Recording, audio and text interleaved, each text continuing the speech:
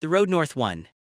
The small captive awoke to the rattling of his cage. The sudden noise banished all memory of any dreams he may have been having. Sometime during his sleep, the ropes tying down his cage had become loose and the cage had started bouncing around in the wagon. The noise hurt his ears. They twitched as he brought up his fingers to try and plug them. It didn't help much. He wasn't used to such sounds, especially constantly for days. He really wished he had never awoken. He wouldn't be able to get back to sleep now. A hiss of annoyance slipped past his lips as he peered out from under the ragged tarp that failed to properly cover his wooden cage. The tarp was brown and worm-eaten, so it didn't shield him from the harsh light outside. It also smelled terrible, but he was used to worse. He blinked to try and see past the bright light that blinded him and get a look at the scenery. There were lots of trees, more trees than he had thought could possibly exist in all the world. He hadn't seen a lot of trees when he had lived in the city, only a few when he had left the shelter of the tunnels and headed out under the night sky. His earliest memories were of being taught obedience by his masters and of them sending him down into the dark below places. There he and his tribe had hunted the depths for rats and been sent to unclogged tunnels and pipes. He had gone into tight places too small for men, and then come back out for the promise of tasty rewards. Rat meat got old after a while. Under the cover of darkness, while the masters slept, his tribe had squeezed through old broken bricks and rusted grates to creep around the city. There they had scrounged for food among the refuse, only to slink back as dawn turned night to day. Excitement came from fighting with his tribesmen, dogs, or the occasional unusually large rat. The bigger the rat, the better it tasted, but the largest ones were mean fighters with nasty teeth. Sometimes they even formed packs so his tribe would have to form a war party.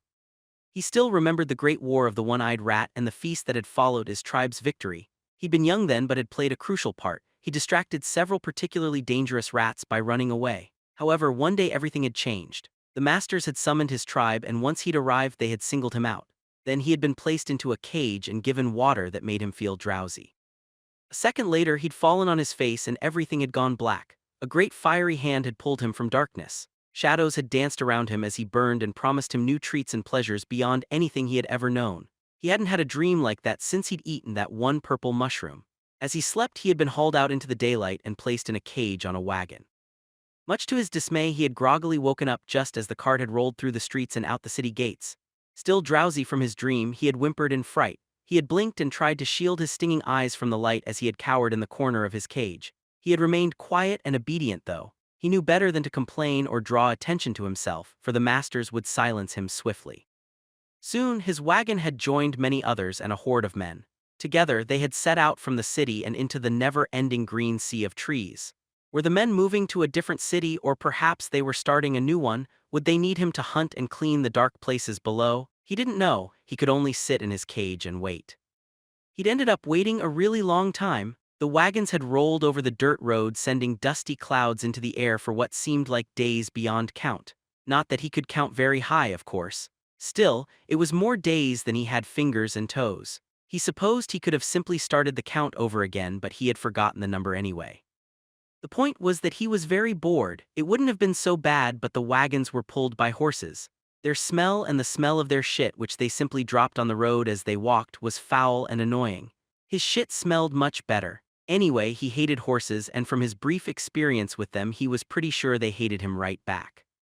They probably tasted horrible as well, so what good were they? He cursed them under his breath when he grew particularly bored, which was practically all the time. Ugly horses, stupid horses, smelly horses, he muttered. For so many days he had simply sat in his cage, slept, and gazed out at the never-ending stands of green trees. For a while he pretended the tarp was a solid stone roof that protected him from the bright emptiness above. This retreat into denial was only broken when he was fed, or when he excreted over the side of the wagon and he was forced to take in the blinding light of the sun. Well, sometimes he excreted with his eyes closed, but most of the time he was blinded by the sun. He wanted to go home. He yearned for the freedom of the dark sewers and tunnels. His sore body needed to move and stretch more than his small cage allowed. He itched from inactivity. Well, he itched pretty much constantly, but he was pretty sure it was worse now. He blamed the horses. Ugly horses. Stupid horses? Smelly horses, he muttered. The sound of footsteps approaching reached his ear and he instinctively withdrew into what little shadows his wooden cage contained. However, much to his relief, the man walked by without stopping. Still huddled in his corner, he tried once again to get back to sleep. Occasionally, he heard the low, deep voices of the men as they spoke in their language, but try as he might, he couldn't really understand them. He knew more than a few of their words because the trainers had taught him them, but the men here spoke very quickly and used many words he didn't know. His people's own language seemed much simpler. The tongue of these men seemed to contain endless sounds. It seemed pointlessly complex to him. The men must spend much of their lives naming things, and that seemed like a weird way to spend time. They would be much happier if they spent more of their time hunting for tasty things instead, and happier men would probably hit him less. That would be better for everyone, so it was too bad they were too stupid to think of it. Not everyone could be as smart as him. As he tried to relax and ignore the cage's irritating moving and creaking, he heard the sound of two men talking. Their tone of voice piqued his interest, so he peered out and tried to spot them. One of the men was tall and thin while the other was fat. As they argued, they grew louder, and the agitation in their voices that had snagged his attention grew more pronounced. They seemed very worried to him. Their voices were unnecessarily loud for two people so close together, and they held themselves very stiffly, like prey ready to flee at any moment. Also, they kept looking over their shoulders off into the distance like they expected something to appear. It was very prey-like indeed. He wondered what they were so worried about. Not that it really mattered to him. He was stuck in this cage until they let him out. Like everything else in the wagons, they were taking him somewhere, and he was unlikely to get out until they got there. He had no idea where they were going, but it would undoubtedly have less trees, or so he hoped anyway. It would also hopefully have less horses, as in none whatsoever. Ugly horses, stupid horses, smelly horses, he muttered to himself. Maybe the thing the men were so worried about would be exciting. Anything would be better than endless days of sitting in this cage, except beatings or no tasty things, or being bitten by dogs, being bitten by horses, or lots of stuff. Still, the cage was very, very bad. Suddenly the wagon jolted to a stop. At first he thought nothing of it. The wagon stopped every night and several other times as well. However, now he heard many more agitated human voices and the sound of people rushing around. That wasn't normal. A large man in bulky, shiny clothing that marked him as a warrior ran by while frantically pulling his helmet on. Oh, the warriors among the men were getting ready for a fight. He wished he had a metal hat like that. It was so shiny. He wondered what the men were going to fight. What sort of beasts preyed on humans out here among the endless trees and dusty roads? He hoped whatever it was would be too busy chasing down all the men running around to get to him. Maybe it would even eat the horses. Suddenly his train of thought was broken by a loud buzzing. It was swiftly followed by a chorus of human screams and war cries, and then loud thumping noises exploded all around him. Startled, he jumped into the air and promptly smashed his head against the top of the cage. He yelped in pain, fell over, and curled up into a defensive ball. Another wave of sound washed over him, and he tensed in surprise.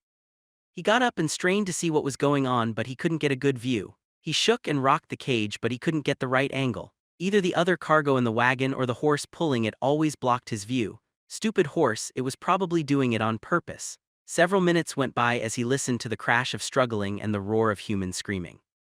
Metal met metal and metal met flesh. Soon he realized that some of the noises were cries of triumph and others were cries of pain and despair. This confused him for a moment before he realized the obvious conclusion. The men were fighting other men. He was more than a little disappointed he wouldn't get to see a giant man-eating green cat or something.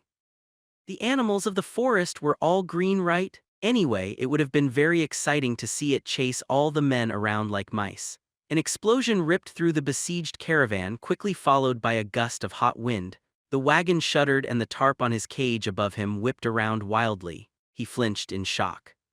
He had no idea what had just happened, but whatever it was had seemed super important and exciting. He smiled happily to himself. Maybe it would happen again. That was when he noticed he could now see what was happening. The shaking of the cart had cleared his field of view. Just as he had guessed, men were fighting each other up ahead. Small groups of warriors from the caravan in their shiny mail were fighting men in mismatched, rough-looking clothes. The guards fought back to back as they tried to protect themselves from the swarms of men attacking them. In the middle of the fighting, the burning bodies of several of the attackers were littered around a crater. In front of the crater stood a tall man in purple robes who held a long staff in his hands. As the captive watched, a flight of arrows shot towards the purple man from across the battlefield. Calmly, the man raised a jeweled amulet and a wave of rippling air sprung into existence. The invisible force knocked the arrows harmlessly aside. The unharmed man then let the amulet fall back against his chest and aimed the end of his staff towards the nearest clump of attackers. "Somebody kill that mage now," a furious voice yelled as several men tried to rush him. Just as several of the men closed on him, the mage raised another amulet.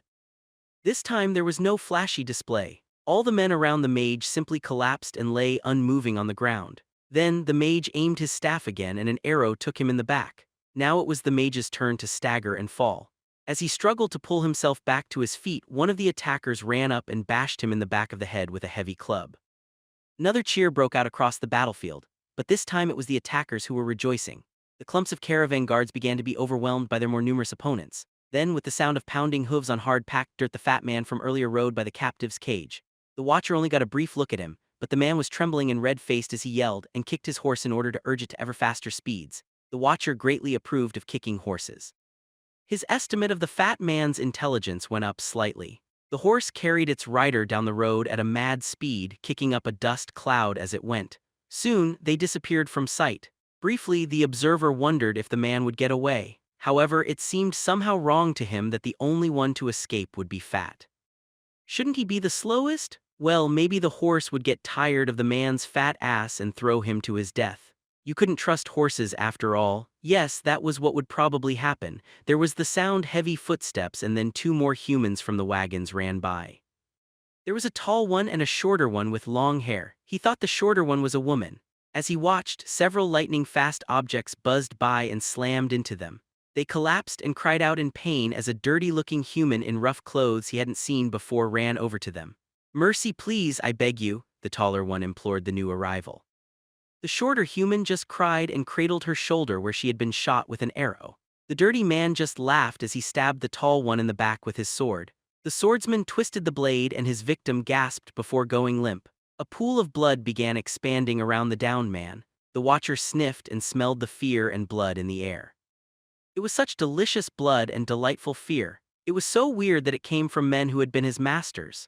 In the back of his mind, he had considered them invincible. Without warning, the horses whinnied in fright and shook the wagon, sending him bowling over into the side of the cage where he smacked his nose against the bars. He hissed in pain and his eyes started to water. From where he had been thrown, he saw the dirty man quickly begin going through his victim's clothing. He seemed to be looking for things to take as trophies. The caged watcher wished he could do the same. He would never harm a master, that was unthinkable, but now that they were dead they wouldn't be needing their stuff. They probably had many shiny and tasty things on them. Maybe he could get a shiny hat. That would make this the best day ever. The short woman gave a cry of despair and sobbed. The swordsman then turned to her. He grabbed her hair and pulled her to her feet. She screamed in pain but managed to stand. Blood from her wound dripped down her long, plain dress. "Stop your moaning, woman. A little wound like that won't kill you anytime soon. Now come with me. The boss may want all the women and children rounded up, but it's up to me what happens to you in the meantime," he told her as he dragged her back the way he had come. The woman sobbed in pain but stopped when the dirty man slapped her across the face. The woman then cringed and trembled but stopped screaming. Soon the swordsman had marched her out of sight. The watcher had never seen men act so much like his people. It surprised him a little. They usually behaved so differently from his tribe. They were much more cooperative and controlled, with far less random outbreaks of violence. Also, they had a lot more clothes. Maybe they weren't so different after all, though. The thought intrigued the watcher. By this time the screams and sounds of battle had mostly ended. He had grown bored again, but he couldn't help but be worried about what was going to happen to him now. The combination of boredom and anxiety was uncomfortable, and the smell of blood didn't help. He began to sweat and itch, so he started to scratch himself. After a few moments of pointless self-harm, he stopped as he heard more footsteps and voices. He peeked out, but they were approaching from a blind angle he couldn't see again. Stupid horse, why couldn't the dirty man have killed the horse? The world was greatly improved by every dead horse. Suddenly, the tarp was ripped off his cage.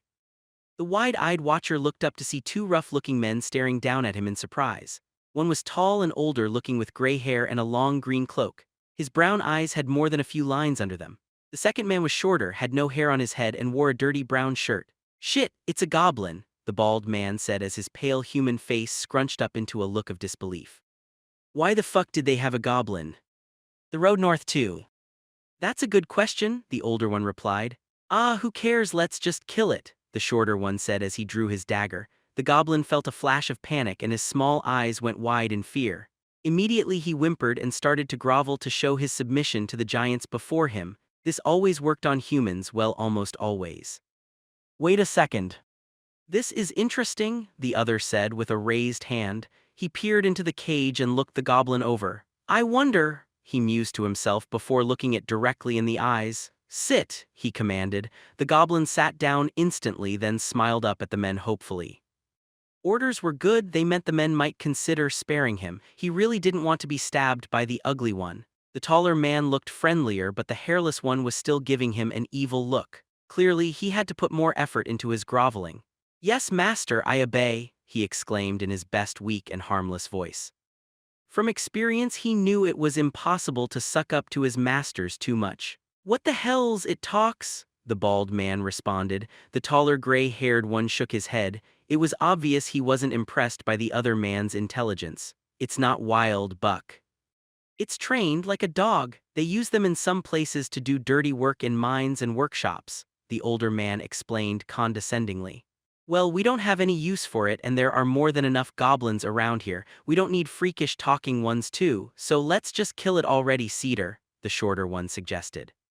The goblin felt a stab of fear as the bald man Buck once again voiced his intention to kill him. He didn't want to die. There were so many tasty things he hadn't had a chance to try yet. Luckily, the taller man named Cedar frowned at Buck in disagreement after he spoke. No, I might have a use for it. These things are supposed to have a good sense of smell, and good dogs are hard to keep out here. They get eaten, Cedar told the other man. Me good smeller, me no be eaten, the goblin interjected helpfully. He could do anything better than a stupid dog, and he had a lifetime full of experience in not being eaten. He had gotten pretty good at it. Buck gave the goblin a doubtful look, but the goblin thought he saw Cedar smile slightly. The older man was obviously the one he needed to suck up to. What if the little freak runs off? Buck asked skeptically. Then, like you just said, this area has more than enough goblins already. One more won't make any difference, unless you think it's going to talk us to death, Cedar answered with a hint of authority in his voice and body language. Buck frowned a bit in response, but much to the goblin's relief he was clearly backing down. Obviously, Cedar was the more dominant male and much smarter as well, since he saw the goblin's worth. Whatever, if you want the bloody little thing, I doubt anyone will care.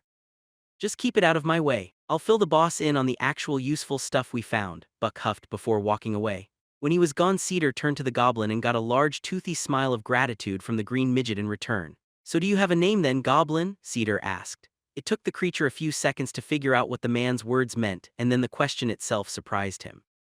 Among the sewer goblins, he was addressed by his position in the pack, and the humans hadn't ever felt the need to name their slaves. No, master, he answered after a second of hesitation. He didn't know where this was going. Cedar looked thoughtful for a second. All right, from now on your name is Blacknail, because your one toenail is darker than the rest. Do you understand? He asked. Me Blacknail, the goblin replied excitedly. It felt weird to have a name, something to call himself that was his own. He liked the feeling, though. He also liked that his new name described something that set him apart from other goblins, his dark nail. Not just any goblin could have his name, they couldn't even beat him up and steal it. Now, if I let you out, are you going to stay close to me and do as I say? Cedar asked the goblin sternly. Blacknail once again detected a hint of threat in his voice. Well, that was normal in the masters. They were always angry at goblins for something. They should really stop leaving all their shiny and tasty things lying around if they didn't want goblins to rescue them. You master, Blacknail gravely replied to Cedar. He didn't understand everything Cedar had just said, but he understood enough. Besides, calling humans master was always the right answer. Cedar grinned gruffly in response. You certainly get right to the point. All right then, he said with a bit of humor as he moved over and begun to unlatch the cage. When it was open, Blacknail took a few careful steps out before slowly stretching and then turning back to face his new master expectantly. It felt so good to get out of the cage. He just wished he was home and not in this strange place. His first instinct was to make a run for it as soon as the man's back was turned. However, now Blacknail was stuck out here among all the unsettling trees and nasty-looking men. Home was very far away, and the goblin had no idea what sort of dangers lay in wait for him among the trees, but he was sure there were lots. Thus, he planned on staying very close to this new non-hostile human named Cedar. He was big even for a human, so it should be fairly safe close to him, and that was worth a few beatings. The top of the goblin's head only reached slightly more than halfway up Cedar's body. His green-skinned body was shaped like that of a small, stumpy person. He also had a bald head, 2 long pointy ears, and sharp nails on his hands and feet. His nose was large, long, and beak-like. His eyes were small and squinty, while his teeth were sharp and needle-like. Blacknail thought of himself as quite the handsome creature, but was pretty sure his masters thought otherwise. Cedar, however, did not seem surprised or repulsed by his appearance. "All right, let's see how well trained you are. Go, Blacknail," Cedar said forcefully while pointing to a spot on the ground a dozen feet from him. Goblin quickly rushed over to stand on that spot and then turned to smile proudly at his master. Too easy, this was a command he had mastered long ago. "Stay," Cedar commanded next as he placed a piece of dried meat on the ground in front of himself. The scent of the meat reminded Blacknail that he hadn't eaten since that morning, and that the men of the wagons hadn't been feeding him all that much anyway. He liked gruel as much as the next goblin, but it got old after the first few weeks. Now he wanted something different. However, he ignored the rumble in his tummy and didn't move. He was far too clever for that. He knew this was a trick. He had figured it out in the city after only 5 beatings. Truly, he was a genius among goblins. "Good goblin, now come," Cedar told him next. Blacknail moved to stand in front of Cedar. He had been called a good goblin. His old masters had never done that. Cedar then reached down to pick up the meat and to Blacknail's surprise handed it to him. The goblin shoved the delicious-smelling meat into his mouth before his master could change his mind. He managed to get it down with only a tiny bit of choking and gagging. The men of the city had never given him anything so tasty. "Hungry were you?" Cedar asked while giving Blacknail an odd look. "Well, good, you've got discipline, I can work with that," Cedar said with just a bit of satisfaction in his otherwise rough voice. Blacknail suddenly belched loudly as the food he had eaten too quickly tried to come up again. His new master's smile faded a little and he hesitated for a second before pressing on. "Anyway, follow me.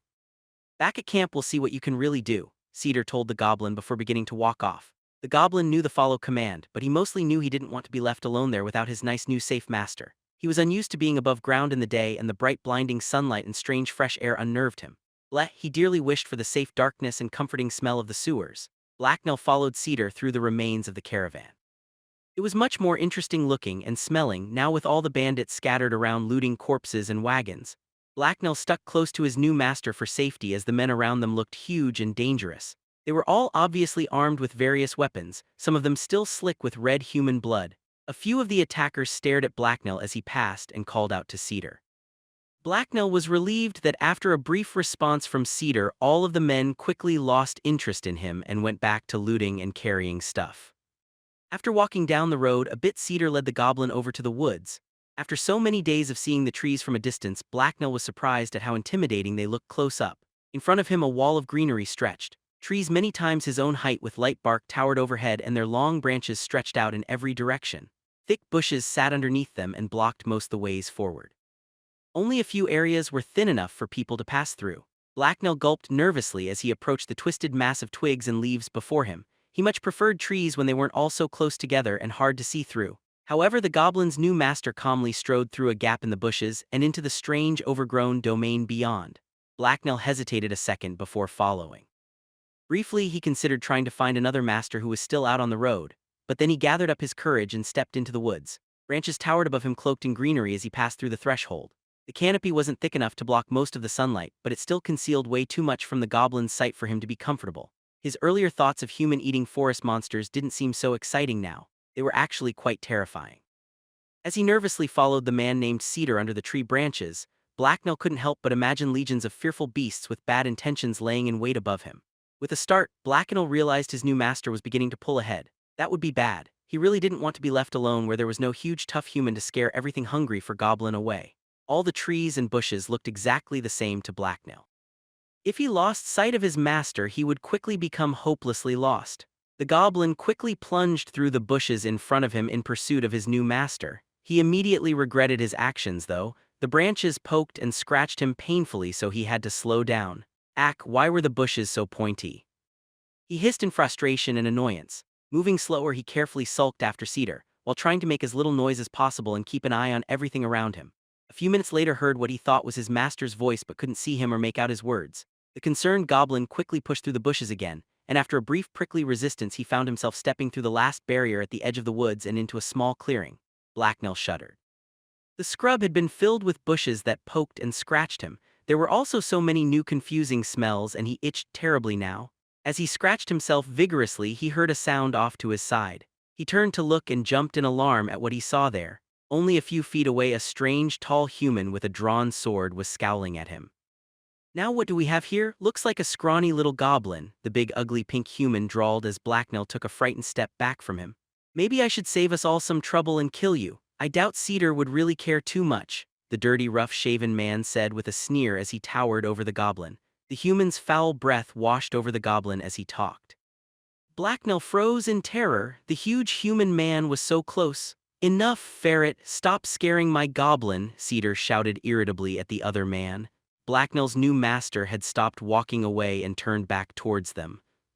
There was a dangerous look in his eye as he stared towards the other man. "I'm just having a little fun, Cedar, don't you worry," the foul-smelling man said with a laugh. His eyes, however, were still hostile when he turned away from the goblin. Sighing in relief, the goblin scurried after his master. Blacknell was pretty sure Cedar didn't want to kill him, but he wasn't so sure about this new human. Obviously, he feared challenging Blacknell and his new master though, because he didn't pursue them. The meadow the goblin found himself hastily scrambling through seemed to have been filled with long grass in the recent past, but most of the plants had been trampled down. Only a few patches of standing plants remained. Several crude tents of various sizes were scattered around along with the remains of a fair number of burnt-out fire pits. Heaps of various types of equipment were piled around in seemingly random places, making the camp seem haphazard. Cedar was headed towards one of the fire pits that was off to the side of the clearing. Blacknell trailed him. His master reached the campsite and began to rummage through a bag. After taking out a few items, Cedar straightened up and turned to the goblin.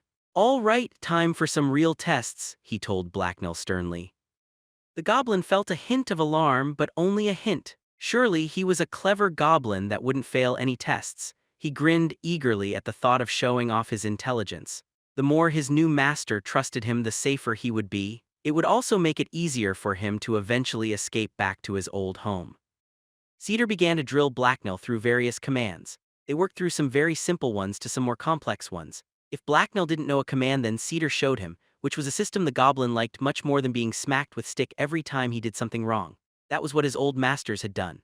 Blacknell learned every new command after seeing it once, and in the process learned quite a few new human words as well.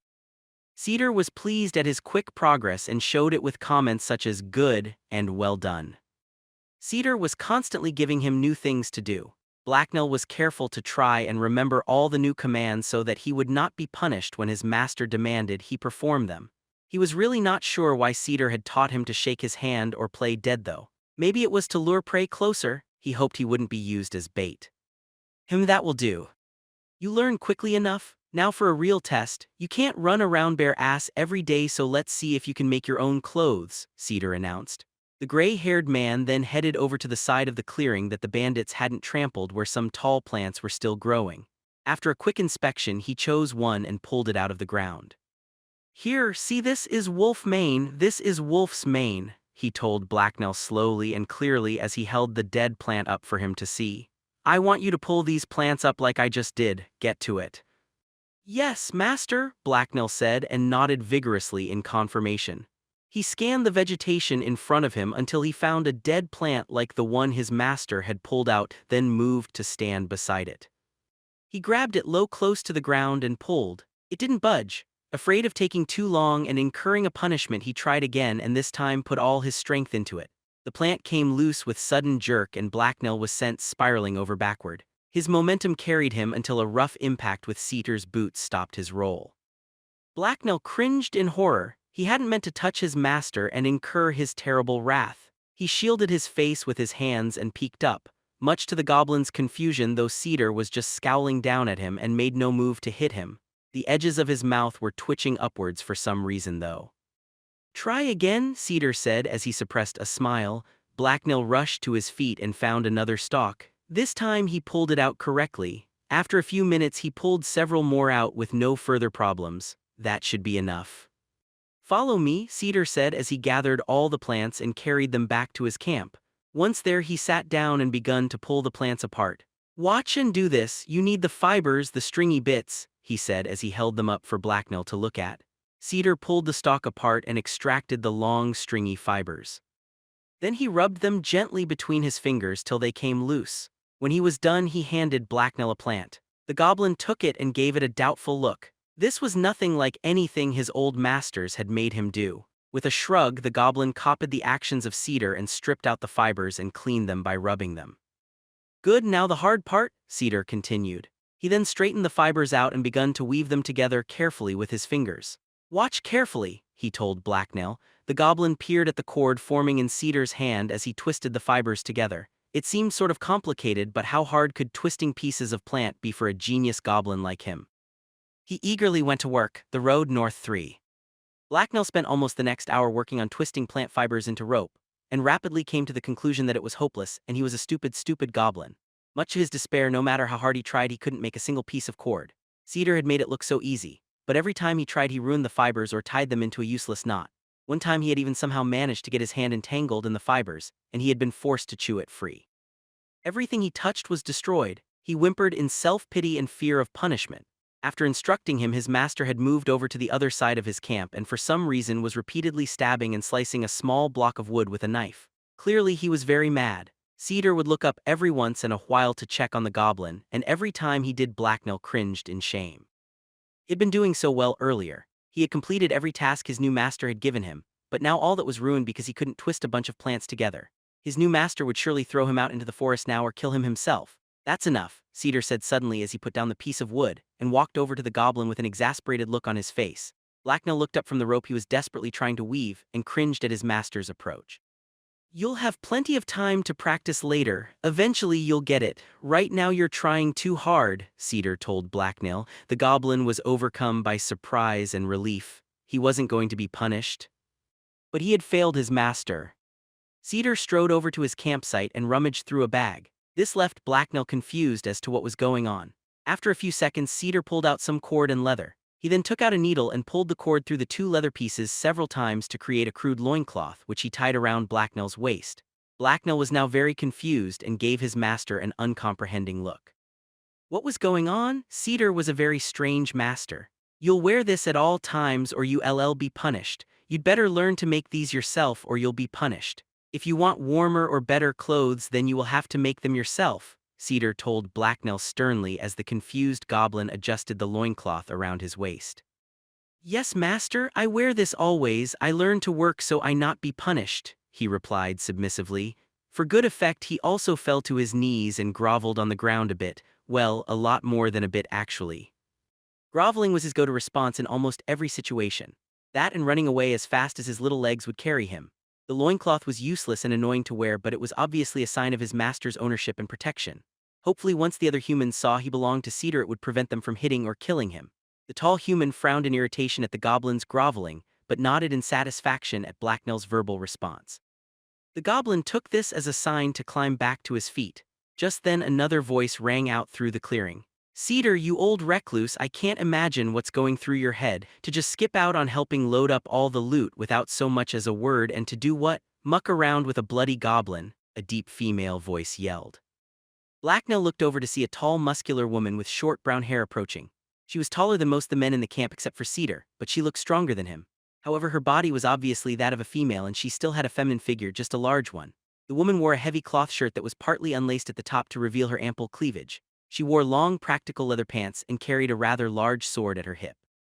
Most importantly, she didn't look like a threat. The big grin on her face, her cheerful green eyes, and the relaxed way she held herself made Blacknail think she wasn't dangerous to him. "Hello, Vorsha, I'm busy," Cedar responded with barely a glance her way. Following Vorsha was another male bandit.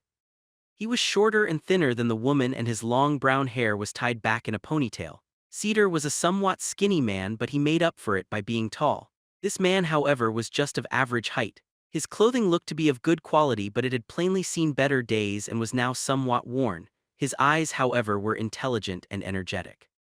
The woman beside him, who had yelled earlier, ignored Cedar's rude reply to her and continued speaking as if he hadn't said anything.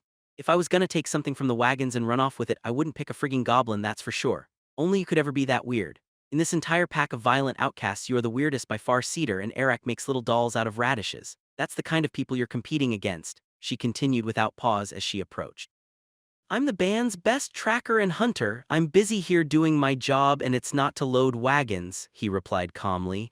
Vorsha snorted in response, but her eyes were shining. She didn't seem to be angry. "Arrogant prick, aren't you? Well, you're by far the most experienced tracker around anyway. How is playing around with a bloody goblin have anything to do with anything, though? You should just get rid of it. We have enough problems with goblins stealing stuff without actually inviting them into camp, she told Cedar. Blacknell's opinion of the woman dropped as she spoke. He never stole anything from anybody, people just left stuff lying around everywhere for some reason. How was he supposed to know it was theirs? In about an hour I've got this little fellow to do more work and show more smarts than most the people around here. Once I get him properly trained up, he's going to be a valuable tool. Unlike that skinny boy toy you've got following you around, Cedar replied as he threw a disdainful look at Vorsha and the man behind her. Vorsha just laughed in response, but the man behind her scowled at Cedar. Blacknell smiled in pride at his master's compliment. He was useful? Oh, Gerald isn't so bad, Cedar. He's just a helpless city boy and new to the glamorous outlaw lifestyle. We were all stupid little shits once. I'll have him broken in soon enough, she said with a laugh. Gerald winced. He was clearly embarrassed, but he decided to speak up anyway. Thank you, Vorsha, but I am more than capable of speaking for myself. I may not have been born out in the woods with a sword in my hand, Cedar, but I plan on surviving, so I'm learning to do what I must, Gerald interjected earnestly as Cedar eyed him and grunted doubtfully in response. Why do you keep taking fools like this under your wing, Vorsha? He's gonna get himself killed one way or another, just like the last one, Cedar asked her gravely. Gerald looked startled for a second before giving Cedar a dark glare. Vorsha, however, just shrugged her muscular shoulders before replying. Why are you still out here, Cedar? You've been roaming the north longer than most the men here have been alive. Anyone else would have retired long ago. This isn't a place or a profession for men who have seen as many winters as you have. You know better than anyone that sooner or later something is going to kill you out here. Hells, even the bounty on your head expired years ago, Vorsha asked him in return. Cedar didn't answer right away. Instead, he sighed and turned away from them and looked out into the green expanse of forest off to his side for a second. Then his gaze swept back over the camp behind himself. Blacknell didn't know exactly what he was looking at, but he seemed to be deep in thought. There ain't no fool like an old fool, Cedar finally responded with a tired sigh. Vorsha nodded and sighed as well. It's just who we are, she commented solemnly. Gerald looked a little taken aback by the unexpected serious turn in the conversation. Blacknell was having a lot of problems trying to understand what the humans were saying. They were using a lot of words and concepts he didn't know. They suddenly seemed kind of sad, though. It made him uncomfortable for some reason. Well, let's see this goblin of yours then, Vorsha said with sudden cheer in an obvious attempt to lighten the conversation. She moved to stand over Blacknell. The goblin smiled up at her. He tried to look harmless and to absolutely not think about picking things up that didn't belong to him. Gerald moved up beside her hesitantly to look over the goblin as well. Doesn't seem like much to me. Looks pretty much the same as every other goblin around these parts, Vorsha commented casually. Blacknell felt deeply insulted, which was weird because he had no idea what goblins around here were like at all. They could be purple and twice the size of humans for all he knew, but if they went around stealing things, they were nothing like him. It's a little bigger and darker in color, though murkier. A lot of goblins here have some hair on their heads and this one doesn't. Huh, I've never been this close to live goblin before, Gerald observed with interest. Blacknell found the man's intense scrutiny uncomfortable. He also thought he sensed fear from the thin man. That made no sense to the goblin. He was the one at the mercy of a group of gigantic killers. Humans were weird. You can move closer. He's not gonna bite you, Gerald. Are you Blacknell? Cedar asked Blacknell snidely. No, master, I never bite humans, never, Blacknell replied vigorously with a look of affronted horror on his face. Goblins who bit or hit humans didn't last very long in the sewers. By the gods, it talks. That's unnatural, Vorsha exclaimed and took a surprised step back. This time it was Gerald that chuckled. All goblins can talk. Most just don't speak Elorian. They have their own primitive languages. Goblins can develop fairly sophisticated societies after all, or at least they did before the ancient goblin wars. I've never heard of a goblin that could speak Elorian this well, though. How interesting, Gerald mused aloud. Cedar rolled his eyes in annoyance at the other man's tone. Hey pretty boy, don't you know you're always supposed to agree with me? You're just lucky you're cute or you never would have lasted this long out here, Vorsha said with fake outrage as she punched Gerald lightly in the arm. The smaller man blushed a little and turned away with a cough to hide it, which only made Vorsha laugh. If you two are done inspecting my goblin, why don't you get back to work? I'm sure you have very important things to do. I know I do, Cedar told them dismissively. Vorsha met his rudeness with a smile, though. She seemed to be immune to Cedar's grumpiness. I'm one of the band's best fighters and thieves. I'm busy here doing my job and it's not to load wagons, she replied snidely with laughing eyes. Geralt chuckled and Cedar gave them both an annoyed frown. The goblin had to stifle a smile of his own. The woman's grin and mood were infectious. Very funny, but I'm actually training Blacknell here to help me hunt. You're just standing around being as useful as tits on a boar, Cedar countered. Master is yes, Blacknell added with a serious nod in order to back up Cedar. Geralt and Vortia threw him amused looks. Well, if the young goblin here says it's so then it must be true, Geralt commented sarcastically. Blacknell didn't like his tone of voice. He suspected he was being made fun of. Anyway, sorry to disappoint you, Cedar, but Geralt and I finished our jobs a while ago, so relaxing here in camp is where we're supposed to be, Vortia explained. Then why don't you go tell Herod that I'll be out hunting for a bit? Tell her I'll bring back something for the victory celebration tonight, Cedar told them sternly. He clearly wasn't looking for any more conversation, which was fine with Blacknell. He didn't want to be around the offensive lady named Vortia either. He was so not a thief. Ah, avoiding Herod are you? Good idea, she's still fuming. This was supposed to be an easy bloodless job, but that thrice-damned mage killed several of our guys before a lucky arrow took him out. Who knows what the hells he was even doing out here? Mages with the crystals like he'd have better things to do than guard little caravans out to the frontier, Vortia wondered aloud. Who knows why mages do bloody anything? The guilds seem to spend more time being mysterious than they do doing anything useful, Cedar replied with a disdainful sneer. You're wrong about that, Cedar. The illustrious mage guilds spend most their valuable time fighting and killing each other over secrets and politics. Every once in a while they also manage to actually get some research on magic crystals or elixirs done, Geralt jokingly added. Well, whatever he was doing here, it certainly cost us some comrades, Vortia added soberly. Blacknell begun to grow tired of standing around listening to the humans talk about things he didn't understand. He sat back down and absently scratched an itch on his neck. Just means more loot for us, Cedar commented with ill humor. Ha, you mean more loot for our fearsome leader Herod? I doubt any of us will see much in the way of extra coin, Geralt replied. Both of you should be more respectful to the fallen. Next time it could be one of us who dies with some caravan guard's blade through our guts, Vortia told them. Or be set aflame and burned alive by a combat mage like Poor Guts. I can still smell bacon, Geralt said with a shudder. Poor Guts? The man was a wanted murderer, deserter, and a rapist, Cedar remarked. Aren't we all? I assume that's why we're all out here in the freezing north, hiding in these accursed woods and robbing passing travelers, Geralt countered. Some crimes are worse than others and your reasons for doing them matter. Even Herod had the women and children from the caravan released with a horse and wagon, Cedar muttered darkly. Well, I don't know about you two, but I'm not a rapist. Although I do have the occasional dark fantasy, Vortia joked cheerfully as she threw Geralt a meaningful glance. The thin man looked uncomfortable and had to turn away. He coughed lightly to cover himself and then tried to divert the conversation. Speaking of Herod, did you see her fight that elixir user? He came out of nowhere and almost pushed us back on the left flank. Herod had to go out and fight him herself. That was quite the show. I've seen vessels duel before, but this was quite different. It was brutal, bloody, and lightning fast. Almost makes me want to try and get my hands on some elixir, he told them. Not me. I've seen what elixir does to people who take it and aren't lucky enough to become vessels. Also, sometimes even proper vessels get addicted to the stuff. Neither of those is an easy way to die. Herod's welcome to it, but I'm sticking to good old-fashioned muscle power, Vortia told him as she flexed her arms. Also, it's a little expensive and hard to get if you're an outlaw out on the frontier. The lords tend to discourage the guilds from selling to the likes of us, Cedar added sarcastically. By this point, Blacknell had completely lost interest in the conversation and was barely paying attention. He gave a quiet yawn and rested his head on his knees. Herod must have used up a fair bit of her elixir in that fight then, Geralt mused aloud. Cedar gave him a disapproving look.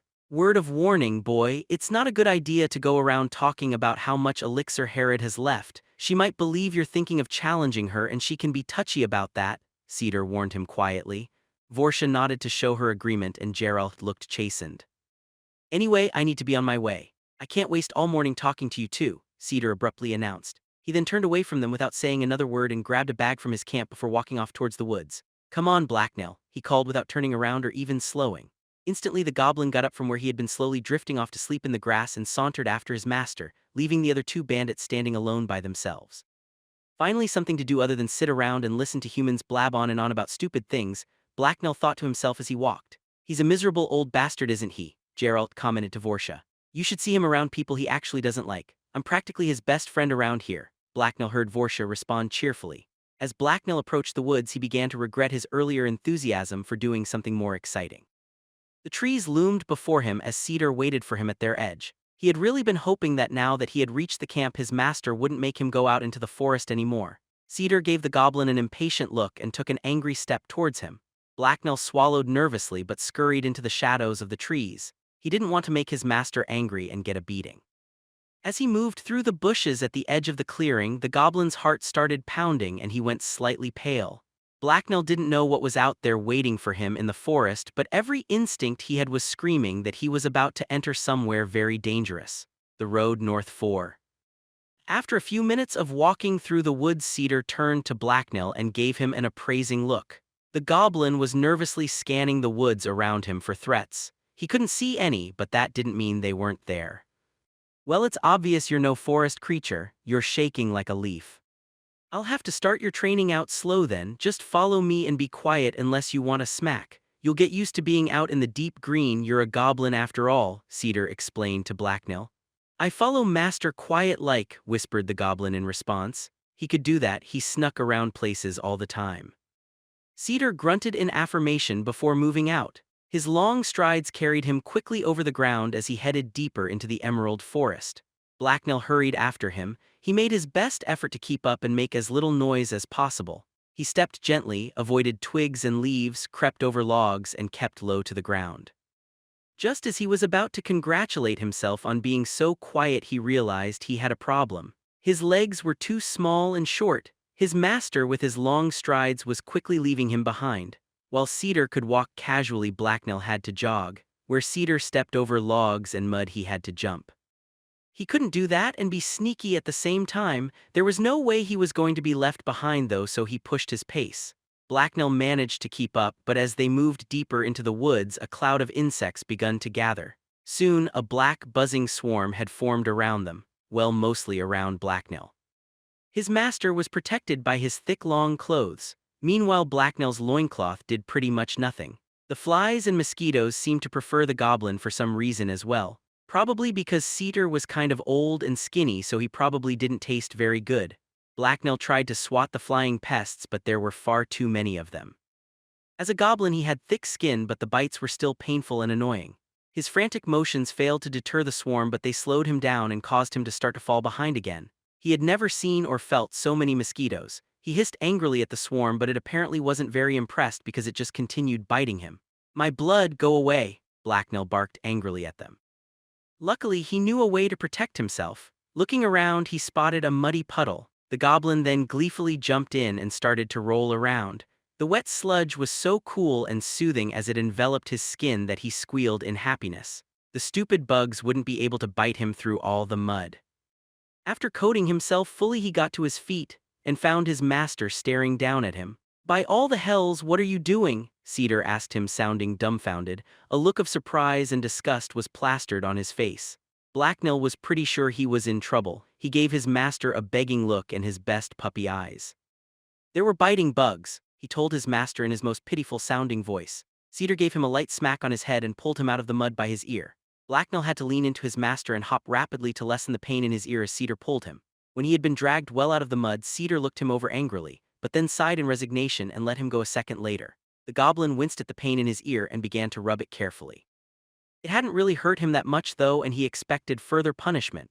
However, his master didn't seem that angry with him anymore. Instead of hitting him again, Cedar reached into a pouch at his side and withdrew some plant leaves. "This is flybane," he told Blacknell as he handed several leaves to the goblin. Blacknell sniffed them and sneezed as their strong, bitter smell invaded his nostrils. Luckily, he managed to turn away before he had covered his master in green goblin snot, and it shot out onto the ground instead. He had once seen a goblin be beaten to death for doing that to a master. He wasn't going to make that mistake. "The smell chases bugs away. Get some of that mud off and then rub this on yourself instead," Cedar continued to explain. Immediately, Blacknell dropped to the ground and began rolling on a patch of grass to remove the mud. As Cedar watched him, the edges of his mouth twitched again. Why did his new master keep doing that? When the goblin had removed most of the mud, he sat up and began to wipe the leaves against his skin. Soon he began to smell like the plant, and the swarm of bugs around him thinned out. The scent almost made him sneeze again, but he stifled it and gave Cedar a big toothy smile. "Thank you, master," he said gratefully in his high voice. Cedar shook his head in vexation as he regarded the grinning but still very dirty goblin. "I'd throw you in a bath, but I expect you just get dirty again right after," he told the goblin as he started to walk away. Blacknell didn't know what a bath was, but he hoped it was a treat for being so smart. Maybe he could earn one later. As they trudged on, the unfamiliar environment continued to make Blacknell anxious that something would sneak up or drop down on him from an overhead branch. He could just picture some monstrosity like a giant cat sitting up there hidden among the leaves ready to pounce. He didn't think such a thing would be repelled by Flyby no matter how bad he smelled. Peering up above, he almost ran into Cedar before he realized his master had stopped moving. Cedar had crouched low to the ground and was examining something. "Come here, Blacknell, and look," Cedar called quietly. The goblin scampered over a fallen log and moved up beside his master to see what he was looking at. Several animal tracks decorated the patch of bare ground in front of them. They looked somewhat familiar to Blacknell and smelled familiar as well. "Wolves, avoid them, they're dangerous. These tracks are old though," Cedar told Blacknell. "Smells like doggy's master," Blacknell replied. "Yes, good goblin, almost the same." "Good nose," Cedar told him with a pleased tone. He smiled at Blacknell before getting back up and continuing on. Blacknell felt a flash happiness at the praise. He had been called good again. He followed Cedar and felt a little less afraid of the forest. If dog-like things lived here, then it couldn't be so different from the sewers and alleys.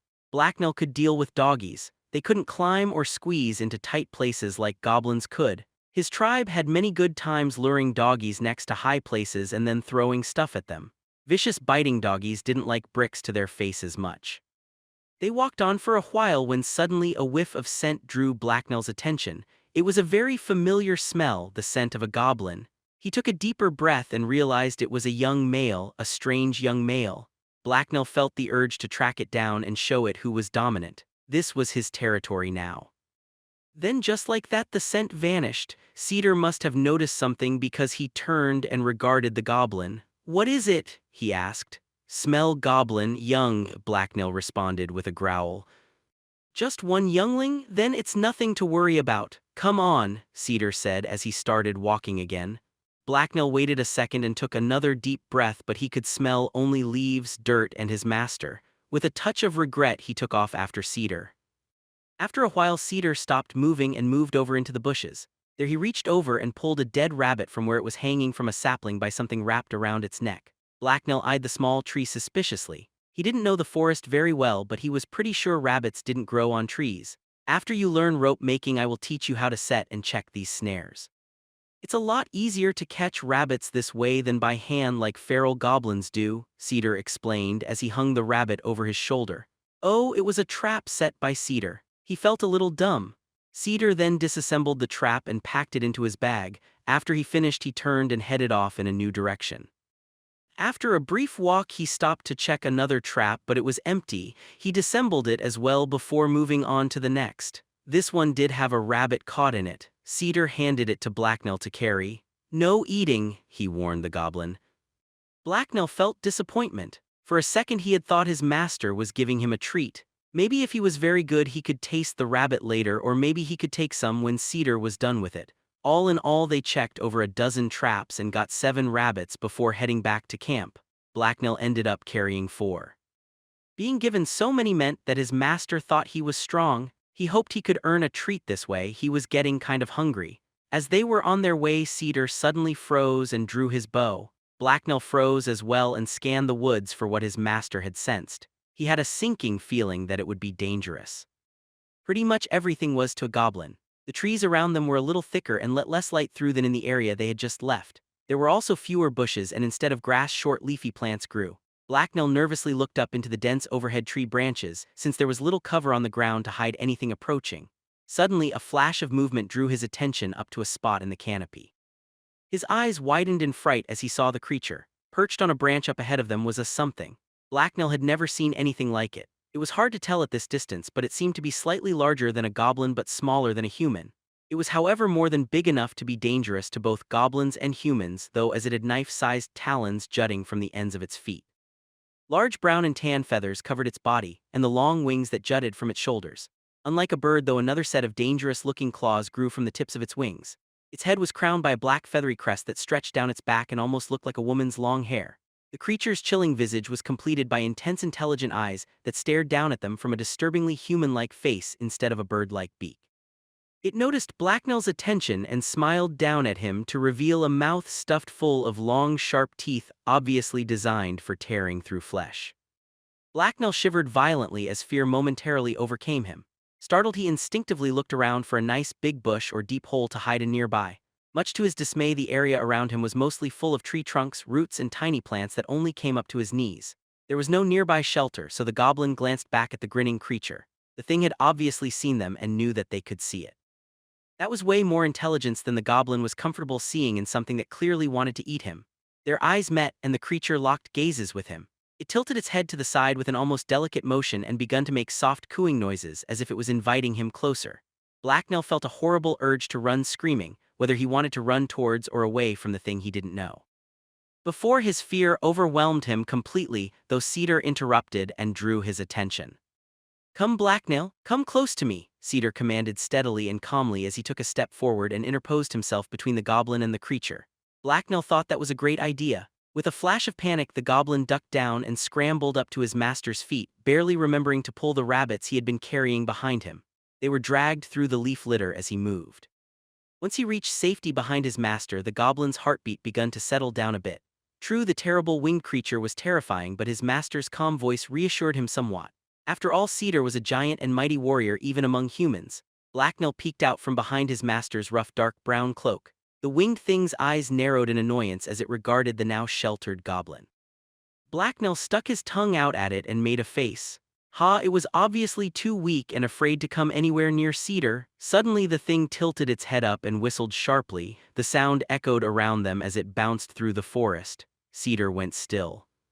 "Look around, Blacknell, do you see any more?" Cedar suddenly asked. The goblin's heartbeat sped up again. There was more than one of these freaks. He turned and furtively scanned the branches behind them for signs of another beast. He couldn't see any more of the creatures anywhere, though. "You see any more? See any more?" cried the creature in shrill, mocking version of Cedar's voice. Blacknell shuddered again at the creepy mimicry. Could the thing actually talk? "Nothing, master," he whispered to Cedar. Fear made his voice unsteady. Cedar nodded calmly in response. "Off you go, Harpy, you'll get no meat here, only arrows," Cedar yelled in a roar-like tone that echoed through the forest. The creature tilted his head to the side as if in contemplation and regarded him for a few moments. Then it hissed angrily as it puffed itself up by fluffing its feathers and spreading its wings wide. It looked much bigger than a goblin now. Cedar responded to the challenge quickly. He drew his bow back and let loose an arrow. The creature, however, was ready for it and hopped sideways along the branch to dodge the arrow and landed on all four limbs. The harpy was too far away for a good shot. The arrow flew off into the woods after it missed its target. Suddenly, a fluttering noise and the cracking of twigs was heard behind them, and Blacknell twisted around just in time to see another harpy land on a branch on the opposite side of them. Cedar swore colorfully. The goblin gulped in fear and his stomach twisted. He definitely wasn't feeling safe now. Only arrows, the first harpy laughed in apparent amusement as it watched them with new anger in its eyes. It seemed quite happy to have reinforcements. "Another harpy?" Blacknell whispered to his master. Cedar just grunted in response. He had already cast a quick glance over his shoulder and seen it. The second harpy's long claws dug into the branch it had landed on and shredded the bark. It eyed them, then hissed hatefully at them as its feathers puffed up. Both harpies began to move with coordinated predatory grace. The first hopped along its branch, then with a quick flap of its wings it flew to another tree. The second dove down to a lower branch on a tree in the opposite direction. Its flight brought it slightly closer to Cedar and Blacknell. Like this, they begun to circle the goblin and his master by hopping and gliding from branch to branch. Both of the harpies' eyes never left Cedar's bow. Blacknell knew what they were doing and he really didn't like it. No matter how he turned his head or shifted his body, he couldn't keep an eye on both harpies at the same time. One of them was always lurking out of sight behind him. He shook uncontrollably. Not knowing what the beast behind him was doing caused him to fill with a suffocating cold dread. The harpies slowly circled closer. "Fuck this!" Cedar suddenly exclaimed loudly in anger. He spun around and shot an arrow towards the harpy behind him just as it rose into the air to move again. The harpy twisted in the air but shrieked in pain as the arrow grazed it anyway. Wounded, it careened off into the woods. The first harpy instantly took flight and dove down at Blacknell, who was now cowering at his master's feet. Cedar, however, was ready for it and spun around again even as he drew another arrow. Seeing this, the harpy quickly aborted its attack, shifted its flight, and swiftly glided down behind a tree out of sight. From its cover behind the tree, the harpy let loose another shrill bird-like cry that echoed through the woods. The wounded harpy quickly joined in from wherever it was hiding off in the bush. Both Blacknail and his master winced at the loud grating sound. The goblin's large ears began to twitch as the sound wore on them. "Damn," Cedar swore as he knocked another arrow and got ready to shoot again. Suddenly an answering harpy call echoed from off to the side. It sounded fairly far away, but it was hard to tell through the thick bush. Upon hearing the reply, the first harpy peeked out from behind the tree and gave them a hateful look. It looked like it was preparing to attack them again. Cedar grimaced and began to line up another shot with his bow. With an angry-sounding cry, the winged beast suddenly hopped onto the tree trunk, using both sets of claws to climb, and scrambled up the tree and out of sight. Blacknail gazed up into the dark green foliage above them but couldn't see anything. Cedar sighed in frustrated relief and let his bow go loose. If it was going to attack again, it would have called more of its ilk. It was just looking to snatch a rabbit or two from us when its friends showed up and they decided to mess with our heads. "Bloody harpies," Cedar explained half to himself and half to Blacknail. Blacknail just stared at his master. He was still more than a little stunned, but he was glad his master had prevented the harpies from messing with his head. That sounded bad. He needed his head? Cedar met Blacknail's trembling gaze. "Harpies rarely attack men or even goblins, but sometimes they will if a flock gets hungry enough. They can be dangerous though. The clever ones use their voices to lure prey into traps or falls." "Don't believe everything you hear out in the forest," Cedar explained to a still shaking Blacknail. He then gave the goblin an appraising look. "Calm down, Blacknail. Fear will only get you killed out here," Cedar told the goblin. Blacknail blinked in confusion and concern. His master obviously wasn't very good at calming people down. Cedar then shrugged and resumed walking while keeping an eye on the trees above them. Blacknail shadowed him very closely. The green maze of the forest around him suddenly seemed far more sinister after their encounter with the harpies. Even the joyful birdsong sounded hollow and sinister to the goblin. Maybe what he thought was birdsong was actually harpies calling to each other as they gathered. Blacknail could imagine their vicious toothy smiles as they took dark joy in fooling his master and him with such a simple trick. "We need to get going before something actually dangerous decides to investigate all the noise," Cedar remarked casually to Blacknail as they moved. Blacknail's eyes widened in alarm at his master's comment. There were things more dangerous than harpies and wolf dogs. Blacknail didn't even want to think about it. Why did the humans live out here if the forest was stuffed full of murder beasts? More importantly, why did he have to serve humans who lived in a forest stuffed full of murder beasts? Blacknail really wanted to go home. As they made the journey back to camp through the forest, Blacknail's imagination began to run wild and fill his head with an endless stream of images of menacing creatures. Every shadow cast by bush or tree they passed contained a worse monster than the last. What was worse than giant clawed birds and dogs? Was he right about the giant tree cats? No, that was stupid. Cats wouldn't be more dangerous than dogs. "Doggies chase cats who eat birdies," mumbled Blacknail as he gave a nervous giggle. Cedar turned around for a second and gave him an odd look before raising his finger to his mouth and hushing him. Blacknail shut up. He wasn't sure what the finger gesture meant, but it seemed like a painful threat. They soon arrived in an area that Blacknail remembered passing through before on their way out. That meant they were close to the camp, and Blacknail had come to the conclusion that he was far less likely to die in the camp than in the forest. A few minutes later, Blacknail followed Cedar as they passed through the bushes at the forest's edge and stepped out into the clearing which they had started from. With a squeal of joy, Blacknail dashed out into the camp and ecstatically ran a few circles around an amused-looking Cedar before collapsing happily onto the grass. Safety at last. He had never been so happy to see so many hostile-looking, heavily armed human giants. He almost felt like hugging some of them, but he was sure they wouldn't like it, and might even kill him for it. With a content sigh, the goblin relaxed among the tall, trampled grass and let the warm sun shine down on him. He was happy to be back. The road north 5. "Up, Blacknail, come on," Cedar called to the goblin as he made his way back to his tent. Blacknail climbed to his feet with a sigh and followed his master. He had wanted to enjoy lying on the soft grass under the sun some more. As they crossed the bandit camp, Blacknail felt his earlier fear and joy start to fade as he calmed down. The sky above was clear and blue, so there was no place for those dreadful harpies or the worst things that filled his imagination to perch. However, he soon noticed that the camp had changed since he left. While the camp had been almost empty when he had left earlier, it now contained over 24 loitering bandits. Several of them looked over as Cedar and Blacknail approached. Some of them immediately lost interest and looked away, but others threw Blacknail disbelieving or even outright hostile looks. This made Blacknail feel uncomfortable. He remembered the things some of the meaner men had said about how they had wanted to kill him.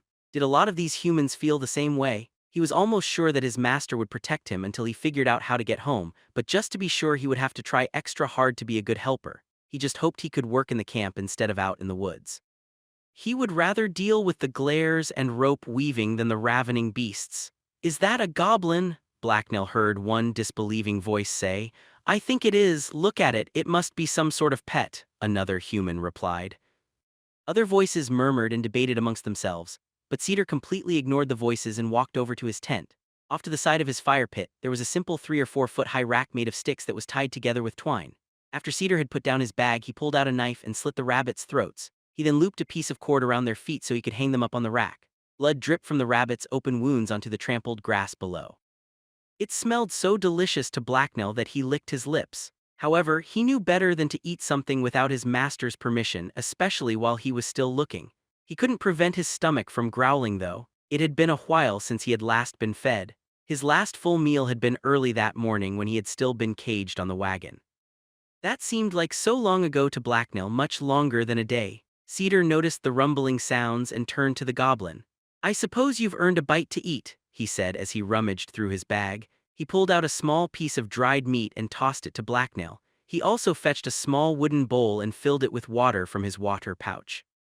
The goblin hurriedly ate the meat. It tasted salty but very good, much better than what he had been fed on the wagon, but not as nice as a freshly caught rat. He washed it down with water from the bowl. After he had finished eating, Blacknell turned to his master and assumed a sad, begging expression. He wanted more food, like one of the juicy rabbits. Surely, his master didn't need all of them. "No begging, if you're still hungry you're gonna need to find your own food. There's plenty of wild carrot and other stuff around," Cedar told him with a scowl. Cedar then looked around and pointed out a tall white flower. Blacknell sighed and reluctantly trudged over to the plants. He sniffed them carefully and looked them over. How was he supposed to eat these? Before he could figure out what to do, he was interrupted by unexpected voices. The goblin looked up to see a human female with short black hair approach his master. "Cedar, what in all the hells are you up to now?" someone said with a feminine but hard commanding voice. This new woman was athletic looking without being muscled like a man or Vorsha. Various dangerous-looking blades were strapped to her dark leather armor. The armor itself seemed to be more complete and better maintained than that of most the other humans around. Yet, it was her glacial blue eyes that stood out the most. They were as hard and cold as ice and seemed to pierce through whoever she was looking at. Blacknell involuntarily ducked into the grass as her eyes passed him over, but Cedar just casually looked up from what he was doing and met her stare.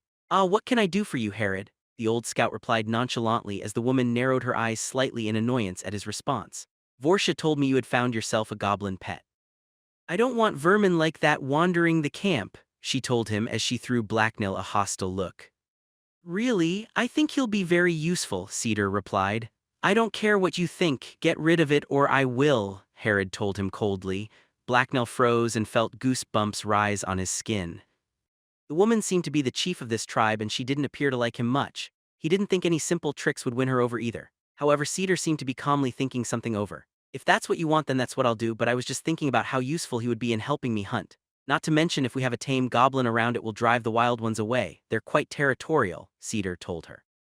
It was subtle, but Blacknell thought he saw Herod's eyes narrow. She scowled and glanced at Cedar suspiciously. "How exactly will that thing be of any use?" she asked him. Blacknell could see that she had begun to think things over though. He felt a speck of hope that he would survive this. "Many ways it can track like a hound, but it's stealthier and smarter. With him I'll be able to sniff out the trails of both animals and men. Also, like I said before, his scent will scare away all the wild goblins and end our theft problems," Cedar explained. Herod thought about it for a few seconds before answering. "Fine, since you seem to believe it will be useful you can keep it, but it had better not cause any trouble or inconvenience me," Herod told him. "Don't worry, he's well trained and I'm planning on keeping him too busy to get into any trouble," Cedar replied. "See that you do, old man," she responded as she threw another look towards Blacknell. The goblin instantly crouched down again and tried to disappear into the grass as she looked his way. He knew she could still see him and that all he was doing was making himself look silly, but he couldn't help himself. That woman's eyes were really scary. She looked like she would kill him as soon as look at him. Blacknell was very glad that the chieftain Herod had decided not to kill him and allowed him to join her tribe. He just really wished he hadn't been volunteered into hunting in the forest. That sounded dangerous. When he had lived in the sewer, he had never had to deal with things like this. He needed to find a way back there soon. Much to the goblin's relief, Herod soon turned back to Cedar. She scowled at the rabbits hanging on the rack beside him in disapproval. This upset Blacknell. He had almost died getting those rabbits. I do hope you're planning on bringing more than a few scrawny rabbits to tonight's celebration, Cedar. We need to celebrate today's victory. It's not every day that a fat caravan of goods falls into our laps. Those pathetic excuses for rabbits in front of you will hardly make up for skipping out on helping reload the wagons, Herod told him coldly. I plan on going back out in a minute, Cedar replied simply without any apparent concern. Good, but don't stay out too late. The band will be heading out early tomorrow morning after the men have had a chance to rest and patch their wounds. I want you out scouting a path first thing tomorrow. We will be heading north to escape any unwanted attention we have brought down on ourselves, just in case one of what passes for the local lords around here decides to actually care. For once, we'll use the roads for the first few days but head off track when it turns eastward. I don't want to run into any surprises, Herod explained. A good plan, Cedar replied with a nod. For some reason his response annoyed Herod. I wasn't asking your opinion, Cedar, just do your job with your usual competence and we won't have a problem, she reprimanded him. She then threw Blacknell a disgusted look before turning around and walking off. Cedar turned to the cowering goblin when she was gone. She has that effect on a lot of people, he remarked. Sighing, he got up and stretched out before picking up his pack and bow again, then he turned back to Blacknell. Well, it seems like I'm going to have to get you trained quickly now, Cedar told him, so there's no point in waiting around, come here.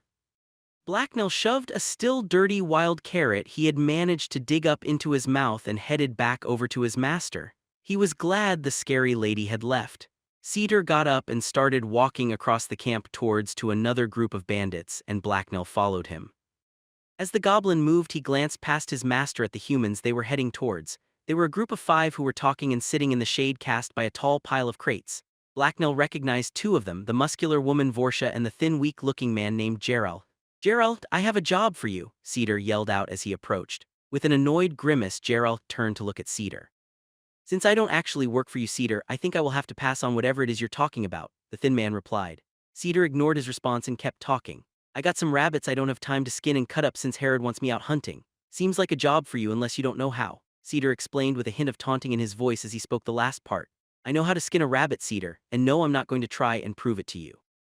It's going to take quite a bit more than a simple taunt from you to get me to do your work for you, Gerald replied with an annoyed tone. The other 3 bandits that were sitting in the shade shuffled away and began to talk amongst themselves. I'm thinking my idea of skinning a rabbit right is different than yours. Besides, didn't you say you wanted to learn how to survive out here? Well, here's an opportunity to learn, boy. I'm sure Vorsha can help you figure out the hard parts, Cedar told him. As he talked, Gerald seemed to grow angrier until it looked like he was either going to start yelling at the other man or punch him. However, before he could do anything, Vorsha extended a hand and cut him off. She gave both the men disapproving looks and shook her head. Calm down, both of you. That's no way to ask a favor, Cedar, and you know it. We'll help you out, old man, but only if you ask nicely, Vorsha interjected as Cedar gave her an annoyed glare and Geralt smiled in triumph. Fine, please help with the work, Cedar asked grumpily, for once.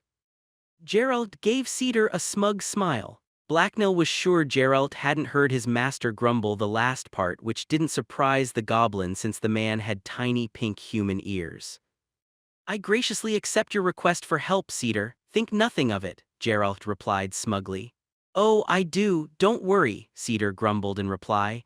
There was no way the other man hadn't heard that, however, he apparently chose to ignore it since his only reaction was to keep smiling smugly at Cedar. Good, then that's settled. Honestly, I don't know how 2 men can act so childish sometimes. To think you're both supposed to be bloodthirsty northern bandits, Vorsha said with a chuckle. Blacknell also found himself smiling at the funny faces both men were making. Gerald noticed Blacknell smiling at him and turned towards the goblin. He returned the goblin's grin and gave a friendly wave.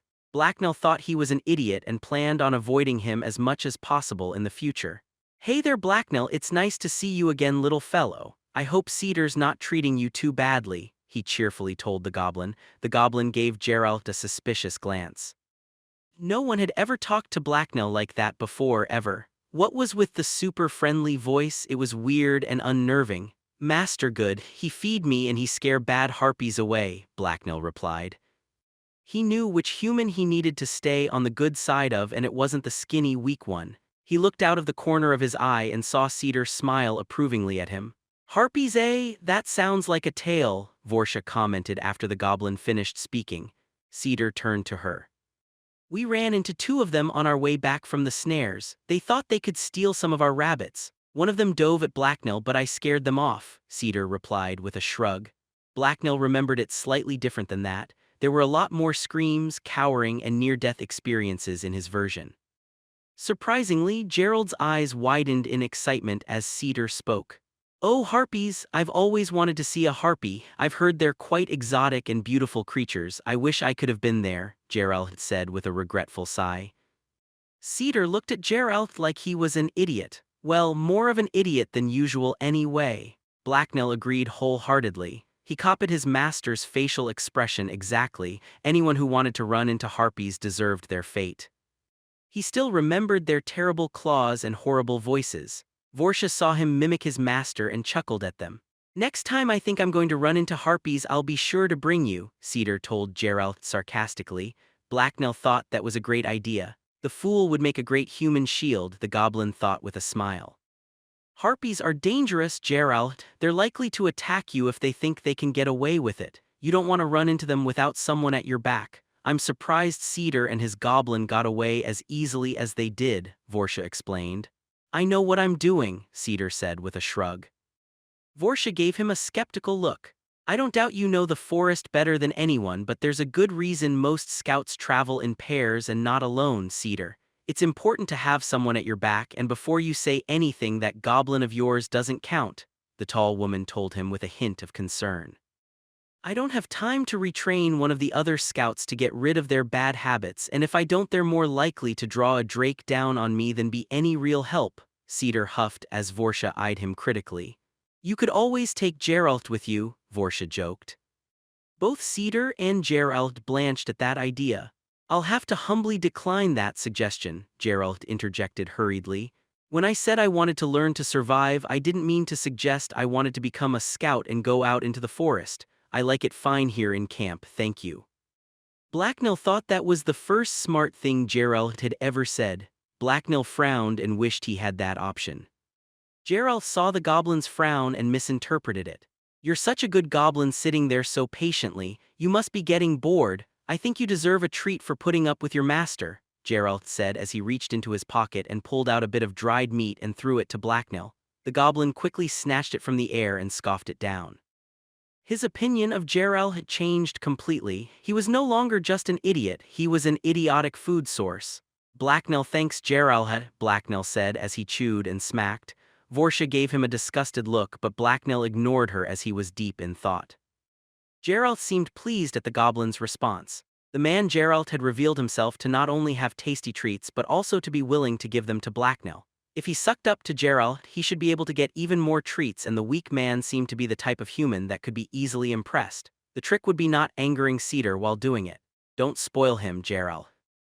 He needs to learn to fend for himself, Cedar told the other man with a scowl. Gerald just rolled his eyes. How about you train him not to eat and speak at the same time, or at least chew quieter, Vorsha interjected dryly. Maybe when I have time, Cedar replied in the same dry tone. Speaking of time, don't let us keep you from your hunting, Cedar. Since you're so busy and all, Gerald said with a wave of his hands in the direction of the forest. Indeed, Cedar replied with a farewell nod to Vorsha. He then abruptly started walking off with Blacknell in tow. Gerald gave Blacknell a wave goodbye and the goblin happily waved back. He was already planning how to get another treat out of the thin man. Without stopping, Cedar headed straight out into the forest again. Blacknell followed him reluctantly. They left the rest of the bandit camp behind them as they exited the sunny clearing and stepped out under the shadowy forest canopy again. Blacknell sighed in resignation. He really didn't want to go back out there, he wanted to go home. He hoped they didn't see any more harpies. The road north 6. Soon they were walking through the trees again. It was Blacknell's favorite place to be. It also quickly became obvious to him that Cedar had headed in a different direction than they had gone during their last trip. The type of trees and bushes were the same, but none of them looked or smelled familiar. This probably meant less chance of running into harpies, but on the other hand probably increased their chances of running into something worse. Cedar trampled a path through the tall plants that grew under the trees and Blacknell followed in his wake. The sun shone practically all around them through the sparse canopy. After a few minutes, Cedar found an animal trail where the dirt and plants had been beaten down and began to follow it. Every once in a while Blacknell would hear rustling noises off in the bush. Most of the time he saw nothing, but sometimes it would turn out to be birds taking flight or a small furry-tailed rat-like animal that would scurry up a tree. As they progressed through the woods, the brown and gray trunks of the trees grew closer together and the overhead canopy grew thicker. The grass and tall plants gave way to shorter broad-leaved plants and more bare ground became visible. Every once in a while Cedar would stop and examine tracks or droppings on the ground. Sometimes he would have Blacknell examine them as he explained what they were. At one such time he called Blacknell over. "Blacknell, these are bear tracks. They're large and dangerous but not usually aggressive unless they smell a free meal or are surprised. Avoid them," he explained to the goblin as he pointed to the animal's signs. Blacknell's eyes widened in surprise as he examined the tracks. They were huge. Absently Blacknell wondered what his master thought was truly dangerous if these bear creatures were still considered only a minor threat. They began to head deeper into the woods than they had before. The atmosphere slowly changed, becoming darker, and the air became moister. The scent of earth that had filled the forest gained an undertone of rot. Blacknell noticed that the trees that grew here were different from the ones he had seen earlier. Most of them had smooth bark that was pale gray and sickly looking. They also had wider leaves that blocked out more of the sun and cast the forest into deep shadow. The trees here had no lower branches, and the ones that did were dead and leafless. It gave everything a dark, stagnant feeling. Even the broadleaf plants started to grow sparse and disappear, until most of the ground became dark, naked soil with a scattering of old decayed leaves and the occasional fern. The lack of obstacles meant Blacknell could see rows and rows of tall, leafless trunks stretch out before him. As they moved forward, Cedar took a second to pull his hood up. He then pulled a torch from his backpack and lit it with some flint and steel. The flame lit the dark woods and scattered tall, shifting shadows all around them as Cedar lifted the torch high. It also momentarily hurt Blacknell's eyes, and he covered them with his hands as they adjusted. He didn't know why his master needed the torch. True, it was dark here, but he had seen humans walk through darker places without light. "Come take the torch, Blacknell," Cedar commanded. Obediently, the goblin moved over and took the torch from his master. With his hands now free, Cedar pulled out his bow and nocked an arrow. "Now walk ahead of me," he told Blacknell. The goblin gave his master a wary look but tentatively started walking forward as he had been commanded. Cedar trailed him from a dozen feet back. Why did Cedar need his bow? Blacknell didn't like where this was going. Blacknell shuddered and brushed his face as he walked through a spider web. He spat in disgust. He hadn't seen the web because of the darkness. Looking around, he noticed that there were quite a few webs around, even high up in the trees. In fact, some of the threads were weirdly thick and stretched from tree to tree. As they walked, the webs became thicker and thicker. Blacknell glanced backwards towards his master and saw Cedar scanning the branches above them as he moved carefully forward. He seemed to Blacknell to be moving cautiously and looking for something, or looking out for something. In this part of the woods there were no bushes or leaves near the ground to hide behind though, so surely nothing here could be large enough to challenge his mighty master. He was a stupid goblin for being so afraid. Blacknell noticed a large lump a ways off to his right. He eyed it suspiciously, but it seemed to be nothing more than a pile of pale bones, dirty webs, and brown dried-up leaves. "There," Cedar suddenly mumbled to himself. The old scout then drew his bow and nocked an arrow. He swiftly loosed the arrow up at the trunk of a tree ahead of them. However, instead of embedding itself into the trunk, there was a shrill hiss as the arrow fell back to the ground with something stuck to the end of it. To Blacknell's surprise, whatever the arrow had hit squirmed and hissed as it lay on the ground. To his horror, he realized that it was a spider, a huge brown spider with a body larger than a rat's. It was cat-sized almost and had long legs that thrashed and clawed the air as it died. Its 8 bright red eyes seemed to stare at Blacknell hungrily even as it stiffened in death. Cedar turned and gave Blacknell a serious look. "We're lucky I saw the light in the timber spider's eyes before it jumped. Otherwise, I would have had to shoot it out of the air," he told the stunned goblin. "Or shot it off of you once it had bitten you," Cedar added as an afterthought. Blacknell's eyes widened as he realized that he had been bait for the spider. Cedar saw the goblin's look and chuckled grimly. "You would have been fine, their venom just paralyses, then they wrap you up for later. I would have killed it before anything lasting happened," he explained. "Thank you, master, for saving me," Blacknell whimpered. Cedar looked off into the distance before replying. "Don't thank me yet, goblin. This is the wild north. No one here is safe, not you and certainly not me," he explained. "Let's leave this dark place, master. Blacknell no want to die," the goblin whined to his master.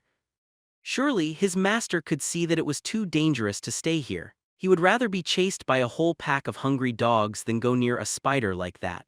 Blacknell was never entering these dark woods ever again. No giant spider thing was going to bite him. Master had a thick hooded cloak to protect him, but what did Blacknell have? Nothing. The goblin realized that the pile of bones he had seen were the remains of some large animal that had been paralyzed and wrapped up by a spider. He shuddered again and squeaked in alarm. He could almost feel the touch of spider legs against his back and the ghost of its fangs against his neck. One bite and then he would be wrapped up in silk to join the bones here forever. Only fools are done in by timber spiders. There are much more dangerous places to be, but we'll be gone soon, so no worries, Cedar told Blacknell. Cedar retrieved his arrow and cleaned it, first with dirt and then a rag. Then he took out a knife and cut the spider open. He reached in and carefully removed a small sack from the incision. He then placed the sack on the ground and pierced it with 3 of his arrows. Blacknell saw something stain the arrows as Cedar removed them from the gland. That done, Cedar wrapped the arrows in the rag and tucked them away.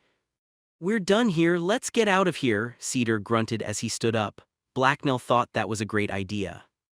"Okay, we go," Blacknell agreed as he nodded enthusiastically. This caused the torch he was still carrying to bob about and cast a swarm of shadows around them. He stood there and waited for his master to start moving. Cedar just gave him an annoyed look. "You're still going first. Head back the way we came. It should be safe," Cedar told him as he knocked another arrow. Blacknell gave his master a pitiful look, but Cedar ignored it and pointed out the way with an outstretched hand. With a bitter sigh, Blacknell started nervously walking back the way they had come. He hugged the torch tight as he scanned the dark torch-lit trees around him for glimpses of long legs or red eyes. He saw nothing, though. Giant spiders were now Blacknell's least favorite animal, even worse than horses or harpies. Blacknell trudged on through the dark woods. Several times he circled around areas with lots of cobwebs or where he thought he saw something above. He really didn't want to be bitten by a spider, fatal or not. At one point, Blacknell saw what he was fairly sure was a goblin's skull resting against a tree. Its empty eye sockets stared out at him. Now he knew where goblins sat in the local food chain. He could hear Cedar's footsteps behind him, but he glanced backwards to make sure he was there anyway. Surely he was safe so close to his master. While it was true Cedar was much nicer and beat him much less than his old masters, Blacknell was very disturbed at the seemingly endless amount of things that ate goblins in the forest. It wasn't like goblins had never been killed in sewers, but there at least he knew the dangers. In the forest he had no idea what would come after him next. Anything could happen and that terrified him. Much to Blacknell's relief, the spiderwebs soon grew thinner and disappeared. The woods began to grow brighter and the underbrush thicker as well. Blacknell felt relief wash over him when they were obviously out of spider territory. He hoped his master would never make him go back to that dark, terrible place ever again. "Stop, Blacknell," Cedar called out as soon as they were completely out of the darkest part of the woods. Blacknell stopped walking and turned back to his master. Cedar walked up and took the torch from the goblin and then snuffed it out. After letting it cool for a while, he placed it back in his sack. "Follow," he commanded as he once again took the lead. Blacknell thought they might be headed back to camp, but Cedar then veered off in a new direction. Soon their way was blocked by a wide creek that meandered through the woods. Tall reeds and other aquatic plants grew alongside it. Birds called out to each other joyfully from the nearby tree tops. Blacknell had never seen or smelled such clean water. He wanted to run over and get himself a drink. He approached the creek to get a better look, but was stopped by a sudden painful tug on one of his ears.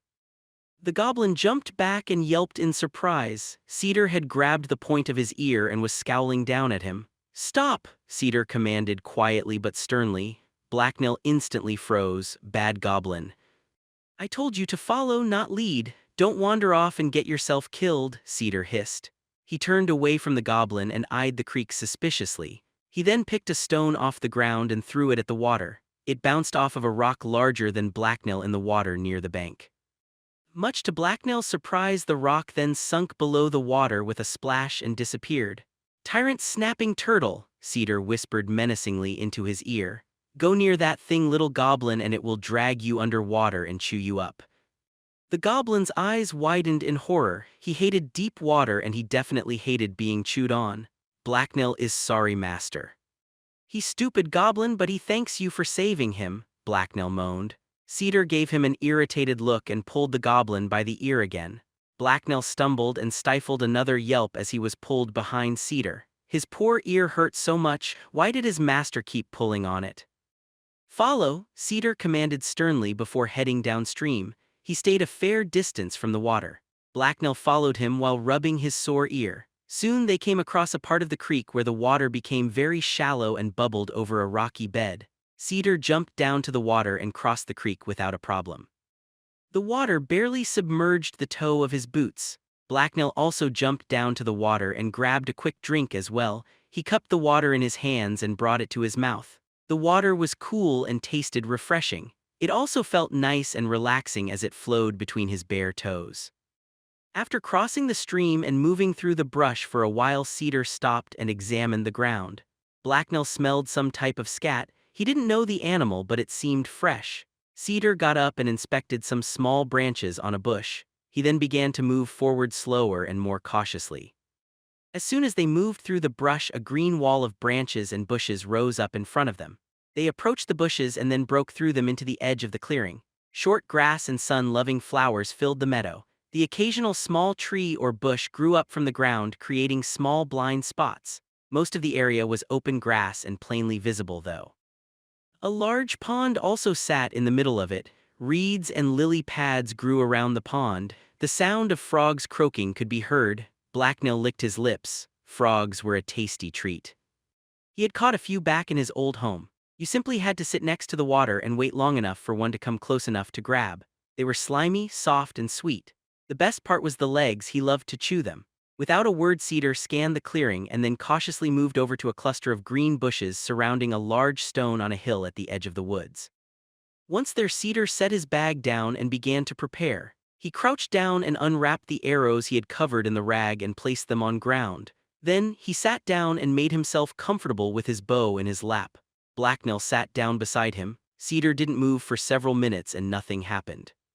The frogs continued to croak unmolested and the occasional bird swooped down to grab an insect. They waited for several more minutes. Cedar barely moved beyond the rising and falling of his chest as he breathed.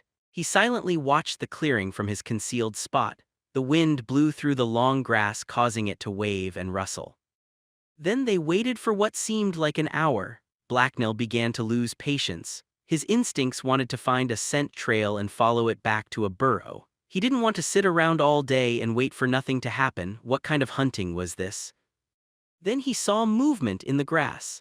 After a moment, the brown head of a rabbit peeked through the grass as it stood up on its hind legs. Surely they hadn't come here for a rabbit, had they? Blacknell threw a look Cedar's way, but his master hadn't reacted. The rabbit soon disappeared back into the grass. Blacknell sighed with disappointment and shifted into a more comfortable position. He then grew dozy as the afternoon sun warmed his skin. After several more minutes of staring at the grass sway in the wind, Blacknell soon wondered if there was a way to get back asleep without his master catching on. He wasn't doing anything but sitting there anyway, and it was very boring. Then the bushes across the clearing shook. Instantly, they became the focus of Blacknell's undivided attention. Was it just the wind? The bushes moved again, and a tall animal moved out slowly into the clearing. It was shaped like a horse but smaller and much thinner, with white spots on its brown fur. It trotted over to the pond, and after a brief look around, it began to drink. Blacknell half expected one of the massive turtles he had seen earlier to burst from the water and drag the beast under, but that didn't happen. Suddenly, in one fluid motion, Cedar rose to his feet, knocked an arrow to his bow, pulled the bow back, and let the arrow loose. It flashed towards the animal and struck it in the side of its chest under its neck. The beast cried out in surprise and pain and turned to flee, but it lost its footing in the wet mud around the pond and stumbled. Blood dribbled from its wound as it staggered away. It only managed to go several dozen feet before it collapsed limply onto the grass. It twitched feebly a few times and lay still. After another quick look around the clearing, Cedar ran over to the deer and pulled out a knife, which he used to slash the deer's throat. Dark red blood pooled onto the ground beneath the deer, and the light faded from its frightened eyes, leaving only emptiness. The blood smelled delicious to Blacknell. The goblin licked his lips as he looked down at the beast. Cedar got up and walked to the edge of the forest. Once there, he selected 4 long, sturdy sticks and tied them together with rope to create a crude sled. He lifted the deer up and tied it to the sled. Next, he took out his long knife and cut a hole through the deer's muzzle right behind the nose. He then took one of the short sticks he had collected, shoved it through the hole, and tied the rope to it. "Time to head back," he told Blacknell as he loaded the rope over his shoulder and began to drag the sled and deer back towards the camp. Around halfway back, they heard a rustling in some bushes a few dozen feet from them. Cedar dropped his bow and readied an arrow. With his eyes locked on the source of the sound, he handed the sled's rope to Blacknell. "Pull it, go," he commanded the goblin. Blacknell eyed the sled doubtfully. His master did realize how large the beast was, right? Blacknail was only a normal-sized goblin, not a giant human. Cedar threw Blacknail an impatient look and the goblin hurriedly began to pull. With a grunt of effort, Blacknail copied his master and tugged the rope. At first he couldn't manage it and the sled refused to move, then he felt something give way in his chest. A cool energy rushed through his body and the sled started to slide forward. It was tiring, but he managed to drag the sled. Luckily for him, goblins were stronger than their small size made them appear. Every time he thought he had reached his limit, he felt another rush and managed to keep going. After a while, when he didn't hear any more noises, Cedar relaxed. Much to Blacknail's disappointment, Cedar didn't ask for the sled's rope back. His master seemed content to let the goblin continue to drag the sled. Blacknail wanted to ask Cedar to take the rope back but didn't dare. So instead he threw his master a pitiful begging expression. Cedar ignored him and Blacknail had to keep pulling. "All right then, how about this?" Blacknail began to shake and slow down as he pretended to be more tired than he was. Something hard impacted his behind and Blacknail surged forward again with a small yelp. Cedar had kicked him in the butt. Ow, that had hurt. Blacknail reluctantly kept pulling, but now he was annoyed. It was unfair of the large human to make him do all the work, not to mention he had been used as spider bait earlier. Ugly Cedar, stupid Cedar. Smelly Cedar, Blacknail muttered under his breath quietly enough that he knew his master couldn't possibly hear it. "You're kind of strong for something your size," Cedar remarked a few minutes later. The unexpected compliment caught the goblin off guard and he felt a flush of pride at his master's words. This newfound pride warred with the annoyance within him and won. He had started to slow again, but with a surge of energy, he put a little more effort into pulling and sped back up. He would show his master how strong a goblin he really was. As they walked through the forest, it grew darker as the sun began to set. Blacknail had grown very tired and his legs burned painfully. He huffed and puffed as he strained to drag the sled. His face started to turn purple from the effort. He really hoped Master would give him a treat for this. Thankfully, they saw no spiders or other creatures except a startled rabbit and the occasional bird before they arrived back at the camp. As they got close to base, Cedar finally stopped and took the sled back. Blacknail suspected he was trying to hog all the credit for the work. That seemed unfair, but the goblin didn't really care. He was just excited to be so close to safety. In his eagerness, Blacknail ran up ahead of his master. A big grin was plastered across his face as the camp came into sight beyond the last stretch of trees. The joy was lost, however, when something hard and heavy smashed into his skull and sent him sprawling limply across the ground and into the dirt. As he blinked in hazy confusion and lay on the ground with a painful headache, a large shadow fell over him. The road north 7. What had just happened? Had he been attacked by something? Ow, it hurt to think. Instinctively, Blacknail tried to get to his feet, but he was far too unsteady and quickly fell over again. That's when he heard the laughter. "Ha, that's what green shits like you get. That'll teach you to walk around like a man," he heard a deep male voice say.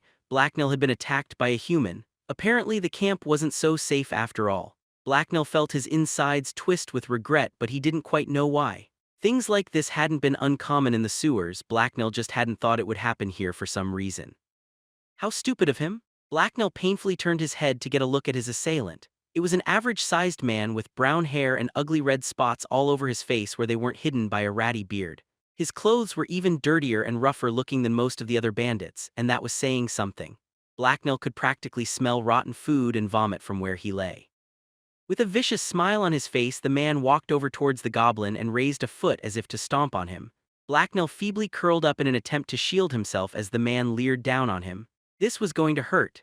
The man stopped suddenly as someone spoke up. The voice's freezing cold tone seethed with anger and startled Blacknail's assailant. What do you think you're doing? No matter how fucking stupid you are, you must know who that goblin belongs to," Cedar said as he stepped out of the bushes and dropped the sled's rope. His eyes were narrowed with barely contained rage. The other man backed away a bit and paled. "I was just foolin' round." "No harm done now," the man stuttered fearfully. "You must know what happens to people who touch what's mine," the old scout growled angrily. No, I'm a new man, I just joined up, see?" The other man explained fearfully as he continued to back away. "Then let me tell you. They go out into the forest and never come out. The deep green is always looking to claim a few more souls. No one questions it and no one cares about human refuse like you. Look around, where are you right now?" Cedar explained coldly as he stared the other man down. Blacknail's attacker paled even more until he was ghost white. He seemed to try and speak, but he choked and the words wouldn't come out. Then with a whimper he turned and fled towards the camp. He didn't make it. With a practiced motion, Cedar drew his bow and shot the other man in the back. With nothing but a gurgle and a few quick twitches, the man collapsed onto the exposed roots of a tree and lay still. Blacknell found the strength to slowly get to his feet. He pushed himself up and hesitantly felt his head. His propping fingers found a small bleeding gash, but he seemed otherwise fine. Goblins had very thick skulls. They got hit in the head all the time.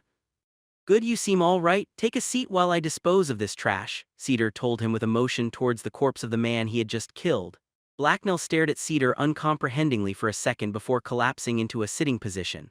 As the goblin watched, Cedar dragged the corpse off into the trees. By the time his master got back, Blacknell had begun to feel better. His headache had faded and the bleeding had stopped. As they broke out of the borders of the forest and into the sun, they were met by a multitude of stares. This was, of course, because Blacknell was dragging a sled with a deer larger than himself on it. When they had reached the very edge of the forest, Cedar had given him the sled back for some reason. Some of the people looking seemed impressed at the goblin's strength. Most of them just looked hungry. They looked at the deer carcass with obvious anticipation and barely noticed the goblin pulling it. Only a very few gave him hostile looks. Blacknell was in no mood for cowering. It hadn't done him any good earlier. He returned the dirty looks he got. He stuck out his tongue or gave them the evil eye. Stupid humans, what did they have against him? He was a strong and cunning goblin. He hated the fact that they would probably get to eat the deer he'd helped catch. He wasn't even sure if he would be getting any, even after he had dragged it through the dangerous woods and was almost eaten by spiders. Scary, dreadful spiders with long, poisonous fangs that dropped down on you from places you couldn't see. Blacknell shivered at the memory, then sighed. He knew he had the lowest position in the entire tribe. As the newcomer, it was only natural he got the least and worst food. That was just the way tribes worked. How, though, was he supposed to work his way up to a higher position when everyone else was human and thus huge? He didn't want to be the weakest in the tribe and be picked on anymore. He knew hurting humans was a very bad idea, but fights were how goblins usually rose in rank. Maybe he could use some sort of large snare tied to an even larger tree, or maybe he could dig a big hole and wait. If no one knew he was the one who made the trap, then he wouldn't get in trouble, but he wouldn't rise higher in the tribe either. Blacknell sighed and kept walking. He wished he was back home in the sewers. Things were so much simpler there. By the time they returned to camp, the sun had started to set behind the trees. Its red light shone out from gaps in the foliage and dyed the clouds above crimson. The camp was now full of dozens of bandits. They lounged about in various sized groups and around newly lit campfires. At the edge of the clearing, all the horses from the caravan had been brought over and tied up. Blacknell gave them a dirty look when he saw them. The smelly things should have just been killed. "Stupid horses," he muttered. One of the horses returned his gaze and gave an aggressive snort. Blacknell stuck his tongue out at it. The stupid thing was tied up and couldn't do anything to him. At least his position in this tribe was higher than that of the horses. It hadn't been in the caravan. After they had walked away from the edge of the clearing, Cedar turned to Blacknell. "Leave the deer carcass here," he told the goblin as he sighed in fatigue and stretched. Blacknell had dropped the sled almost before his master had finished speaking. He then immediately plopped down onto the ground and begun to massage his aching feet. Ouch, they hurt. He had surprised even himself by dragging that deer.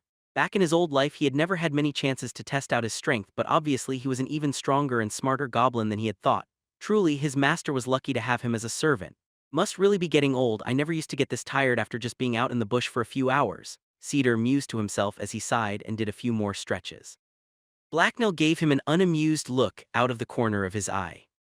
He was the one who had been doing the hard work. He couldn't complain, though, as Cedar had saved his life several times today. Of course, he was also the person who had put him into danger in the first place. "You're finally back, Cedar. About time," Blacknell heard a familiar harsh voice say. It was the dangerous-looking chieftain named Herod. She detached herself from a group of her rough-looking minions and leisurely strolled over to them. She gave their catch an appraising glace but didn't seem impressed with it at all. "A deer, eh? It looks a bit skinny, but I suppose it will have to do. I'll have some of the lazy bastards behind me skin it up since you went and fetched it for me. You and your pet there seem a little roughed up. I wouldn't want to overwork an old man," she remarked with her usual crooked smile. "Then I am no longer needed here," Cedar replied with a nod. "I guess not," she agreed before calling several other bandits over to take the deer. Cedar began to walk away over to his camp, and after a quick nervous glance back at Herod, the goblin followed him. Oh, and Cedar, I'm glad you're getting some use out of that goblin. You know the rules. Everyone pulls their own weight or they're gone, Herod said coldly to their backs as they walked away. Blacknell shivered from a chill that hadn't been caused by the cooling afternoon air. He was fairly certain he knew what gone meant, and it wasn't to be let loose in the forest. Praise his master for giving him so much hard work and making him useful. To think that he had thought his master was mean and unfair because he was working him too hard. Once they reached Cedar's campsite, his master took a few minutes to unpack and put his stuff away. Blacknell watched him for a while but then curled up and lay down to rest. After only a few minutes though, he was nudged awake by a familiar light kick, and he opened his eyes to see his master standing over him. Maybe his master would give him some food now, he thought as he yawned. Instead, Cedar had a cup of hot water and a rag in his hand. He motioned for Blacknell to stand and then cleaned the goblin's head wound. He finished up by tying the long rag around Blacknell's forehead and telling him to leave it there. Stay here and practice, Cedar told him, and dropped the cord he had been making earlier at his feet. Blacknell eyed it wearily but got up. Food time? Blacknell asked his master hopefully. Not yet, time to practice, Cedar responded. Blacknell sighed in irritation. He really didn't want to try making rope again. It was hard and tricky and he just couldn't get it right. He frowned in displeasure. He remembered Herod's threat though and sighed. He picked up the cord and walked over to a large rock and sat down.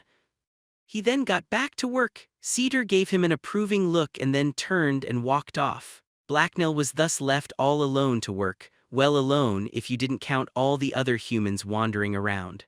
Blacknell waited there and worked for a while, but his heart wasn't in it. Wrapping and twisting the plant fibers soon grew unbearably dull. As he worked, it began to get dark and the goblin nodded off. The sound of a large group of humans yelling in unison roared through the clearing and echoed off the surrounding trees. It was followed by the sound of birds taking flight and horses' startled whinnying. Blacknell shot to his feet and was instantly awake. Was the tribe under attack? The goblin quickly scanned his surroundings. In the center of the clearing, a giant pile of wood burned. Waves of red flame rose up from it and crackled as they leapt high into the cloudy evening sky. Dozens of human figures cast a multitude of long shifting shadows over the grass and onto the trees as they moved around the fire. The sound voices was now very loud. They laughed, yelled, and hooted as they celebrated. It was very goblin-like. Blacknell almost felt like joining in but suspected he wouldn't be completely welcome. The smell of roast deer blanketed the clearing. There was next to no wind to clear the air, so the smell simply built up and filled the area. The meat's delicious and smoky smell caused Blacknell to begin to drool. He licked his lips clean. To victory and plunder, are we not the greatest thieves and cutthroats in all the world? Drink to that, Herod yelled in a voice that was unusually cheerful for her, and which sounded a little forced to the goblin. Her speech easily drowned out all the other voices, and a ragged cheer followed her words as most of the bandits raised their cups high into the air. Blacknell thought he saw the chieftain's figure posing right beside the fire where the gathered bandits were thickest. The goblin looked away from the spectacle and saw that he was alone. Not even Cedar was around. He knew that there was some food tucked away in his master's bags. For a second he was tempted, but he knew it would be a bad idea. Cedar would know if something went missing and he didn't want to steal from his master anyway. There were other options though, options that were more suited to a goblin as cunning as Blacknell. Cedar had shown him how to find various edible plants such as wild carrot, but what he really wanted was meat. He deserved delicious deer meat. The goblin smirked gleefully as he watched the bandits and their actions. A plan soon formed in his head. He turned and closed his eyes, letting his night vision come back. With that done, he examined the edges of the clearing. He quickly spotted the locations of the guards that were posted for the celebration. He smiled and giggled to himself. It was time for him to be a sneaky, cunning goblin. Blacknell moved away from his campfire and slipped into the shadows. He crouched down and began prowling about on his hands and feet. As a goblin, this type of movement was natural to him.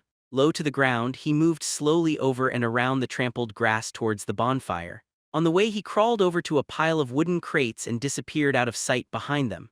After a few seconds, he peeked around the crates and glanced at his target. None of the bandits were looking his way.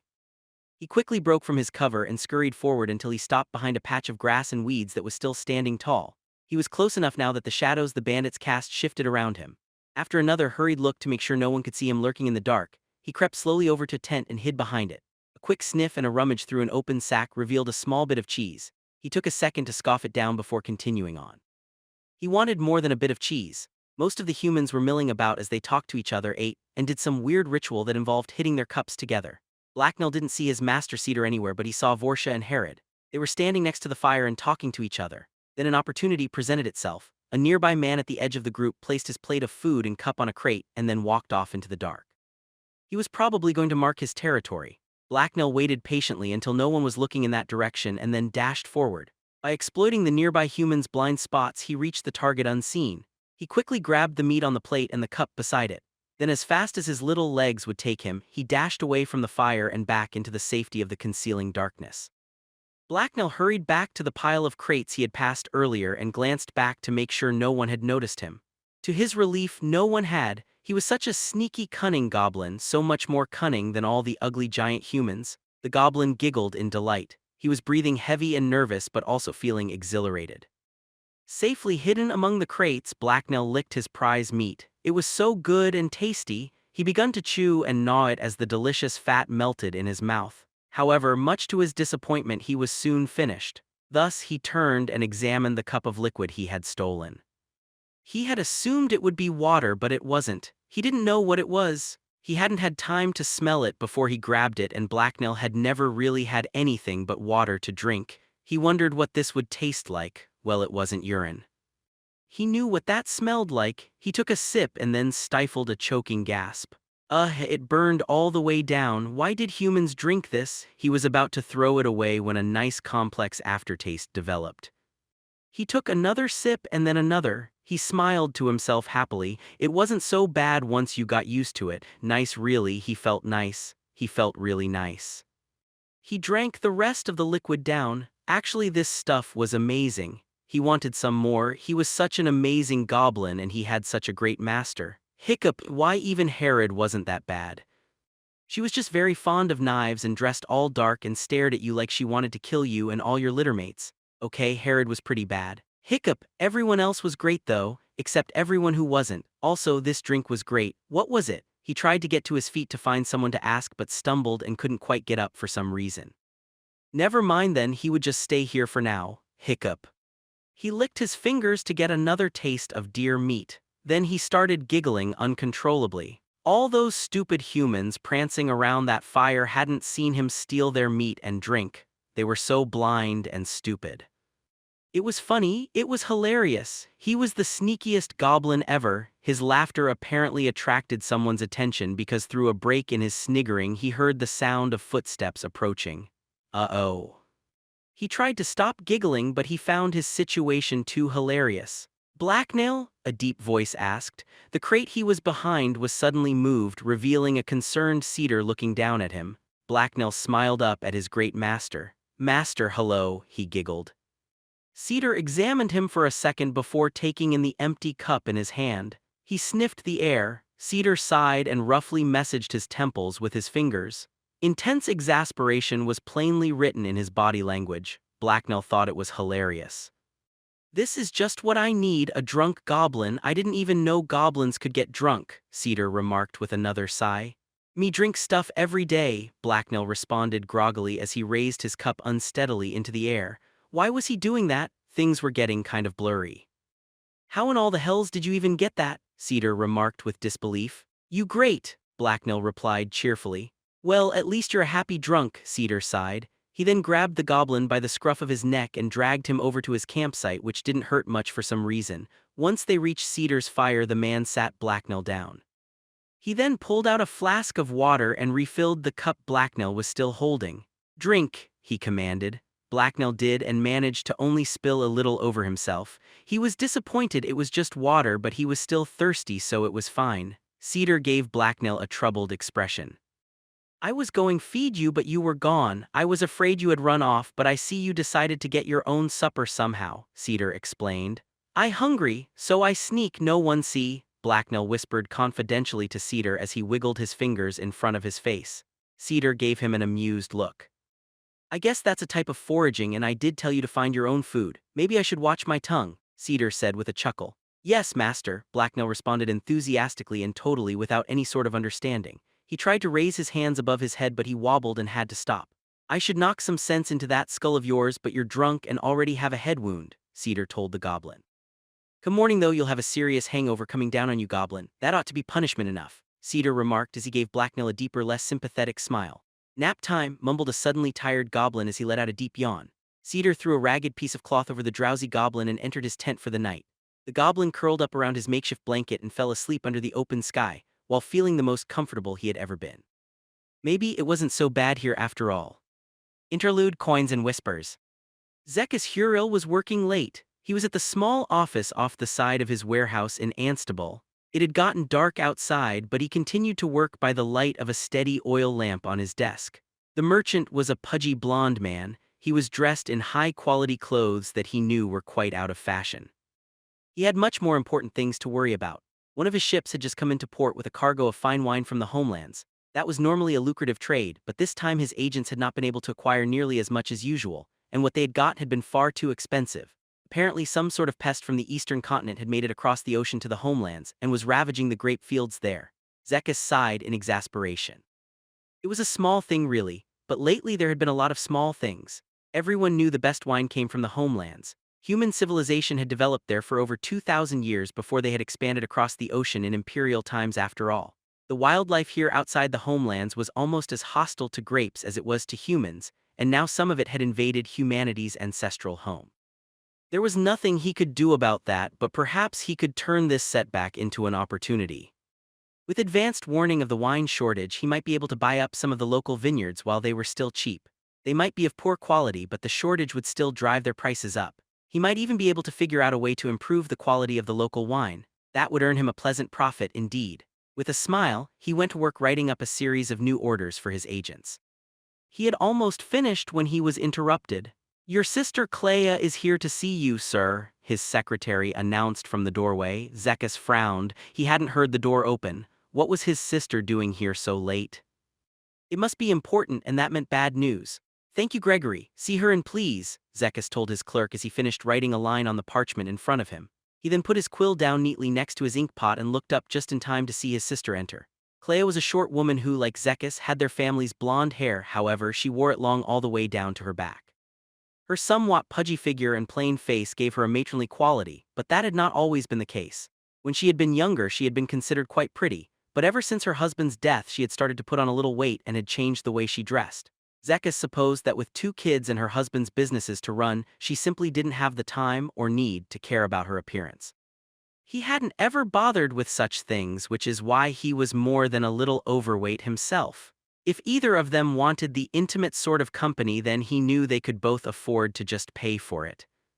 "Greetings, Zek. How is my little brother?" Clea asked with a smile as she entered the room. Zekas gave her a polite smile back. "I'm fine, thank you for asking, sister. What brings you to my office at this time of night?" he asked her back. "Oh, Zek, must you always be so to the point? It is a rather unattractive quality in a man, you know. No wonder you haven't been able to find yourself a good wife," she replied as she sat down across the desk from him. "I'm thirsty. Why don't you have your man there bring me a cup of tea?" she added after she had made herself comfortable. "As you wish," Zekas answered. He picked up and rang a small bell with a wooden handle that had been sitting on the corner of his desk next to a stack of papers. His secretary immediately stepped into the room in answer to his summons. "My sister would like a cup of tea, Gregory. Why don't you bring both of us one?" Zekas told the man. Gregory nodded in acknowledgement and left to fulfill his master's command. "Now what is this about, dear Clea?" he asked his sister again. She pouted at being rushed but answered all the same. "I have just received reliable word that Ulfeso and almost his entire caravan were robbed and put to the sword on the road from East Point last week," she told him. Zekas blinked in surprise. That was not what he had been expecting to hear. "That's horrible news. I will have to remember to get Gregory to send his poor widow some flowers," Zekas remarked. Clea rolled her eyes. "Of course, brother, but I'm not here to talk to you about such trivialities. This tragedy will have a huge impact on our businesses. I thought you deserved a heads up. It's not as if we both didn't have enough problems already. What are we paying such high taxes for if bandits are being allowed to roam the countryside and slaughter honest merchants freely?" she said with indignation. Zekas snorted. "It's for the wars, sister. That's where all the coin is going. The wars are a bottomless money pit and they're slowly strangling this country to death. You're right about the effect of this on our businesses though," he said with a sigh. "Of course I'm right. I have more experience in these matters than you. You learned bookkeeping from me after all." Father was always terrible at that sort of thing even though he was a great negotiator, she reminded him. Zekis didn't need the reminder. He knew the cheery and somewhat empty-headed act his sister put on was just that, an act. Having people underestimate her had served her well over the years. He decided to ignore her attempt to sidetrack the conversation. He didn't want to get drawn into another conversation about their deceased father. It was too late in the evening for that.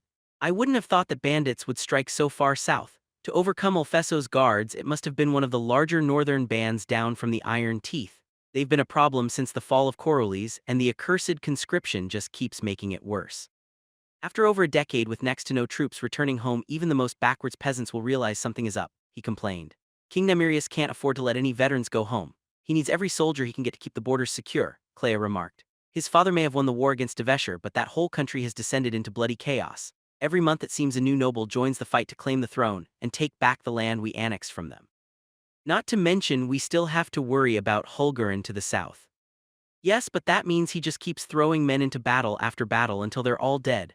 No wonder there are so many deserters heading north to join these bands. They know if they stay in the army it's practically a death sentence. As a policy that one leaves something to be desired, especially since we're the ones being raided, Zekis replied sarcastically. So what are we going to do about it? I think influencing military policy is a little beyond us, she remarked. If they've set up in the area we may have to completely stop sending goods north.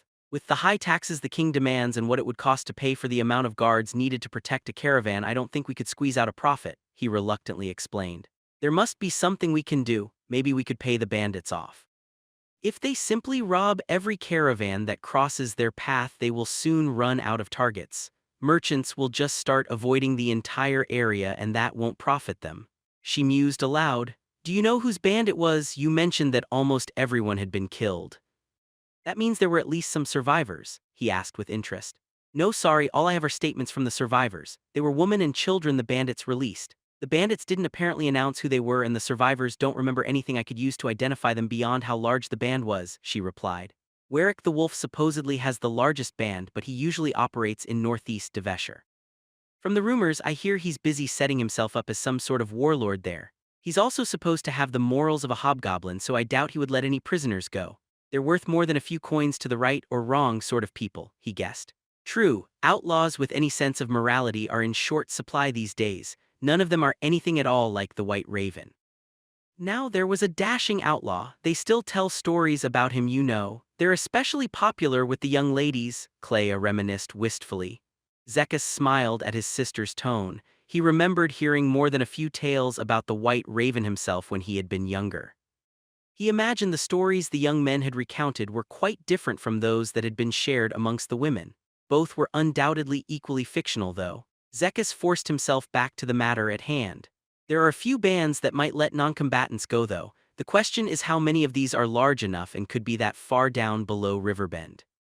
My guess would be the Black Snake. She's always been a hard one to figure out. Something unpredictable and daring like this suits her, and she has a fairly large band, Zekis speculated.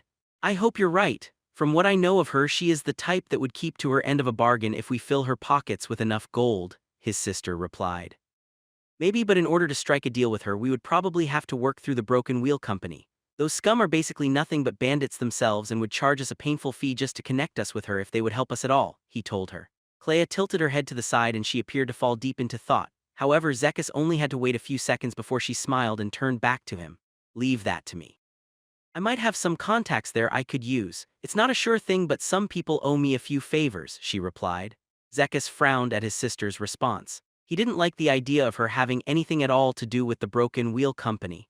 They pretended to be just another merchant consortium, but they were rumored to be involved in every sort of unsavory practice. Everything from forced prostitution to the buying of stolen goods and assassination was attributed to them. Zekis had a lifetime of experience as a successful merchant to draw on, and he had good reasons to believe that most of those rumors were true. No one knew who ran the company, but the most credible rumor Zekis had heard was that it was secretly owned by a conglomerate of the oldest merchant families on the continent. Whoever they were, they had connections, resources, and ruthlessness that put his to shame. What are you thinking about, little brother? You've gone silent on me. It's rather rude, you know, Clea asked him with a chuckle. Her question interrupted his thinking. I'm thinking I would rather not deal with the Broken Wheel. I want no part of the things they do. They're killers and much worse, he replied gravely. "So you're fine with dealing with the black snake but not the broken wheel?" she asked him with amusement plain in her voice. The question surprised Zekis. He thought it over for a second or two and realized it was true, but before he could answer her there was a polite knock on his door. "Come in, Gregory," Zekis yelled in the direction of the doorway. His secretary then stepped into the room with 2 large steaming cups of tea in his hands. He swiftly walked over and placed them before Zekis and his sister. Clea gave the man a smile and thanked him while Zekis simply gave him a nod of approval. His job done, the man left the room and closed the door quietly behind him. "Now where were we?" his sister asked before she took a sip of tea. "I was just about to tell you that yes, I do find the broken wheel more repugnant than run-of-the-mill bandits. I understand outlaws such as those that serve the black snake and the wolf. I wish the army would go in and hang the lot of them, but I must admit that to some degree life has forced them down their path. Not so the broken wheel. The bandits that plague our roads are a symptom of the times." "I suspect the broken wheel is part of the disease," Zekis told his sister seriously. "Little brother, have you been reading those dreadful pre-imperial philosophers again? That was unusually deep for you," his sister joked. "As a wise man said so many years ago, only when a man has turned his gaze inwards can he truly begin to see the world. However, I don't need the wisdom of ancient philosophers to know that I want nothing to do with the Broken Wheel Company," he told her. "You make it sound like I was talking about buying into it or forming a partnership with them. I was just suggesting I might know someone who could broker a deal between us and Herod the Black Snake. It would simply be a favor paid for a favor owed," she replied with a roll of her eyes. Zekis scowled and drank a few more sips of tea while he thought it through. He couldn't stop his sister from doing whatever she wanted. After her husband's death, she had acquired control of his family's rather extensive business holdings. If he was being honest with himself, those holdings were probably larger than the ones he had inherited from their father. If they did manage to strike a deal with Herod that allowed them safe passage then, that would give them a near monopoly on the trade from Anstable all the way north to Riverbend. That was not an inconsiderable market. Riverbend may not be what it once was, but it was still a medium-sized city that supplied the south of Aloria with a fair amount of timber, fur, and ore. Zekis mumbled quietly as he quickly ran some rough numbers through his head. Even after having to pay the king's taxes and Herod's bribe, he should still be able to earn a profit. Riverbend and the smaller cities and towns on the way there would badly need the supplies they shipped as well. "Fine, Clea, I can't stop you, so I might as well join you and keep an eye out. Let's see if you can get in contact with our new local bandit captain, if indeed it is the Black Snake," he told her with a sigh of displeasure. Zekis and his sister spoke for a few more minutes as they finished their tea. Soon though, Clea excused herself and returned home, leaving Zekis alone in his office. The merchant got up from his desk and walked over to his window. He felt a feeling of weariness come over him as he gazed outside. Outside, the darkness of night had settled over the city. A few lights shone out from homes across the city, but Zekis remembered a time when the lights had been far more numerous. Every year it seemed like the city grew darker. His sister's visit had distracted him from his business, but he still had things to finish tonight. He had many responsibilities and it was getting harder and harder to fulfill them. Zekis was a good merchant. He knew this to be true. He was able to make deals and put ventures together that earned him substantial profits, or they would have if the times had been different. He didn't know how much his sister knew, but the truth was that Zekis had to fight hard to keep his company afloat. He managed to stay out of debt only by selling assets. At the current rate, it would take many years for his business to go under, but inevitably it would. Taxes were just too high, and the war was causing all non-essential markets to shrink. People just weren't buying, and he didn't blame them. Farms everywhere were being abandoned and the desperate were turning to banditry, which just made everything worse. Several of his less canny peers had already gone bankrupt. He suspected poor Olfeso's lost caravan had been a dangerous gambit meant to keep his business financially afloat. That gamble had obviously failed and cost the merchant more than simple gold. The truth was Zekis badly needed something like the deal his sister had just proposed. He had interest payments on debts that needed to be paid soon, and he didn't have the gold on hand to pay them. The real question though was whether his sister had known all this, and whether her visit had been a carefully staged act, whose sole purpose was to manipulate him into accepting her offer. He wouldn't put past her. She was both remarkably loyal and upsettingly ruthless. After one last long look out into the night, Zekis turned away from the window and his idle thoughts. He sat back down at his desk and picked up his quill. After dipping the tip into the inkwell, he went back to writing out his agent's new orders. It wasn't like he had any real choice but to accept his sister's deal anyway. He could only hope that somewhere out there something was happening that would halt the world's slow slide into ruin. Honor Among Thieves 1. Blacknell woke up the next morning to the feeling of someone beating him savagely. He twitched and gasped as waves of pain exploded through his head and stomach. The stabbing agony in his skull hurt so much he could barely think, and his stomach felt like it was trying to explode messily out of both ends of his body at the same time. He had no idea what he'd done to deserve this torture. The goblin tried to remember if he had done anything wrong, but he couldn't recall anything bad. In fact, he couldn't remember much of anything. He fought through the pain and slowly opened his eyes. At first the light blinded his eyes and it took a while for them to adjust. Why was it so bright out? Was he outside the sewer? He never left the sewer during the day. He hoped he hadn't been attacked by a goblin or group of goblins looking to take his position in the tribe again. He was one of the older goblins and had managed to fight his way up to a fairly high rank, although he had been too lazy to go all the way to the top and become the tribe chief. Blacknell knew he was much tougher than the big nasty goblin that was the current chieftain. He just didn't want to fight him. Some of the younger goblins had been getting uppity lately though, and food had been running a bit low. The sewer could only support so many goblins. Through the fingers shielding his face, Blacknell took a quick look around for his assailants. He was outside and there was nobody around. Had his attackers left? Just then he had to double over and gag as his guts writhed like they were full of snakes. Oh, there they were! His assailants were apparently inside of him and beating him from the inside out. The goblin groaned and tried desperately to fade back into unconsciousness, where the pain couldn't follow. His futile attempt at slumber was interrupted as he felt a hand grab his neck and pull him into the air. He was too weak to try and fight it. All he could do was moan and flail weakly before giving up and going limp. What the heck was going on? He couldn't remember where he was. He hoped his death would at least be quick. The hand suddenly let go of him and Blacknell landed painfully on something flat and solid made of rough wood.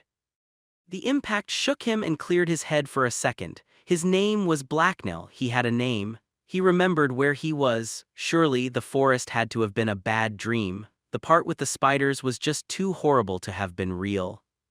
Blacknell sat up unsteadily and looked around. He was sitting on the edge of one of the wagons the bandits had taken from the caravan. His master Cedar towered over him, casting his shadow over the goblin. "Good morning, Blacknell," Cedar smugly greeted him as the goblin looked up. "Ow," Blacknell then moaned as he tried to curl up into a ball again.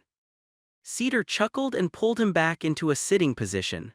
Once he knew he had the goblin's attention, he started talking. "That should teach you that alcohol isn't for goblins," Cedar told the goblin.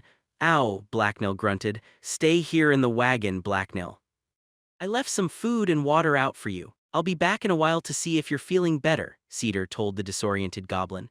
His master then went through his bags before leaving the goblin and walking away. With a groan, Blacknell collapsed back onto the wagon's deck. After a few minutes of suffering, he heard the whinny of horses and the cart shook and started moving. So Blacknell once again found himself riding on a bumpy wagon along the forest road. At least this time he wasn't stuck in a cage. It was still the worst day in his entire life though. He felt sicker and more uncomfortable than he had ever been before, which was saying something considering he used to live in a sewer and eat garbage. He lay beside Cedar's possessions feeling like his stomach was full of live rats and someone was pounding on his head with a club. The wagon creaked and bumped beneath him and every once in a while he would groan in pain.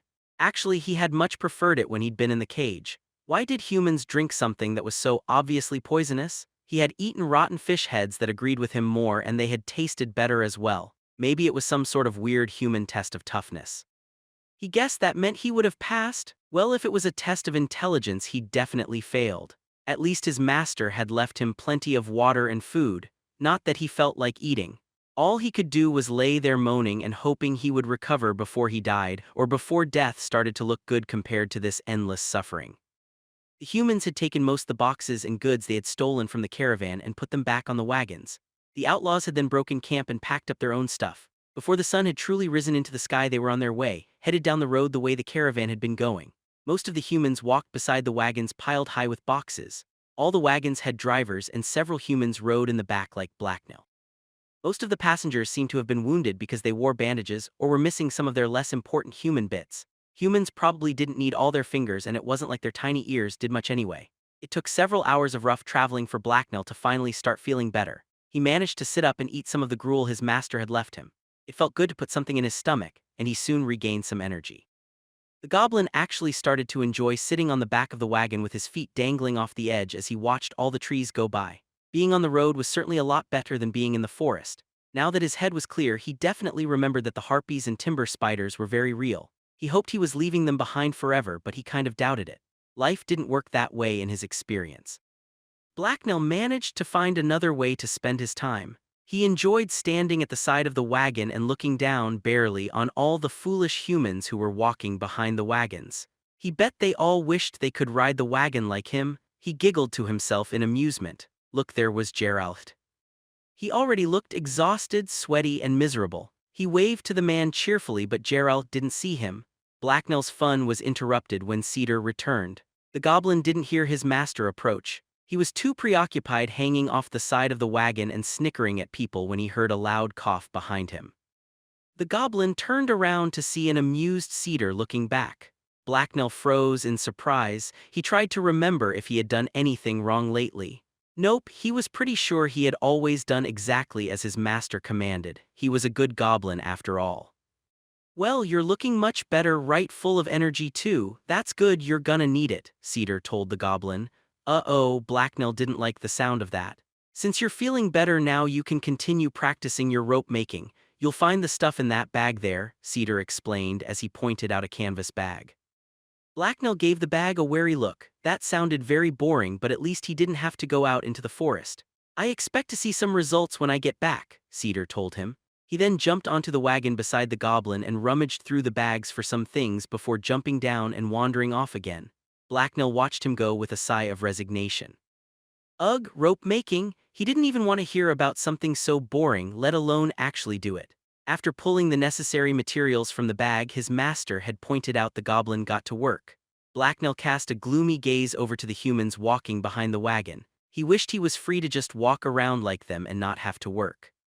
The goblin started at it, but after an hour or so he started to grow weary of the incredibly repetitive task. With a snort of disgust, Blacknell dropped the cord he was working on onto the deck of the wagon. He was so bored, it was time to take a break. There had to be something around that would amuse him, at least for a little bit. He got to his feet and looked around, while being careful that the shaking of the wagon under him didn't trip him up. Blacknell was surrounded by bags and crates. With a quick glance to make sure no one was looking, the goblin scooted over and began to examine them. He opened one canvas bag and riffled through it, but found nothing but human-sized clothes inside. Why did humans need so many clothes?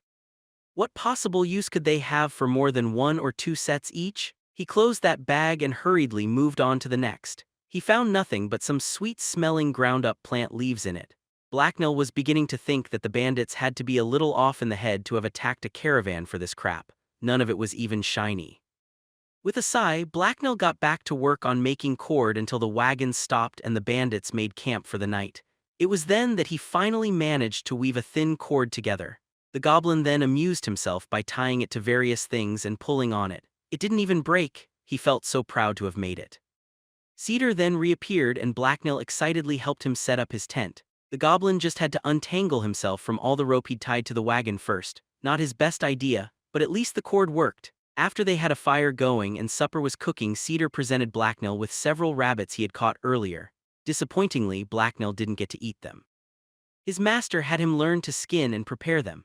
He was taught how to drain the blood by cutting their throats, peel the skin off, cut out the groin area, and slice open the bellies of rabbits to remove the organs. The cheerful goblin picked up this skill quickly, and he soon ran out of carcasses to work on. He enjoyed the work, but it seemed like a lot of effort when you could just eat the rabbit raw. As the evening gave way to night, he slept beside his master's tent again with his dirty blanket wrapped around himself and the stars shining in the dark sky overhead. Owls and other creatures he couldn't identify called throughout the night, but eventually Blacknell managed to slip asleep despite his nervousness. The next morning Cedar took Blacknell with him when he was sent out to prepare a forward base well ahead of the main group. Cedar, Blacknell, and several other bandits who were familiar with the forest spent numerous days quickly getting ahead of the rest of the band. They walked almost constantly during the day with only a few stops to collect water or eat.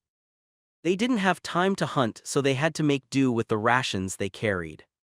At night they set up camp in the middle of the road and took turns keeping watch. Blacknell was not given a shift. The sound of howling woke Blacknell on the second day. It echoed loudly through the trees around him and down the road. The eerie howling reverberated through the forest.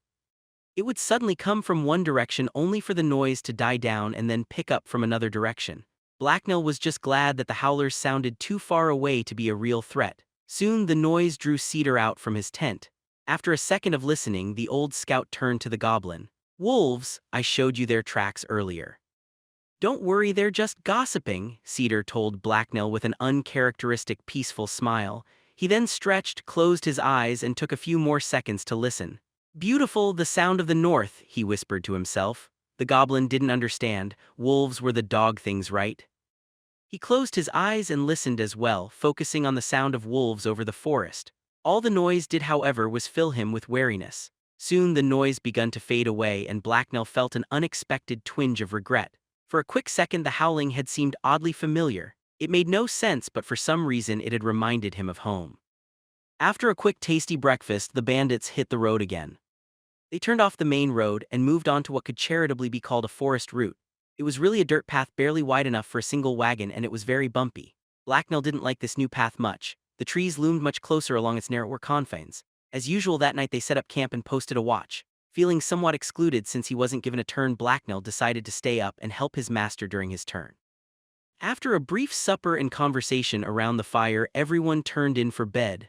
This time, however, Blacknell forced himself to stay awake and wait. It was a dark, moonless night. Clouds covered most of the sky. Outside the light of the fire, everything was pitch black. Only the dark outlines of trees could be seen shifting at the furthest reaches of the firelight. By the time it was Cedar's watch, the fire was dying down, and Blacknell amused himself for a few minutes by throwing some more wood on it and watching the sparks fly up into the dark sky. The heat from the fire soon made him drowsy though, so he curled up beside it. The last thing he saw before nodding off was Cedar's back as his master stood at the edge of the light and gazed calmly out into the darkness. He tried again each night, but Blacknell never managed to stay awake for any of Cedar's watches. The closest the goblin ever came was when he awoke suddenly one night several days later with an uneasy feeling eating at his guts. One second he was asleep and the next he was awake and on guard. He didn't know why, but he knew something had disturbed him, something dangerous. The goblin's ears twitched as he listened and he automatically sniffed the air quietly. He sensed nothing. Slowly he opened his eyes and looked around. Somehow he knew something was there even if he couldn't see or smell it. The fire was very low, only a few slow-burning coals were left smoldering. Most of the humans were asleep around it with their bags and equipment beside them. Only one of the bandits was on watch and he was seated on a rock beside the fire drinking a cup of tea. He was obviously only barely paying attention to the area around himself. There was only a small sliver of moon in the sky, but no clouds concealed it. Thus, there was enough light for Blacknell to see his surroundings fairly well. His amazing goblin night vision was much better than that of a mere human. The pale moonlit road stretched off into the shadowy trees to one side of him. Their group was camped on a hill beside it where the wind helped keep the mosquitoes away. To Blacknell's eyes, the hill floated like an island atop a dark pool of trees that shook and creaked in the wind like waves on black water. He knew something lurked down there in the depths of the forest, watching him. Other than the wind and the rustling of leaves, it was a quiet night, though too quiet. Alarmed, Blacknell realized he didn't hear the usual sounds of night birds and prowling animals. That was a bad sign, very bad. The goblin peered out into the darkness-drenched forest for the danger he could somehow sense but not identify. He heard leaves crunch off to one side and he quickly whirled around. However, the noise stopped as suddenly as it had begun. Blacknell froze and eyed the trees and bushes in that direction carefully, but the forest concealed what lay within it too well for him to see anything. The sound of the goblin's heartbeat grew louder in his ears. He knew something terrible was about to happen, but all he could do was stare into the impenetrable shadows before him. His anxiety began to wear him down as he grew twitchier and he started to get a pounding headache. The nearby leaves shook as something large moved within them. The shadows convulsed around it and Blacknell hissed loudly in alarm. Out from the darkness, an answering low predatory growl erupted. Its force sent leaves and other debris fluttering forth into the camp from the forest. Blacknell's hackles rose and his body tensed as the smell of the creature's breath washed over him. He had never smelled anything like it. With an alarmed look, the man by the fire shot to his feet and drew his sword. He hurried over to Blacknell's side. "Do you see anything, Goblin?" the swordsman asked Blacknell as he scanned the edge of the firelight. The man's voice quivered with unease and his face looked white in moonlight. Clearly, he had been spooked by the noise and Blacknell didn't blame him. The goblin shook his head in answer to the man's question. The commotion woke some of the other men, including Cedar, who sat up and automatically reached for his bow and quiver. Slowly, Blacknell's master got to his feet and drew his bow. Nothing happened for a few stagnant seconds. Blacknell heard more of the men get to their feet and arm themselves. He really wished they would hurry up. Blacknell twitched again as the sound of leaves and twigs being crunched by something heavy out in the darkness reached his ears. Whatever the thing in the woods was, it had started moving again. Blacknell's skin crawled and he felt a spike of terror tear through his heart. He heard the sounds of blades being drawn in deep steady breaths as the men behind him readied themselves for combat with whatever horror was about to burst from the darkness upon them. The goblin got ready to run and hide behind them. Then he realized the sound wasn't moving closer. It was moving further away. Slowly, the rhythmic noise got quieter until it was completely muffled by the forest. Only then did Blacknell relax and let out a deep breath. No one spoke for a few seconds. Most of the bandits had been awakened by the commotion. They threw each other nervous looks and held their weapons close. Then, Cedar broke the silence as he relaxed his bow. "It's gone! Make sure the man on watch stays alert and keeps the fire high. Scream loudly if something attacks you," Cedar said with a yawn as he settled back down to sleep. The man on watch gave Cedar an annoyed look and Blacknell gave his master a disbelieving one. How could he just go back to sleep? "What was it?" one of the bandits asked Cedar. Blacknell's master turned to them from where he lay on his blanket. "Dunno, could have been an ogre taking a night stroll or a hungry drake that decided we weren't worth the trouble. Let's hope we never find out," Cedar replied crankily before then turning away and going back to sleep. Several of the other bandits whispered fearfully to each other for a few minutes before settling back down themselves. Blacknell lay back down by the remains of the fire but was too nervous to sleep. He couldn't shake the feeling that the creature was still out there and just waiting for them all to relax their guard. If it attacked them while they were asleep, they wouldn't stand a chance. The terrible hungry beast would rip them apart and chew on their bones. Honor among thieves too. Blacknell didn't get a lot of sleep that night. Instead, he anxiously gazed out into the woods for any sign of the creature's return. Eventually, though, exhaustion overcame his fear and he lost his hold on consciousness. He dreamed of dark waters and pale worms with toothy maws swimming beneath him in strange patterns. It was far from the best dream he'd ever had. The following morning he woke with a start, but had only the faintest recollection of the visions that had disturbed his sleep.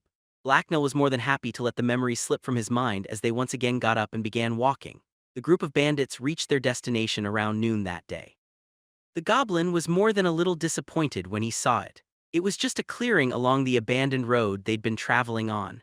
Why had they walked so far just to move from one empty spot to another? Humans were stupid.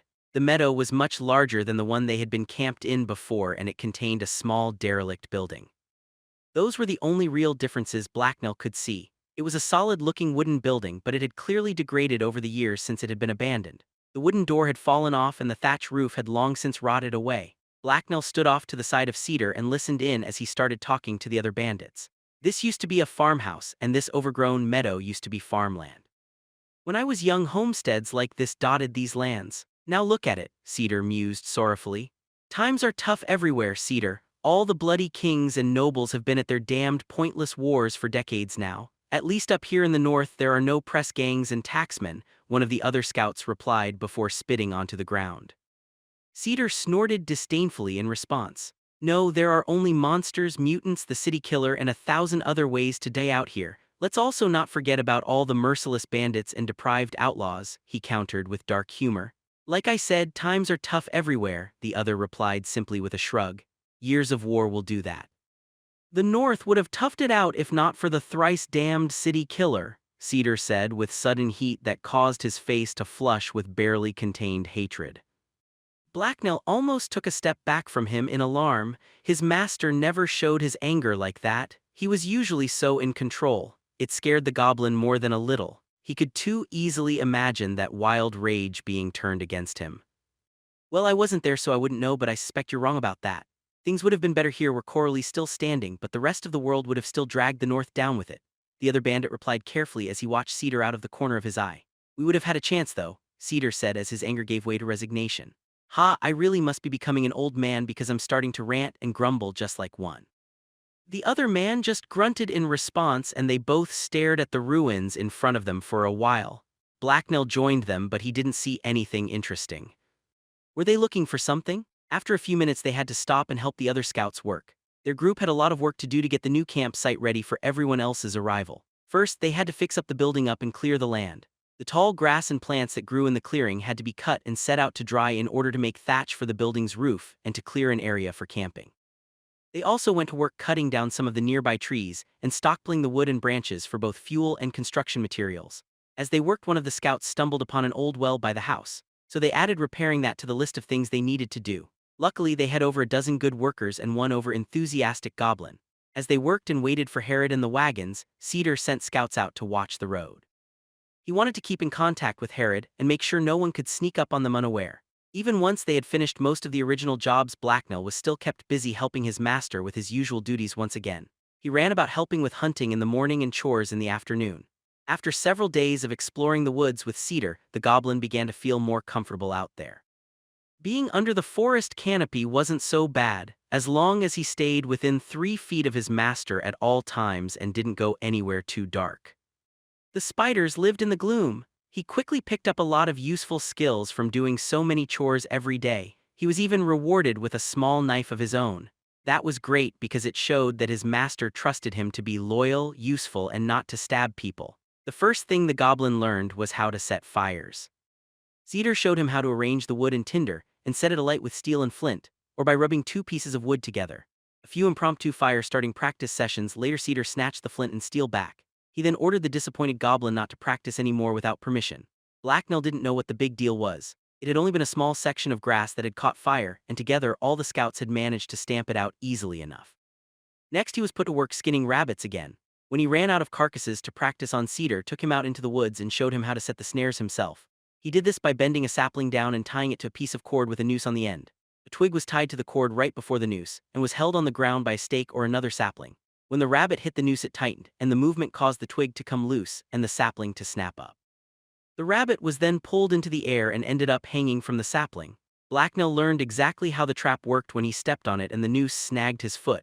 He was almost instantly sent sprawling as the trap yanked his feet out from under him. Luckily, he was too heavy to be pulled into the air, so he just ended up falling on his ass. At least now he knew it worked. The hardest part of snaring rabbits was finding a rabbit trail or hole to place the snare on. Cedar had to look for signs such as droppings, but Blacknell could simply smell rabbit trails and follow them. "Rabbits can't hide from me, me too great," Blacknell bragged smugly as he set up a trap. "Good job, you've got the hang of this. Now you can empty and set the traps yourself each morning," Cedar replied as he watched the goblin work. Wow, he'd just been given a job all of his own. The goblin couldn't believe his master trusted him to go out into the forest alone. "It danger me die," Blacknell replied in wide-eyed shock. There was no way he could go out into the forest by himself. He was just a tiny little goblin. There were harpies, wolves, spiders, and other more dangerous things out there. Blacknell was fairly sure the forest existed solely to give all the things that ate goblins a place to live. "You know enough to keep yourself out of trouble, goblin," Cedar replied sternly with a hardened look in his eyes that showed he wasn't asking, he was commanding. Seeing that look, Blacknell cringed, but he didn't move from where he was standing. Cedar took a step towards the goblin and raised a hand as if to strike him. Blacknell's eyes went wide in alarm, yet after only a few steps, Cedar stopped and scowled at the goblin. "Herod isn't going to believe you're useful enough to keep around if you can't even walk into the woods by yourself," Cedar grimly explained to Blacknell. The goblin groaned.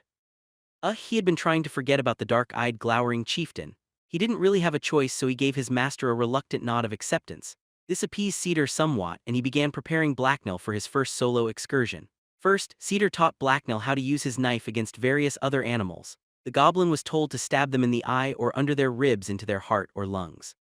He was also told to watch out for teeth and claws. Blacknell didn't really need to be told that last part, he had already figured that out. Cedar then taught him how to throw a rock faster and more accurately using a strip of cloth called a sling. This amazing invention deeply impressed the goblin. He'd always wanted to be able to throw rocks harder. It was the answer to almost every problem he'd ever faced. Blacknell was also given a belt and some leather pouches to put things like ammo or food in. Thus armed and equipped, Blacknell was ready to start making trips out into the woods alone. He was very proud of himself, proud but overcome by terrified panic. Under his master's watchful eye, the goblin walked over to the edge of the woods and hesitantly took the first step through the bushes and into the forest. He then cast a look back over his shoulder to see Cedar walking back to camp. Blacknell gulped and his eyes widened in fear. He was all alone. Any second now a hideous monster was going to show up and eat him. For weeks he had either been right beside his master or surrounded by at least a dozen somewhat friendly humans. Now he was all alone out in the woods or a few feet from the edge of it anyway. The snap of a twig somewhere off in the distance broke his concentration and caused him to twitch in fear. Something was coming. He yelped and scrambled over to the large exposed roots of a nearby tree. Quickly digging, the goblin widened the gap beneath some of the roots and dove down there to hide. From his vantage point at the entrance of his impromptu burrow, the goblin warily eyed the green foliage and tree trunks around him. Nothing moved or made any more noise. Blacknell waited there in his hiding spot for several minutes, overcome by terror. He wanted to dash back to the safety of the camp. The only thing stopping him was fear of what his master would do if he returned without the rabbits from the snares. Several more minutes passed as the goblin tried to think of some way to escape from his current predicament. If he tried to get the rabbits, he would most likely be torn apart and eaten. If he stayed here under the roots, he would slowly starve to death, and if he returned to camp, his master would punish him. He didn't like any of those options. Blacknell had never directly disobeyed his master and didn't know what Cedar would do if he did. It would probably be very bad, but would it be worse than being eaten by harpies? He could always say the snares had been empty. Cedar might even believe it. Having made up his mind and decided that cowardice and begging for mercy were his best options, the goblin slowly rose out from under the roots. He scanned his surroundings for any threats, but the bushes around him and the branches overhead seemed empty. The clearing was also only a little more than a dozen feet away. Then he heard another crackling sound from somewhere behind him. Blacknell dashed frantically towards the clearing in safety. He didn't want to be eaten. With an imaginary host of monsters chasing him, the goblin burst from the shrubs into the clearing as fast as his little legs would carry him and almost ran right into Cedar. Much to Blacknell's surprise, his master stood only a few feet away and was calmly watching the goblin. Blacknell froze, or at least he tried. He was moving so fast that he tripped over his own feet and was sent cartwheeling painfully across the ground. His head bounced painfully off a rock, but luckily he didn't get hurt anywhere important. Cedar was still standing there silently as Blacknell tentatively got to his feet. The goblin brushed himself off and threw his master a nervous glance. All thoughts of lying to his master were banished by a wave of shame and fear, plus Cedar had probably been standing there the entire time watching. There was noise, Blacknell whined piteously as he gave his master a pleading look. Cedar frowned at him and shook his head disdainfully. Blacknell cringed again. Why had he used such a stupid excuse? He could have come up with a much better one. Take all the time you want, Blacknell, but you won't be getting any food until you bring back the rabbits, and I wouldn't be going out there after dark if I were you, Cedar told Blacknell calmly but harshly. The goblin shivered at the very thought of being out in the forest at night. Everything was worse at night. Blacknell stood there for a few seconds and gathered his thoughts. Cedar just stood there and observed the goblin. With a sigh of resignation, Blacknell realized he had no choice but to go out and empty the snares unless several rabbits suddenly decided to run up and let him choke them to death one at a time. That seemed unlikely, though. Trying to banish his fear, Blacknell stood tall, turned around, and walked back over to the edge of the trees and out into the forest again. This time he forced himself forward more successfully. When he next heard a noise, he merely threw himself violently to the ground and froze there for a few frantic heartbeats instead of running back. He was making progress. When nothing happened, he rose to his feet and continued on. Every time he heard a noise, he twitched in panic but didn't run. Blacknell crept slowly forward towards the snares by moving slowly from hiding spot to hiding spot. He concealed himself up against tree trunks, under fallen logs, in thick bushes, and behind tall grass. Eventually, he made his way to the snares and got the rabbits. Then, after looking around to make sure nothing dangerous was about to eat him, he threw caution to the wind and dashed back to Cedar as fast as he could. When he returned, the sun had moved a fair distance in the sky, but Cedar made no comment. He simply took the rabbits from the goblin and set him to work on another chore. However, much to Blacknell's surprise, he was fed an extra-large meal that night. He was also forced out into the bush the next morning, and every day after that as well. Obviously, Blacknell's master didn't really understand how rewards were supposed to work. Soon, the goblin got used to being out in the forest alone, even if he really didn't like it. Then one day it occurred to Blacknell only he knew how many rabbits he actually caught every day. The goblin tried to fight the temptation briefly, but he secretly began to eat the occasional rabbit himself out in the bush. He just couldn't help himself. Cedar never let him eat the rabbits raw, and Blacknell loved them that way. They were so juicy and warm, even if the fur was icky and sometimes got caught in his throat. Why did humans feel the need to burn everything? Anyway, it's not like he was doing anyone any harm. He caught so many rabbits that Cedar was giving them away. Of course, he wasn't always doing chores. Every night, Cedar would throw some of the rabbits into a pot of boiling water. Then he added a bunch of plants to create something called stew. The other bandits who were out scouting or doing other work during the day would then come over and they would all feast. The stew was an all-right mix of tastes, but Blacknell loved it because it was the only meal he was allowed to eat as much as he wanted. His master usually only gave him small meals, so he was almost always hungry. He had to forage for the rest when he had time, and Cedar kept him constantly busy. The other humans that joined them for supper tended to be the quiet sort, like Blacknell's master. That was probably they were all men who spent a lot of time in the forest where making too much noise was dangerous. None of them talked to him nearly as much as Vorsha or Geralt, but they weren't hostile either. They mostly ignored him, although one or two would throw him scraps when Cedar wasn't looking, mostly to annoy his master. Nonetheless, it was the first time Blacknell felt he really belonged with a group of humans and not just his master Cedar. After he begun bringing back more rabbits than they could reasonably use, Cedar had him start digging smoking pits. First, he dug a hole up to his waist, a little bit more than 2 feet deep. Cedar had wanted him to use a shovel, but he found it faster to just use his hands. He was a great digger. A fire was then lit at the bottom of the pit and allowed to burn down to coals, then it was fed green hardwood to produce smoke.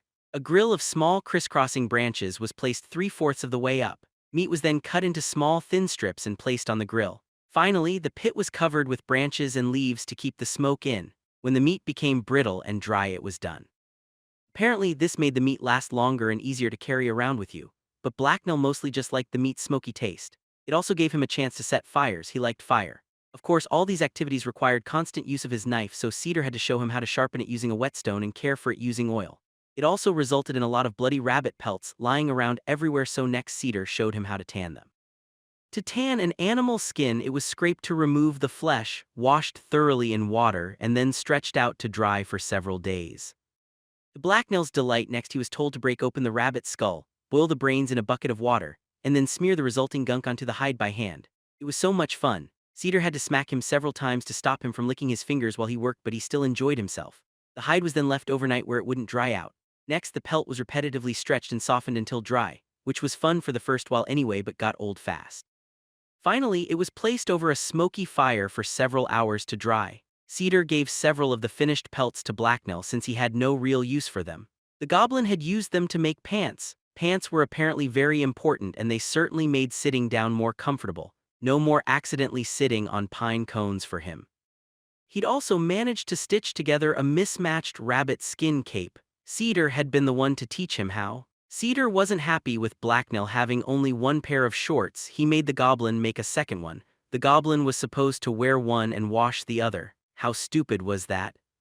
Stinky clothes just made it harder for animals to smell you. Cedar of course disagreed and made him change into clean, or at least sort of cleanish clothes every few days. "Well, I've certainly turned you into a productive little helper," Cedar told Blacknell proudly one afternoon after the goblin had finished his chores. Blacknell smiled and nodded cheerfully in response to the praise. He was happy to be useful, but he thought maybe he deserved more of the credit for his own work. "You'll sure startle everyone," Cedar mused as he smiled wickedly in anticipation. As they waited for the wagons to catch up, Blacknell was kept very busy. He was perhaps a little too useful for his own good.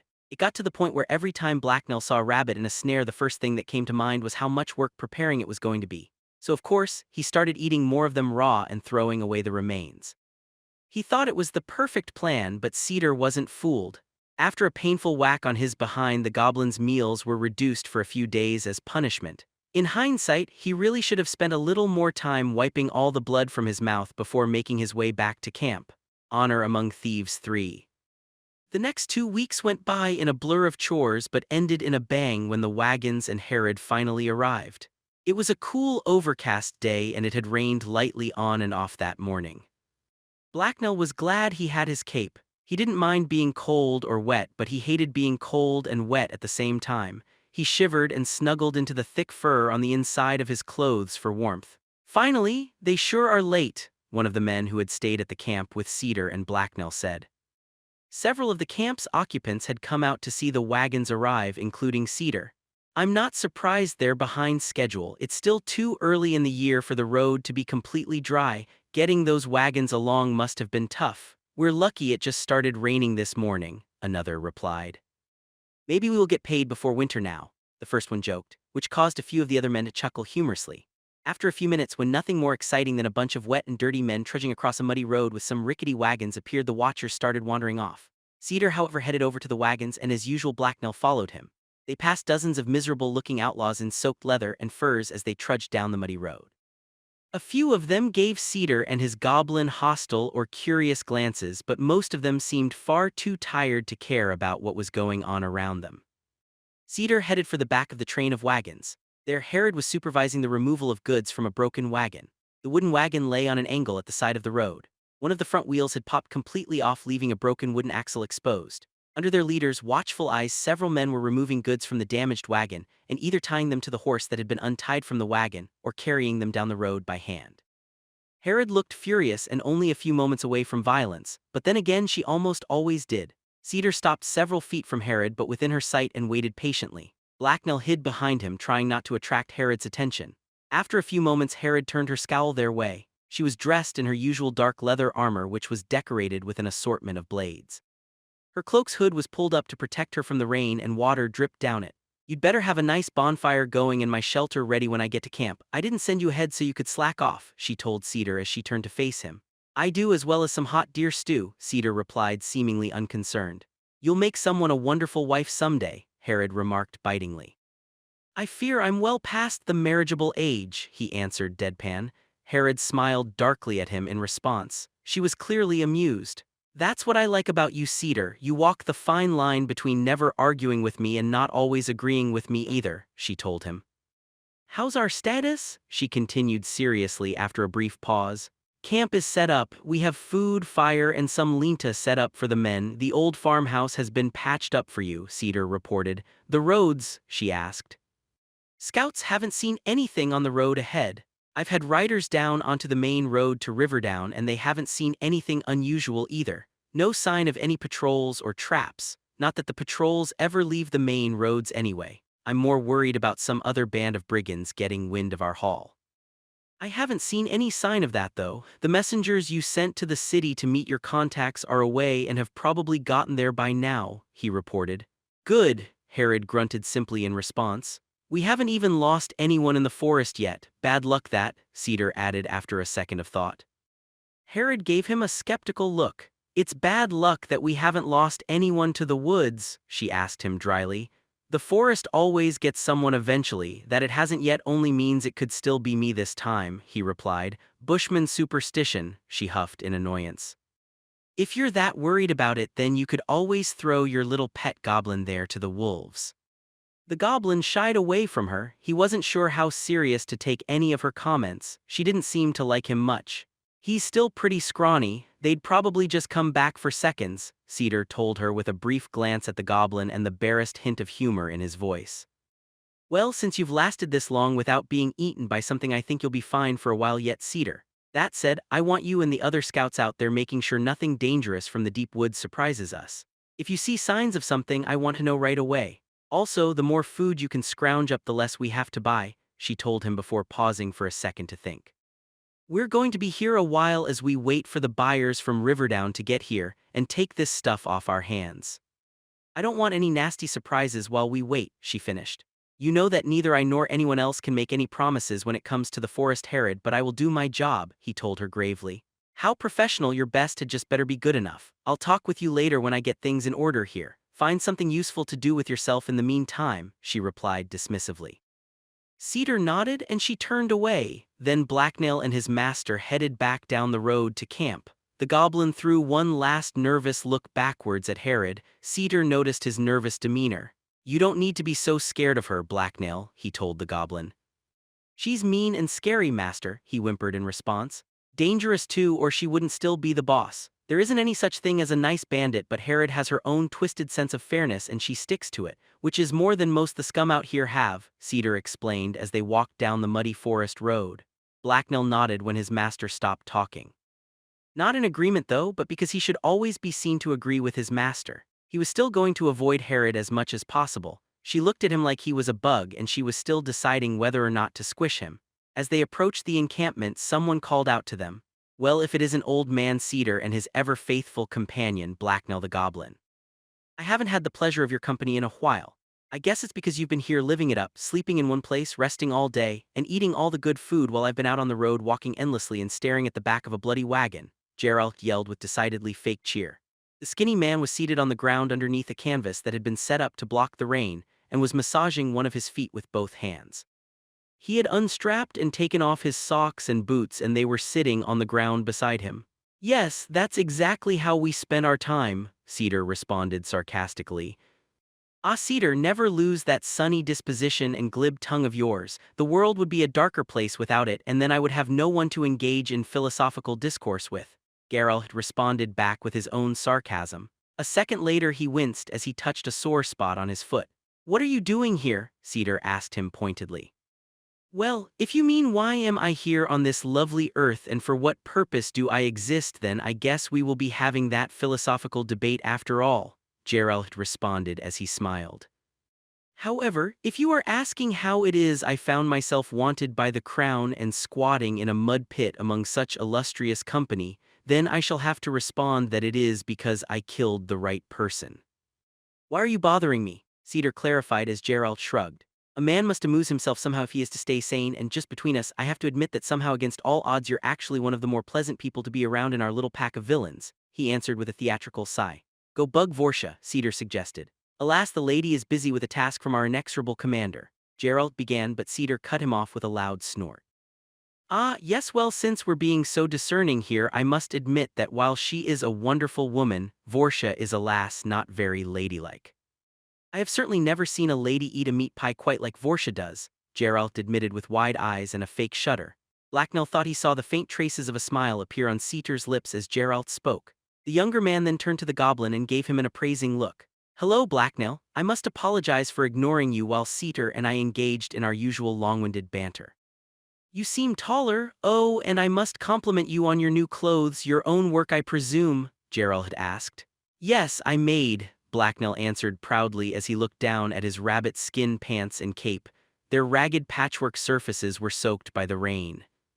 So I had guessed, they are certainly unique looking, Geralt had remarked. Before he could say any more, Cedar cut him off again. If you're done insulting Blacknell's clothes, I'll be leaving. Also, I notice you're not wearing those fancy clothes you first showed up in. Perhaps, unlike the goblin, you're incapable of making or even repairing your own clothes, he huffed. Geralt had been insulting his clothes. Blacknell felt his pride wilt. He thought his cape was nice and cozy. Geralt saw the goblin's face fall. Tusk, your master is being dramatic, Blacknell. I was just having fun. I like your clothes, they're very practical, he added. Geralt then got up and patted Blacknell on the head. Cedar scowled at them and rolled his eyes.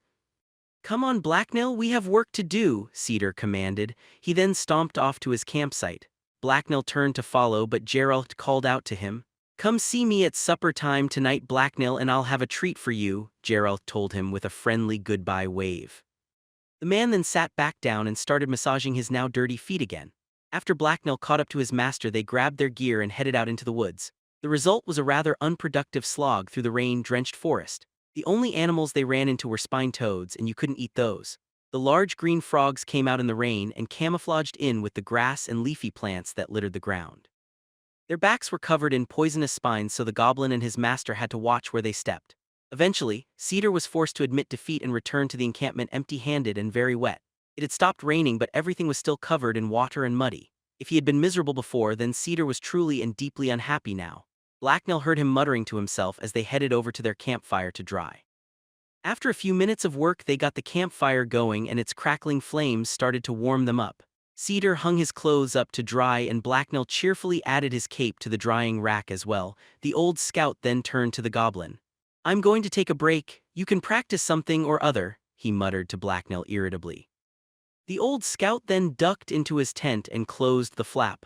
Blacknell heard him lay down and his breathing deepen as he fell asleep. As his master had instructed, Blacknell started practicing. The first thing he practiced was how to curl up next to the fire and take a nap. You could never be good enough at that. Blacknell awoke with a tired yawn. As he sleepily opened his eye, he noticed it was quite a bit darker out. The sun had begun to set and the shadows had lengthened. Most the campfires around him had been lit and they had people sitting around them. Cedar's fire was running low, so the goblin threw some more wood on it. He liked watching things burn, it was pretty. As he was working, a cool breeze blew through the trees and into the camp. The hungry flames flared up and Blacknell jumped nervously backwards for a moment. The scent of various cooking foods also reached Blacknell's nose. Most the bandits seemed to be settling down to eat. Blacknell's own stomach grumbled. He hadn't eaten supper yet. He threw a glance at Cedar's tent and listened. He heard the deep breathing of sleep from within the tent and sighed. He wouldn't be getting any food from there. Then with a flash of excitement, the goblin remembered Geralt's promise. It was supper time. If he found Geralt, then the man would have a treat for him. Where was he, though? Blacknell wandered around until he found himself at the southern edge of the camp.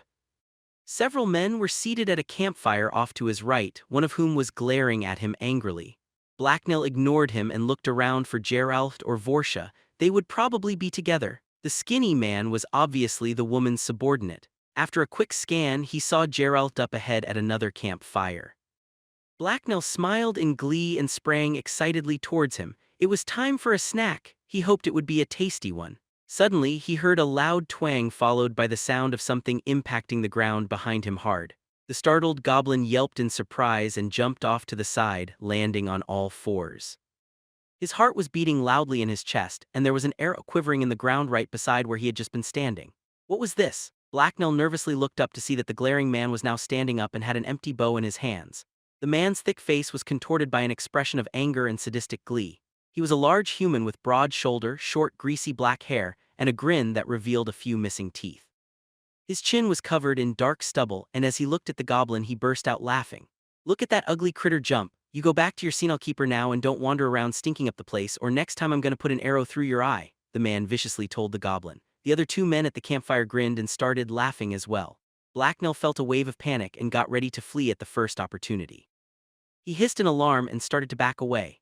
Apparently this offended the big man because he scowled and took a step towards the goblin. As he moved he drew a large knife and an angry grimace appeared on his face. "I'm gonna cut your little green ears off and make myself a necklace," the man said with eyes narrowed in anger as he advanced upon the small figure of the goblin. There was no way Blacknell could fight such a huge human, so he was going to have to run away. The trick would be to make it back to Cedar's camp alive. "What in all the hells are you doing?" an angry voice interjected all of a sudden. Everyone glanced over towards the voice and saw Geralt approaching with a furious-looking scowl on his face. Seeing him approach, the other two men got up and stood behind their big friend. Clearly, they were his lackeys. "None of your damn business, pansy," the big man growled back at Geralt. "I think it is, Daffer," Geralt responded. "See, I was the one that invited that goblin over and here you are getting in his way. I have a problem with that. Not to mention Cedar is going to be furious when he hears about your latest bit of stupidity here." The big man named Daffer narrowed his eyes. He looked to be almost twice Geralt's size. "I ain't afraid of that old fool Cedar, and I ain't afraid of your bitch Vorsha. She's not here to protect you anyways, pansy. So you scuttle along because for damn sure I ain't afraid of a skinny wimp like you," Daffer bragged. "I can take care of myself," Geralt responded heatedly as his hand moved to the dagger at his hip. Daffer must have sensed fear though, because he smiled down at the smaller man and stalked towards him. However, Geralt held his ground and drew his dagger. Daffer suddenly lunged, moving faster than his large size suggested. His dagger arced around and slashed at Geralt's face. The smaller man's eyes widened in surprise, but he managed to tuck his chin in and dodge below the attack. However, the dagger grazed his shoulder and bit deep enough to draw blood. Instead of retreating though, Geralt leaned under Daffer's extended arm and stabbed towards his chest. Daffer twisted out of the way but received a shallow cut of his own. However, Geralt's attack left him overextended. He stumbled and Daffer's big meaty fist swung around and impacted his face. With a loud smacking sound, Geralt was sent spinning onto the ground. He quickly tried to stand up but couldn't quite manage it. The blow had left him stunned. All he could do was hold his nose as blood leaked from it and groan as Daffer moved closer. The larger man towered over him with a cruel smile on his lips. He held the cut on his chest with one hand and his dagger in the other. "I'm going to kill you now, you damned pansy," Daffer growled. Blacknell froze in panic. His mind raced as he tried to think of a way to save Geralt, but he couldn't think of anything. Fighting wouldn't work. A goblin would be killed if he hurt a human, and death was even worse than losing a good source of treats. Besides, how could a little goblin like him fight such a giant man? Suddenly, a new voice spoke up. "How about me, Daffer? Are you afraid of me?" Herod asked as she detached herself from the shadows and strode over. Daffer's lackeys jumped in surprise, but the man himself just scowled. He threw Geralt an angry look and fingered the knife in his hand before turning back to Herod. "This goblin attacked me, and when I tried to catch it, Geralt here tried to stab me while I was distracted. I was just defending myself. These two saw it," he told her as he indicated his lackeys. Herod simply tilted her head slightly to show her skepticism. Her eyes grew colder and her smile tighter as she looked the big man over. "I have only a few simple rules, as you should all know well. First, you do as I say. Second, you don't lie to me. The third and last is you don't fight or run without permission. You have now broken 2 of those rules," she explained. Daffer hesitated again, but then a defiant look appeared on his face. He gazed down at Herod as if comparing their sizes. The large man was many times Herod's weight. He raised his knife. "Now look here, he started to say. However, his speech stopped as Herod pushed the tip of one of her daggers up through the bottom of his jaw and into his brain. He hadn't even seen the blade coming. He just blinked in pained confusion as she pulled it back out of his skull. Herod had moved almost too quickly for Blacknell to see. Her hand and the dagger seemed to just instantly move from one point to another without going through the space between. Daffer's eyes rolled up into his head and he made several brief choking noises as he collapsed into a pile of rapidly spreading blood on the ground. Herod calmly wiped her blade clean with a rag and resheathed it. "So very stupid," she said to no one in particular as she turned to the lackeys. "Dispose of the body now," she told them. With terrified expressions, they nodded and jumped to obey.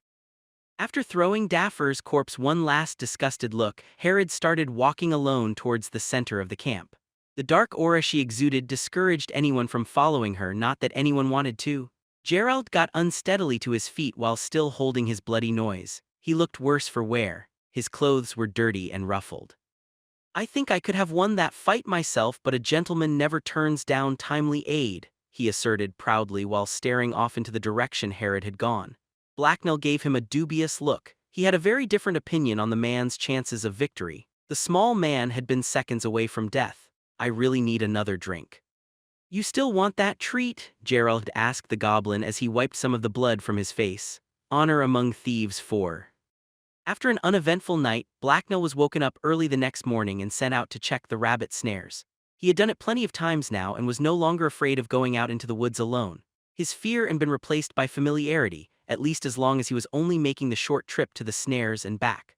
Blacknell yawned as he wandered through the bushes at the edge of the forest.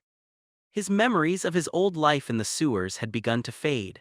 As dangerous as it was here, the camp had become his new home. It wasn't like there was any possible way to get back there anyway. The sewers were many days away through the forest, and that wasn't a journey he ever planned on making. His new life did have perks. For one thing, the forest smelled much better than the sewers. He missed being around other goblins sometimes, especially the females, but in the sewers he'd mostly just fought the other goblins anyway. They defought over hierarchy, food, shiny things, mates, and of course just because they'd been bored. Besides, even though humans were so big and scary, they sometimes gave him treats and praised him. No goblin had ever given Blacknell tasty things, unless he'd beaten them up first. The morning sun was shining sedately through the loose roof of leaves above him.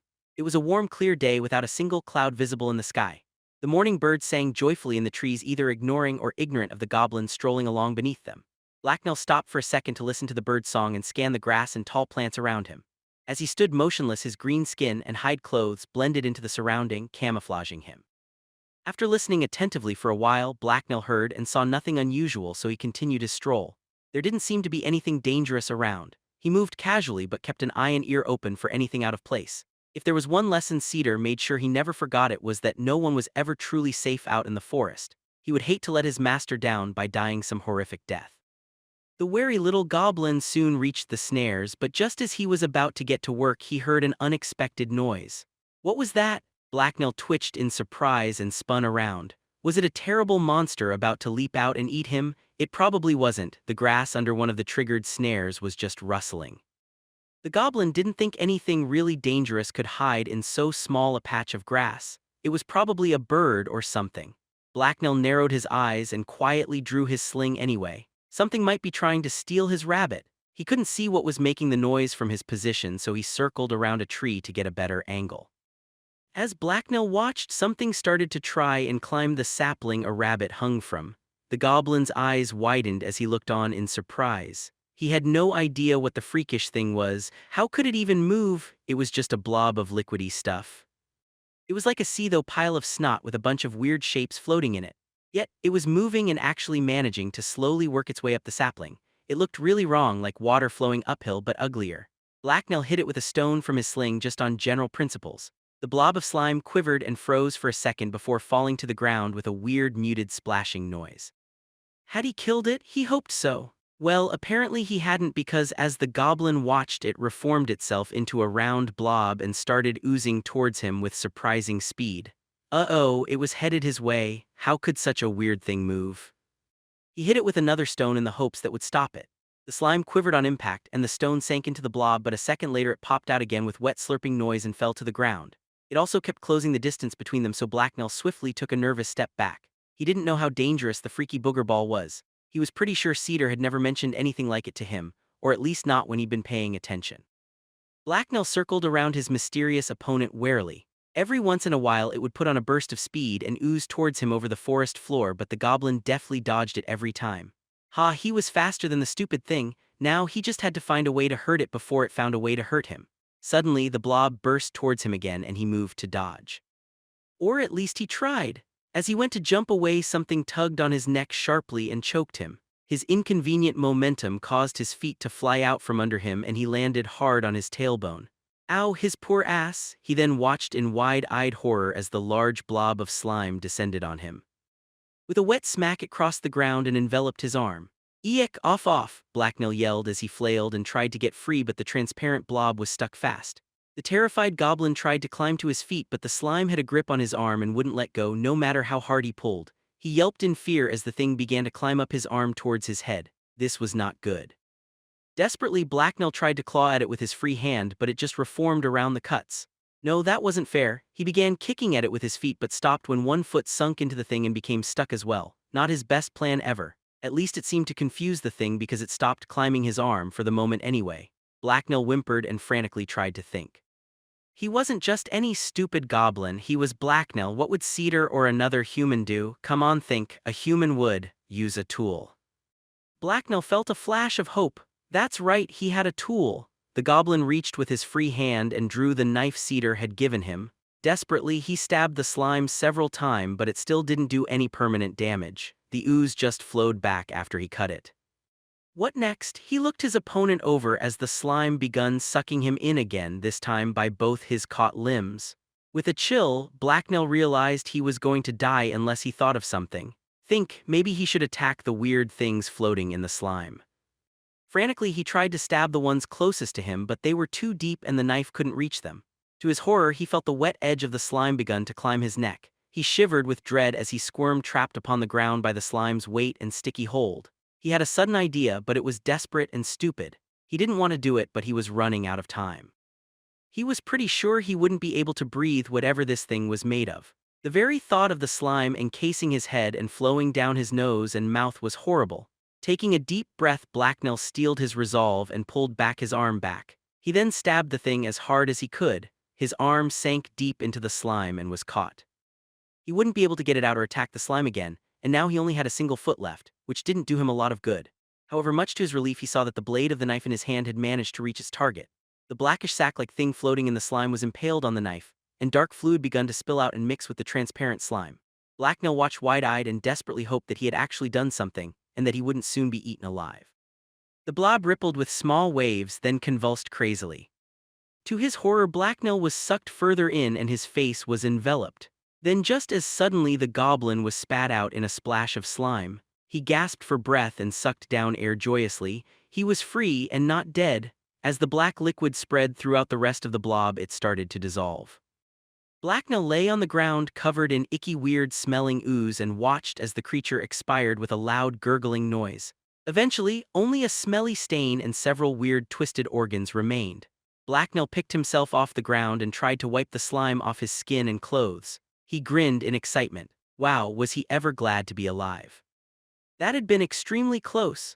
After the goblin gave up cleaning himself off, he turned to look at the remains of the creature. It was mostly just smelly gunk, which he had more than enough of, but he spotted something shiny in among the remains. It was a small crystal. Blacknell stashed the crystal in one of his pouches and headed back to camp. A few minutes later, he remembered he was supposed to be checking the snares and swiftly turned around again. He collected the rabbit carcasses and hurried back to Cedar. He was already very late. His master would be wondering where he'd gone. He scurried down the path as fast as he could and still maintain a bit of stealth and awareness. He made it close to the camp without any more trouble, although he startled one of the bandit scouts as he ran past him on the trail. The man gave him a very surprised look as he passed. Blacknell ignored him and hurried home. He exited the forest and immediately headed through the camp towards Cedar's tent. He really wanted to brag about his victory. Several people gave him odd glances as he passed because he was still covered in quite a bit of slime. It dribbled down his as he ran. They didn't stop him, however, and he soon arrived at the tent. Luckily for him, Cedar was seated out front on a stump oiling some of his tools. As Blacknell ran over and threw the rabbit carcasses unceremoniously on the ground, Cedar looked up. He examined the goblin with an exasperated expression. "In the name of all that is holy, what have you been up to now?" he asked with troubled tone. Blacknell was excited to show off, so he reached down and pulled the orb from the pouch at his belt and shoved it into Cedar's face. "I take from Bad Puddle," he exclaimed with pride. Cedar leaned back away from the orb that had been shoved in his face and eyed it carefully. A very confused look came over his features. "A bad puddle?" he repeated without understanding. The old scout gave Blacknell a questioning look and took the crystal from him. He rotated in his hands as he examined it.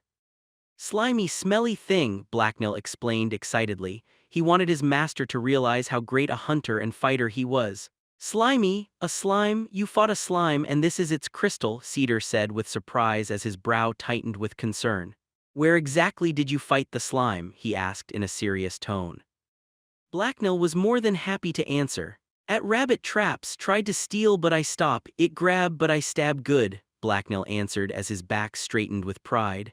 While the goblin talked, his master started to look vaguely impressed. This caused Blacknell to grow even happier with himself. Truly, he was great and mighty goblin. You beat a slime yourself, eh? Must have been a small dud but good work, Cedar replied as he stood up. Not small, huge, bigger than me, Blacknell exaggerated as he extended his arms to show how big it had been. He still wanted more praise, but Cedar just gave him an amused but doubtful look before examining the crystal again. What's that? Blacknell asked his master. It's the slime's crystal. They all have one. Slimes only grow in crystal caves.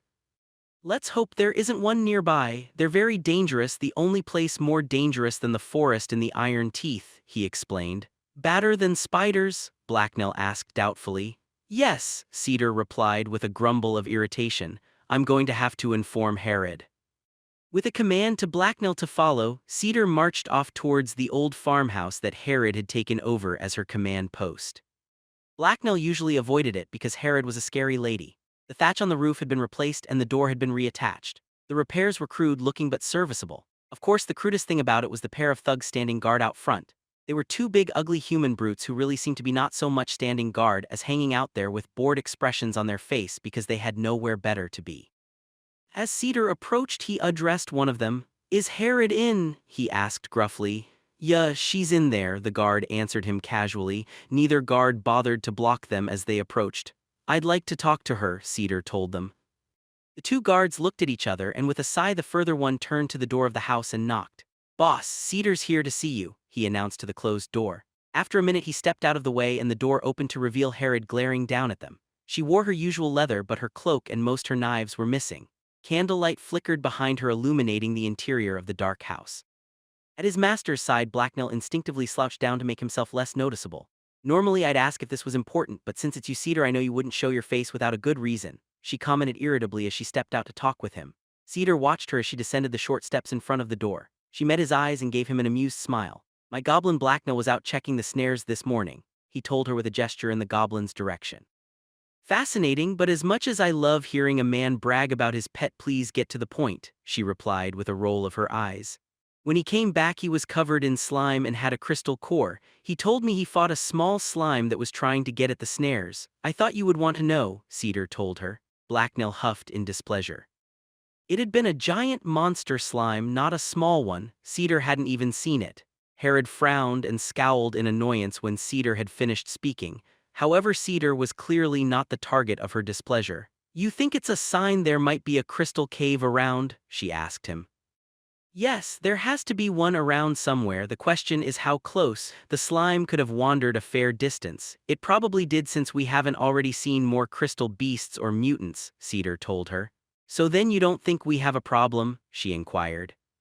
Cedar shook his head in response and brandished the crystal core he had gotten from Blacknell. We could just have gotten lucky. The cave could also be mostly sealed, so only things like slimes can slip through. Larger slimes can be very dangerous though. Some even have active cores and magical abilities like mutants. Those can rival drakes in strength, he explained as Herod gave him a frustrated look. This is obviously your area of expertise, Cedar. Why don't you just explain what you want done so I can approve it? She asked him with an annoyed tone. It's too dangerous to ignore. Tomorrow I'd like to send all the scouts to search the perimeter. Then I'd like for as many men as possible to go after them once it's safer and do a more thorough search. A small crevice will be hard to find but easy enough to seal, he told her. Well, at least you don't want to abandon the camp, Herod mused aloud as she took a second to think his request over. Very well, it's not like most the men are doing anything more than lazing around. This will just help keep them out of trouble. I'll inform them tonight, she added, and Cedar nodded in acceptance. Then I'll take my leave, the old scout told her. Herod just eyed him as she leisurely drew a dagger and lightly pressed her finger against the tip as if testing the sharpness. She continued stroking it for a few seconds before replying, what if it's more than a crevice? New types of mana crystals are worth a fortune to the mage guilds, enough to set someone up for life, she commented dryly. Dangerous, you could stir up a monster capable of killing half the band, maybe even something on the level of the city killer, and then Riverdown would join Corulis in ruin, he answered with concern. Herod gave him a doubtful look. To the first, I can always get more men, and as for the second, it's not only horribly unlikely but also simply not my problem, she answered him. It is if the beast kills us all first, which is pretty damn likely. You also need somewhere to trade your stolen goods, he replied. We can move, Herod said as she shrugged in response. Besides, you're the one who is constantly reminding everyone that no one is ever safe out here. A mutant could attack us at any time and it wouldn't be a surprise to either of us. This is the Iron Teeth and we're bloody bandits. Every day we survive is a lucky one. A large payoff is worth a large risk. As you wish, Cedar replied with a sigh. I guess we'll see what we find tomorrow. Indeed we will, and if we find the cave I will be one making the call. You can go now, she told him dismissively in a cold, commanding tone. Cedar simply nodded and quickly withdrew. Blacknell followed his master and thought over what he had just heard. It sounded like tomorrow would be exciting. Honor among Thieves 5. Herod had done as she said and organized the search that evening. By early the next morning, practically everyone in the band was up and about looking for the cave where the slime had come from. Only a few of the bandits were left to guard the camp and watch the roads. The entire operation was well planned and organized by both Cedar and Herod. The scouts went out first to make sure the area was safe. They knew the forest and its many dangers so they could locate them before the less skilled bandits stumbled into them unaware. They were also much less likely to get lost among the green maze of trees. The rest of the men then followed behind the scouts and made up for their lack of skill with numbers. They worked together to thoroughly search the bush for caves. They had been carefully instructed to move in small groups and not wander around alone.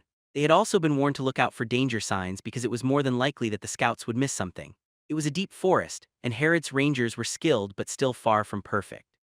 After a few hours of searching, the scouts were ordered to start doubling back to make sure the less skilled woodsmen hadn't got themselves stuck in mud or fallen down a hole. Cedar still thought there would be a few casualties. It was just to be expected with so many untrained men blindly wandering the woods. Thus, it would also be the scouts' job to collect the lost and the bodies. Cedar himself served as a scout and Blacknell went with his master. This was no trip to empty the snares. They would be ranging far outside the somewhat safe areas they normally frequented. The old ranger had been assigned the area north of where Blacknell had fought the slime. It was not a direction Blacknell or many other people had traveled. As they walked north, the terrain became rough. Hills and ravines sprung up out of nowhere to block their view. Blacknell found the constant changes in elevation exhausting. Now he knew why humans stuck so close to their roads all the time.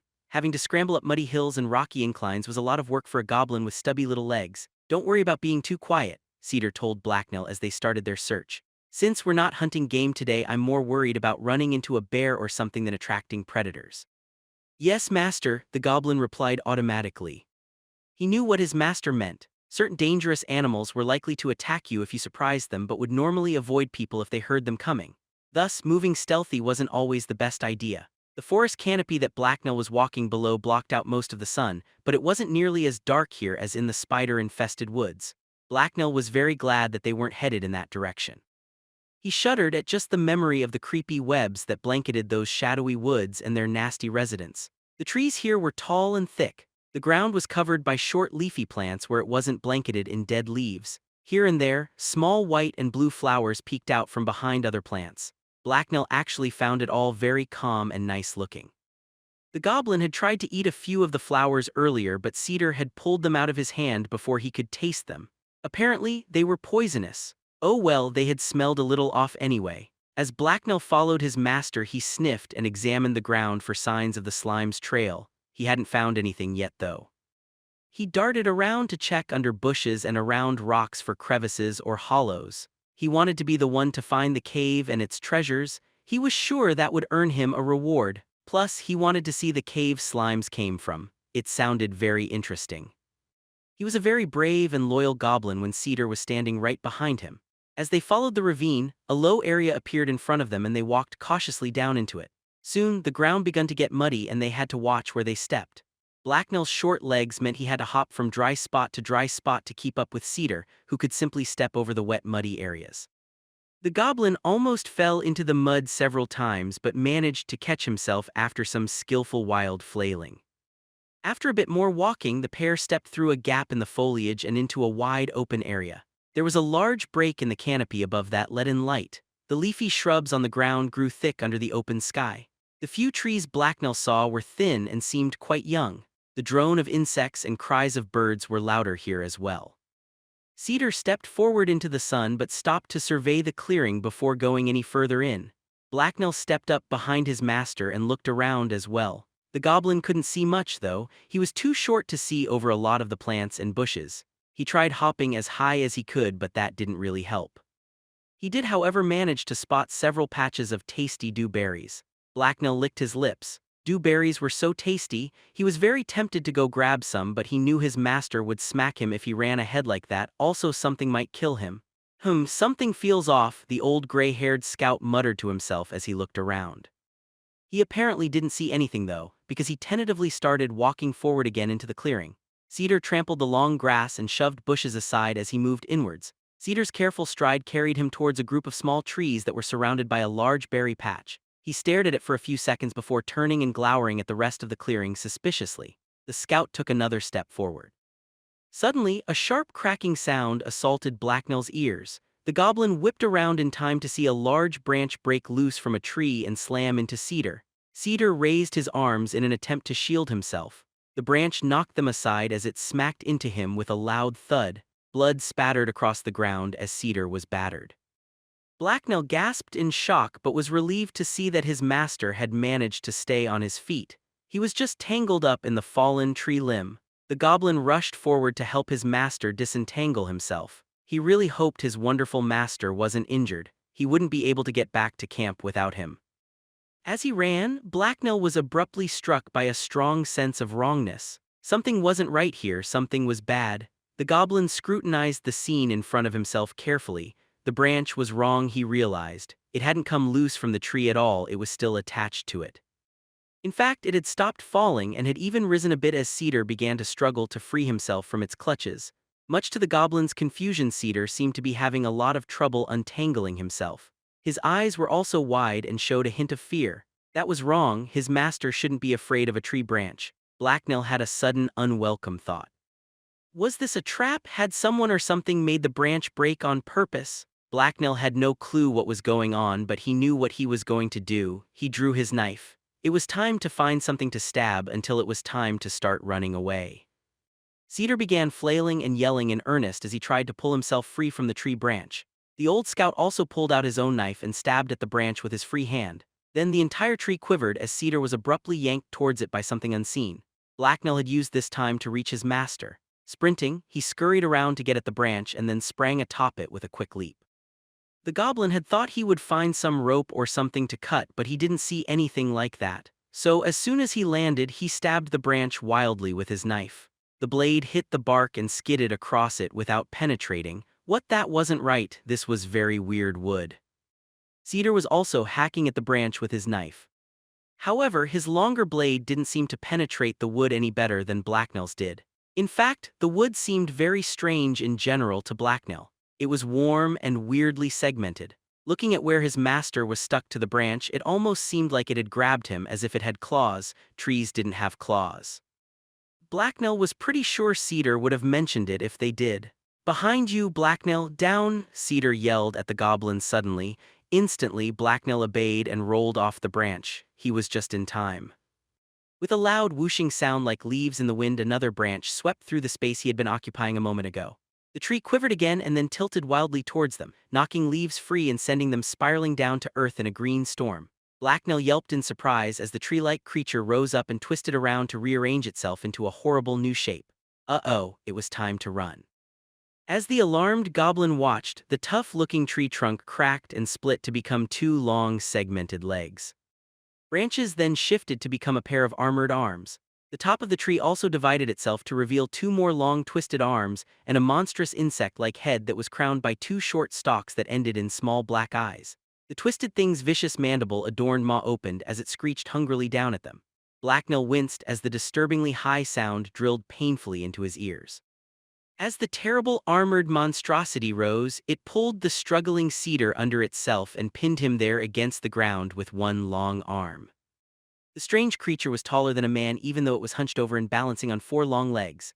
One free claw had Cedar firmly in its grasp, and the other was swinging around again to grab at Blacknell. It most resembled a giant predatory stick insect or some sort of horribly stretched out leafy crab. What the goblin had taken to be bark was actually camouflaged carapace with lichen and moss growing on it. The weirdest part, however, was the smaller branches and leaves. They poked out randomly up from its back and limbs, and as far as Blacknell could tell they seemed to be real plants that had sprouted from the creature's carapace. The terrified goblin rolled out of the way again as one of the creature's limbs descended down at him. The claw missed him, hitting the ground instead and scarring the forest floor. "Eep, run away, we've angered the trees," Blacknell shrieked as sprang back to his feet and started running around in little circles through the grass. The goblin didn't know where to go and wailed fearfully. There were trees in every direction. He was doomed. Just then Cedar stabbed the arm holding him again. This time he seemed to have found a weak spot because the creature hissed and shook in pain. The leafy claw that had been going after Blacknell pinned Cedar's other arm instead. "Damnation and misery, that wasn't the plan," Cedar screamed in anger and pain as he struggled to escape from beneath the claws that held him firm against the ground. Blacknell knew he needed to come up with a plan of his own very quickly or his master was going to die, leaving him all alone and very far from the camp. There was no way he was heading back by himself now that he knew the trees would try to eat him. He wouldn't last a second. He had to think he had somehow beaten the slime. With the right plan he could beat this thing too. So again, what tools did he have, right? Blacknell drew his sling and slipped a stone into it. He twirled it to build momentum and sighted on the target his master had told him to aim for first, the eyes. He flung the stone towards one of the small black targets, but the projectile missed and whooshed past the creature. The creature flinched away and hissed in alarm though. It apparently didn't like having rocks thrown at it, which meant Blacknell should do it again. Blacknell launched another stone. This time it hit the creature on the head just under the eye stalk. The tree thing didn't seem hurt, but it flinched again and brought an arm up to protect its fragile-looking eye stalks. However, in order to do that it had to let go of Cedar with one hand. "Let go, you bloody overgrown bush bug," Cedar shouted as he wasted no time and immediately started stabbing again with his newly freed hand. Blacknell continued to throw stones at the twisted creature until it turned away from him in an attempt to shield its head from the small projectiles. His plan was working. He was a genius. Then, with a cry of victory, Cedar rolled free from under his captor. He had managed to stab the knife almost all the way into the limb holding him by aiming for a joint. The pain had caused the creature to hiss and let go of its prey for a second. However, it quickly recovered and immediately tried to grab Cedar again. Cedar obviously had other ideas. He sprung up onto his feet with a grunt of pain and dashed towards the goblin as Blacknell covered him by slinging more stones at the now advancing monstrosity.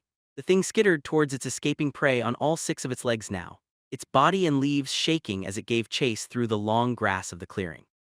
"Run!" yelled Cedar as he grimaced painfully and dashed past the goblin. Blacknell did. As fast as he could he spun around and scrambled away from the thing trying to eat him. His master sure liked stating the obvious sometimes. They both ran through the woods at full sprint with fear and pure survival instinct driving them forward. Blacknell had no illusions about what would happen if the creature managed to get a hold of him with its long branch-like claws. Soon, the sound of pursuit and shaking leaves stopped. Blacknell risked a glance backwards and saw the creature turn and begin to wander away back to the clearing it had come from. Thankfully, it hadn't been a very fast runner. Ahead of him, Cedar came to a stop and leaned against a tree. He was clearly in pain and exhausted. Blood leaked through gashes on both his arms where the creature had grabbed him. In their haste to escape, the man and the goblin had run into the deeper part of the bush away from the sunlight. "Unbegotten mimics," Cedar growled between 2 heavy breaths as he rested. Blacknell remembered his master mentioning forest mimics once. He had told the goblin that they hid among trees and grabbed prey that wandered too close. He had also said to run from them if he saw one because they were slow. Blacknell was pretty sure his master had missed some important information in there somewhere. He had certainly not been expecting something like the thing that had attacked them. "Are we safe now?" "There are trees everywhere," the goblin sobbed in terror as he spun around in circles. No matter how fast he turned, he couldn't look in every direction at once. "We're good. I should have seen it. I knew something was off."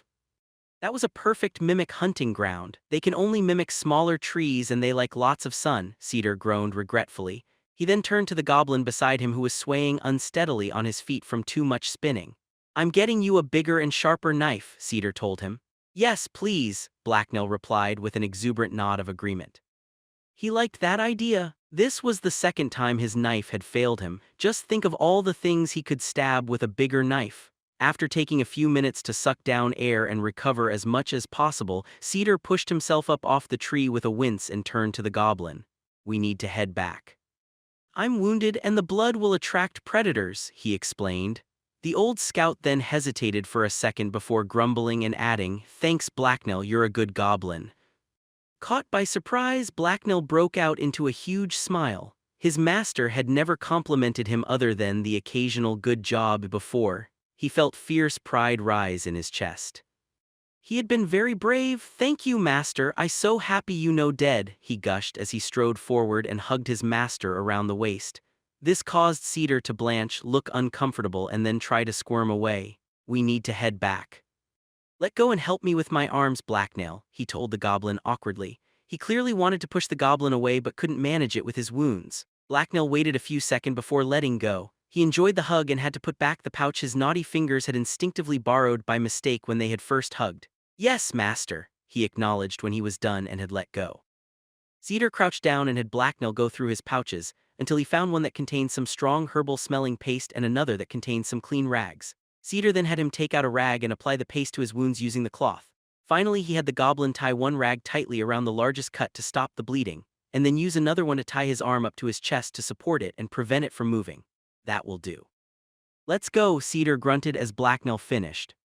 The goblin stepped away and Cedar rose to his feet. The two of them then began the long walk back to the camp. Cedar was wounded but could still walk without too much difficulty. Much to Blacknail's surprise, Cedar signaled that he should take the lead. Excitedly, the goblin took point and began to lead his master home. If they both survived, he was sure to have earned a huge treat. Hopefully, it would be better than the berries the stupid mimic had chased them away from. Honor Among Thieves 6. Blacknail traced their path back to the bandit camp by following their old scent trail. It was easy because he had an amazing nose and was the greatest goblin tracker ever. The goblin kept a sharp lookout for signs of danger and unknown smells as he trudged along through the forest. His master was depending on him to get them home safely. A sudden breeze blew through the trees, causing some of them to sway and creak ominously. Blacknail froze in alarm. He stopped and stared at a tree up ahead of him. Had its movement just been the wind, or had it been something more sinister? The tree definitely didn't seem to look right to Blacknail, not nearly tree-like enough. Was it another mimic? He got out his sling and started to spin it. He unleashed the stone and it whistled through the air and bounced off the tree with a dull thud before falling down onto the dirt. Blacknail held his breath. Nothing else happened. The tree didn't split open, move around, try to eat him, or anything else threatening. He was still suspicious. "It's not a mimic, Blacknail," Cedar remarked dryly from behind him, "just like the last 3 trees you checked." Blacknail sighed and walked under the tree. It didn't move or transform into a horrible abomination. Sometimes his master was just no fun. They continued on. The sunlight moved westward through the branches overhead as they reached the halfway point back. Blacknail was climbing over a large fallen tree trunk that was starting to rot into mulch when the barest traces of a scent suddenly caught his attention. He titled his head back and sniffed the air. At first he smelled nothing out of the ordinary, but after a moment a scent he knew well filled his nose. Excitedly, he stopped atop the log and stood up to get a good view of the woods. He scanned the ground and brush around him for the source of the smell. His heart started pounding as he searched. He saw a lot of roots, fallen logs, and small bushes, but no obvious threats. "What is it?" Cedar asked with alarm. He was in no shape for another fight and he knew it. Both his arms were heavily bandaged and he was walking with a limp. "Goblins many," Blacknail answered quietly. Several different complex emotions rose within him and mixed together chaotically. Part of him suddenly wanted to challenge the goblins for the territory. Another part of him knew that was dumb. He was outnumbered with only a wounded Cedar for backup and that they needed to get to camp. He hesitated. "Do you smell a hobgoblin, Blacknail?" Cedar asked him nervously. "What?" Blacknail turned to his master and gave him a questioning look. "Dunno," he answered doubtfully. "What's a hobgoblin?" The old gray-haired scout gave him a surprised look back. "You don't know what a hobgoblin is?" he asked the goblin. Blacknail nodded in confirmation. He did not know this thing. "Huh, do you smell a large, strange goblin?" Cedar asked carefully after a second of thought. Blacknail frowned. How was he supposed to smell how large a goblin was? Sometimes his master said some stupid things. "No, master, none like that," Blacknell replied after taking another sniff. All the goblins he could smell seemed normal enough. His master looked relieved at the goblin's answer. Now Blacknell really wanted to know what a hobgoblin was. It sounded interesting. "Keep moving but be ready for a fight. We should be able to scare them away though, they're just, goblins," Cedar said with an awkward finish. Blacknell ignored the unplanned insult. He nodded to his master and jumped down from the log as he forged ahead through the woods. With an expectant smile, he drew his knife and held it ready in front of himself.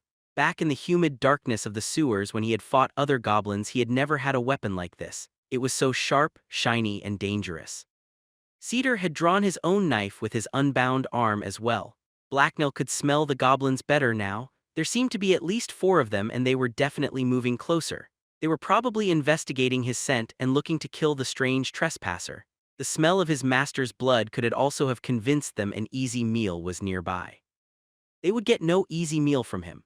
Blacknell closed his eyes and concentrated on his hearing. From within the darkness behind his own eyelids, he heard the scrunch of dead leaves being crushed and the sound of soft footsteps on dry dirt. He spun around and opened his eyes but didn't see anything. Blacknell narrowed his eyes warily as he scanned the surrounding bushes and trees for any signs of the goblins stalking them. He could feel them watching him. Every instinct he had was telling him there were hostile goblins around. Out the corner of his eye, a green blur suddenly shot out from below some tangled roots and raced towards him. Blacknell reacted quickly and jumped away, just as the attacking goblin smashed its large wooden club down onto the ground by his feet. The club was made from a large twisted branch and looked like it would have really hurt had it hit. The feral goblin's long green ears went flat and it snarled viciously at Blacknell. He was unfazed though and hissed a challenge right back. It was time to show this ugly wimp who was the toughest goblin around. Blacknell wasted no time and eagerly launched himself at his opponent. He intended to counterattack before the other goblin could recover from missing with his club. As he charged, Blacknell got a good look at his first forest goblin. The goblin was a slightly greener shade than him, completely naked and ugly as mashed worms. Blacknell's face had the same long nose, thick brow, and squinty eyes, but they looked much better on him. Blacknell's smile grew wider and he bared his teeth as he took in his opponent. He was bigger than this naked little runt. It should be an easy fight, and that was his favorite kind. As Blacknell moved to complete his counterattack and stab his attacker, something hit him from behind. He snarled and turned to see that another goblin had tackled him from behind. "Hey, that was cheating. Cowards!" Blacknell hissed as this new goblin and he got tangled together and went flying off to the side. They rolled across the ground. His new opponent tried to smash his head in with a sharp, pointy rock, but Blacknell grabbed his arm and stopped the blow. This fight was his. He and his opponent then fought and clawed at each other as their momentum carried them through a prickly bush. The feral was too wary of Blacknell's blade to let himself get stabbed. Together they then tumbled and smashed into the bottom of a thick standing tree. Blacknell was stunned and lost his grip on the other goblin for a second. Luckily, his opponent wasn't any better off. The 2 goblins fell apart, took a few seconds to recover, and got to their feet again. The feral goblin still had his pointy rock clenched tightly in one of his fists, and Blacknell had his knife. "Rarg!" the naked green pipsqueak yelled as he raised it above his head and charged. "No quarter!" Blacknell shouted back as he ducked under the rock. It was something he had heard the bandits yell during fights. He then tackled his opponent to the ground and bit him. His teeth sank into the flesh under the other goblin's arm where he couldn't be hit by his opponent's rock. The taste of iron filled Blacknell's mouth as he drew blood. It excited him. He was winning. The other goblin yelped loudly in pain and tried to pull away. Without mercy, Blacknell withdrew his teeth and stabbed his opponent in the shoulder with his blade. He had been aiming for the other goblin's neck. Regardless, the rock-wielding goblin fell wailing to the ground. Blood dribbled from his side where he'd been bitten and the shoulder where he'd been stabbed. Blacknell spat blood onto the ground and wiped his mouth clean as he looked triumphantly down on his defeated opponent. Victory was his.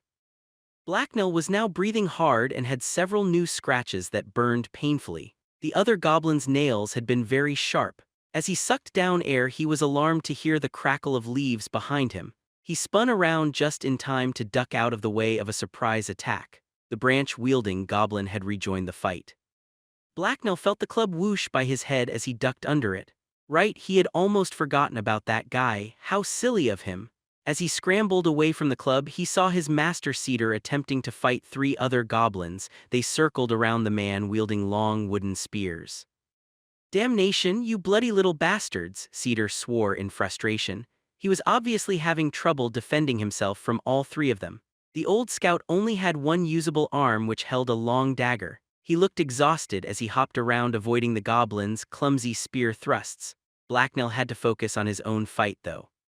The club wielder rushed him again. Instead of dodging again, Blacknell leaped forward before the other goblin was ready and tackled him. They both fell over but Blacknell landed on top. He then easily managed to block the other goblin's clumsy swings as they were too close together for the club to be swung properly. Blacknell put all his weight on the other goblin's chest. Spittle flew from the feral's mouth as he screeched and tried to bite Blacknell with his broken yellow teeth, but Blacknell held him down. He had a strong one-handed grip around the feral goblin's throat.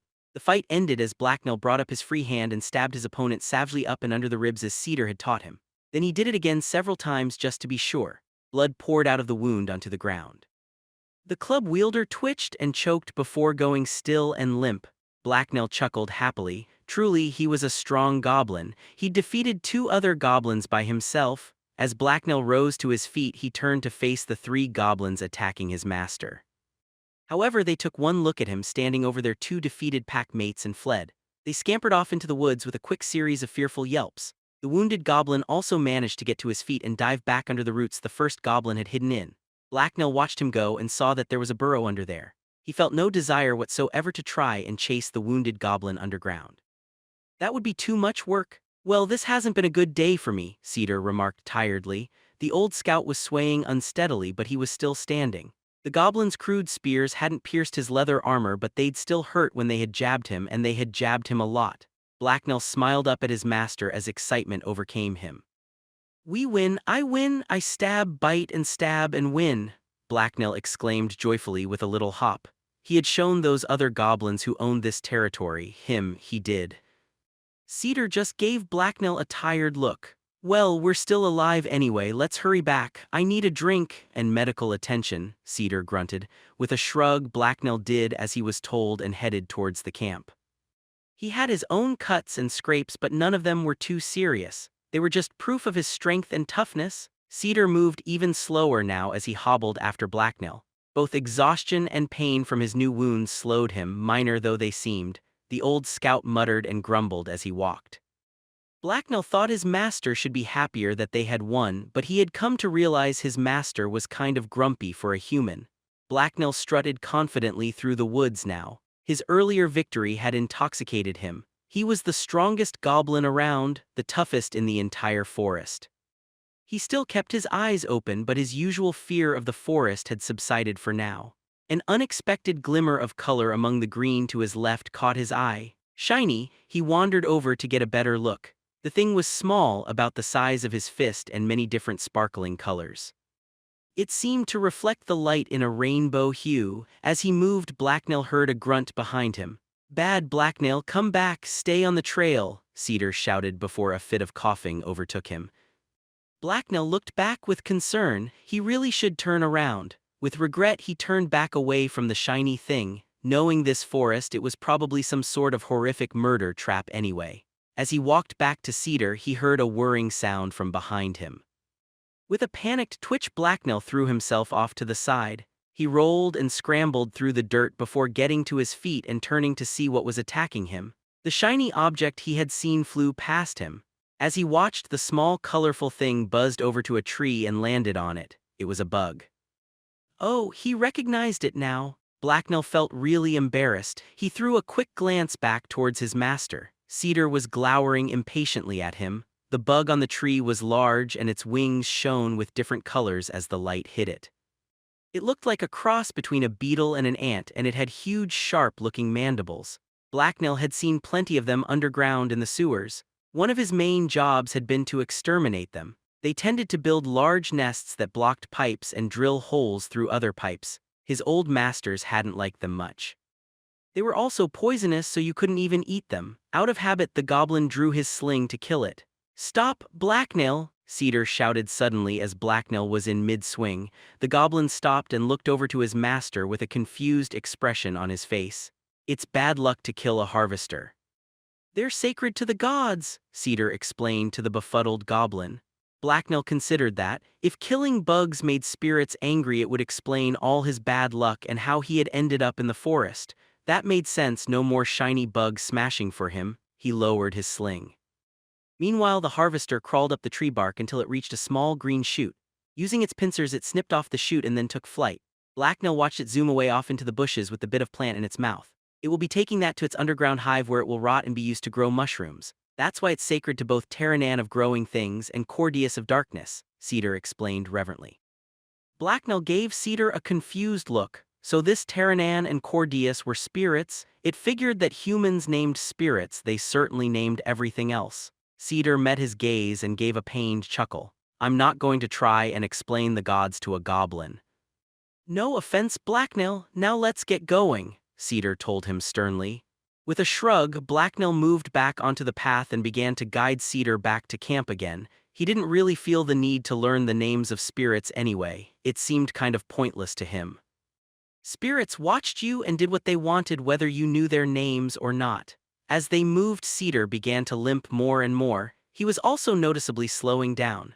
Blacknell began to grow concerned that his master wouldn't make it back to camp. Dragging him would be a lot of work.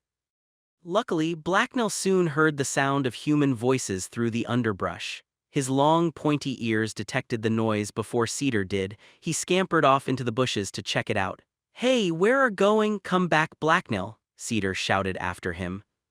Hear voices? Be right back, Blacknell responded. He peered out from behind a tree and saw a group of rough-looking humans moving around the forest. It took him a second, but he recognized several of them, mostly by their strong smell. Smiling in relief, Blacknell turned and ran back to his master.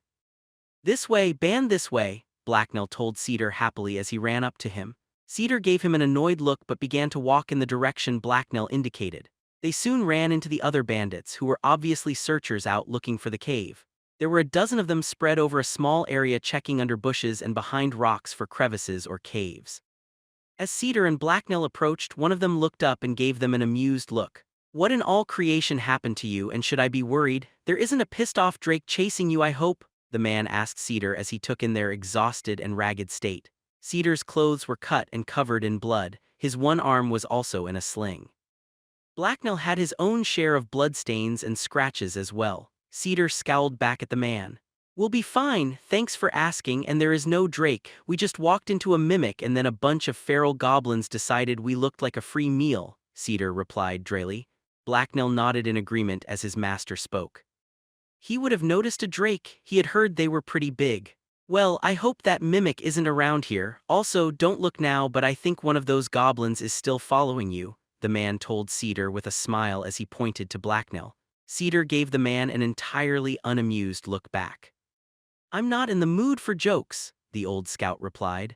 The mimic is 2 hours walk away, so don't worry. This area should be fairly clear for several miles, but I'm heading back to camp to get myself fixed up, so you're on your own out here. I would appreciate you sending someone back with us just in case, though.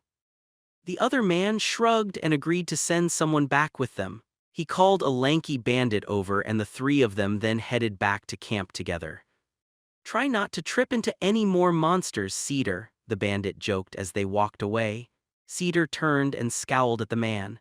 Good luck out here without a guide. I have some advice for you. When you inevitably find a troll in the next bush you search, you should scream really loudly. Then everyone will know what direction to run away from, Cedar shot back before stomping off. They soon made it back to camp without any more surprises or encounters. Once there, Cedar had his wounds cleaned and stitched up. After that, they both had dinner and took the rest of the day off. It eventually grew dark and Cedar fell asleep beside the remains of their fire. He had been too tired to even make it into his tent. Blacknell grinned happily as he curled up beside his master. This had been one of his favorite days ever. He was Blacknell, the strongest goblin of them all, honor among thieves 7. Over the next few days, Harad was in an even worse mood than usual, which was truly frightening. Bandits who hadn't left the camp for weeks began volunteering for watch or scouting duty. The base became noticeably emptier. The bandit chieftain had really wanted to raid the crystal cave for treasures to sell. No one had managed to find it, though. She had glared at Cedar when the last group of searchers had reported back. She was either furious at him for wasting her time or suspected that he'd somehow concealed the cave. It didn't help that the old scout had made plain his relief that no one had found the cave. Blacknell spent a great deal of time checking the snares out in the woods during this time. Sometimes Cedar joined him. Her bad mood continued for days until the merchants from Riverdown finally arrived. Scouts that were posted to the road sent word of their approach. Herod immediately had the camp upended and reorganized for their arrival. She wanted to impress her guests. Extra guards were stationed at the road barricades that had been built earlier. The camp and even the bandits themselves were cleaned up as much as possible. Not that the bandits cleaned up particularly well, but at least most of the smell of piss and vomit was removed. During the time the bandits had occupied their current camp, they hadn't been totally unproductive. Herod's base had been improved and built up a fair bit. It wasn't like they had much else to do with their time, so they managed to put some effort into making themselves more comfortable. The primitive lean-tos the forward party had constructed had been patched up and improved. Many had been divided into personal rooms with hanging hide or canvas doors. More of them had been built as well, so that every bandit had somewhere sheltered to sleep out of the wind and rain. Trees had been cleared for timber and piled up for firewood as well. Several crude pavilions made from wagon tarps and long posts had been put up for storage or gatherings. All in all, the camp looked much more permanent and less like an overnight campsite. Blacknell was there when the merchants arrived. He was doing one of the many chores Cedar had him constantly performing. Behind him, Cedar was sitting in front of his tent and idly whittling away at a piece of wood. Most of outlaws in the band were around except for those on watch. Herod wanted a show of force, so every bandit not on watch or scouting was in camp. The convoy arrived around midday when the sun was almost straight up in the sky. Half a dozen wagons rolled down the dusty road and stopped out in front of the old farmhouse. Most of the wagons were only lightly loaded. The merchants were here to buy, not sell. What they lacked in goods, though, they made up for in bodies. Dozens of people accompanied the wagons, and a lot of them were very shiny. Sunlight flashed off their armor as they moved. After a closer look, Blacknell realized that almost every human in the merchant's caravan was heavily armed. All in all, the bandits outnumbered the black market traders more than 2 to 1, but the guards had far better equipment, including chain mail and steel breastplates. They also looked more professional and disciplined. The guards stood tall and regarded the brigands before them expressionlessly, without showing a hint of concern at being so outnumbered. A small, skinny man with a goatee stepped down from the lead cart. With a gesture, he summoned a dozen guards to him and made his way forward. Herod frowned when she saw him but stepped forward to meet him. A dozen of her larger and better armed thugs followed her. When the merchant and Herod met, they exchanged a polite handshake. The guards and bandits glared at each other from behind their masters' backs, but both Herod and the small man ignored them completely. Blacknell had a sudden urge to run up and join the thugs in giving the guards evil looks. Maybe he could climb up onto one of the bandits' shoulders for a better view while he was at it. It seemed like a fun idea, but he resisted the urge. "Pursues, I'm glad to see you," Herod told the man whose hand she was shaking. "I always enjoy laying eyes on you as well, Herod," the man replied with a slight leer. Herod smiled back at him, but her one hand moved subtly closer to her knives. "It's good of you to come all this way. You won't be disappointed with what we have for you," she told him. "Ah well, I'm afraid I'm usually disappointed when it comes to that. I always want more than others are willing to let me have," he said with a theatrical sigh. "That may be why I find myself dealing in black market goods," he then added with a chuckle. "Well, be that as it may, I think you will be pleasantly surprised at what we have for you here. You should be able to sell it for quite the profit," Herod told him. "Ah, that's wonderful to hear, but sometimes life is about more than just profit." "Don't you think?" he responded with another smirk. Herod's smile froze. "An odd thing for a merchant to say. I'm not sure your company would approve," Herod replied. She couldn't quite keep the hostility out of her voice. "Tusk, well, they're not here, are they? Anyway, they don't need to worry since I always earn them a tidy sum," Pursues responded. "I'm sure that's true. Let's get out of the sun, shall we? I have a list of goods inside. We can go over it and then inspect the physical items after," Herod suggested. She clearly wanted to get down to business, but Pursues didn't seem to be in a hurry. The usually in control and violent Herod seemed to be acting very cautiously around this small man. Blacknell couldn't really understand why. As far as he could figure it, the merchant was only the leader of a tribe they were trading with. He also seemed to have less men than Herod, even if they were much shinier. So why was Herod acting so un-Herod-like? Blacknell heard Cedar mutter something and turned to see his master glowering at the small merchant. Was Pursues his master's enemy? Blacknell turned back to Pursues when the man started talking again. "I hope you have some refreshments. It's been a terribly long and odious ride here. I would greatly enjoy a drink and some company before getting down to business," Pursues replied while feigning a haggard tone. "Of course. We liberated a few good bottles on our last expedition. Just this way, Pursues," Herod answered with a wave in the direction of the farmhouse. The merchant sniffed disdainfully when he saw it. A barbaric piece of shelter if I ever saw one, but I suppose it will have to do. Some allowances must be made since we are so far from real civilization out here after all, he said with a sigh.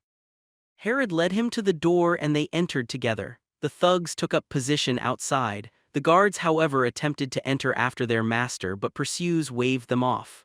I'll be fine. Stay out here and wait for me, he commanded with a snap of his fingers before disappearing inside.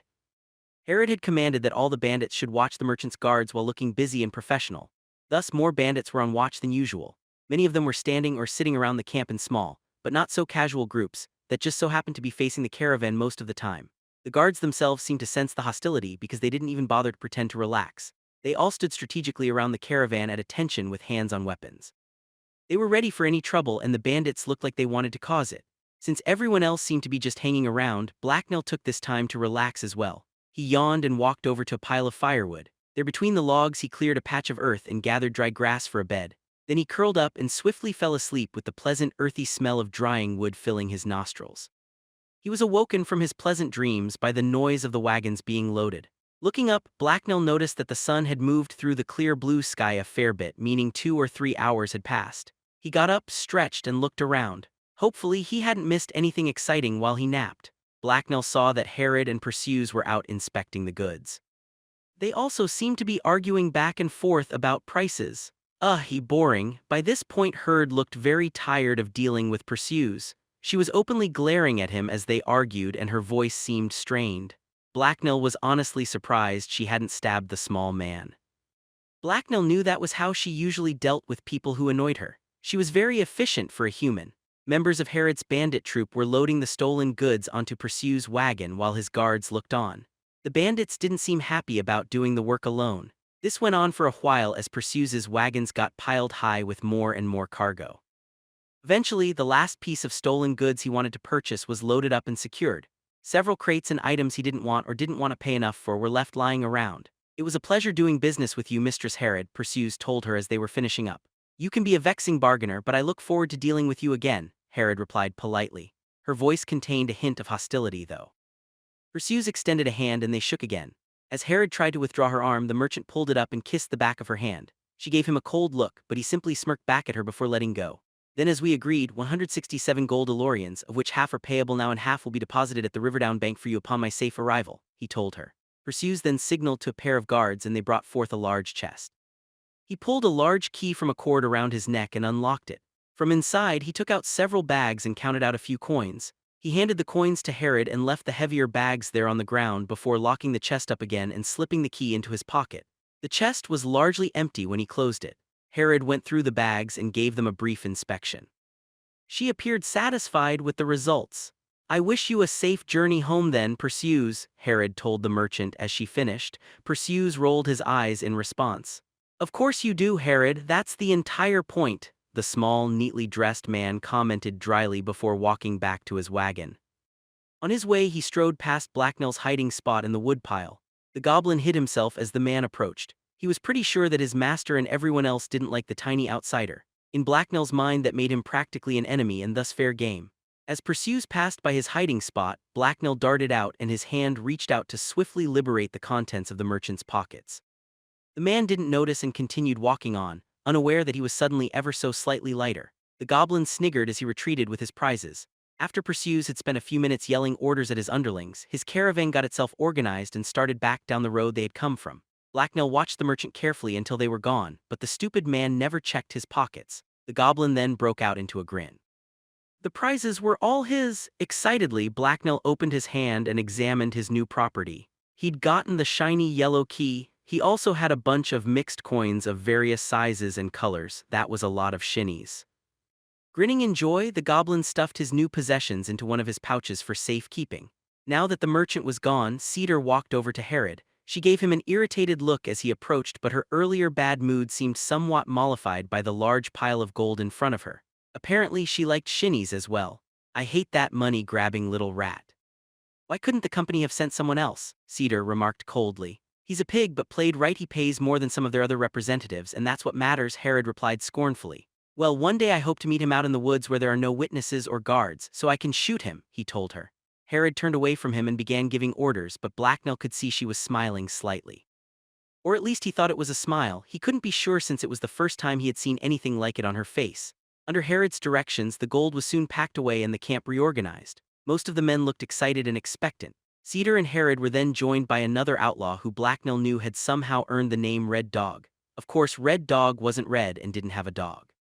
Humans were weird. Red Dog was a tall man but shorter than Cedar with unruly brown hair. He also somehow managed to be one of the few bandits in camp that had pudgy cheeks. Living in the wild tended to strip the fat from most men, but apparently not from him. What's the plan now, boss? The men are going to want their share of the gold and a chance to spend it, Red Dog asked her cheerfully. And they'll get it, when I say they can, Herod told him sternly. Red Dog fidgeted uncomfortably. What's the problem? We're only a day away from Riverdown and they're a typical frontier city. If we keep our heads low, then we shouldn't have problems with the law. We've been there before, he remarked. We can't all go at once. We'll be staying out here until winter starts to set in, then we'll head north to Dagger Point. Until then, I'll pay and detach a few men at a time to the city for leave. If I pay them all now, they'll just start fighting over it, she told him after a moment of reflection. Red Dog nodded in acceptance. He clearly had been expecting something like that. Cedar, however, had a question or two. We're staying here? That seems a bit risky. What about our next score? He asked. I had a talk with Perseus while I was entertaining him, Herod explained. On top of getting an interesting letter from him, I also managed to get quite a bit of useful info out of the worm, like the routes and times for several caravans over the next month. Nice, Red Dog remarked. Yes, it seems the Palinthians are pressing the Elorians hard right now, the bandit chieftain remarked with a fierce smile. Most of their troops have been pulled out of the north to reinforce the border, and they already barely have enough for patrols. The local lords, such that they are, have enough problems of their own as well. Leaving us free to run wild, Red Dog added with a predatory smile of his own. Trade will probably dry up once the merchants realize how unsafe it is, Cedar observed coolly. We'll split the band and send out some smaller groups to hit smaller targets if it comes to that, Herod answered with a shrug. Cedar frowned but nodded. I don't think we need to be worried about that. Merchants are all a bunch of greedy bastards who aren't nearly as smart as they like to think they are, Red Dog interjected cheerfully. Blacknell got bored and wandered off after that. Several days passed with nothing exciting happening, just a lot of chores. Cedar kept the Goblin busy and didn't seem interested in going into town. Things finally picked up when a group of scouts rode into camp with word of a potential target. Herod quickly summoned several of her lieutenants to a meeting. Cedar was among them, and as usual Blacknell was his shadow. Also, Red Dog and Vorsha attended. Cleven's group was set to watch the road south from Brackenmount, Herod told everyone. Perseus said that they would soon be sending a big shipment of weapons south. Now, Brackenmount doesn't produce nearly as many weapons as it did before Coriolis was destroyed, but the haul should still be considerable. We could always use more weapons, tools of our trade they are, Red Dog commented. We would be better served by blankets and boots, Cedar pointed out dryly. True enough, but robbing a blanket caravan wouldn't be nearly as profitable, Red Dog replied with a chuckle. Vorsha laughed with him until Herod gave them both a dark look and they quickly quieted down. A shipment like this will be meant for the front line, and that means it will be heavily guarded, maybe even an army escort including combat mages and sloshers, Cedar warned the others. Red Dog frowned in concern, but Herod just nodded. Possibly there are troops in town, but no one seems to know how many will go with the caravan, if any, she told them, apparently unconcerned. What's the most the army boys could bring to the table? Vorsha asked her boss thoughtfully. At most they could spare a full platoon, so less than 50 men. As for mages and vessels, who knows? Herod answered with emphasis on the proper name of elixir users. She didn't seem to approve of the slang word for them, most likely because she thought it disrespectful to herself because she was one. Probably not many, Red Dog commented. We could take a platoon, but it would bleed us, and I'm not sure about any mages. Those guys can do a lot of bloody damage, and it would already be a close thing, Vorsha mused aloud. So we don't attack if they're too strong. We can always check them out and retreat if they're too much trouble, or attack from ambush, Red Dog suggested. I was already talking about an ambush, Vorsha replied with a roll of her eyes. We could put men in a town on the way and get them to ply the guards with drink when they stop for the night, Cedar suggested. We then mark the mages and slosh vessels and take them out first when the fight starts or before it. Herod scowled as the old scout talked but apparently didn't find any fault with what he said. Yes, cunning and ruthless is the way to do it, she reluctantly agreed. Fair fights are for knights and nobles in stories. We could also use poison, and if the town they stop at is small enough, we could pillage it as a bonus. That could get messy, Cedar commented critically as he frowned. As long as we get the shipment, I couldn't care less. If you don't have the stomach for it, then you can stay here, Herod told him with a cold, unemotional look. The others looked away from Cedar and stayed silent. No one backed him up against their boss. We'll get ready to head out immediately, Herod ordered everyone. We need to be well ahead of them for this to work out correctly. Cedar, you'll take charge of the camp when I'm gone. Vorsha and Red, you're both with me. Cedar looked dissatisfied but could do nothing but agree. Behind him, Blacknell tried to keep out of Herod's sight. She looked even meaner than usual. At daybreak the next day, most the bandits marched out of camp. It was an overcast morning and the birds were singing loudly in the trees. The bandit base felt empty to Blacknell. Very few people were left in the camp with Cedar and him. Hopefully nothing would go wrong while most the tribe were away. Honor among Thieves 8. The next few days were very boring. Herod was gone and she had taken most the other bandits with her. Blacknell spent his time doing chores and, when boredom caused his curiosity to overcome his self-preservation, a little exploring. One afternoon, as Blacknell was walking over to his master's tent. He had been out in the forest gathering some plants for Cedar. He didn't know why his master wanted them. They certainly didn't taste very good. He had checked. Suddenly, the loud crack of wood splintering startled the goblin and caused him to flinch. The first noise was soon followed by the sound of panicked human yelling. That was almost never good. Blacknell grew concerned. Then he realized the noise was coming from the nearby forest and it was getting closer. He immediately started to run away, just to be safe. He made straight for his master, but the noise steadily grew closer. The nervous goblin risked a glance backwards and saw a scout burst from the edge of the forest and run frantically into the clearing. The man's face was pale with terror and he was gasping for breath. Not good, something bad was about to happen and he wanted as far away from it as possible. Blacknell tried to run faster. His little legs pumped frantically. Help, the scout yelled desperately between gasping breaths. The goblin was pretty sure the man wasn't talking to him, so he just kept running away. The camp came alive with movement and shouting as others noticed the commotion. Suddenly, Blacknell heard several bandits swear or shout in surprise. He couldn't help but shoot another panicked look over his shoulder to find out what the men had seen. He had a feeling he wasn't going to like it. He was not disappointed. The forest exploded and massive creature barreled out of the bushes. It was headed straight for the running scout. The beast snorted and squealed in rage as it tried to run the fleeing man down. The scout was, of course, leading it straight towards Blacknell. The creature was as tall as a man and heavy with both muscle and fat. It easily weighed more than a horse.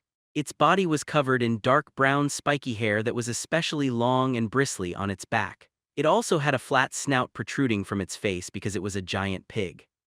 Even with its unbelievable mass, the boar moved frighteningly quickly. Blacknell had no doubt that anyone hit by it would be smashed into paste and then crushed under its hooves. That was, of course, if they weren't first impaled on the long yellow tusks that jutted forward out of its mouth. Blacknell was running on all fours now as both panic and adrenaline set in.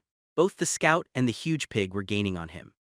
Cedar had risen to his feet and was now quickly going through his things. Blacknell raced past an empty tent. He really hoped his master would do something soon, as in really soon. He didn't want to be trampled to death by a giant pig. From just behind him, the running goblin heard a horrible scream of pain, which was quickly followed by a wet crunching sound and then a triumphant squeal.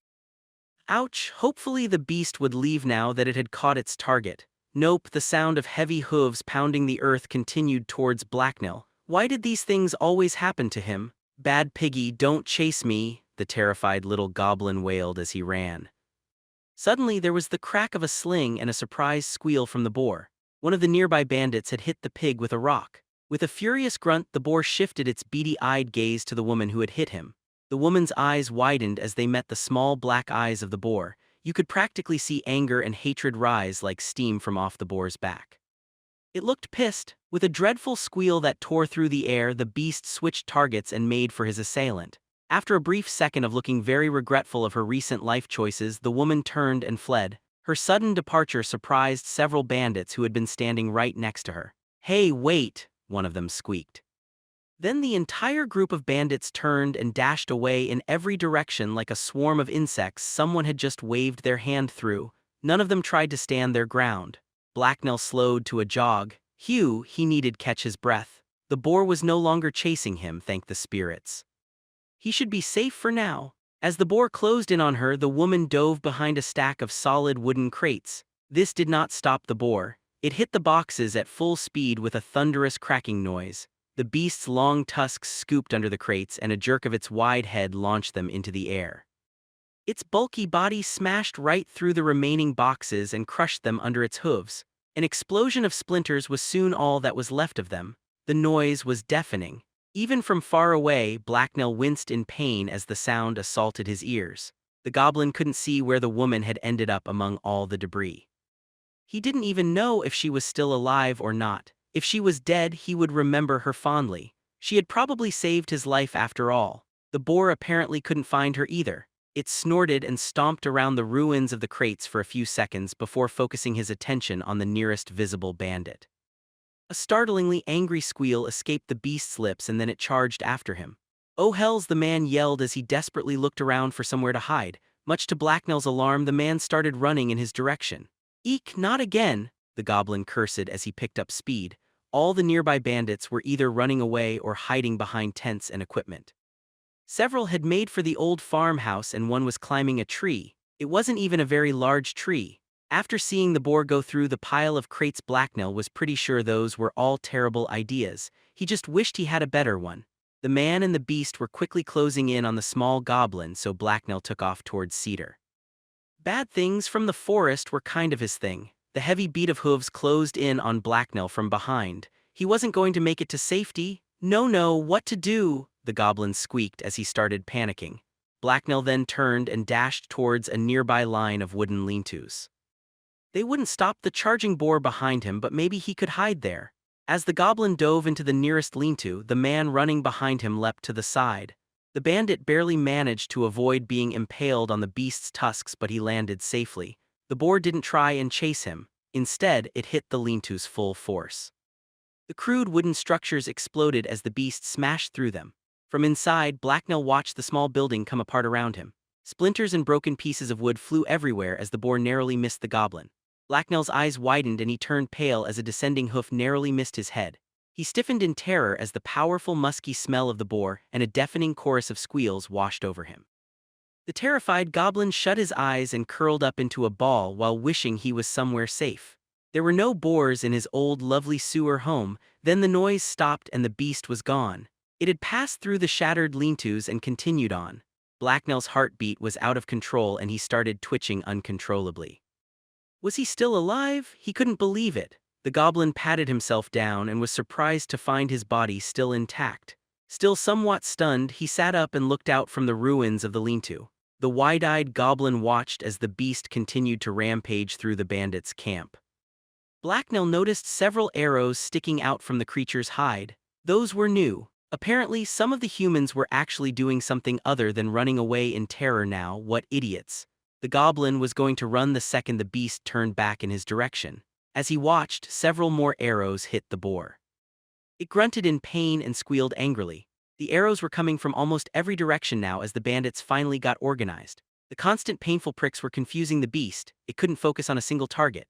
The squealing giant stomped and spun around in circles as more and more arrows descended upon it. Before long, it began to slow and stumble as it bled out from an ever-increasing number of wounds. Then an arrow took it in the throat and the boar collapsed. It gave one last gasping wheeze before shuddering and going still. Its gigantic fallen body was pierced by too many arrows to count. Cedar approached the fallen giant with sword in hand. He quickly stepped in and stabbed it under the ribs. The sword sank over halfway into the beast's side, but it didn't so much as twitch. "Well, it's dead now," Cedar announced as he withdrew the blade. He then scowled sourly as looked around the now ravaged camp. Other outlaws cautiously began to approach the beast. Some of them had bows, but others had just popped out of hiding and were unarmed. "At least we'll eat well tonight," one of the bandits remarked, which earned him a few chuckles. "True, but we're going to have a lot of cleaning up to do," Cedar replied. Blacknell shakily got up and wandered over as well. The goblin plopped down at his master's feet and leaned his head against Cedar's leg for support. He just felt like sitting there for a while. It felt nice and safe. We have at least one grave to dig, another bandit added with a look towards the remains of the boar's first victim. Blacknell looked over as well. He had realized a very important truth today: never hit a boar with a sling. With one of his usual annoyed grunts, Cedar took charge and got everyone started on cleaning up. There was a lot to do. The titanic boar had done a huge amount of damage and it soon grew dark. Cedar had put himself in charge of cooking the boar. He had a giant spit roast made and the boar was cut up and put on it. When it was done, he allowed everyone to stop for supper. Blacknell joined his master at their campfire. The smell of roasting meat was making the goblin drool all over himself. It smelled so nice. He wanted to bite into it so badly. Cedar saw the goblin and threw him a small piece of greasy meat. Blacknell caught it right out of the air with his mouth and instantly started chewing. The goblin shivered happily as smacked loudly. His mouth tingled with glorious deliciousness. Unfortunately, he soon swallowed the last bit of meat and his stomach wasn't full. The goblin opened his eyes wide and gave his master a pleading expression, but the man ignored him. Blacknell cried a little as he sat next to the fire. Why did his master never give him enough food? It wasn't like Cedar was a cruel master, far from it. Oh well, it was fine. Blacknell had a cunning plot in place to secure more food. He was going to go and beg from Geralt. It worked every time. After a brief walk around the now dark and campfire-lit camp, Blacknell found the man at his usual eating place. He was seated around a fire with several other men. The flickering flame illuminated their faces as they talked. Blacknell wandered over to Geralt. Normally, he would be wary of approaching most the bandits, but the ones who had stayed behind with Cedar left him alone. Geralt was also easy to get food out of and not very threatening. Geralt noticed the goblin approach and smiled at him. He reached over and picked up a piece of meat that had been set aside. "Sit, Blacknell." "Who is a good boy?" Geralt asked sweetly. One of the other men groaned and another chuckled as Geralt spoke. "Me, I'm a good boy," Blacknell answered happily as he took a seat at Geralt's feet. Geralt smiled again and tossed him the treat. As he chewed and slurped down the meat, Blacknell smirked. He clearly had Geralt well trained. "It's not a bloody dog, Geralt, it's a goblin. They're very different," one of the bandits remarked in an irritated voice. "He's a good little boy nonetheless," Geralt answered as he shrugged and petted Blacknell's head. It actually felt pretty good. Blacknell smiled toothily at the other man, which caused him to look exasperated and sigh loudly. "I still don't understand why Cedar decided to get a goblin or why Herod let him. It's not like every scout in the band wouldn't give their last prayer to be his partner, and I would have thought the boss would have said no just to spite him," one man told the others as Geralt gave him a confused look. "Why do Cedar and Herod have such a problem with each other's company anyway? Also, why in all the gods' names would every scout want to partner with a grumpy old man like Cedar? I mean, sure, he's the most experienced of our ever so hard-working scouts, but he's also more than a bit of an ass as well," Geralt asked. Most of the men chuckled, but one gave a nervous glance at the darkness over his shoulder before replying. It was almost like he wanted to be very sure no one unexpected was listening. "Well, you see, the answer to both those questions is sort of the same. You obviously don't know who Cedar is, or at least who he used to be," the man said quietly. Blacknell's ears twitched as he suddenly grew interested and started paying attention. He was almost done eating anyway. Geralt leaned in closer and he raised an eyebrow inquisitively in an invitation for the man to keep speaking. "Oh, who did our resident old-timer used to be then?" Geralt asked with interest. "Cedar used to run his own gang of thieves years ago. They were one of the first successful bands and they built quite a name up for themselves. That was way back, of course, when things were very different. Eventually, they all retired or died until only Cedar was left," was the other man's reply. "You must be joking." "Who would follow Cedar and why would Herod have a problem with that?" Geralt asked with disbelief. "Think about it for a second. Every bandit chief's worst fear is being killed and replaced by one of their subordinates. Who could possibly feel secure knowing someone in their band used to be a successful leader?" the other bandit pointed out. "That's a good point. Herod has always struck me as more than a little paranoid. However, if Cedar used to be so famous, why is he serving under Herod instead of leading his own band?" Geralt asked. It was a different man that answered this time. He had remained quiet until now, but Blacknell recognized him as one of the older scouts. "Cedar is an odd-sort bandit," the scout explained. "He didn't become an outlaw because he was wanted or for the money, although he certainly got both. No, he chose to become an outlaw because he was a northern patriot. He was fighting the control of the north by Eloria and Devesher. I'd guess he's serving under Herod because he has nowhere else to go." He's more at home out here in the wilds than in any city, and he won't surrender and live under the southern boot." He stopped and took a quick drink from the cup in his hand before continuing. Everyone waited expectantly for him to finish. As for why he's not the band's leader, well, that's simple. It's because the age of rebellion and causes is pretty much dead. We're fighting for money and power, and no one is more dedicated to that than Herod. Of course, that means that under her we do a lot of things Cedar doesn't approve of, the scout told them. Gerard leaned back again with a contemplative look on his face. Everyone around the fire was silent. Only the crackle of the fire and the chirp of insects could be heard. "That's quite the story indeed. It really can't picture Cedar as any type of leader, but I don't think you're all lying to me."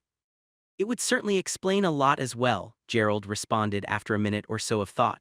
"Well, whether you believe it or not, it's all true. Just don't go mentioning any of this where Cedar or Herod could hear you. If you enjoy living, that is," the first speaker replied with shrug. "I'm not a complete and utter moron," Gerald said with a roll of his eyes. Blacknell was curled up close to the fire and deep in thought about what he had just heard. So his master had been a chieftain until he had lost some sort of fight and ended up alone. Herod had let him in her tribe, but she didn't completely trust him not to challenge her. That made sense to Blacknell. It was sort of goblin-like. "Fine, if you can keep it to yourself, then I will tell you the best part," one of the men told an intrigued-looking Gerald.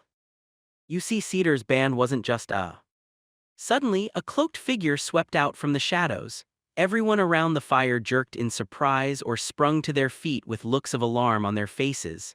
Cedar glared at them as he stopped and surveyed the group. Most the bandits wilted guiltily under his gaze. Gerald gave him a weak smile.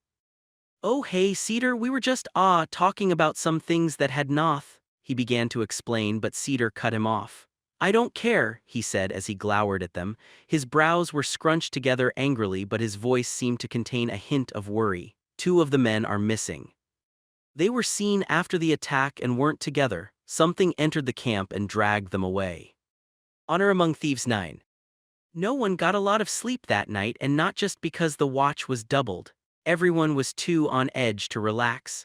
The only exception to this was Blacknell. He was reasonably certain that with all the big pink humans running around, nothing would bother going after a skinny little goblin. Also, if anything really dangerous attacked the camp, then all the human screams would wake him up. When dawn finally brightened the camp, Cedar led a search party out to look for traces of the missing men. After an extensive search, they found nothing, not even the smallest signs of a struggle. "I really don't like this," one of the scouts told Cedar. As was usual when Cedar was talking to people, Blacknell followed his master quietly and listened in.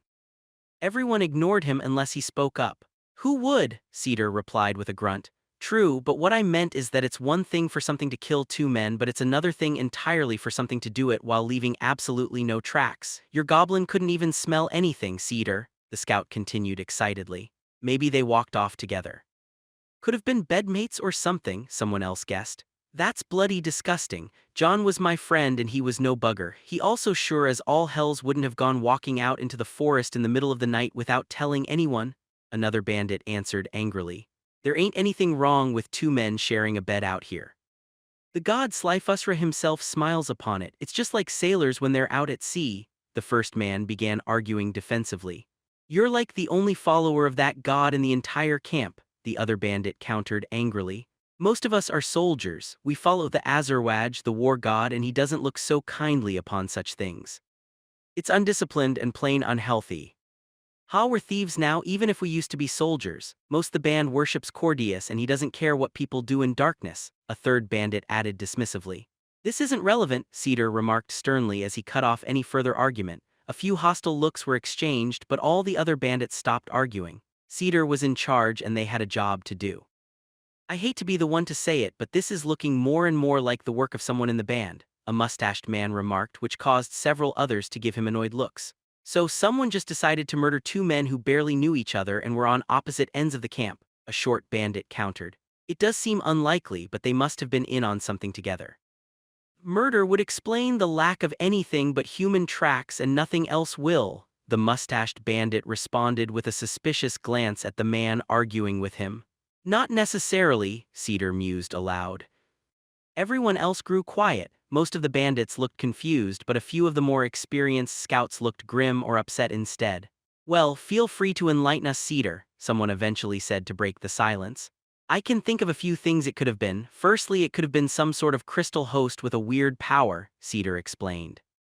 The outlaws threw each other questioning looks and spoke among themselves for a few seconds. They didn't seem convinced. "That's only one thing, what are the others?" someone asked. "We'll cross that bridge when we come upon it," Cedar replied grimly. "A crystal mutant can't be our best option," someone muttered skeptically. "Leave it alone, you don't want to know," an older voice responded. Just then the sound of hooves echoed down the road to the camp. Everyone looked up in time to see a horsewoman ride into the clearing. Several of the outlaws reached for weapons, but they relaxed a bit when they recognized her as one of the women who had gone with Herod. After spotting Cedar and the group around him, the rider headed their way. She smiled at Cedar as she approached. Blacknell scowled at the horse. He didn't want the stinky thing to come any closer. "Cedar, Herod sent me ahead.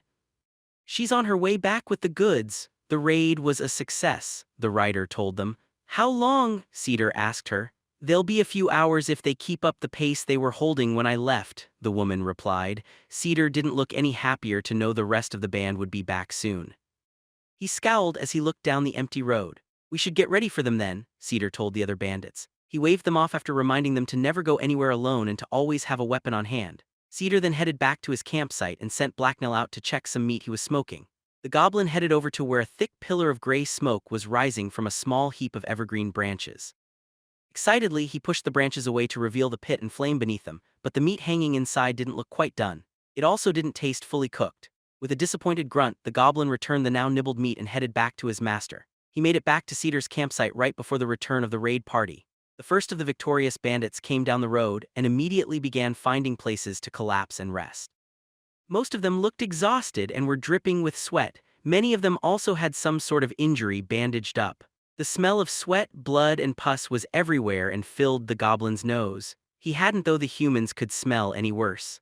Blacknell pinched his long green nose shut. Ew, had he ever been wrong? Cedar scowled as he took the scene in. He seemed to disapprove of the ragged state of the men and women.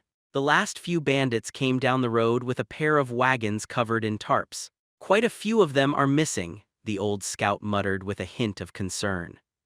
Herod was at the very back of the returning bandits. The first thing the black-haired woman did when she came into sight was head Cedar's way. Vorsha and Red Dog followed closely behind her. Blacknell was shocked by Herod's bloodthirsty grin. For a second, he was afraid she was going to take a bite out of his master's face, but then he realized she was just in a good mood. He had never seen her smile before and he didn't like it. "The raid was a success, Cedar. The weapons are all mine," she gloated triumphantly as she marched towards the old scout and Blacknell. "Good, we need them. I see you lost more than a few men," Cedar observed noncommittally. Herod just shrugged as she uncharacteristically ignored any criticism that could have been implied by the words. "With 2 recent and profitable raids under our belts, recruiting to fill the holes in our ranks won't be a problem. It's not like there is a shortage of scum and thugs around here," she replied with a hint of condescension. Cedar frowned and Blacknell noticed Vorsha react with a scowl as well. Red Dog seemed to agree with Herod though. "All we need to do is recruit some more in Riverdown and the surrounding countryside. It's one of the main reasons we built this camp in the first place, so that we would have a place to lay low close to a city," he told the rest of them. "True, but it's always better to keep the men we've got than to have to replace them with unknown," Vorsha started to add before Herod cut her off. "Enough, don't question my decisions. I promised every man and woman who joined my band a chance at plunder. The gods know I sure didn't offer them safety," Herod interjected as she gave everyone a cold stare. The other men and women around her lowered their eyes in submission and even Cedar nodded his grudging acceptance. "So what now then?" Cedar asked her. Herod smiled fiercely again in response. Behind her, Red Dog and Vorsha gave each other uneasy glances. It was clear they were both apprehensive about something. Like Red Dog said, "Now we will start recruiting heavily. I want to do more than just replace our losses. It's time to build the band up into a real force to be reckoned with," she explained eagerly. Red Dog lips twisted into a concerned frown as he listened to Herod. He seemed hesitant to speak up, but his concern overcame his reluctance to question Herod. "Begging your pardon, boss, but that doesn't seem like it's going to put more silver in our pockets. Having more men isn't really going to help us pull off more raids, but it will mean less loot for the rest of us," Red Dog commented carefully. "The times are changing, and so it's time to change with them," Herod replied cryptically. "Warwick," Cedar guessed grimly as his eyes narrowed with hostility. Herod nodded in confirmation of his response.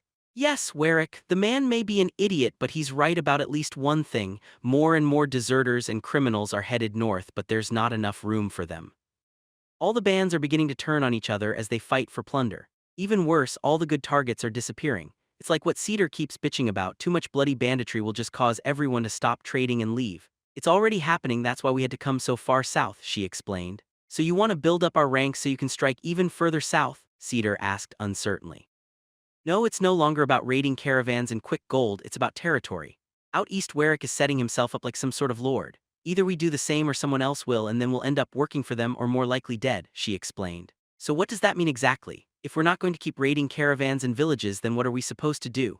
Red Dog asked as Herod gave him a patronizing look. Like I said, we hold territory and we make people pay for safe passage through it. That way we make a profit without driving all the merchants away. We'll make less from each caravan, but there will be more of them. I've already got a message from one merchant asking to pay protection fees, she told him. Vorsha looked skeptical. Cedar had gone totally quiet. Blacknell gave him a closer look and was surprised to see that the old scout seemed shocked about something. His weathered face had gone pale and slack. If we're promising safe passage, then we will have to enforce it. That means recruiting, driving away, or killing every other bandit group for leagues, Vorsha mused aloud. So that's exactly what we'll do. We recruit more men and kill everyone who challenges us, Herod replied matter-of-factly. Well, the weapons we just stole and the gold we will get for selling them will sure come in handy now. You do realize this will eventually bring us into conflict with every other band of outlaws trying to the same thing, including Warwick, until there is only one bandit left on top, Vorsha said with an amused snort. Oh, I know that, Vorsha. If someone is going to be Bandit Lord of the North, then it's going to be me, Herod purred wickedly. She practically oozed bloodlust as she smiled. You're the boss, I'll follow where you lead, Red Dog told Herod quickly and nervously. Herod turned to look at Cedar. He was still deep in thought and was looking down at the ground with one hand on his forehead. She frowned at him. You usually have something to say, Cedar, so say it, she told him. Blacknell's master looked up. You're the boss, he told her with a distracted manner. He seemed troubled by something and his eyes looked unfocused. Herod was a little taken aback by his response and gave him an odd look. You finally going senile, Cedar? She asked him. His only reply was a grunt as he kept staring at the ground. An irritated look appeared on Herod's face and a concerned one appeared on Vorch's. Go take a nap, Cedar, if you're so tired. Would you mind updating me on how things went while I was gone first, though? She asked him impatiently. Cedar finally looked up and seemed to think her words over for a second. It was pretty quiet, not much important happened. Last night, though, 2 men went missing. I had a look around with some of the other scouts, but we couldn't find any traces of whatever grabbed them. It's probably still out there, he told her. That seems bloody important to me, Red Dog exclaimed anxiously. He then cast a look around the clearing as if he was expecting something to attack them then and there. Vorsha also looked taken aback and she frowned in concern. Herod cast any annoyed look at both Red Dog and Cedar. She drew one of her knives and casually flipped it through the air a few times. What do you think it is? She asked the old scout calmly. Blacknell thought he detected more than a little repressed hostility in her stance and voice. Cedar hesitated before answering. I don't want to guess, but since you're the one asking, I don't have much choice, he replied with a grimace. It's bloody unlikely, but it could be a mutant of some sort. It could also be one of the Florcurava, although again it's unlikely. Wait, are you serious? A startled Vorsha exclaimed. What's a Florcurava? Asked Red Dog in confusion as his tongue tripped over the word. One of the forest people, Herod answered for Cedar. She had started to look thoughtful. Those are real, Red Dog asked in surprise. Real as diamonds and death. Just because people don't see them doesn't mean they aren't out there. One of them could have walked into camp and killed those men without leaving a trace, Cedar explained. But you don't think one did, do you? Herod asked Cedar suspiciously. The old scout shook his head. No, they haven't come this far south in over a century, and it doesn't seem like something they would do. It's too petty. They would have killed more people and wouldn't have taken the bodies away. Unfortunately, the most likely option by far is that it's, Cedar reluctantly told them before he was cut off. Ghouls, Herod hissed angrily. Red Dog went pale and took a step back. Vorsha started swearing and cursing nonstop, but Cedar just nodded grimly. The humans' reactions intrigued Blacknail. What were ghouls? Maybe something exciting was about to happen. I take it you didn't share these concerns with anyone, Herod asked him sharply as Cedar shook his head in answer. Well, at least you did that right. How sure are you? She asked. If it's ghouls, then they'll strike again tonight, he replied emotionlessly. Herod nodded thoughtfully. Her short black hair fell in front of her eyes and she brushed it aside. Then we have a lot to do before nightfall, the bandit chieftain told her lieutenants. Herod took charge and began to lay out a plan. Before she let them go, Herod swore them all to secrecy. She forgot about Blacknell, but he had no idea what they had been talking about, so it didn't matter. Also, he wasn't going to talk about something that would make Herod mad anyway. He liked living too much. The goblin followed Cedar back to their campsite. His master didn't go back to their normal routine of chores, though. He didn't even start doing something exciting for Herod. He just collapsed down onto one of the cut-up logs beside the fire pit they used as chairs with his head in his hands again. That was no fun. Blacknell just stood there for a few minutes as he waited for his master to do something, but Cedar didn't move. The goblin didn't know what was going on. He tilted his head to the side as he examined his master and tried to figure it out. Maybe his master was afraid of the ghouls. Blacknell gave his master a closer look. No, that didn't seem right. Cedar looked almost sad. Had someone stolen his food? That was what made Blacknell sad, but that didn't seem right either. Cedar had plenty of food stored away. Well, Blacknell had no intention of just standing around forever. The goblin walked over and sat beside his master. Blacknell leaned against his master's leg as he relaxed and got comfortable. Several seconds later, the goblin felt a hand lightly pat him on the head. It felt nice. He glanced up to see Master looking down at him with a resigned expression. Blacknell's master had never patted him on the head before. That was more Gerald's thing. Blacknell really wished he knew what was going on. He was starting to grow concerned. She might just do it, Cedar remarked unhappily as he stared off into space. Blacknell gave him a blank look. He wasn't sure who they were even talking about. Was Cedar talking to him? He was definitely looking right at him and there was no one else here. Wouldn't that be a great joke? His master added bitterly. After all I've been through and everything that's been lost, Herod might just succeed where I've failed. Blacknell thought Herod was probably better than Cedar at a lot of things. His master was obviously better at stuff like hunting though, so it wasn't a big deal. Why was his master so upset? Cedar sighed deeply as he petted Blacknell again. You have no idea what I'm talking about, do you, Goblin? Cedar asked him. No ideas, Blacknell replied as he shook his head with a confused expression on his face. Cedar smiled sadly down at the goblin. There seemed to be more wrinkles around his eyes than normal.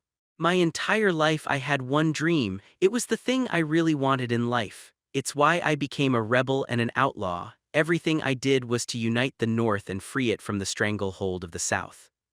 Now here I am, an old washed-up failure, and Herod tells us that she plans to set herself up as bandit queen of what's left of the North. After all these years and so many lives lost, it's Herod that might do it. Herod the Black Snake, a murderous bitch with no allegiance to anyone but herself, Cedar explained as he began to laugh wildly. Blacknell grew alarmed and his eyes widened as he heard Cedar's uncontrolled laughter. His master was acting very weird. The goblin looked around for someone or something that would calm Cedar down, but he didn't see anything. Desperately, the goblin started to think. His master was upset because he had failed to get something and Herod might get it instead. It was a dream, but not like what you saw when you slept. Cedar had said it was something he'd really wanted to do his entire life and failed. Blacknell didn't have a dream like that. The closest he had to a dream was the stuff in his. The goblin got up and searched through his pouches. He found the one where he stored the things other people had forgotten about or left lying around for other people who wanted them more. He reached into it and pulled out the shiniest bits. Blacknell then extended his hands and offered them to Cedar. His master stopped laughing and looked down at him. The old scout slowly reached down and picked the items up to examine them. Some coins, glass beads, paper, and a golden key. Are you trying to cheer me up, Blacknell? He asked the goblin with a surprised tone. Blacknell nodded. Cedar smiled down at him. Where did you get the key from, though? I hope you didn't take it from Herod, he asked. No, Master's enemy with the V-wagons, Blacknell answered with a sly smile. Cedar looked confused for a minute as he tried to figure out what Blacknell meant, but then he smiled broadly. You mean Pursue's, don't you? You actually stole Pursue's chest key. Good boy, serves that bastard right, Cedar cheerfully laughed as he patted the goblin on the head again. Thank you, Blacknell, I'll take the key but you can keep the rest. Now that I'm done feeling sorry for myself, we'd better deal with this ghoul problem, Cedar told him. Blacknell smiled back at his master. He had no idea what his master was trying to say, but he was happy Cedar was no longer upset. Cedar then got to his feet and began to get ready. Blacknell saw him go into his tent and come out carrying a sheathed sword he had never seen before. His master usually used a bow or long knife, not a sword. Cedar drew the sword and held it before himself.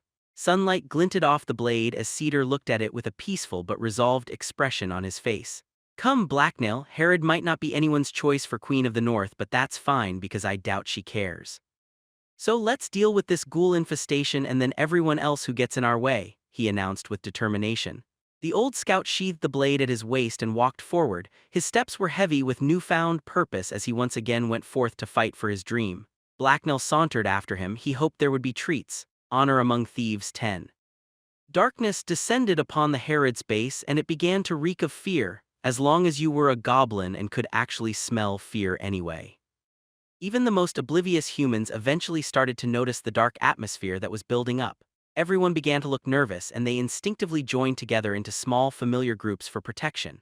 Herod didn't like it. She wasn't sure if the situation had somehow leaked or if everyone just sensed something was wrong. Whatever the reason though, everyone was clearly not acting normally. Her mood got fouler and she scowled at everyone as she waited for nightfall.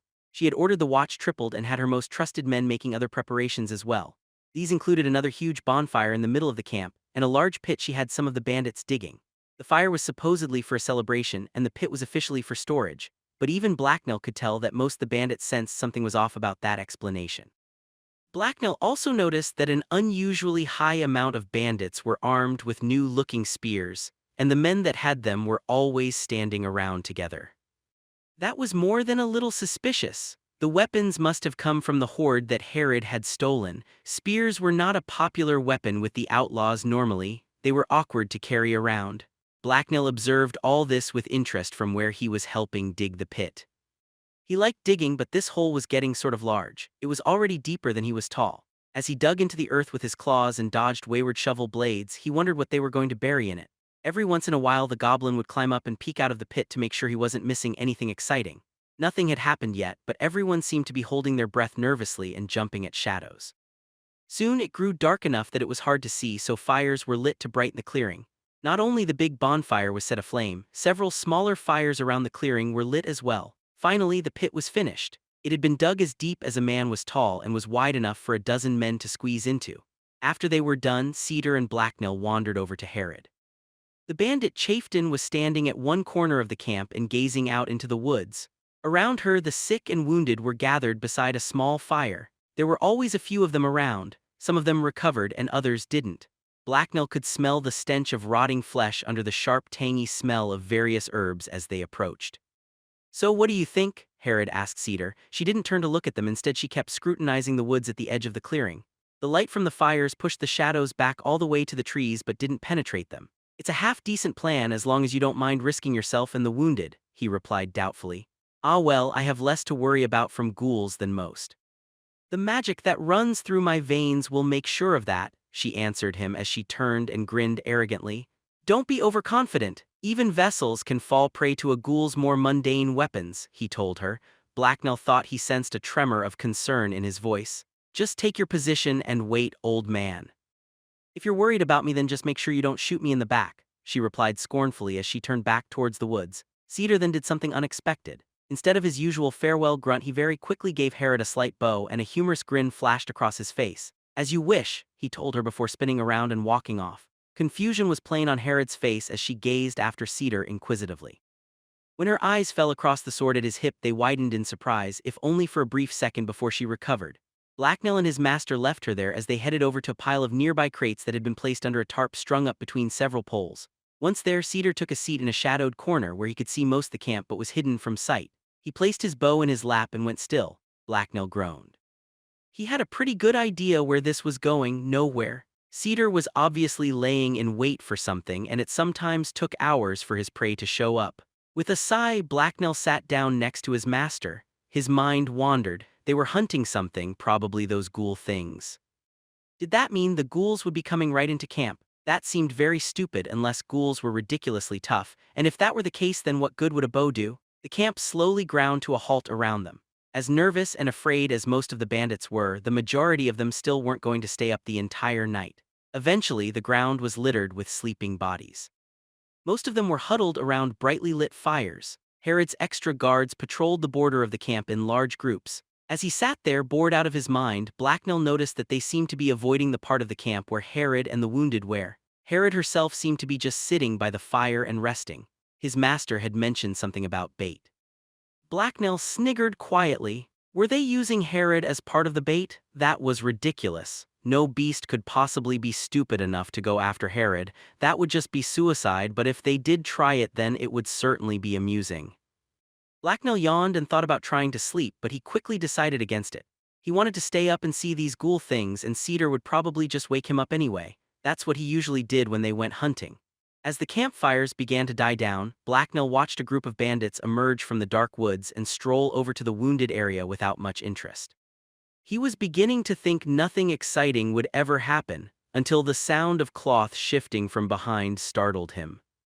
Cedar had leaned forward and was watching the new group of bandits very carefully. He slowly prepped his bow. Blacknell's eyebrows rose in surprise, and he threw another look at the group of approaching men. They seemed normal and were probably just coming back from relieving themselves in the forest or something. At least that's what he thought at first, but as they moved closer to the dimming light of the fires, Blacknell began to notice several oddities. Their clothes were very similar to the rough and dirty outfits most of the bandits wore, but they were in even worse shape. It was hard to notice in the darkness, but these men were wrapped in little more than rags. Maybe these bandits had been attacked, and that was why they were headed to the wounded area. That might explain Cedar's interest in them. The next odd thing the goblin noticed was how the men were weirdly in sync. It was subtle. They moved like they were aware of each other at all times, like a pack of predators or even one single being. Humans didn't move like that, Blacknell realized with a shock. The things that looked like men were almost upon the wounded now. A small gust of wind blew past Blacknell and brought a new scent with it. It smelled human but also of sickness.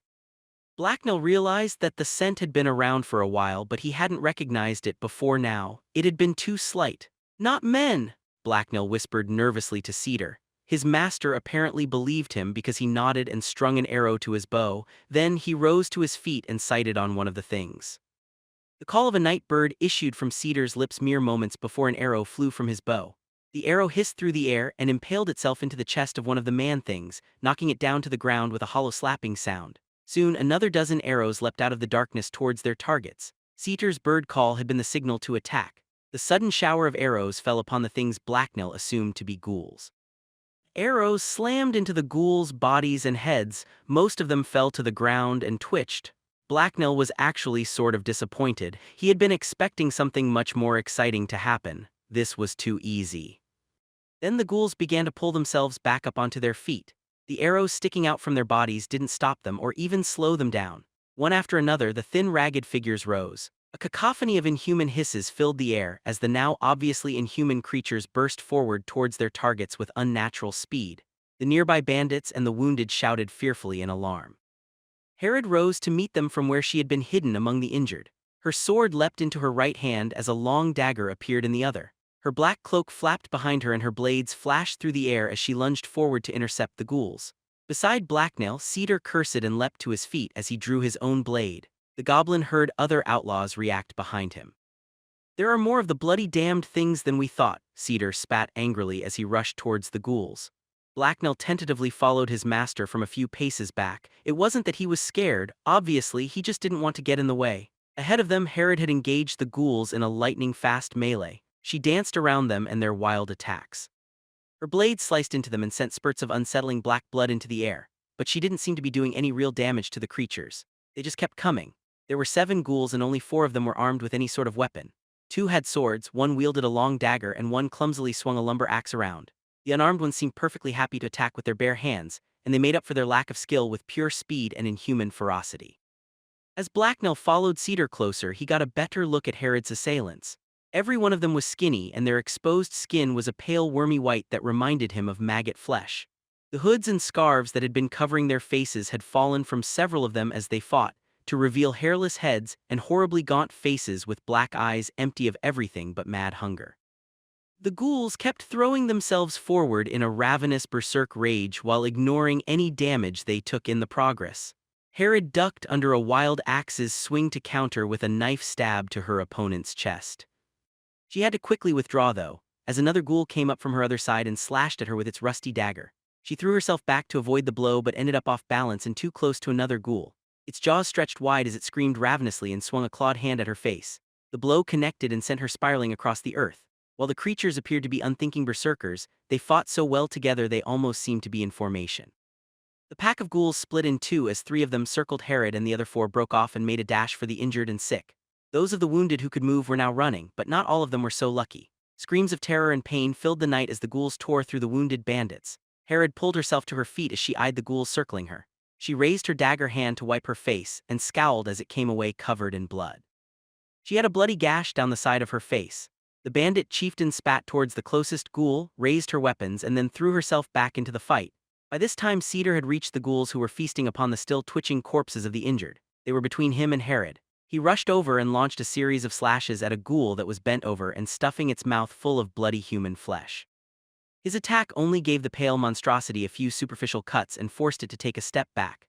Then all at once the nearby ghouls hissed and rose from where they had been frantically eating their grisly meals to face him. Luckily for him, the closest patrol and Vorsha were right behind him. The spearmen drove the ghouls back as the creatures all tried to rush Tay Old Scout. The bandits thrust their spears forward altogether. A wall of iron blade tips pushed the outnumbered creatures back. Half the ghouls almost immediately ended up impaled on several long spears that held them in place. The other two made it through. The first ghoul knocked a spear aside and leaped over the rest in a frightening lunge attack, but Vorsha was ready and her spear punched right through its chest before it could land. She then swung the stunned airborne ghoul around and slammed her spear's tip into a nearby barrel. The ghoul flailed and spat, but was stuck and couldn't move. As the second ghoul attacked, a bandit shoved his spear tip through its guts. It kept coming. The creature started pulling itself up the now black and bloody spear shaft to get at the weapon's wielder. The seemingly unstoppable ghoul was finished off when Cedar brought his blade down in a two-handed swing that cleaved into its neck. The creature shuddered violently and vomited up black blood that smelled like putrid meat. Then it went limp. Meanwhile, Herod was desperately trying to keep the other three ghouls at bay. She had broken out of their encirclement but had to constantly keep moving and attacking to prevent them from regaining it. The bandit chieftain had also managed to disable the arm of one ghoul with a heavy strike, and it now hung uselessly at the ghoul's side. Another limped as it chased after her and black blood oozed from a deep cut on its thigh. However, it was clear that she was getting slower while the ghouls appeared incapable of pain or exhaustion. They just kept coming and would eventually drag her down. Cedar looked up from where he was fighting and saw that Herod was in trouble. He stepped back from the spearmen and moved over to get a clearer view. He then sheathed his sword and took up the bow he had across his back. Carefully he set up a shot. As the uninjured ghoul fighting Herod stopped to screech, Cedar's arrow took it through the side of the head. It fell over and began to flop around on the ground like a huge desiccated maggot. That left Herod fighting only the two injured ghouls. She whirled in to attack the ghoul with only one working arm from its vulnerable side before the limping ghoul could catch up. Her sword bit into its undefended neck and black blood sprayed out as it collapsed. The limping ghoul then lunged at her in an attempt to catch her off balance. Herod saw it coming and whipped her dagger through the air and into the ghoul's eye socket. It screamed and shuddered for a few seconds before stepping forward to resume its attack. That was all the time Herod needed. She turned, drew another dagger, and then unleashed a whirlwind of slashes at the last ghoul. It tried to ignore them and charge her, but Herod slid easily out of its way. The massive little cuts all over its body and the knife embedded in its eye began to wear the ghoul down. It faltered and Herod's sword tore its throat out. The pale creature started twitching but remained upright as it gazed malevolently at Herod. Blood gushed from its torn throat as it launched itself at Herod yet again. She dodged to the side as the ghoul collapsed mid-leap. Now none of the creatures were left standing. Herod slowed and stopped moving. She was breathing heavily and the gash down her cheek was bleeding steadily. She stared at the three disabled ghouls on the ground in front of her for a few seconds to make sure they weren't going to get back up. She then groaned and dropped her weapons. "Well, that's the easy part out of the way," she told Cedar as he ran up and tossed her a bag of medical supplies. The scout grunted in reply and she began wiping herself off and applying a salve to her face. Once she was done, Herod ordered the spearmen to keep everyone away from what was left of the ghouls. Blacknell tried to get a closer look at the remains, but the spearmen shooed him away. The goblin wasn't too upset. The creature's mangled body smelled really bad anyway. Herod then had some of her men use their spears to push the ghouls onto a tarp, and had the tarp dumped into the pit Blacknell had helped dig. Everything touched by the ghouls or their blood was thrown in the pit. This included clothes, even Herod's. She stripped off her leathers and threw them in as well. Blacknell got a brief glimpse of a thin, muscular, and scarred body for a second before Vorsha draped a clean cloak over her boss's shoulders and handed her some new clothes. "Damned ghouls, I liked that armor. At least we shouldn't have to worry about further infection now," Herod cursed. True, but we still have to worry about those already infected. Those ghouls probably already infiltrated the camp several times before they got hungry enough to start abducting people, Cedar responded. He then cast a disturbed look towards the remains of the wounded who had been used to lure the ghouls out. He clearly didn't like that they had been used as bait. What about you? How do I know you're not infected? Herod asked him with an upraised eyebrow. I always carry a flask of powdered silver and garlic extract on me just for occasions like this, Cedar replied. Expensive and paranoid, I approve. If I wasn't already immune, I would have to steal it from you, Herod said as she flashed him a quick grin. That's the only reason I told you. Just don't ask me to share, I barely have enough for myself, he said. That's too bad, here I was hoping to skip this next part, she responded as she began walking towards the center of the camp. I'm afraid that's not going to happen, Cedar told her. We're still going to have to lock the camp down and isolate everyone as much as possible. You won't know who is infected until the disease progresses enough that silver and garlic start burning them, and even then you have worry about the turned breaking out and spreading the disease further. How many ghoul attacks have you seen, Cedar? Herod asked him with sudden curiosity. 3 now, and that's far too many, he answered with a scowl. Blacknell was trailing his master. They walked by a group of shocked-looking bandits who were seated around a fire. The goblin was glad to be away from the creepy ghoul things. They didn't act like animals at all. Blacknell took a deep breath of clean air to calm himself but sneezed violently when an unwelcome scent tickled his nose. Instinctively, he turned to look at one of the nearby bandits and began sniffing. Curious now, he moved closer to get a better scent. Cedar stopped and gave the goblin an inquiring look. What are you doing, Blacknell? He asked the goblin. Smell ghouls, Blacknell replied as he gazed intently at one man who was sitting nearby. The bandit was now staring back at Blacknell with a very concerned look on his face. Before the man could say anything though, Herod walked over and gave him a look. The man wilted under her attention. It was impressive how without even speaking she could give orders like shut up or I'll stab you. You can smell infection? She asked the goblin. It was the first time she had ever addressed Blacknell directly. The goblin froze as he suddenly became the center of everyone's undivided attention. The bandit chieftain's dark stare was making him very uncomfortable and upsetting his stomach. He smelled little like ghoul, the startled goblin replied, and Herod smiled viciously at his response. Well, now I guess you finally made yourself useful, she told him. A pleased Herod quickly had Blacknell tour the camp and sniff everyone. If someone smelled wrong or if Blacknell just didn't like them, several of Herod's goons dragged them away. The infected were isolated until they could be tested. Archers were put into position around the infected zone to kill them from a distance if they tried anything. None of them did. Herod made it plain what would happen to people who tried to run, and no one wanted to test her. Eventually, the disease progressed enough that the bandits could be tested. Blacknell watched with interest as a small silver knife was applied to their skin. The flesh of the infected burned and rose into red welts at its touch. Then came the killing. The burned couldn't be saved. Herod either decapitated them or they were brought down by archers as they tried to flee. Their corpses were then thrown into the pit along with stacks of firewood. As everyone watched in silence, a stone-faced Herod dropped a torch in the hole. Roaring flames burst out and consumed all trace of the dead. The camp was quiet and morose for several days after that. Between the raid on the weapon caravan and the ghoul attack, the population of the camp had been drastically reduced. Many of the bandits had lost friends or comrades, some of them had even taken a hand in their friends' deaths. There were exceptions to this, though.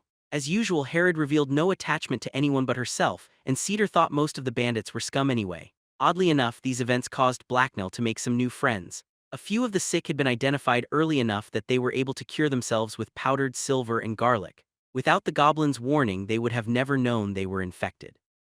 Blacknell thus became popular with several bandits. They even began sneaking him treats and he started putting on weight. Not only was he getting yummy food, but he also started to feel like a real member of the tribe. Herod herself had told him he was useful. She never told anyone that. Then one night, Blacknell the goblin curled up and went to sleep next to his master's tent for the last time. Interlude, Ember in Ashes. Cedar woke from sleep feeling tired and sore, which he supposed just meant he hadn't grown any younger overnight. The ground was hard beneath him even with a blanket between him and it, but he had become used to the feeling over the years. He had spent so many nights sleeping on the earth that softness now seemed alien and uncomfortable to him.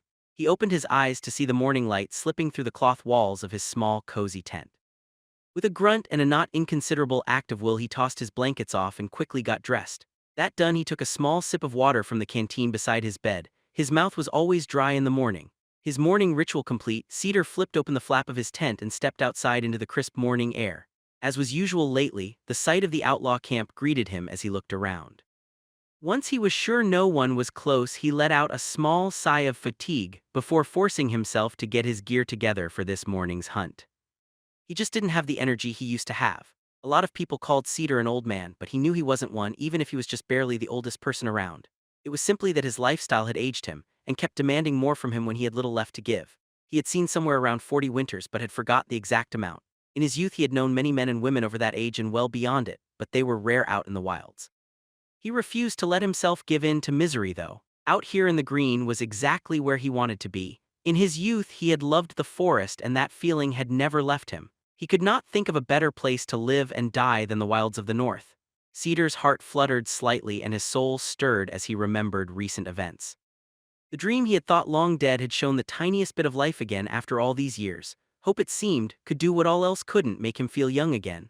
As Cedar looked around, he spotted Blacknell sleeping in his usual spot and a small smile crept onto his face. The goblin had dug himself a shallow dirt bed and was hidden under his blanket. Blacknell had sure been a great find.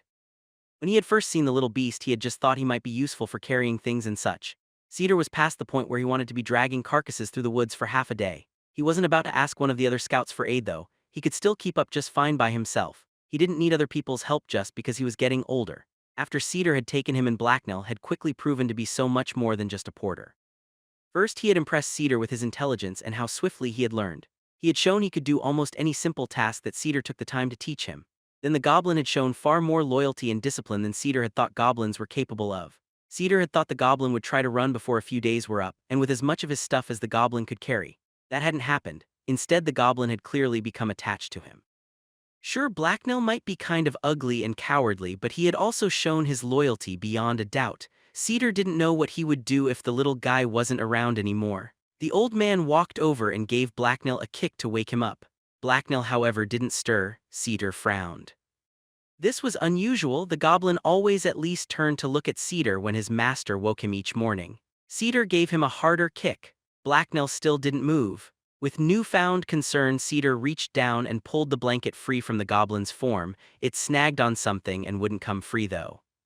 Cedar gave it a little twist and it came off. The blanket had gotten stuck on Blacknell's little horns, that was all. It was nothing to worry about. His horns. Misery and bloody damnation. Coratus drown you in vile darkness, you miserable bastards, Cedar swore vehemently as he punched the air and shook with rage. Swearing was hardly unusual in the bandit camp, but Cedar's tirade drew the attention of everyone within earshot. He got quite a few concerned looks and several laughs. Cedar didn't give damn what the people around him thought, but he forced himself to calm down and chided himself for using a god's name in a curse. That was terribly bad luck and would only make things worse. Suppressing his rage and his unacknowledged fear, Cedar threw the blanket back down over the goblin and stomped off to find Herod. He really didn't want to speak to Herod though. She had always known this wasn't the time for that. Cedar focused and pressed onwards. He made his way to Herod's commandeered farmhouse and marched up to the door. The usual 2 guards were there in front of it. Cedar didn't have the patience to deal with them. "Move or I'll shoot you," he growled as he stomped towards them. The 2 men's eyes went wide in surprise and they hurriedly stepped out of his way. Cedar wondered why Herod even bothered with them. They were obviously useless as guards. Knowing Herod, she probably just wanted to keep them away from anything important. One of them spoke out as he moved out of the way. "She's not actually in there, Cedar. She went to find Red Dog," the startled man told him. Cedar glowered at him from where he was standing in front of the door with one hand ready to knock. He huffed and then turned back the way he had come. The stupid ruffians should have mentioned that Herod was out right away instead of wasting his time. Cedar turned around and started walking again. He thought Red Dog's Linta was over by the south end of the camp, so he headed that way. "He didn't even have a bow," one of the bandits remarked as Cedar stomped off. Cedar realized they were right. He could have sworn he had strapped it to his back earlier. Well, it wasn't like he needed a bow to show those brutes who was boss anyway. Right now he had much more important things to do. He passed several groups of early risers cooking or just sitting around their campfires as he headed across the camp. When he got close to Red Dog's site, he looked ahead and saw Herod talking to Red Dog and Vorsha. Geralt was standing in the background being a useless lump and following Vorsha around as usual. That stupid young man didn't realize what it took to survive out in the north. Red Dog saw him coming and said something to Herod. She turned to look at Cedar as he approached. She mustn't have liked the look on his face because she grimaced at him. Vorcha also gave Cedar a confused look. Bah, what did he care what they thought? Cedar walked over to them without saying anything. Now that he was here, he was a little lost for words. He wasn't quite sure what would be the best way to say what he wanted. As he thought it over, Herod gave him an exasperated look. "What's got up your back in Cedar?" she asked him rudely. Cedar glowered at her. He was having trouble controlling his emotions. "It's about Blacknell," he hesitantly answered. Herod waved him off. Yes, he's made himself quite useful. You can keep the goblin. I'll even lay off about that stupid promise of yours about Warwick," she replied dismissively. Cedar froze in surprise. "No, that's not what I was saying." "I can't keep the goblin because," he started to say, but Herod interrupted him with an annoyed look. "You can't seriously be telling me that now you want to get rid of him?" she asked in disbelief. Everyone around them also looked confused or surprised. "No, I can't keep the goblin because I no longer have one," Cedar explained. This just earned him more confused looks. "He ran off," Vorcha asked at the same time Gerlad yelled, "You killed him." Cedar scowled at them. These people were idiots. "Listen, Cedar, just come out and say it. Oh, and if you're playing some sort stupid game here where you're trying to make me ask you to keep the goblin, then I will stab you." "Are we clear?" Herod told him with an annoyed tone. Cedar took a second to gather his thoughts before responding. He decided to be thorough in his answer so there would be no more stupid questions or stabbings. He knew he was too useful for Herod to kill, but that didn't mean she couldn't hurt him. She would undoubtedly enjoy it. "Blacknell wouldn't wake up this morning, plus he's growing horns. That means he's gone into a sort of hibernation that goblins go into when they're transforming into hobgoblins," he explained carefully. Everyone's reaction to this news was different. Herod's face instantly went blank, so Cedar had no idea what she was thinking. Vorcha looked confused, while Geralt looked excited, and Red Dog had a horrified expression on his face. Cedar scowled and waited for them to start asking him dumb questions. "I thought goblins and hobgoblins were two different things," Vorcha said first. It was Geralt that answered her. "No, hobgoblins are a rare and usually latent adult form of goblins. No one is quite sure what causes the transformation to occur when it's obviously not needed for breeding, but it's a fascinating question. Some salamanders do something similar," he explained enthusiastically as Vorcha threw him an amused look. "He's transforming because you kept sneaking him treats. I had him on a diet for this very reason, you idiot," Cedar told the now guiltily flushing young man. Cedar knew he was partly to blame because he had stopped enforcing that rule lately, but he would never admit it. He had even noticed Blacknell was putting on weight and hadn't done anything about it because he had gotten too attached to the goblin. "That was stupid." I guess that means little Blacknell is growing up," Vorcha commented. "What it means is that we need to kill him," Red Dog told them angrily. Geralt looked shocked at his words, but Cedar had known this was coming. If Red Dog didn't say it, then over half the camp was still sure to. Hobgoblins were very far from popular. "Watch your language," Herod told Red Dog with a raised eyebrow. He paused and then hastily rephrased himself. "We should kill him." Hobgoblins are bloody dangerous. They're killers that would rather slit a man's throat than look at them. There's a reason most countries have a bounty on their ugly green heads. Evil and ruin follow them. Taking one for a pet would be like taking a sea serpent for a mount. "It can only end one way," he exclaimed angrily. Herod's face was still blank and unrevealing. She seemed content to let the others speak, and Cedar wanted to wait and see what the others thought before saying anything himself. Geralt huffed condescendingly at Red Dog. "That's nothing but myth and superstition. It's leftover nonsense from the Goblin Wars, which weren't even real wars. They just involved the early colonists killing a whole lot of goblin tribes as they cleared the land. As for the bounty, well, there's a bigger bounty on your head, Red Dog. Also, you kill people all the time and you don't see me being all terrified of you," Geralt argued. "I can take a hobgoblin easy," Vorcha added as she stood tall and crossed her arms in front of her.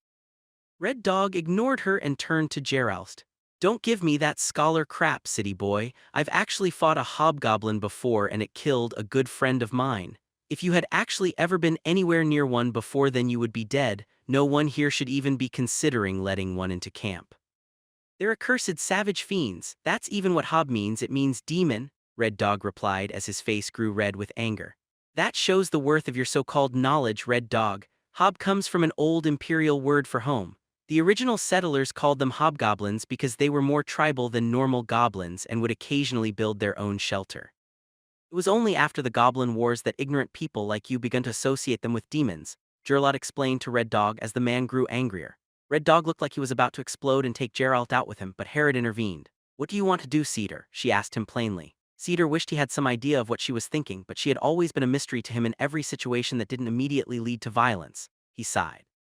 The easiest thing would be to get rid of Blacknell. Maybe they could leave him out in the woods somewhere instead of killing him.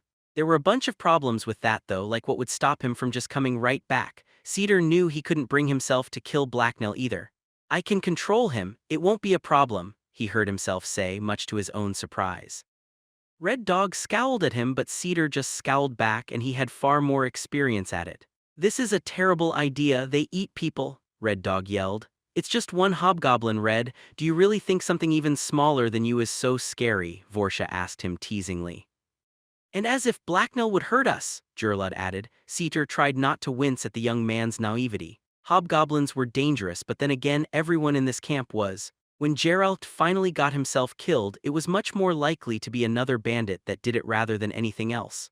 Why is he even involved in this conversation? "He's a rookie and a stupid one," Red Dog asked as he pointed to Geralt. Cedar thought he actually had a good point there but kept his mouth shut. Geralt was being a useful idiot this time around.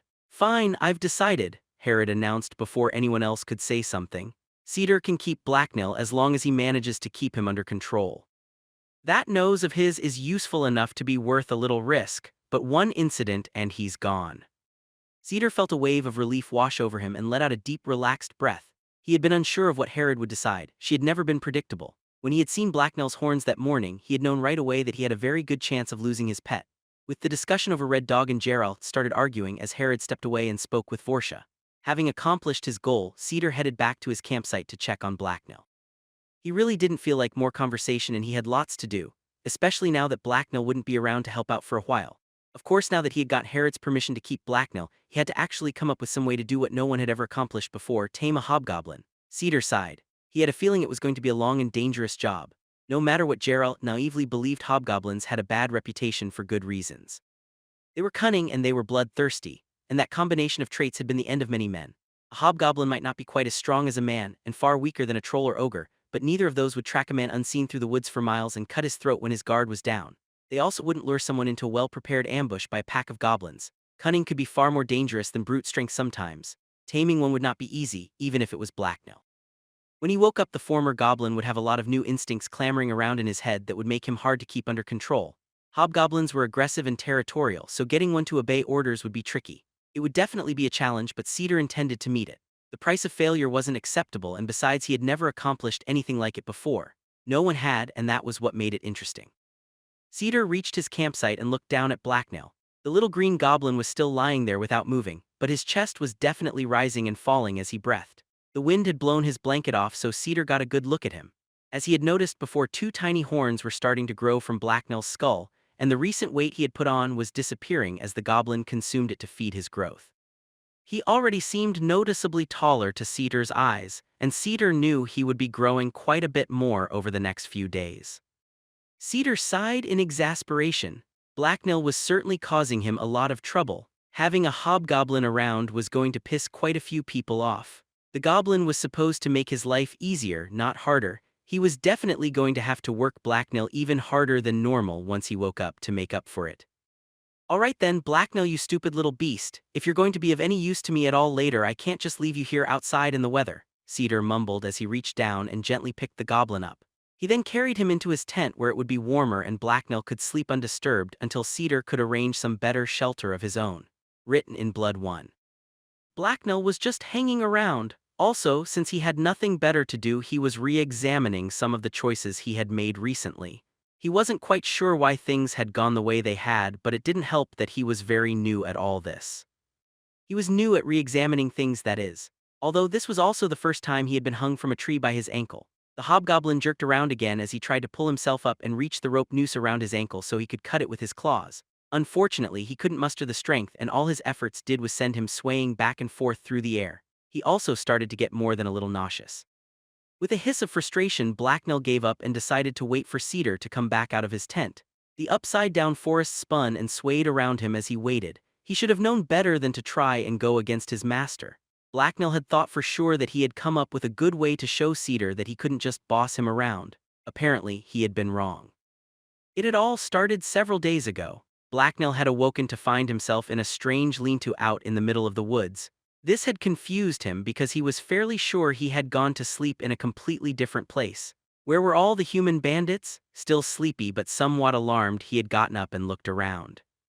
To his relief, he had spotted the familiar outline of Cedar's tent off to one side and another tent alongside it.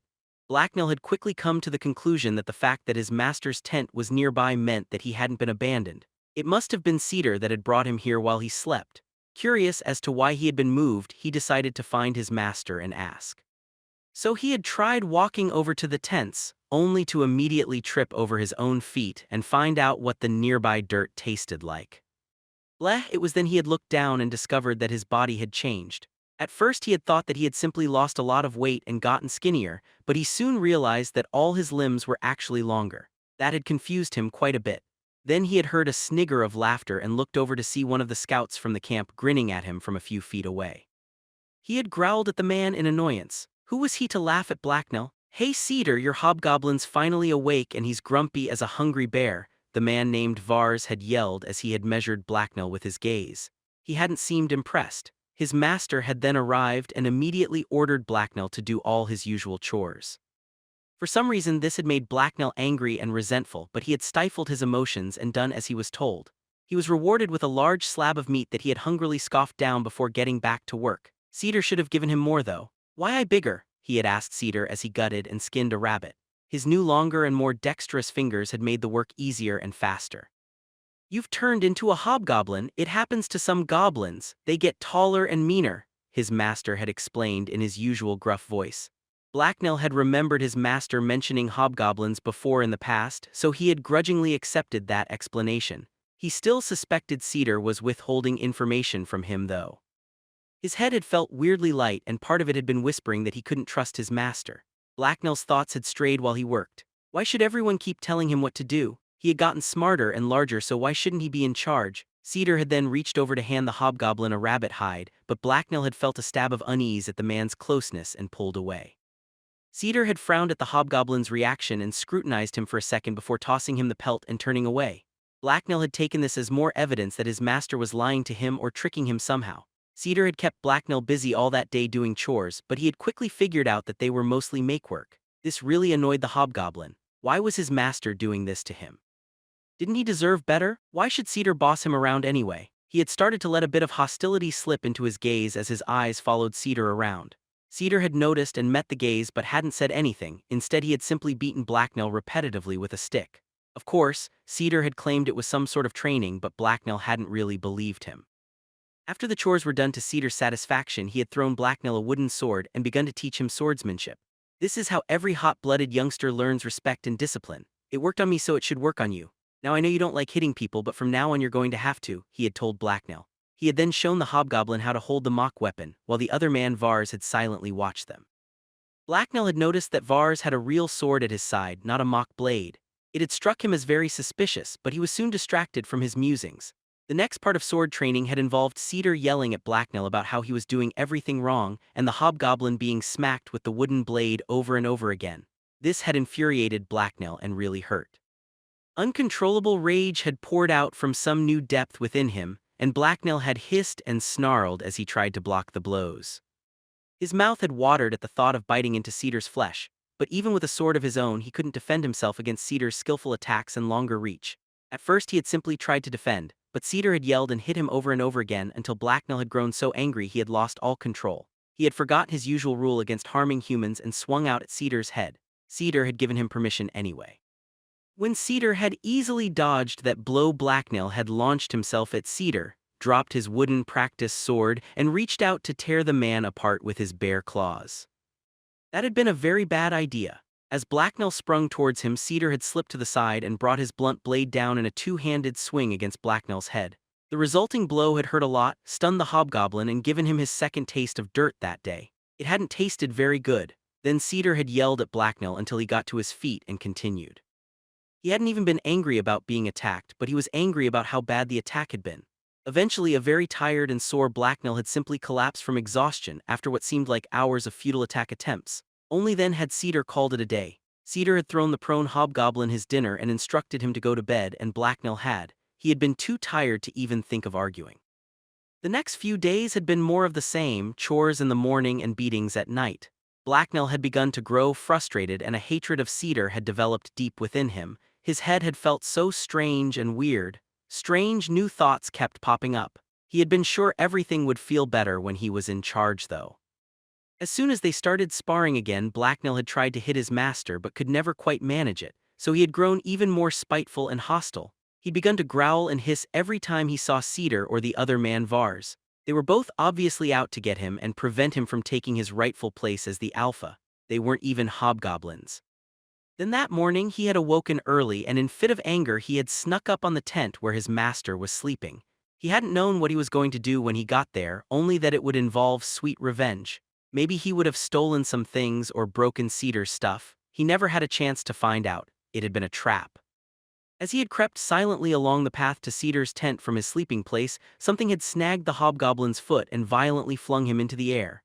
After a surprised shriek, he had quickly realized that he had stepped in something like a giant rabbit trap that had been hidden under some leaves. He had flushed in embarrassment at the thought of being as stupid as a rabbit. The noise caused by a startled hobgoblin being pulled into the air by a small unfurling tree had caused Cedar to come out to investigate. He had walked out of his tent, seen Blacknell, grunted, and then gone back inside to sleep. Blacknell had been too ashamed to say anything, so he had just hung there quietly for a few hours. At least it had given him a lot of time to think. His anger had long since faded away. Maybe it was just because hanging upside down made his head feel weird in a completely different way, but looking back he really didn't understand what he had been thinking. Over the past few days he had not been acting like himself at all. Even now some part of Blacknell wanted to wrap his hands around Cedar's neck and choke him for tricking him like this. He would never have thought of doing that before. Was he so angry all the time because he was a hobgoblin now? Could he somehow go back to how he had been before? Wait a second, why was he asking himself all these weird questions? He had never done that before. In fact, he was still doing it. He was thinking about everything, even other things he was thinking about. What if he couldn't stop? That would be horrible. All right, stop thinking right now. Was it working? Luckily for Blacknell, his train of thought was interrupted as Cedar emerged from his tent again. He then looked up at the hobgoblin expectantly. Sorry master, Blacknell said as he grinned nervously. He thought his master looked skeptical of his apology. For what? Cedar asked. Blacknell thought about it for a minute as he hung there. Being angry, trying to hit master, and being sneaky. I've been very bad, Blacknell answered with regret. You're supposed to hit me during sword practice, but only during sword practice.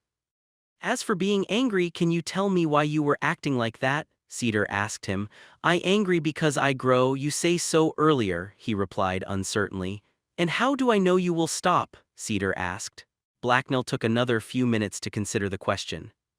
It was kind of a tricky question, but at least all the thinking his mind kept doing lately was proving useful. Because you teach me how, Blacknell replied tentatively. His response caused a big grin to spread across Cedar's face. That's right, so let's get back to sword practice. There is nothing like it for teaching the undisciplined control, Cedar explained as he moved over to cut the hobgoblin down. Blacknell groaned. Hanging upside down from a tree hadn't been all that bad. Maybe he should have kept his mouth shut. Now that he was thinking somewhat straight, the first thing the new hobgoblin did when he got down was to look himself over in a nearby bucket of water. Two short black horns rose from his bald head. His previous short and somewhat pudgy body had been stretched out until he was almost as tall as a human. He was skinnier than any human though, but his wiry green body was still muscled. The features of his face that used to be round like his nose and chin had become sharper. He looked sleeker, more like a predator. He smiled and larger teeth were revealed in the watery reflection before him. His thin tongue was also noticeably longer and could be extended quite far out from his mouth. The routine they had established earlier with chores in the morning and sword practice in the evening continued, only this time Blacknell was aware of his new anger and tried to suppress it. He had very limited success. No, control your rage, don't overextend. It leaves you open, Cedar yelled sternly as his wooden blade slid by Blacknell's own and impacted painfully against the hobgoblin's shoulder.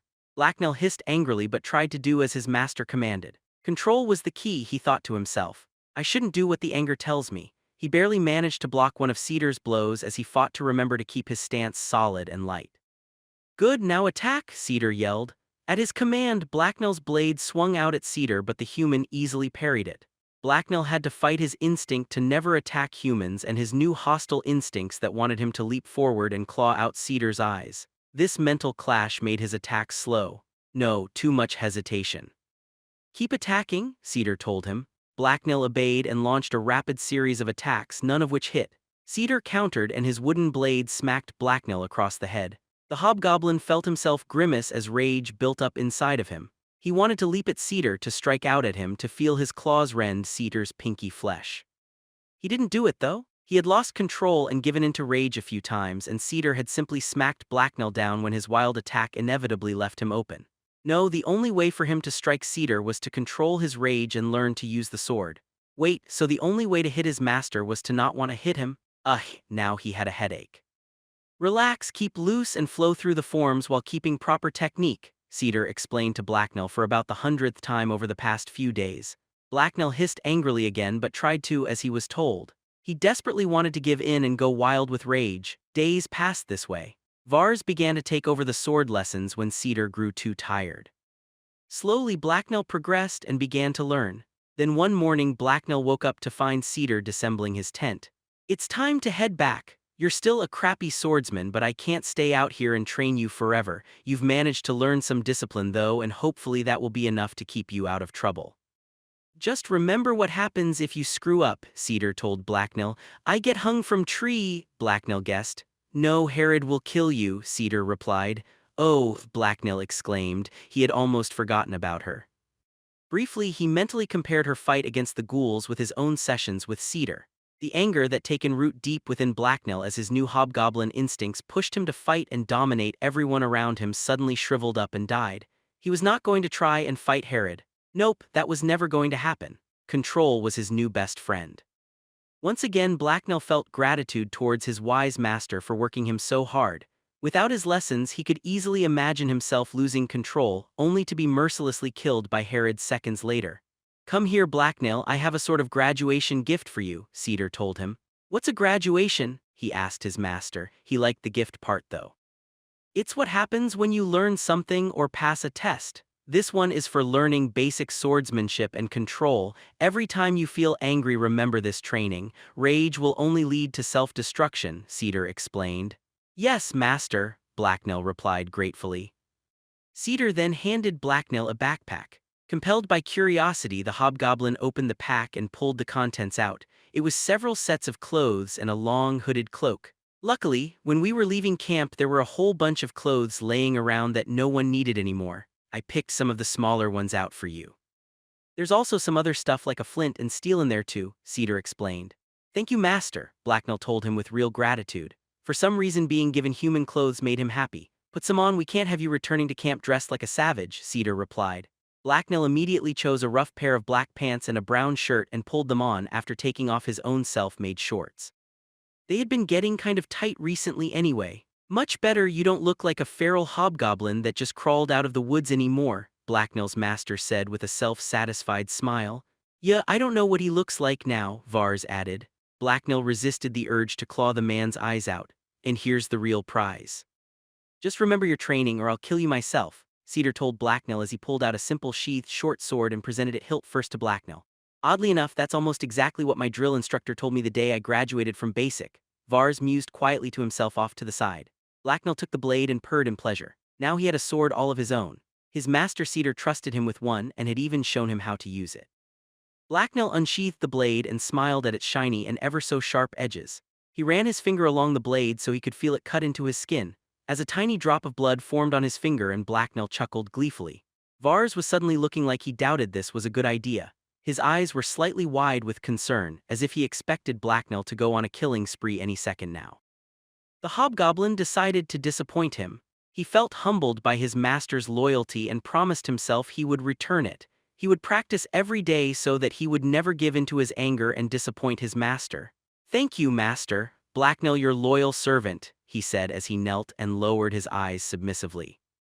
Get up, Blacknell, you earned that blade, now let's get back to camp. It's been over a week and everyone probably thinks we're dead, Cedar told him. With a nod of acceptance, Blacknell attached his new sword and sheath to his waist. That done, he put on the dark gray cloak and looked back to admire himself in it. It reminded him of Cedar and Herod's cloaks and made him feel important. He liked it. He flipped the hood up and over his face. You can hardly tell he's a hobgoblin, that's more than a little scary, Vars commented uneasily.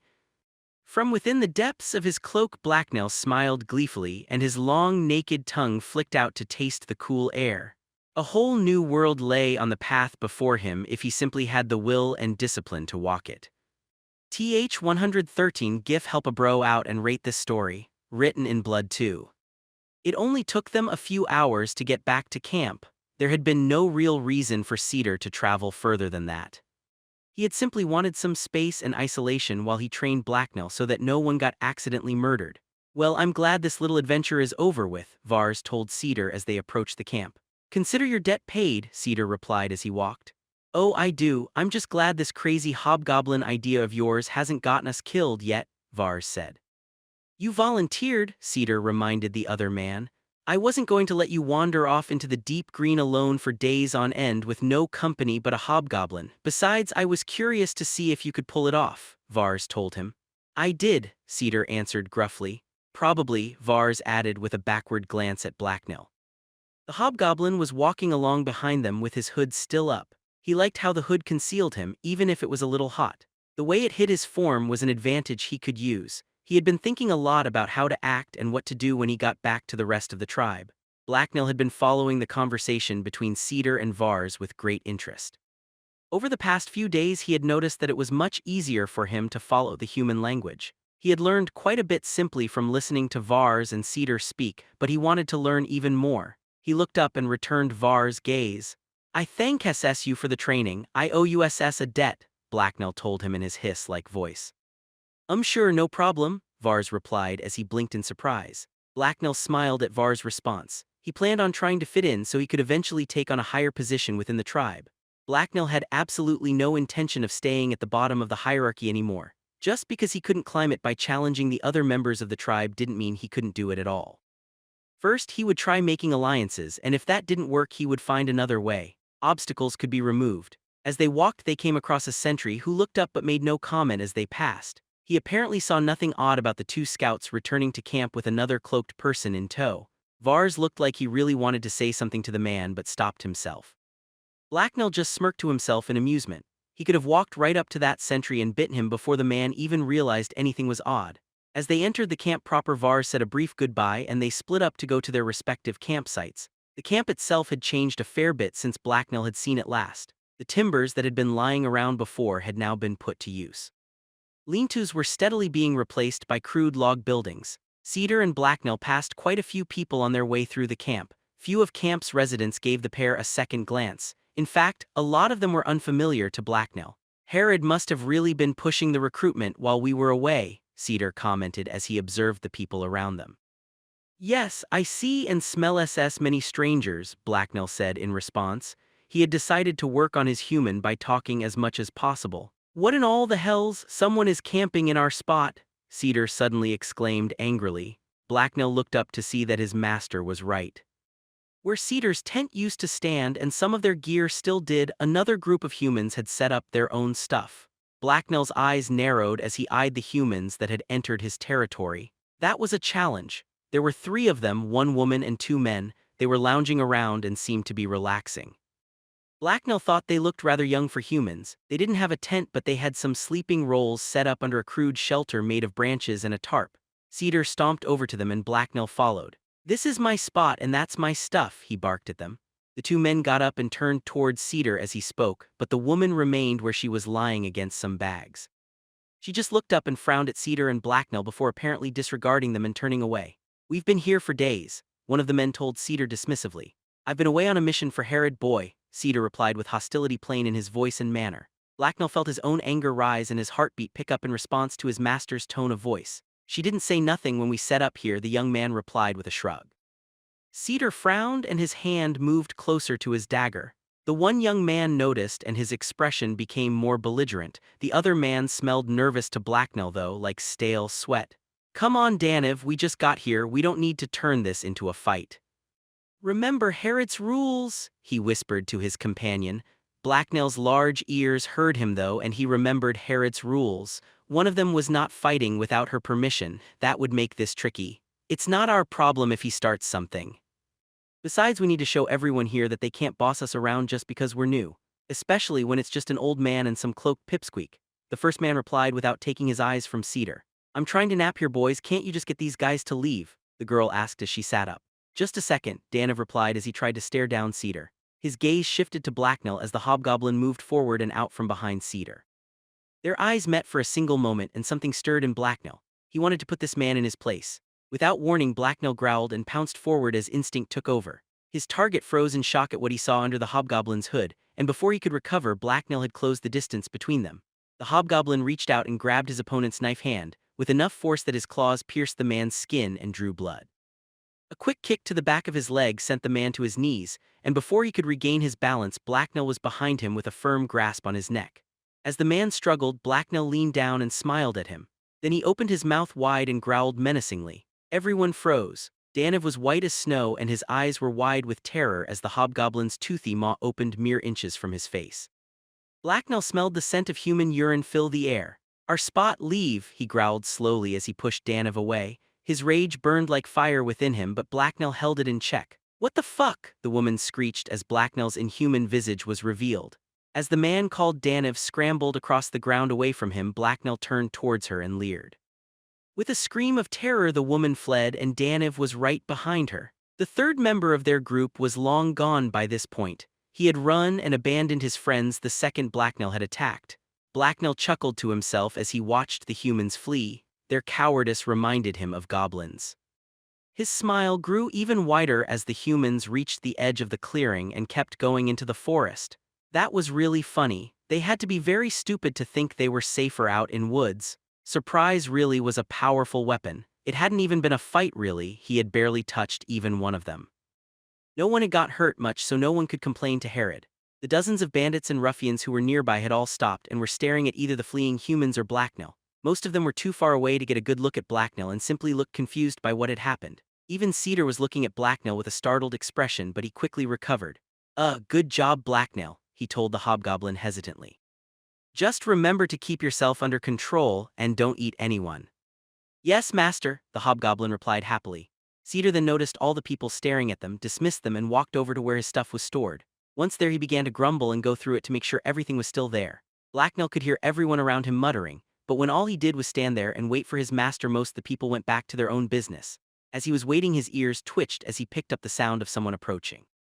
"Ah, Cedar, I knew you must have come back." The screams and people madly dashing about everywhere were rather conclusive signs, announced a voice Blacknell recognized as Geralt S. "I saw those fresh-faced recruits fleeing into the woods and I thought to myself, what could be so horrible that someone would run towards the forest? And that's when it hit me, Cedar must be back," Geralt explained as he approached. Cedar looked up and scowled at him. Blacknell watched Geralt approach from where he was standing to the side. "What do you want?" Cedar asked the other man. Geralt smiled before replying. "Why wouldn't I come over and make sure one of my closest friends in the entire band made it back all right after such a long absence? So where is Blacknell anyway?" Geralt asked as he looked around. Cedar rolled his eyes disdainfully and pointed towards the hobgoblin before turning back to sorting out all his stuff. Blacknell flipped his hood down to reveal his thin green face and the two small horns that rose from his skull. "Yes, I'm here. Hello, Geralt," Blacknell told a now thoroughly shocked-looking Geralt. The man's smile was crooked as he stared dumbly at Blacknell. "About time something shut that boy up," Cedar mumbled from where he was working. "By the gods, it is you," Geralt blurted out.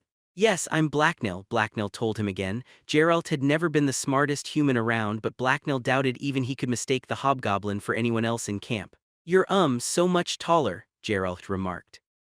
"Yes," Blacknell replied dryly. How long was Geralt going to keep stating the obvious? He was beginning to question the man's value as a possible ally.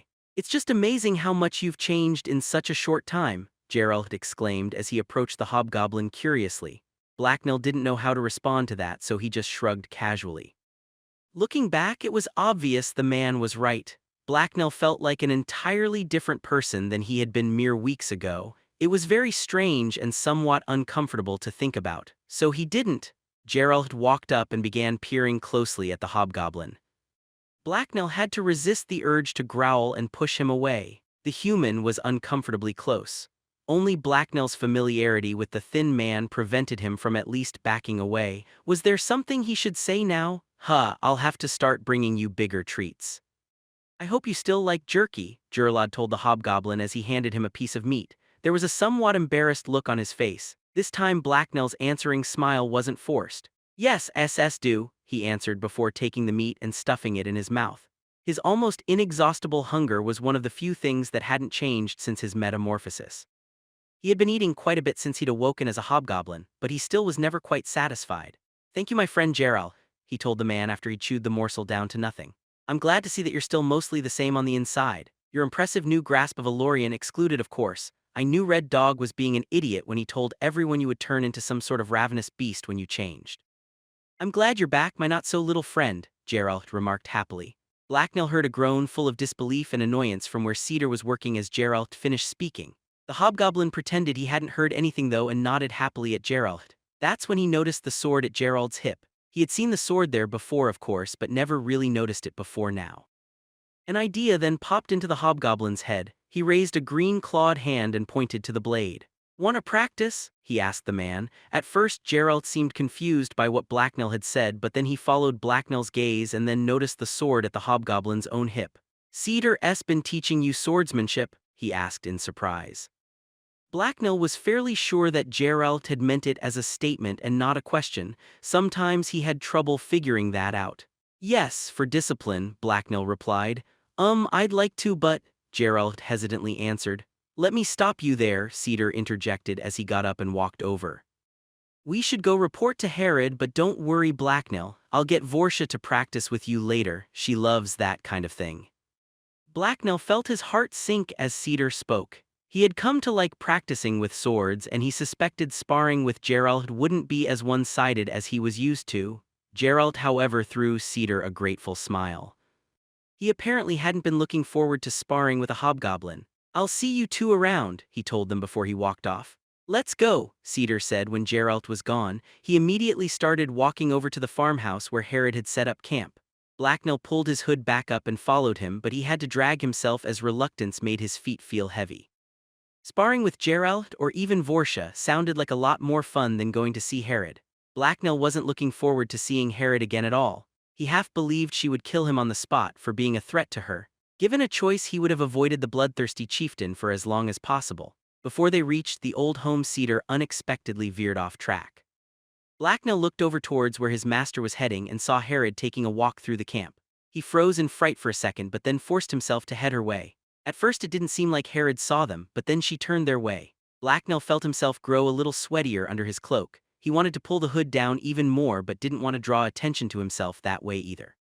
As they got closer, Blacknell was struck by how much shorter Herod seemed now that he was a hobgoblin. In fact, she wasn't really larger than him. That seemed very weird to him, but he wasn't stupid enough to think that made her weak though. He'd seen one very large human make that mistake. "Ah, Cedar, I had heard you were B," Herod started to say before stopping and staring at the cloaked Blacknell. At first she looked suspicious, but then she began to snarl in anger. "Please tell me a hobgoblin in a hood didn't walk right by my sentries. Heads are going to roll if it's been strolling freely through my camp for the last few hours in a hood, and no one thought to inform me or even knew," she hissed at them. Both Cedar and Blacknell went completely still. Very slowly and carefully Blacknell slouched to make himself a smaller target and less threatening. Maybe if he was lucky enough to survive her first blow he could play dead and then find a hole to hide in. "I'm informing you right now," Cedar responded quickly but calmly. "We briefly stopped to unpack and then went straight to look for you." Blacknell could smell his nervousness though. He was simply very good at hiding it. Herod eyed them both hostilely but seemed to calm down a little, but only a little. She raised a finger on her gloved hand at Blacknell and he had to fight the urge to join the bandits he had chased off earlier and make a break for the woods. "Lose the hood," she told him with an edge to her voice sharp enough to draw blood. The hobgoblin pulled his hood down as quickly as he could. He lowered his eyes submissively and stared at her boots. Herod simply observed him silently for a few seconds. "Are you a hobgoblin or an oversized lizard? Look at me," she ordered him. Reluctantly, Blacknell raised his head and met her eyes. They were dark and hostile. Did she want to fight him? Hopefully, she just wanted to make him submit. Submitting would be fine with him. In fact, he would do it right now. Your servant Blacknell greets you, chieftain, he told her. He then gave her his best impression of a friendly human smile. It wasn't a very good impression, but it did give her a nice view of his teeth. Herod looked at him blankly for a second and then chuckled. Both Cedar and Blacknell were taken aback. This is what Red Dog was so afraid of. It's just a slightly bigger goblin, still small and cowardly, she laughed coldly. Cedar turned and frowned at Blacknell and then looked back at Herod. Blacknell's pride was somewhat hurt by Herod's remark. He's only been a hob for a few days, he'll grow some more, and he's not cowardly, he's just perceptive and has a beast's instincts. Hobgoblins are clever, and Blacknell knows an opponent he can't beat when he sees one, so he's acting accordingly, Cedar explained defensively. Herod threw him a doubtful look. Blacknell usually liked being complimented, but now he really wished Cedar would stop talking. Just ask around if you don't believe me. He took down one of your new recruits before the fool and his two friends even knew what was happening. They were so scared they hightailed it off into the woods, screaming all the way. You're going to have to send scouts out to find them if you want them back, he added. So that was your pet, was it? I was just about to investigate that disturbance, she mused. He seems weak to you because that's what he wants you to think. He's being submissive towards a strong pack leader. Don't underestimate hobgoblins. Hood or no hood, a few sentries wouldn't stop Blacknell from slipping into camp and slitting some throats come nightfall, Cedar continued to explain. But I'm SS your servant and friend and won't ever cut SS your band, Blacknell interjected nervously as he gave Herod another smile. What was his master trying to do? If it's so clever, why are you so sure you have it under control? Herod asked Cedar while ignoring Blacknell. He's too smart to pick fights he can't win. I just had to train him to control himself and make sure he knew who the boss was, Cedar replied with a shrug. That would be me, but now I'm curious. How exactly did the great ranger Cedar manage to be the first to train a hobgoblin? She asked him with a smirk. Sword drills and sparring are the best thing for teaching discipline, Cedar replied deadpan. Herod gave Cedar a look. It clearly indicated he was either an idiot or insane, possibly both. Then she burst out laughing. Blacknell actually flinched away from her at the unexpected outburst, but Cedar took it in stride. By the gods, you amuse me sometimes, Cedar. No wonder no one has done it before. Who would be stupid or mad enough to teach a hobgoblin how to use a sword? It's brilliant in its pure bloody insanity, she cackled. Her laughter faded after a while and she actually wiped a tear from her eye. I can't wait to see the look on Red Dog's face when he learns about this. You just keep teaching your hobgoblin how to kill people, Cedar. I think I'm going to enjoy having him around. Oh, and when he's gotten proficient enough, I want you to send him my way for a few rounds. That ought to be interesting, Herod told Cedar as amusement oozed from her voice. Without waiting for an answer, the bandit leader started walking away from them, still chuckling to herself. Her black cloak trailed behind her as she went. When she was gone, Blacknell turned to his master and couldn't help but give him a dirty look. Why had he told Herod all that? Blacknell could think of nothing he would like to do less than fight Herod. Don't give me that look, you jumped-up goblin, Cedar told him. Bah, you were acting all pathetic back there. It was shameful. You should be thanking me now she likes you. That didn't make Blacknell feel any better. He had much preferred his own plan. Blacknell felt it would have involved a much smaller chance of dying. He had a feeling that when he fought Herod that they wouldn't be using wooden blades. Written in Blood 3. The man known as Ferret strolled off into the woods towards the camp latrines. The large, rough-shaven bandit had been lounging around the bandit camp for a while, but now nature's call had lured him out into the forest. From where he was sitting and watching from another corner of the camp, Blacknell smiled. It was not a friendly smile, but one meant to display both teeth and menace. After a quick look around to make sure no one was paying attention, he slowly got up and slipped off into the trees. Most of the bandits in the camp simply avoided the hobgoblin. Several were more hostile, though. Among the most vocal about their distrust of Blacknell was Ferret. Ferret had made his hatred for Blacknell plain at every opportunity. He spent a great deal of time trying to turn the other humans against the hobgoblin and had even threatened to kill the hobgoblin. Worse, he had threatened Cedar. That would have to stop. Besides, Blacknell owed the man one for when he had threatened him the first day his master had freed him. Blacknell stalked through the woods silently. He had removed the boots Cedar had given him. He found it easier to move undetected without them. He had also removed his cloak. His green skin was actually harder to see in the forest, and the cloak tended to get caught on things.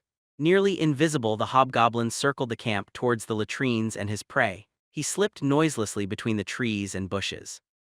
Anticipation for the hunt gleamed in his eyes. Soon the cracking of breaking twigs and the whooshing sound of human breath reached his ears. With his prey located, he stopped to observe and plan for a moment from behind a nearby tree. Ferret's back was to the goblin and his pants were down around his ankles. He was busy emptying his bladder.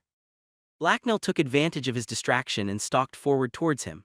The sound of bird calls and Ferret's own noise masked Blacknell's quiet approach. Ferret continued to urinate unaware as Blacknell closed the distance between them. When he stood directly behind his target, Blacknell drew his dagger, but then the hobgoblin hesitated. He had never actually assaulted a human before without his rage driving him. Part of him doubted he could pull it off. Ferret was not a small man. However, another part of Blacknell urged him forward. He had seen humans fight and die many times now. A good blade could end them easily enough, and Ferret was a threat to him and his master. The hobgoblin made up his mind. Blacknell kicked the man's feet out from under him. With a startled Ferret fell forward over the latrine pit. He flailed as he tipped forward and desperately tried to find some way to steady himself, but before he could fall into the latrine, Blacknell reached out and wrenched him backwards. The hobgoblin's long, thin fingers entwined themselves through the man's hair as he pulled the man up.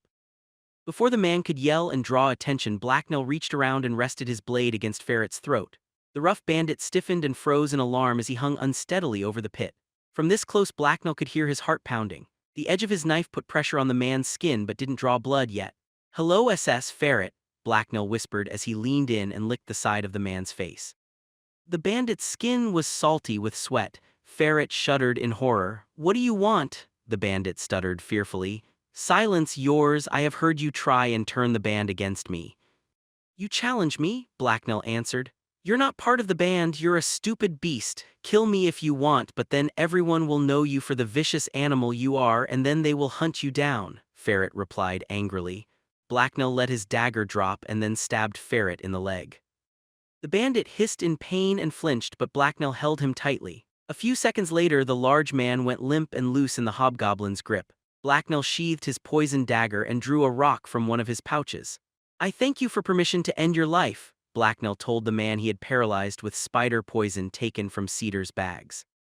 Emotionlessly, he then smashed the man in the head with the rock, creating a small gash that bled freely, and let the body and the rock fall into the latrine together. The bandit landed headfirst with a loud wet splat. Much to Blacknell's satisfaction, his face was submerged in the collected human excrement, where the paralyzed and most likely unconscious bandit would drown. His chore complete, Blacknell got up from where he was crouched beside the latrine pit and headed back to the camp. He circled the camp instead of heading straight back to the clearing, as not to draw suspicion down on himself. Hopefully, he would be back to where he had been sitting before anyone even noticed he had left. He hadn't actually followed Ferret planning to kill him. He had been planning to simply scare him into submission. However, the unthinking hatred he had seen in the man's eyes had convinced him that wouldn't work. Ferret had been a danger and would have never accepted Blacknell into the band. Everything had worked out though. Anyone that found the body would probably think Ferret had fallen in and hit his head, and then drowned in the latrine. With all the footprints from the heavy traffic to and from the latrine, no one would notice his own prints. Blacknell smiled at his own cleverness. Cedar would probably even approve, not that Blacknell was ever going to tell him. He emerged from the bushes at the border of the clearing and casually strolled into the bandits' camp. No one even looked his way. Once he reached the pile of firewood he had been sitting on earlier, he picked up his discarded cloak and put it back on. That done, the hobgoblin decided to head back to Cedar's campsite. His master probably had tasks for him to complete. As he moved through the camp, most of the human moved out of his way and threw him wary glances. Word had spread about who and what was under his cloak. Blacknell found it amusing. He didn't wear the cloak to make people less uneasy around him. He wore it because it made them more afraid. Not really knowing what he looked like was what upset them the most. He suspected the larger and heavier humans would grow accustomed to his presence quickly if he took off his cloak and simply spent time around them. For now, though, he wanted to make sure they didn't disregard him. Fear would help make him equal in their eyes and secure him a higher position within the band, without the need for violence, or at least less of it. Blacknell arrived at the camp he shared with Cedar. Beside Cedar's tent, the hobgoblin had dug a shallow hole and built a small lean-to over it from twine branches and grass. It was little more than a dry place to sleep and store a few things, but that was all he needed. Cedar wasn't around, so Blacknell strolled off to find him. Eventually, he found his master by the road. He was watching a group of people approach the camp. Blacknell walked over to join him. He was curious what was going on. He hadn't heard about anything important happening today. "There you are." Blacknell decided to stop lazing about. "Did ya?" Cedar remarked. "Yes, master. What is this?" Blacknell asked. His master seemed to be looking at the approaching people with disapproval. "The last of Herod's recruits. She must have hired every petty thief and thug in Riverbend to get as many as she has. Most of them won't last long. She's probably planning on simply letting most of them die and keeping the survivors," he explained disapprovingly. Blacknell studied the group coming down the road. He recognized Red Dog leading them. Behind him were around 24 men and women. Only 3 or 4 seemed familiar to Blacknell. When they arrived, Red Dog recognized the hobgoblin and gave him a nasty look. Blacknell simply smiled back at him and made sure to flash as many teeth as possible. He knew the man wasn't a real threat to him. He would never dare go against Herod's wishes. Red Dog chose to ignore Blacknell and turned to Cedar instead. "I see your pet hasn't managed to kill you yet, Cedar," the bandit remarked. "I'm not the one that needs to be afraid," Cedar responded cryptically. "Did I miss anything important while I was gone?" Red Dog asked the other man as he frowned at Cedar's response. "Yes, they passed out the good manners. Too bad you weren't here," Cedar replied with an amused tone. "Very funny, old man. Why don't you use some of that matchless experience of yours and show some of these baby-faced recruits around while I go talk to Herod?" Red Dog told him with a roll of his eyes. Before Cedar could answer back, though, someone Blacknell had never seen before walked up behind Red Dog and spoke. "Who is this old man, Dog?" a young human female asked as she leaned out from behind him. The bandit lieutenant cringed slightly as she spoke. The girl had short-cut red hair and was about average size for a human female. She smiled excitedly as she looked Cedar over. "You're recruiting children now?" Cedar asked Red Dog disdainfully. "I'm over 17 winters," the girl interjected. She seemed very annoyed at being called a child. Red Dog shrugged. "I told her to screw off the first time she showed up, but then several of the other people I tried to recruit dropped out with mysterious knife wounds. Seemed like a good idea to just let her come at that point," he explained. The redhead smiled again as Red Dog spoke and she winked at Cedar conspiratorially. Cedar looked the girl over carefully. "Who are you running from, girl?" he asked her. "Name's Kita and I dunno what you're talking about." "Maybe I just wanted to serve under a famous swordswoman like Herod," she replied. Cedar grunted and gave her a skeptical look. "Those are gang colors you're wearing. The gangs look down on bandits and they don't take kindly to their members quitting either. That tells me you were looking for a quick exit from Riverbend when you joined up with us." "So tell me, who are you running from?" he responded dryly. Kita narrowed her eyes and gave him Cedar a hostile stare, but then relented under the pressure of his steady gaze. Fine, maybe I kinda stabbed someone I shouldn't have," she explained. "Who and why?" an unsurprised Cedar asked her. Her mouth twisted into a frown as she considered whether to answer him. "My boss girl bitch thought she could take my stuff just because she was shacking up with Klavic, our leader," she explained reluctantly. Cedar turned to Red Dog. "This is wonderful new recruit you've gotten for us," Cedar told him sarcastically. Red Dog shrugged again. "She's here now, so she's not my problem anymore. Thank the gods," he told Cedar with an amused grin. He then turned and walked back towards the other people he had recruited, leaving Kita with Blacknell and Cedar. As Red Dog left, Kita seemed to notice Blacknell for the first time. She looked over the cloaked figure suspiciously.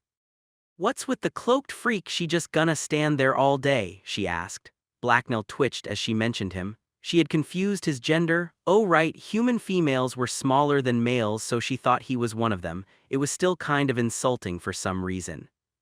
He decided he didn't like her. Blacknell took a long step towards the girl that removed most the distance between them, and straightened up to look her directly in the eye. Then he swept his cloak back behind him and flipped his hood down dramatically to fully reveal his inhuman visage. The girl's eyes went wide and she took a step forward. Blacknell froze in confusion, and the grin slipped from his face as he took in Kita's delighted smile. "A hobgoblin? I can't believe this gang has a hobgoblin in it. That's the sharpest thing I've ever heard," she squealed in delight. Blacknell took a step back away from her nervously. Her unusual lack of fear unnerved him. Cedar looked more than a little taken aback as well. "What's your name? How many people have you killed? Do you know any secret hobgoblin stuff?" she asked Blacknell excitedly as she took another step towards him. Blacknell growled menacingly, but that failed to deter her approach. He threw Cedar a panicked look. He didn't know how to get the female away from him without drawing a blade, and he had a feeling that would be frowned upon. Cedar rolled his eyes but stepped forward and placed a hand on the girl's shoulder. "Stop harassing my hobgoblin," he told her. "Who were you again?" Kita asked him as she turned and pushed his hand off her shoulder. "I'm Cedar, a scout, now come with me," he told her. "Why should I go anywhere with you, creep?" she asked him hostilely. Cedar scowled down at her. "Because the hobgoblin goes where I go," he answered her dryly. "Come on, Blacknell, let's go see Vorsha," he then ordered Blacknell. The hobgoblin was more than eager to obey and put some distance between him and the human female. Cedar walked off towards the camp and Blacknell shadowed him closely. Just in case Cedar needed to put himself between him and the girl again. The girl watched them walk off for a few seconds before sighing and running after them. "Fine, where are we going? If you're trying to get into my pants, I'll bite your bits off," she told Cedar. Blacknell's master grimaced in distaste and gave her an insulted look as he continued walking. People gave them odd glances as they made their way through the bandit camp. "I'm taking you to Vorsha," Cedar explained. "Why?" Kita asked. "Because she loves dealing with hopeless cases like you," Cedar told her gruffly. Kita gave him a mean look but continued following them. "Does the hobgoblin talk?" she suddenly asked. "Yes," Cedar replied without looking back at her. He looked very annoyed to Blacknell. "Why isn't it talking now?" she then asked. "Why don't you ask him?" Cedar answered in annoyance. Then he turned to the hobgoblin. "Answer her questions, Blacknell," he commanded the goblin before muttering, "so she'll leave me alone." Blacknell grimaced. He didn't want to have to deal with this clearly insane youngling, but he had to do as his master ordered. "Yes, master," he responded, but frustration was clear in his voice. "He does talk. Why are you wearing that cloak? Is it magic?" she asked excitedly. "No, I like it," Blacknell answered her.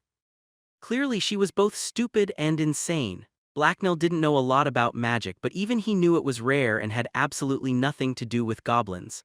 Blacknell sighed in relief as he spotted Vorsha and Geralt up ahead at their campsite. They were seated right outside the large tent Vorsha shared with Geralt. "Vorsha!" Cedar yelled. "I got something here for you." The muscular woman stood up and looked their way. Blacknell thought giving the girl to Vorsha was a great idea. Blacknell wasn't quite sure what the warrior would do with her, but he didn't really care as long as she was kept far away from him. "Why do you have a little girl, Cedar? She's not yours, I hope?" Vorsha asked with amused concern. Cedar shuddered in revulsion at the very idea of Kita being his daughter.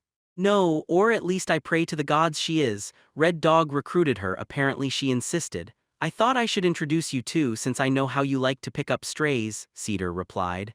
Vorsha looked Kita over and frowned. "I might have to have a talk with Red Dog about this," she remarked with more than a hint of threat in her voice. "You do that," Cedar responded indifferently. As the two bandits had been talking, Kita had been staring at Vorsha with an impressed expression on her face. "Gods, you're big," she suddenly blurted out. "And you're tiny," Vorsha responded with an amused smile. Blacknell knew Vorsha was very hard to insult. Maybe that was why Cedar wanted her to teach him. "I'm not tiny, I'm over 17 winters old, you're just huge," the affronted Kita replied. Vorsha looked Cedar's way. "Well, thanks I guess, Cedar. I wasn't looking for a new project right now, but I'm sure as death not going to let her wander around by herself either," she told him. "I don't need any help, I can take care of myself," Kita said as if she had been insulted. "That might have been true in the city, but out here things are a bit different," Vorsha told her. The large woman looked the girl over carefully. "Have you ever used a sword?" Vorsha then asked her. "How could I? They're kinda hard to hide and the city guards don't like people other than blue bloods having them. Besides, knives work just fine," Kita explained in a tone that suggested only idiots wouldn't already know all this already. Blacknell smirked at the girl. He knew how to use a sword, sort of. "There aren't any guards out here, so everyone has swords or worse. If you're going to survive a week out here, you're going to need to learn to use one too," Vorsha explained. "That reminds me, I wanted to pass off some of Blacknell's sword training to you as well," Cedar interjected. Kita's eyes suddenly gleamed with excitement. "If the hobgoblin-esque going to be there, then I'm in," she exclaimed. Vorsha threw the girl a confused look, and Blacknell felt a sudden spike of concern at the unexpected direction the conversation had abruptly taken. "You want to practice sword fighting with a hobgoblin?" Vorsha asked Kita in disbelief. "Yeah, he's so sharp and scary looking," she answered enthusiastically. "And this makes you want to train with him?" Vorsha asked again. "Yep," Kita said. Vorsha sighed. "Well, whatever works, I guess." "What do you think, Cedar?" Vorsha asked him. Blacknell should be fine, it might even help with his control. It's not like they'll be sparring against each other right off the bat anyway, Cedar answered her. Looks like I'll be training these two together then, she remarked as she eyed Blacknell and the grinning Kita. This is certainly not how I expected to be spending the next little while. Me too, the hobgoblin muttered as he looked over at the young woman grinning at him. His life had just gotten a little more complicated and a lot more annoying. Written in blood 4. Training with Vorsha was much more enjoyable than with Cedar. It was actually kind of fun. For one thing, she tended to hit Blacknell a lot less.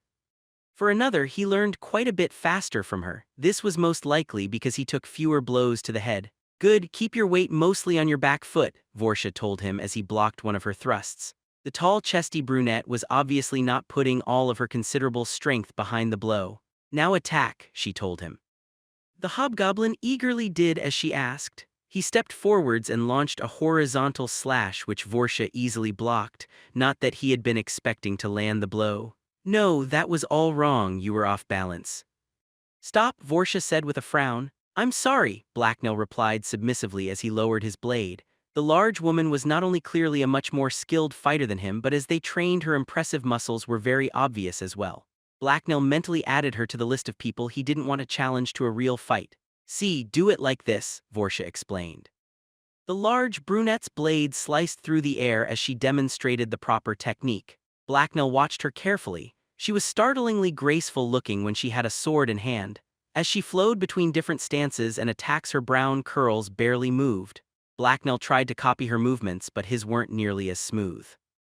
He certainly had a long way to go in order to become any good at swordsmanship. He would just have to cheat in the meantime. Good, now practice that by yourself for a while I go check on Kita, Vorsha told him as she watched him practice. Blacknell continued repeatedly slicing the air as he practiced the move over and over again. Vorsha gave an approving nod and then headed over to Kita.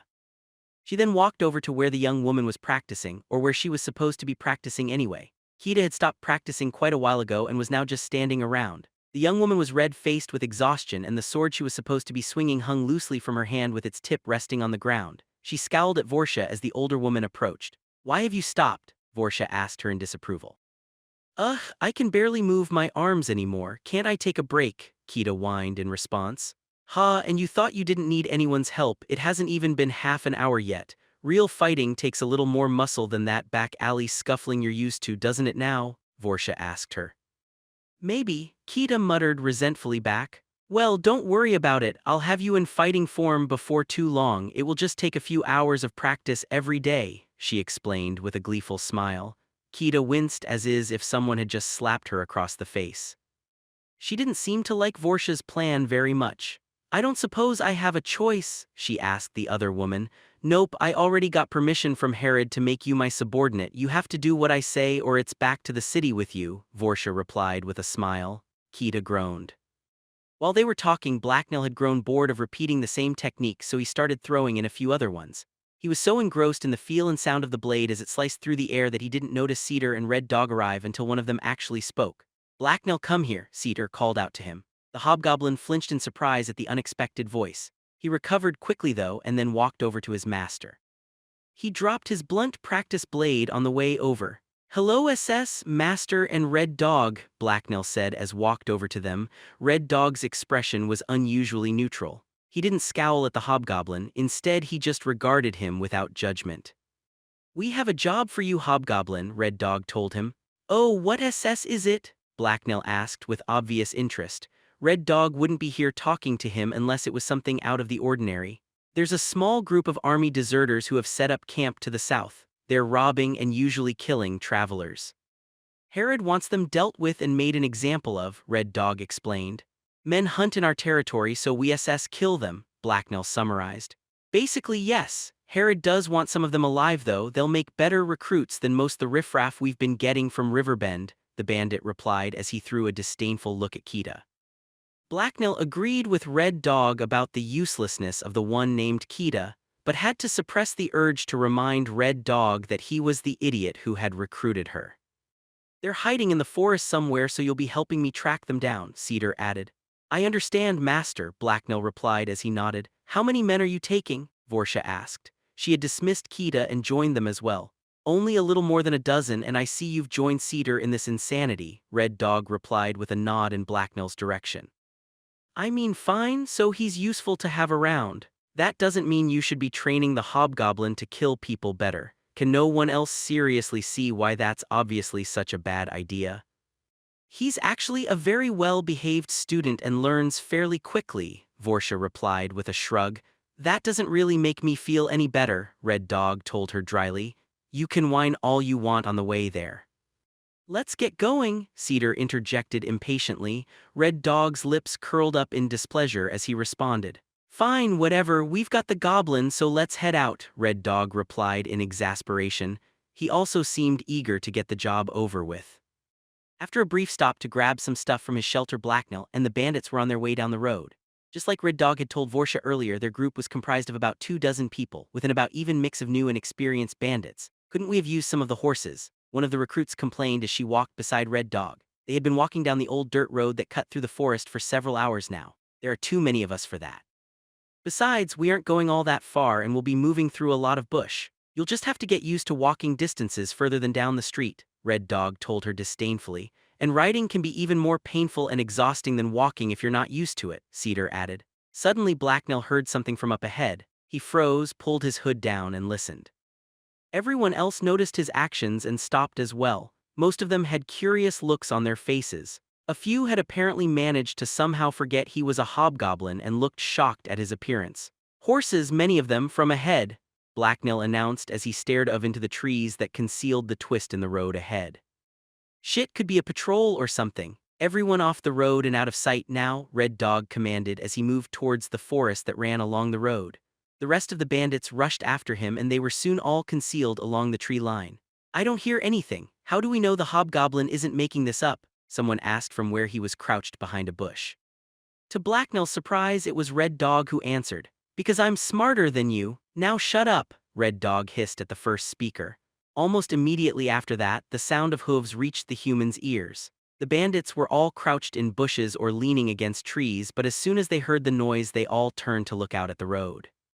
They didn't have to wait long for the horsemen themselves to appear. They rode into view at a quick canter. There were slightly fewer of them than there were bandits, but every one of them was mounted and armored. The soldiers, and that's what they had to be, were even more heavily armed and shinier than Pursue's guards had been. On top of their padded clothing they wore long chainmail shirts. Their legs were protected by steel greaves, and their lower arms by banded bracers. Their heads were protected by steel helmets that hid everything but their eyes and mouths, which could be seen through a large Y-shaped hole in the front of the helmets. Blacknell was glad he was no longer out on the road. He could imagine the horsemen simply riding right over him and the other bandits. Most of them would have been trampled to death without much of a fight. It was just another reason why Blacknell really hated horses. Most of the riders not only had swords at their waists but held long spears as well. One of the riders out front had a large blue piece of cloth tied to the end of his spear. It waved and snapped loudly in the wind behind him as he rode, showing flashes of a golden stag's head insignia. As Blacknell watched the soldiers pass, he had to admit that they looked dangerous. The humans in his tribe never looked quite so impressive. When the riders were out of sight down the road, Red Dog spoke. That's Lord Strachan's banner. What are that many of his armsmen doing out here? His land is further south and he can't have a lot of men to throw around these days, he mused aloud. Could be anything. I don't know about you, but I've been out of touch with noble politics lately, Cedar answered. Red Dog grunted in agreement before ordering everyone back onto the road. Then they were on their way again. As the hours went by, many of the bandits began to tire out, including Blacknell. The hobgoblin had never walked so far before. His feet really ached and his boots were rubbing his skin raw. He had tried removing the boots, but Cedar had stopped him and told him that it would only make things worse. Blacknell wasn't sure if he believed his master, but did as he was told. Eventually, Red Dog stopped the party with an upraised hand. Blacknell looked around and listened carefully, but he didn't detect anything out of the ordinary. It just seemed like any other spot on the forest-enclosed road to him. We'll stop here for the night and start tracking our targets in the morning. We're too close to them to be using the road anymore. If they have the sense the gods gave goblins, then they'll have someone watching the road, Red Dog explained. Blacknell gave Red Dog an annoyed glare at the obviously intentional insult, but most of the other members of the group just seemed glad to be able to finally stop walking. Blacknell empathized with them. He couldn't wait to get off his feet either. The bandits split up for a few minutes to find a good place to set up for the night. Soon a spot was chosen. It was a small cluster of gray boulders large enough to shield them from sight and to be somewhat defensible. There were 9 stones and each of them was taller than a human. Together they were arranged in a loose circle. No trees grew within a few dozen feet of the stones and the ground around them was hard with only a sparse covering of plants. Blacknell thought it was beautiful. The hobgoblin walked up and ran his hand along the surface of the closest stone. It was smooth to the touch and warmer than he thought it would be. The sun must have heated it. From this close, Blacknell could almost make out faded patterns on the rocks, like someone had carved pictures into them once upon a time. However, if the stones had once borne images or words of some sort, the wind and rain had long since worn them away. Cedar noticed Blacknell examining the stones and walked up behind him. "These stone were put here, they're too old for men and they're not the floor Kurava's style. They don't work stone, that means this circle was put here by goblins, maybe even ancestors of yours," Cedar told the hobgoblin. Blacknell removed his hand from the stone. The idea that this special place had been made by goblins felt right. The stones and the way they were arranged spoke to him. It had meaning, even if Blacknell couldn't tell what the meaning was supposed to be. He looked up into the clear blue sky above him. The thought that goblins had created something that had lasted so very long resonated with the hobgoblin. The idea of making things such as this had never even occurred to him before now. He turned to his master. "Thank you, master," he told him. Cedar eyed him curiously and a corner of his mouth rose to form a smirk. "For what?" he asked. "Everything," Blacknell replied. He turned back to the stone and touched it again. Red Dog stomped over and interrupted them. He looked annoyed and was scowling. "Great, so not only do we have to sleep beside a bloody hobgoblin, but we're also setting up camp in some sort of creepy goblin shrine thing," he remarked. "You're the boss. We could try to find a different spot if you want, but this one seems better than most. That is, of course, unless on top of your fear of hobgoblins you're also afraid of ghosts," Cedar joked. "It sure doesn't sound like I'm the boss," Red Dog grumbled as he walked past them and began helping set up. It didn't take them a lot of time to set up for the night. They had been traveling light. Beyond the basic gear and weapons, all they had brought was blankets and a large tarp in case it rained. Red Dog didn't allow anyone to light a fire until it got dark. He wanted there to be no chance of them being detected, and a fire during the day would be too much of a risk. The smoke would be visible for miles. As night began to fall, Blacknell could smell some of the new recruits grow nervous. For many of them it was their first time out in the woods at night in such a small group. The fact that they didn't have a fire but did have bad human night vision probably didn't help either. When the night sky had blackened enough to completely mask any smoke, Red Dog finally lit a fire in the center of the boulders. He kept it small enough that it was unlikely anyone would see it through the trees. The fire helped a little, but a lot of the men still seemed nervous. Blacknell didn't blame them. He didn't like camping out in the forest much either. The shadowy forest and reaching tree branches could have been concealing any number of threats, and unlike most of the men here, he knew exactly what to be afraid of.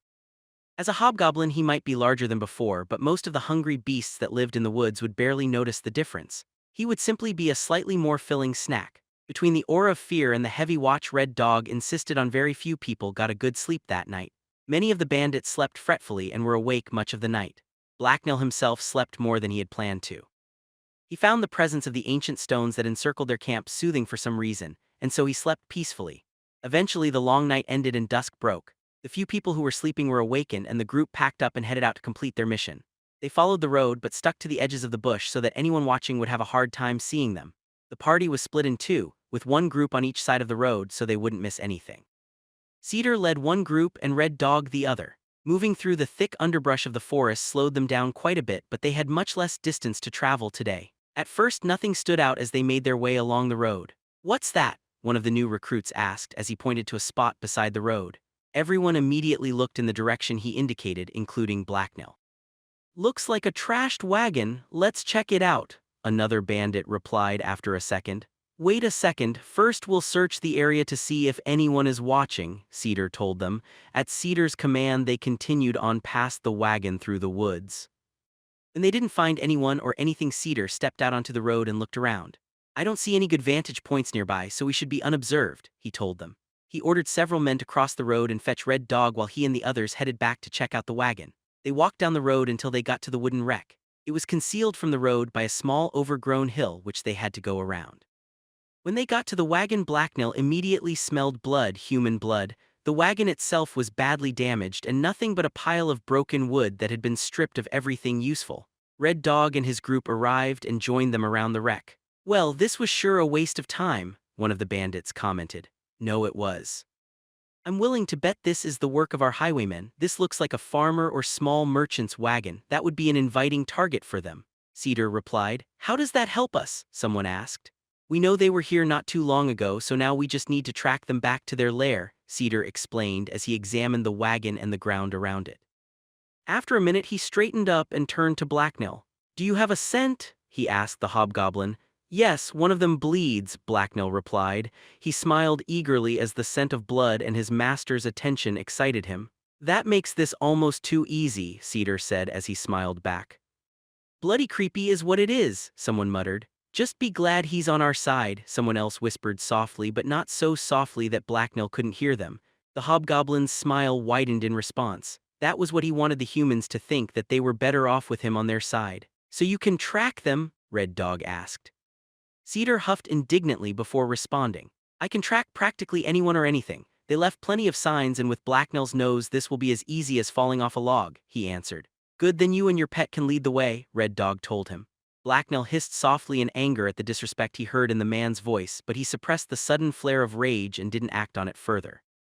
This didn't stop the two men closest to him from backing away a few steps, though. Red Dog, though, was apparently unconcerned and ignored the hobgoblin, but Cedar gave Blacknell a disapproving look.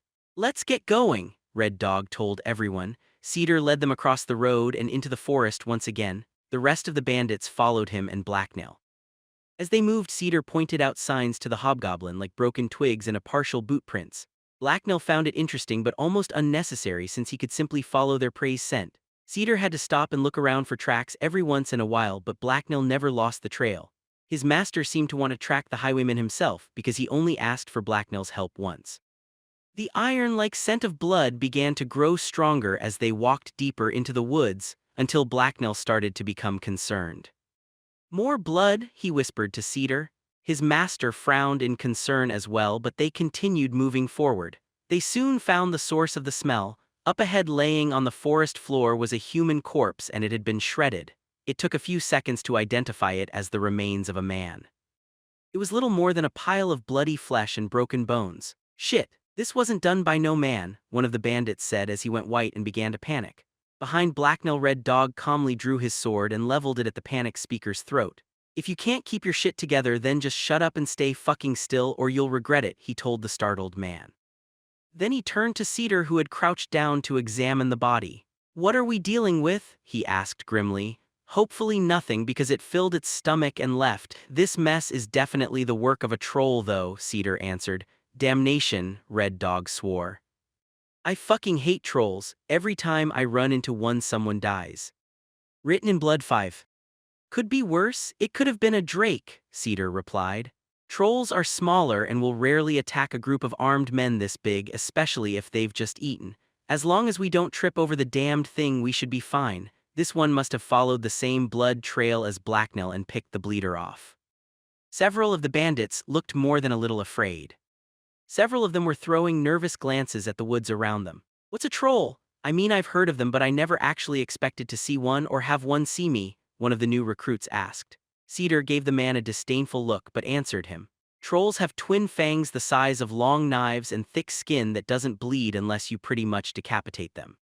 Except for that, they're basically what you would get if you took a goblin and made it twice the size of a man and 100 times as angry, he explained. Bloody lovely, one of the other bandits muttered sarcastically. Cedar then got up and examined the ground all around the corpse. He called Blacknell over and showed the hobgoblin various signs within the disturbed area. The hobgoblin found this much more interesting than his earlier tracking lessons. His sense of smell didn't help him nearly as much.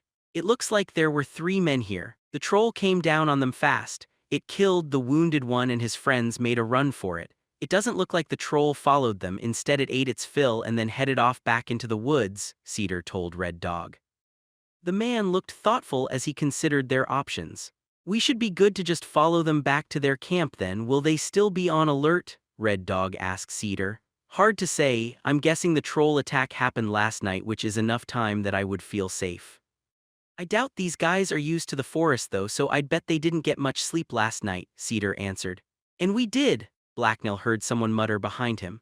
We'll go carefully then, and when we find the camp we'll circle around. They'll undoubtedly be watching the direct way for trolls if nothing else, Red Dog told them. Cedar nodded in agreement.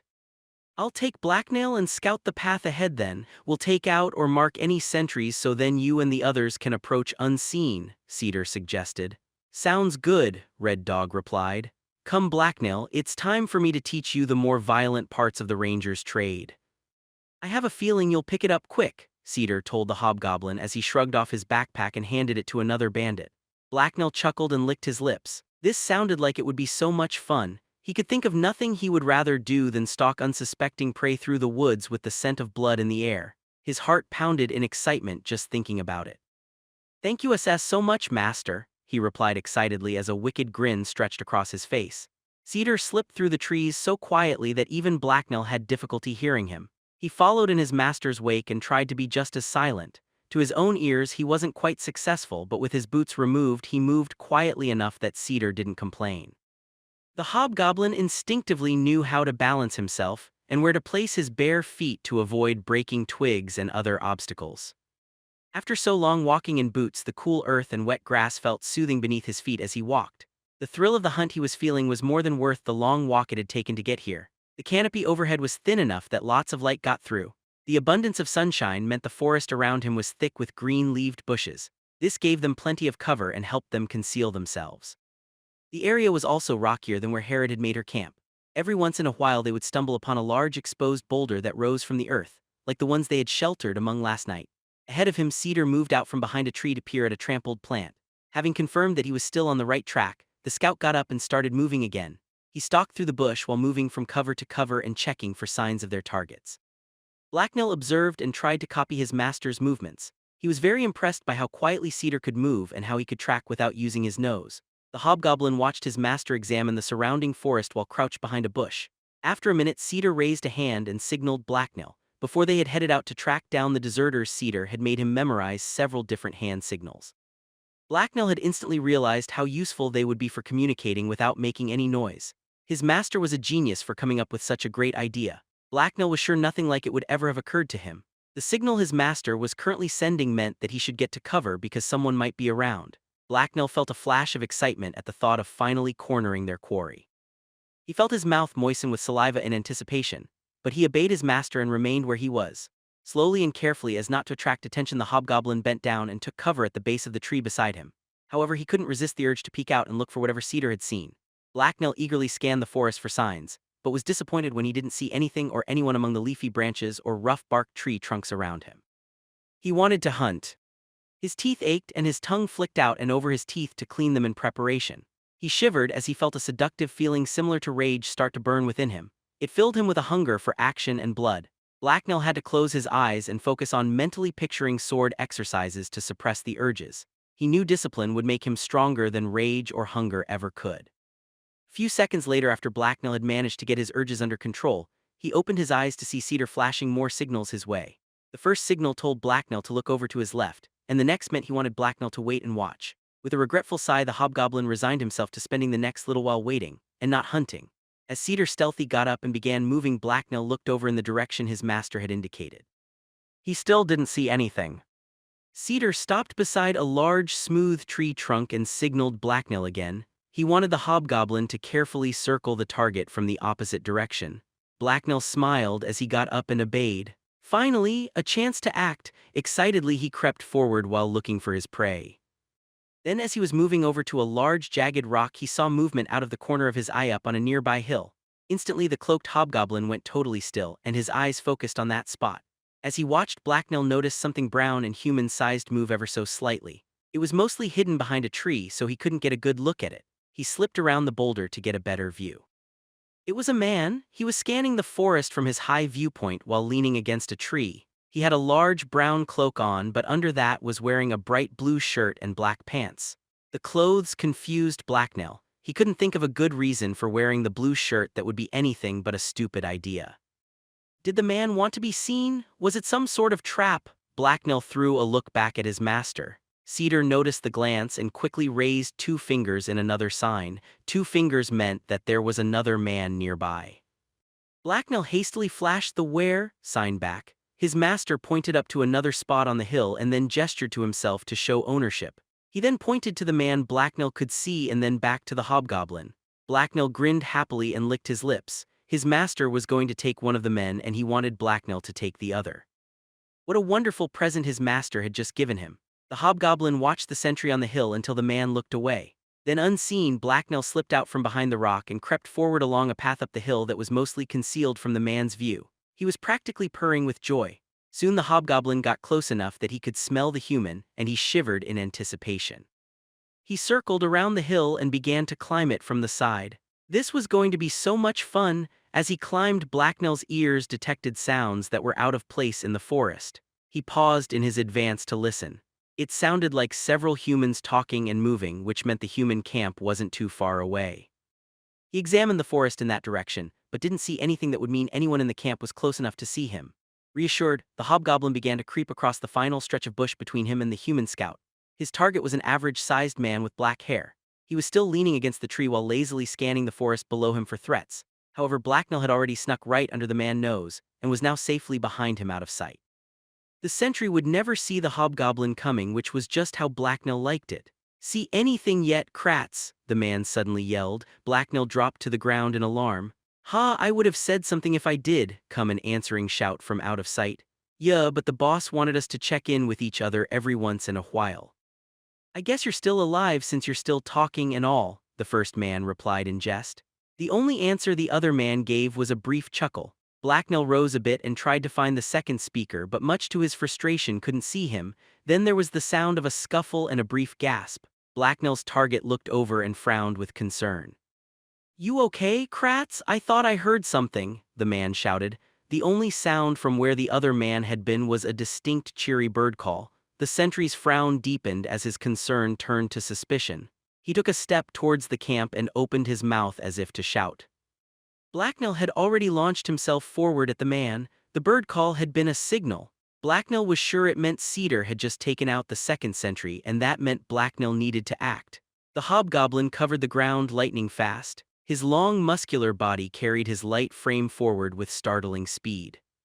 The wind whipped his cloak behind him as he shot forward from the bushes.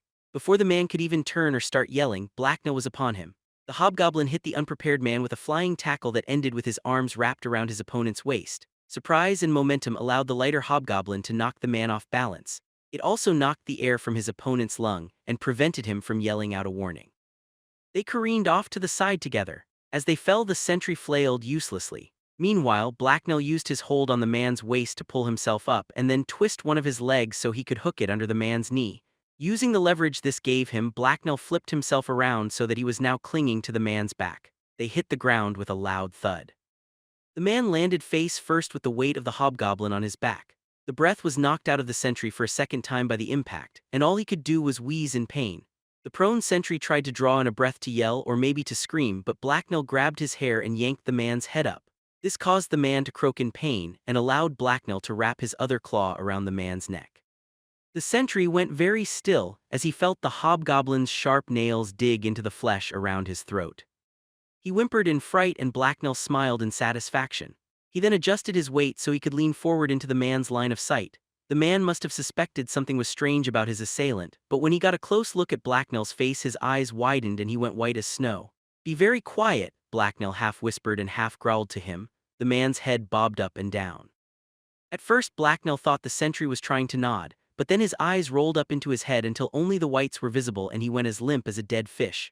Blacknell released his grip on the man's throat and slapped him across the face. The blow made a loud smacking noise and left a red handprint on the man's face, but otherwise the sentry didn't react. Blacknell hissed in disappointment. He had wanted to have more fun. He got to his feet and stared with dissatisfaction down at the unconscious sentry. Blacknell heard someone approach and turned to see Cedar push his way out from the bushes. Cedar frowned as he saw the corpse white and unmoving man at Blacknell's feet. "I thought I told you to try and capture them alive," Cedar told him with obvious disappointment. "He's not dead, just stupid." "Stupid SS man went to sleep, so he's no fun," Blacknell hissed in annoyance. "I see," Cedar replied in a confused tone that meant he didn't really understand at all. He walked over to the unconscious man and kicked him a few times, but seemed satisfied when the man flinched and moaned ever so slightly. "Praise camp is that way," Blacknell impatiently told his master as he raised a finger to point towards the source of the noise he had heard earlier. The hobgoblin wanted to continue the hunt. There were still more humans to catch, and he had never had so much fun before. He was lightheaded with giddiness and anticipation. Even if he was also a little disappointed, he couldn't eat any of the prey he caught. After throwing a look in the direction Blacknell had indicated, Cedar addressed the hobgoblin. Good to know, but that's not our job right now. Grab that fellow and hide him in the bushes along with the one I knocked out. Then sit on them until I get back with Red Dog. You don't actually have to sit on them, just guard them, Cedar told Blacknail. Yes, master, Blacknail acknowledged with a disappointed sigh. Why couldn't his master just ever let him have fun? The humans were so close, he wanted to at least stalk them a little. No one would ever even know. Cedar turned away and walked back through the trees towards where Red Dog was waiting for them. When he was gone, the hobgoblin grabbed the man at his feet and started dragging him into the bushes. He easily found the man Cedar had knocked out by smell and dumped the other sentry on top of him. He was almost disappointed that Cedar didn't actually want him to sit on them.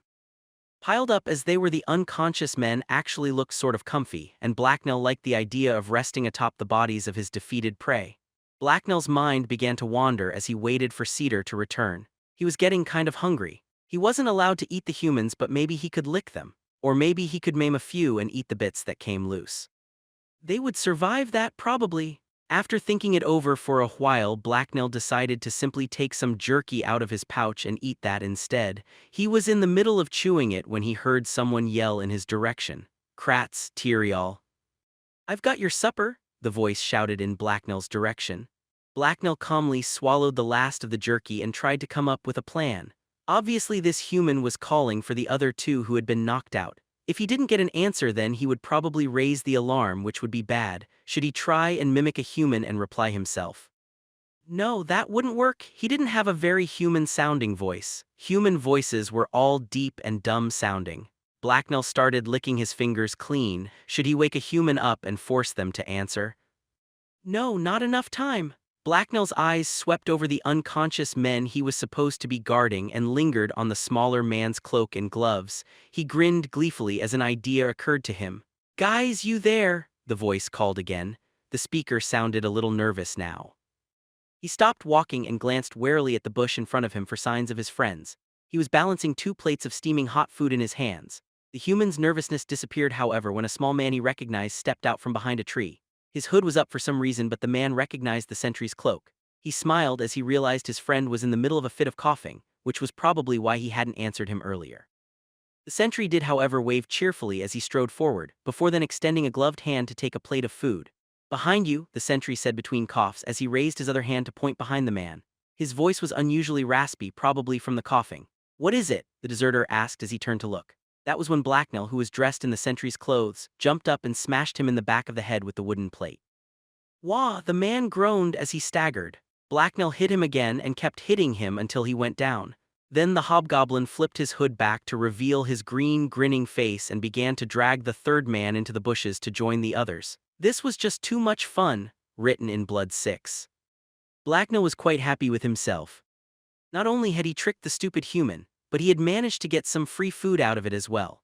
After hiding the body, Blacknell walked back and picked up all the food that had been dropped onto the ground in the earlier scuffle. The hobgoblin spent the next few minutes watching the forest below from the top of the hill and eating the red meat and hard bread that he had picked up earlier. From his vantage point at the sentry's post, he saw Cedar and the other bandits arrive and begin to climb the hill below him. You changed your clothes?" Cedar asked Blacknell curiously when he reached the top and saw him. The other bandits were right behind the scout. One of them gave Blacknell a horrified glance. "Forget about that, what in all the hells is he eating?" the other bandit asked in alarm when he saw Blacknell. The hobgoblin sniggered at the man's concern. He was sitting on the piled bodies of the unconscious men while casually chewing a piece of meat. He'd tried finding something else like a log to sit on but hadn't ended up finding anything. Besides, this was actually very comfy. "It smells and looks like boiled beef," someone else answered condescendingly to the other man. The first speaker flushed slightly. Blacknell ignored the other bandits and focused on Cedar. As amusing as they were, only his master was important. "I had to be sneaky," Blacknell explained to Cedar as he pointed to the third unconscious man. Well, I guess it worked," Cedar replied. He looked like he wanted to ask some more questions, but instead he turned to Red Dog. "We should get going, they'll soon notice these men are missing," Cedar told him. Red Dog nodded, then turned to Blacknell and gave him a disapproving look. "Are those men still alive?" he asked the hobgoblin. "Probably," Blacknell replied as he shrugged. Red Dog appeared unsatisfied by Blacknell's answer, but he scowled and turned back to Cedar. "Fine, let's go. The hobgoblin stays here and guards these men though," he said. "I have no problem with that," Cedar replied without concern. Red Dog began giving orders to the other bandits.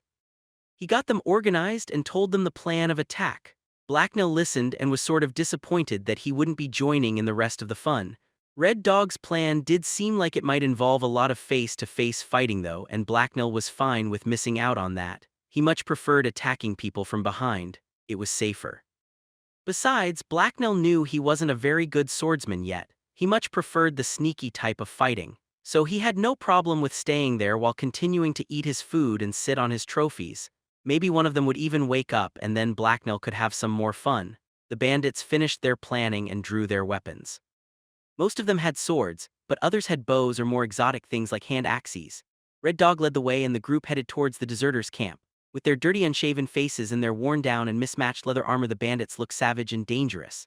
They didn't however display the discipline and competence of the horsemen from earlier or even Pursue's guards. Blacknell watched them go, and decided he wasn't going to listen to Red Dog after all. When the other bandits were out of sight, the hobgoblin got up and followed them. He wanted to see what happened next. Cedar led Red Dog and the rest of their group of outlaws through the woods towards their target. They moved slowly in order to sneak up on the group of deserters who had set up camp ahead. The thick trees and hilly terrain concealed their approach. It didn't take long for Cedar's group to get within sight of the deserters' camp. The old scout stopped at the edge of the forest where it ended in a cliff. He crouched low to the ground to help conceal himself and looked down. Below them and down a rocky incline lay a small recessed valley. The sound of rushing water could be heard from a small waterfall that rushed down the steep rocky cliff that lay across the valley. The creek it fed then wandered along one side of the valley and marked its boundary. The thick forest and sharp hills continued on the other side of the stream. A bunch of uniform blue tents had been set up within the gorge. Under an overhang on one section of the cliff, the deserters had also constructed a large crude wooden structure. Cedar and Red Dog could see a number of men moving about or lounging around the area. In the center of the tents, someone was cooking on a large fire. "Well, those are definitely standard Elorian infantry tents. That means these are our deserters," Red Dog whispered. "It could be an entirely different group of deserters who just happen to be highwaymen as well," one of the new recruits whispered back. Red Dog was not amused by the comment, and it showed on his face.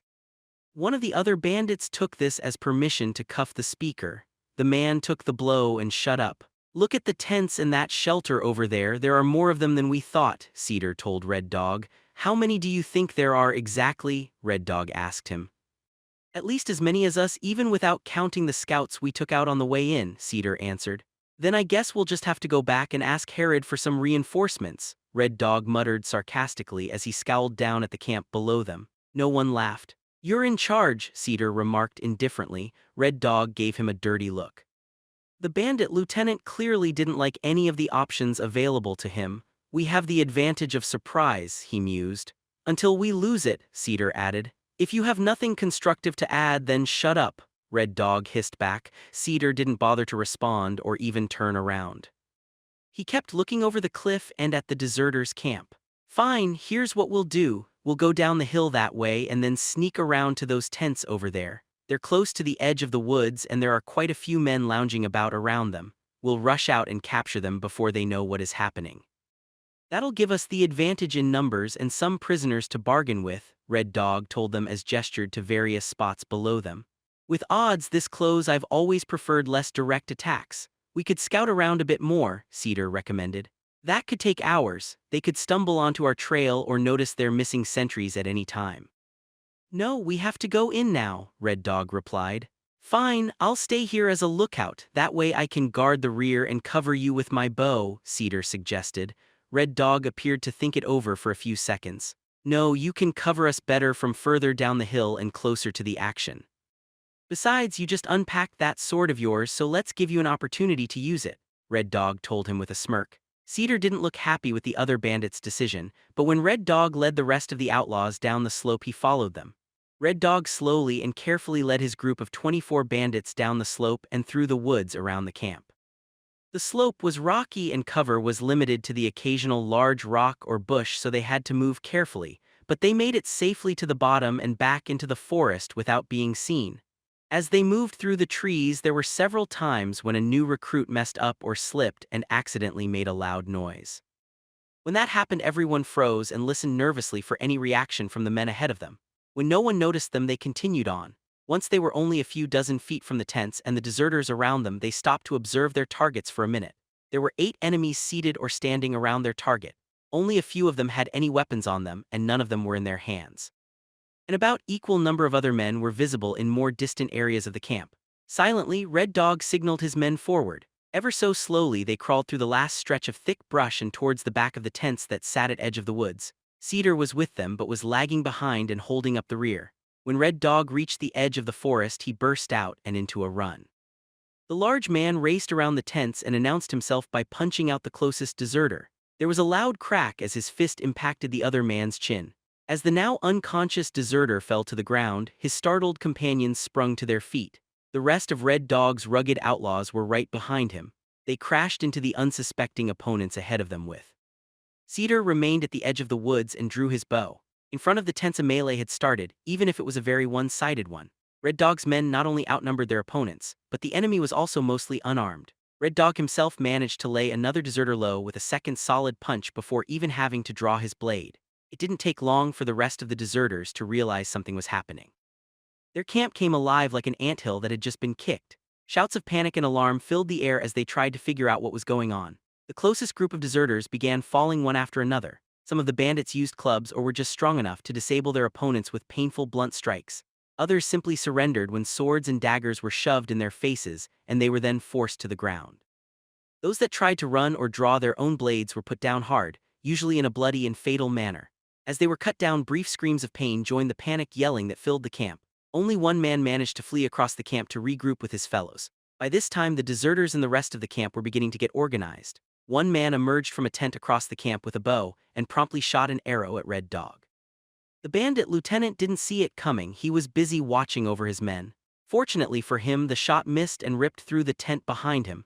The noise alerted Red Dog to the threat, and he spun to find the shooter. Before the archer could try for another shot, one of Cedar's arrows took him in the chest. Red Dog gave Cedar a brief nod of thanks. An organized group of defenders began to appear across the camp. A large group of deserters had banded together and armed themselves but were holding back for now. Cedar sent a few arrows their way to distract them. The deserters scattered and took cover among the nearby tents, rocks, and equipment. Shouting could be heard as someone attempted to get the former soldiers organized and come up with a plan. Their plan became obvious when reinforcements arrived carrying round wooden shields, and the rest of the deserters formed up behind them. Cedar took a few more shots at the men behind the shields, but they intercepted everyone. With an annoyed grunt, Cedar stopped shooting to preserve arrows, and the fighting ground to a halt. On one side of the camp were Red Dog and the rough-looking bandits. They numbered 24, but were busy regrouping and securing their captives. Almost a dozen men lay on the ground at their feet. On the other side, a dozen armed and organized deserters were glaring at their attackers but weren't moving to engage them. Most of them still wore their blue military uniforms. Every once in a while they would be reinforced by a straggler or two. Well, that's inconvenient. Who would have thought they would have carried those heavy things all the way here? No one in the band bothers with shields, Red Dog remarked as he examined their next group of opponents. Bah, who cares? A few shields isn't going to help them, one of the bandits said. True, we have them outnumbered now.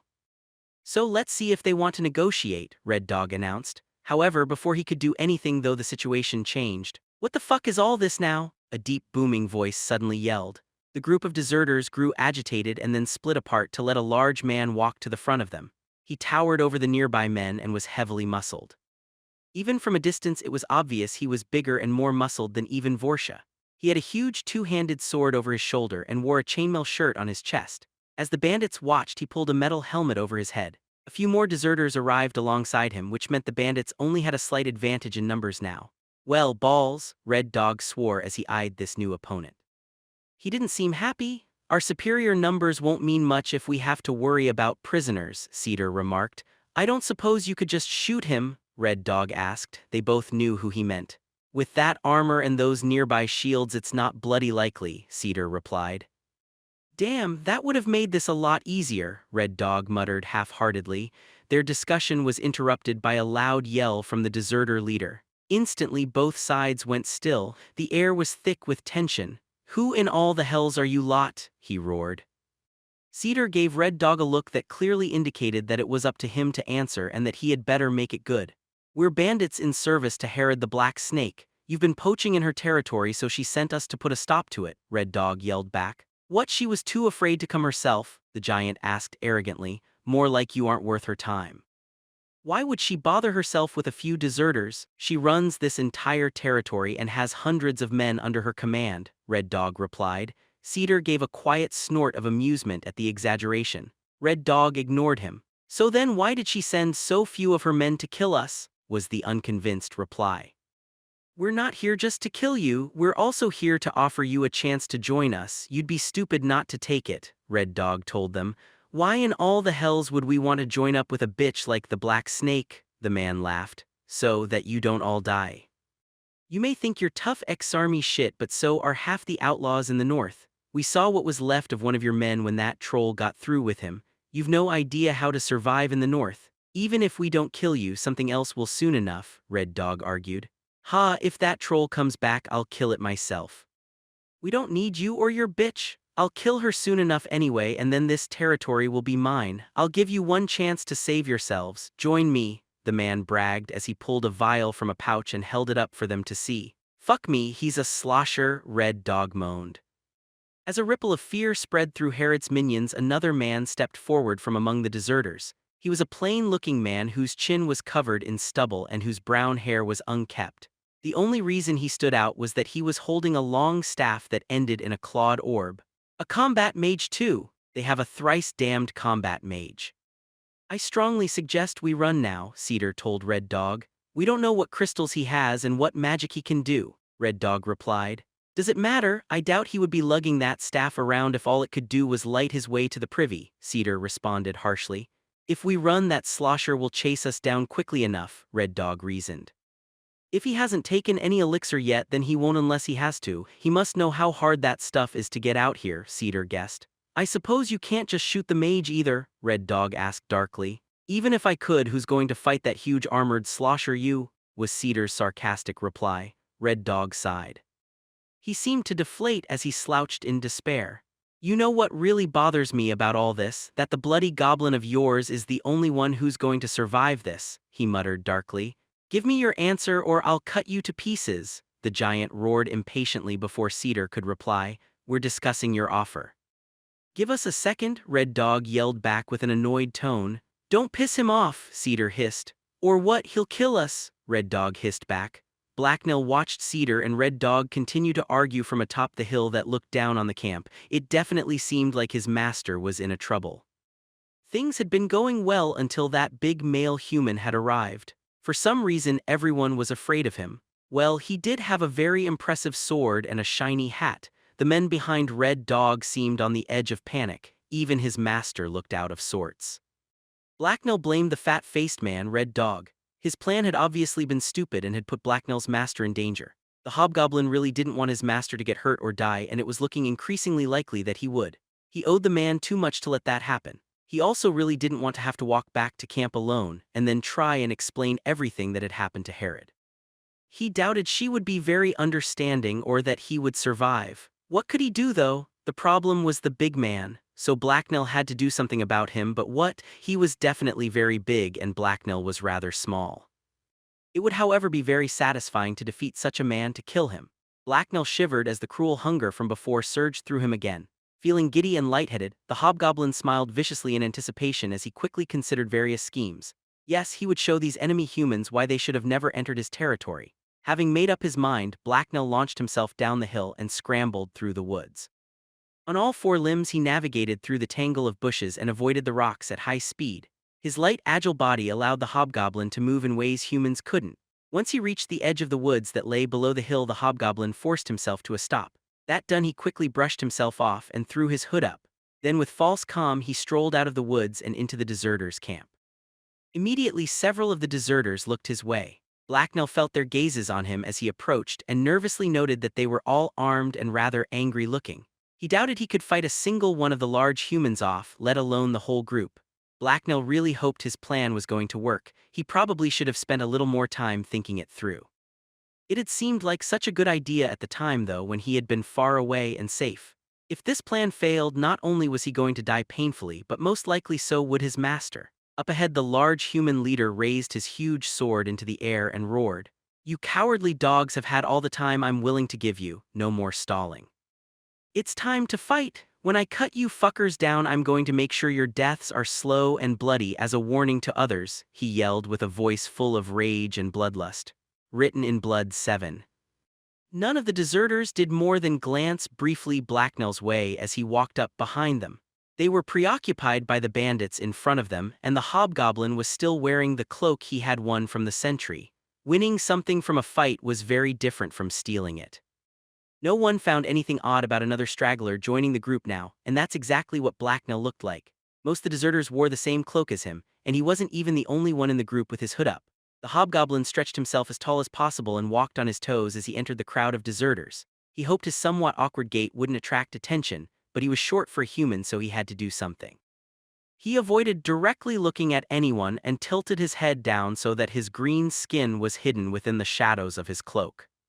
Blacknell saw his target. He was rather hard to miss actually. The man loomed over the other deserters like a solitary mountain over the forest. Quickly, but without seeming hurried, the hobgoblin walked up behind the large man. Luckily for him, the rest of the men had taken a few steps back from their leader and given him space. "You've had all the time you need. If you don't surrender right this second, I'm going to kill every last one of you," the enemy leader yelled. Blacknell muttered thoughtfully to himself. He wasn't sure what his next move was going to be. Things seemed more complicated now that he was actually in the middle of the enemy tribe. His target was definitely very big. Even from the back, he towered over the hobgoblin. Blacknell would have trouble just reaching his throat, and that the shiny shirt protected his chest. The hobgoblin needed to adjust his plan, and quickly, or it wouldn't work. A tall man with a sword in his hand turned towards Blacknell and looked him over. He was standing only a few feet away. I'll bet you 2 silver that those spineless dogs are going to surrender any second now. No one sane would pick a fight with Bascus," the swordsman told Blacknell. The hobgoblin gave a vague grunt of acknowledgement and ignored the man. He still needed to come up with a better plan. The disguised hobgoblin perked up as an idea suddenly occurred to him. He sure hoped he could pull it off. Stupid red dog, his insane plan had put Blacknell's master in danger. Blacknell idly wondered how the man had survived so long without someone around to clean up his messes. The hobgoblin drew his dagger as he stood in the very middle of his tribe's enemies. He sighed in relief when his action failed to raise anyone's suspicion. Everyone around him was still focused on Red Dog's group. Then with a vicious snarl, Blacknell pounced onto the back of the enemy tribe's leader. As everyone around him reacted in shock, Blacknell got a firm grip on the neck of Big Man's chain shirt and pulled himself up higher. "What the holy fucks?" the giant yelled as he jumped in surprise. He dropped his sword and the vial he was holding, spun around, and reached back to try and grab the freaky thing that was climbing his back. Blacknell wasted no time. As the man flinched and tried to grab him, the hobgoblin reached around and cut the man's exposed throat. The dagger dug deep as Blacknell put as much force as possible into it. He wouldn't get a second chance at this. He felt warm blood wash over his hand and the scent of wet iron filled the air. As the man choked and began to topple forward like a felled tree, Blacknell flipped himself over the man's shoulders. He landed on the ground and rolled straight towards the bandits in safety. His hood slipped off as he moved. Blacknell didn't even notice. He was completely focused on sprinting like mad towards his master. He had a feeling there was about to be a whole bunch of very angry humans behind him. He cut through the wind and tore the dirt up behind him as he ran. He pushed himself faster and faster, and he didn't even think of stopping until he had hurtled past the bandits. He was going so fast he had to drop and roll wildly across the ground to reduce his momentum so he could stop. Once safe behind Red Dog and the others, he climbed back to his feet. As Blacknell brushed some of the dirt from the roll off of himself, he noticed that everyone was staring at him. The bandits had all turned away from their opponents and were looking at him. Their mouths were open and eyes were wide with shock. "What?" Blacknell asked. Then he threw a nervous glance behind himself just in case. There was nothing there, but you could never be sure in this accursed forest. "Messamines, mercy, where did you come from?" Red Dog exclaimed. Blacknell considered the question for a second. "From the sewers," he replied uncertainly. Cedar broke out laughing so loudly and joyfully that it echoed through the camp. "So much for the slosher," he cackled. "We still have to worry about that combat mage," Red Dog reminded him, but a big half-crazy smile was plastered across his face as he said it. Cedar gave the other man an even bigger grin which almost didn't seem possible. His normally lined face looked practically cragged as he smiled uncharacteristically. Then Blacknell's master turned and faced the deserters. They were still recovering from the shock of seeing the hobgoblin murder their supposedly invincible leader right in front of them. Not a single one of them had even started after Blacknell. They were still staring wide-eyed at each other and the corpse on the ground in front of them. "Surrender now, or we'll send more hobgoblins after you," Cedar yelled. No one answered for a few seconds. "We surrender as long as your offer to join Herod is still good," someone eventually called out. It was the staff-carrying mage that answered. He was still staring in shock at the corpse of the vessel. No one among the deserters challenged his decision. "It is," Red Dog yelled back. "I guess we won then," Cedar announced with satisfaction. Red Dog just blinked blankly at him. "Good, Blacknell, I'm feeding you as much as you can eat when we get back," Cedar told the hobgoblin. "And I'm buying you a beer," another bandit added. He had a faraway look in his eyes. A chorus of agreements and offers of treats flowed from the rest of the bandits. Blacknell smiled at them. Even Red Dog gave him an approving nod. "I protect my band SS. It's what warriors do," the hobgoblin lied through his sharp, pointy teeth. He had only really cared about saving Cedar, but he was more than happy to take the opportunity to suck up and make some new allies. It took a few seconds for everyone to remember that they were still in hostile territory and sober up. When they did, Red Dog straightened up and walked a few steps towards the defeated deserters. They were just standing there looking unsure of what to do, or even of what had just happened. "Hey, you guys drop your weapons and that goes double for the mage. You're now our captives until you officially join up with the Black Snake," he yelled at them. Blacknell walked up beside the bandit lieutenant and gave him another toothy smile. "I get the big one's shiny hat," he told Red Dog. Red Dog let him take the helmet. As Cedar and other bandits organized the aftermath of the fight, Blacknell wandered around the camp and explored. Since everyone else in his band was busy rounding up the deserters, he had the camp almost to himself. The clearing the deserters had made their home in was filled with the army equipment they had taken with them and the goods they had stolen. A very crude wooden shelter had been set up under the ledge of an overhanging cliff, and over a dozen similar small blue tents were scattered around. The far end of the camp was marked by a small muddy stream. As Blacknell wandered about, he tried on his new helmet. It didn't fit, it was far too large and it rattled as he walked. His large green nose also poked out and the helmet pinched it painfully. With a sad sigh, Blacknell packed it away for later and then continued riffling through the nearby tents and supplies. Everything he found that piqued his interest, like random pieces of clothes and shiny things, ended up shoved into his pouches or pack. Everything that smelled tasty ended up shoved into his mouth. As Blacknell was chewing a piece of cheese which he had recently acquired a taste for, he heard an unexpected rustling from a nearby tent. Curious but wary, he crept over to check it out. Something was definitely moving within the blue tent ahead. The sounds were quiet, as if someone or something was trying to make as little noise as possible. The idea of something hiding from Blacknell triggered his predator instincts. Surely, it wouldn't be hiding if it didn't have something to hide, something Blacknell wanted. Silently, the hobgoblin approached the entrance to the tent. He carefully grabbed the entrance flap and then he ripped it open so he could peer inside. He had a brief glimpse of a naked woman huddled among a pile of blankets and holding one to her chest before the tin plate she had thrown smashed into his face. Blacknell hissed in pain and staggered back from the tent. The woman began to scream fearfully. Outside the tent, Blacknell hopped around in pain.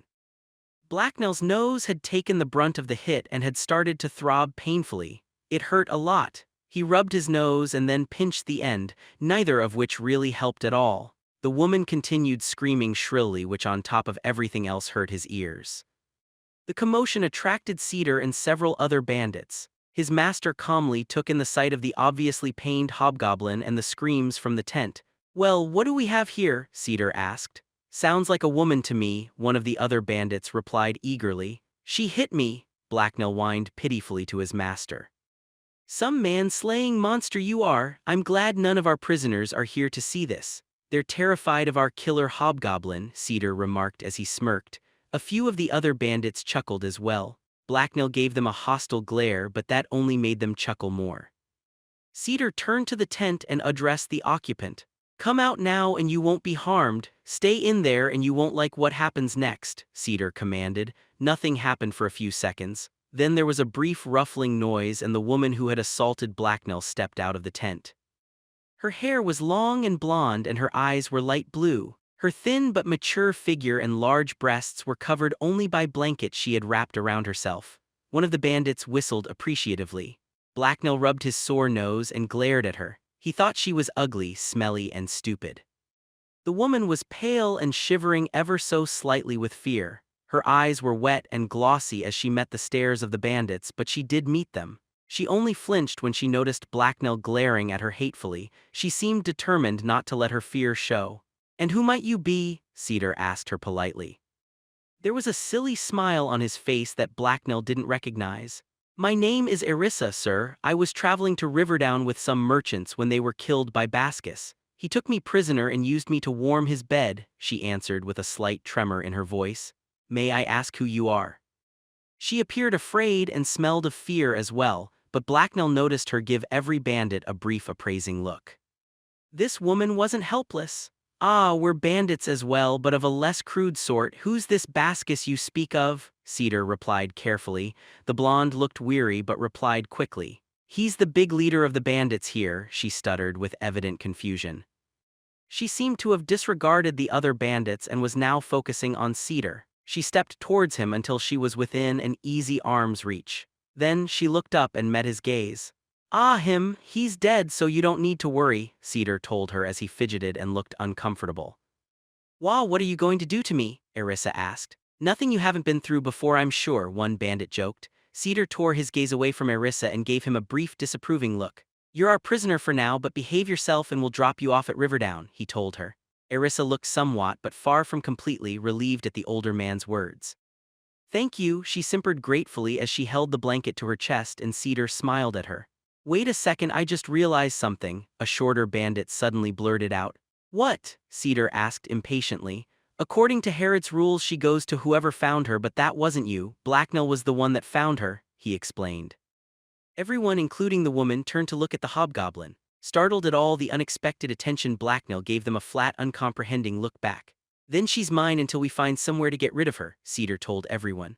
How do you know Blacknell doesn't want her? I mean, there are stories about hobgoblins and women who get lost in the woods," another bandit asked. Erissa suddenly looked terrified. She took another step towards Cedar until she was practically pressed against him. Blacknell's master reached over and smacked the bandit that has just spoken across the side of the head. "You're definitely not a farm boy, or you'd know why those are tall tales. I'm not going to explain the birds and the bees to you, but you should know it doesn't work that way."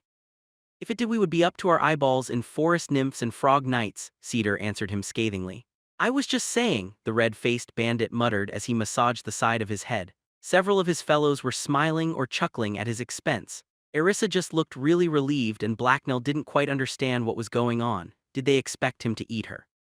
"She smells bad," Blacknell said. Several bandits broke out into laughter. Even Cedar looked amused. The blonde woman's one eye twitched and she scowled at Blacknell. The hobgoblin was now even more confused. "Did the stupid woman want to be eaten?" He scowled back at her. "I'm leaving," Blacknell muttered as he began to walk away. There were still places in the camp he hadn't explored yet and his master was acting all weird. Being alone right now sounded like a great idea. Eventually, after the hobgoblin had claimed a few more trophies for himself, the deserters were released. After all their weapons were collected, they were allowed to start packing up. Red Dog planned to sleep over at the camp and then head back with the new recruits in the morning. They set up all their own gear in one corner of the camp and put several men on watch. Both Red Dog and Cedar thought the deserters were sincere in their surrender and desire to join Herod, but neither of them was willing to put themselves at risk to test it either. As night fell, everyone began to lie up for the night. Several of Red Dog's men were seated around a fire in the center of their encampment. A pale waxing moon had risen in the sky. Every once in a while a pale cloud would float past and hide it from view. "It's been a long time since I've had army rations," one of the men around the fire told his companions. "Me too, I didn't miss them," another replied with a scowl of distaste. Blacknell was sitting in the shadows and observing them. He could have joined them but didn't feel like it. He was in a foul mood. His master had retired to his tent along with the stupid blonde woman. At first they had talked for a while and Cedar had acted all weird. Now Blacknell could hear them mating and it was disgusting. Mating among goblins was simple. A female went into heat and then the last male standing got to claim her. All the weird talking they were doing was disturbing. "Forget about the food, what I want is chance with that bountiful blonde we picked up today," a taller black-haired bandit interjected. "Ha, good luck with that. By Herod's rules she belongs to Cedar." He was the second to find her even if you don't count Blacknell as the first. No way is he going to give her up now, she's got her hooks into him good, the sole female bandit in the group responded. Grr, why him, he's an old crusty bastard, the taller bandit asked. Ha, he may not normally seem like it these days, but Cedar used to be a famous lady killer. He was a regular master of seduction, a shorter bandit told him. Besides, he was clearly in charge and Blondie could see it. She's not stupid and obviously knows what's what, the outlaw woman added. Yeah, I have a hard time seeing Cedar as a lady killer, someone else replied. I don't know, if he were a dozen years younger and didn't scowl so much, I think he would be fairly handsome. He's certainly got the tall, dark and handsome thing down, the woman mused. Well, damn that bastard anyway and his stupid pet too. We're supposed to be bandits, not gentlemen bloody thieves. He could at least share, the taller bandit exclaimed. He stopped ranting suddenly when he noticed everyone else at the fire was staring slightly behind him. He froze then grimaced regretfully. Cedar's behind me isn't he, the man groaned. It's worse than that, the man to his left told him. As if on cue, Blacknell leaned down over the short man's shoulder and glared at him. The bandit froze. Their eyes remained locked for a few seconds as Blacknell reached down and took the man's plate of food from his hand. He stared hard into the other man's eyes as if challenging him to say something about it. The man didn't so much as breathe. Smugly, the hobgoblin then walked back over to the shadows and started eating. A chorus of quiet chuckles broke out behind him. Blacknell felt a little better now. As he was eating, he saw Red Dog emerge from his tent. He walked over to the fire and started talking quietly to one of the men beside the fire. The man responded and then got up and walked away from the fire and out into the darkness. He was headed across the camp to where the deserters were. Blacknell watched with interest. What was Red Dog doing? The bandit lieutenant was now just standing beside the fire and waiting. The hobgoblins stared out into the darkness that encircled them for any sign of activity. A few minutes later, a sudden clanging noise off in the night drew his attention. Then, without warning, Blacknell was blinded by a searing white light. It flashed into existence across the camp and illuminated the entire area. Its radiance poured over Blacknell and he hissed in distress as he tried to shield his eyes from the light that burned them. What was this unnatural light? It was unlike anything he had ever seen. Sounds of surprise and confusion rung out from the bandit camp. Alarmed, the hobgoblin rolled behind the crate he was sitting on and sheltered in the shadows behind it. From his hiding spot, he heard the sound of approaching footsteps. Still somewhat blinded by the white afterimages that filled his eyesight, a nervous Blacknell drew his dagger. Just what was going on, written in blood 8. Only the fact that no one was yelling or screaming stopped Blacknell from panicking. As his eyes adjusted to the light, he peeked curiously out from his hiding spot so that only his eyes and long green nose were visible. Within the light, he saw two men walking towards Red Dog. One was the man Red Dog had sent out a few minutes ago, and the other was the plain-looking deserter with the staff.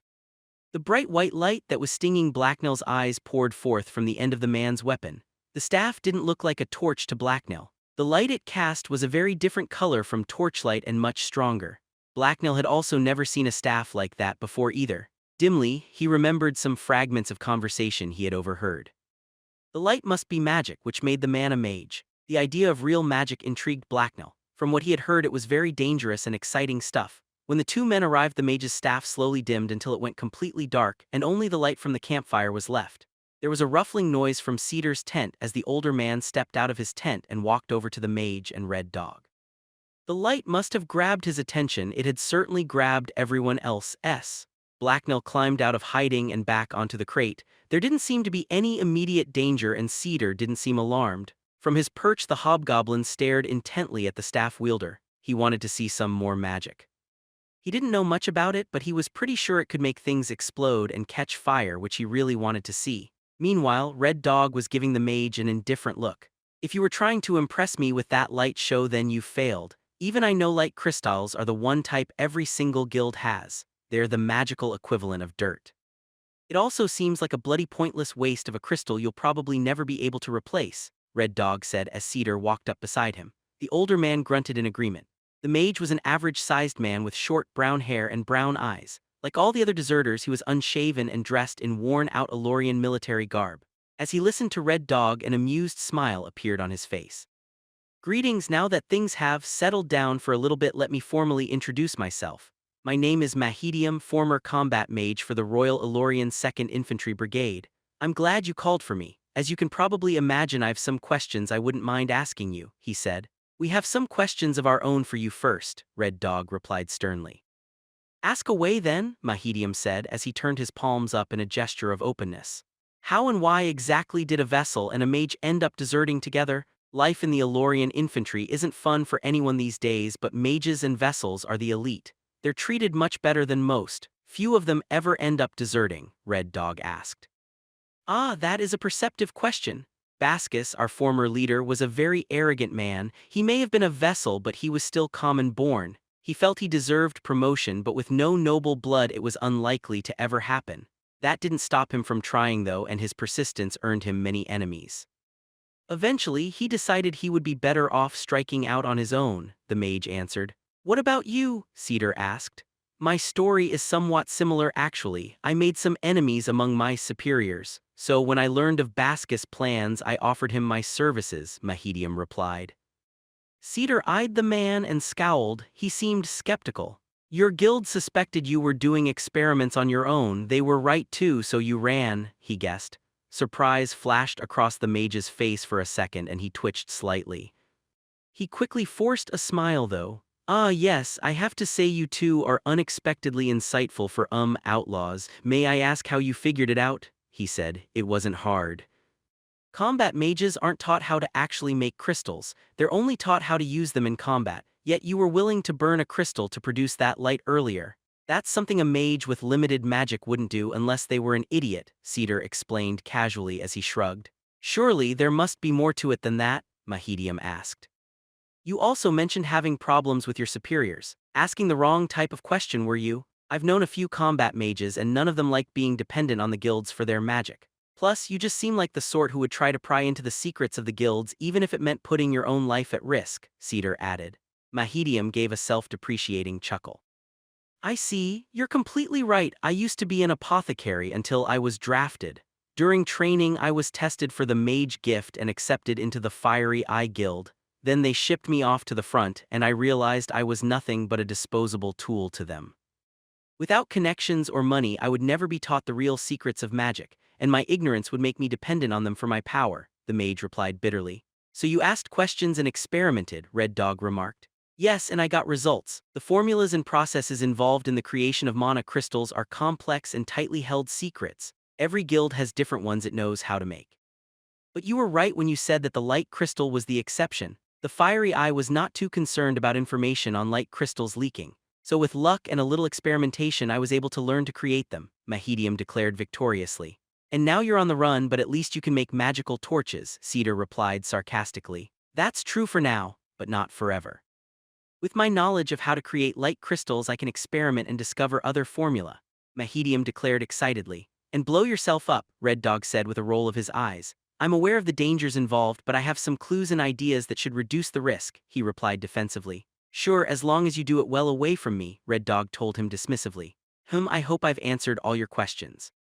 Now if you don't mind I have some of my own, the mage asked. Knock yourself out, Red Dog told him. Mahedium threw an inquisitive glance Blacknell's way. The hobgoblin met his gaze even though it made him nervous. He was fairly sure the mage couldn't set him on fire with his mind, or at least wouldn't. Cedar wouldn't like it.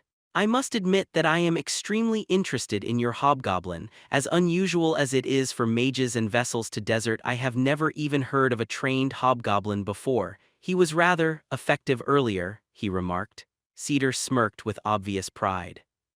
Red Dog rolled his eyes at the other man's behavior. Not much to say, I found a goblin then trained it. I just had to beat some sense into it when it became a hob, Cedar replied. If only, Red Dog muttered. The mage gave them both uncomprehending looks. That's it, he asked Cedar. That's it, Cedar answered. Blacknell scowled at his master's words. He remembered things quite differently than that. For one thing, he thought he deserved at least some of the credit. I see. Well, now that we have gotten to know each other, I would like to ask for our weapons to be returned to us, Mahedium told them. And why should we do that? Red Dog asked with a skeptical frown. It was only Bascus who didn't want to join up with Herod. He just dragged the rest of us along with him. We have no reason to turn on you. Just like you said earlier, the wilds are a dangerous place, and Mahedium started to explain. Blacknell yawned. He had grown bored with all the talk and didn't think the mage was going to be doing any more magic. He stood up and decided to get some sleep.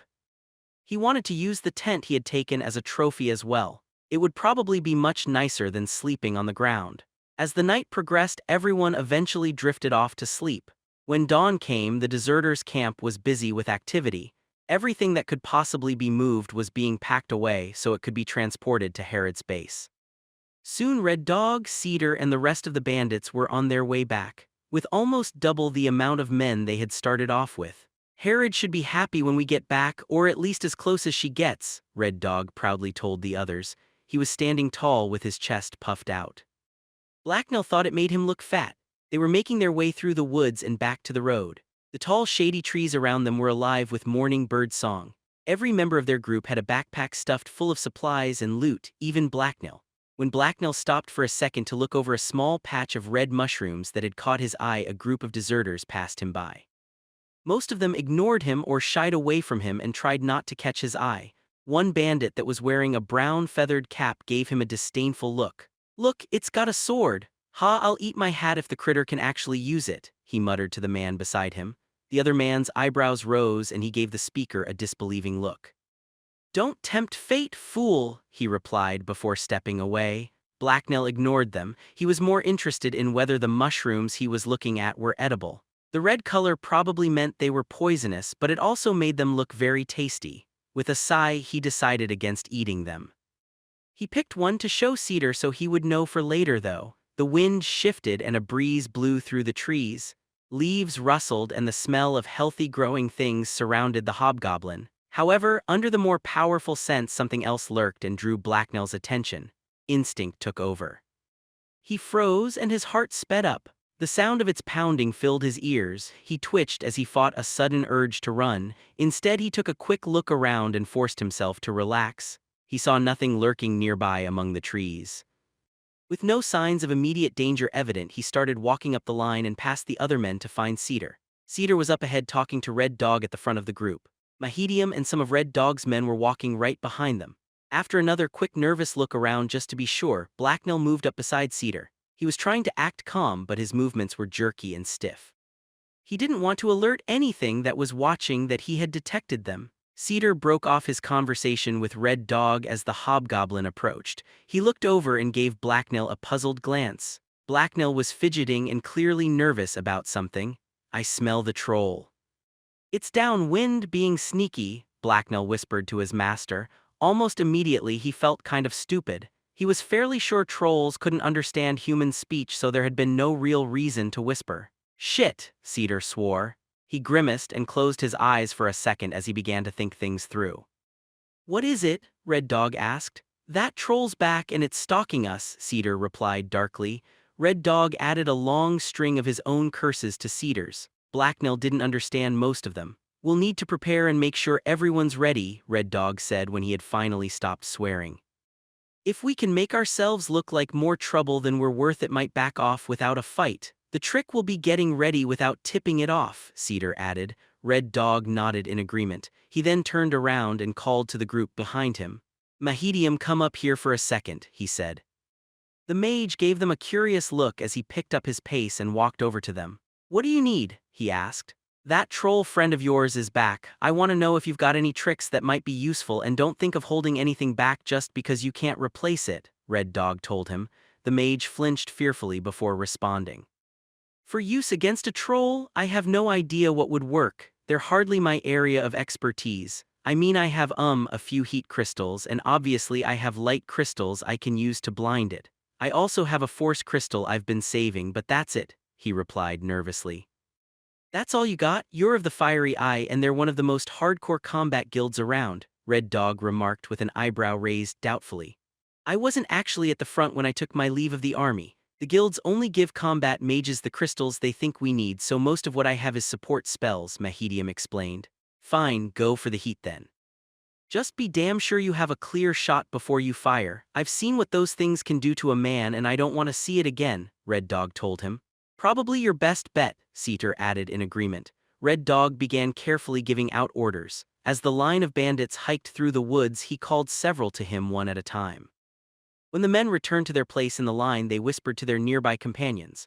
While this was happening, Mahedium went to work as well. The mage quickly began disassembling his staff in a practiced manner. He replaced the white crystal within the staff's mechanism with a red one, and then made some adjustments that narrowed the staff's metal head. Slowly, the bandit group began to split until it had divided itself into small units. The transformation was gradual, but soon every unit had someone watching each direction, and every bandit had a hand ready to draw their weapon. Just as the group furthest from the front was forming up, there came a scream. Blacknell whipped around in time to see something explode from the bushes. At first it was nothing but a green blur, but then it smashed through a group of men in the middle of the line and slowed almost to a stop. Men screamed in pain and surprise as the green behemoth roared and sent clumps of earth, broken branches, and bloodied men flying. Even while stooped over, the troll towered 1 or 2 feet over the few men still standing around it. It had bizarrely elongated arms that reached all the way down from its broad hunched shoulders to the ground. Heavy muscles rippled under its greenish-gray skin as it spun furiously and whipped its heavy clawed fists around to batter and break anyone unlucky enough to get too close to it. The troll's head was similar to a hobgoblin's, but with a thick, extended lizard-like snout. A dirty mane of brown hair grew from the top of its head and down its back. As it attacked, it opened its mouth to let out a savage roar, which revealed countless jagged yellow teeth and 2 massive blade-like fangs that descended down past its jaw. It wasn't the troll's strength or size that alarmed Blacknell, though. No, what truly frightened him was the beast's speed. It seemed to jerk and twist as it moved, but it did it so quickly it was almost impossible to keep track of. Instinctively, Blacknell knew that any attempt to run from the predator would be doomed. In a violent frenzy of motion, the troll ripped into the men that surrounded it. Its fists smashed them aside like paper dolls and sent them flying. They barely had any time to react or even draw their weapons. Then the beast screamed in elated rage as it snatched up a shocked bandit in its claws. It brought the shrieking man up to its mouth and bit down on him. Its huge fangs sunk into its prey with a wet cracking noise. The man's chest seemed to just collapse in on itself into a bloody ruin. With a mocking, satisfied hiss and a powerful lunge, the troll broke through the scattered and bloodied men around it and charged off into the woods. It used its long arms and knuckles like a second pair of legs as it ripped through the underbrush. Suddenly, just as the troll was about to disappear, there was a hissing noise off to one side of Blacknell and the air rippled. A wave of heat washed over him and the hobgoblin cringed away. Then there was a sharp crack, and the base of a tree near where the troll had been seconds ago exploded into flames. Startled, Blacknell looked over his shoulder to see Mahedium standing frozen in place. Heat radiated from the metal head of his staff. The mage wore a shocked expression and his knuckles were pale and white from gripping his staff so tightly, but he was pointing his weapon in the general direction that troll had gone. Apparently magic could do much more than create light after all, but you still had to aim it properly. All in all, the savage onslaught had lasted but seconds. All the dozens of bandits could do was gape in stunned horror and take in the destruction the troll had wrought around them. For a moment the forest was quiet except for the moans of the wounded. Then, as the shock dissipated, shrill screams of pain and panicked cursing filled the air. Half a dozen men the troll has passed by lay strewn across the ground or had been dashed against trees. The air was thick with the mingled scent of blood and the putrid stench of the troll. "Fire and damnation, fucking trolls, drakes are worse my ass," Red Dog swore as he stomped off and began shouting orders. He had to yell at the top of his lungs to be heard over everyone else.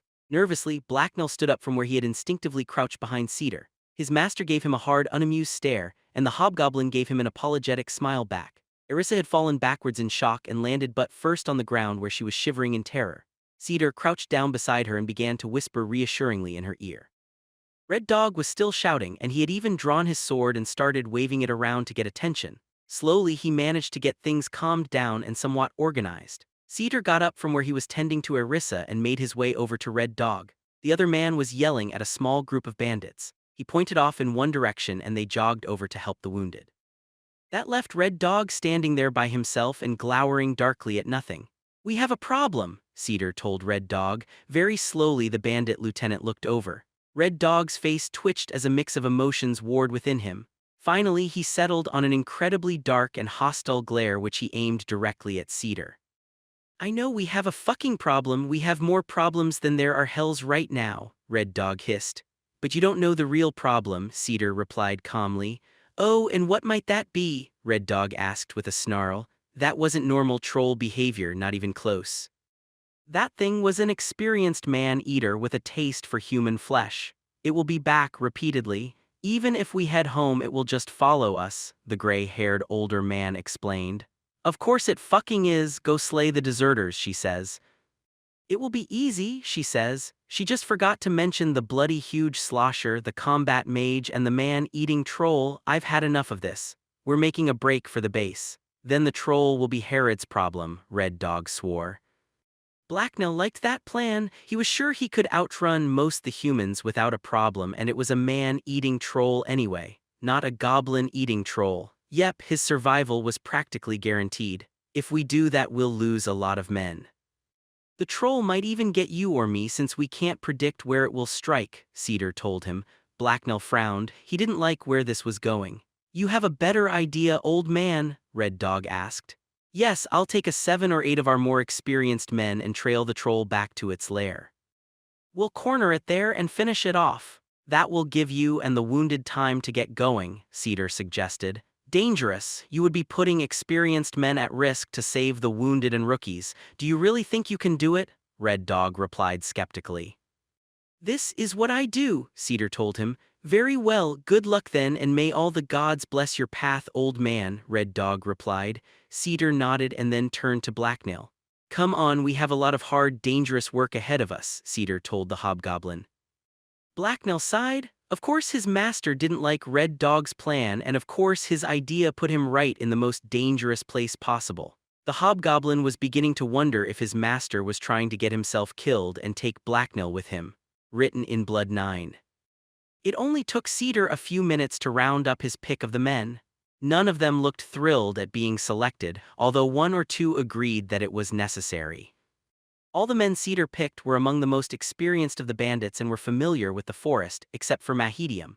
The mage made his objections to joining the hunt clear, but in the end he had no choice. Mage or not, he was still not even a proper member. Before Red Dog's group had gotten moving again, Cedar led his party after the troll. It was not difficult to spot the beginning of its trail. The troll had simply torn through the forest at full speed while carrying a human body. Branches had been snapped, the earth was torn up, and blood littered the ground. Cedar led the way. He didn't even have to stop and look for signs. He just had to follow the trail of destruction the troll had blazed. It was obvious to everyone which way to go. Blacknell followed his master and scanned the surroundings for danger. Cedar seemed sure that the troll was long gone, but that didn't mean the forest was safe. Blacknell thought chasing a troll through the woods was an incredibly stupid idea, even without considering what would happen when you actually caught it. The easy-to-follow path soon ended when the party came across a wide creek that meandered through the woods. Cold water raced and bubbled over a stone-filled streambed that was wider than a man was tall. Its banks were rocky and mostly clear of plants, except for the occasional scraggly sapling or patch of grass. The beast's trail stopped abruptly at the water's edge. Blacknell walked across the creek and sniffed the ground. He felt a nervous shiver work its way up his spine when he failed to pick up the troll's trail again on the other side. The idea that the troll was both smart enough to lose him and could be anywhere now made him nervous. He looked up and scanned the forest for any signs of it. The trees here were mostly tall evergreens with long needles instead of leaves. Close to the ground, their straight, smooth white trunks were mostly bereft of anything but the remains of broken dead branches. Higher up, the tops of the trees were green and healthy looking though. The ground was rocky enough that in some areas the trees were forced to grow fairly far apart. These spaces were filled by sparse stretches of grass, and the earth was littered with fallen brown pine needles. There was no sign of the troll and not a lot of places for something so big to hide. Cedar's boots got wet as he splashed across the creek after Blacknell. He examined the forest for a few seconds before saying anything. "Let me guess, you've lost the trail?" he asked Blacknell. "Yes, SS, it's gone," Blacknell answered with a frown. Cedar didn't seem surprised. "It used the water to hide its scent and it will be moving more carefully now. It's probably more worried about another predator stealing its meal than us catching up with it, but the result's the same," the old scout explained. "What do we do now?" Blacknell asked his master. He hoped this meant they would turn around and go home now, but deep down he knew better. "We split into 2 groups, one goes upstream and the other down. It can't have gone too far." "A whistle should do as signal," Cedar replied. He then turned and cast a skeptical gaze over the other bandits who were loitering at the stream's far bank. "I'll take upstream. Georgius, you will lead the group that goes downstream and you'll take Blacknell with you," Cedar told everyone after a brief pause to think. Georgius gave Cedar a mildly annoyed look. He was an average-sized bandit with short blonde hair and a jagged scar that stretched back from one corner of his mouth. It looked as if someone had shoved a knife in his mouth and tried to slice his cheek in half. The long scar made it seem like one side of his face was always frowning. "All right, whatever, Cedar," he replied. It was clear he was insulted by Cedar's obvious lack of faith in his tracking ability. Cedar split the group, and Blacknell followed Georgius as they headed downstream in the opposite direction as Cedar. Mahedium stuck with Cedar. The mage was clearly nervous to be out in the forest and kept throwing nervous glances at the forest around him. Most of the bandits walked on one side of the creek or the other. However, Blacknell had taken off his boots and kept walking through the water barefoot so that he could sniff both sides. The cool water felt refreshing on the hobgoblin's feet as it flowed over his skin. The stones and pebbles at the bottom of the creek were smooth enough that they didn't poke his soles when he stepped on them. Even though the water was very shallow except for the occasional eddy-dug pool, Blacknell kept an eye out for snapping turtles. He hadn't forgotten that lesson. As long as he kept an eye out for the snappers, Blacknell thought the creek was probably a safer place to be than walking along the bank. If someone was going to stumble into a mimic or spider, it wasn't going to be him. Of course, it was always possible that Cedar had simply forgot to tell him about some sort of terrifying beast that lived in streams. That would be just like him. Georgius seemed to be doing a good job searching for signs of the troll to Blacknell. He didn't know why Cedar had doubted the man's ability to track. Then again, Blacknell knew he was far from an expert on tracking by sight. The hobgoblin himself hadn't caught the scent of the troll or human blood yet. He had, however, come across quite a few other interesting scents. He had smelled deer, rabbits, harpies, and some other things he couldn't identify. They must have all come to the creek to get a drink. Blacknell was just about to cross the stream again when he heard a whistle. He looked up, but none of the humans seemed to have heard anything. They continued to follow the creek downstream while checking the bush for signs of the troll. "Georgius, I heard SS the whistle," Blacknell yelled to the man who was on the other side of the creek. Georgius turned to look at Blacknell and then back up the stream. He frowned and seemed to think things over for a second. "Right, you have those long, pointy goblin ears. Let's get back then. It seems like we've gone the wrong way," he replied. He then called the other men over and they headed back. After a brief trek upstream, they found Cedar standing in the forest a few feet from the water. The rest of the bandits were resting around him. "Took you long enough. While you were off taking a stroll, I found the troll's trail," Cedar remarked. "I figured that," Georgius replied dryly. "Come on, let's get going. I don't want to be hunting this thing in the dark," Cedar told them. "I don't want to hunt SS it at all," Blacknell muttered to himself. He then walked up to where his master was standing and sniffed the ground. Sure enough, he could smell the troll. This was definitely where it had left the water. The hobgoblin didn't see a single visual sign, though. He had no idea how Cedar had found it, and before he could ask, the gray-haired man was forging ahead. The troll had headed through the trees and uphill. Pines and a scattering of other scraggly trees grew from a rocky upward slope. Large stones jutted out from the sides of the nearby hills like cold gray bones from torn flesh. The way was steep and difficult because the rocky ground made for treacherous footing. It came loose and crumbled out from under the bandits' feet as they tried to make their way up. Soon the climb began to take a toll on everyone and they started to grow tired. Blacknell was the best off. His light, lanky build made the journey easier for him. Cedar called for a stop when everyone started to show signs of exhaustion. As they had made their way up the hills, the trees had grown thinner and thinner until mostly only bushes remained. From where he had stopped to rest and sit on a rock, Blacknell suddenly heard movement from up above. He hissed in alarm and leaped to his feet. A frightening image of the troll jumping down on them from above and massacring them flashed through his mind. A small shower of rocks rained down on him from the ledge above as he moved. They banged loudly against each other and threw up dust as they fell. As Blacknell jumped aside to avoid them, he got a better look at the ledge they had fallen from. He felt a stab of fear in his chest when he noticed a creature staring down at him from there. Two large, dangerous-looking curled horns rose from its head and curled back behind its ears. Its body was covered in gray hair and it gazed at the bandits below with narrowed, malevolent eyes. It even had a beard-like tuft of hair growing from its chin. "Bah!" It growled angrily at the hobgoblin as it reared up onto its back legs in challenge. Clearly it was hungry for human and goblin flesh. It had 4 hooves like a horse but didn't look quite as stupid, evil, and twisted as one. Blacknell slowly reached for his blade and began to slide it free from its sheath. He intended to strike first and kill it before it could attack them, but Cedar walked up and placed a hand on his shoulder. "It's a wild goat, Blacknell. Relax, if you leave it alone it will leave you alone," Cedar said with a hint of amusement in his voice. Blacknell let his sword slide back into his sheath but kept his eyes on the beast.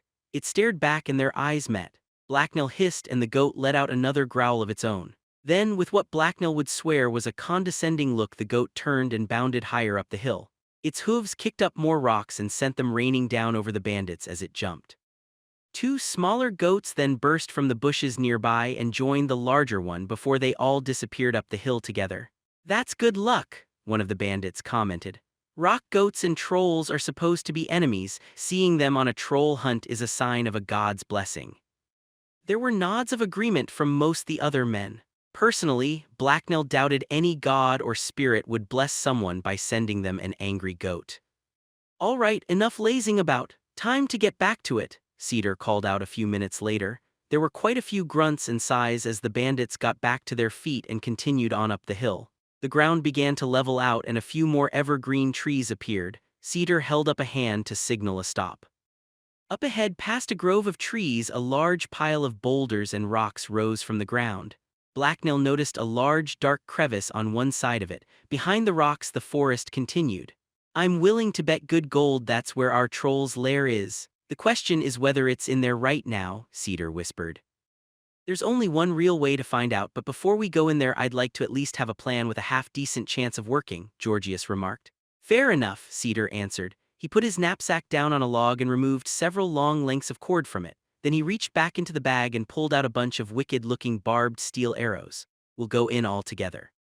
Mage Boy here will be in the back. He'll be lighting our way, and when we see the troll he'll turn the light up as high as possible and blind it. With our backs to him and with our eyes more used to the light we should be able to see fine. While the beast's blinded, our best archers will shoot it with these arrows," Cedar told them.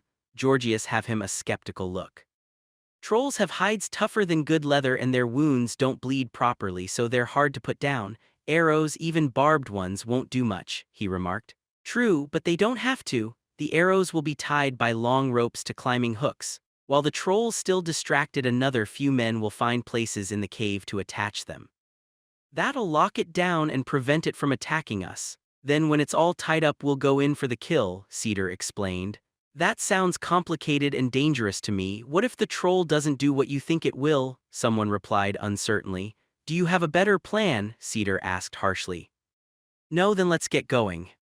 Cedar handed out the equipment, and once they had it all prepared they headed over to the cave. "Remind me to train you with a bow sometime," Cedar told Blacknell as they moved. All the bandits except for Cedar looked nervous. Their skin had gone pale and Blacknell could tell they had started to sweat more by their scent. Every one of them had drawn their weapons. As they approached the dark mouth of the cave, Blacknell's sense of smell was overwhelmed by the foul stench of rotten meat and troll body odor. It seeped from the cave so thickly Blacknell almost thought he could taste it with his skin. He gagged and was quickly joined by several humans. One of them even vomited as he approached the cave mouth, and that did nothing to improve the smell. Suddenly the area grew brighter and the first few steps of the cave were stripped of shadows. Mahedium had activated his staff and it blazed with pure white light. No one entered the cave. Blacknell threw a questioning look at the man next to him. "You first," the man whispered.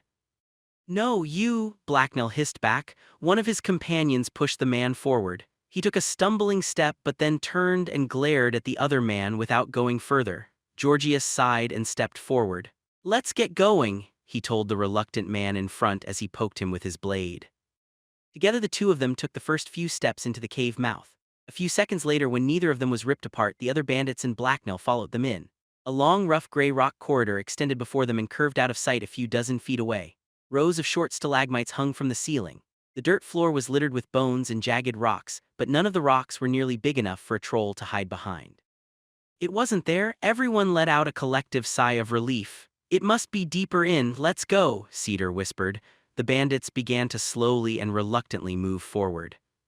Maybe it was just the heat and vile stench, but the cave felt humid and wet to Blacknell. He began to grow itchy, but he didn't dare scratch himself. That would require use of one of his hands and for him to lower his guard. As they moved deeper underground, the air grew warmer and the trolls' kills fresher. Blood and gobs of flesh started to appear on the remains scattered all over the floor. Blacknell and the others had to go out of their way not to step on them. It was an unpleasant distraction from the hobgoblin's focus on not getting killed and eaten.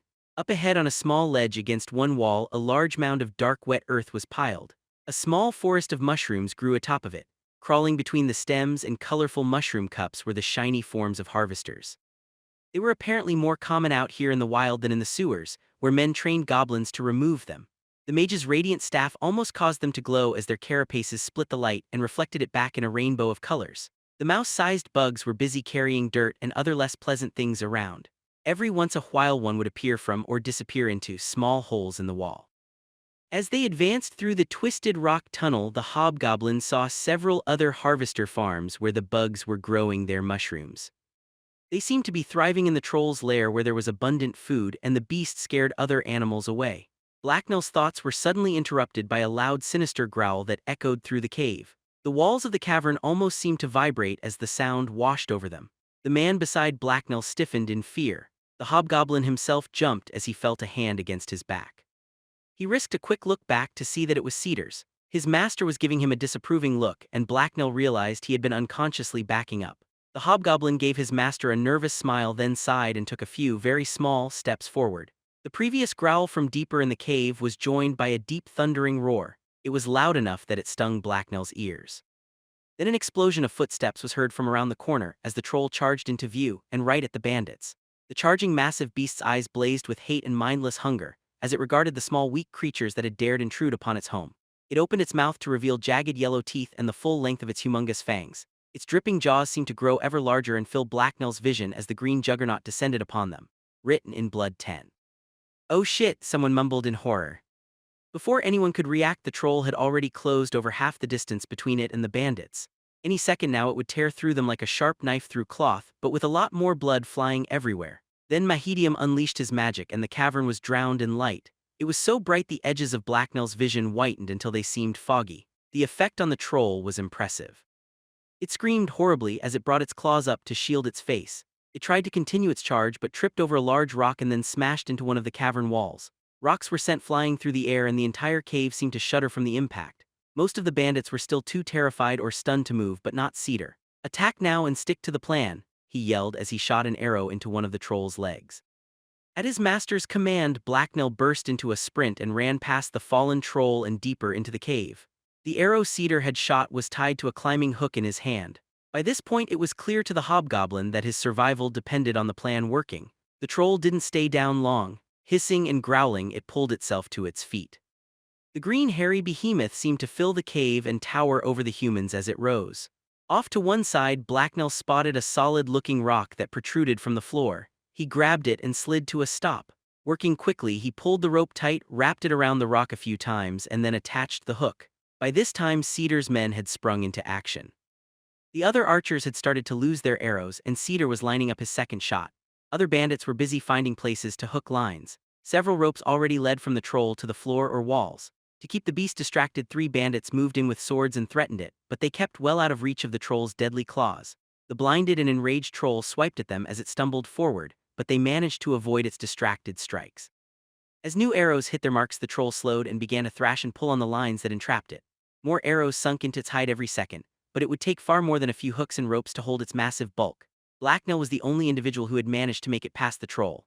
The other bandits who were supposed to have joined him had all frozen in fear until it was too late. This meant most of the lines only stopped the troll from moving backwards towards the hobgoblin.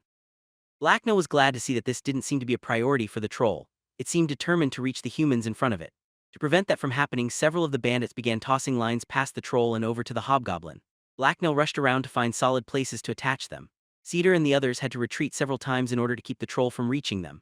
Several lines broke or were ripped free by the beast as it pressed its furious assault forward. Eventually, though, the troll ground to a halt as the lines Blacknell was securing started to arrest its movement. Blinded and confused, it roared in pained frustration. The archers weren't taking any chances, though, and they didn't let up their barrage until they had used up every arrow. "I wish we had some proper spears. Swords are really not the tool for this," Cedar swore as he discarded his bow and drew his blade. The other bandits did the same and began to encircle the troll. Blacknell unsheathed his own sword but decided to stay back and out of the way, lest he get in the way. The beast itself growled and stared menacingly at its assailants, but it didn't make any large movements. Every time it did more than sway slightly, several lines would go tight and pull painfully on the steel arrows embedded in its flesh. "Don't try and get too close. Start on its arms and work your way in," Cedar warned everyone. With that said, the men slipped around the ropes that crisscrossed the cave and descended on the entrapped troll from every side.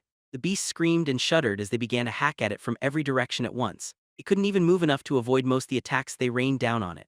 Blacknell was surprised at how little blood was visible, even as the troll was cut again and again.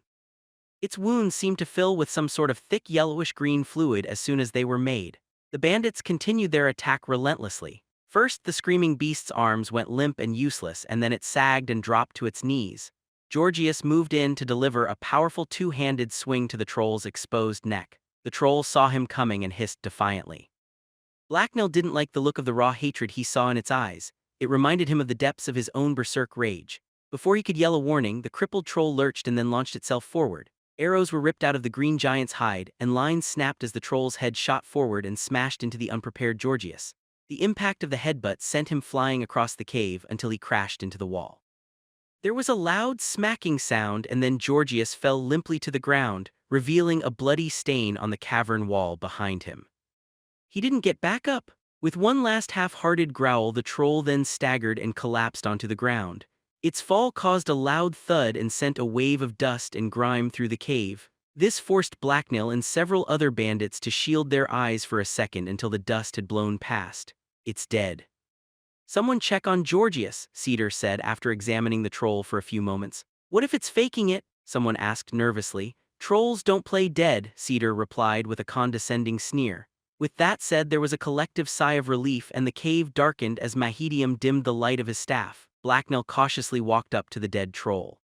He poked one of its big green feet a few times and then relaxed when nothing happened. Moving closer, he examined the beast. It really was somewhat similar to a hobgoblin but bigger and much uglier. It obviously had none of the charm and intelligence he had. With a smug smirk, Blacknell scrambled up onto the huge corpse and managed to stand tall on top of it. He wondered how many hobgoblins had ever slain trolls. Probably none. That would make him the first ever, the greatest hobgoblin SS ever, he bragged to himself triumphantly from his perch. The hobgoblin heard a quiet chuckle and turned around to see Cedar smiling at him. His sudden movement caused the corpse to shift under him and Blacknell was sent sprawling to the ground. The cave was now filled with chuckles as some of the other bandits couldn't help but laugh. The thrill of victory had made Blacknell too giddy and light-headed to be insulted. He just smiled back and took note of who was chuckling the hardest for later. Things quickly sobered up though. The bandit that checked on Georgius pronounced him dead.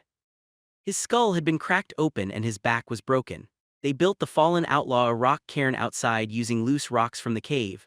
Then after a quick moment of silence they left him there and moved on. Theirs was a profession where death was commonplace. A quick exploration of the cave had revealed nothing but some trinkets and a few coins found on some of the troll's victims. Blacknell claimed these. No one else wanted to dig through the grisly remains to get them. The cave went deeper than anyone was willing to explore. The troll's lair ended, but there was a small, lightless side passage. The passage started with a steep drop so deep even Mahedium's staff couldn't pierce the darkness of its depths. All his white light revealed was the sharp rocks that made up the sides of the shaft itself. When a cautious Blacknell started sniffing around it, Cedar stopped him. "Careful, Blacknell, don't get too close," Cedar warned him while he warily observed the opening. "Unless I'm very mistaken, that leads down into the dark roads and you really don't want to go down there. It's a strange place full of stranger beasts and it's very easy to get trapped down there." "It's a doorway to the endless hells," Blacknell heard one bandit mutter. Carefully, the hobgoblin backed away from Passage's mouth. Cedar's words had struck a chord with him. He still hadn't gotten used to being trapped in the forest with all the terrible things that lived there, and these dark roads didn't sound any better. Cedar then had everyone pull out of the cavern. They were all exhausted, but no one wanted to spend another night out in the forest, so after a brief discussion they decided to try and meet up with Red Dog. Since they had no wounded, Cedar thought they would be able to catch up. Between the fast pace they set and the fact that it was faster moving downhill, they managed to rejoin the rest of the bandits halfway down the road back to Herod's base. Red Dog was glad to see them return and to hear news of the troll's death. If Cedar had failed, not only would he have an angry troll to deal with but an angry Herod as well. Also in the north, more numbers were always welcome. The roads were far from safe. It was entirely possible another troll could show up or something worse. Altogether, the old hands, new recruits and former deserters arrived back at the camp before dusk. Nothing of note happened and no one else got killed. Some of the deserters seemed unsure of the reception they would receive, but everyone was still glad to have reached safety. Cedar looked a little hesitant to enter the camp though. He kept throwing looks back at Arissa, who had been staying close to him. When everyone else began entering the camp, Cedar held himself back and stayed on the road. He was scanning the entrance to the camp as if looking for something. "What are you doing, Cedar?" Red Dog yelled back at him. "Nothing, be there in a second," Cedar replied. He then whispered something to Arissa and began pulling her over to a group of bandits who were loitering down the road. "Ephra, you owe me a favor," he called out to one of them. A bald woman with squinty eyes looked up as he spoke. She frowned at Cedar as he walked over. "What's this about, Cedar?" You may have pulled me out of the way of that mimic, but that don't mean you own me, she replied suspiciously. You're heading to town, right? He asked her. Yep, in a bit anyway. Why? She replied. I want you to take this woman with you. She's my spoils and I want to make sure she gets to Riverdown unmolested, her told her. Why can't you take her? Ephra asked uncertainly. I just got back and I have to report to Herod, he explained. Wait a second, Cedar, I've been walking all day. Why can't I rest here overnight and then you can take me back yourself? Erissa asked the old scout as she moved closer and hugged his arm to her chest. Cedar threw Erissa a distracted look before turning back to the other woman. Ephra looked confused. She obviously didn't understand what he was thinking and Blacknell didn't either. If that's what you want, then I guess I owe you that much, Ephra told him. It is, just make sure she gets there safely, Cedar replied. She'll get there if I do, I can't do more than that, Ephra said with shrug. Cedar, why are you trying to get rid of me so suddenly? Erissa asked with a bewildered expression. Now Erissa, this is for your own good. Do you really want to stay out here when you could be getting back to safety? He asked her. Well no, she started to say, but Blacknell's master cut her off. Good, stay here and stick close to Ephra. She'll get you there in one piece. I have to go report in now, but it was a pleasure, Cedar told her before spinning around and walking swiftly away. The attractive woman could only gape in astonishment as her lover left her behind so suddenly. Blacknell didn't know what was going on and he didn't really care. He just followed Cedar like always. When they caught up to Red Dog and the rest of the party, they were standing before Herod. She must have had word of their coming and wanted to show off because the bandit chieftain was at her most intimidating. Cedar and Blacknell quietly stepped up beside Red Dog. Herod's cold dark eyes gazed malevolently out from under her short dark hair as they swept over the deserters. They cringed under her attention, except for Mahedium, who seemed relaxed and unworried. Herod's eyes lingered on the mage and his staff for a few seconds before she moved on. She looked like she was trying to choose which one of them to make an example of or someone to make a meal of. She was dressed in her usual dark leathers, and a black cloak was draped over her shoulders. Even more knives than usual were holstered about her person and her long sword was sheathed at her hip. She sneered as she addressed them. These are the fools that thought they could set themselves up in my territory? She asked Red Dog. Yes, boss, this is them. There used to be a few more of them though, he answered. If they were anything like these scum, they weren't much of a loss anyway, she told him. Well, their boss was a vessel but also an arrogant prick. With you around, he would have just been a waste of elixir anyway, Red Dog replied. I see, Herod said as she turned away from the deserters and gave Red Dog a curious look before facing the deserters again. It seems you scum are in luck. We're currently in need of some new grunts, otherwise I would normally just have useless shits like you killed. Instead, you're now the lowest of my lackeys. Now swear obedience to me and then we'll see if you survive the month, she told her new recruits. Herod then had each of them take a simple oath of obedience. When that was done, she had one of her men take the recruits away for inspection and billeting. Her eyes flickered over Mahedium again as she watched them leave. When they were out of sight, she turned back to Red Dog and Cedar. Report now, how did you two manage to run into both a vessel and a combat mage? She ordered them accusingly. Cedar scowled at her tone of voice and Red Dog winced. They were both just part of the deserters you sent us after, Red Dog explained. How exactly did you manage to deal with the vessel? She asked. That was when Blacknell saw his chance. He stood up tall and pointed to himself. He was so excited he was almost bouncing. Now it was finally his chance to impress Herod. I did it, I killed the big leader man, I scared the other men so badly they gave up, was all me, Blacknell bragged loudly to the chieftain. Helped kill the troll too by doing what master told me, the hobgoblin added as an afterthought. Herod frowned at him, then turned to Cedar and gave him a questioning look. She clearly didn't believe the hobgoblin. It was Red Dog who answered though. It's sorta true, boss, he told her reluctantly. Red Dog then began to give a detailed report of their mission. Despite herself, when he had finished, Herod looked somewhat impressed. Well, you two certainly earned your pay this time, especially that hobgoblin of yours, Cedar, she remarked. The hobgoblin was confused by her choice of words and frowned. Pay? Was those shiny things a lot of the tribe had, right? I don't get paid, Blacknell muttered. His reaction caused Herod to laugh at him. I suppose you don't, but that's fixed easily enough. From now on you'll get paid a grunt's share of the profits.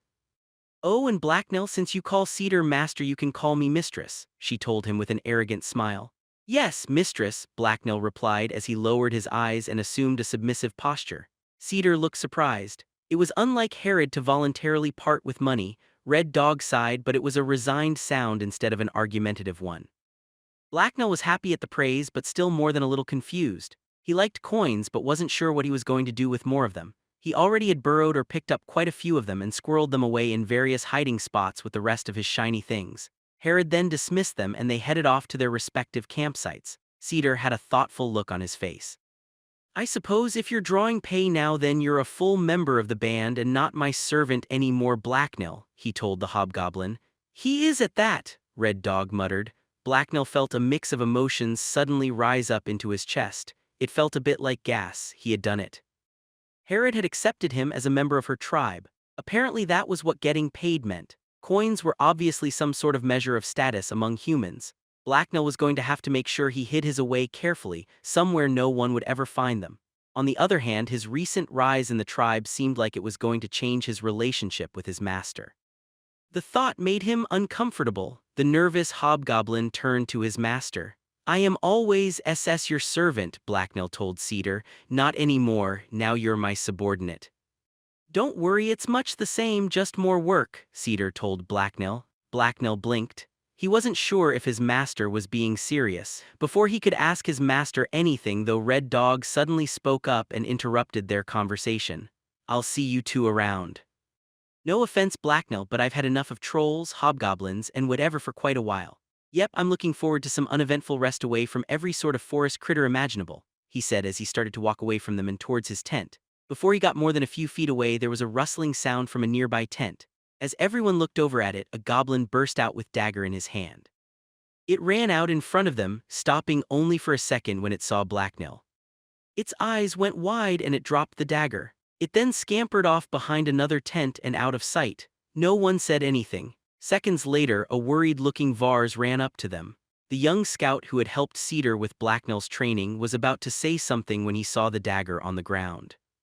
After picking it up, he turned to them. Did you see which way my goblin scamp went? He asked them. Red Dog was twitching. He stared at Vars with narrowed eyes and pursed lips.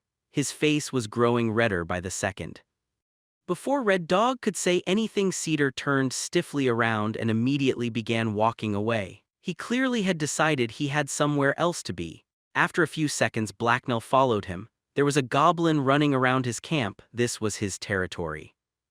Vars should have asked him before bringing in a goblin. He would have to show both the goblin and Vars who was in charge later. Right now though, sleeping sounded like a good plan. He had been walking a lot lately. The tired Cedar and Blacknell immediately headed back to their campsite. Blacknell was already scheming about how to capture the other goblin and make sure it knew whose territory this was. When they got to their campsite, they were surprised to see a second tent set up beside Cedar's. Blacknell had yet to unpack the one he had won from the deserters. Oh hey, you're back, a cheerful voice called out to them. They looked over to see Kita approaching them. Whose tent is that? Cedar asked her suspiciously. It's mine. Vorsha said she wanted some privacy with Gerald, so she got me a tent of my own and told me to set it up here, Kita replied happily. Cedar groaned and Blacknell hissed. Yes, when he woke tomorrow up, he would definitely have to do something about all the annoying little things running around the camp. TH092, GIF. You now feel an uncontrollable urge to rate this story. If you don't have an account, you will make one here. Interlude: The Doom of Curlies. The young man shivered as an arctic gust blew in over the city walls and slammed into him. He pulled his heavy coat tighter in an attempt to keep the cold at bay as snow swirled through the air around him. As the wind died down around him, the city beyond was revealed. Stone and wooden buildings lined the snow-filled street that he was trudging down. Warm light leaked out from cracks in the doors and shutters of the nearby homes, illuminating the surroundings as the sun set in the cloudy sky overhead. Most of the inhabitants of the city had long ago taken shelter inside from the cold night. They were now undoubtedly huddled close to the tame flames of their household fireplaces. The man grumbled as he pictured it. He hoped he would soon be sitting down beside a cozy fire as well. After shuffling through the snow and wind for several minutes, the relieved young man found himself standing outside his destination, a tall, well-maintained two-story home. It was located in the merchant's quarter, and while it wasn't quite a mansion, the owner was obviously well-to-do. Wasting no time, he walked off the street and over to the doorway to announce himself. He meant to knock politely, but instead his fist pounded against the door loudly. He really wanted out of the miserable cold. His fingers had started to burn at the tips. Nothing happened for a few seconds. The man shivered and rubbed his hands together for warmth. Then the door opened and bathed the man and the path behind him in bright light. The visitor peered through the blinding glow to see that a tall, well-dressed man had opened the door for him. "Jarak, by the gods, man, come on in and out of the weather, you must be absolutely freezing," the master of the house exclaimed. After quickly knocking some of the snow off of his cloak, Jarak stepped eagerly inside. The reception room of the house was lit by a steady oil lamp on a small table and decorated by various portraits and paintings. After a quick glance at his guest and after taking in Jarak's sorry state, the wealthy man frowned and turned to look down the hallway. "Anis, please get one of the servants to put some hot tea on for Jarak.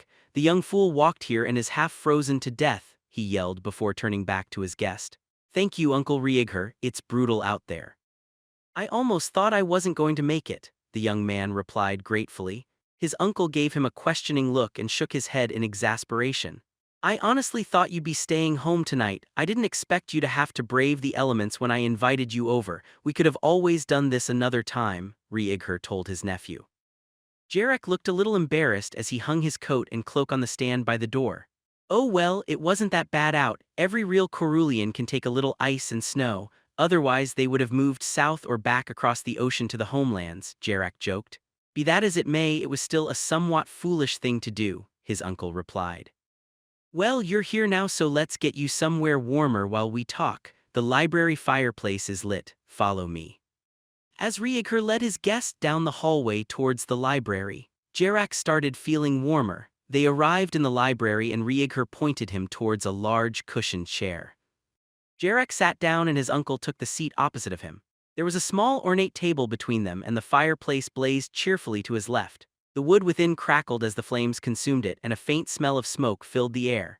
As Jarak was making himself comfortable and enjoying the heat, a young maid walked into the room with a porcelain teapot and 2 cups on a silver tray. She smoothly placed the tray on the table and poured him and his uncle a cup of tea, before curtsying and walking away. Both Riegher and Jarak took a sip.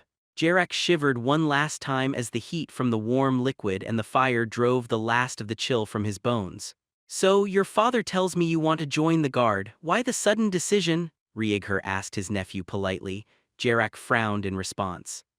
He didn't think it was a sudden decision at all. "Well, you know what's going on in the world right now better than I do, uncle," Jarak stated as his uncle nodded. "Teshura and Hulgarin have been at war for a while now, and while they are pretty far to the south, it seems more than likely that Eloria and Devesher will start fighting soon as well. If that happens, we won't be able to stay out of the fighting. It seems like we're going to need soldiers very soon."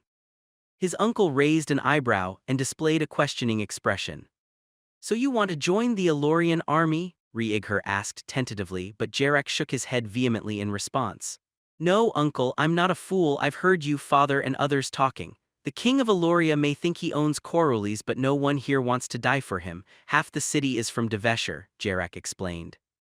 His uncle sighed before responding. He seemed reluctant to speak, but he spoke up anyway. "I see you've put quite a bit of thought into this. So what do you think is going to happen then?" the older man asked. "Corulis is the greatest city of the north. It's barely garrisoned, pays pretty much no taxes, and is run by the city council. I know you and father think that the city will break away before getting caught up in a southern war, and I think you're right. If it does separate, then it will pull the rest of the north with it into a new country. I think that country will need an army, and someone in the Corulian Guard would be well placed to rise when that army is formed," Jarak continued passionately. His uncle looked thoughtful as he considered his nephew's words. "You're not completely wrong," his uncle replied after several drawn-out seconds. "Very well, I will help you get into the guard. I think that yours is not a bad plan." Jarak's eyes opened in surprise. He had not expected his uncle to support him. His father had been set against it. "Thank you, uncle. By the gods, I swear I will return the favor someday," Jarak exclaimed excitedly as his uncle chuckled. "No need to be so melodramatic, Jarak. I know your father disapproves of how much time you spend outside instead of working with him. The gods know it's dangerous outside the walls, but you should do what you want with your life." "That's how I became a merchant after all," Riegher told Jarak. After that, both of them made small talk and discussed the latest events. Soon, however, the tea had grown cold, the fire had burned down, and they both grew tired. Jarak yawned as fatigue caught up with him. "Well, I really should be getting back. Thank you for having me over, and again thank you so much for your support," Jarak said. His uncle looked surprised at the younger man's words. His teacup clanked lightly against his plate as he set it down. "Nonsense, nephew, I won't have you going back out in such terrible weather at this time of night. You will stay over tonight and head back tomorrow morning." "I will have the servants prepare a room for you," Re-Igher insisted. Jarak thought about it. He didn't want his father to worry about him, but at this time of night he was undoubtedly already in bed. As long as headed home at dawn before his father awoke, it shouldn't be a problem. "Very well." "Thank you again, uncle," Jarak answered. Both the men then got up and shook hands as they said goodnight. Re-Igher called for a servant to take Jarak to his chamber, and the young man went to bed. His earlier walk must have tired him out more than he knew, because he was asleep almost before he hit the sheets. Jarak was awoken by the clanging of bells early the next morning. "That wasn't right. What time was it?" Groggily he got to his feet and opened the window's shutters. Outside, the dawn sun was still rising over the snow-covered city and had yet to banish the last of the night's darkness. Why were the city bells ringing so early? It made no sense. With a yawn, Jarak quickly got dressed and walked out into the halls. He didn't see anyone around, so he marched to the kitchen. There several servants were chatting excitedly amongst themselves. Most looked either very tired or very worried. "What's going on?" he asked loudly and authoritatively as he entered the room. He hoped someone here could explain things. A sense of unease had been slowly building within him ever since he had woken up, and he didn't know why. All the servants turned to him as he spoke. They cast each other nervous glances before one answered. "We don't know, sir. All we know is the city bells are ringing and Mariel says it's the call to arms. Although the rest of us aren't so sure," one older woman answered hesitantly. Jarak thought she was his uncle's cook. Was it an attack? That made no sense. Who would or even could attack them in the dead of winter? Even traders stopped arriving for the most part when the roads filled with snow. "Are my uncle and aunt awake?" Jarak asked as he frowned. "We were just deciding whether to wake them, sir," the woman answered nervously. "Do so and tell them I'm heading out to find out what's going on and should be back soon with some answers," Jarak commanded them. The young man then turned around and swiftly made for the entrance. His hurried footsteps caused the wooden floor to creak beneath him. Wrapping his coat tightly around himself, he stepped out the front door and back into the frigid white city streets. With a sigh, he then started stomping through the snow drifts towards the road. His breath was white and visible in the cold air, but at least the morning sun warmed him a little and the wind had died down. The streets were mostly deserted, as was normal for this early in the morning. However, a small group of people were huddled together in a nearby sheltered doorway. They looked apprehensive and uneasy to Jarak. He was just about to head over to them when he heard the clutter of horseshoes on stone. Looking over, he saw riders wearing guard uniforms coming down the street. The guardsmen didn't seem to be slowing as they approached, so Jarak called out to them. "Why are the bells ringing? What's going on?" he yelled as loudly as he could. The riders blew past him as they raced toward their destination, but one turned towards Jarak and quickly replied, "There's a drake loose in the city. It was last seen around Lopint. Please return to your homes, citizens," the guardsman yelled back before he and his fellow riders disappeared down the road. They left nothing but a long cloud of swirling snow behind them. A drake? That made no sense. Everyone knew they went underground into the deeps for the winter. Wait, had the guard said Lopint? That was where his father's house was. The bells probably wouldn't have woken him. He had always been a sound sleeper. Jarak took off down the street towards his home. As he ran, the snow crunched under his feet and the quality of the buildings around him dropped.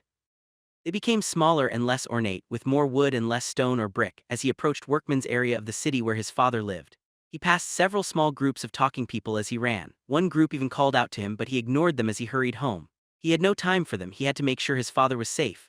As he turned the corner towards Lopint, a sudden terrible roar blasted through the city and overwhelmed him. He stumbled in surprise and fright as the deep scream cascaded over him. Even his bones seemed to shake for a second. Jarak had heard the howl of a drake before and seen their tracks out in the forest, but he had never seen one face to face. Few people had and lived. With a shiver of dread, he realized that this drake sounded very close and very large. He paused in his run. Did he really want to head towards the beast? He had no choice, though. He'd get his father to safety. He was startled by an unexpected bang. The sound of buildings being torn apart and collapsing rubble exploded over him.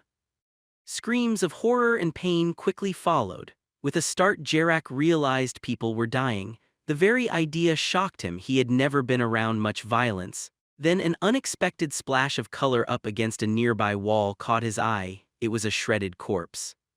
Its blue guardsman uniform and the crimson blood dripping from its ripped-open stomach were the source of the vivid colors that had attracted his attention.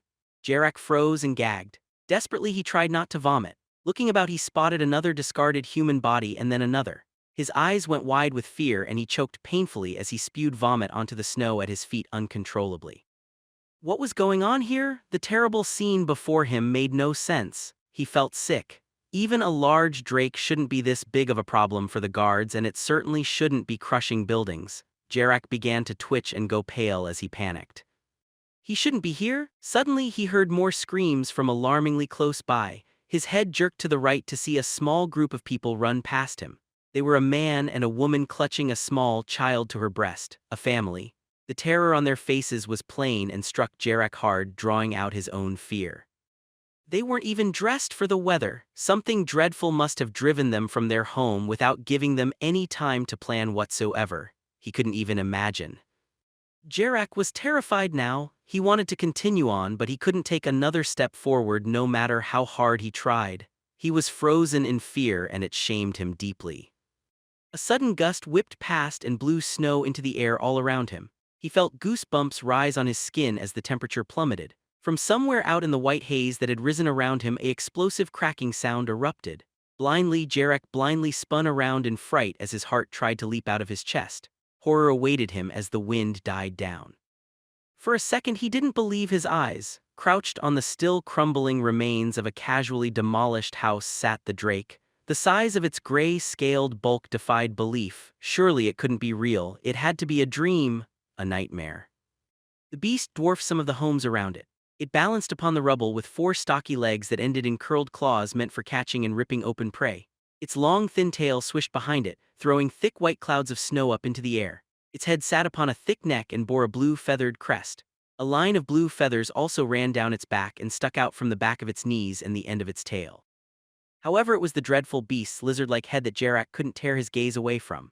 The humongous drake calmly surveyed its surroundings with intelligent, hungry yellow eyes. It seemed totally unconcerned that it was currently right in the middle of a human city. Long, sharp teeth flashed and blood dripped from its maw as it chewed its latest meal, the family that had just run past. It must have burst through the building and snatched them up in one lightning-quick snap of its jaws. They hadn't had a chance. Blood was splattered across the once pure snow where they had been just seconds ago, and stained bits of cloth fluttered away in the wind. If there had been anything left in Jarak's stomach, he would have thrown up again. As it was, he could only stand there and shudder uncontrollably with his eyes wide in horror. One yellow eye of the beast flickered and Jarak thought it focused on him for a second. The beast continued leisurely chewing, but Jarak had no doubt whatsoever that it was aware of him. It simply wasn't in a hurry, or maybe he didn't look that appetizing. Time seemed to have gone still for Jarak, or maybe it was stuck in an endless twisted loop. There was only the fluttering snow and the gnashing of the drake's teeth over and over again. Every bite and chomping sound brought Jarak one step closer to losing his mind. It wore on him like a countdown to his own demise spoken in a language he didn't understand. He was going to die. Then the beast swallowed the last of its grisly meal and to Jarak's surprise looked away down another street. Was it playing with him? Surely it wouldn't just leave him there. A buzzing sound built up in his ears. He didn't register it at first, but as soon as he realized it was there, a hail of arrows tore down from the sky upon the drake. The beast hunched its shoulders and turned its face from the unexpected barrage. The projectiles bounced and shattered on its gray, scaly head. It was uninjured, but as it raised its head, Jarak thought it looked infuriated. The beast roared again, and the sound of its displeasure tore through the city, blasting away all other lesser sounds. "Run, you blasted idiot!" Jarak heard someone yell from behind him. It took a second for him to recognize the sound as language and another to move his stiff body and look for the source. He turned to see a squad of guardsmen. The sergeant in front was mounted on a horse and bore a long hunting spear. He was motioning for Jarak to run. Jarak cast a terrified look back at the beast. He was too afraid to move while it was still there. The beast, however, seemed to be descending from its perch among the rubble and was moving away from him towards the source of the arrows. Jarak bolted. He didn't even think about it, he just did it. His feet carried him. Without looking back, he rushed towards the soldiers. "Please don't let it be following me. Please, gods, I beg you." As he reached the soldiers in their blue uniforms, the sergeant spoke again. "Keep running, lad." "Head for the fort," he told Jarak before motioning to his men and leading them after the beast. Doing as he was told, Jarak ran past them. He scampered desperately through the snow towards the end of the street, Surely he was safe now. The guards were here and they had mounts and spears for hunting drakes. The beasts were far from invincible, even unusually large ones. Jarak ran over to a barrel someone had placed up against a house and threw himself behind it. There he began to suck down air as he tried to catch his breath. When his lungs no longer felt like they were burning and the dark terror that had clouded his mind begun to die down, he risked a lookout from his hiding spot. Dozens of guardsmen had the drake surrounded. Several groups with swords and spears circled it, working in unison to keep it at bay. Every time it tried to go after one group, then archers hidden among the buildings would distract it with a rain of arrows. The drake was hissing and growling as it twisted and turned madly in an attempt to catch its tormentors, but they hadn't hurt it yet. Its hide remained unbreached. Suddenly one man got too close and the drake lashed out viciously. Its teeth closed down on the unlucky man, and with a jerk of its neck it sent his corpse sailing through the air and over a building in a rain of blood. The sergeant didn't waste the opportunity his man's death had created. He lowered his spear and spurred his horse into a charge at the beast's unprotected flank. Jarak felt his heart soar. He was seeing something out of a story. He wanted to join the guard more than ever now. He wanted to be like the sergeant, fearless and skilled. The mounted officer's horse launched itself forward and the clatter of horse hooves echoed through the streets. As he approached the drake, it turned towards him. Jarak knew that was all right. Its head was even more of target than its flank. A good strike there would bring it down instantly. Jarak watched with anticipation as the two combatants closed. Surely the guardsman would be victorious. Suddenly, out of the corner of his eye, Jarak noticed something strange. An odd breeze had begun to blow around the drake. It circled it like a slow whirlwind. The guardsmen closest to the beast began to falter and retreat. Some pulled back while others simply collapsed onto the ground and curled up in the snow. With what seemed like a vicious smile, the great gray drake then opened its mouth and roared towards the charging guardsmen. Its breath picked up the snow and blew it forward. What was it doing? Opening its mouth just made it an even better target. What was going on? Jarak felt his earlier dread creep back up his spine. Something was very wrong. As the wave of blown snow reached the mounted officer, he seemed to stiffen and his horse slowed. Jarak almost thought he saw white frost build up on them. Then they both stopped moving completely, right before impacting the drake. Jarak gasped in uncomprehending horror as the brave soldier and his mount toppled over stiffly to lay unmoving at the beast's feet. With a hissing noise that sounded almost like a snicker, the terrible monster flicked its tail out and smashed the guardsman. Frozen chunks of meat were thrown into the air as he shattered. The crimson, broken pieces of the man then fell to the ground and rolled through the snow. The drake turned towards the other guardsmen and blew another blast of freezing breath towards them. They struggled futilely and fell as Jarak looked on, trembling in numb despair. This couldn't be happening. No wonder the beast was so large and active during the winter. It was a mutant. That wasn't fair. What were the chances of such a huge beast surviving being twisted by such powerful magic? How could the gods allow such a cruel joke? As Jarak watched the mutant drake scatter the remains of the guardsmen, he had a dreadful premonition. The entire city would be brought to its knees by this unholy beast. It would feed freely on men, women, and children. The guardsmen, nobles, and probably even the mages would be helpless before it and its killing magical cold.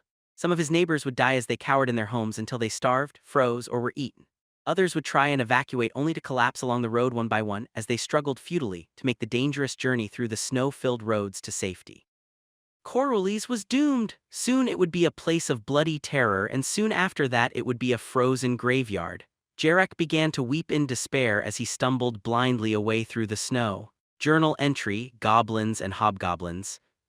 The lands across the ocean are full of countless flora and fauna, many of which have probably never been seen by man. It is obvious to any student of geography that the homelands are but a very small corner of a much wider world. While the far lands are comprised of many separate continents with radically different environments, there's however one species that can be found practically everywhere. This rugged survivalist is known as the Goblin.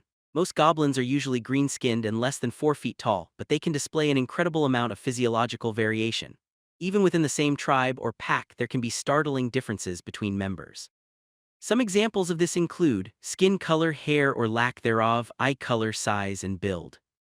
One goblin will be bald and lanky, and another will be pudgy with a mane of hair that runs down its back. One can only surmise that this remarkable variation helps them survive and adapt to so many different habitats. Goblins are quite intelligent for animals. They possess the ability to create and use crude tools. Many can be found using sharp sticks or wearing primitive clothes such as a fur loincloth. Sharpened stone tools have also been observed.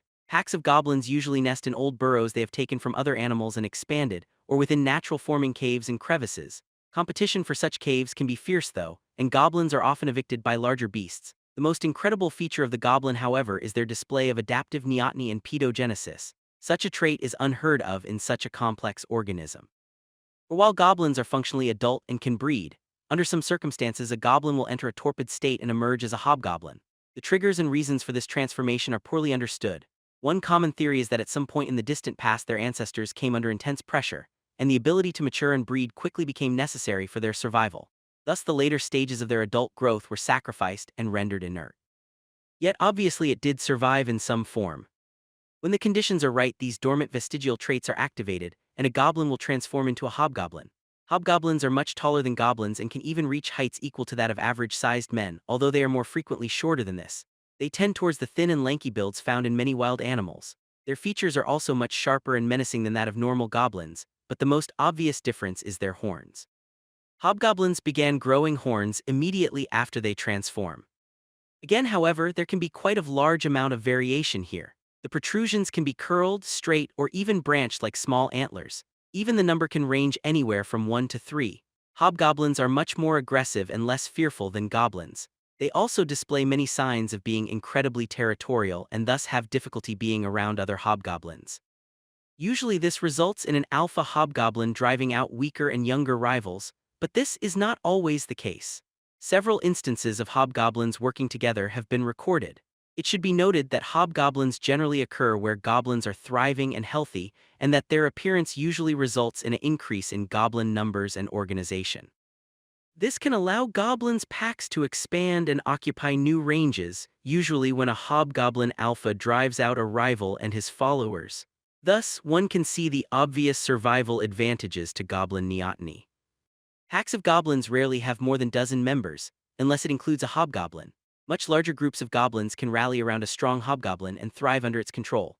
This can lead to a situation where more hobgoblins start to emerge. If the new hobgoblins aren't driven out, then a large tribe can form. Historical records indicate that when mankind first arrived on the western continent, several large communities of goblins existed. Such settlements were generally comprised of up to 2,000 goblins and perhaps a few hundred hobgoblins. Most commonly, the occupants built long wooden buildings from felled trees and branches, and used complex stone tools. Samples still survive of such instruments and of crude goblin pottery as well. Warfare among tribes was quite common and helped keep their rapidly expanding populations in control. The existence of these goblin tribes severely limited the early colonies' ability to expand, and thus the Goblin Wars began. Eventually, through far superior technology and organization, humanity managed to destroy all known examples of goblin supertribes. Yet, it is a testament to goblin adaptability that large numbers of them continue to live in human-controlled lands, even if they have descended into a feral state. It is unknown how these large supertribes originally developed, or how so many goblins managed to cooperate. No records of such things survive, and there have been no recent reports of similar events happening. It is also worth noting that the origins of the name hobgoblin do not in fact derive from the word for demon or any similar word. The brave and stalwart first explorers named them so due to the fact that they were considered a more civilized form of goblin. The term hob actually is based on an old imperial word for home, and was given to them because hobgoblins sometimes constructed primitive shelters for themselves. It was only later colonists who began attributing them demonic aspects, most likely due to clashes caused by competition over land. Truly, goblins are fascinating creatures, even if they are frequently overlooked because they are so common outside the homelands.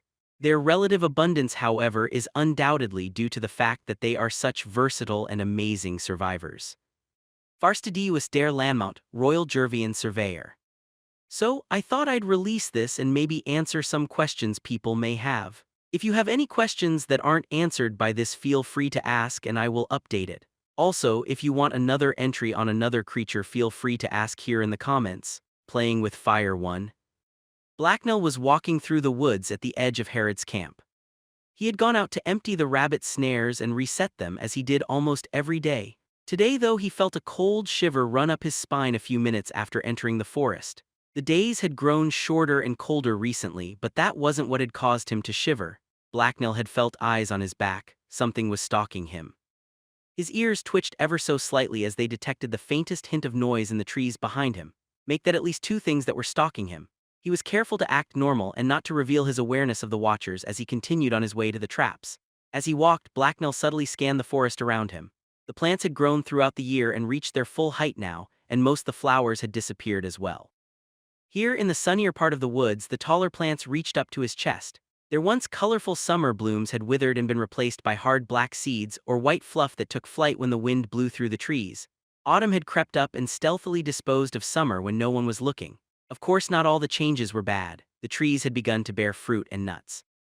These new treasures were hidden among the green branches of the forest canopy. The hobgoblin had been completely unaware that food even grew on trees. The very idea sounded silly to him. Wasn't food supposed to be harder to get? Now all he had to sow was climb a tree, which was something he had recently gotten very good at.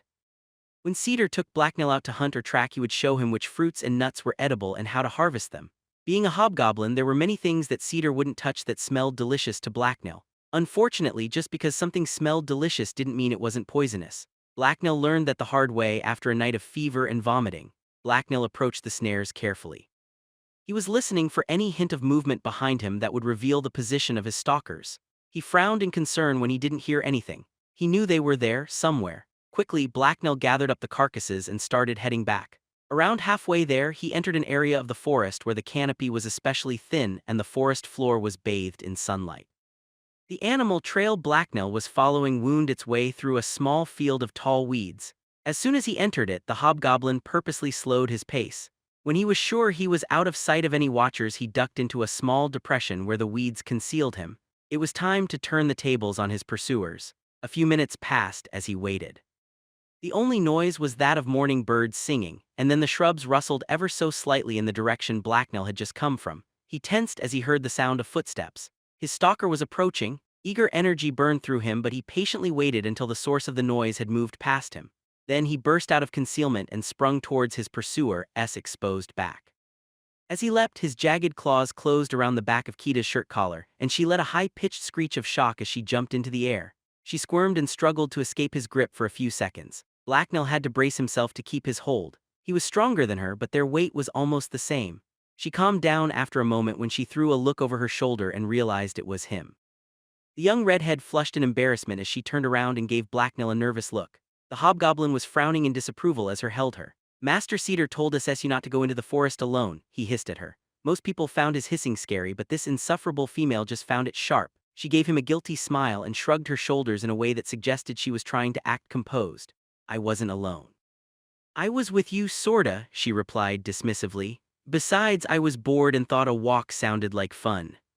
"You're stupid. You know the forest is dangerous. Master Cedar has shown you. Still you try to sneak around by yourself. You are not very good at it and will die," he replied accusingly as he continued to listen carefully to his surroundings. "I'm used to danger and I've got my sword here anyway," she told him as she pointed to the blade at her waist. Blacknell released her collar and continued to frown at her. Stealthily, he drew a stone from one of his pouches. "A sword won't keep you safe here," he told her as he withdrew his sling and placed the stone in it. Blacknell then took the rabbits he had tied together and thrown over his shoulder and dropped them on the ground at the edge of weeds. Kita frowned as she finally noticed his odd actions and distracted manner. Before she could say anything though, Blacknell spun around and whirled the sling in his hand.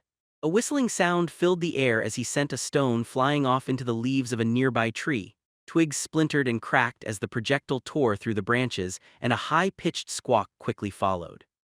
As both Blacknell and Kita watched, a small cloud of feathers and leaves fluttered down from the tree, and a large harpy took flight from where it had been hiding.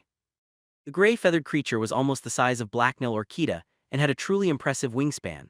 It screeched and gazed at them with its black hate-filled eyes. The flapping sound of its wings filled the air as it fought to gain height. The surprised Kita took a step backwards and then another one behind Blacknell.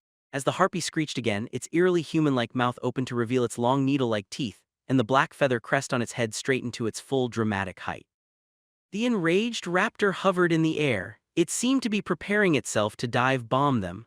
Blacknell let out a deep, menacing growl in response and stretched himself to his full height. He opened his mouth and flashed his own impressive teeth back at the harpy. The stupid, ugly bird thing didn't scare him. He was no longer a small, weaponless goblin. The harpy eyed him carefully for a second and then apparently decided this was a fight it didn't want to pursue. With one last squawk, it took off and vanished into the forest canopy. Kita let out a relieved sigh. When he was sure the harpy had disappeared, Blacknell turned towards her. "You're not a sneaky human. Ugly harpy followed you and wanted to ETSS you. It knew you were a stupid brat and was waiting for USS to make a mistake," he explained disdainfully. Kita grimaced, and as she looked down at the ground, she avoided his eyes out of embarrassment. "Creepy bloody things with their damned human faces. I could have taken it though," she muttered nervously as she looked up and scanned the canopy overhead.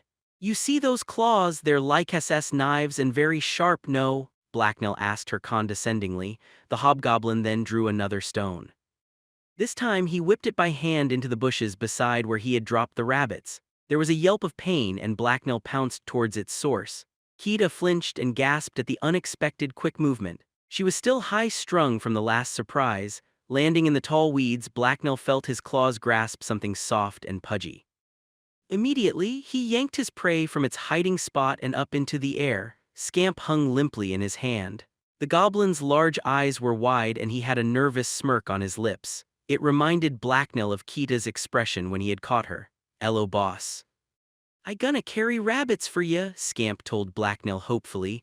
The hobgoblin glowered at the little liar. He wanted to tell the goblin that Vars was his master, not him, but he couldn't. Vars was a terrible master. Blacknell was pretty sure he never beat Scamp at all. How was that supposed to work? Blacknell shuddered to think about what would happen if he wasn't around to keep Scamp under control. Why couldn't Scamp be as well behaved as he had been as a goblin? Unlike Kita, the goblin hadn't actually been forbidden to enter the woods. He was just annoying and Blacknell didn't want him around. The stupid little runt had no fear of the forest since he had been born there. He was also borderline suicidal, especially since he kept trying to steal Blacknell's rabbits. No matter how many times Blacknell caught and punished him, he didn't stop. Unfortunately, the young goblin was also very sneaky and thus unlikely to actually get himself killed. The same couldn't be said for Kita. Blacknell had to watch her like a hawk. A while back, Kita had gotten bored and decided she wanted to be a scout, so she had bugged Cedar until he had reluctantly let her join them on a few trips out into forest. Blacknell had been secretly hoping that she had finally annoyed Cedar enough that they were taking her out into the woods to be disposed of. He hadn't been so lucky. Now Kita considered herself an expert at navigating the forest, which she was. To make matters even worse, Vorsha had showed up and made it plain to Blacknell that she would be holding him responsible for Kita's safety. "How was that fair? You gonna drop me, boss?" Scamp asked as the hobgoblin held him up. Blacknell's arm was getting tired, so he gave the goblin a quick growl and dropped him onto the ground. Then he gave him a hard kick. Scamp grunted as he was sent sprawling over to rest at Kita's feet, but he quickly pulled himself back up. Goblins were hard to hurt. "Stay with her," he ordered Scamp as he began stomping back to camp. "Okay, boss," the goblin replied cheerfully. "Hey, why did you do that?" Kita asked in disapproval. Blacknell ignored her. He didn't care at all about what she thought. She was stupid. After he didn't respond, Kita and the goblin immediately started following him. It wasn't like they had anywhere else to go. It took more than a few minutes to hike through the woods and get back to the camp. Kita was huffing in exhaustion when they arrived because Blacknell had set a quick pace. After a brief nod to the sentry on duty, who was no one important, they stepped out of the forest and Herod's base came into sight. The seasons weren't the only things that had been changing. Herod had her ambitions and she was working hard towards achieving them. The camp was slowly but surely transforming. The small log buildings that the bandits had originally built had been expanded and several more of them had been constructed. Almost all the lean-tos had been torn down and replaced. Even the forest had been pushed back, both for lumber and safety. Wooden watchtowers had been set up along the road at the edge of the woods where they could be concealed by the trees. A small haphazard wall of wooden stakes was slowly being constructed along one side of the perimeter as well. All in all, the base was beginning to look more like a small woodland village than a bandit camp. After a quick look back to make sure Scamp and Kita were still following him, Blacknell headed for his campsite. He had to start preparing the rabbits right away or they would go bad. Actually, he would probably make Kita do it. He would have made Scamp help, but the goblin would just eat half of them. Blacknell didn't have time to waste preparing rabbits. The larger base also contained more outlaws, and all those outlaws needed to be fed. Thus, Herod kept her scouts very busy hunting for food. Buying supplies from town was expensive and cut into her profits after all. The bandit chieftain had continued to send out parties to recruit or wipe out anyone who dared operate in the territory she had claimed as her own. Since her territory was a rather large and poorly defined area, she never ran out of targets. The base contained over 200 bandits now, or it would have if men weren't constantly being sent out and coming back. As she had planned, Herod had stopped raiding caravans and was instead charging tolls now. Bandits were still sent out to intercept travelers on the road, but now they were under strict orders not to kill anyone who didn't resist. They also weren't allowed to rob anyone who paid Herod's fee. Word of these changes and what was happening was spreading rapidly through the region.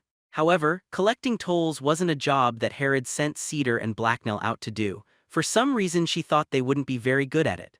Blacknell was pretty sure it was because Cedar was so grumpy. They had more important things to do anyway. On top of being her best pair of hunters, Herod also used them for less dangerous jobs, like tracking down other bandits that encroached on her territory. Compared to some of the things that lurked out in the deep green, killing a few humans and scaring the rest into submission was no big deal. His first trip out to fight men who had tried to encroach on their territory had been by far the most eventful. Blacknell was just very glad they hadn't run into any more trolls. They reached the camp Cedar, Keita, and Blacknell shared. The hobgoblin turned and addressed the young woman behind him. "Prepare the rabbits," Blacknell told Keita as he held them out to her. "Why should I?" she asked him defiantly. "So I don't kill you and hide your corpse in the mud," he replied with an annoyed hiss. Keita just laughed and gave him a cheerful smile. "You wouldn't do that, you're all nasty on the outside but inside you're soft as cloth," she told him. Blacknell snarled at her. He would totally do that. Well, he would if he thought he could get away with it. Unfortunately, if Keita went missing he would be among the first suspects. Then he would have to flee into the woods before Vorsha could smash him flat. Sometimes he almost still considered doing it though, at least it would be quiet out in the deep green. "Do it or I'll tell Vorsha you haven't been practicing," Blacknell told her. "Hey, I have too been practicing everything she told me to," she replied excitedly as she glared at him. "I will lie she will believe me," the hobgoblin told her as he gave Keita a smug smile. "I take it back." "You are nasty and evil on the inside," Keita told him angrily. Blacknell just shrugged and held out the rabbits again. Keita threw him a mad glare but she grabbed them from him. "Fine, come on scamp, she started to say, only to stop when she looked down and noticed the goblin was gone. He had been there a second ago. Keita gave a defeated sigh and walked over near the fire pit between their tents and started to get to work. Blacknell could hear her muttering angrily to herself and saying rude things about goblins as she worked. He ignored her and set off to find Scamp. He had a feeling the goblin was going to get into trouble unless he stopped him, mostly because that was all the little pest ever did. For what was far from the first time, Blacknell cursed Vars for picking the goblin up. Why couldn't he have found a smarter goblin at least, or an attractive female? Apparently, the scout had been out hunting when he had stumbled upon the young injured goblin and decided to tame it. Blacknell found this story very suspicious. He suspected Vars had been out looking for a goblin to tame. It would have been fine if Vars had properly trained Scamp, but he hadn't. The man was far too lax and undisciplined. That meant that if Blacknell didn't want people getting a bad impression of goblins, he had to discipline Scamp himself. Blacknell scowled as he looked around and sniffed the air. Scamp's trail wasn't easy to follow. The odor of many strong scents such as blood and garbage lay thickly upon the camp, and it was sometimes hard to distinguish the goblin's latest trail from his older ones. Luckily, the goblin had picked up some fairly pungent plant smells while he had been out in the woods. After several false leads and dead ends, the hobgoblin found himself standing outside Mahedium's cabin. This made him more than a little nervous. He wasn't sure exactly what the mage did in there, but he was sure it was a bad place for a goblin to be running loose. Things might explode more than they normally did. "Hell's Blacknell cursed. He had been working on learning and using swear words lately. After he had sworn to obey Herod and officially joined the band, Mahedium had quickly commandeered one of the cabins for himself. The former occupants had complained, but the mage had managed to convince Herod he needed it for a lab. The mage had rarely left the building except for one trip he had made to Riverdown for supplies. Apparently he was scared to go into cities because he had very powerful enemies. Blacknell had heard him argue with Herod over the cost of the equipment he needed, and arguing meant Mahedium had begged and pleaded until he had got what he wanted. Blacknell stepped up to the door of the building and opened it enough for him to slip inside. The interior was dark, but there was enough light to see, even for a human. The cabin was a fairly large building because it had been originally designed to bunk a dozen men. The inside was only split into 2 rooms. There was a smaller front room and a larger one. The floor of first room was packed dirt with a thin straw covering, and there were 2 small windows on each side of the room that let light in. A small bed was tucked up against one wall, and there was a wooden table and chair against another. A few items and books were scattered around, but there was no one in sight. Idly, Blacknell examined some of the things. He was surprised to find the weird rectangular things were full of word-covered paper. What could humans possibly write about that would require so many words? He certainly couldn't think of anything. With a sigh, Blacknell put the book down and fought the urge to pocket some of the things lying around. Mahedium seemed like the type of person that would notice if things went missing, and Blacknell wasn't a thief anyway. Since it was clear no one else was there, Blacknell moved over to the door on the far wall that led to the next room. Carefully, he opened it and went through. The room on the other side was very different than the one he just left. A large table dominated the center of the room. The floor around it was straw-free but looked like it had been mixed with clay or something before it had been flattened. It was much cleaner but also colder than the other room. A few smaller tables, a small desk, and some mostly empty bookshelves lined the walls. The windows here were all shuttered up, and the only light came from a pair of obviously magical lamps that flooded the room with a pure white glow. They looked like simple metal oil lamps, except the wicks and oil had been replaced by brightly glowing crystals. One of them hung from the ceiling while the other had been placed on the desk. Seated in front of the desk was Mahedium. He hadn't looked up when Blacknell had entered. In fact, he seemed completely ignorant that anyone else was in the room with him. Blacknell cast a look around the room for signs of Scamp but didn't see any. Scattered across the tables and shelves were many glass beakers and cups of different sizes. Various fluids filled the containers, most of which were clear or muddy brown. Blacknell saw a few crystals that he was pretty sure were magical laying around as well. The hobgoblin walked up behind Mahedium and coughed to get his attention. The mage quickly sat up and spun around towards the unexpected noise. When he saw Blacknell, he gasped and flinched, which caused his chair to rock and then tip over. The surprised mage flailed and tried to catch his balance but failed and hit the ground with a heavy thud. Blacknell frowned down the man. He hadn't meant for that to happen. "Sorry," he told Mahedium as the mage picked himself off the ground. Mahedium scowled at him as he brushed the dirt from his clothes. Blacknell didn't notice a difference. The man's clothes were pretty dirty to begin with. "Ah, Blacknell, you shouldn't surprise people like that. Now what do you want? Normally I wouldn't mind talking with you, you're a rather fascinating creature, but I'm very busy right now," he told the hobgoblin. Blacknell decided to take that as a compliment. "I followed Scamp here and this is a bad SS place for him," Blacknell replied. Mahedium blinked in confusion. "The little goblin? Well, he can't be in here, I would have noticed," Mahedium told him.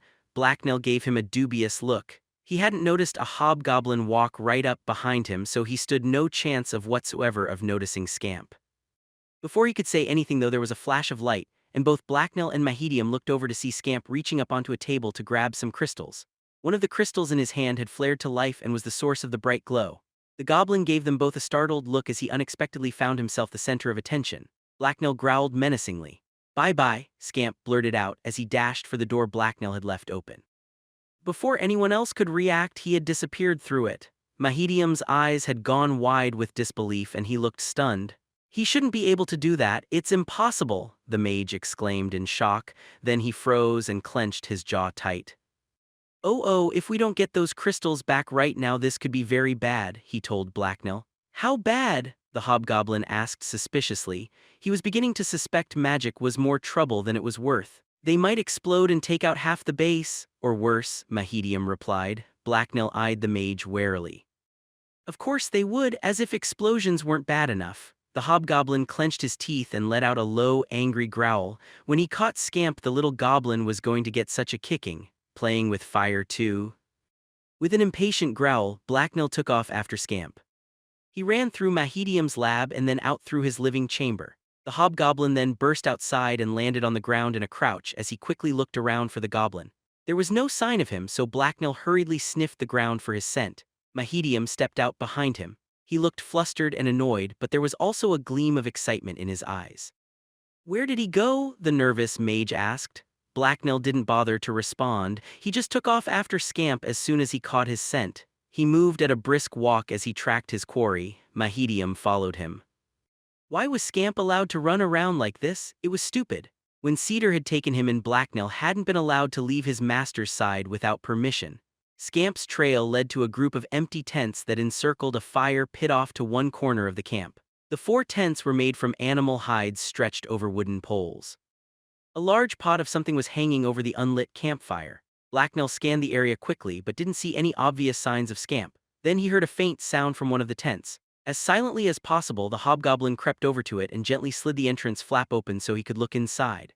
Blacknell didn't see the goblin, but there was a man sleeping under some blankets in the tent. Blacknell frowned. He had been sure Scamp would be in there. The unconscious bandit who lay within the tent stirred as cool air blew in through the open flap. Then he blinked and opened his eyes to find Blacknell's green face staring down at him. "What in all the hells?" he yelled out as he jerked away from the hobgoblin. As he moved away from Blacknell, he pulled his coverings with him, and the hide blankets slid away to reveal a green lump. Tentatively, a small hand rose from the green mass and patted the area around itself as if searching for something. After it apparently failed to find what it was looking for, Scamp's head rose up and looked around. The goblin cringed and grimaced when he saw the hobgoblin staring down at him. Blacknell growled triumphantly. He'd found his prey. Mahedium stepped up beside the hobgoblin and stuck his head in the tent as well. "Aha!" the mage declared as he noticed the goblin. "Wah, what the fuck are all you bastards doing in my tent?" The man inside the tent yelled as his fear and surprise turned to anger. "Sorry, it's important," Blacknell replied politely. At least the man hadn't thrown anything at him. "Don't let that goblin get away, it's stolen some dangerous magical items," Mahedium said at almost the same time. The tent's owner stared at Mahedium for a second, then what the mage had said sunk in and an alarmed expression appeared on his face. He quickly responded by diving as far away from the goblin as he could get while Blacknell was blocking the tent's entrance. "Return my mana crystals," Mahedium commanded as he scowled disdainfully at the bandit. Blacknell didn't bother with words, he just leapt at Scamp. The useless little thief was really getting on his nerves. "No, my bright pretties," the goblin troublemaker yelled as he rolled under one of the tent walls to the outside. Blacknell hissed angrily as he landed on empty ground. Infuriated, he spun around and pushed past Mahedium as he exited the tent and continued the chase. Once outside, he whirled around until he saw Scamp's fleeing form. The little goblin was making for a group of bandits who were standing around and talking to each other beside a pile of crates. Blacknell sprinted after him at full speed. When he got his hands on Scamp, the little idiot would never dare cross him ever again. Blacknell's target ran through the legs of the humans in his path as he frantically tried to keep his lead on the angry hobgoblin chasing him. Several of the bandits swore and flinched as he hit their legs on his way past. Blacknell didn't slow down as he approached the group of men. He was going to catch that stupid runt no matter what. How dare the little goblin challenge him? This was Blacknell's camp, and as a goblin, Scamp should do what he told him to or else. "Oh shit, move!" one of the men ahead of Blacknell yelled as he saw the hobgoblin speeding towards them. Several of the bandits turned and then tried to move out of the way when they saw Blacknell speeding towards them. Most of them were too slow. Blacknell pushed and twisted his way through them. The men swore angrily as he shoved them aside or knocked them over. Scamp was now running towards three men seated around a campfire. The bandits appeared to be eating stew from a pot. Blacknell continued chasing the goblin, and with his longer legs he was steadily closing the distance between them. Once again, Scamp maneuvered through the clump of men. Blacknell was only a few feet away though and pounced at the goblin. Unfortunately for Blacknell, he missed as Scamp threw himself to the side and out of the way. The hobgoblin landed on all fours in the middle of the men and startled them. There were surprised shouts as they all shot to their feet. As Blacknell scrambled to get back to his feet and continue the chase, something landed on his back and then he felt warm liquid splash all over him. One of the bandits had accidentally knocked over the stew pot, and it had spilled onto Blacknell. Instinctively, the hobgoblin tried to shake himself dry, which sent droplets of wasted stew flying everywhere. Most of the goop was too sticky to be so easily removed, but the bandits around him gave several more alarmed shouts and tried to back away as the slimy droplets flew everywhere. Blacknell gave an enraged scream and bounded after Scamp again. Forget teaching him a lesson, he was going to rip the goblin apart with his bare hands and enjoy every last hour of it. How dare the useless goblin not obey him? At the sound of Blacknell's scream, the fleeing goblin cast a nervous glance back. When he saw Blacknell chasing him, he yelped in fear and turned to race towards a nearby pile of firewood. The hobgoblin was hissing with rage and practically frothing at the mouth as he bore down on the smaller goblin. Scamp dove into the wood pile and disappeared within. Blacknell was right behind him. He jumped onto the top of the wood pile and began tearing it apart. Pieces of firewood were sent flying in every direction as the enraged hobgoblin started madly digging his way down into the center of the wood stack. Soon, a small crowd had gathered to see what was going on. Mahedium had followed Blacknell and was now standing to one side of the commotion. As he looked on, the mage was biting his thumb and clearly very nervous. "What in all the bloody hells is going on here?" Red Dog exclaimed as he walked over. "Ah, the other goblin Scamp, I believe his name is, stole some of my mana stones. The hobgoblin Blacknell chased him down to get them back. Now though, I fear circumstances have caused him to become more than a little enraged." He's trying to dig Scamp out, Mahedium explained fretfully after he had taken his thumb out of his mouth.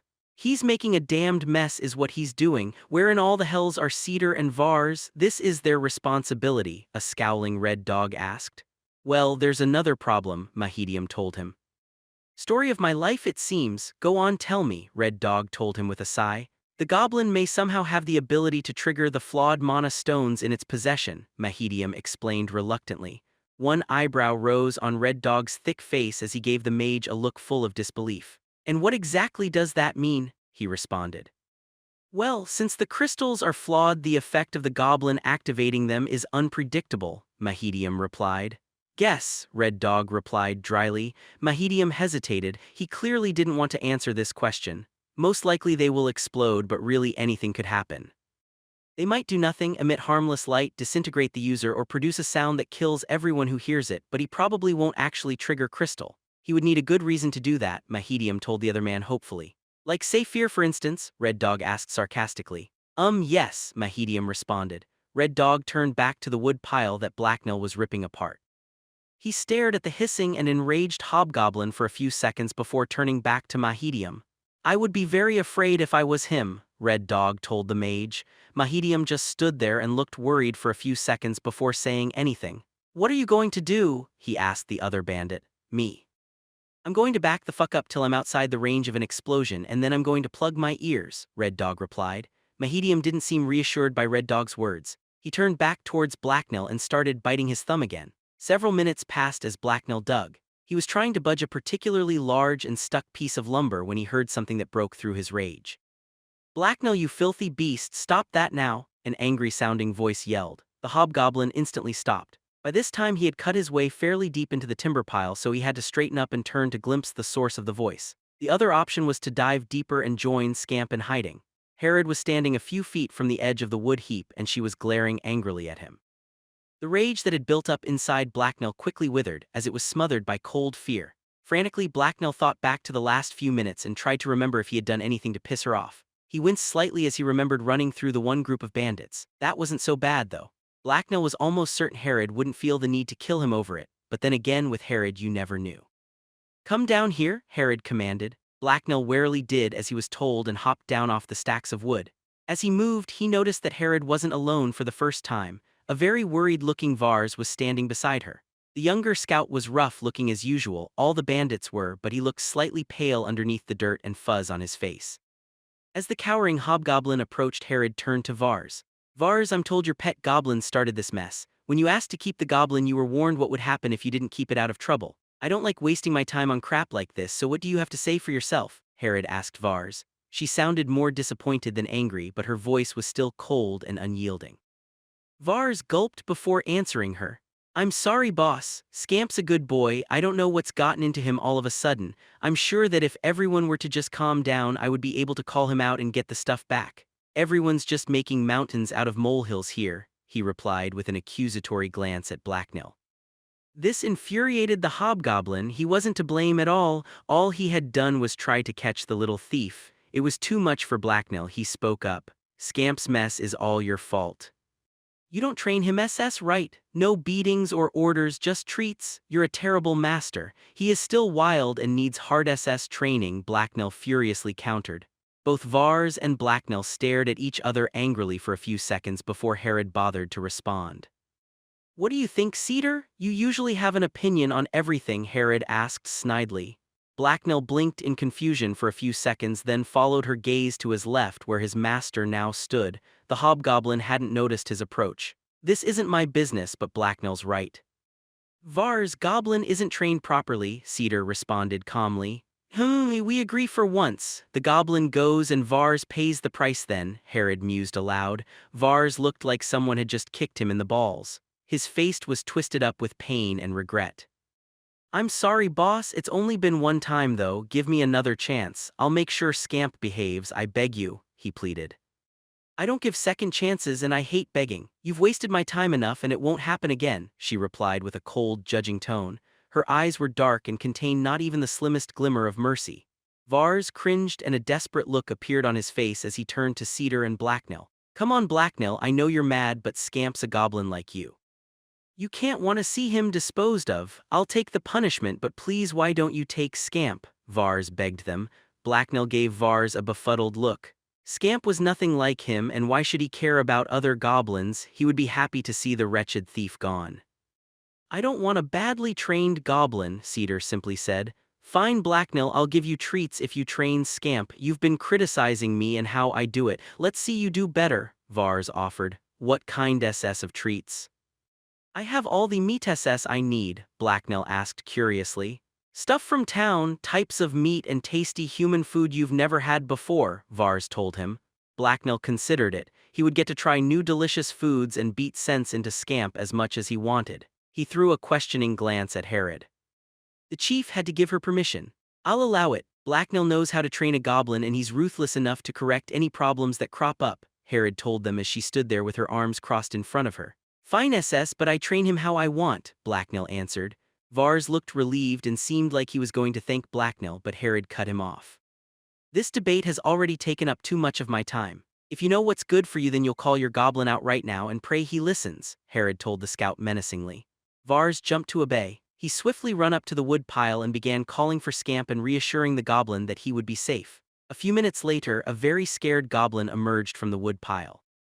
He was shivering and his eyes were huge. The crystals were still in his hands and he flinched as he noticed Blacknell staring at him. The hobgoblin was actually smiling, but for some reason Scamp didn't find that comforting. Vars reached down and held out his hand and Scamp placed the crystals in them. Even after all the trouble they had caused him, the goblin seemed hesitant to give them up.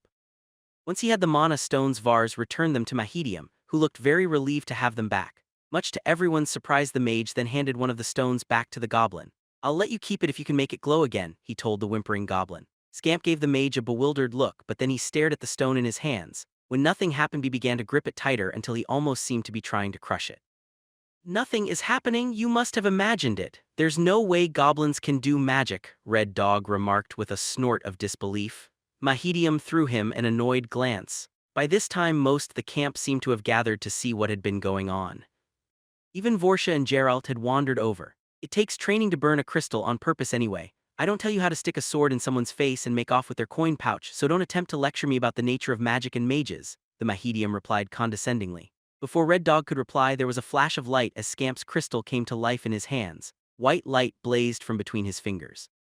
It was bright enough to reveal the shadows of his bones, but after a few seconds it winked out. As a first major discovery, this is undoubtedly an odd one, but it is one nonetheless. The guilds believe that humans are the only species able to burn and utilize mana stones, but obviously I have just proved them wrong. Clearly those inbred thugs aren't as good at magic as they believe, Mahedium bragged loudly. The mage had a smug smile on his face as he reached into one of his pockets and pulled out another light stone. He tossed it to an off-guard Blacknell who fumbled it and almost dropped it. Try and light it up, Mahedium told him. With an indifferent shrug, Blacknell looked down at the crystal in his hands. He stared down at it and concentrated. What had Scamp done to make his light up? The hobgoblin began to squeeze the stone as hard as he could. Several minutes went by, but nothing happened. Feeling frustrated and annoyed, Blacknell tossed the useless rock back to Mahedium. It does seem like goblins are similar to humans in that only part of the population is mage-born. I would need much more comprehensive testing to be sure, though, Mahedium mused aloud. Red Dog rolled his eyes and snorted in annoyance. He was glaring at the mage angrily. This just means you're going to have to lock your crystals up. Other than that, it's a pretty bloody useless discovery, Red Dog told him. I can think of several uses for this. For instance, I could use the goblin's blood instead of my own as a catalyst to start crystal formation, and it would be interesting to test if the ability is exactly the same in both species, Mahedium responded dismissively. Vorsha, come here and you two be quiet. Everyone else get your useless asses out of here, Herod suddenly announced as she walked over to Red Dog and Mahedium. She threw an angry glare at the nearby crowds and they quickly started to disperse. Soon only Red Dog, Cedar, Geralt, Vorsha, Mahedium, Vars, and Blacknell were left. They all stood in a loose half-circle facing Herod. Since you're all here and I've already wasted too much of my time, I'm going to go over our future plans right now, Herod told them. I told you earlier this year that I would probably be heading north to Daggerpoint before winter set in, and that's still the plan. Why, I thought we were claiming this territory as our own, Vorsha asked. That's what we're doing, Herod started to answer, but Blacknell was distracted by a grumble from his stomach. As the humans started discussing the nitty-gritty details of something he didn't really care about, the hobgoblin began to think about food. He had a bunch of dried meat in one of his pouches, but he sort of felt like something sweet instead. Oh, there was that clump of berry bushes out in the woods. Berries that would really hit the spot. The hobgoblin glanced around. It didn't look like anyone here would miss him or had even noticed him, so he was just going to go step out and grab a snack. He would probably get back before the humans got to anything important anyway. They really did love to hear themselves talk, playing with Fire 3.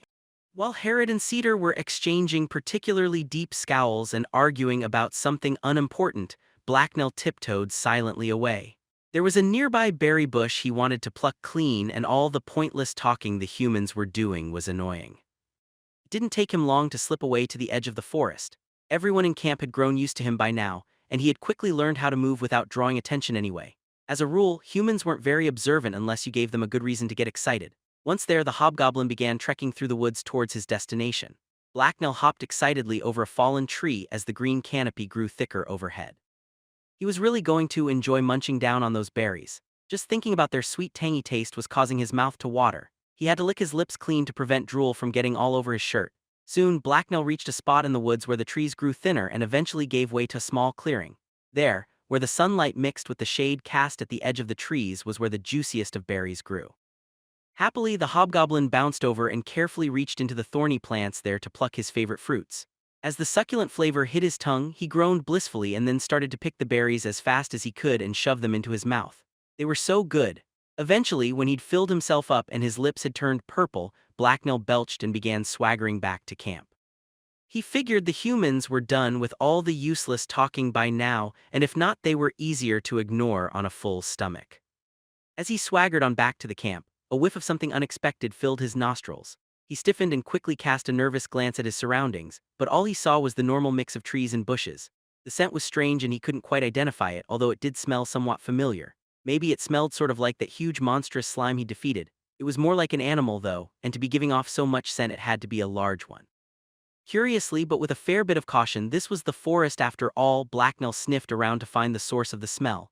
It didn't take him long to discover a trail that something had torn through the underbrush. He bent over to examine it as he reached down and ran his fingernails through the dirt. This was interesting. Whatever had made the scent had come this way and then retreated back in the same direction. Judging by the lack of footprints and the drag marks on the ground, it was probably another slime. Now that Blacknell was a hobgoblin, he wasn't afraid of running into a slime. He had defeated a huge one even when he'd been a mere little goblin. Now no slime could possibly be a match for his deadly warrior skills. His memory of things so long ago was kind of fuzzy, but he was pretty sure Herod had really wanted to find out where the slime had come from. If Blacknell traced the thing back to its lair, then his chieftain was sure to reward him. The forest might be a dangerous place to explore, but the thing that had made this trail had sort of a pleasant floral scent to it, so how dangerous could it be? The hobgoblin gave one last look around at the trees and bushes before heading deeper into the forest in pursuit of his reward. He was headed in a direction that the bandits in Herod's band usually avoided. The ground here was muddy and practically swamp-like. As he walked, a fair number of the nearby trees were replaced by bleached white husks that were leaning at odd angles. The constant floods here brought on by the rain had obviously killed a lot of trees. The healthier ones here were thick and lush-looking though, if kind of short. As he scampered across a tree trunk that had fallen over a small stream, something caught Blacknell's eye. There was a dried-up pond over to his left with only a bit of water left in the very center of it. The wet season was over now, and there had been very little rain lately. Along the muddy banks of the pool there was a large rocky crevice, and the trail Blacknell was following led right to it. The hobgoblin cautiously made his way closer and examined the entrance to the cave. The water that was left in the pond lapped up against the bottom of the crevice, and it looked like the entire thing would most likely be underwater during the wet season. That would definitely explain why no one had found it before. Most of his tribe bathed only slightly more than he did, which was almost never. The cave was easily large enough for the hobgoblin to enter, but it looked muddy and very dark inside. He leaned into it, but he couldn't really get a good glimpse of what lay within. Well, the trail of the creature led directly here, so this was probably the place Herod was looking for. Blacknell decided that entering the cave to check it out would be icky and too much work, so he decided to head back. After making sure he remembered how to come back here, the hobgoblin hopped up, recrossed the stream, and started back towards camp. As he walked, something started to bother him. What was it? The answer came to him as he ducked under a low tree branch. It was too quiet. The birds were still singing up in the top of the trees, but the forest seemed muted and on edge. It was probably nothing though. Once or twice he also thought he heard a subtle rustling noise from behind him. When that happened, he quickly turned his head to look back, but he never saw anything. He was probably imagining the noise, but just in case he started walking a bit faster.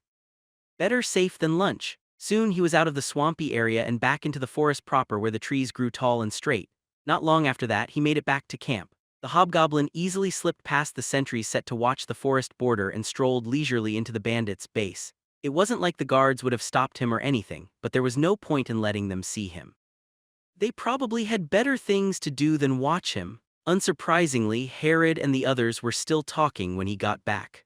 Blacknell sighed and crept back up behind Cedar to listen in. He was already kind of hungry again. All that walking had been hard work. To enforce my claim, I have to get the other bands to accept it, Herod was explaining. To offer safe passage, I have to make sure no one else dares poach my targets. The only way to make sure that doesn't happen is to make sure the other bands know exactly how bad of an idea it would be to mess around here. Boring, this was the same stuff they had been talking about when he left. He really wanted to tell Herod about how amazing of a tracker he was and about how he'd found the cave she'd been looking for. That would be a much more interesting conversation, and he would probably even get a treat out of it. He didn't want to interrupt her, though. She wouldn't like that, and when she didn't like things, people tended to get stabbed. "Boss, there's a bunch of riders approaching," a familiar-sounding bandit suddenly yelled urgently. "They're coming down the road fast, and they look like knights." The conversation instantly stopped as everyone present whirled around to look towards the speaker. Blacknell perked up and glanced that way as well. This sounded much more interesting. "Shit," Red Dog swore as he flinched in surprise. Herod didn't waste any time. Within seconds she had spun around and dashed towards both the shouter and the road that bordered the camp. Everyone else, including Blacknell, hurriedly followed her. The hobgoblin wanted to see what all the excitement was about. The chieftain had reached the bandit who had yelled and was now jogging alongside her. As they moved, the camp was quickly coming alive around them. The bandits weren't always the most motivated people, but a possible enemy attack got their attention. Blacknell scampered up behind Herod. The dark-eyed bandit chieftain was now standing along the road and staring down it. The hobgoblin quickly spotted what she was looking at. There was a large group of mounted human warriors headed their way. He counted around 36 of the knights, and they looked familiar. It took the hobgoblin a few seconds of head-scratching before he remembered where he'd seen them before. They were the riders he'd seen out on the road when he and Cedar had been sent out to find the deserters. Red Dog had been there too. The knights weren't flying a flag this time, but they were still armed and armored better than any humans Blacknell had ever seen before. They held long spears, had swords at their waists, and wore a mix of chainmail and steel plate. If it came to a fight, Blacknell planned on staying as far away from them as possible and attacking from a distance. As the bandits watched, the riders trotted warily up the road and approached the camp. Under the vigilant eyes of the lead knight, the quickest of the bandits had already formed a loose line and were getting ready to meet them. There was a crude wooden tower set up beside the road, and the men inside it already had their bows drawn and ready. A simple barricade of sharpened stakes tied also blocked the road. That was good because Blacknell was pretty sure that without it the bandits on the ground would last just long enough to be trampled to death if the knights charged. That would be amusing to see, but probably wouldn't be in Blacknell's best interest. The horses the knights were riding looked like vicious bastards. He didn't really want to see them from closer up. "Those are definitely Lord Strachan's men," Red Dog observed in a hostile tone. "The question is what in all the hells they're doing out here," Vorsha replied. "I've heard the old lord keeps mostly to himself these days since his son died and his lands are south of here. I doubt he has the manpower to throw knights around. Well, whatever his reasons, they're here now, and I would bet against them being friendly to a group of bandits like us. I'm fairly sure knights are supposed to stomp out bands like ours with extreme prejudice by royal decree," Cedar grunted. "Damn right," Red Dog swore in agreement. Herod's bodyguards were never too far away, and with all the sudden commotion it didn't take long for several of them to appear and make their way to her side.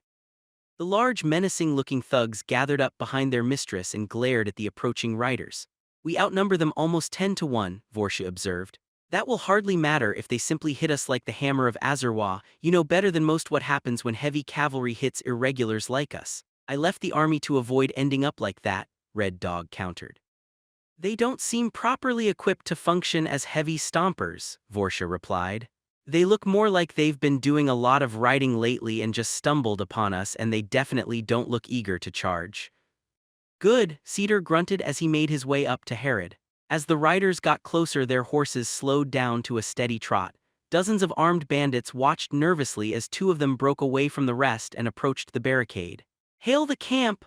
the first rider yelled as he came to stop several dozen feet from the entrance to the base. "Identify yourselves," Herod shouted back in a commanding tone.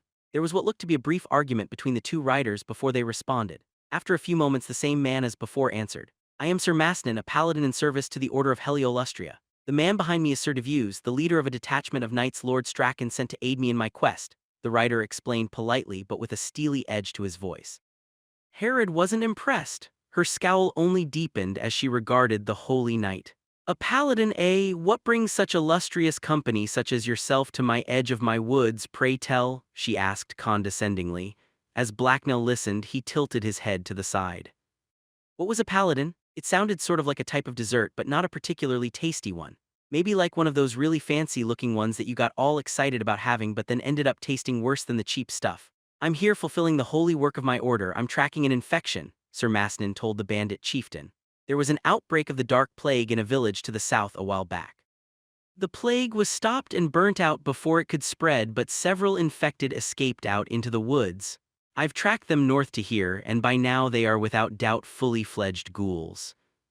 We encountered those ghouls of yours and dealt with them ourselves. They were purged with holy silver and cleansing fire, so there's no need for you to worry yourself about them any longer," Herod replied as she stared the mounted paladin down. "Then you have done the sun god's will and I thank you. I will of course need to enter your camp, question your men and see that all is right for myself," Sir Masnin explained in a polite tone. Herod eyed the paladin and the knights behind him doubtfully before bursting out into dark laughter. Most of the riders flinched and reached for their weapons, but Sir Masnin remained calm and his gaze never wavered from Herod's. "You're going to have to take my word for it because that's not going to happen, pretty boy. Why don't you ride off before you get yourself hurt?" she told him. The paladin opened his mouth to respond but was interrupted when the rider next to him spoke up.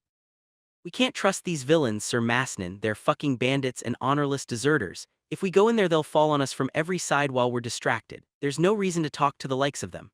Let's just charge in there and put these mad dogs down or turn around and come back with reinforcements. We'll be doing the country a great boon by eliminating these scum," Sir Defiance told the paladin.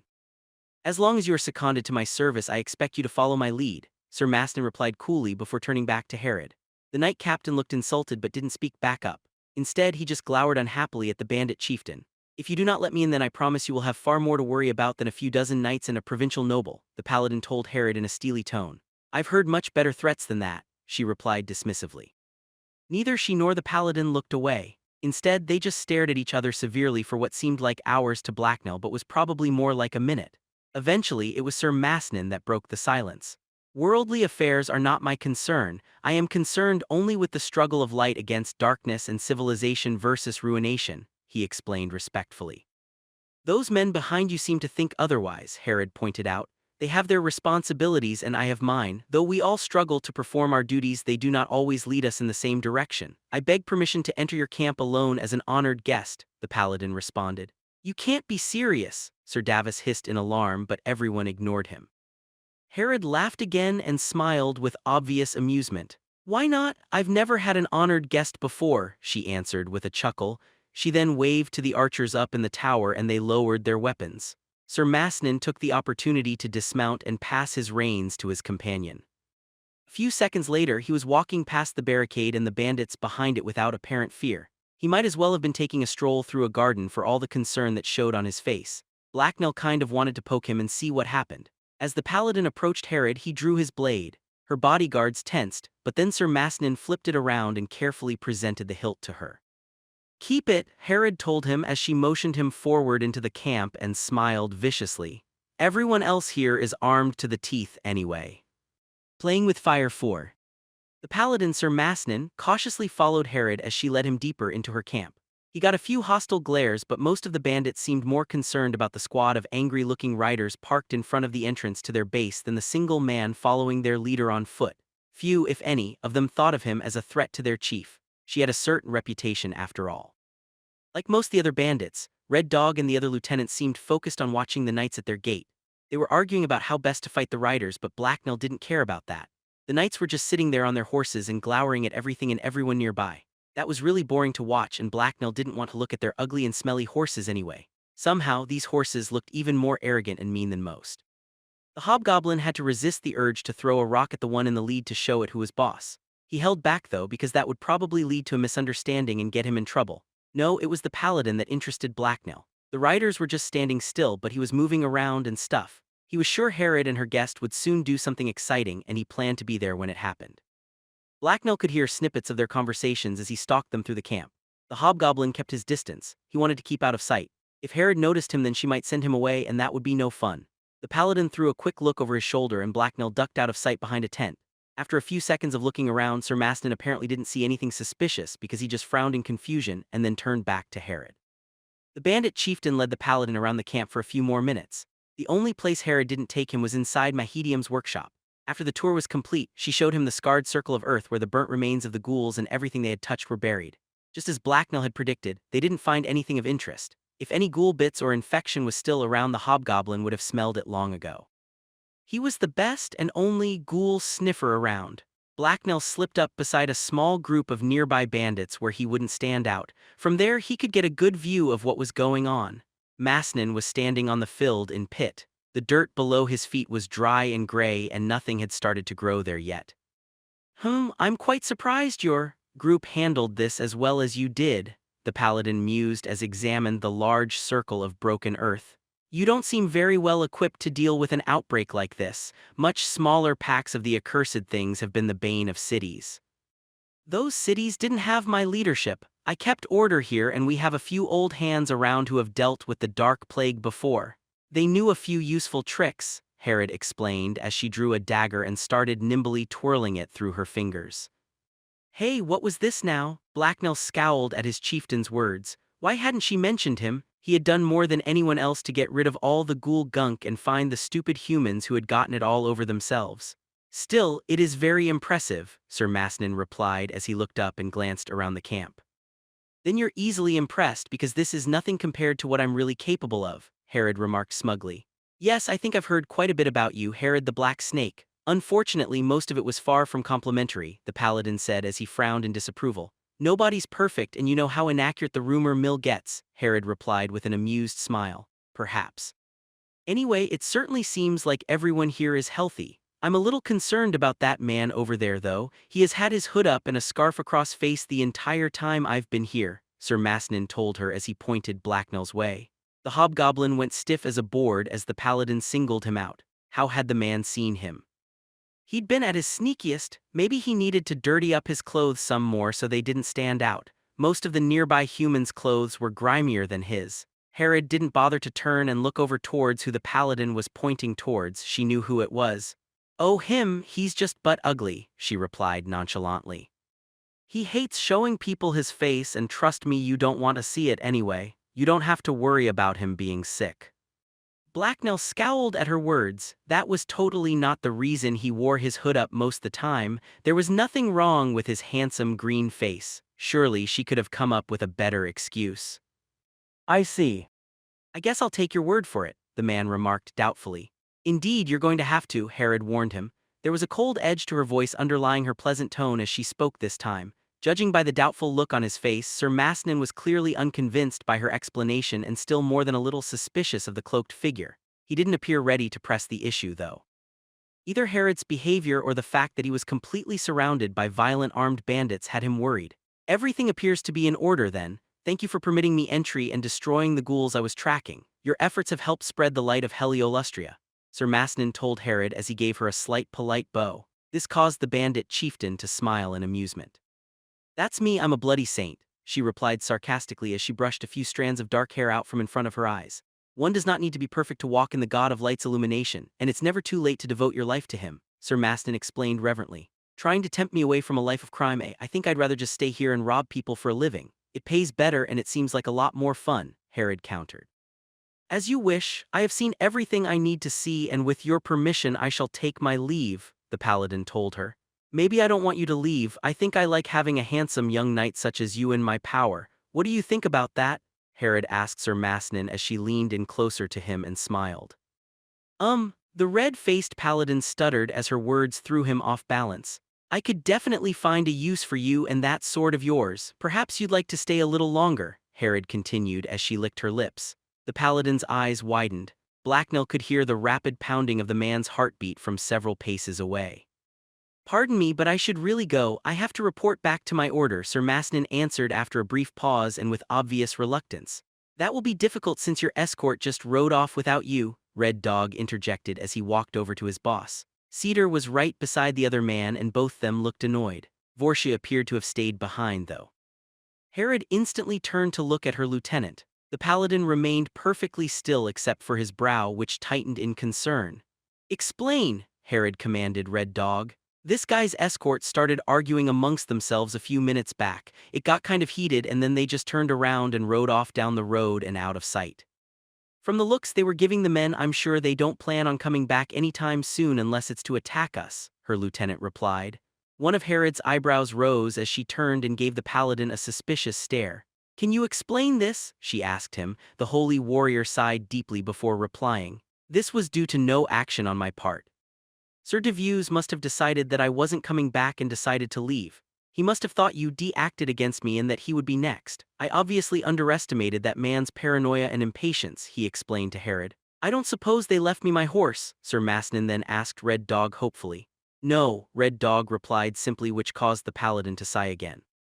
It seems you'll be staying here a little longer after all while we figure out what to do with you. I'm going to have to ask for that weapon of yours now though, Herod told the paladin. As you wish, the troubled-looking paladin said as he drew his sword and handed it over.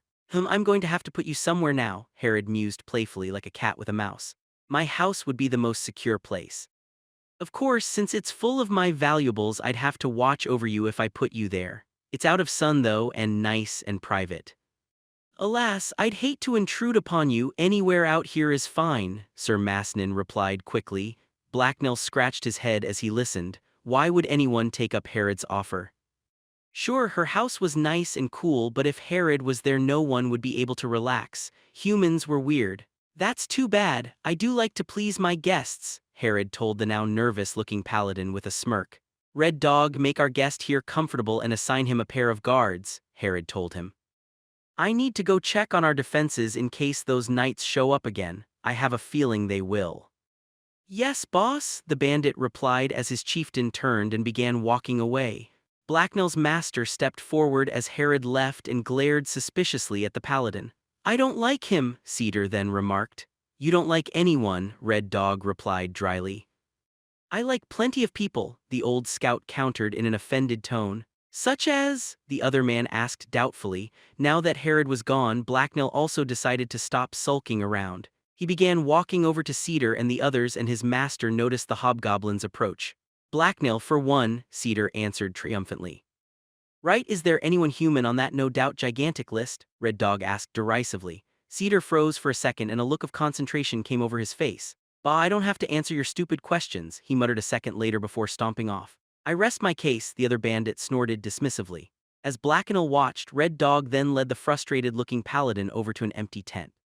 Well, if his master didn't like the man, then Blacknell decided he was going to keep an eye on him. The hobgoblin didn't know why Herod hadn't just had the man killed, but he was clearly suspicious. Who knew what he could be up to? I don't suppose you have any black tea, the holy warrior asked as he sat down out in front of the tent and pulled his helmet off. Nothing you want to drink, Red Dog replied. The bandit then looked around and called two nearby men over and told them to keep an eye on Sir Masnin. Stay here and keep out of trouble. You're lucky the boss likes you and that most of the men have nothing against the holy orders or you'd already be dead, Red Dog grunted at the paladin before leaving. The other man didn't bother to reply. Instead, he knelt down in front of the tent, closed his eyes and started praying. The two men Red Dog had selected took up position on either side of Sir Masnin. Neither of them seemed too worried about the enemy in their midst. In fact, they looked more bored than anything. Really, they were so bad at being guards that they should never have been chosen in the first place. Blacknell was going to do everyone involved a favor and take their place. Even the guards probably had better places to be. A few minutes later, Sir Masnin got up and crawled into the tent. One of the guards stepped around the tent to make sure nothing suspicious was going on behind it, and Blacknell made his move. The hobgoblin calmly and silently walked up behind the man while he was out of sight of his partner and smacked him across the back of his head with a small club. There was a muffled grunt of pain as the man collapsed, but Blacknell caught him before he hit the ground. With that done, Blacknell slipped around the tent and into the other guard's blind spot. The man was still staring off in the same direction with a slack look on his stupid face, so Blacknell knocked him unconscious with smack from his club as well. Wow, these two bandits had been really bad at their jobs. What had they even been on guard against, working too hard? Blacknell sighed exasperation as he dragged the unconscious idiots out of sight behind a pile of wood, where it was nice and shady. He was considerate like that. Then he riffled through the men's pockets for anything interesting. He wasn't planning on keeping the stuff he found, though. If he left them there, a thief might come along and take their stuff while they were sleeping. As their loyal tribesmate, Blacknell wasn't about to let that happen. He would hold on to their stuff for them until later. "What are you doing?" a youthful and curious voice asked from behind the hobgoblin as he was looking through a small coin purse. As Blacknell turned towards the source of the voice, a shiver of frustration and annoyance worked its way up his spine and caused him to twitch. Shit, there was only one person in camp who sounded like that.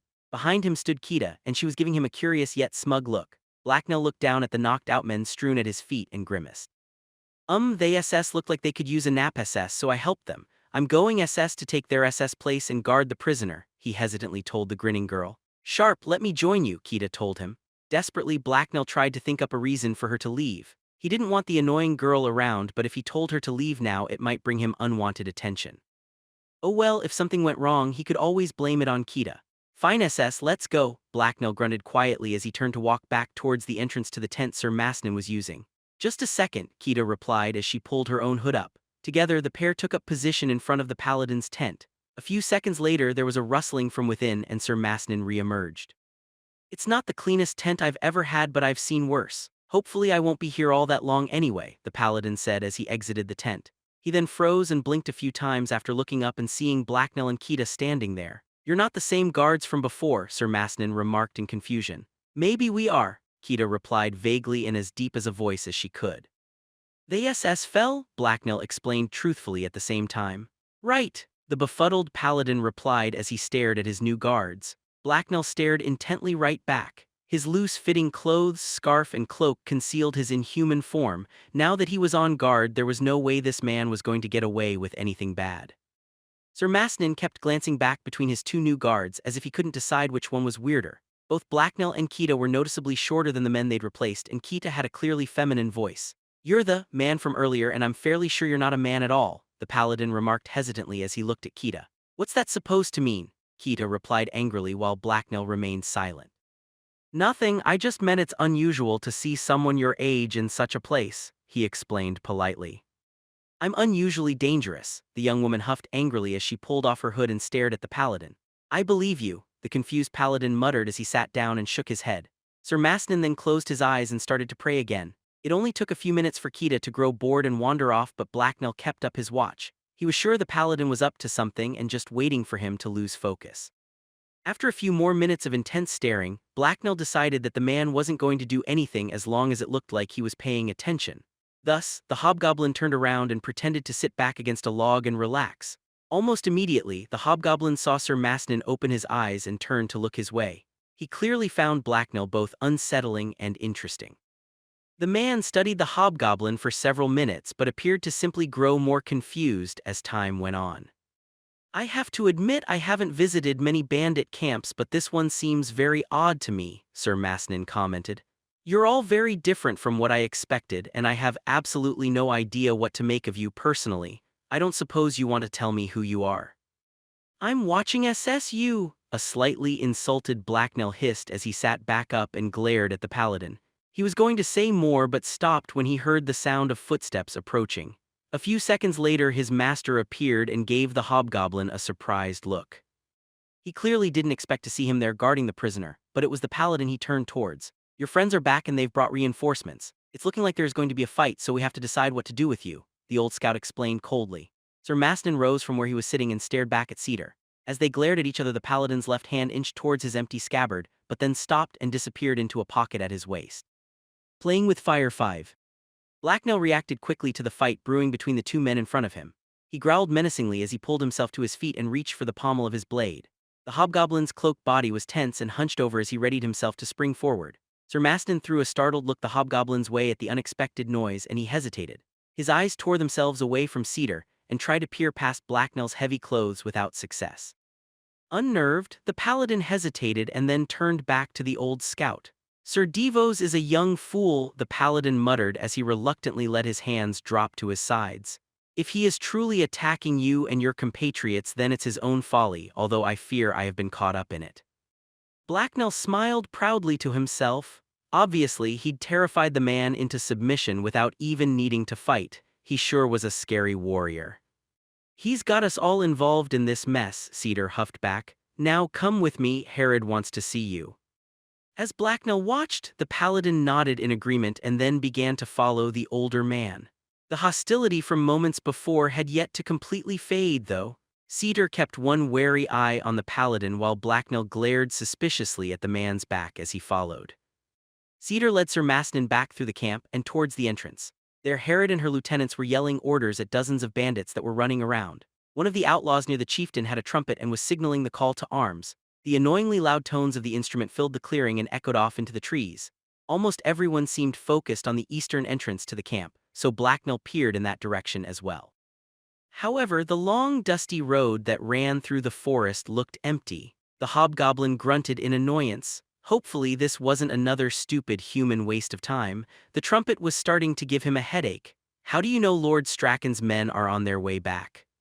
I don't see them, Sir Masnin asked. Cedar grunted in annoyance before answering. Herod had mounted scouts sent out to trail your friends the second they left. Apparently they didn't go all that far. They picked up a few more men from the first village they crossed and then headed straight back here. Now they're sitting up on the hill that lies down that road. It's just out of sight from here, Cedar explained. You must mean Datcher. It's the village we stopped at yesterday. We left our supplies and some of our retainers there, the paladin commented. I know it was Datcher. There aren't many villages left hereabouts and I've been to them all, Cedar replied scornfully. Before Sir Masnin could reply, Herod shouted in their direction. Come here, paladin, the bandit chieftain yelled as she motioned him closer. Mistress Herod, if my companions are really returning, I need to talk to them. There is no reason for this to devolve into a fight, the paladin told her as he approached. That would be nice, Herod replied sarcastically. I didn't call you over to play peacemaker, though. If these damned idiots plan on charging to their doom, I want you within arm's reach where I can keep an eye on you. I know you outnumber Sir Devo's force, but they are trained and mounted knights, the paladin explained. Your victory is far from a sure thing and would undoubtedly cost you in blood and souls. It would be better for everyone involved if it didn't come to violence. You underestimate the options at my disposal, the bandit chieftain replied. I was quite happy letting you fancy high bloods leave unmolested, but your friends had other plans. This my territory and you're intruding, so whether you like it or not there's going to be a fight, one I intend to win. If you let me talk to them, I'm sure I can prevent any bloodshed. If they see I'm free to leave, then they will turn around. This expedition's goal was to root out ghouls, the enemy of all mankind, not skirmish with bandits, Sir Masnin begged. Or, then I'd have one more enemy to worry about, and unless I miss my guess you'd be more dangerous than any of the others, Herod countered angrily. The Order of Heliolustria rarely accepts anyone but the best, and then they make sure their warriors are equipped with everything they might need to fulfill their duties, like elixir. I give you my oath that I wouldn't betray your hospitality, the paladin told her. Even when your compatriots are dying right in front of you, you do nothing. That's not a risk I intend to take, Herod replied with a scowl. Besides, even if Sir Devos leaves now, he'll probably just be back later with more men and time to prepare. We've insulted him by existing, and he sees our deaths as a chance to build up his name. Sir Masnin sighed and looked frustrated, but he didn't seem to have anything else to say. His shoulders hung loosely under the weight of both her words and his chainmail shirt. A sudden burst of activity got everyone's attention. The noise and movement around Herod had grown quieter while she had been talking to Sir Masnin, but now it redoubled. The cause was obvious. It seems like they got their shit together, Herod growled as she stared down the road.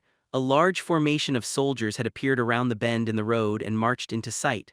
Blacknell had to squint to see that far, but there was no mistaking who it was. The knights were back. In the front rode a large formation of mounted men. They were even more heavily armored than the last time Blacknell had seen them. Almost all of them had steel plate armor and helmets with visors that concealed their faces. Above them, the flag of Lord Strachan waved and snapped in the wind. Behind the riders came a smaller formation of foot soldiers. Their armor was much lighter, but they were still heavily armed. Some of them held spears, while others had swords and round shields. There were definitely fewer of them than there were knights. Blacknell wasn't that good at counting, so he wasn't sure of the exact number. After staring at his hands and wiggling his toes, he swiftly concluded that there were a lot more than 20, though. As bandits all around Blacknell rushed to prepare for battle, the horsemen suddenly charged forward and clouds of dust rose up behind them.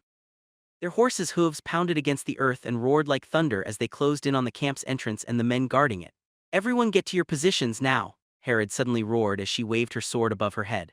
A good dozen bandits with spears had taken up position behind the wooden barrier that partially blocked the way into the camp. Alongside it, men were climbing up into the watchtowers and stringing bows. Blacknell's eyes went wide and his ears went flat against the back of his head as he watched the charging enemy. He was fairly far from the front line, but not nearly far enough. The knights were closing in quickly, and they certainly didn't look like they expected the spearmen to stop them. Blacknell was rather sure he agreed with them. The speeding wall of steel, horse flesh, and drawn blades terrified him. Something seemed to be squeezing his heart and stifling his breath. The hobgoblin quickly looked around. While he had been focused on the enemy, almost all his tribesmen had wandered off. Only a terrified-looking Kita was left, and she wasn't good for anything. Cedar had somehow ended up off to one side with a squad of archers. Herod, Red Dog, and the paladin were now surrounded by the chief's bodyguards and headed towards the center of the camp. Blacknell wasn't sure where he was supposed to go. Suddenly there was heavy crashing sound which was swiftly followed by screams as the knights slammed into the barricade and then blew right through it. Uh-oh, that wasn't good. The riders were now barreling straight toward Blacknell, so the hobgoblin decided to retreat in an orderly fashion. "Eek!" he squeaked in unrestrained terror as he fled as quickly as he could. There was no way he was going to stay back there. That furious stampede of horses would crush him into paste. Their riders also looked sort of dangerous. The hobgoblin hesitated only for the split second it took to push Kita and get her moving as well before dashing off the road. The stupid woman had been in his way. As they broke into the clearing, the charging rides were greeted by a hail of arrows from bandits positioned at the edge of the woods. Almost instantly, the knights' formation split into two and accelerated out of the way. The knights avoided most the arrows and the rest failed to penetrate their armor. However, their sudden course change meant they were no longer directly headed towards Blacknell and Kita. The pair kept running, though. At least one of them wasn't stupid. Behind them, the enemy footmen charged into the remaining bandits at the broken barricade. A melee broke out as the two sides began fighting for control of the entrance to the camp. The bandits there were outnumbered and were steadily giving ground until a large group of reinforcements detached themselves from the woods and rushed over. The new group of outlaws smashed into the side of the soldiers and the fighting intensified. The two formations of horsemen were rampaging through the camp now. They had split up and headed in different directions, but they were now circling around to meet back up. The speed and weight of their mounts made them seemingly unstoppable. They rode through the camp unopposed, trampling tents and cutting down stragglers as they moved.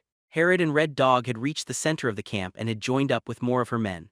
Her house and several sturdy timber buildings guarded their flanks. So far, the knights were sticking to the outside of the camp where the buildings were thinner and their path was clear. A minute later, a gasping hobgoblin made his way over there as well with a still shocked Kita right behind him. As Blacknell leaned against a building for support, he spotted several of the band's horses off to one side. They were tied up and didn't seem like a threat, but he kept an eye on them anyway, in case they decided to join their fellows in trying to kill him. You couldn't trust horses. "We can't form up and launch a counter-attack with them charging around like that. We need to slow them down," Red Dog cursed. Herod frowned and turned to her left where Mahedium was standing. "I don't suppose you've gotten something impressive hidden up your sleeves?" Herod asked the mage. Mahedium took a moment to study the nearest group of riders that were tearing their way through the camp. "It depends. I could try and hit them with some force bolts, but unless they're headed straight for me, then I'm unlikely to be very accurate. I would end up wasting a lot of valuable crystals for little gain. As for fire, it's a bad idea if you don't want me to burn the camp down," Mahedium replied reluctantly. "What about slowing them down? Can you create some mud or freeze the ground?" Red Dog asked the mage. "I've seen that kind of thing work before." "Unfortunately, I don't have the correct tools or components to use such a strategy," Mahedium admitted. "How useful," Herod shot back sarcastically. "Just keep your head down and wait for a clear shot then, mage." "They'll have to confront us eventually," Red Dog pointed out. "Not soon enough. I'm going to go out and meet them. Be ready to attack when I've stopped them," Herod told him. Her lieutenant frowned in disapproval but knew better than trying to argue directly with her. "The paladin may not be their only vessel. These are knights. One of them may come from a family line of vessels in service to Lord Strachan. Mounted combat is also kind of their thing," Red Dog warned her. "Do you have a better idea?" the chieftain asked him. "Let's see what we're dealing before we commit," Red Dog suggested. "If we send some men over to that pile of timber by that hill, it'll draw their attention.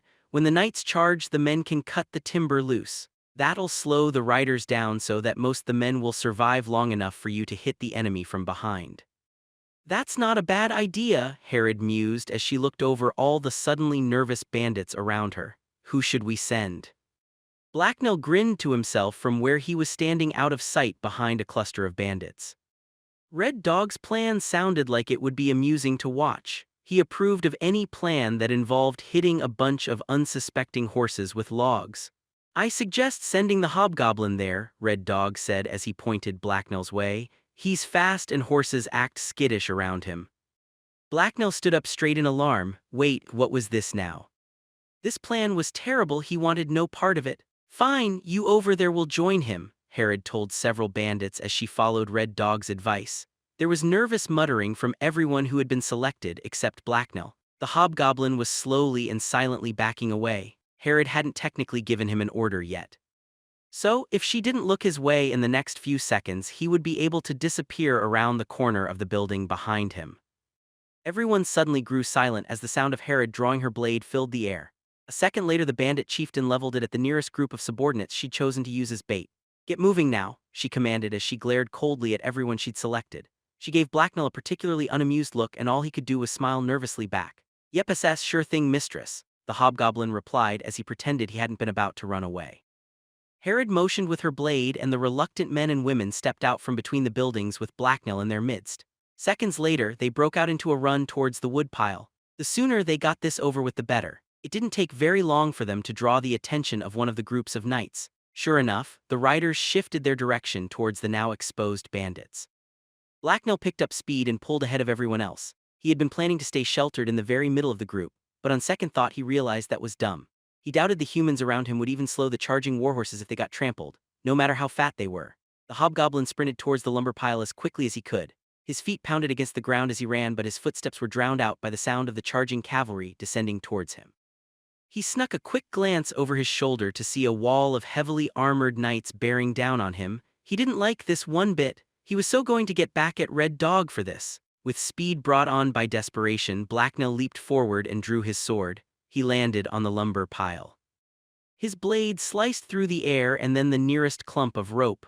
The hobgoblin quickly moved on to the next knot and severed that as well. The first of the bandits reached the timber stack. They quickly began to hack away at its restraints as well. Sensing something amiss, the knights slowed their charge. There was a loud crack as the last of the ropes came loose and Blacknell kicked the top log off the pile. The timber rolled free and towards the knights with surprising speed. It was swiftly followed by others as the bandits got to work. The first swiftly rolling timber barreled towards the riders. Startled knights pulled on their reins as they urgently guided their mounts out of the way. Most had no trouble evading it, or managed to jump it, but not all of them were so lucky. One rider in the middle of the formation was too crowded in and had nowhere to go. The log clipped his horse and took out its legs. There was a shriek of pain from the horse as it tumbled over sideways and crushed its rider. A ragged cheer went up from the bandits as more timbers spilled down towards the knights and they were forced to turn away from their targets. However, none of the other riders went down and they swiftly reorganized. The bandits started pushing more logs down to keep them away, but the knights split up and encircled their targets. Infuriated by the loss of their comrade, they drove their mounts forward towards the sides of the timber pile that remained clear of falling timber. Desperate bandits tried to back up towards the top of the pile, but the knights cut the closest ones down. The scent of blood oozed out as the sounds of fighting rang forth. Herod's men frantically tried to slow the advance of the armored riders. With their shinning, if now blood-stained armor and warhorses, the knights seemed unstoppable. Bandits fell one after another as the knights advanced atop their corpses. Atop the pile, Blacknell loosed another timber and sent it sprawling down. When that failed to do anything, he drew his sling and started flinging stones. He got a satisfying whinny of pain from one of the horses when he struck its flank, but the stones he sent towards the riders bounced uselessly off their armor. Welp, that was bad. He was completely out of ranged weapons and he really didn't want to get in a sword fight with these enemies. To Blacknell's left, a bandit screamed as a knight's blade sunk into his shoulder. The man was then silenced by another blow to the side of his neck that almost decapitated him and sent a spray of blood towards Blacknell. There was no one between the hobgoblin and danger now. Warily, Blacknell drew his sword and turned to face his heavily armed attacker. The knight's mount snorted as it stepped forward and it gazed evilly at the hobgoblin with its huge, insane-looking eyes. Its visible breath steamed out from its ugly flaring nostrils and rose up into the air. Blacknell really hated horses, playing with fire 6. Blacknell jumped backwards as the mounted knight's blade sliced towards him. It cut through the edge of his hood but didn't draw blood. A second later he landed lightly on another timber atop the now depleted pile. His landing wasn't perfect though. The hobgoblin let out a surprised grunt as his back hit that of another bandit. The man shrieked in alarm as he was sent sprawling down to the ground. The unlucky bandit was then promptly trampled to death by the attacking knight's horses. Blacknell winced at the sight. Oops, it was getting kind of crowded up here. More and more of Herod's men were retreating up what was left of the stack of logs. They were being pushed ever closer together by the circling ring of riders, and there wasn't room for all of them. As Blacknell watched, the bandits around the edges of the pile were cut down one by one. Meanwhile, the knights worked their way inwards. Their bloody blades flashed in the sun. The hobgoblin struggled to keep his balance and his guard up, but someone knocked into him from the side. He hissed in frustration as he barely managed to duck under another swing of a knight's sword. The man behind him wasn't fast enough. The blade tore into his chest and he toppled from the lumber pile. Beneath his feet, Blacknell spotted a gap between a pair of logs. He let the people around him worry about the knights for a second as he kept his head down and examined it. It was too small for most humans, but they were all fat anyway. Blacknell, on the other hand, was healthy and thin. If he squeezed through there, it looked like he could work his way deeper into the pile and hide. Blood splattered down on the hobgoblin, so he glanced up. A knight had eviscerated the man standing to his left. "Time SS to hide," Blacknell exclaimed as he turned back to the gap. Yep, going down there seemed like the best idea. It would even free up some room at the top of the pile for his tribemates, so it would be doing them a favor. For his fellow bandits, the hobgoblin dropped down and hurriedly started squeezing into the gap below him. Halfway down, the sound of familiar mad laughter caused him to hesitate. Through the press of bodies around him, Blacknell looked up to see Herod leap off a charging horse and land behind a startled knight. As the knight's horse bucked and the man flailed in surprise, the grinning chieftain grabbed him around the waist with one hand and stabbed a long knife into his neck with the other. The blade slipped through a gap in his armor and sunk deep into his flesh. Still laughing, Herod tossed the rider's corpse aside and seized the horse's reins. As she steadied herself, her mounted bodyguards slammed into the knight's rear. Behind them came the rest of the forces Herod had been keeping in reserve. "Charge the bastards and pin them down, follow me," Herod roared as she led the counterattack. The knights were now badly outnumbered. Several of them fell or were pulled from their horses by the attacking throng. They quickly rallied though and began to cut their way free from the bandits. They had been caught off guard, but they were still masters of the battlefield. The hobgoblin found himself with his hip awkwardly jammed in between two logs as the bandits around him surged downwards to rejoin the fight. Several of them almost kicked him in the head. One of the bandits was a tall woman. She noticed the hobgoblin and gave him an irritated look. "What SS? I slipped," Blacknell told her defensively as he pulled himself free. "Bloody hobgoblins?" the obviously unconvinced woman muttered as shook her head and jumped down the pile. Bah, who cared what she thought anyway? Once free, Blacknell looked around for something to do. For some reason he felt the need to prove himself now. Besides, he kind of wanted to kill a knight. Herod had made it look so fun. The enemy were no longer scattered around the wood pile. They had quickly formed up into a wedge and were managing to keep most of Herod's men away. There were a lot of bandits and pointy weapons between the hobgoblin and the knights now, too many. It would take too much time to push his way through, and it would also be stupidly dangerous. What were his other options, though? He could copy Herod. Blacknell leaped off the timber pile and into the crowd below him. He landed on a startled man's back. Before the bandit could even react, the hobgoblin jumped again. This time he reached out and grabbed the back of a nearby knight's saddle. His claws sunk into the leather and Blacknell pulled himself up and onto the horse. The hobgoblin's light body and long strong arms allowed him to move nimbly through the air. The stupid beast bucked and neighed in alarm, which threw its rider off balance. "What the hells?" the surprised knight exclaimed fearfully as Blacknell took a seat behind him. Just like Herod, the hobgoblin grabbed the man around the waist and then stabbed him in the neck. He then pushed the human's heavy but limp body off the mount. With that done, the smiling hobgoblin reached for the reins of the horse. When he got the stinking beast safely away from the fight, he was going to slit its throat as well. The knight's horses counted as enemy combatants as far as he was concerned. He'd seen the evil look in their eyes. Before he could grab the reins, though, the mount beneath the hobgoblin neighed in terror and began to buck madly. Blacknell tried to keep his seat, but this was his first time ever riding a horse. The humans had made it look so easy. Blacknell struggled but was swiftly knocked loose and catapulted off the beast's back. Damn all horses! For what seemed like several seconds, the air rushed past the free-flying hobgoblin, then he hit the ground. His back slammed into the earth and the breath was knocked painfully from his lungs. Ugh, what? Blacknell groaned as he sat up. A wheezing gasp escaped his lungs and tiny bright stars whirled around his vision. Ow, that had really hurt. He should never have trusted a horse even for a second. They were vicious, treacherous beasts. Undoubtedly, they would soon turn on their human masters. A scream woke Blacknell from his head trauma-induced thoughts. Right, he was still in the middle of battle. That was important. The fighting had moved away from him, but that didn't mean he was safe. The hobgoblin cast a nervous look around as he picked himself off the ground. His clothes had gotten very dusty when he'd fallen, so he brushed himself off. Oh well, there would be time after the battle to pick out some new clothes. What was he supposed to do now? He didn't really feel like charging back into the fight. He'd already shown all his tribesmen how awesome he was by taking down that knight. He really hoped Herod had been watching, except for during that last bit. He wished no one had seen that part. Movement flashed in the corner of the hobgoblin's eye. He quickly looked over to see what it was. He stared at the scene before him for several long, confused seconds. Then he stared for several more.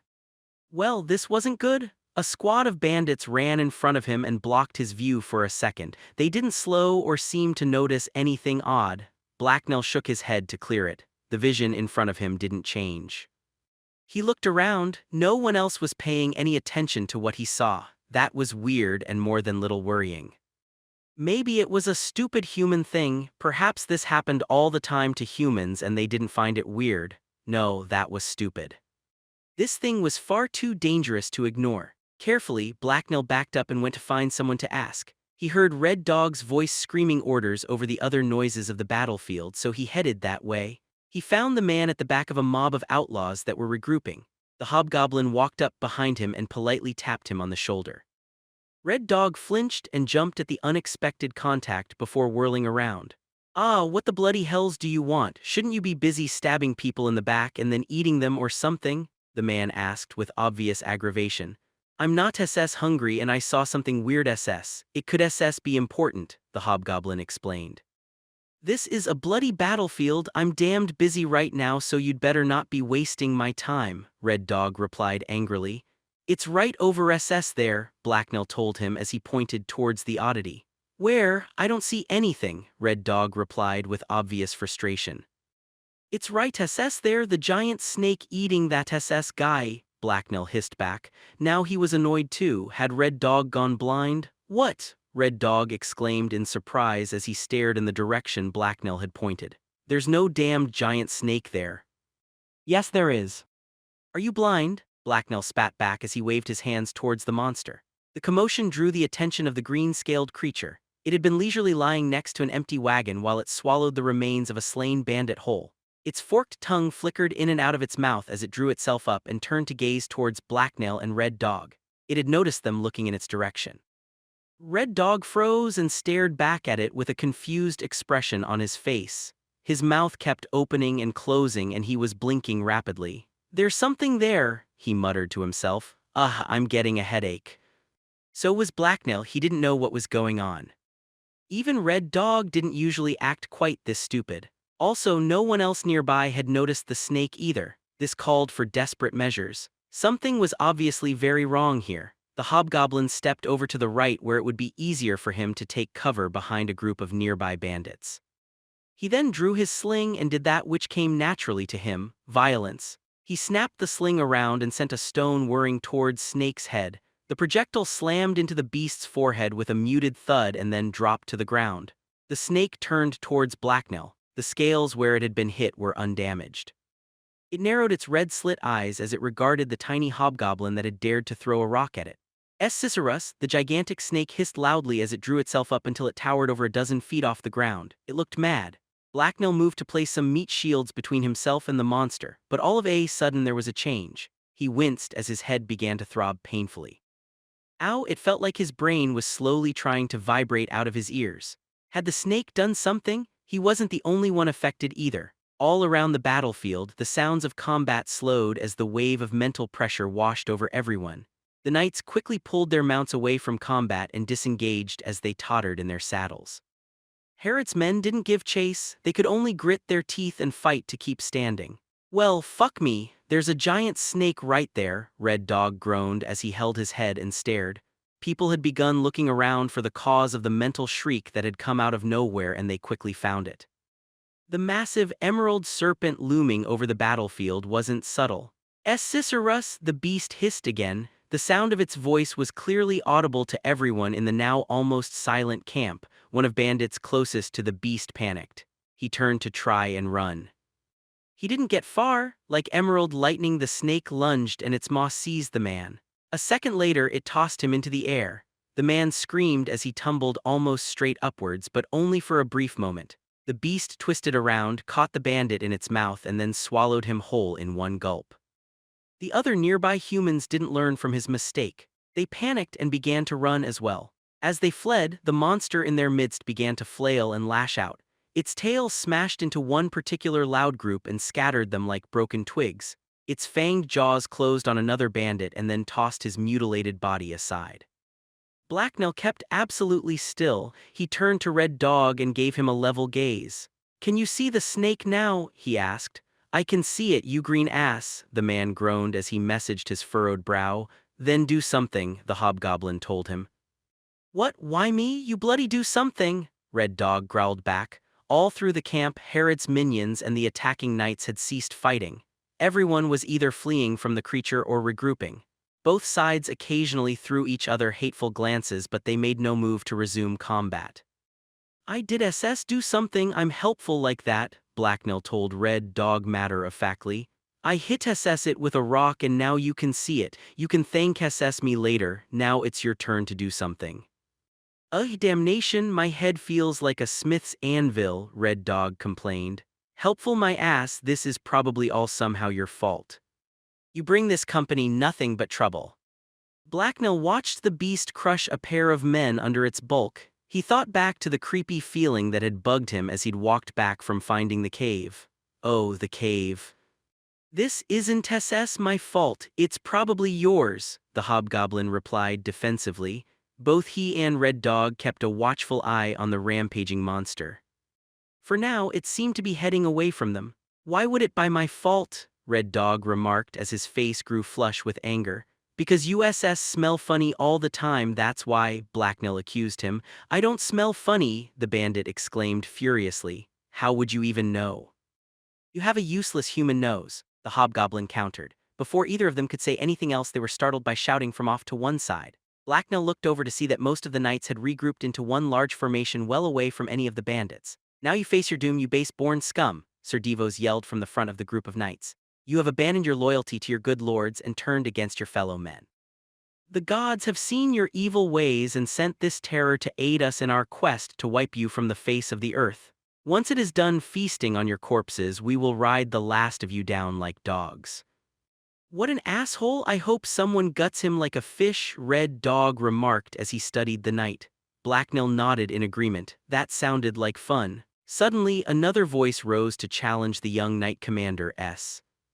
It was Sir Masnan. His steel war helm once again concealed his face and he had somehow reacquired his sword. It hung from the scabbard at his side. "Cease this foolishness, Sir Devos," the paladin roared.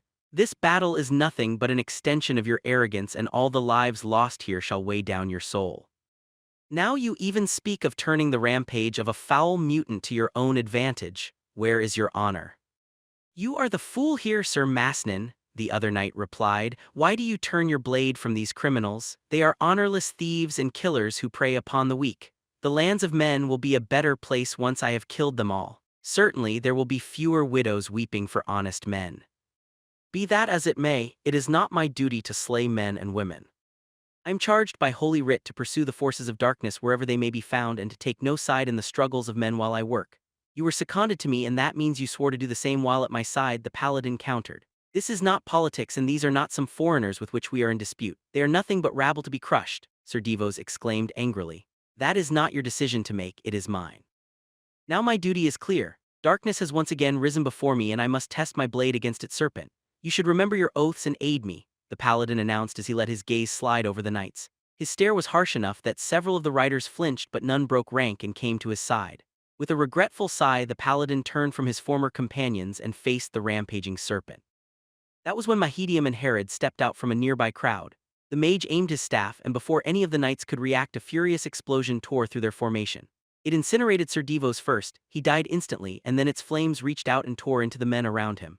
A dozen knights staggered and fell as their mounts screamed inhumanly high. Blacknell smiled as the scent of roasted horse flesh reached his nostrils. "It was nice of him to line them all up like that," Herod remarked as she walked forward with a small group of spearmen at her side. "Playing with fire 7.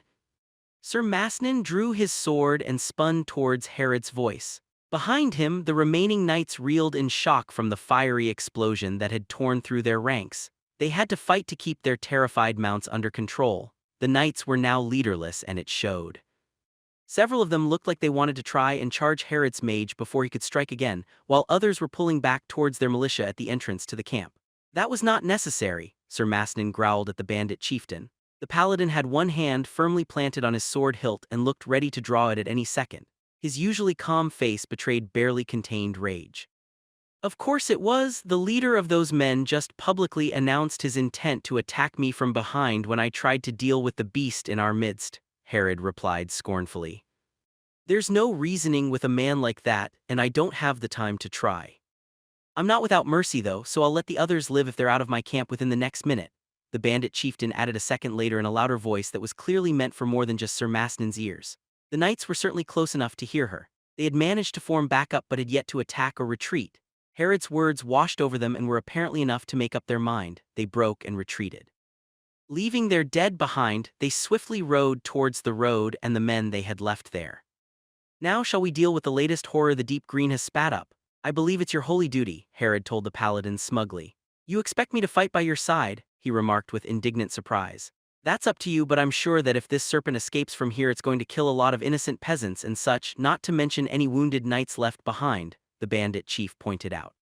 "Very well, as long as you allow all Lord Straken's men to retreat unharmed," the paladin replied as he ground his teeth in frustration. Herod nodded and then yelled, "Mage, the beast now. This headache is getting very annoying."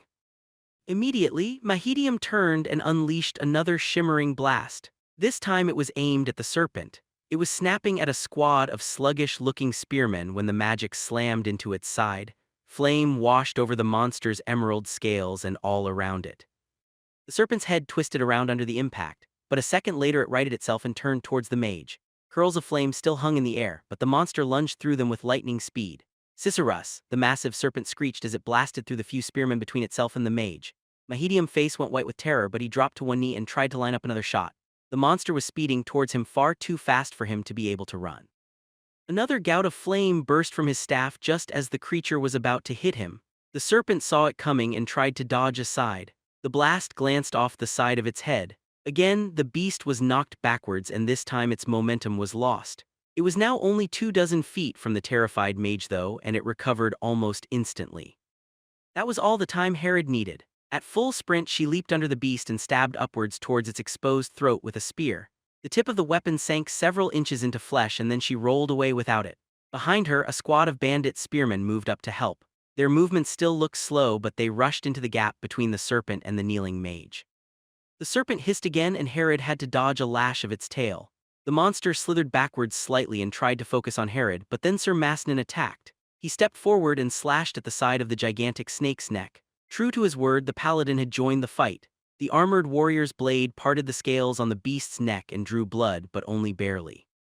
Surrounded by enemies and with its target out of reach, the serpent began to flail about madly. One unlucky bandit was sent flying by a wild lash of its tail. The others quickly fell back. Meanwhile, beside Blacknail, Red Dog decided on a course of action and started running towards Mahedium. The hobgoblin followed him. It seemed like a good way to look busy without putting himself in danger. Together, the hobgoblin and the man helped the mage to his feet. His face was still pale, but he seemed steadier than most of the other bandits. The mutant's magic was still squeezing everyone's brains. "Can you finish the thing off?" "The boss is cutting it up, but it doesn't seem to be bleeding much," Red Dog asked Mahedium. The mage shook his head and gripped his staff tightly. No, I don't have enough crystals to do much more. That thing's scales are too tough for any of the spells I have, he replied. Hells, I don't like our odds then. If the boss doesn't get in a lucky blow, then we might have to abandon the base, Red Dog cursed. Including my lab, Mahedium muttered darkly. Are you sure you don't have anything in reserve? The bandit lieutenant asked. The mage frowned and his brow creased as he fell deep into thought. Nothing that would work from the outside, Mahedium mused aloud. But if we targeted a weak spot, maybe poison? No, wait, the flawed gems. If they detonated inside its mouth, that would definitely kill it. The timing would be unpredictable, though. A mage would have to get very close. I suppose you're going to walk right up in front of it and throw the stones in its mouth? Red Dog asked the mage with obvious sarcasm. No, I don't think I'll be doing that. It probably wouldn't work anyway, Mahedium responded carefully. Then we need something else, Red Dog pointed out. Blacknell had an idea. He scratched his nose and tilted his head to the side as he thought it through. Yep, it would probably work, and it would remove a thorn in his side as a bonus. You scamp, Blacknell interjected. Both the men turned towards him with questioning looks. The hobgoblin sighed and then clarified his response for the two slow humans. Give SS Scamp the crystals and throw him SS at the snake. When he gets SS swallowed by the thing, he'll get scared and then boom, Blacknell explained with all the appropriate sound effects and hand gestures. That might just work. I'll lose a valuable sample though, and Vars might get upset, Mahedium said thoughtfully. I'll buy him a dog, just do it, Red Dog countered. The mage nodded in agreement and then turned to the hobgoblin. Blacknell, you're the fastest runner. Get Scamp and bring him here. I already have several flawed stones on me, so he's all we need for this to work, Mahedium explained. Go now, Red Dog commanded him. The hobgoblin gave the man a messy salute, turned around, rolled his eyes, and then ran off to find himself a goblin. He had a good idea where Scamp could be found. After Mahedium's demonstration, the goblin had been led away by Vars to be tied up. Blacknell raced through the camp. He passed scores of trampled tents, corpses, and moaning bandits. Some were injured from fighting, but most seemed to just have terrible headaches. The serpent's hostile magic was still slowly crushing everyone nearby. When he got to Var's tent, it only took the hobgoblin a few seconds to find Scamp. All the unexpected noises from the battle had frightened the goblin, but not enough to make him bite through his leash. Instead, he had just been hiding under a nearby scrap of cloth. What's happening? The terrified goblin blathered as Blacknell pulled him out from his hiding spot and cut the rope that was tying him down. The hobgoblin ignored the question, picked Scamp up and started running back to Mahedium. The surprised goblin was momentarily limp in his arms. Up ahead, Herod and the others were still struggling to keep the serpent at bay. It twisted and writhed across the ground as it struck out at any nearby humans. It hadn't managed to hit Herod nor Sir Masnin yet, but the bodies of several other bandits littered the ground. I've got him, Blacknell announced as he reached the mage and brandished the goblin up above his head for everyone to see. Let me down, Scamp wailed as the hobgoblin held him tight. Here, Scamp, take these, they'll protect you, you just need to make them glow, Mahedium told the goblin as he pressed several large crystals into his hands. Scamp gave the two men and the hobgoblin an uncomprehending look as he stared in surprise at the crystals in his hands.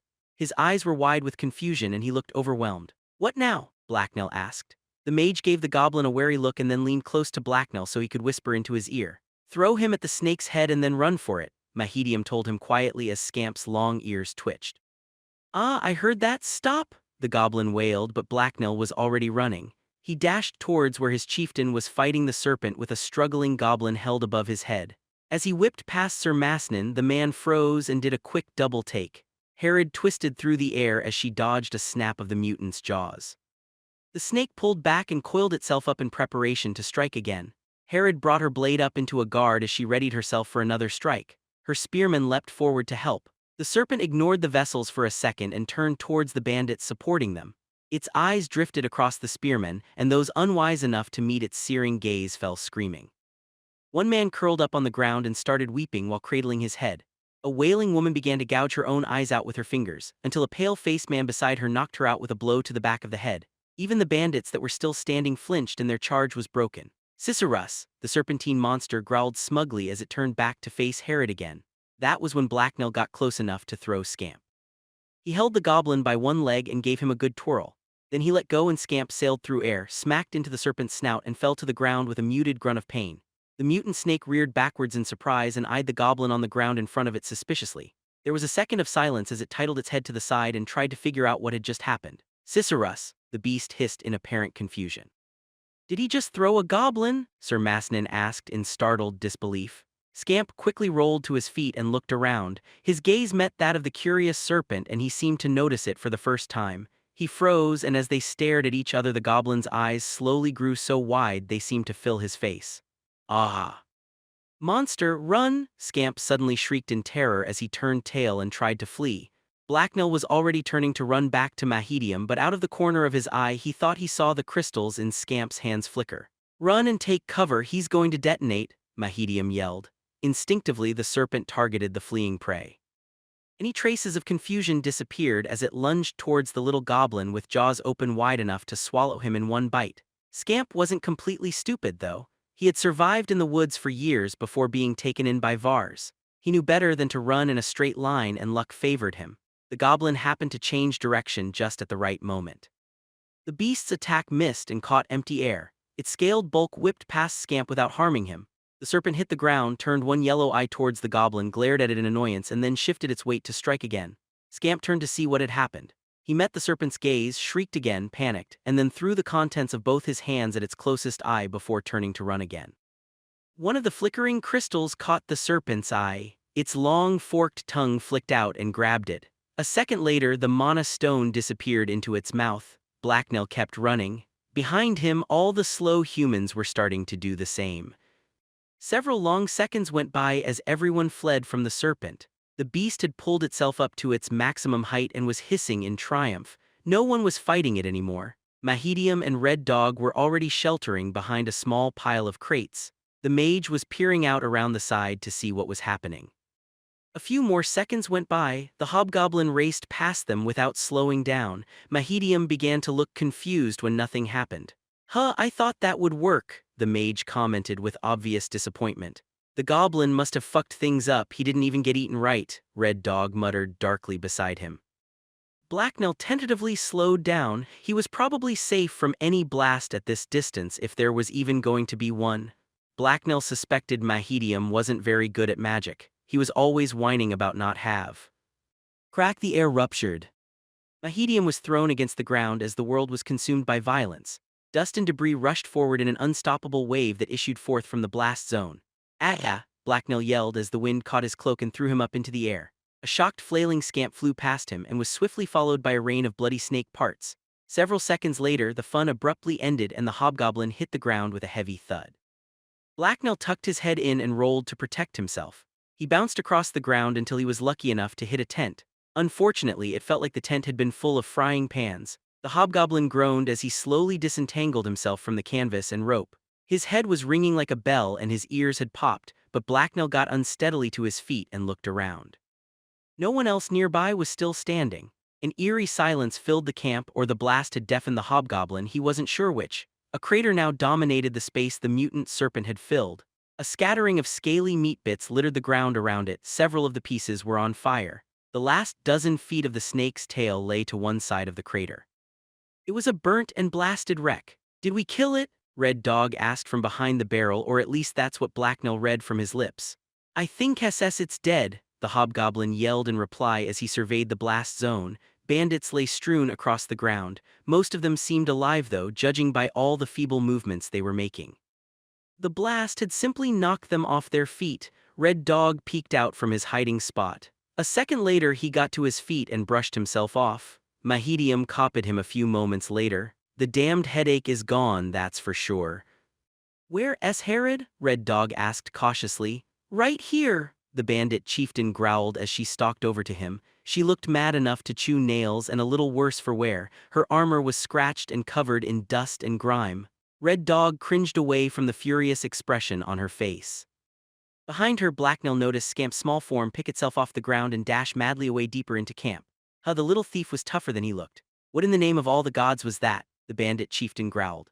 Mahedium came up with a way to kill the beast and it worked, her lieutenant quickly answered as the mage gave him an annoyed look. "The hells, regardless of whether or not it worked, I dislike it when people start throwing around magical explosives. Especially when all the warning I get is a last-second heads up," she responded with a snarl. "We were planning to tell you, boss," Red Dog explained hurriedly. "The hobgoblin just sort of ran ahead without asking." Hey, SS just did was I was told. They made SS me do it, Blacknell quickly told Herod as he pointed towards Red Dog and Mahedium.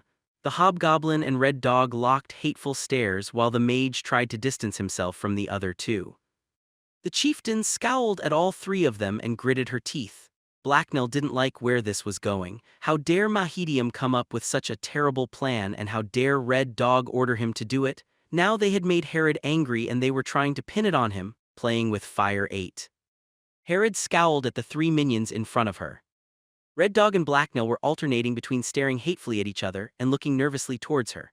Mahedium was trying to stand back and pretend he hadn't been responsible for the fiery explosion at all. Sorry boss, it won't happen again, Red Dog apologized fervently. I believe we were all under the serpent's influence and its mental attack was impairing our judgment, Mahedium added respectfully but with a poorly concealed hint of worry. It was messing with everyone's heads, yet they didn't all go around throwing exploding goblins in my direction, Herod replied coldly. The mage's face was carefully blank and his posture stiff, but the rapid movement of his eyes betrayed his worry. He was obviously trying not to let his fear show. Blacknell could respect that, but he had a different plan. OSS merciful chief, spare me please, Blacknell groveled as he dropped to his knees and pressed his forehead against the ground. I will kill 100 of your enemies in thanks and lay their corpses at your feet.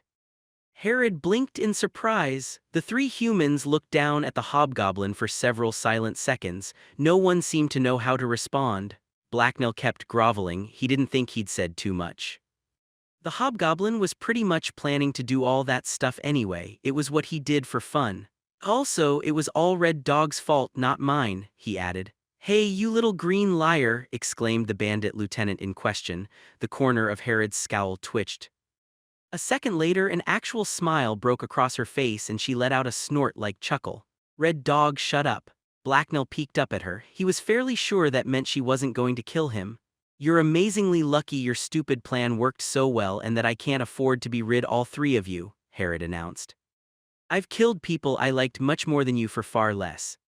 Thank you, boss, I'll make it up to you, Red Dog interjected quickly before anyone else could say anything. You're right about that, Herod replied. You owe me one for this, so how are you going to pay me back? Whatever you want, he replied uncertainly until Herod laughed in his face. What, you're not going to promise the same as Blacknell? She asked with a vicious grin. Red Dog tried to stutter out an answer, but Herod cut him off again. Mahedium was still standing off to one side and looked satisfied with his decision not to speak up. How about you and Mahedium just get this mess cleaned up? I need to deal with more pressing matters, she told them. Blacknell took advantage of the momentary shift in her attention to scuttle backwards out of sight. He then got up and slowly backed away. When the boss was mad, begging and sucking up worked, but it was even better if they simply forgot you existed. Behind the hobgoblin, Red Dog started yelling out orders and trying to get everything organized. The camp was in shambles. Flattened tents and wounded bandits littered the ground. Blacknell's hearing had fully recovered now, so he could hear them moaning and groaning, but that wasn't all he heard. The hobgoblin's ears twitched as he recognized Sir Masnin's voice. He hadn't been sure the man had survived the explosion. Oh, maybe he was wounded and bleeding out somewhere. The hobgoblin quickly crept over to the remains of the once tall lumber pile. He crouched behind it and peeked carefully over the top. Sir Masnin was over on the other side. Unfortunately, he didn't seem to be dying or anything, which was a shame. The man had a lot of very shiny equipment Blacknell would have loved to rescue from neglect. The paladin was in fact kneeling over the burnt and horribly mangled remains of the knights Mahedium had killed with his magical fire. The corpses smelled a lot like barbecue pork, and that made Blacknell kind of hungry. In life we all make mistakes, for the gods made us flawed, Sir Masnin whispered solemnly. They will forgive you your pride and wrath, young warrior. When I was young, I threw myself foolishly into danger as well. The only difference between us is I didn't drag others in my wake. May you find solace and belonging in the gods' embrace, Sir Devos. With his prayers complete, the kneeling paladin gave a grunt of effort and stood up. As he moved, his chainmail shirt shifted over his dirty, torn leathers and he snatched up his helmet from the ground at his side. The still young but weathered-looking man then threw a piercing glance towards Blacknell's hiding spot. I see you there, creature. You can come out of hiding. I won't attack you. Your mistress wouldn't like it. Besides, my vows don't mention hobgoblins any more than they mention rats. They're more of a job for exterminators than paladins, Sir Masnin suddenly announced. Blacknell glowered at the paladin from behind the log. Their gazes met and the hobgoblin felt anger tighten his muscles. The man's gaze and words were clearly a challenge one Blacknell intended to meet. The hobgoblin got up and started walking over to the paladin. This was his territory, and he hadn't just defended it from a whole bunch of shiny people, horses, and a giant snake to back down now. He wasn't afraid of the man just because he was a vessel with a sword sharp enough to cut through flesh like mud. Because the paladin was right, Herod wouldn't like it if the man hurt him.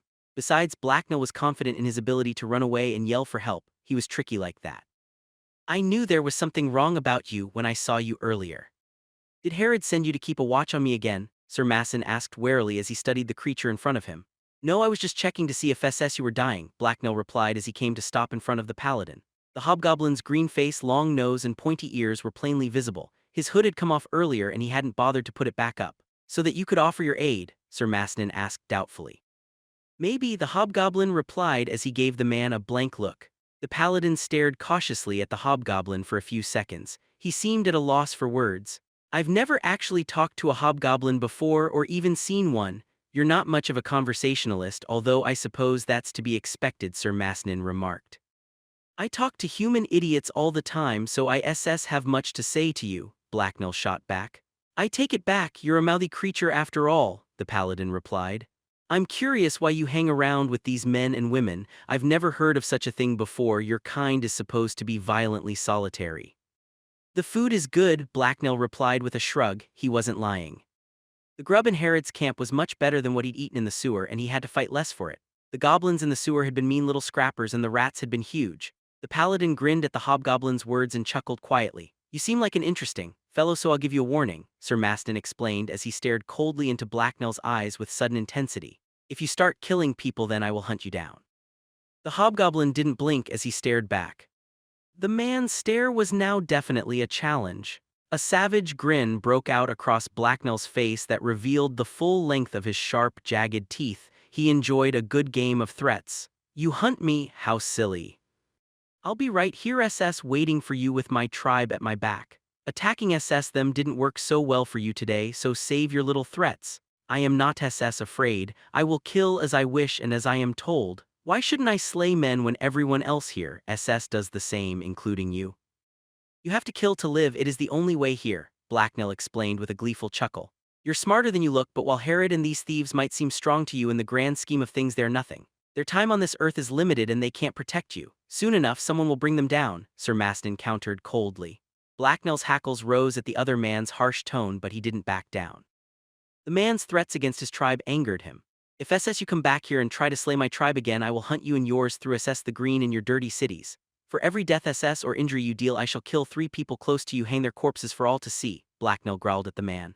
That is a threat you have no chance of ever fulfilling. You are nothing but a weak little green runt, the paladin replied with his eyes narrowed angrily. Blacknell's smile widened. Oh good, now he'd gotten the man really angry. Do you ever grow tired and sleep, human? I have seen that all men do. I would follow your putrid human stench to your home. Your pathetic human eyes would never see me as I watched and waited, Blacknell hissed back. The paladin and the hobgoblin stared at each other for several moments with neither of them yielding. Blacknell was uncomfortably aware of the warrior's greater strength and skill, but he was also confident the man wouldn't start a fight here where he was so outnumbered. I can see you're not going to back down. Just try not to stick out too much or you'll be hammered down, the paladin warned the hobgoblin as he turned and started walking away.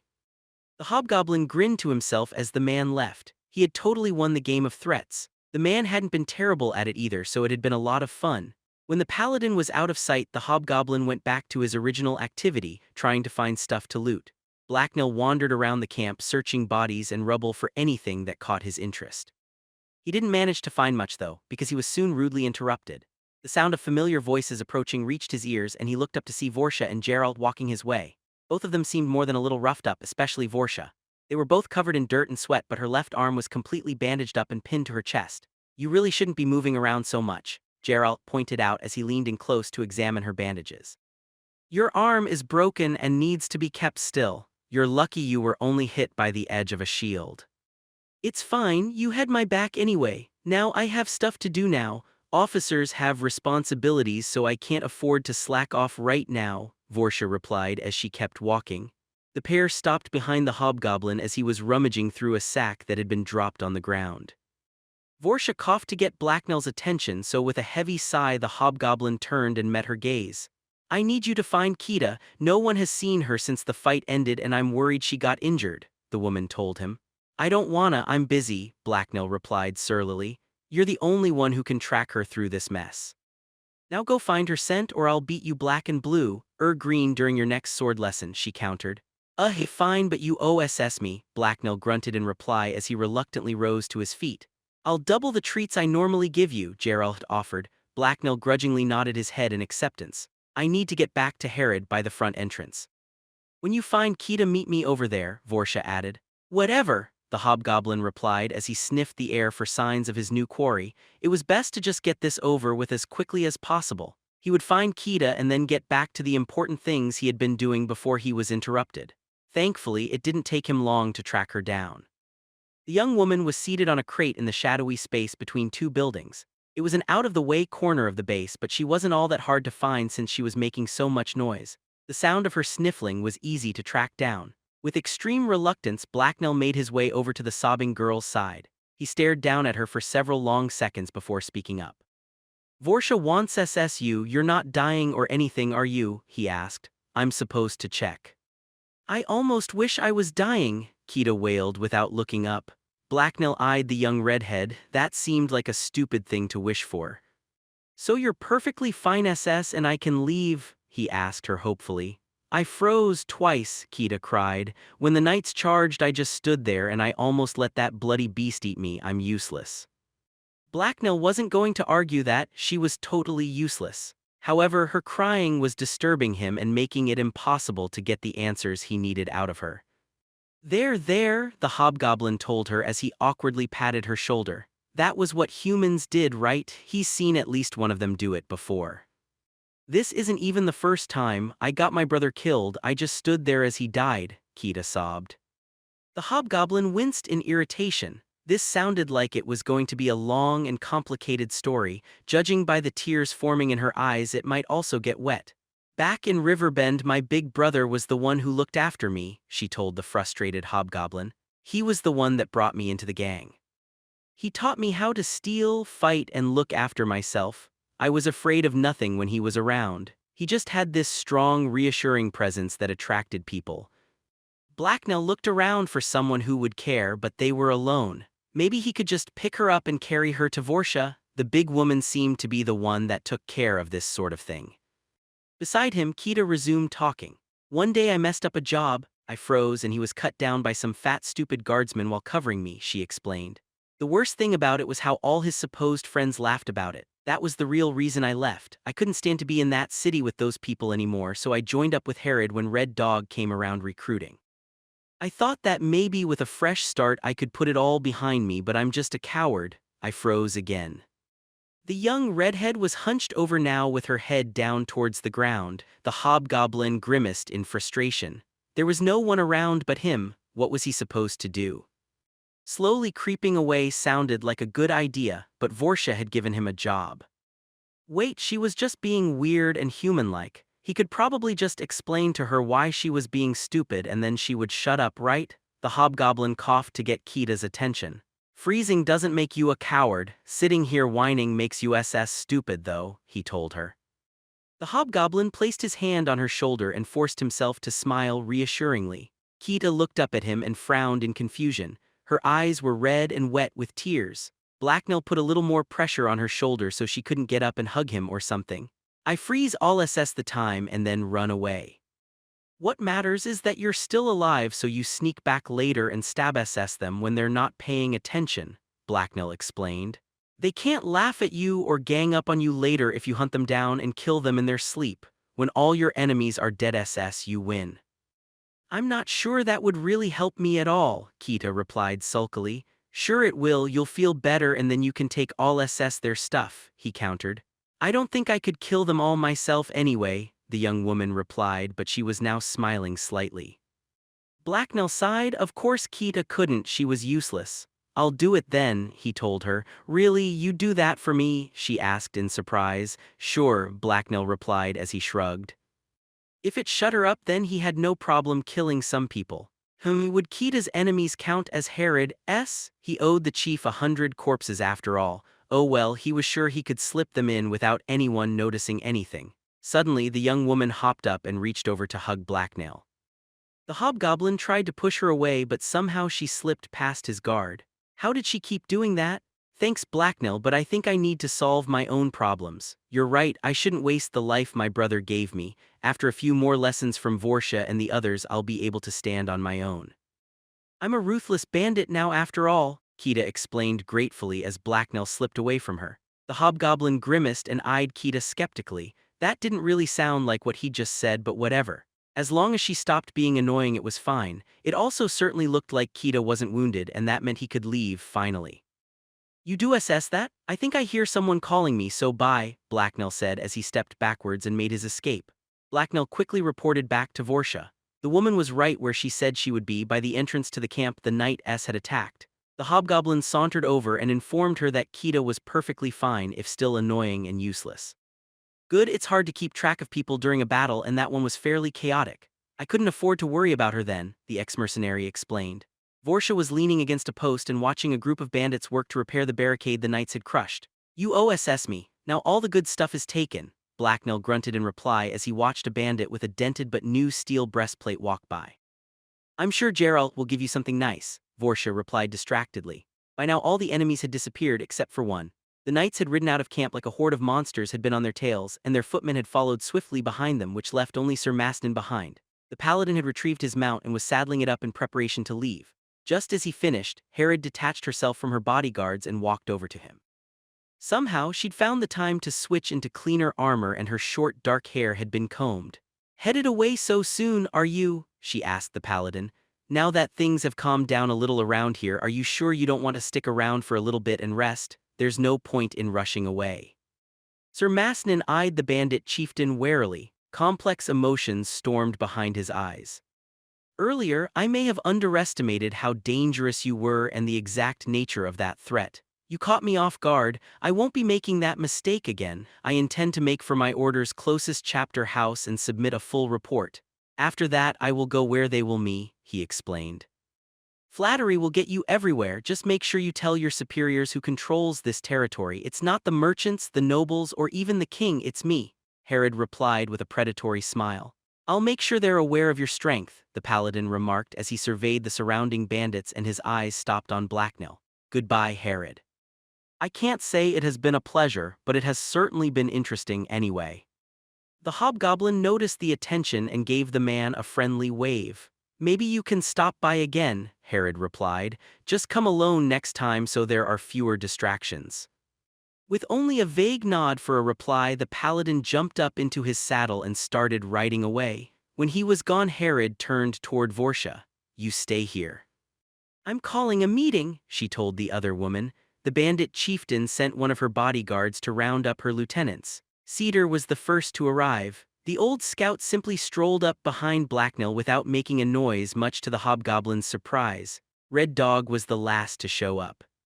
It was blasted unlucky of us to get attacked by those knights and that mutant at the same time. The camp's a bloody damned mess. I imagine that this is going to slow down your plan, he grumbled as he walked over. Ha, unlucky, things couldn't have worked out better. We just smashed the only mobile force the nobles in this area could send against us with minimal losses. Nothing short of a royal expedition will be able to force us away now, Herod announced. We lost more than a few good men and a lot of bad ones. I wouldn't call that a minimal loss, Vorsha countered. So what?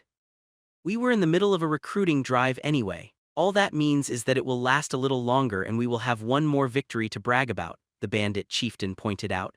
So you won't be delaying your trip to Dagger Point this winter? Cedar asked. No, in fact I'll be speeding my plans up. It's time to go for our enemies' throats, Herod answered confidently. Now that this base is secured, it's even more important that I announce my claim to the other large outlaw bands. They need to know that if they move into my territory, it will mean war. Can't you just send a messenger? Red Dog asked. No, some of those bastards would challenge me right away. I can't give them time to plan and work to undermine me. I need to be in Dagger Point where I can confront the other bandit captains directly and put them in their place, Herod replied. You won't be able to bring too many men with you if you want to hold this base. What happens if one of the other large bands takes up your challenge? Red Dog asked in concern. The bandit chieftain almost seemed to shiver in excitement. Her dark eyes suddenly gleamed madly, and her smile widened to show teeth as she regarded her underlings. In Dagger Point, I'll be able to recruit real hardened bandits. Then if anyone tries to stand in my way, I'll paint the streets with their blood and take their skulls as trophies, Herod replied gleefully. Blacknell smiled along with her. Herod was such a great chief. Defending the camp was important, but it was always better to be the attacker. There were more things to take, and it was easier to catch the enemy by surprise. He couldn't wait to feel the blood of his tribe's enemies run through his hands. Glorious days were coming, and he was going to have such fun.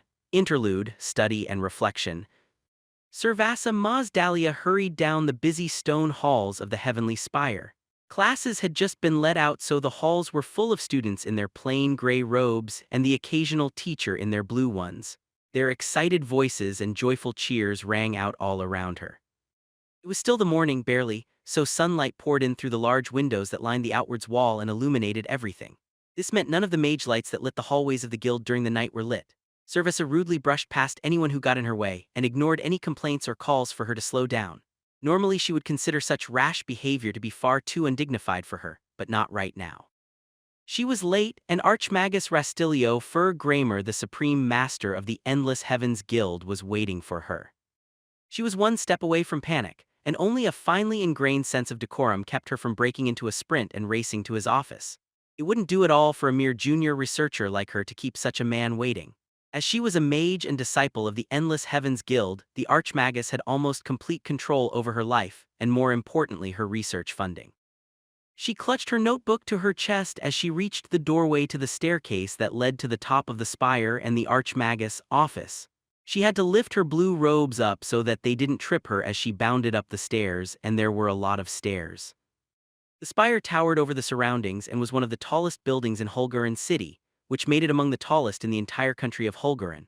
The Archmagus had his own way up that didn't involve climbing a seemingly endless amount of spiraling steps. It was some sort of mechanical lift powered by an ingenious mix of crystal mechanisms, but that was Servassa's department, so she knew next to nothing about it. However, one thing she did know was that she really wished she could use it right now and not have to climb all these stairs. She was panting and out of breath when she finally reached the top.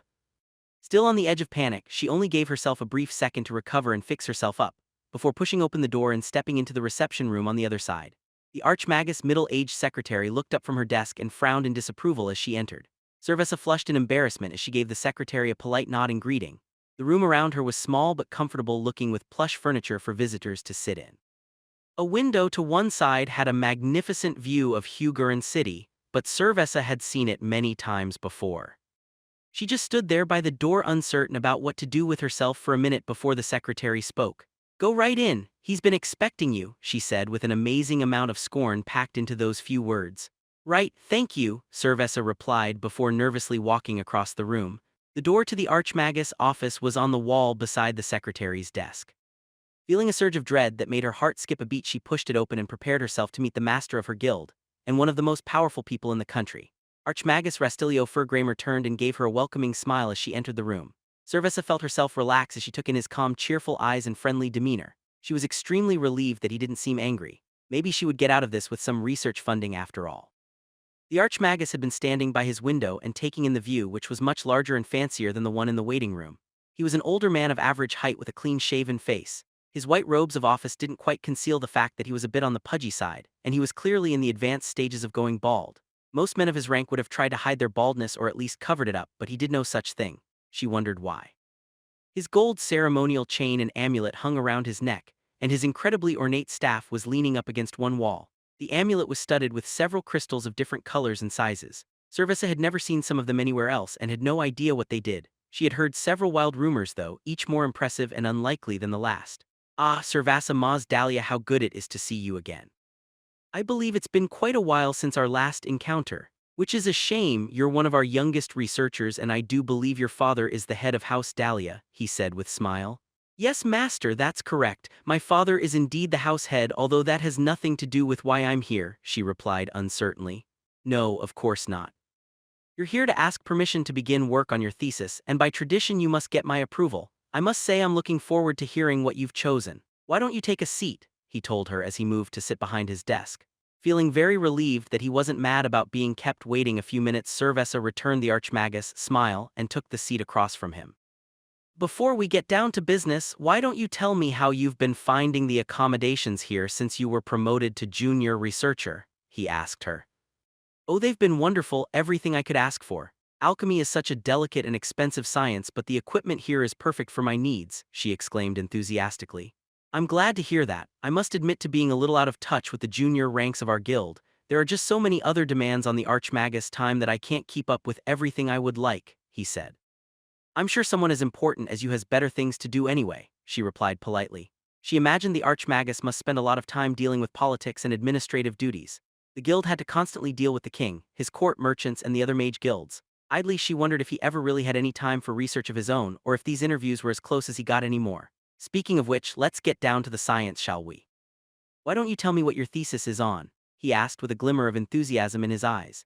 Yes, Archmagus, gladly. My chosen topic is entitled, A Study of Chromatic Variations in Natural Forming Hydrophilic Vital Crystals and How They Relate to the Mineral Composition of Their Host or Deposits, she answered. Oh, interesting. Chromatic variations are of course a highly studied area of research, as mages are always looking for new types of vital crystals. If we understand how the minerals a crystal absorbs as it grows affect its coloring, then we can better reverse engineer the process to clone existing samples, he mused aloud. Yes, and it might even help us understand how to use those vital crystals, or even how to tweak them to produce slightly different controlled effects, she added passionately. But why hydrophilic crystals? They are already a type of crystal our guild understands quite well. Why, I just received a report from the king about how useful our combat mages on the Teshurin front are for drying things out.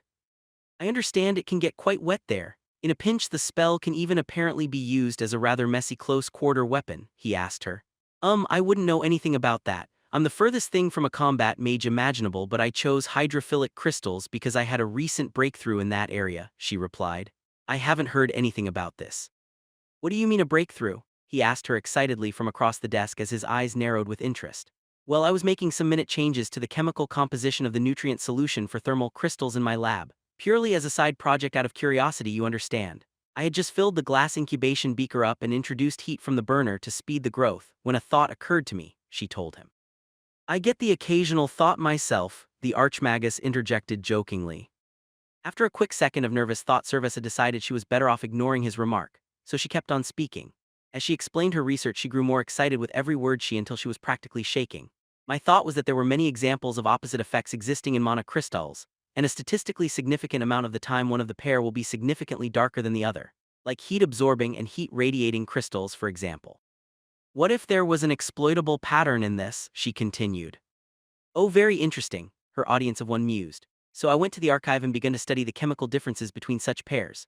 Unfortunately, I didn't find anything concrete enough to serve as a general rule, but I did do some experimenting. A common difference between opposite effect pairs was the presence of higher concentrations of sulfur and lower amounts of nitrogen. After a series of rather exhaustive trials on several different mana stone types, my idea bore fruit. I managed to reverse the effect of hydrophilic crystals and grow hydrophobic crystals instead, she exclaimed proudly. The Archmagus was silent for a few seconds and stared at Cerveza with an unreadable expression. The junior academic began to grow nervous as she waited for him to say something. Had she said something stupid? That is some very impressive alchemy, young lady. It is very rare for me to be at a loss for words, but you managed it just now. You are a credit to our order, the white-robed man told her as he beamed proudly at her. Thank you, Guild Master, I'm honored by your high praise, she replied happily and with more than a little relief. To think you have not only discovered a new subcategory of crystal but perhaps stumbled upon a new underlying principle as well. It is truly astounding. Although I must admit I'm currently at a loss for any practical purpose a hydrophobic crystal may serve, he said. Cerveza's smile dimmed slightly and she cringed in an embarrassed fashion. I'm sure someone will think of something. I mean, just off the top of my head they could be used as rain shields or to keep things dry instead of just drying them out, she told him hesitantly. A chuckle escaped from between the Archmagus' lips, and his happy smile turned into an amused grin. You want to create a thaumaturgical umbrella? He asked her with unconcealed amusement. Yes. I mean no, she replied as her face turned beet red in embarrassment. The Archmagus was laughing at her. She wanted to crawl under her chair and hide. If only invisibility stones were a thing. Oh, I'm sorry, my dear, I didn't mean to upset you. You're truly a genius alchemist. It's just that I find the idea so very funny, he told her. Yes, Archmagus, the mortified woman said. Your work has the potential to be of great use to us. Some of the other mage guilds don't think very highly of us because we specialize in support magic, but magic isn't just about flashy nonsense or blowing things up. With young mages such as you in our ranks, it is our endless heavens guild that shall have the last laugh, he told her proudly. Yes, Archmagus, the young researcher replied again. His high praise was making her blush in embarrassment. She couldn't take such high praise from such a great man. The Archmagus appeared to recognize her difficulty because he gave her understanding look. Now then, why don't you tell me some of the specifics? What were the exact changes you made to the nutrient solutions? He asked her. Immediately, Cerveza felt more comfortable and straightened up in her seat. She found herself eager to discuss the technical details of her work. The two of them discussed her discovery for a few more minutes before the guild master had to dismiss her so he could meet with someone else. Much to her relief, she was easily able to not only keep her research funding but actually secure more. Cerveza was practically hopping with excitement as she passed the receptionist and descended the spire stairs. She had actually been praised by the Archmagus. She exited the stairwell and made her way back out into the second-floor hall. Most of the students from earlier had either gone home or were now busy in another class, so the hallway before her was almost empty and she could stride unimpeded down its length. Only the occasional strolling lecturer or staff was in sight, well them and the mage guard. Usually she just ignored the mage guard. As usual, two of them were guarding the main entrance to the hall. Both were tall men and dressed in the white and blue hood and surcoats of their order. Swords hung from their waist, but their real weapons were the long mage staffs they held in their hands and the magical amulets on their chest.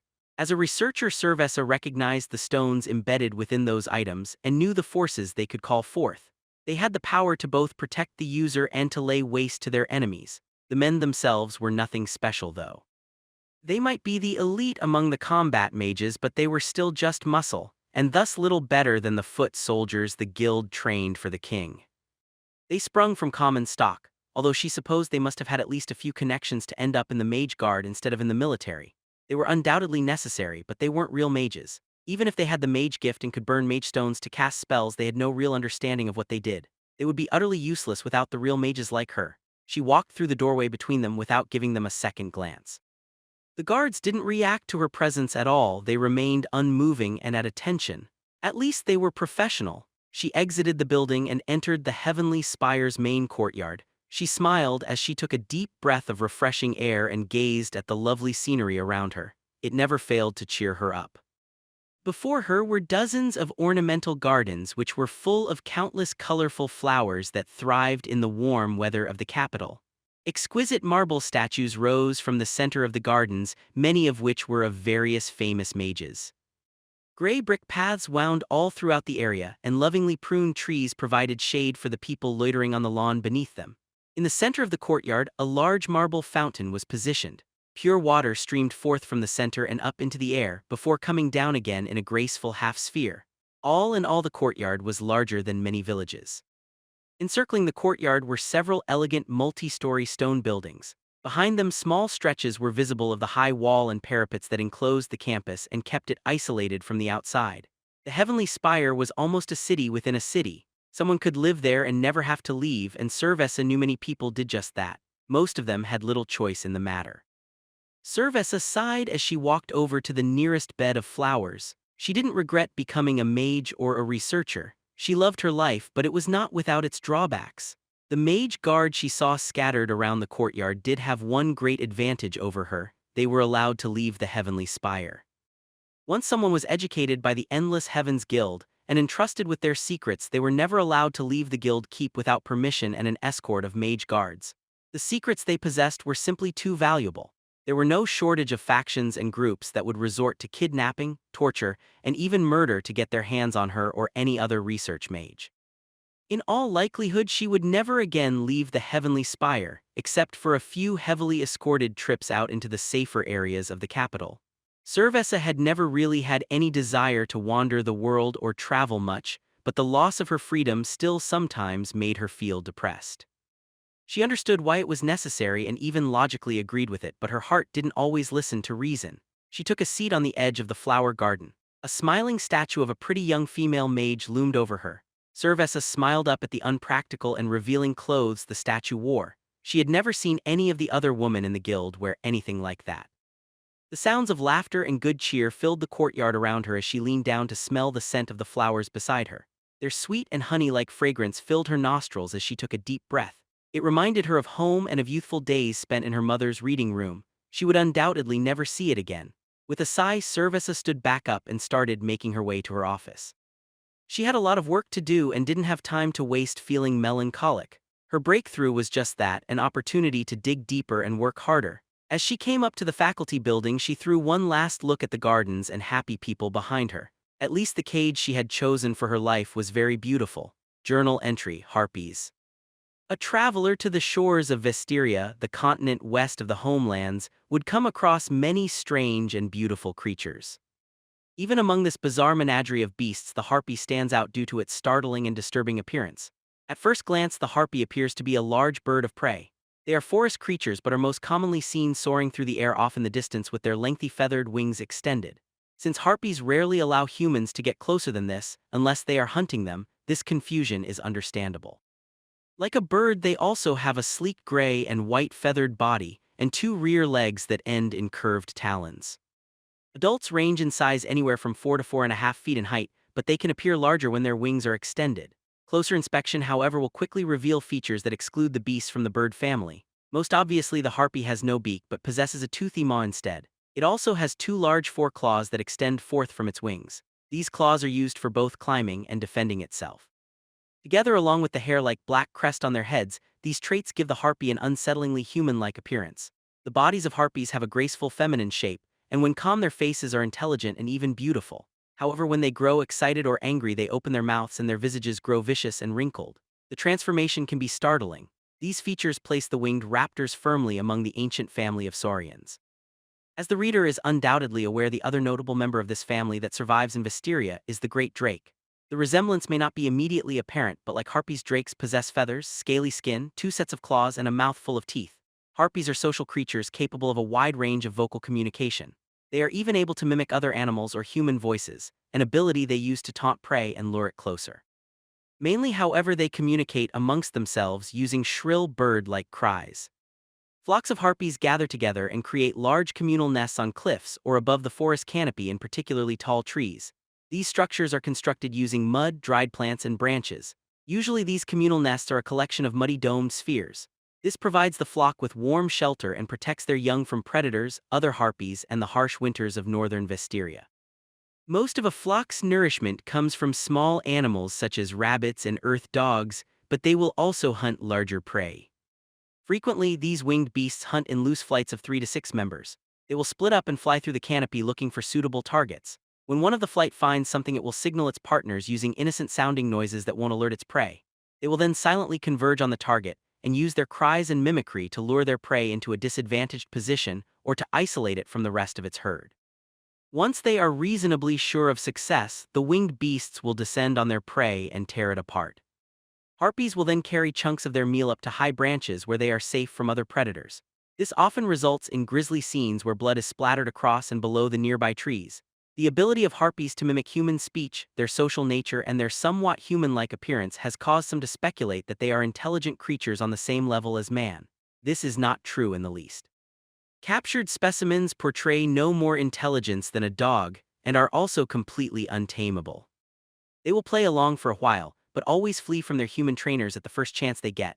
Peasants and rural nobility have been known to shoot the creatures on sight. This is due to the fact they have been known to attack children or livestock that wander too close to the woods. Being cunning creatures, harpies now rarely let men or women get within bowshot if they see the person is armed.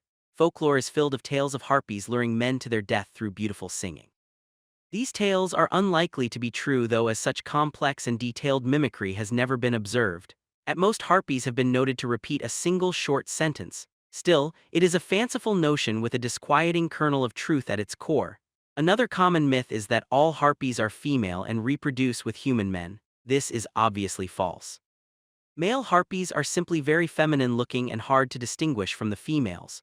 Truly, the harpy is a creature of unsettling contradictions. It seemingly blends the features of men and bird together but is actually neither. It is intelligent and beautiful, yet also violent, savage, and forever untamable.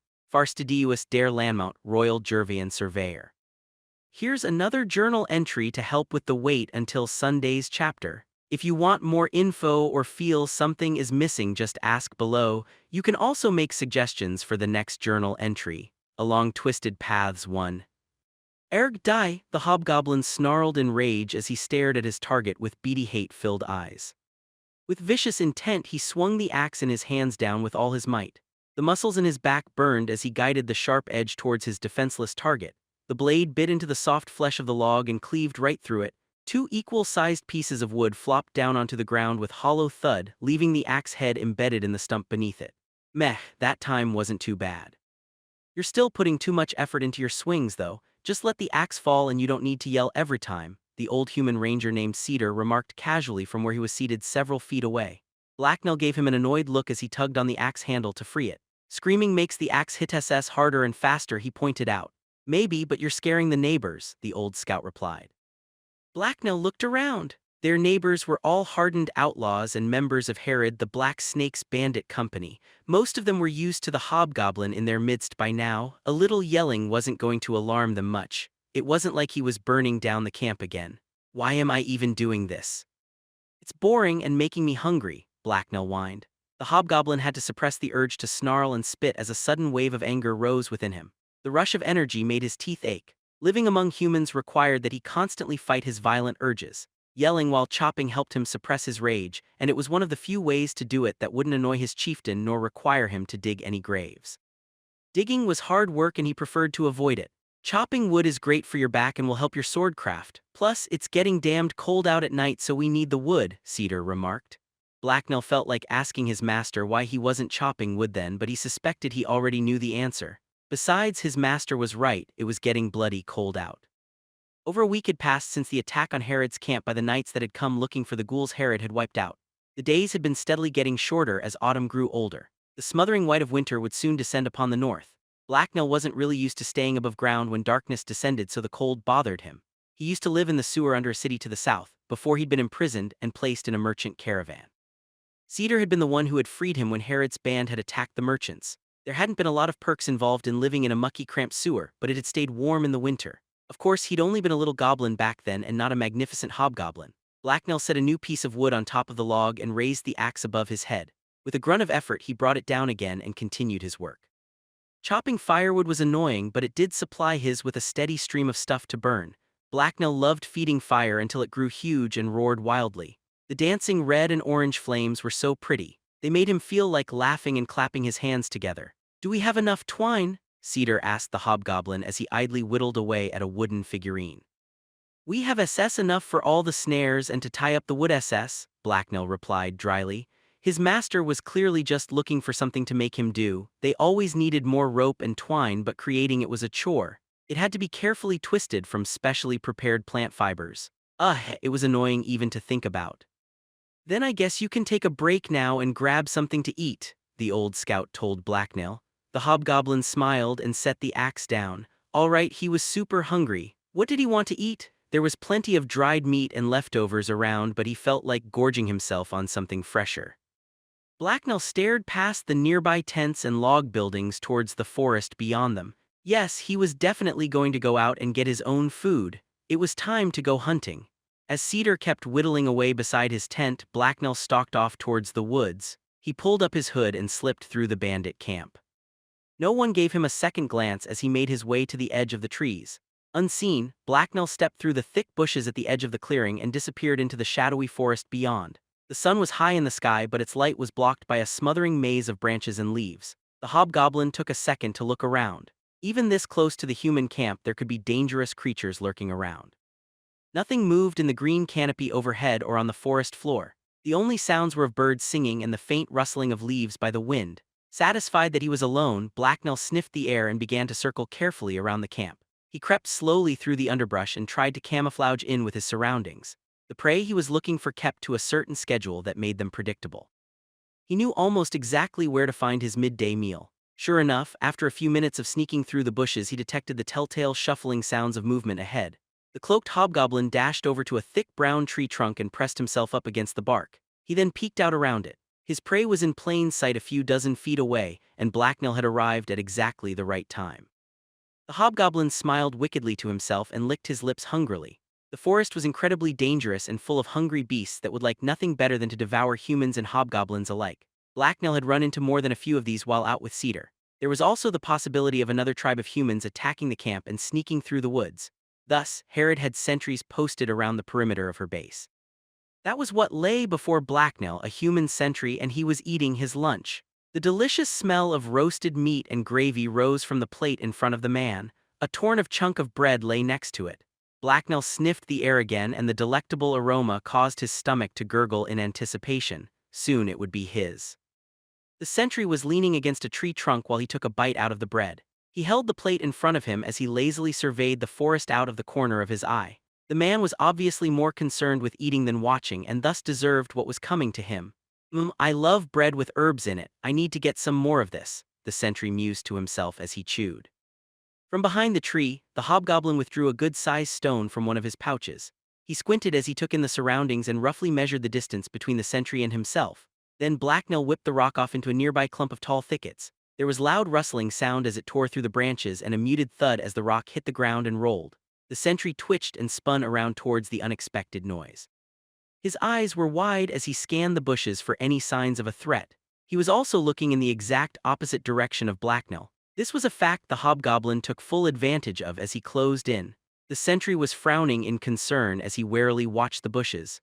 Without looking down, the man carefully placed his plate of food on a nearby log. He then took several wary steps over toward the bushes. His hand was resting on the hilt of his sword. "If there's someone there, come on out," the sentry called.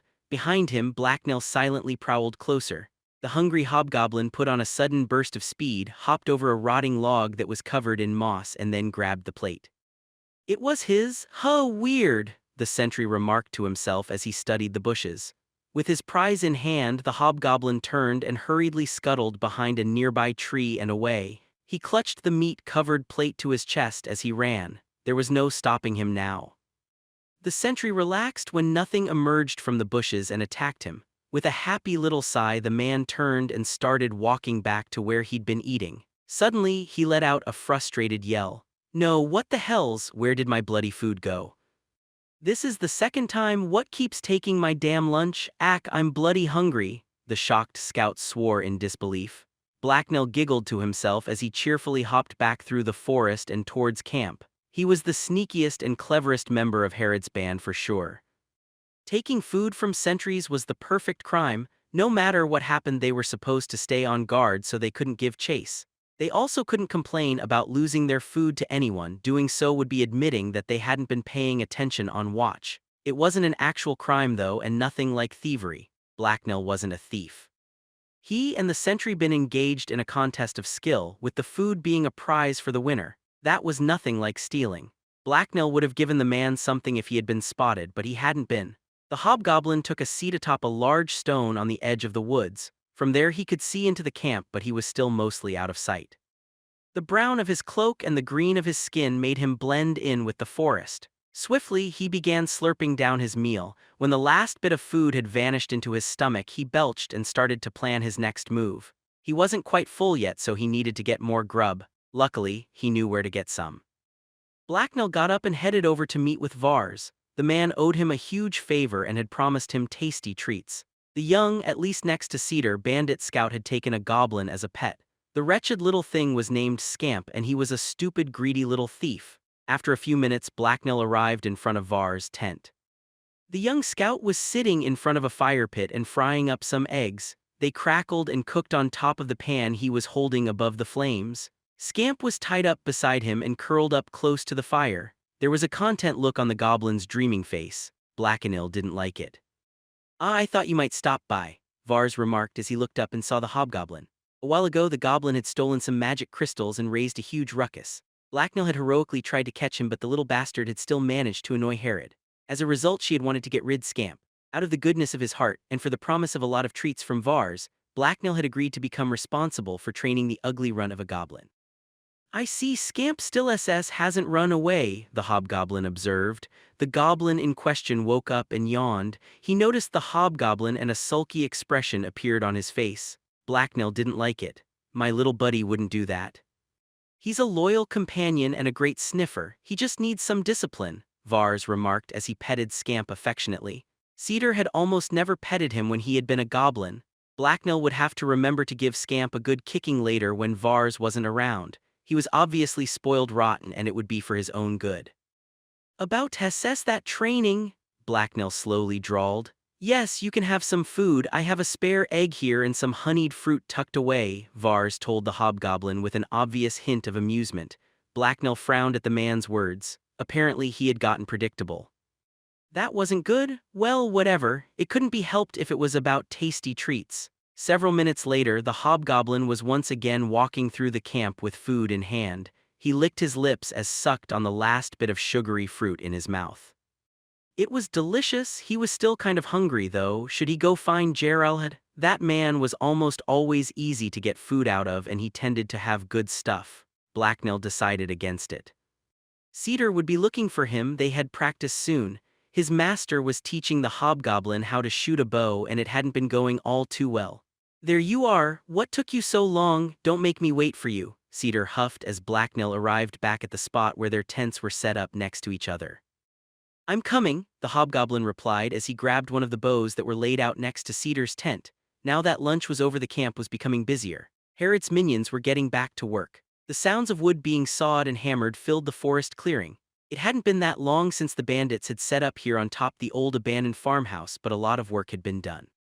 Most bandits had moved out of their tents or lean-to and moved into log cabins. Several more buildings were still being constructed in the clearing. Winter was coming, and this was the north. Tents were fine for the other seasons, but the snow and cold would be deadly in the winter. If Herod wanted most of her minions alive come spring, she had to make sure they were prepared. Food, firewood, and clothing all had to be stockpiled. Log cabins and barracks weren't the only thing being built either. Defenses also had to be constructed. Wooden watchtowers had been thrown up by the road near the entrance to the camp. Barricades were being built to stop not only attacking monsters from the forest but also people approaching from the road. Herod had plenty of human enemies. Off to one side of the clearing there was an area that was still mostly empty. That was where Blacknell and his master headed. They had set up a series of targets there yesterday. Just take your time and stay focused, Satyr reminded Blacknell. No problem, SS, this is easy, Blacknell replied cheerfully. The hobgoblin was good at everything, so he obviously couldn't be bad at archery. All those misses and injuries from last time were nothing but flukes. Just remember that you have to retrieve any arrows that go astray, so no more shooting at birds, Cedar reminded him with a glare. They looked tasty, Blacknell muttered to himself in frustration. You get more than enough to eat? I'm surprised you're not completely round by now. Focus on learning to shoot, you big green idiot, Cedar harshly replied with scowl. With a sigh, the hobgoblin strung his bow and knocked an arrow to it. His master didn't need to call him names, that was mean. Besides, he was still much thinner and prettier than a big fat pink human, and that was unlikely to ever change. The steel point in front of Blacknell's eye pointed right towards the red circle that had been painted on the piece of board he was aiming at. With a confident smile, the hobgoblin let the arrow loose. There was a muted thrum as the bowstring vibrated and the projectile whizzed through the air. The arrow raced towards the target, and then flew right past it without coming within 5 feet of it. I could hit SS it easily with a rock from a sling, Blacknell muttered in disappointment. Well, I don't feel the need to stay here and watch this travesty. Just keep shooting until you get a feel for it, if you ever do, Cedar told the hobgoblin. The old human scout then shook his head and wandered off. Blacknell took his time lining up his next shot. There was no point in rushing now that Cedar was gone. He would just tire himself out, and it was still early in the day. He had other jobs to do later, like sword training with Vorsha. Life with Cedar was basically a never-ending series of chores, so you needed to know how to pace yourself. The hobgoblin's next arrow also flew off into the grass without going near the target. Blacknell eyed the bow in his hand skeptically. There had to be a trick to this. Maybe if he screamed threats really loudly while shooting, or if he pretended the target was Scamp. Along twisted paths too. Alright, that's enough, fallen you too, Vorsha shouted to Blacknell and Kita. The two of them were going through a simple two-person sword form. When they heard Vorsha's command, they immediately stopped, sheathed their practice blades, and started walking towards her. Both of them were sweating and panting after almost an hour of hard practice under the large woman's supervision. All right, it's time for something a little different. If you two keep repeating the same stuff, you'll both develop bad habits, Vorsha explained. Great, I'm ready for the real stuff. No more babying around, Kita exclaimed excitedly. Vorsha threw her a quick skeptical glance before continuing. All right, Gerald, get up here, Vorsha called. The smaller man was sitting off to the side of the patch of trampled grass that Vorsha had claimed as a training arena. At the sound of his lover's voice, he looked up from the book he was reading with a startled expression. Who, me? He asked in surprise. You love a boy. Come over here, Vorsha told him with a bemused roll of her eyes. Geralt got up and put his book down on the crate he had been using as a seat, then he reluctantly dragged himself over to join Vorsha and her students. Vorsha gave him a quick smile of greeting and then looked over both Blacknell and Kita with a thoughtful expression. Right so Blacknell, you'll be sparring with Geralt. Don't let him fool you, he's not as useless as he looks, she told the hobgoblin as she held out her practice blade for Geralt to take.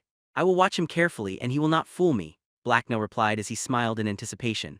He had wanted to spar with Geralt ever since he had first challenged the man months ago. His opponent though looked more than a little unsure. Geralt stared at the sword blankly for a few seconds before he reached out and took it.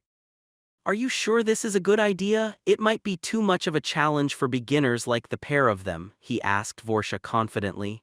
Go easy on him then, she replied as she smirked in amusement. Hey, what about me? Kita interjected irately.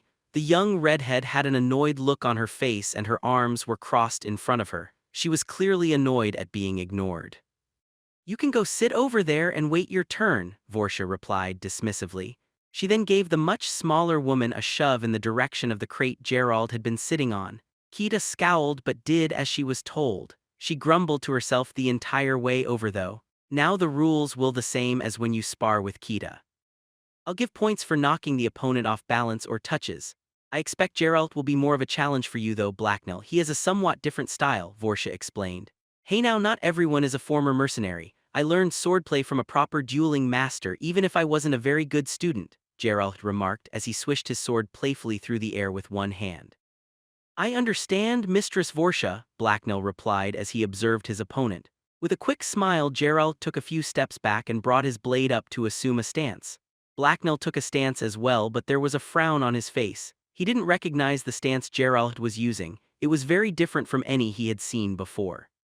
He wasn't even holding onto his sword with both hands. Are you ready, Blacknell? Geralt asked the hobgoblin. Yes, I'm ready, Blacknell answered lazily. Then without warning the hobgoblin attacked. Blacknell lunged forward in an attack designed to take full advantage of his hobgoblin's speed, but Geralt was already slipping to the side. The hobgoblin's attack passed him harmlessly by, and Geralt's own blade sliced into Blacknell's way. Blacknell's eyes widened in surprise and had to immediately duck under the unexpected counterattack in order to avoid walking right into it. The startled hobgoblin then quickly took a step back so that he would have time to figure out what had just happened. He had never seen a move like that before. You're very fast, Geralt remarked thoughtfully. You're sneakier than you look, Blacknell replied. Thanks, his amused opponent replied as he carefully circled around the hobgoblin. When Kita fought, she was energetic and daring, and when Vorsha fought, she was graceful yet unstoppable. Geralt was like neither of them. He was constantly moving but always watching as well. Blacknell took a small step forward, and his opponent stepped to the side and slightly adjusted his stance. The hobgoblin took a step back, and Geralt moved again as well. Blacknell frowned as he realized his opponent was preparing to counter his moves before he even made them. He didn't know what to do about that, so he decided to just rush in. Blacknell started another lightning-fast attack, but this time when Geralt moved to deflect his blow, he was ready and shifted. His first attack had been a feint to set up his second. Geralt grimaced but managed to block the second blow. Blacknell launched a series of rapid-fire slashes in an attempt to knock his opponent off balance. However, a frantic-looking Geralt managed to avoid or deflect all his blows. Growing impatient, Blacknell felt a spike of anger and stepped in to try another attack, only to have Geralt meet him halfway and bat his blade down. The man then delivered a solid but controlled blow to Blacknell's shoulder while he was off balance.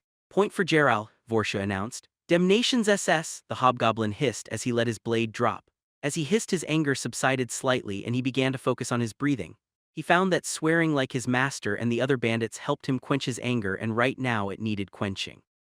He had allowed his rage to take control and paid the price. Just thinking about it almost made him angry again. It had been a while since he had made that mistake.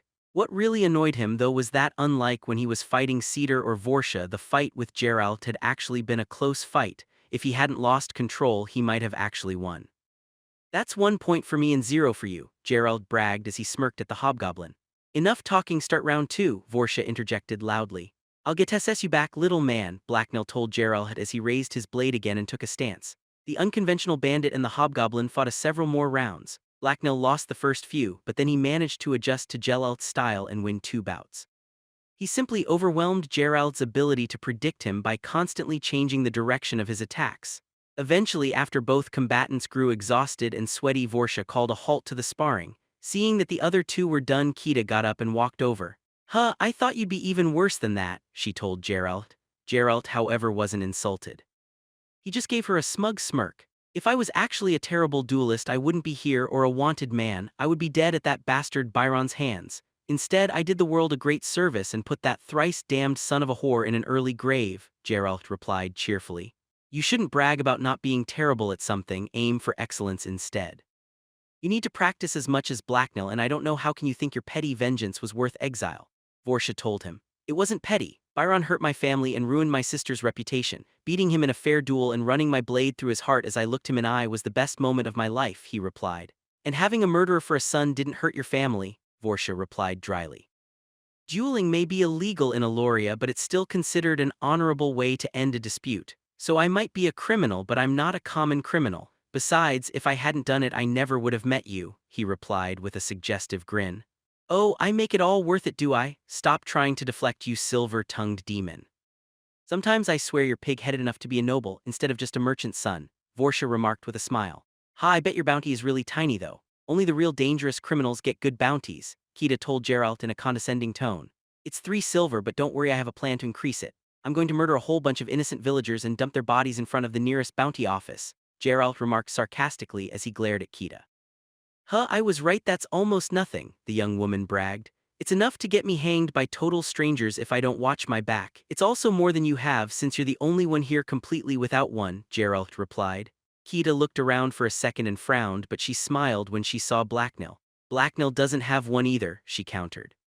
You are once again ignorant. He has one. All hobgoblins have a bounty of 5 silvers on their heads. For some reason, people dislike having them as neighbors. Their bounty can even get higher if the local peasants find something to blame them for. I figure that if he keeps hanging around with us, his bounty will rise quite a bit. He might even become famous or infamous anyway, Geralt explained. A high bounty isn't a good thing, Vorsha added with a frown. Oh, what's yours then? Kita asked with obvious interest. Doesn't matter, Vorsha replied stiffly. I can answer this question. She got a price on her head when the count that was employing her refused to pay her mercenary company its due. Instead, he decided it would be cheaper to just trump up some charges and put a bounty on her head. A quite spectacular 5 gold bounty at that, Geralt explained with an amused glance towards Vorsha. It wasn't even a tenth of what he actually owed me, Vorsha replied in disgust. I could buy a mansion for that much, Kita exclaimed in surprise. Well, a half-decent house anyway, as long as it was fairly small, Geralt corrected her. One day I'm going to get an even bigger bounty than that. Everyone will be terrified of me, Kita announced proudly. Geralt gave her a doubtful look and Vorsha frowned in concern. That's enough talking, Kita. It's your turn to spar with me, she told the younger woman. Vorsha and Kita then started sparring, and the larger woman dominated the other inexperienced fighter. After they had finished training, Blacknell went to rest at his tent for a few minutes. Now that he was done being trained, it was time for him to do some training. The hobgoblin walked over to an area beside his tent where Scamp was sulking. He knew the goblin would be there because that was where Blacknell had tied him up. He had slapped a leather collar on him and attached a rope to it. Then he had looped the rope around a nail on a post that was too high for Scamp to reach. Of course, the goblin could have gotten loose by chewing through the rope or several other ways, but Blacknell had made it very clear he would rip the little fellow's eyes out and eat them if he did any such thing. The rope simply reminded the forgetful goblin that he wasn't supposed to move. Scamp whined pitifully as Blacknell approached, but the hobgoblin didn't care. He ignored the goblin and instead focused on the rabbit pelts. Today he had given Scamp the job of scrapping them clean and getting them ready for drying. Blacknell hissed angrily as he noted the goblin's poor progress, and Scamp flinched at his reaction. The hobgoblin knew the lazy little runt was just trying to get out of work by acting pathetic though. Vars may have let him get away with that, but there was no way Blacknell would. No food assess for you until you're done, he reminded the goblin before turning and walking away. Days passed without anything exciting happening. However, Blacknell was able to get Scamp to act at least sort of disciplined. He even began letting Vars take him for walks as long as the scout promised to be stern with the goblin. The man was probably lying, but Blacknell didn't care that much. Eventually, it was almost time for Harriet and her chosen escort's departure. She called a meeting in the farmhouse she used as a headquarters to go over the final preparations. Her usual lieutenants were there, including Cedar, Red Dog, Vorsha, and a few others. Blacknell hadn't technically been invited, but no one had said he wasn't either. Thus he had followed his master most the way over, and then took up position outside one of the windows. From there his sensitive ears could hear everything being said inside perfectly, although a human would have had problems. Tomorrow I'll be leaving with several dozen men. As I told you before, Red Dog will be staying here to command in my stead while I'm gone, and Vorsha will serve as his second, Herod told her minions. She was seated in a simple wooden chair, and a matching table had been placed in front of her. Everyone else was standing in a loose group before her. I can't say I like the idea of you leaving with so few men. We have powerful enemies in Dagger Point, Red Dog replied with a concerned frown. I agree. Warwick has sworn to kill you, and his men will easily outnumber yours if he's in town, Vorsha added with a nod.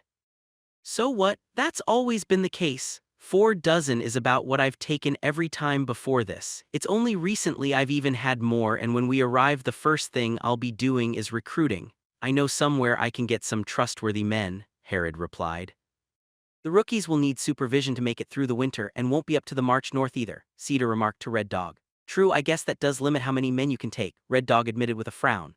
Everything in life is a gamble of one sort or another, but enough of this. I didn't call you here to question my decisions, Herod told them coldly as she stared up at them from her seat. Yes, mistress, Red Dog immediately replied as he snapped to attention. On top of my personal guard, I'll be taking you and Mahedium with me, Herod told Cedar. Why me and the mage? He's gonna be slow and I'm not much use in a place like Dagger Point, the old scout replied with a frown. Oh, you're wrong as usual, old man. I'll have a use for you there. Your name still carries weight in certain circles if only the gods know why, and that will help me drum up some muscle, she replied smugly. As for the mage, he asked to come and promised it would be worth my trouble. He wants to try digging up some fellow black spellslingers to trade notes with. Well, Dagger Point is probably his best bet for that. There's usually 1 or 2 mages around, but anyone he finds in that pit is likely to be just smart enough to know which end of a staff to point at the enemy. You don't need too much in the way of brains to be a combat mage, Vorsha commented. He thinks it will be worth his while, and who knows, maybe he's right, Herod said with a dismissive shrug. There was then a squealing sound as she pushed her chair back and got to her feet. After a brief look at her lieutenants, she walked over to the nearby window. The hobgoblin hiding outside heard her coming. He quickly scampered over to a bush off to one side and then went very still. I'll leave early tomorrow morning with the dawn, so make sure you're all ready. When I return, no one will be able to challenge my claim on this territory, and that's just the beginning, Herod announced to the air outside the window. She then turned back around and looked at Red Dog. When I get back, I expect this place to be fit for a queen, so no slacking off, she told him as she smiled wickedly. Now off with you lot. I have stuff to do, and I'm sure you have your own concerns. After her dismissal, everyone quickly left, lest they annoy their boss. Red Dog threw Herod an uncertain look before walking out through the door. He was unsure how serious her command about fixing the place up had been, but if she noticed his concern, she didn't bother to enlighten him. Blacknell continued to sit in the bush outside the window for a few seconds until everyone was out of sight. Just as he was about to get up, he heard something from inside the house. Soon it will all be mine, Herod whispered lovingly to herself before chuckling hungrily in anticipation. Soon the chuckle died down and there was only the sound of breathing from inside. Very carefully, Blacknell got up and crept away. He was reassured that Herod was confident in her plan despite the others' doubts. The more powerful the tribe got, the higher his own position could grow, so Blacknell approved of her ambition. She was obviously looking forward to victory a lot too. Blacknell got like that sometimes. Standing over the corpses of your enemies just felt so great. It felt like someone was tickling your brain and you just wanted to keep on smiling. The hobgoblin got up and sped around the building. He had to get back to the campsite before Cedar started to question what he had been up to. As he moved, he watched the camp for people who looked to be paying him too much attention, and he thought about what he had just heard. Mistress Herod had mentioned that Cedar would be going with her, but no one had mentioned him. Blacknell found himself wishing he could go with Cedar to this human place called Dagger Point. Things had begun to grow boring around the camp, and he kind of wanted to see a human city again. He had lived in one for years as a goblin and roamed the streets at night after all. With the clothes Cedar had given him, Blacknell didn't think he would have too much trouble doing similar things again. Only now he could think of much more exciting things to do after dark, and he knew he could find tastier things to eat than garbage. The city would also be full of targets that weren't part of his tribe, and thus he would have no reason to hold himself back. It would be nice to finally let loose. Discipline was important, but that didn't mean he could never have fun. Blacknell shivered in eagerness as he pictured it. He could almost already taste the blood, along twisted paths 3. No one had said it directly, but from listening to people talking, Blacknell swiftly came to the conclusion he wasn't invited to join Herod's expedition. That wasn't going to stop him though. He was looking forward to visiting a human city again, too much to let a simple lack of permission get in his way. So as night fell and everyone went asleep, he started scheming, and he quickly came up with a foolproof plan. The best way to make sure he was included in the party sent to Dagger Point was simple. He wasn't going to ask. If no one knew he was there, they couldn't tell him to go back. The next morning when Cedar was getting up to get ready to go, Blacknell was nowhere to be found. The hobgoblin had woken up even earlier than usual, and had quickly made his way out into the woods as if he was checking the snares or hunting. However, he had no intention of doing his usual routine.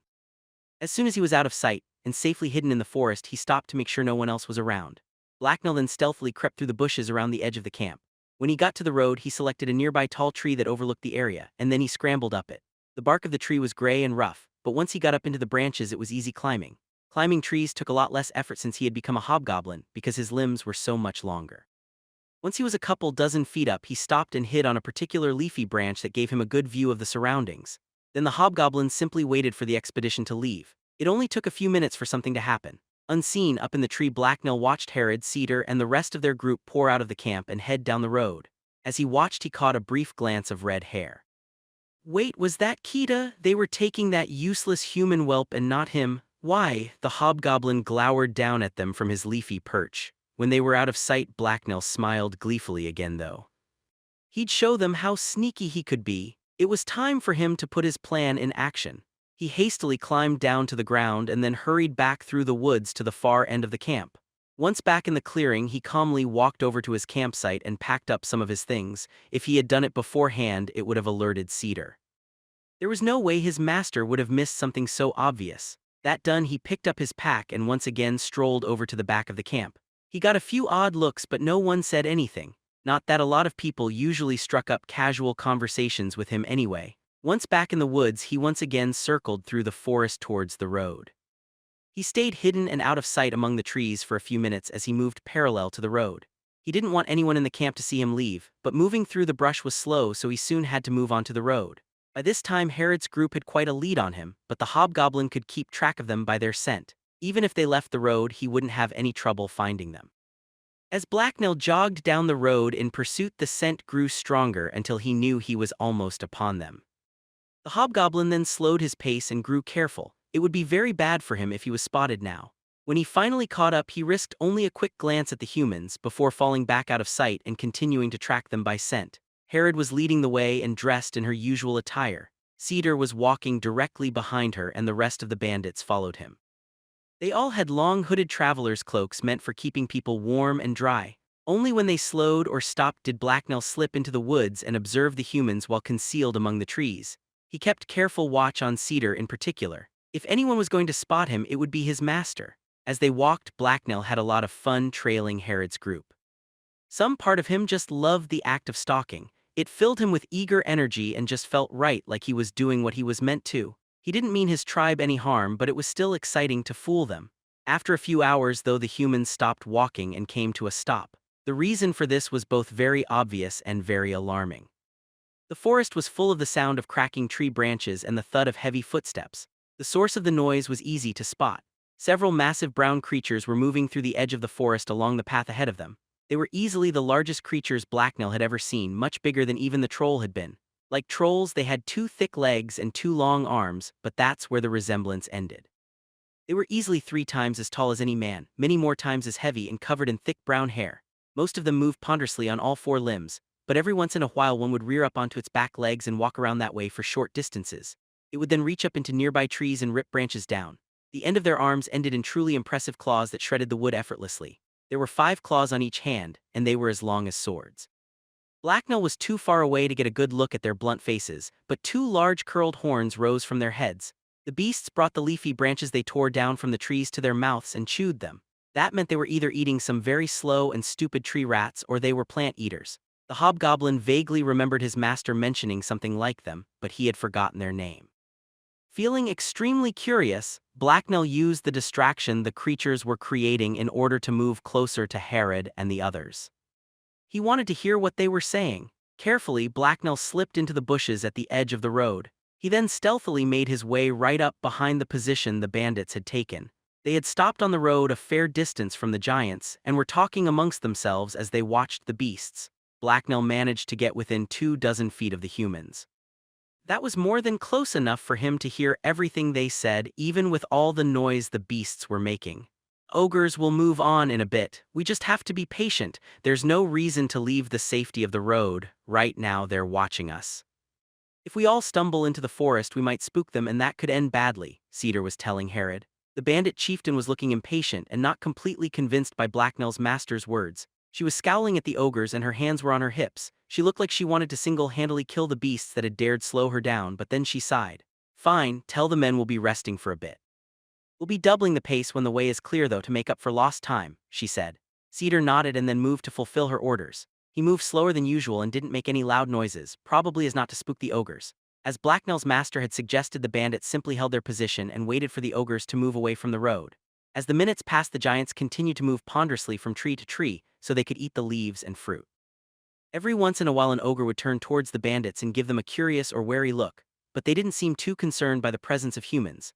That was definitely a good thing because Blacknell didn't think even Herod could take on several of the gigantic beasts. It would be like a goblin trying to wrestle a large man. The goblin would without a doubt end up stomped flat. Just as Blacknell was beginning to relax, a deep roar suddenly pierced through the ogre's racket. Instantly, the giants all stood up on their hind legs and looked alarmed. They scanned the forest as it grew eerily quiet in every direction. Even the birds went silent and deep sense of unease started to grow in Blacknell's gut.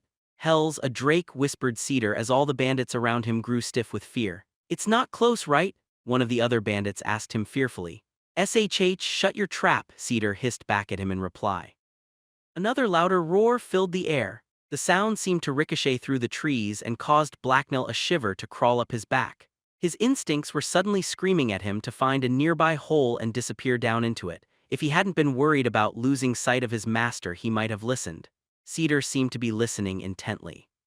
When the drake had roared a second time, his head had whipped around and he was now staring at the forest behind the ogres. Shit, we need to move. Now, Cedar warned Herod urgently. Before he could get a response, the sound of splintering wood and the unmistakable boom of a falling tree echoed through the forest. Several of the ogres flinched, and Cedar immediately started running back down the road the way they had come. Fall in and follow or you're dead meat, Herod commanded everyone before taking off after the scout. With a scared snort, one of the ogres dropped down on all fours and started to flee. After a second of hesitation, another ogre quickly joined it. Then with a chorus of alarmed huffs and snorts, all the giants took off in pursuit of the first two, and almost directly towards where the bandits were standing. Several of the bandits froze for a second as the ogres barreled towards them. Most of them, though, immediately joined Herod in retreating out of the stampeding beast's path, and the rest were quick to follow. Several of them looked like they were screaming and shouting in fear, but Blacknell couldn't hear them over the thunderous noise of the running giants. The ground was shaking beneath him and he could see the leaves of nearby trees shaking. The vibrations made running more difficult than usual, which was bad because the ogres were headed in Blacknell's direction. The hobgoblin had wasted no time. He had started running as soon Herod had. On all fours he scrambled through the trees at the side of the road after his master. He whipped through bushes and tore up dirt and leaves as he ran. He could hear the ogres growing closer and didn't want to find out what they thought of hobgoblins. A bright red fox red suddenly burst out of a nearby thicket and began racing alongside the hobgoblin. They both gave each other surprised looks, but neither stopped running or even changed directions. Blacknell heard the sound of splintering wood behind him and redoubled his pace. His heart was beating frantically in his chest. Being near the stampeding ogres reminded him too much of when he had been a little goblin and beneath the notice of larger creatures. Then the thud of heavy footsteps started to die down. Blacknell gave a relieved sigh and let himself slow down. The fox that had been running beside him sped off into the trees. Now the noise of the stampeding ogres had almost completely faded and the forest no longer seemed to be shaking. Blacknell leaned against a nearby tree trunk and sucked down a quick breath.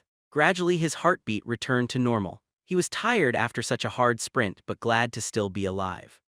Once he had recovered, he went to check out the road for signs of his tribe. He glanced around a tree at the forest's edge and saw that Herod and her minions seemed fine. They were just recovering from their own mad sprint. Cedar was motioning everyone off the road and into the ditch beside it. Blacknell smiled after he saw that everyone was all right. He would have hated it if they had decided to turn back around and go back to camp.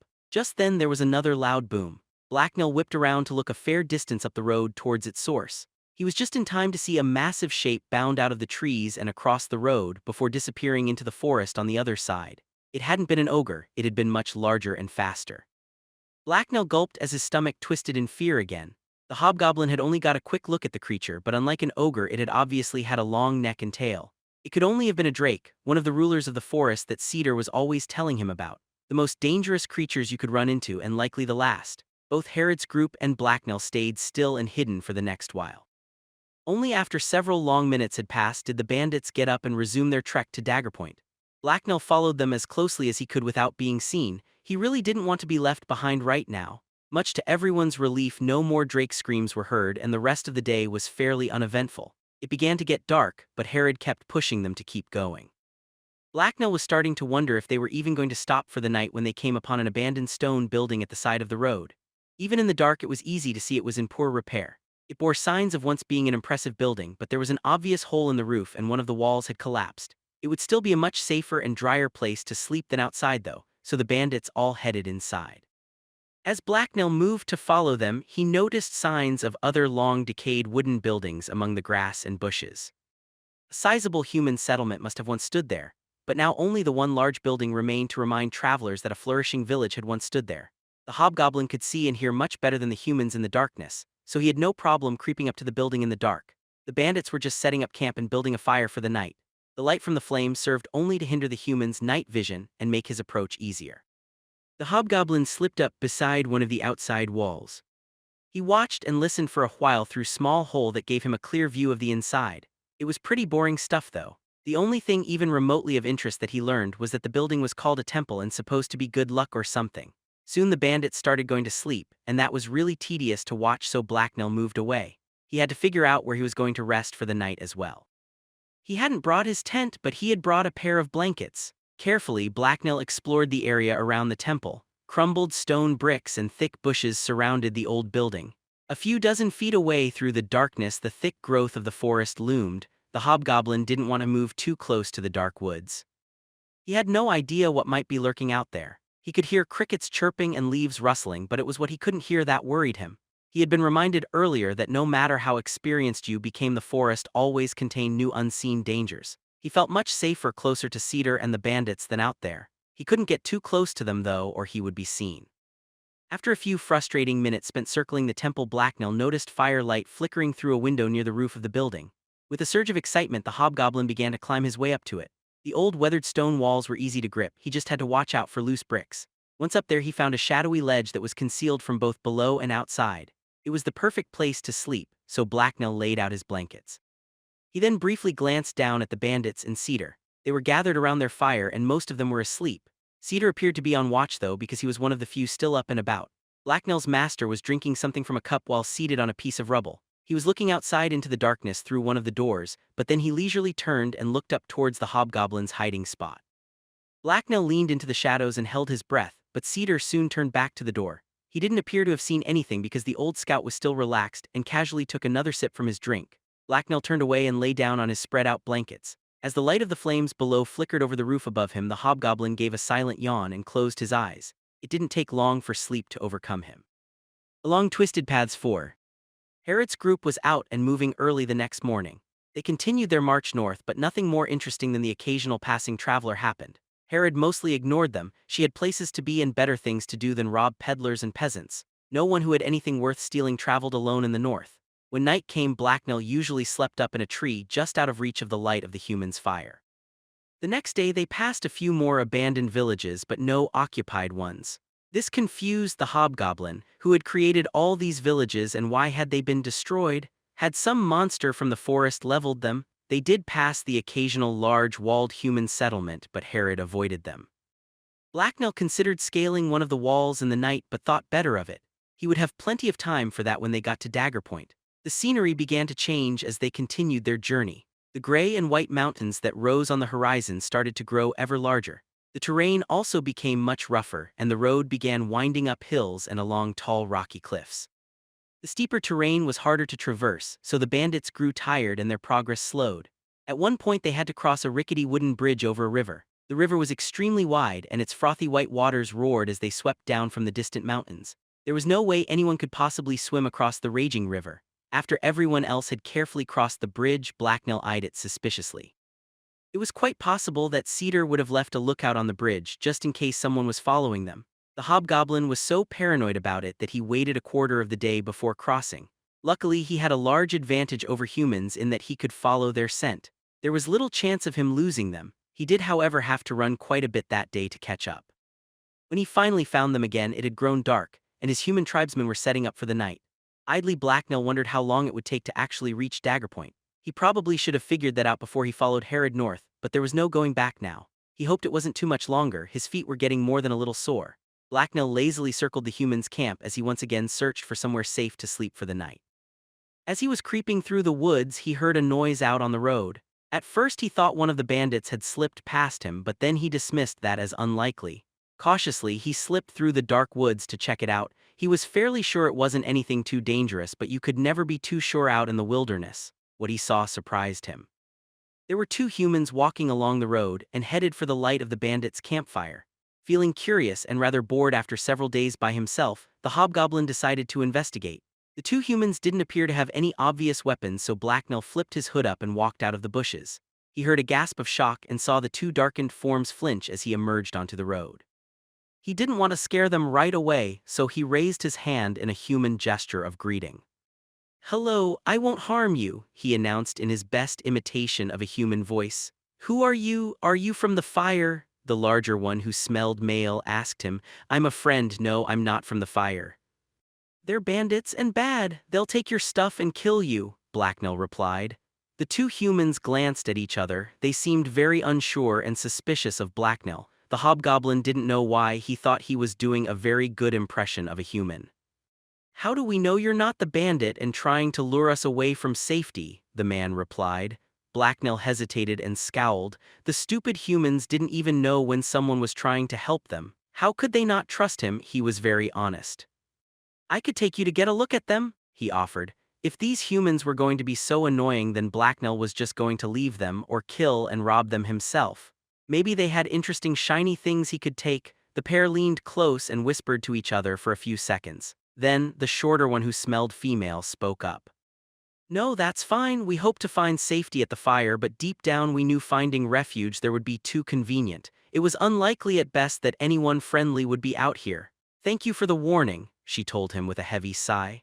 The woman, and that's definitely what she sounded like, looked tired and miserable. The man reached around her shoulders and pulled her closer into a reassuring hug. "We shouldn't complain since we're lucky you were here to warn us. I don't suppose you have somewhere safe to rest for the night?" he asked. Blacknell thought it over. He had been scouting the forest for a while looking for somewhere to rest. In that time he had discovered a small cave. He had initially disregarded it because it was too big and open for one person, but with 3 people they could set a guard. "I found a cave earlier. You could rest there," he offered. "That sounds better than staying out here in the dark." "If you don't mind me asking, what are you doing out here and what's your name?" the man asked him. Blacknell hesitated as he tried to figure out what the right answer was. He knew his name was odd for a human, so he said the first name that popped into his head. "I'm Cedar the man. I was out hunting when I saw the fire, so I snuck up and spied on them." "I'm very sneaky," he told them. Blacknell was rather proud of his lies. How could the humans not believe him? They were perfect. This was turning out to be rather fun break from all the walking. "Right, well, let's see this cave of yours," the man told him. With a nod of agreement, Blacknell led them through the woods away from the bandits and down an incline. There the cave mouth was visible in the exposed rocky side of the hill they had just come down. It was, however, too dark to see inside now, at least for a human. "Is it safe to light a lantern, do you think?" the man asked Blacknell. "Yes, there's no one to see it here," the hobgoblin replied. The man then reached into his bag and withdrew a small metal hand lantern. It smelled of ash and oil to Blacknell. The man got out a flint and steel and began trying to set the lantern wick alight. It took a few seconds to catch properly, but then the surroundings were lit by the small flickering flame. The man held the light up in front of him and the inside of the cave was revealed. The cave only extended a little more than 24 feet past the narrow gash in the rock that served as its entrance. There was, however, plenty of room for 3 people inside, and it served as shelter from both the wind and observers. "It's going to be awfully dark inside there when we snuff the lantern," the woman remarked. "You set up." "I'll get some wood for a fire," Blacknell told the pair. "That'll be very dangerous in the dark," the man said in concern. The hobgoblin just shrugged and started walking back to the road. "I'm very sneaky," he replied as he disappeared into the dark. Blacknell wasn't stupid. He wasn't going to wander the woods looking for dry wood. That did indeed sound like a good way to get killed, and it was totally unnecessary. He just had to borrow some wood from Herod's group. They were all the same tribe, so it was kind of his wood anyway. By this point most the bandits had drifted off to sleep, except for the two men on watch. It was thus a simple feat for Blacknell to creep up through the blind spot created by some of the tents and make off with some of their wood and tinder. They had a fairly large pile of wood piled up against one tent. It was now substantially smaller though, and it amused Blacknell greatly to wonder what they would think when they noticed it was missing. He almost considered waiting around to see their faces, but that could take forever and would be dangerous. When Blacknell got back to the cave, the pair of humans he had saved from the bandits had finished settling down for the night. The woman was lying down on a low rock ledge. Her rough traveler's clothes were set place beside her, and she was between a pair of thick blankets. The man had set his own gear down and unpacked his blankets on the ground close to her. He was standing guard inside the entrance of the cave instead of resting though. He seemed tense and stiff as gazed out into the darkness, but he relaxed a little when he saw Blacknell approach carrying a heavy load of wood. The lantern was behind him on the ground in the center of the cave floor. The light it cast was very weak and barely illuminated the cave. "I'm glad you're back, Cedar. I was getting worried about you. Where did you get that wood?" "It looks like it was split with an axe," he asked. "I knew a place to get it," the hobgoblin explained as he walked inside. "Ah, a huntsman's cache. You must travel through here a lot. We were truly fortunate to run into a good man like you," the man told him. Blacknell just gave another shrug and begun setting up the fire. He was pretty great, but he wasn't a man. He smelled much better for one thing. He built the small fire near the cave's mouth so smoke could escape, and so it would serve as a barrier against wild animals. He was careful to face away from the man so that the shadows concealed his face as he worked. Once he had succeeded in using his flint and steel to light the tinder and wood, Blacknell withdrew into the far corner of the cave where the shadows were deepest. He didn't want his new friends to get a glimpse of his green skin. In the dark corner he started setting up his own sleeping place. As he was working, the man started talking again. "I'm sorry for not introducing myself earlier, Cedar. I'm Rikas and that's my wife Celestia. We're traveling north for our own reasons. Thanks again for helping us. I wish we had some way to repay you, but we don't have much," he said. "Got any cheese?" Blacknell asked hopefully. He really liked cheese. Yes, I have a small piece left. You're more than welcome to it," Rikas replied uncertainly before digging through his pack and tossing Blacknell a small package. The hobgoblin caught the cheese. He could already smell its poignant scent through the cloth it was wrapped in. Cheerfully he unwrapped it and then slowly savored its sharp taste. He had eaten all his cheese days ago. "Well, Cedar, I can tell Elorian isn't your first language. What is your native tongue?" the man asked the hobgoblin. Blacknell froze in the middle of eating. There was more than one human language? Why, he didn't know of any other languages. What was he supposed to say? Luckily, Rikas noticed his hesitation and interpreted it in his own way. "I'm sorry if it sounded like I was prying. I was simply trying to make conversation, but I see now that you are a private person," he said apologetically. "No problem. Do you want first watch?" Blacknell responded in relief. "That's fine with me." "I'll wake you when my watch is over," Rikas said. "Good, but just call out Blacknell to wake me. Don't get too close. I'm a private person," Blacknell replied as he placed his sheathed sword against the wall in a very obvious gesture. Rikas looked confused for a second but then nodded in understanding. "I see, that's a code word of some sort. Anyway, I assure you that we're no threat to you, but I'll do as you ask," he told the hobgoblin. Blacknell then sat down and leaned his back against the wall. He had placed his blanket beneath and behind himself to serve as a cushion. His form was still completely concealed by his clothes, hood, and the shadows. He wasn't too concerned about the humans sneaking up on him as he slept. He was a very light sleeper when he wanted to be. The next morning, Blacknell woke early and went out scouting. When the rest of his tribe had gone down the road, he headed back to the cave. After a brief talk with Rikas and Celestia, they parted ways. The pair once again thanked him profusely for all his help. The hobgoblin rather liked all the praise they were giving him. He was glad he hadn't let them wander into Herod and that he hadn't killed them either. As he sauntered off in pursuit of Cedar and the others, he heard the pair talking to each other. "I know he saved us, but he's still creepy. Neither of us got a look at his face the entire time we were with him. He was always completely covered by his clothes and never got too close to us. That's more than a little odd," Celestia murmured to her husband. "True, but he probably has his reasons. Maybe he's a wanted man or is scarred." "Why else would he hide his face and live out here?" Rikas replied. "What about his voice?" she countered. "He probably has a damaged throat or was hiding his voice as well," her husband guessed. Maybe, but there's still something off about him, something different, she replied doubtfully. What, you think he was secretly one of the forest people? Like in the myths where travelers stumble upon a mysterious stranger who helps them out or tricks them. You didn't accidentally promise him our firstborn, did you? Her husband asked teasingly. I know you're joking, but I can't help but think that you just might be right. It would certainly explain a lot, Blacknell heard Selja say before they were out of his hearing range.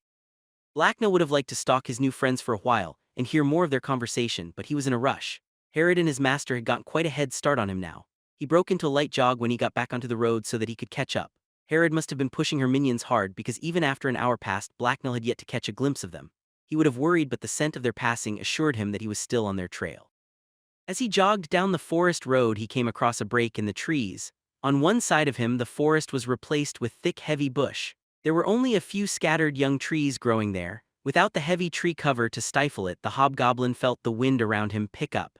Its caress cooled him off and felt refreshing as it blew under his clothes. Blacknell thought he saw what looked like a collapsed building deep within the clearing.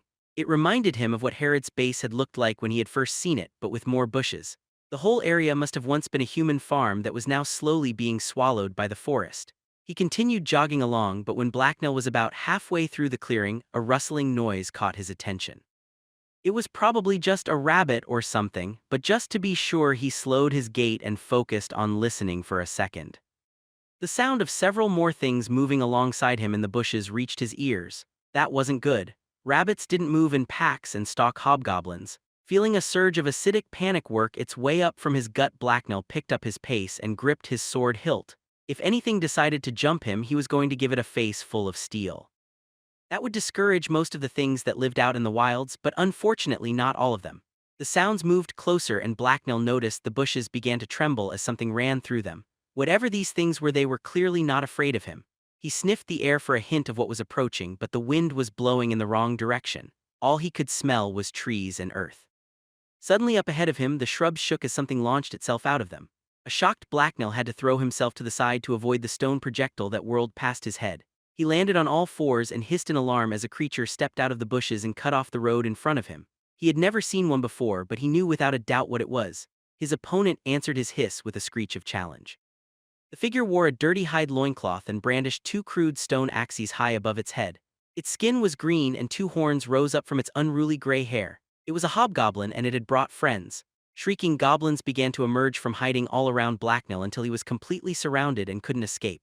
The goblins waved rocks and crude stone-tipped spears in his direction. Their eyes were filled with hate and cruel excitement. Human shit! Blacknell swore nervously from where he was crouched on the ground. He had accidentally stumbled into the territory of another hobgoblin, along twisted paths 5. Blacknell was very badly outnumbered. He drew his sword and dropped his pack on the ground. Furious goblins encircled him. The green swarm was shrieking and waving their crude stone weapons. It would have been comical if not for the mad gleam in the goblin's eyes. He didn't do more than glance their way, though. Blacknell's own eyes were locked on the hobgoblin that stood in front of him. If he looked away, it would be a sign of weakness and one he couldn't afford. The other hobgoblin's crude loincloth did little to conceal its body, so it was obviously male. It glared evilly at Blacknell and growled as it raised its axes threateningly. The weapons looked to have been made from pieces of chipped stone that had been secured to fire-hardened branches. They were obviously crude weapons, but still very dangerous looking. Out of the corner of his eye, Blacknell observed the goblins around him. They hadn't attacked him yet, but when they did, they would swiftly overwhelm him. They might be small and weak, but there were a bloody lot of them and they seemed quite angry. His best bet was to deal with the hobgoblin quickly and hope that would scare the goblins into submission. Of course, the other hobgoblin was noticeably larger and older than Blacknell. Several long pale scars decorated his exposed skin, and a particular nasty-looking one ran down his left eye. His most distinct feature, however, was his black horns. Both of them were over half a foot long and branched like small antlers. They were impressive, and Blacknell found himself more than a little intimidated by them. His own horns had never really had a chance to grow because he had taken to filing them down. They might look imposing, but horns made disguising himself and wearing hats impossible. Still, he really wished he had a pair now. Blacknell hissed angrily and waved his own weapon around as he took a step towards the hobgoblin. He needed to make this a challenge between the two of them. There was no way he could defeat the swarm of goblins as well as their hobgoblin leader. "Hey, stupid treehead, you're ugly and I'm going to cut you up," Blacknell growled as he took another step forward. He knew the other hobgoblin couldn't understand his words, but he didn't need to. There was no way he could misunderstand Blacknell's tone of voice and body language. The two hobgoblins postured and growled at each other for a few seconds as they slowly moved closer and began to circle each other. The watching goblins' howls of anger turned to excitement. They were now eager to see the two hobgoblins fight. Blacknell smiled. He had succeeded in making this a one-on-one fight for dominance. He took another step forward and then suddenly lunged. He slashed violently down at the other hobgoblin with his blade. His opponent reacted faster than anyone Blacknell had ever fought before. He easily hopped back out of the attack's range, and instead of counterattacking, he simply eyed Blacknell's sword suspiciously. Blacknell frowned as he realized his enemy was far from stupid and knew how dangerous his sword could be. That changed things slightly. Before he could think through the implications, though, the other hobgoblin attacked. One of his stone axes hurtled towards Blacknell's head as his opponent swung it. Even while surprised, Blacknell knew better than to try and block it. The axe was heavy and the horned hobgoblin was bigger and stronger looking than him. Instead, he slipped to the side and out of the way. The second axe soon followed.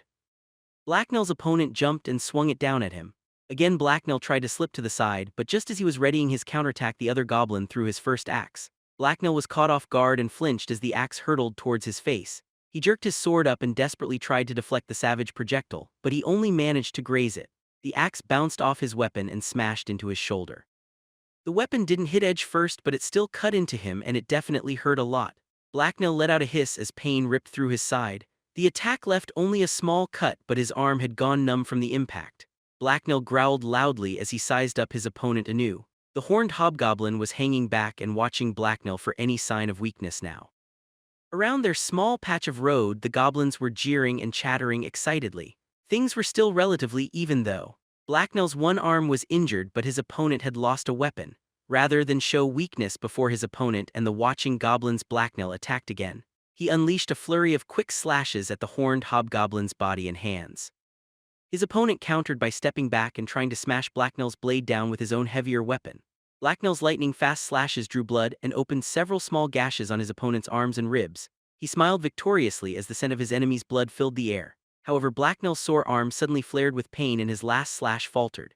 His opponent seized the opportunity and brought his axe down on Blacknell's blade.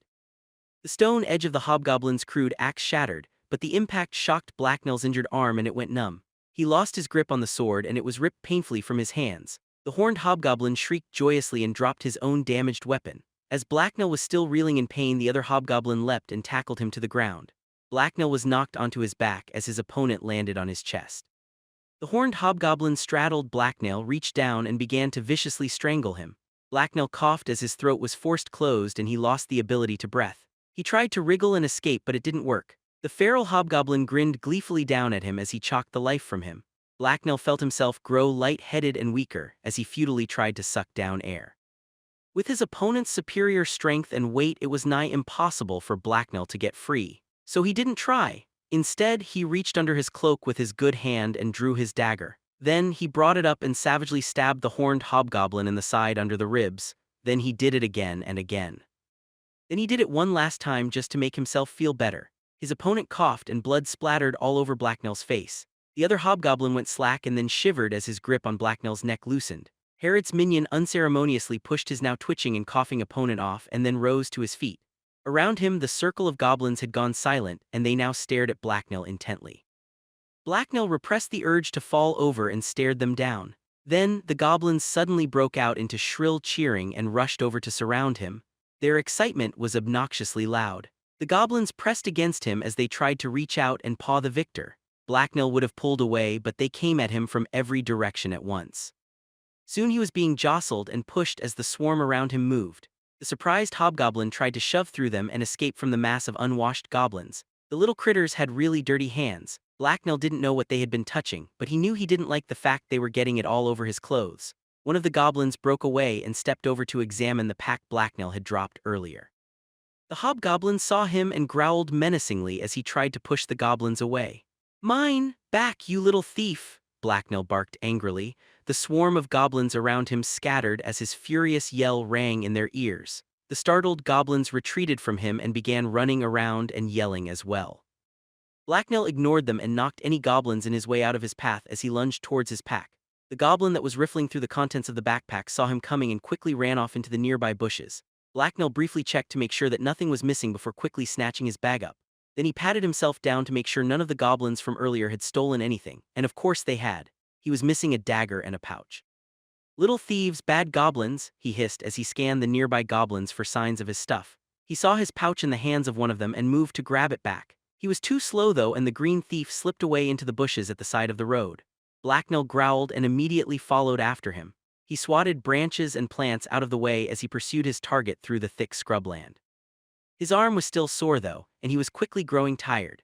This feral pack of thieves was beginning to really annoy him. He followed the goblin for several minutes until he stepped out of the bushes and into the ruins of an old human house. It looked to have once been fairly large, but it had long ago crumbled away.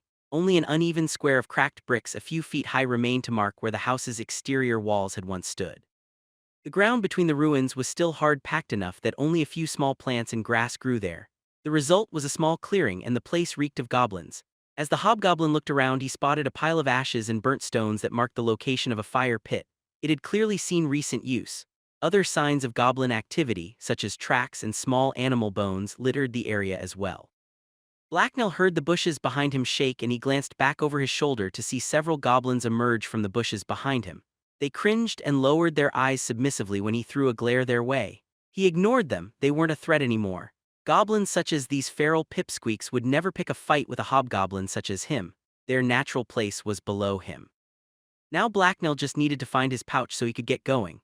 Every minute he wasted here, the rest of his tribe got further and further away. He scanned the surroundings for signs of the thief and quickly spotted what looked to be the entrance to an old basement or cellar hidden among the rubble. He smiled and headed towards it.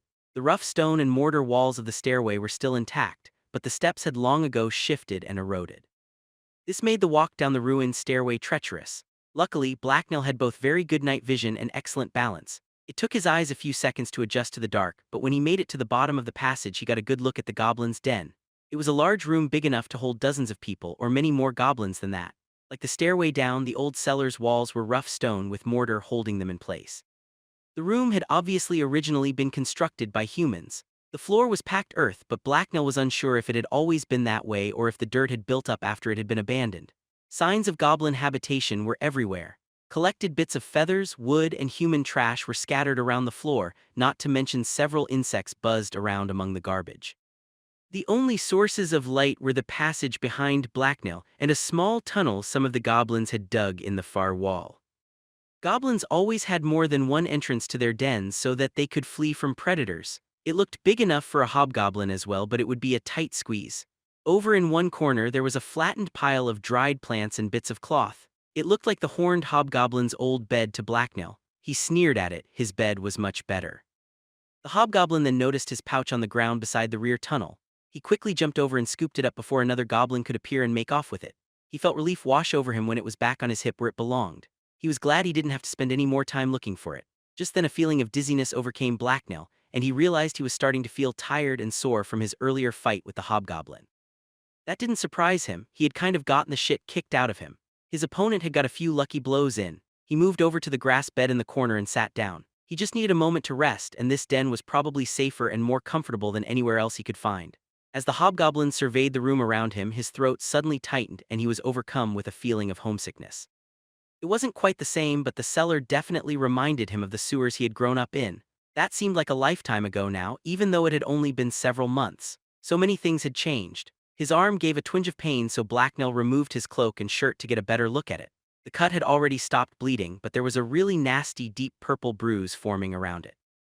Blacknell winced as he examined it. The gash was really going to start hurting once the rush from the fight wore off. He was not looking forward to that at all. That stupid feral hobgoblin with the alright-looking horns had gotten lucky during their fight. Carefully, Blacknell began to clean and wrap the cut using supplies from his pack. By the time he was done, his earlier excitement from the fight had completely worn off. Blacknell yawned as the fatigue from the struggle and all his traveling caught up to him all at once.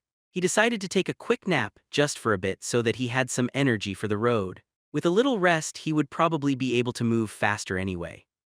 Lazily, Blacknell took out his flybane and began applying it. Once he had applied enough to keep the bugs away while he rested, he yawned again. Then he laid his head down on his pack as if it was a pillow. He would just close his eyes for a second so he could rest better. Blacknell woke to the grumbling of his stomach. For a second he wondered why he was so hungry, but then he sniffed the air. The hobgoblin quickly sat up and looked around. Several goblins were cautiously loitering around the den, and they had apparently laid out a spread of food for him. A collection of berries and nuts were piled on some leaves in front of him, and that wasn't all. They had also placed a dead rabbit there and returned his knife as well. Blacknell eyed the nervous-looking goblins and then sniffed the food warily. It smelled very good, better than the dried human food he had been eating on the road. Maybe this tribe wasn't so bad after all. Blacknell quickly scoffed the berries and nuts down, which just left the rabbit. He grabbed both it and his knife as he headed up above ground. Goblins scattered nervously out of his way when he moved. As he climbed the slippery passage upwards, he was alarmed to see that it had grown darker. Hopefully it was just some cloud cover. Quickly, he jumped outside and looked up at the sky. The sun was starting to set. He had slept for almost the entire day. Damnation SS and rot, he cursed in frustration. He would never be able to catch up with the rest of his tribe before night now. That left him only two options. He could either take his chances and sleep alone in the forest by the road or stay here for the night. There were also his injuries to consider. The smell of his blood would draw predators to him like flies to shit. With a resigned sigh, Blacknell placed the rabbit carcass on a nearby rock and went to gather some wood. Several goblins trailed after him. It didn't take long for him to gather up quite a bit of wood. The area was full of it, and as he worked, more and more goblins joined him. In the beginning, only a few of them silently followed him around, but as he gathered up pieces of wood and tinder, they began to whisper among themselves and copy him. Soon almost 24 goblins were running everywhere and collecting fuel for the fire. An amused Blacknell soon stopped doing the labor himself, and instead headed back to get a fire started. As he worked to light the tinder, goblin after goblin appeared to drop loads of twigs and branches at his feet. Soon he had far more fuel than he needed and a roaring fire. As the flames roared higher, even more goblins appeared to see what was going on. Blacknell counted about 36 of them, which was probably the entire tribe. There were several small goblins and pregnant females among them. They must have been hiding from the unknown hobgoblin when he first arrived. He didn't blame them. Goblin leadership transitions were often bloody, even without throwing hobgoblins into the mix. Blacknell didn't care about them in the least, so he ignored them and started skinning the rabbit. He enjoyed eating them raw, but after so many days on the road, he felt like hot food. In fact, he felt like more than just rabbit. Had he seen a pot below? Blacknell wandered back down into the den. His memory was right, and in one corner of the room there was a large blackened steel pot.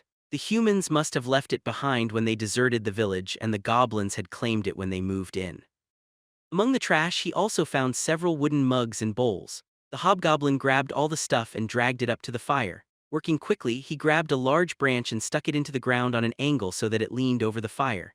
Then he propped it up by placing a rock under it and another atop the buried part. Now he just needed some water and some other ingredients. Blacknell turned to the closest goblin and repeated the word his tribe had used for water. The goblin just tilted his head to the side and gave Blacknell a bewildered look. The hobgoblin sighed and began to lap up imaginary water from his cupped hands. It was more than a little embarrassing. This was really beneath his dignity. The goblin just continued to stare at him with a confused expression. However, another goblin off to the side made an excited sound and rushed over. This goblin's eyes were wide with recognition, and he began to gibber excitedly. He was an average-sized goblin with a slight blue cast to his skin and a few strands of gray hair on the crown of his head. Blacknell made a shooing motion towards the bushes. His eager helper ran up to the border and looked back to see if the hobgoblin was following. Blacknell went after the goblin and trailed him for a few minutes until they came to a small bubbling creek. After scanning it carefully for any sign of a concealed turtle, he approached it and took a drink. That done, he filled the 2 cups he was holding and gave one to his guide. When they got back to the den, the hobgoblin tried to explain what he wanted to its little green residents. After several embarrassing failures, Blacknell managed to get the goblins to start filling the pot using the bowls and cups. Soon, after that, he had them bringing him wild carrots and other common herbs. He chopped up all the ingredients and threw them all into the pot, and then he hung the pot from the branch above the fire and waited for it to boil. About an hour later, the pleasant aroma of stew filled the air above the goblin den. After Blacknell had finished eating, there was still a lot of stew left, so he offered it to the goblins. Tentatively at first, but then with eager excitement, the tribe began taking mugs and cups of the stuff and drinking it down. Judging by their excited murmuring and the brawls that broke out over bowls, they really liked it. Several goblins tried to drink directly from the pot, but they stopped after Blacknell kicked the first few across the clearing. As the sky darkened and the stars began to come out, Blacknell found himself sitting around a fire with an entire tribe of goblins. They scampered around energetically and chattered incomprehensibly among themselves. It reminded Blacknell of his life in the sewers, but was also disturbingly different at the same time. He was now very unlike how he had used to be back then. He couldn't even picture himself as one of the little green runts that were running around him. It wasn't even that he was a hobgoblin now, life with humans had changed him. As he stared at the feral goblins, Blacknell realized he no longer saw the world the way this tribe did. They had such tiny short little viewpoints. They were just focused on simple things like food and shelter. When they saw the road at the edge of their domain, what did they think? Did they wonder who had made it or where it led? Blacknell sighed as he realized a simple life like this would never satisfy him anymore. He couldn't believe he had ever wanted to return to the sewers. He would stay here for the night and in the morning seek out Herod and the rest of his tribe. Humans had much better food anyway, along twisted paths 6. Blacknell grunted in annoyance. It was too late to try and go after his master, but he had just woken up from his earlier nap, so he wasn't going to be able to fall asleep anytime soon. He didn't really want to sit around and watch a bunch of dirty goblins gulp down stew either. Even Blacknell couldn't believe how messy they were. The hobgoblin was used to doing chores when he had spare time, so out of habit he looked around for something to do. His gaze stopped on the pile of wood. It shouldn't be left out in the rain, so he decided to build a shelter for it. He got up and began to construct a lean-to against the remains of one of the nearby brick walls. He used some of the larger branches the goblins had brought him and tied them together with twine to form the roof. Then Blacknell stood back and admired his handiwork proudly. The goblins behind him murmured in appreciation. The hobgoblin froze. What in all the hells was he doing? Why was he building these little green pests' furniture? With a disgusted grunt, he sat back down by the fire. He slouched over and rested his chin on his palm as he gazed into the flames. For a few minutes he enjoyed staring at the crackling dance of the blaze, but he quickly grew bored. He had depleted some of his stock of rope earlier, so he decided to replace it.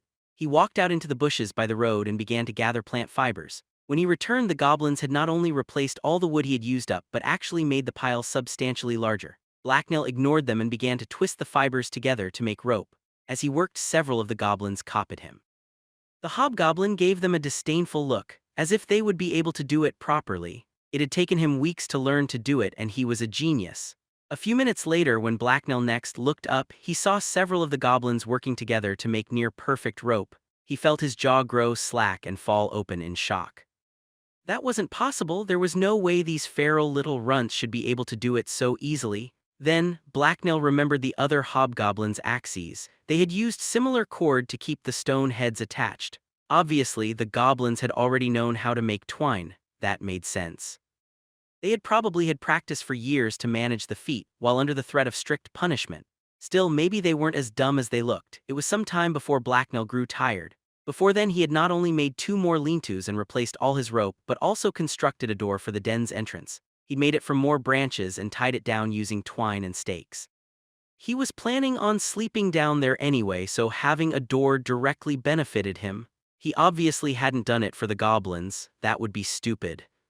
Several nearby goblins were playing with their new door as they squealed in excitement. Blacknell shooed them away, flipped the door open, and re-entered the den. Once down there, he scowled.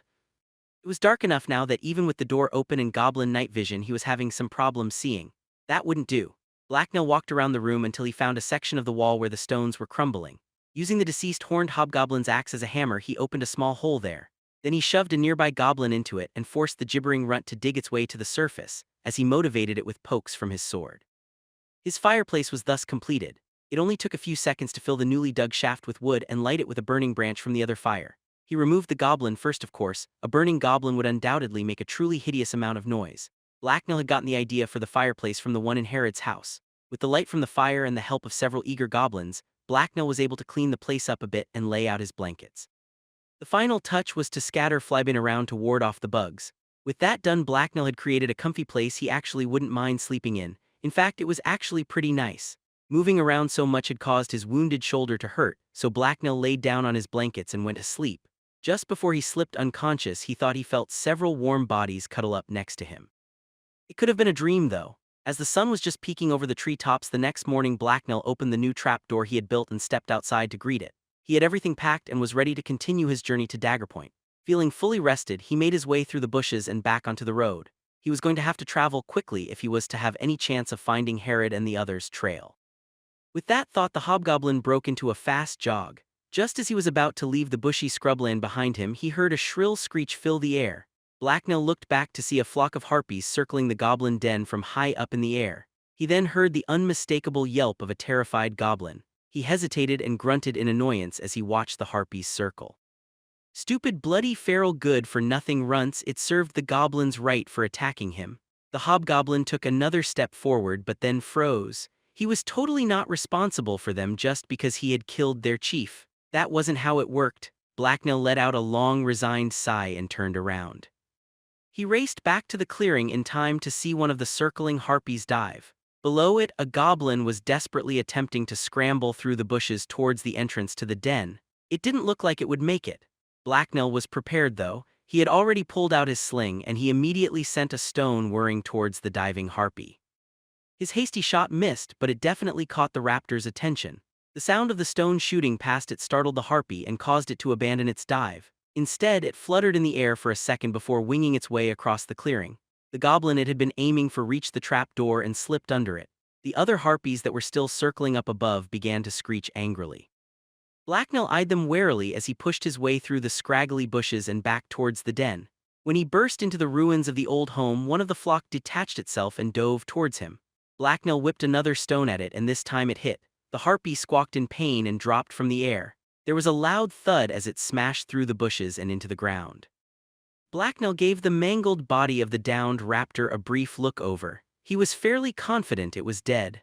That had been quite the lucky shot, or maybe he was just super skilled. That only left 5 more harpies. Blacknell hoped they would give up now that they knew how dangerous he was. He was really strong and fast after all. They wouldn't gain anything from attacking him. Suddenly, the air above him was filled with the furious screech of vengeful harpies. Moving as one, the entire enraged flock descended upon the hobgoblin. Blacknell swore as his eyes widened in alarm. Maybe that hadn't been a lucky shot after all. A surge of panic rushed through Blacknell as he sprinted for cover. He could hear the harpies descending upon him, so he quickly measured the distance to the den's entrance as he ran. It was obvious he wouldn't make it, so he swerved and threw himself aside at the last moment. The first 4 harpies missed and blew past him in a gust of wind, but the last one caught the edge of his cloak with its hind claws. The furious raptor then began to slash at Blacknell with the long claws on the end of its wings. Luckily, its efforts were hampered by the hobgoblin's clothing. Blacknell rolled and ripped his cloak off with the harpy still attached to it. He then drew his dagger and stabbed at it. The flailing creature slipped away from him, so he only managed to graze it. That was when the other harpies swung back around and whipped past him once more. He tried to roll out of the way again, but this time one of the raptors managed to slash him across the back as it flew past. The cut stung, and Blacknell could feel his clothes grow damp as blood seeped from the gash. The hobgoblin's roll ended as he hit one of the nearby crumbling walls. He placed his back up against it and then brought his dagger up into a guard. Bleeding and tired, Blacknell prepared himself to face the winged terrors again. When the first harpy rushed at him, he grabbed his cloak from off the ground and swung it at the creature. Instinctively, the surprised harpy gripped the long piece of fabric, so Blacknell whipped the cloak around and sent the raptor hurtling off into the nearby brambles. The other 3 harpies that were still in flight dove at him, so Blacknell flipped over the wall at his back. This forced the furiously squawking raptors to fly over him harmlessly. Blacknell smiled mockingly at the stupid feathered beasts. They weren't so tough. That was when the first harpy that had attacked him pounced on his back. Blacknell shrieked in pain and tried to throw the creature off, but it had its claws dug in deep. As he futilely tried to reach around and stab the harpy with his knife, it suddenly and unexpectedly released him. Blacknell rolled through the dirt as he hissed in pain, but the urge to survive raged through him and drove him to act. He landed on his feet with his dagger up as he spat loose feathers from his mouth. "Stupid man-faced birds, I'll cut you all up," the hobgoblin roared. He had expected to immediately have a face full of furious harpy, but it didn't happen. It soon became obvious why. A goblin had shoved a spear up the raptor's ass. A wave of angry, shrieking goblins had rushed out of their den and were in the process of finishing off the 2 grounded harpies. The green mob filled the clearing. Several of them were mercilessly stabbing each of the flailing raptors with stone-tipped spears. Several more rushed over to Blacknell and surrounded him protectively. They waved their spears and jeered at the 3 harpies that were still flying around. The now very outnumbered winged beasts apparently didn't want to keep fighting. They twisted in the air and started flapping towards the woods. A few seconds later, as Blacknell watched, they let out one last angry shriek before disappearing into the trees. Blacknell let out a deep sigh of relief as the goblins around him began cheering at the top of their lungs. Now that the fight was over, he grunted in pain as he awkwardly tried to stand up straight. That fight could have gone a lot better. There was no way he was going to be able to start after Herod and Cedar now. He had to clean and patch all the new wounds he had just gotten, not to mention he wasn't exactly feeling up to a long run. Oh well, it wasn't all bad. At least he had a safe place to sleep and recuperate. Of course it was full of annoying little runts. He kind of, but not really, owed them one though, so he could also use the time to teach the goblins a trick or two, just so they could survive without a hobgoblin around to look after them.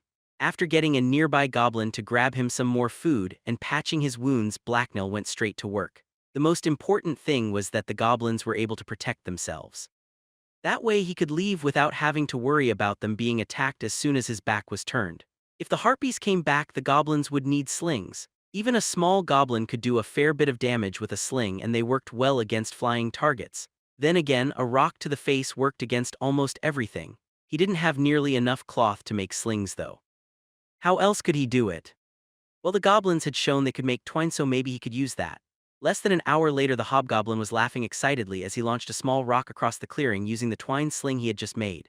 It had worked. He truly was a genius. Immediately, Blacknell grabbed several nearby goblins and forced them to make twine. He had to smack them a few times to keep them from slipping away, but once they knew what he wanted, they went to work. The gray-haired goblin that had guided him to the creek was there, and Blacknell didn't have to hit him at all. That was an impressive amount of intelligence for a goblin. When he had enough twine, he then got the goblins to watch him make another sling and use it. The weapon apparently impressed the goblins, or maybe they just liked mimicking the hobgoblin, because soon the air was full of flying rocks. That also meant the ground was soon littered with goblins who had welts and bumps decorating their heads. He should have seen that coming. Even Blacknell had to dodge the occasional rock that shot past his head. He couldn't figure out which goblin or conspiracy of goblins it was that kept doing that. His plan to discipline them by giving them all a good kicking also failed. There were just too many of them, and the little runts were quick when they wanted to be. Stupid, ungrateful idiots, he muttered to himself. Clearly he had to rethink things. How did Herod control so many bandits? She had lieutenants like Cedar and Red Dog. Could he train a goblin? The gray-haired goblin had shown something that mimicked intelligence, kind of. He was also standing right beside Blacknell, which placed within easy reach. With his mind made up, the hobgoblin began instructing the gray-haired goblin on how to use a sling. "You boss goblin now," the hobgoblin told his wide-eyed follower. "You boss," the goblin repeated. Blacknell sighed. Well, language wasn't important anyway. It was time for phase 2 of his goblin-proof plan. Blacknell handed Greyhair a spear and then had him go around smacking the other goblins with it. If they tried to fight back, Blacknell gave them a solid kick, and that was that. Thus did Greyhair rise in the pack hierarchy. After repeating the process 2 more times, Blacknell had trained himself some loyal lieutenants. Now if the stupid tribe of goblins didn't do as the hobgoblin wanted, it was his lieutenant's problem, because he would take it out on them. That was much less smacking that Blacknell had to do, and while it started out fun, it quickly became just more work. His plan worked flawlessly because he was a genius. Soon Blacknell had the goblins under his almost complete control. He kept them very busy while he recuperated. With the help of his new lieutenants, he managed to force most the goblins to practice slinging stones without anyone getting hurt. Next on the list was fortifying the den some more. First, Blacknell started constructing some more stone axes. He copied the horned hobgoblin's simple design. A sharpened stone was wedged into the split top of a length of wood and then wrapped in twine. He had goblins use the axes to cut down saplings. The work went quickly with 24 goblins all working together, especially since if one of the goblins wasn't working fast enough, they got poked by one of the hobgoblin's spear-wielding lieutenants. Blacknell knew how to motivate goblins. The wood from the saplings was used to reinforce the trapdoor, and then to add 2 smaller trapdoors to the back tunnel and the fireplace. With the leftover poles, he was even able to make himself a raised platform to sleep on. It was good to be chief. Once that was done, he taught the goblins how to make snares and how to use them to catch rabbits and squirrels. This greatly increased the amount of meat the goblins caught, and Blacknell cooked stew again that night. After a fire-lit feast under the stars, Blacknell and the tribe withdrew underground. The room below was barely recognizable now. The flickering orange light of the fireplace illuminated the old cellar. Thanks to the den's new doors, the fire also warmed the cold stone walls of the chamber. Most of the trash had also been removed, and the place now smelled of flybean instead of goblin stuff. The less he thought about that, the better. From his place on his newly constructed bed, Blacknell yawned and snuggled into his blankets. He felt good enough that tomorrow he would probably be able to hit the road again. For now, though, he just wanted to enjoy this rare moment of comfort. He was just about to fall asleep when heard a goblin approach. He opened his eye to see a female approach and began to lick his face. She was tall and skinny for a goblin and had short black hair. Blacknell found her attractive and he smiled in anticipation as blood rushed to his lower regions. It had been quite a while since the last time a female goblin had shown interest in him. Blacknell rolled over and sniffed the female. Lust built up in him as he took in her aroma. He growled in appreciation and his heartbeat quickened. Just as he was about to mount her, two other female goblins moved over and began to lick him as well. Blacknell's smile grew even wider. He was definitely enjoying being a hobgoblin and was without a doubt glad he'd come back to help this tribe. His master and Herod would be fine without him for a few days. How dangerous could this place Daggerpoint be? Along Twisted Paths 7. The morning sunlight shone down gently on Blacknell as he jogged. He'd been very busy yesterday. The hobgoblin had been so busy he hadn't even had time to hunt. Instead, he'd made the goblins he'd been staying with bring him food and water while he was busying. A satisfied grin was plastered across his face as he headed down the road, and he was feeling quite cheerful. This was despite the fact that he had no idea where he was going or what he was going to do when he got there. It sure was a nice day out though. Herod and her men's trail had long since faded, and it wasn't like he could stop and ask for directions either. His clothes had been torn apart by his recent scuffles and didn't serve as much of a disguise anymore. Unless he was trying to disguise himself as a hobgoblin wearing rags. This left him with two options: turn back towards camp and hang out with Red Dog, or continue on down the road and hope it led him to Herod before winter came. He chose the latter. Red Dog was no fun, and he was pretty sure that if he just followed the sound of screams that Herod would be close by. She was funny like that. Whenever Blacknell heard or saw someone approaching, he would slip into the woods and hide among the trees. He didn't want to draw any attention to himself or get delayed any more than he already had been. It wasn't like the passing humans had anything he wanted anyway. He hadn't wasted the time he had spent recuperating with the goblin tribe. His backpack was stuffed full of fresh supplies. Before leaving them, he had smoked quite a few strips of meat and collected several handfuls of nuts and berries. This meant he wouldn't need to stop to restock for quite a while and could thus keep moving the entire day. Hopefully that would help him make up for some of the time he had lost. The forest on both sides of the road was full of birdsong and the occasional sound of creatures scurrying through the underbrush. The trees were mostly the triangular needle-covered kind instead of the ones with leaves. The ground itself was uneven and rocky. It had only the thinnest amount of soil on it and large sections of stone were exposed. As Blacknell jogged around the next corner, he was presented with a rather serious problem. Harpy teeth SS and damnation, he growled angrily as he took in the sight before him. The road forked, it split in two, and both parts went in completely different directions. Blacknell had no idea which one he was supposed to go down. He tried to find some sign or scent of his tribe's passing but was unsurprised when he discovered nothing. As he circled the crossroads for what must have been the 10th time, he suddenly detected a noise. It sounded a lot like heavy footsteps, especially those of horses. Quickly, Blacknell slipped into the nearby bushes before he could be seen. As he watched from his hiding place, a group of humans came down the road. There were about 3 dozen of them, and they all wore heavy packs. Their clothing was more than a little faded, but it still seemed oddly colorful to Blacknell. Red and blue of various shades decorated their outfits. Among their number there were 3 men and 2 women on horseback.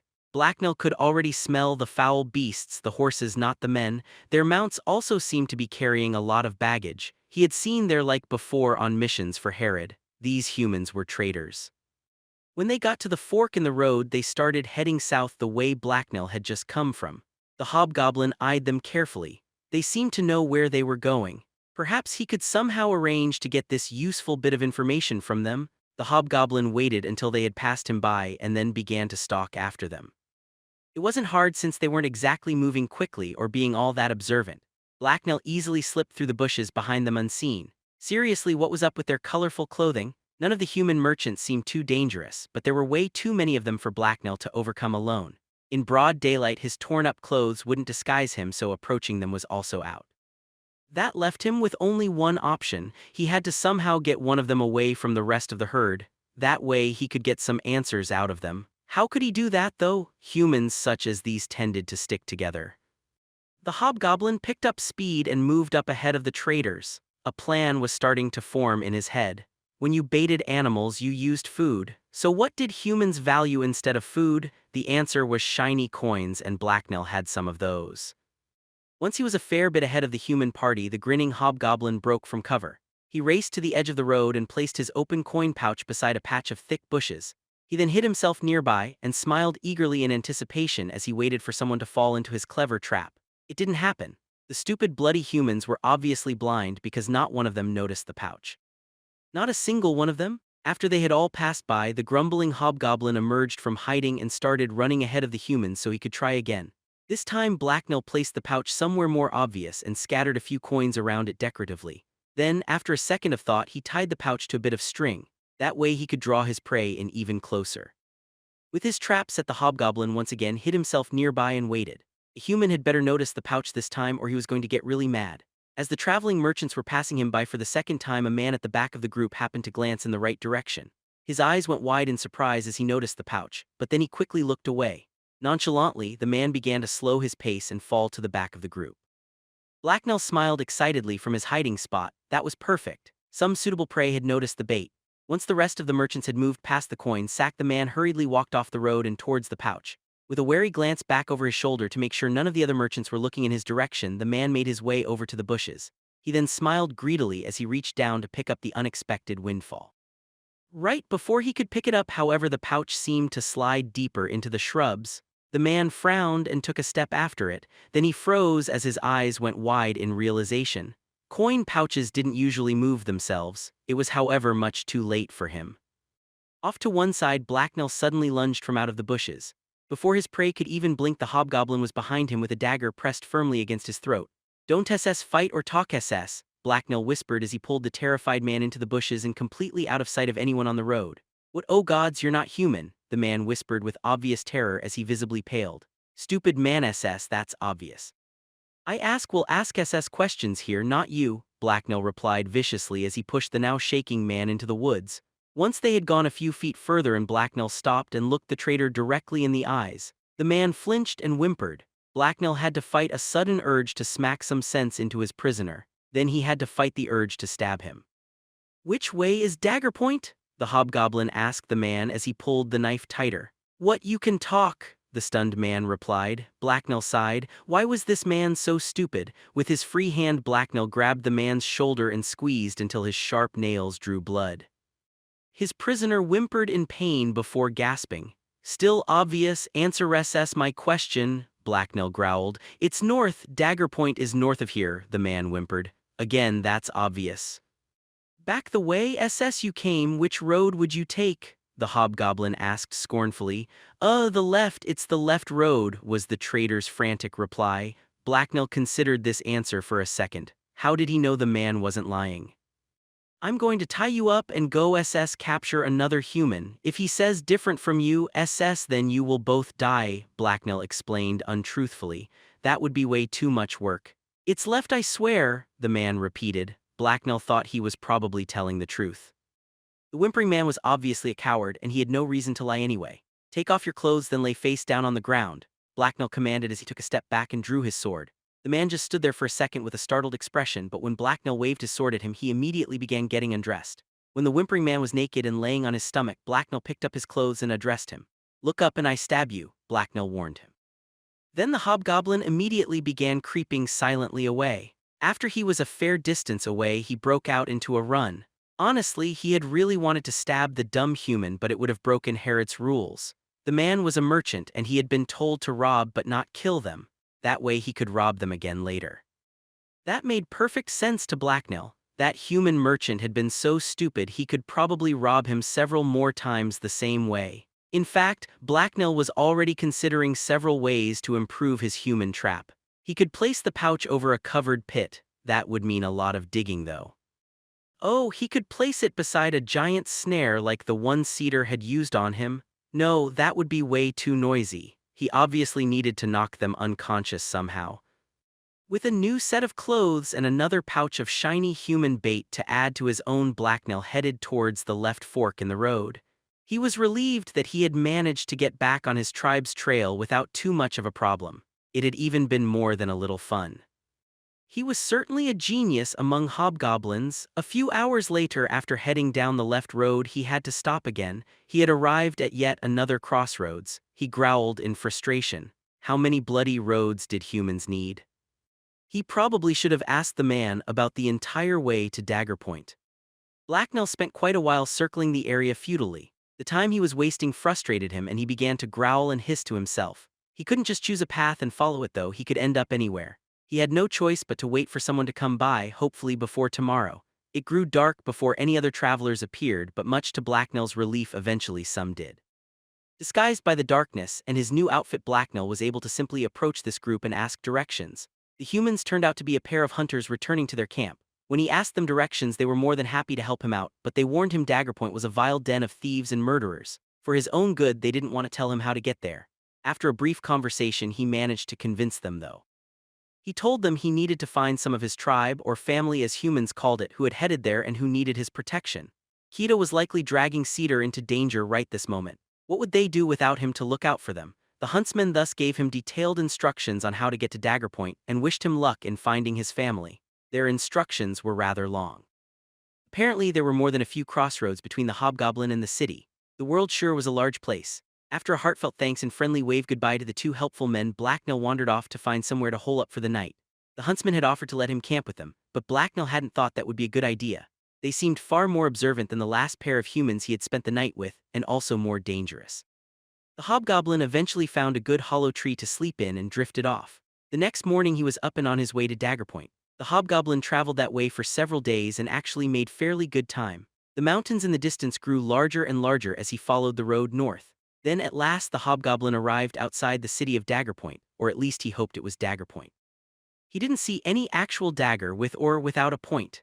Blacknell stood upon a hill that looked down at the valley below. The city stretched out through the valley below him. It was an ugly place and noticeably smaller than most the other cities Blacknell had seen before. Both the city he had grown up in and Riverdown had been much bigger. Of course, he had only seen Riverdown from a distance. Other than that, the first thing he noticed about the city was that they used a lot of wood, forests worth of the stuff. The wall that encircled the city was made completely from lumber, and practically every building he could see was as well. The stone most other cities used to make buildings was almost nowhere to be seen. Near the center of the settlement there was one large fancy-looking house that stood on the largest hill in the area. It was much larger than any of the other buildings and stood entirely alone. At the base of the hill was what looked like some sort of fence, and the only greenery in the entire city lay within it. Blacknell thought the large house would be a good place to look for Herod. She always took the largest building as her own whenever she moved somewhere. All the other homes and other structures seemed to be placed haphazardly. Blacknell couldn't see a single straight road that lasted more than a few hundred feet. Everything seemed randomly placed and hastily built. All this combined to make Blacknell think the entire place could be set aflame by one well-placed fire. He was even briefly tempted to try it. He should probably find Herod and Cedar first, though. The fun stuff would have to wait until later. The hobgoblin scanned the city walls as he looked for a way in. The road he was on ran down the hill and through a gate in the wall. Two men stood outside the gate and briefly looked over everyone who entered. They didn't appear to be checking everyone too carefully or going through their stuff. Blacknell briefly considered just walking through but decided not to risk it.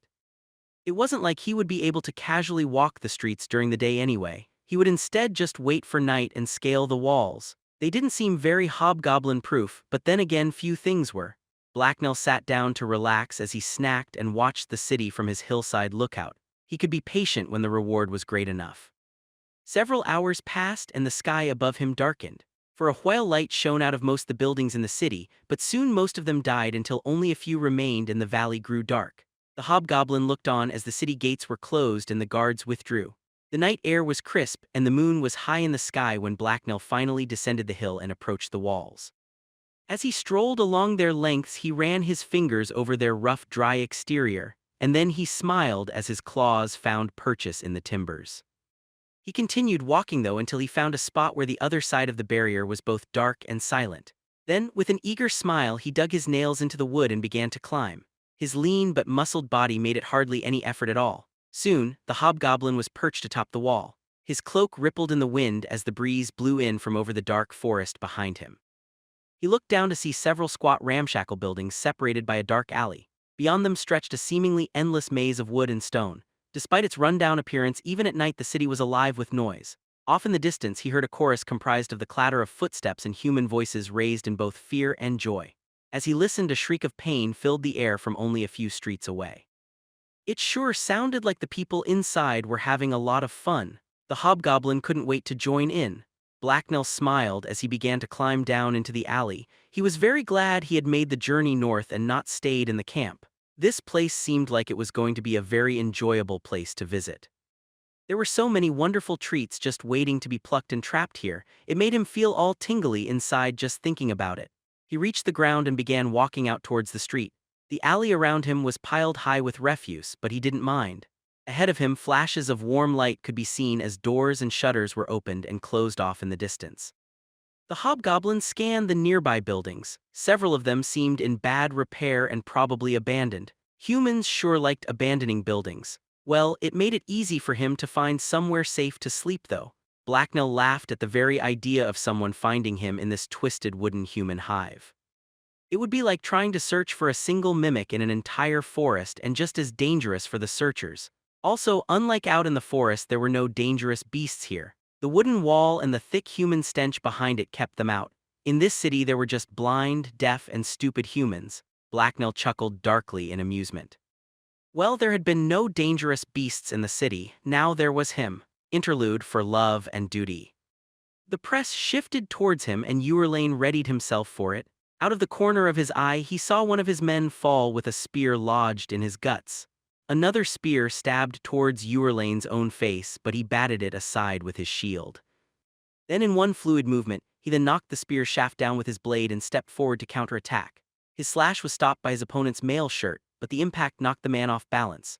Ewerlane's second slash was lower and bit into his opponent's unprotected inner thigh. The man crumpled as blood spewed from his artery, and Ewerlane kicked his weapon away. Then he had to shift his attention to the next member of the Elorian militia that charged him.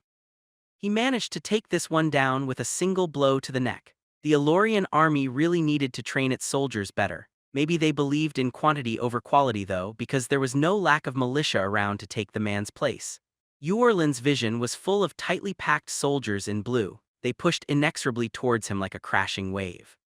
Luckily, he had his own mob of violent killers to watch his back. Hold the line and ready for impact. Not one of you takes a single step back. We're going to break these Elorian lilies before us. Ewerlane roared to the rank of spearmen around him as he brandished his blade. It was stupid to draw attention to himself in such a way, but he had a weakness for the dramatic. Behind him, spears that had fallen as their wielders had tired were suddenly raised and thrust forward all at once to form a bristling wall. Then there was a chorus of heavy thuds and angry shouts as all the spearmen under Ewerlane's command stepped forward to meet their enemy's charge. The mercenary lieutenant let his men engulf him and move past. He had done enough fighting for now. The two sides had become too tightly packed for sword fighting, and he could use a break anyway. He sheathed his sword and stepped back to get a better view of the battlefield. It was probably time for him to do some real officer work and stop playing around. Hundreds of men screamed and fought over the muddy field that lay before Ewerlane. Soldiers wearing the blue of Eloria clashed with men clad in the yellow and green of Count Iranvar Istabulen. Off to one side of the battlefield were the plain mismatched uniforms of the Silver Blades. The mercenary band Ewerlane held a commission in. He frowned as he observed the flow of the battle. It didn't look good. The Elorian forces were pushing the Count's forces back. The Count's men were fighting hard, but they were simply outnumbered by the Elorians. That group of archers over on the hill there also seemed to be doing a great deal of damage to the Count's flank. Well, there's not much I can do about that now. Where are the cavalry though? Ewerlane muttered to himself as he looked around. The Count was supposed to have a sizable division of heavy cavalry. It was one of the reasons the captain agreed to this commission in the first place, and he was supposed to be rich. The captain was always saying that mercenaries had to prioritize staying alive and getting paid in that order. Ewerlane didn't disagree. So where in all the hells was that cavalry? If they didn't show up soon, the Count's left flank was going to collapse, and then the Elorian infantry there would spill forward towards the Silver Blades. That would be very bad. There were a lot of the Whore's sons. Suddenly the sound of trumpets filled the air and Ewerlane's head spun towards the source of the noise. Off in the distance, across the torn-up fields that lay before him, a group of horsemen charging out from behind a hill and towards the rear of the Elorian forces. One of the riders held a green and yellow banner that streamed through the air behind him. A smile appeared on the mercenary officer's lips as he watched them barrel towards the now panicking Elorians. There was the cavalry. Almost immediately, the frantic sound of trumpets and signal drums filled the air as the entire battlefield shifted in the face of this new development. The Elorians began to pull back as they tried to deal with this new threat. Even the militia fighting Eorlin's own men soon disengaged.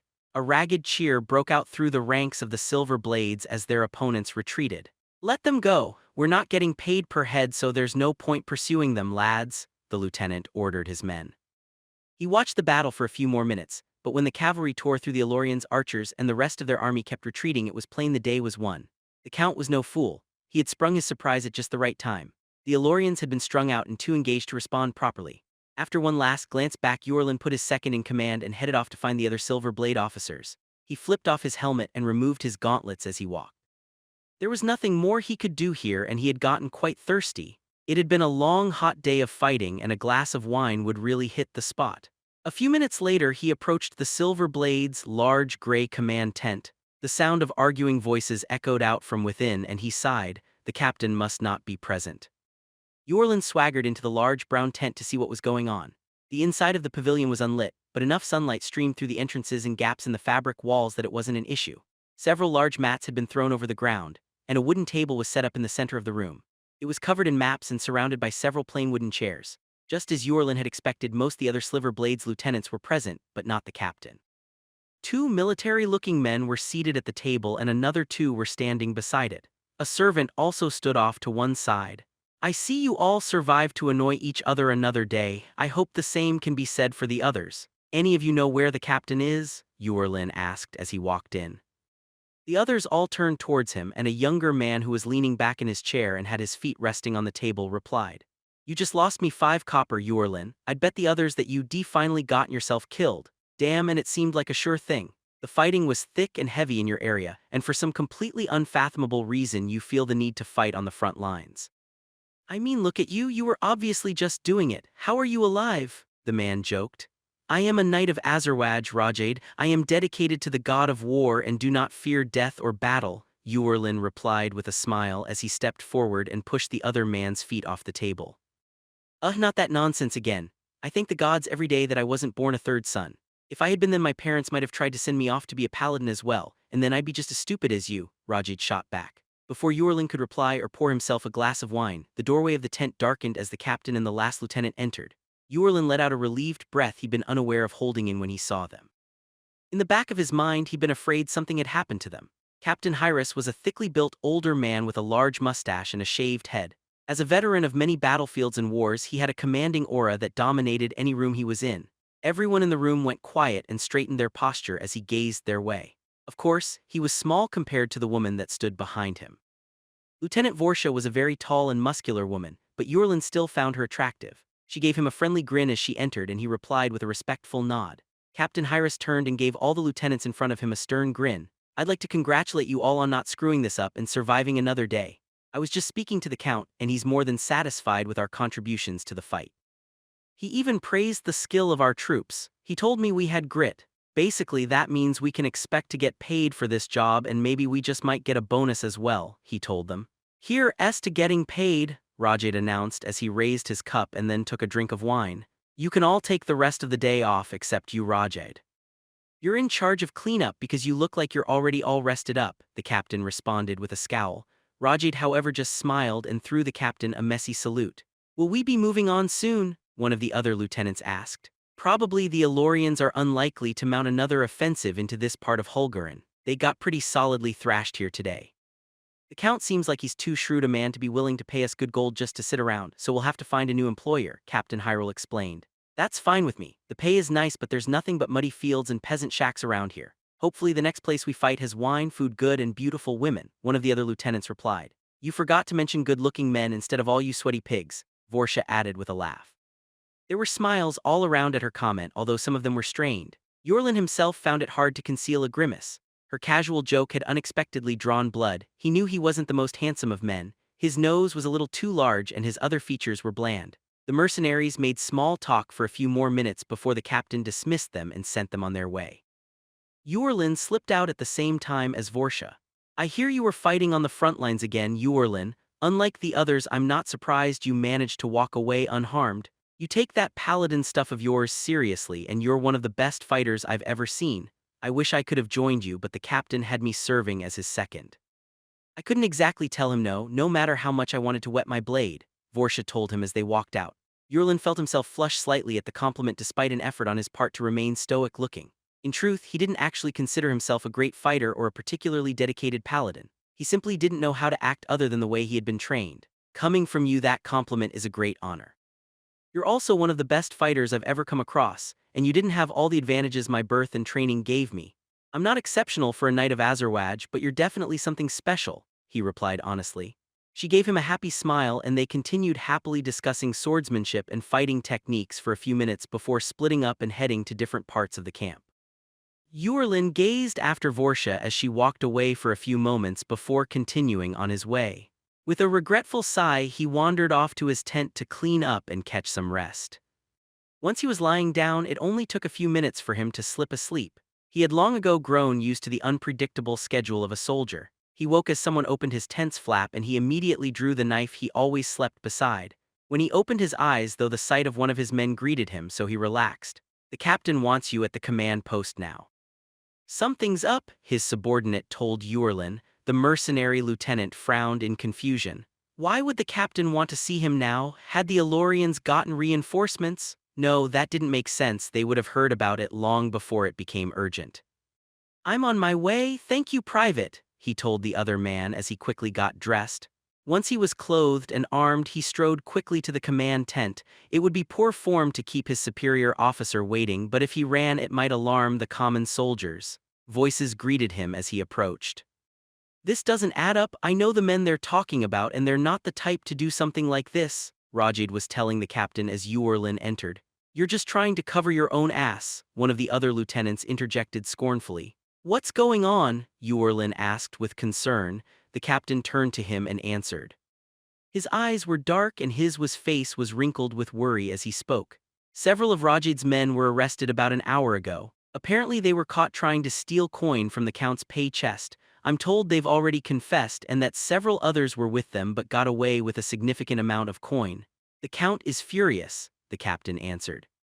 I'm telling you, that story doesn't make sense. He won't even let me see my men. He has them locked away where I can't get at them. It's bloody suspicious is what it is, Rajid added with obvious frustration. Several of the other mercenaries began to speak up. Most of them seemed to blame Rajid and disagree with him. The captain, however, was silent and looked like he'd just swallowed a spine toad. Quiet all of you. Unfortunately, I have to agree with Rajid on this. This smells more than a little fishy.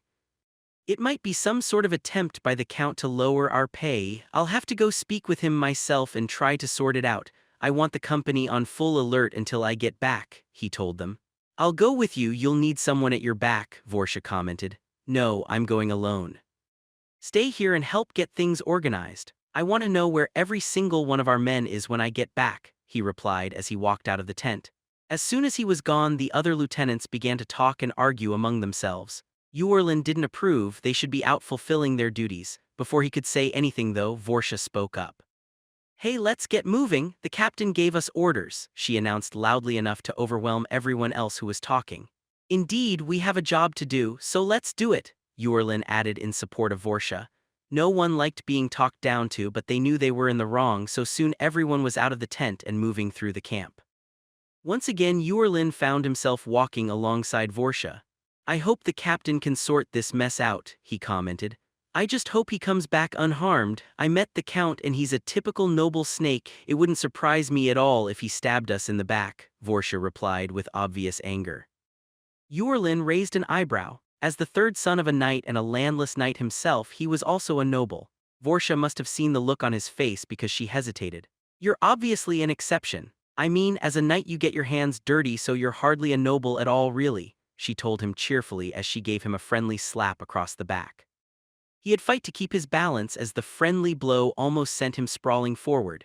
He turned around and gave her a complicated expression. Thanks, I think, he replied with more than a little sarcasm, and then he rubbed his sore back. Just then one of the younger mercenaries in his squad ran up. The lad looked exhausted and more than a little scared. Instantly, Yurlin's hand went to the hilt of his blade for reassurance as he felt a spike of worry. This didn't look good. Lieutenant, they've arrested him. They've arrested the captain, the lad babbled. Shit, Vorsha swore. Quickly, Yurlin reached out and took the panicking private by the shoulder. He couldn't have the lad spreading rumors throughout the camp and starting a wildfire of panic. "Calm down, Private, now tell me what happened quietly," he commanded the lad. "I was walking through the main camp when I saw the captain walk up to that count's big old tent. When he approached, the count's guards drew their blades and surrounded him. They said he was under arrest for planning the theft of some gold or something. Sir, the captain then tried to draw his blade, but one of them guards smacked him down from behind and knocked him out good. Then the bastards dragged him away, sir," the young private explained excitedly. "Double shit," Vorsha hissed angrily. "Private, you're coming with us. We need to inform the rest of the officers," Yurlin said as he considered the fact that there might be a battle today after all. After sending out messengers and quite a bit of running around, Yurlin found himself addressing the other lieutenants. When he relayed what had happened to them, most of them looked shocked and angry. There's no way the captain had anything to do with any theft, if there even was such a thing. "That damned count must be trying to get out of paying us," one of the officers said. "He probably wants to conscript our men as well. Why pay mercenaries when you can just force them to work for free?" someone else added. "Fucking hells, what do we do, Yurlin?" "You're the most senior lieutenant since Kevhar retired," Rajid cursed. Yurlin felt a flash of panic as he realized the other man was right. He was in charge now, at least as long as the other lieutenants accepted it. He quickly gave them a quick glance to try and determine where they stood. Most of them seemed too scared or shocked to question his authority. He doubted anyone would challenge him for the position. It wasn't like he really wanted it, though. As he gazed around the room, he fell deep into thought. What were their options and what would the repercussion of each action be? The way he figured, it basically came down to surrendering or trying to fight their way out. He didn't like either option much. "If we surrender, I question our value to the Count. He'll have little use for officers of questionable loyalty," Yurlin told the others. "Right, if I were him, I'd have us arrested and disposed of as well," a nervous Rajid added. "If we fight, though, our chances aren't great. Our best bet would be to immediately try and cut ourselves a path northwest towards Eloria. That way the Count would hesitate to follow us, but on the other hand we might run into the Elorian army," Yurlin continued. "We don't really have another choice though, do we?" another officer asked. "No, we don't. Fuck surrendering, let's bloody these backstabbing bastards," Vorsha growled. With their course decided, Yurlin immediately began mobilizing the company and planning their strategy. He was interrupted though when a runner arrived. "It's the Count. He's marshaled his forces and is coming to arrest us all," the messenger told him. "Damn him to all the hells," Yurlin swore as he leaned over the map table. It was too soon. They weren't going to be able to make it to safety this way. The bastard must have been preparing to march even before he arrested the captain. He'd had this entire ploy planned out since the beginning. Damn him. "One of us is going to have to stay behind and lead a holding action to buy the others time, Yurlin. I volunteer," she told him. Yurlin's throat went dry and he felt himself sway as a wave of panic ran through him. That would be suicide. He couldn't let her do that. "No, I'm in command and I chose this course. I'll lead the rear guard, it's my responsibility," he announced as sternly as he could as he stared Vorsha down. The muscular woman looked startled but quickly opened her mouth to argue with him. He wasn't going to let that happen though. "Shut up, get your men moving, Vorsha. I've given you an order, now move," he hissed at her with as much false anger as he could manage. She flushed red with fury at his words and still looked like she wanted to argue, so Yurlin pointed to the door and then turned away dismissively. He heard a furious hiss of anger followed by heavy footsteps as she left. When she was gone, he let out a relieved sigh. She would be safe now as long as he did his part anyway. Quickly, Yurlin got to work and prepared to defend the camp. Orders had to be given and soldiers found. He couldn't fight the Count's forces by himself. When the first men wearing the yellow and green of the Count's forces began to stream over the nearby hill, he was waiting for them at the edge of the Silver Blades camp. Behind him stood a platoon of volunteers formed up into a shield wall. It would have been more impressive if his men hadn't been so outnumbered. He supposed it didn't really matter though. All they had to do was delay them and they were dead anyway. Yurlin watched the enemy form up across the field. He didn't see any cavalry, which could be good or very, very bad. He hoped the Count hadn't thought them necessary to subdue a mere company of mercenaries. To the lieutenant's surprise, the enemy troops began to march forward. He had half been expecting the Count to try and parley. He looked back to the grim faces of his own soldiers. To his own surprise, he found he didn't really feel like making a speech. What could he possibly say? Still, he felt he had to say something. "I don't know about you men, but I'm going to try and kill as many of these bastards as possible." "If any of you lads manage to kill more than me, then I'll be buying you a drink in the next world," Ewerlin shouted. There were a few half-hearted cheers and chuckles as Ewerlin stepped back. He raised his shield and took his place in the wall. An eternity and several seconds later, the first wave of green and yellow washed over them. Familiar screams of defiance, rage, and fear sounded out from all around him. The sound of heavy impacts and wood splintering filled the air as the Count's forces threw themselves against their shields, but they held their ground and the enemy's momentum broke. Next came the swords. Ewerlin stabbed forward as men all around began to do the same. Blades flashed through the air and tore through the ranks of the enemy. Ewerlin began to lose track of time as he hacked and slashed. Spears nicked him and he began to bleed heavily. Oddly enough, he felt no pain though as he pushed himself to keep fighting. His men fell around him until only yellow and green remained. The world became a blur as he struggled to kill as much as possible before being killed. Feeling leaked from him as he drowned in red. He had no idea how long he had been fighting. Suddenly he felt himself sag and collapse into the mud. He struggled to rise but couldn't for some reason beyond his understanding. As he started to fade away, his last thought was of Vorsha's smiling face. He wished he had told her how he had truly felt, even if she would have just laughed at him. Then he smiled, at least she was safe now. Den of Beasts 1. The city smelled of humans. That was no surprise to Blacknell. It was a scent he knew well, but its intensity was still almost overwhelming. The dark alleys and city streets reeked not only of their sweat and urine, but also of their blood and shit. Blacknell grimaced in disgust as he slipped through the shadows along the edge of the street and past the other pedestrians. He stayed away from any light that shone out from nearby buildings. Even goblins knew better than to shit where they lived. Were the humans just lazy, or were they too afraid to go outside? The black gloom of night lay thick over the city as Blacknell searched for some sign or scent of his tribe amongst the torrent of other odors that filled the streets. Try as he might though, he couldn't detect anything. Mingled among the foul and the vile there were however some other more pleasant aromas. They were smells he couldn't quite place but were familiar nonetheless. Some of the scents were somewhat like stew but even more varied. Other smells reminded him strongly of bread or some of the treats Vars and Geralt had occasionally brought him. These were so much more full and fresh in their aroma though. It brought back bittersweet memories of his life before he had been taken from the sewers. The sound of nearby whispering tickled his ears, and Blacknell looked over to see the shadows shift at the entrance to the alley he was about to walk by. He frowned at what he saw within. Suddenly, figures dressed in rags burst from the alley and towards him. They ranged in size, but some were far smaller than Blacknell. Before they could get too close though, he kicked one of them away and growled at the rest. The human children gasped and fled in every direction away from him. The larger female he had knocked over quickly got to her feet and scrambled away. Blacknell smiled smugly. The pests had looked like they were just running past, but the hobgoblin hadn't been fooled. He knew they'd been targeting him, most likely for theft. Goblins played similar tricks on each other all the time. A good kicking was always the right answer. The hobgoblin moved on. His recent actions had caused some attention to be focused on him, but not too much. No one had died and he hadn't made too much noise. The humans of this city seemed to value their privacy, which suited Blacknell just fine. He was even far from the only person out and about in a hood and cloak. Occasionally, a larger group of armed humans would pass by. Anyone who got too close to them was hassled and shoved around.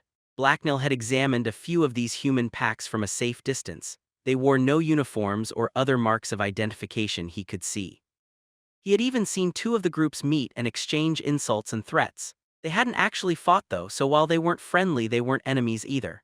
Blacknell suspected these were warriors from different tribes attempting to gain status through displays of might and bravery. It was easy for him to avoid them. They were noisy and he could hear them coming from a block away. If he had wanted to, Blacknell could easily have never even entered their sight. He was sneaky like that. The hobgoblin wandered the sprawling streets of the city for a while without finding anything of too much interest. He did however pick up two tails. Blacknell didn't look back, but he had definitely been hearing the same steady sound of footsteps for the last few minutes. That was interesting. He wondered who they were. Blacknell suddenly swerved and walked into a dark alley to his left. There were a lot of dark alleys to choose from in this place. He then crouched behind a pile of junk and waited. Just as he had planned, two men soon stepped into the alley. They walked quickly towards his hiding spot as they scanned the shadows for signs of him. Blacknell frowned in disappointment. He didn't know them and they didn't smell of anyone he knew. They were probably just a pair of random stupid humans. With a sigh, the hobgoblin rose from his hiding spot and confronted the men who had been following him. "There he is," the smaller one barked as he spotted Blacknell. His companion whipped around and pointed a long dagger at Blacknell's face. The hobgoblin just tilted his head to the side lightly and gave him a quizzical look. "Give up your coins or we'll," he started to say before Blacknell tuned him out and sighed again. These men were just boring thieving humans and no one important. They didn't even have swords or look tough at all. Oh well, it was to be expected. Thieves were the lowest of the low after all. The hobgoblin raised the sling he was holding at his side and launched a rock at the talking idiot's face. There was a loud crack as the stone smashed into the man's forehead and tore a bloody gash across it. The injured mugger staggered and began to collapse. Before he hit the ground, Blacknell was already moving. The hobgoblin shot forward as he drew his sword and slashed at the second man. "Wah!" the man said as he fumbled for his own dagger. Blacknell's blade cut deep into his shoulder before his target could manage to draw his weapon. The man screamed shrilly in pain as his arm went slack and the dagger fell from his limp fingers. The disabled man tried to pull away from the hobgoblin, but Blacknell took a step after him and silenced his annoying blubbering with a second heavy chop to his neck. Blacknell then pulled off his right glove and leisurely reached down. With a satisfied smile, he tore the unconscious first mugger's throat out with his bare claws. The man's flesh felt nice and squishy between his fingers as he squeezed. It was too bad humans didn't taste that good. The grinning hobgoblin then took a few seconds to listen for the signs of anyone approaching. It was soon, however, apparent that no one was headed over to check on the source of the brief scream, so Blacknell began rifling through his attackers' clothes for things to take as trophies. He found a few shiny coins and pocketed their daggers as well, before leisurely continuing on his way down the alley. He could tell no one was coming his way, so there was no reason to hurry. A few minutes later, Blacknell stepped back out onto one of the main streets. At this time of day there were only a few other people around, and none of them were looking his way. As he started walking deeper into the city, his stomach gave a rumble. Killing things usually made him hungry. He still had some smoked meat and nuts left in his pack, but surrounded as he was by such intriguing smells, there was no way he was going to eat them. There were much better things around for him to sink his teeth into. Blacknell followed his nose in the direction the most delicious aroma was coming from. Soon he found himself moving closer towards one of the more crowded and well-lit areas of the city. Cautiously, he looked out from a shadowy alley to see what was going on. The street was wider here and stretched quite a distance in both directions. It was well lit by bright torches and the open doorways of buildings that lined the street. What had to be hundreds of humans were walking around as they shouted, yelled, and did other annoying things that were too loud. Most of them wore rough, cheap clothing and bore visible weapons, but not all of them. Blacknell also saw quite a few human females dressed in next to nothing, and some similarly garbed men as well. He thought they looked more than a little cold. Scattered around the street, there were several other humans in much nicer and more colorful clothing walking around too. Usually they were surrounded by more than a few tough-looking escorts. They seemed to be higher status humans with their own warrior underlings. The hobgoblin still didn't see anyone he knew, so he looked past all the rather fatty and oily humans to see where all the wonderful smells were coming from. The most potent of the aromas seemed to be leaking from several large well-lit buildings with open doors. The problem was that lots of people were coming and going from them. Light and crowds of humans in close proximity were something the hobgoblin planned on avoiding, however. Some of the smells were coming from booths or smaller buildings with far less people in them. Those looked far more promising. Hesitantly, Blacknell stepped out of the shadows and onto the dimly lit street. He forced himself to casually walk past all the loud men and women around him. As he moved, a few of the tough-looking men gave him glares, but they ignored him when he moved out of their way. Some of the skimpily dressed men and women looked him over curiously, but after he failed to meet their gazes, they lost interest as well. No one appeared to notice anything off about him, so Blacknell relaxed and even began to enjoy himself. He was so tricky. All these stupid humans didn't know he was right there in front of them. This was too easy. All it took was a cloak and the humans couldn't see him, and they sure couldn't smell him either. As he walked past a pair of chatting humans, he sniggered in amusement. One of the women threw him a rude glare but kept walking. This only caused Blacknell to snigger harder. He was so amazing. Now he just had to find some food and then locate his tribe. The hobgoblin scanned the nearby wooden booths. They were covered in delicious-looking treats, but at least one human was watching over each of them. Blacknell grinned smugly. That didn't seem like it would be a problem. The hobgoblin did a quick walk down the street and back to pick a first target. Eventually, he settled on a booth being operated by a fat man that appeared to be selling some sort of meat pastry. Their spicy and meaty aroma made his mouth water. Blacknell watched the man carefully for a few minutes from across the street. When he had the man's mannerisms down, he made his move and began his walk by of the booth. The fat man watched him approach from the corner of his eye but seemed unconcerned. Blacknell was just another random person on the street. As he reached the booth, the fat man looked up and away from the hobgoblin, towards a scantily clad woman who was walking by. Instantly, Blacknell's hand shot out and grabbed several pastries. Quick as a striking snake, the hand then withdrew out of sight and back beneath his cloak. The hobgoblin picked up his pace ever so slightly, and swerved to disappear into a nearby alley before the man even noticed anything was missing. Once safely out of sight within the alley, the hobgoblin stuffed his face full of meat pies. They were so very delicious. He couldn't eat them fast enough, they were just too good. Blacknell began coughing and choking as he fought down the urge to throw up from eating too quickly. That didn't stop him from devouring the last succulent pie as he shivered violently in excitement though. The delicious taste was worth it. After a few more dashes out to liberate food that wasn't being used, Blacknell had filled his stomach. He then took a brief rest to let his stomach settle before continuing on his quest to find his tribe. It quickly grew even darker out as the hobgoblin searched the quickly emptying streets. Eventually, all the lights went out and all the humans disappeared. Blacknell cursed as he stood alone in the middle of a completely empty cobblestone street. During his search, he hadn't managed to find any trace of Herod or the others. Well, at least he was in no danger of starving to death. With a tired yawn, the hobgoblin decided to abandon his hunt for now and find somewhere to sleep. After thinking it over for a minute, he thought the best place to look was the area where he had first entered the city. Most of the buildings there had been empty and abandoned. They were also a little worse for wear, but he didn't care. As long as they kept the rain and wind away, it was fine. Blacknell's cloaked form slipped silently through the now pitch-black streets. The sky overhead was heavy with unseen clouds that blotted out the heavens' light. Even the hobgoblin had some difficulty seeing where he was going. His nose, however, worked fine. Soon, Blacknell was back where he had started earlier that night. He selected one of the nearby houses as his territory for the night. The one he had chosen was a squat wooden structure with a small upper floor. There was a hole in the roof, but it was still mostly intact and would serve as a shelter.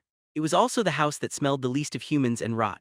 Unfortunately, it also smelled strongly of rats, so Blacknell went around and urinated on the walls to mark the territory as his own. That would keep them away while he slept, and if not, then he would simply not have to look very far to find some breakfast. The stairs up to the upper room had collapsed, but Blacknell had no trouble climbing up using its remains. Once he was on the second floor, he found the driest corner and set up his blankets. With that done, he looked around and gave a satisfied nod. No humans would be able to sneak up on him while he rested there, and the rats probably couldn't either. When Blacknell woke up the next morning, the sun was at its peak in the sky, so it wasn't really the morning at all anymore. No rats, dogs, cats, or humans had disturbed his sleep. The hobgoblin got up and looked out of the nearby window. It only gave him a good view of the nearby empty alley, but he could see the sky as well. It was cloudy overhead and the sun was hidden, but it was still far too bright for him to be comfortable going out. Of course, his only other option was to stay in the ruined house for hours until it got dark, and see if the rats ever showed up. After thinking it over, Blacknell decided he would be fine exploring the city as long as he stayed away from people. The city was a maze of shadowy alleys and narrow streets, so it wouldn't be that hard to keep out of sight. Besides, he smelled something delicious and really wanted to taste it. Blacknell slipped his cloak back on and hopped down to the first floor. After looking around to make sure no one was around, he crept carefully outside and into the sunlight. He then decided the first thing he was going to do was find some breakfast. Hopefully, he would stumble across some clue to Herod's location as well. So Blacknell started wandering the alleys and back streets of the city. He saw a few people around, but he kept his distance from them and they stayed away from him as well. The people of Dagger Point weren't known for their friendliness. Once he accidentally walked past a man covered in rags who was crouched under a ledge without seeing or hearing him. When the man unexpectedly spoke, Blacknell jumped up in surprise before dashing away. It wasn't his proudest moment, but that was how Blacknell found himself standing outside the back of a large, colorful building. It was only 2 stories tall but still was one of the tallest buildings around. It had a solid stone and mortar foundation and was solid wood above that. Unlike all the other buildings around, it seemed in good repair and looked freshly painted. Most importantly, there was a rather interesting aroma wafting down from one of the second-floor windows, and there didn't seem to be anyone nearby. Feeling intrigued, the hobgoblin gave a quick look around before slipping over to the wall and beginning to scale the outside of the building. His claws found purchase easily enough, and it didn't take him long to reach the window ledge. He hung below it for a few seconds and listened, but didn't hear movement in the room on the other side. Reassured, he slowly raised his head over the window sill and looked within. His first thought was that the room on the other side was rather fancy looking. In fact, it was the fanciest room he had ever seen. The walls were dark red and luxurious wooden furniture lined the room. A huge carved wooden canopy bed dominated the center of the chamber. Red curtains hung from the bed's canopy and it was piled high with ruffled sheets and pillows. Blacknell, however, focused on the wooden stand just on the other side of the window that held a silver platter and a jug of water. The delicious aroma he smelled was wafting up from there. With an eager growl, Blacknell climbed through the window and crept quietly over to the tray of food. He eyed it critically for a second. There looked to be some kind of cheese, slices of red meat and some sort of sauce and bits of fruit on it. They all looked tasty, but the cheese smelled so good he began to drool. He reached for the food with a happy smile on his face, but the smile slipped as he suddenly heard the sound of sheets shifting. "What's going on here?" a sleepy but smooth voice asked from behind him. Blacknell jerked in surprise before quickly pulling his hood down further and raising a hand to hide his face. He then spun around towards the source of the unexpected noise. He was just in time to see the mass of blankets and pillows on the bed be thrown aside to reveal the form of a completely naked human female with long dark hair. The sheet slid down her body as she gracefully pushed herself off the bed and stood up, before glaring suspiciously at Blacknell. Much to his surprise, she didn't betray a single shred of fear at his presence. Luckily, she didn't appear to have a plate in her hands. "Den of Beasts 2. Blacknell stared nervously at the woman who had appeared behind him. She was definitely completely naked, yet she was looking him over without a single hint of fear. The hobgoblin found it more than a little unnerving. She was in a room with a cloaked hobgoblin while totally undressed. Why was he the anxious one? "You're definitely not a customer. You'd never get in the front door. Your clothes are too rough looking. My first guess would be a burglar, but who would be stupid enough to rob this place? Maybe you're a fan, although that also seems unlikely," she asked with a thoughtful frown.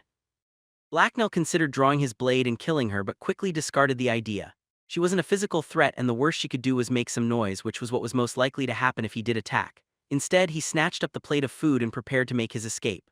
"Make no sounds, woman. If you make noise before I leave, I'll kill you," Blacknell told the woman as he took a small step back towards the window. The woman just smiled at his remark and then stretched herself out provocatively. As she arched her back, her sizable chest heaved. "Since you apparently came in here without knowing who I am, I'll introduce myself. I'm known as Luffra, and surely you wouldn't want to hurt little harmless old me," she commented as she pouted playfully. Blacknell suddenly found himself growing quite uncomfortable. He was feeling things he wasn't used to feeling about humans. There was just something so very attractive about the sinuous way this human moved. He wanted to lick her. "Wait, what?" Blacknell shook his head to clear his thoughts. What was he thinking? All humans were pink and fatty. He must still have some of the female goblin's scent on him, and it was confusing him. He took an unconscious sniff of the air in the room, and his nostrils were flooded with a weird flowery scent. As he fought a sudden urge to sneeze, a realization hit him. It wasn't the leftover scent of a female goblin that was confusing him, it was the sweet floral scent. It smelled somewhat similar to a female in heat. "You've intrigued me, you mysterious stranger. I don't get much in the way of excitement these days, and even for a thief you're oddly covered up. Not to mention your voice is just so chilling. It sent a shiver down my spine," the woman told Blacknell as she hugged herself and shuddered theatrically. Blacknell froze just as he was about to take another step back. Against his will, his eyes were drawn to her trembling body. The dark-haired woman grinned smugly as she noticed his reaction. "Are you ugly? Is that why you cover yourself? You needn't worry, I can assure you that I've been with uglier men. I've seen it all, scars, deformities, and pockmarks. You get used to them after a while, so these things don't turn me off. In fact, they can be exciting in their own way. Why don't you put that food down and come over here to amuse me for a while? It's early enough in the morning that we won't be disturbed," she told him suggestively. Blacknell was beginning to get a strange headache. He really wanted to stay and stare at this female for a while, yet at the same time he also felt an overpowering need to jump out the window and flee as quickly as possible. The woman noticed his hesitation. "No, how rude, you're making me feel unattractive. There must be something you want, though, beyond a plate of food. I deal in more than just sex, you know. My clients also come to me for secrets and gossip as well. Maybe we can play a game? I'll answer one of your questions and then you can answer one of mine," she offered him. Blacknell found himself nodding, and he wasn't completely sure why. He wanted to find Harrod and Cedar, but he suspected it would be very dangerous to stay here. Unfortunately, leaving would require him to take his eyes off of the woman. She smirked at his gesture of acknowledgement, then twirled around and leisurely strolled back over to the bed. Once there, she sat down and leaned back in a relaxed manner with her slender legs tucked up beside her. Blacknell had to bite his tongue to fight the urge to sit down beside her. The scent was really messing with his head. "Ask your question then," she told him. Blacknell hesitated for a second before answering. He really wasn't sure this was a good idea. "Is Herod in this city?" he eventually asked. The woman raised a finger to her lips and looked thoughtful for a second. "The Black Snake, that's an odd question for a petty thief to ask. You just get more and more mysterious. I can't figure you out, and it's actually rather infuriating. However, since you asked, I'd be more than happy to answer," Luffera told him. "Yes, Herod the Black Snake is in the city. Her arrival a few days ago was big news, and her activities lately have shaken the city. There will be blood in the streets soon, I think." A cool surge of relief washed through Blacknell, and he broke out into a pleased grin. He hadn't been certain he was even in the right city. For all he knew, there were dozens of human cities in this area. Actually knowing he was so close to his goal removed a weight from his back he hadn't even known he'd been carrying. Plus, the blood in the streets thing sounded fun. "Oh, it's my turn to ask a question now. Let's see, what should I ask? Well, since you've been terribly discourteous by not introducing yourself to a lady, why don't we start with your name?" Luffera told him with playful disapproval. The first thing that occurred to Blacknell was that he should leave now that he had his answer. The second was that he should lie. Yet, another part of him didn't want to displease the woman. Besides, he still needed to learn exactly where Herod was. It was a big, confusing city full of the weird, distracting smells.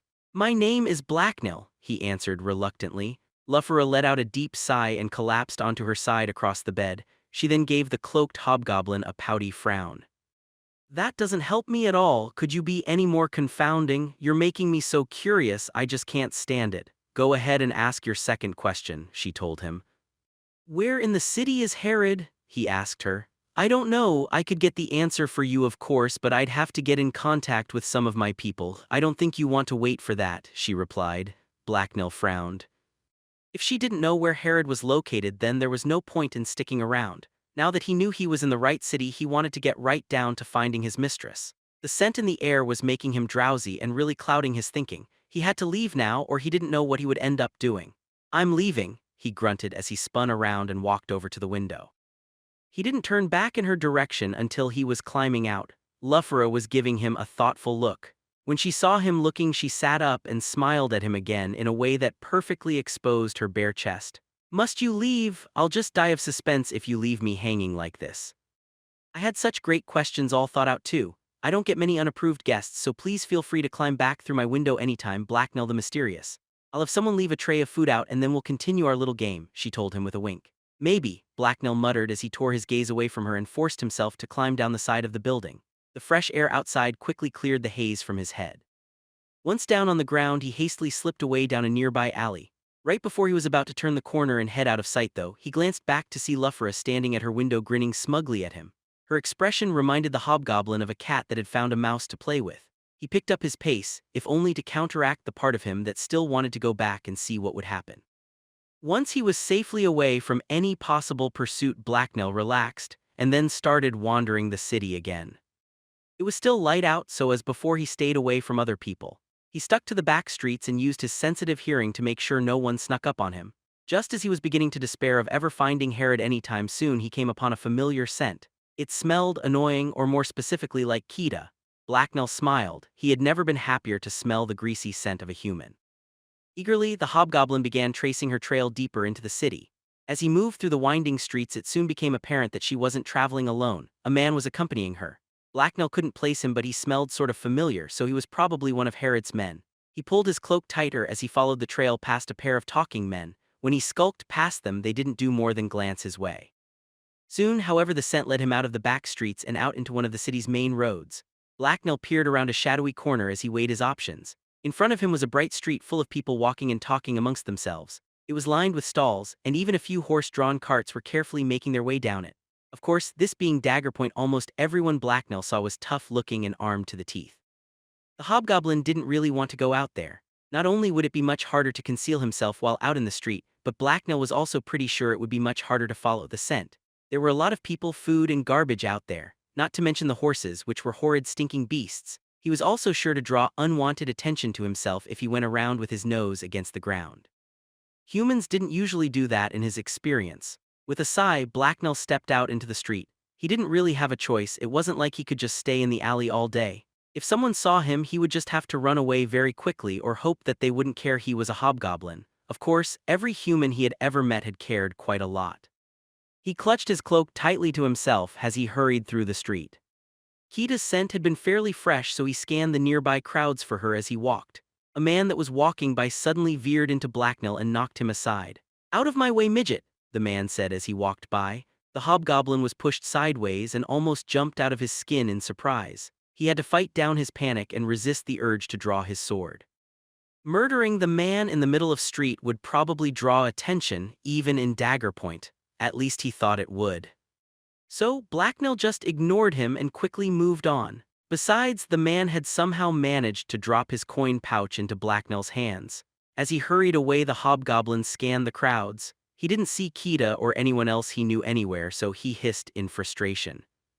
Who knew Kita could annoy him without even being around? The crowds were beginning to get to him and make him feel squeezed in at every side. He needed to get away and catch his breath, so he made a break for a nearby alley. Right before he slipped away, he threw one last look back and froze. There they were. He saw Kita and what's-his-face the bandit. They were across the street looking over some things at a stall. As he watched, they broke away from the stall and headed towards a nearby shop. As Blacknell stepped out to follow them, he noticed a group of 5 men look up from a booth down the road. They stared after Kita for a few seconds and then moved towards where she'd gone. The hobgoblin's eyes narrowed as he watched them with sudden interest. They were definitely moving like hunters after prey, with eager steps and a coiled focus Blacknell knew well. He was thus willing to bet they weren't friendly. This was a problem. As annoying as Kita was, she was still part of his tribe, thus an attack on her was an insult to him. Plus, if she was killed, he wouldn't be able to trail her back to Herod or kill her himself someday. As he observed the men, Blacknell tried to come up with a plan. Taking out 5 large fighters was well outside his abilities. He was very dangerous and they seemed like normal stupid humans, but 5 was still probably too many for him. Kita and her companion spent the next few minutes moving from stall to stall and down the street. She had always claimed the city was her natural environment, but Blacknell was unsurprised to see. She seemed completely ignorant of the fact that almost half a dozen hostile-looking men were trailing her. Of course, those men were in turn completely unaware that they were being stalked in broad daylight through the busy city streets by a hobgoblin. Then the girl and her escort headed off the main street and down a back alley. The leader of the thugs barked an order at his minions, and the group split up. The leader took one of his men and rushed ahead, while the last 3 continued following Kita. Blacknell grinned with vicious glee as he watched them separate. This made the odds much better. The hobgoblin stalked after his new prey. His former nervousness faded away and instinct took over as the excitement of the hunt warmed his skin. The mobs of chattering people around him stopped being possible enemies and instead became part of the camouflage that hid him from his quarry. Life was now so simple for him. All he had to do was outwit his opponents, and then he would get to taste their sweet blood. Nothing else mattered but the chase and its inevitable end. As the 3 slower-moving bandits slipped into the alley, Blacknell was right behind them. He crept along without making a single noise but the quiet beat of his excited heart. He tracked them more by sound than sight as he slipped from shadow to shadow and hid behind trash and the occasional crate. The men didn't seem too concerned about being followed though, because Blacknell never even saw them look backwards to spot a tail. They were typical stupid humans who thought they were safe in their city, but they were. Blacknell had to stifle a vicious cackle. As they moved into a particularly dark alley that was surrounded on all sides by tall, rough-looking wooden buildings, one of the men fell behind the others a bit. Blacknell sensed opportunity and made his move. He picked up his pace and silently closed the distance. Just as the other 2 thugs turned a corner, Blacknell descended upon the unsuspecting 3rd man's back. Blacknell's target must have heard or felt something, because for a split second he slowed and began to turn his head. That was the wrong thing to do. Before the man even managed to turn around, Blacknell had a dagger against his throat. An unnoticeable moment later, blood poured from the man's neck as Blacknell's blade slid across it. The thug began to choke and stagger as red seeped down his body, but Blacknell wasn't looking. He had already bounded after the other 2. He had to kill them before they noticed that their herdmate was gone. The hobgoblin could hear his prey's footsteps, so he knew it was safe to turn the corner. He rushed around it and saw the other 2 thugs. They were peering ahead as they walked and intent on keeping up with Kita. "I hope Balstein lets us have some fun with the redhead before we kill her," one of the thugs whispered to the other. The only reply he got was a stern, disapproving look as the other man shushed him. Apparently, they actually thought they were being stealthy or something. Blacknell almost sniggered in amusement at the thought. They were about to learn what being sneaky was really like. It would be a very brief lesson. The hobgoblin put on a burst of speed and reached out to grab the back of the first man's shirt. He twitched in alarm as Blacknell pulled him backwards and then rammed a dagger up under his ribs. "Oh shit, what the hells?" the second thug cursed as his companion staggered forward. His eyes were wide with alarm and he reached for the dagger at his side. Blacknell, however, was already drawing his sword and quickly launched a violent slash at the man. His opponent managed to dodge under the blow though and draw his own weapon. Blacknell's second slash was blocked by a hastily raised dagger, so Blacknell stepped forward and kicked the man in the chest. The thug was sent flailing backwards and hit the ground hard. Sensing his opportunity, the hobgoblin stepped forward and stomped on the man's hand. The man shrieked and the dagger slipped from his hand. Blacknell grinned and hissed savagely as instinct took over. He then dropped his weapon and jumped on the thug. As he landed, he grabbed the stunned man, and to make sure he stayed that way, he then head-butted him. There was a quiet crack as the hobgoblin's forehead smashed into his opponent's face. The movement also placed Blacknell in just the right position to tear his prey's throat out with his teeth. The man flailed weakly beneath Blacknell as the hobgoblin bit down on the flesh of his neck and tasted the iron of his blood. A few seconds later, after his prey stopped struggling, Blacknell sat back up and sighed happily as he licked his lips. Humans didn't taste all that good too, fatty, but there was nothing like catching your own food. Unfortunately, he knew he didn't have time to savor his victory. He had to follow Kita and make sure the two thugs who were left didn't kill her. Blacknell had gotten a good look at the men and he didn't think even odds favored Kita. The bandit leader looked dangerous and Kita just was. Blacknell took a quick second to loot the bodies of their weapons and baubles, then he hurriedly cleaned himself off and restarted his pursuit. Just as he caught sight of his tribemates, they came to a stop. Blacknell snuck up closer to get a better look at what was happening. Then he crouched and hid behind a barrel that was up against one of the nearby dirty alley walls. Up ahead of him at the other end of the alley, the two other thugs had stepped out from a side street to cut Kita and the other bandit off, and they'd brought reinforcements. They'd somehow managed to find another man and a tall, lanky woman to back them up. Blacknell hissed in annoyance. Why did they think they needed so many warriors? As far as these stupid humans knew, they had already outnumbered their prey by quite a bit. Weren't two more fighters kind of overdoing it? The dangerous-looking scarred leader of the thugs drew his sword and pointed it at the man by Kita's side. He had an eager gleam in his eyes Blacknell didn't like. The hobgoblin's two tribemates drew their own blades in response. "What do you think you're doing? We're part of Herod's band and under her protection," Kita's companion told them confidently. "Oh, we know, that's why we're going to kill you. We serve the wolf and Warwick wants your bitch of a leader dead. I figure killing you two is a good start. Besides, no one is going to miss a few grunts. People stumble over the corpses of weak fools in Dagger Point every day," the scarred man replied. Then he lunged forward and slashed at Kita with his sword. The young woman attempted to block the blow but wasn't fast or skilled enough. Her sword was sent flying out of her hands and she yelped as the blade whirled past her face. Blacknell hissed in frustration. Even if he thought that he was a good enough fighter to turn the odds around, and he wasn't, he was still too far away to reach them in time. Surprise attacks were very different than face-to-face sword fights. He wouldn't be able to get a clear shot with his sling either. There was nothing he could do beyond what he already had. As he watched, two of the other thugs moved to attack Kita's nervous-looking companion. Their leader grinned savagely as he stepped forward to finish the now unarmed young woman off. As his blade slashed towards her, Kita's eyes went wide with fear. Den of Beasts 3. "Shit," Kita swore as she threw herself out of the way of the blow at the last second. She rolled awkwardly over the dirty cobbles of the road, but somehow managed to escape unharmed and land in a low crouch. As her attacker delivered a follow-up slash, she scrambled backwards and the blade grazed her shoulder. The wound bled profusely but looked shallow, so Kita wasted no time in drawing her daggers and snarling at her attacker. The scarred man apparently wasn't impressed though, because he just gave her an amused smirk. "Ha, what do you think you're going to do with those tiny little?" he started to say. Before he could finish though, Kita whipped one of her daggers at his chest, and the startled man had to dodge to one side. It only took him a second to recover, but that was all Kita needed to draw another dagger and put some more distance between them. Blacknell took advantage of everyone's preoccupation to clamber up the side of the wall beside him. Once up on the roof, he laid low and began to inch his way closer to the fight. If he managed to get closer, maybe he could end the fight with a sneak attack. Kita's companion was warding off his own attackers with defensive swordplay, but was slowly being pushed back. Neither he nor his opponent seemed too eager to close in on each other. Kita threw a glance at her comrade as she took a few more steps back and then looked at the empty alley behind her. Her scarred opponent just continued grinning smugly and didn't bother chasing her. "Don't even think about running.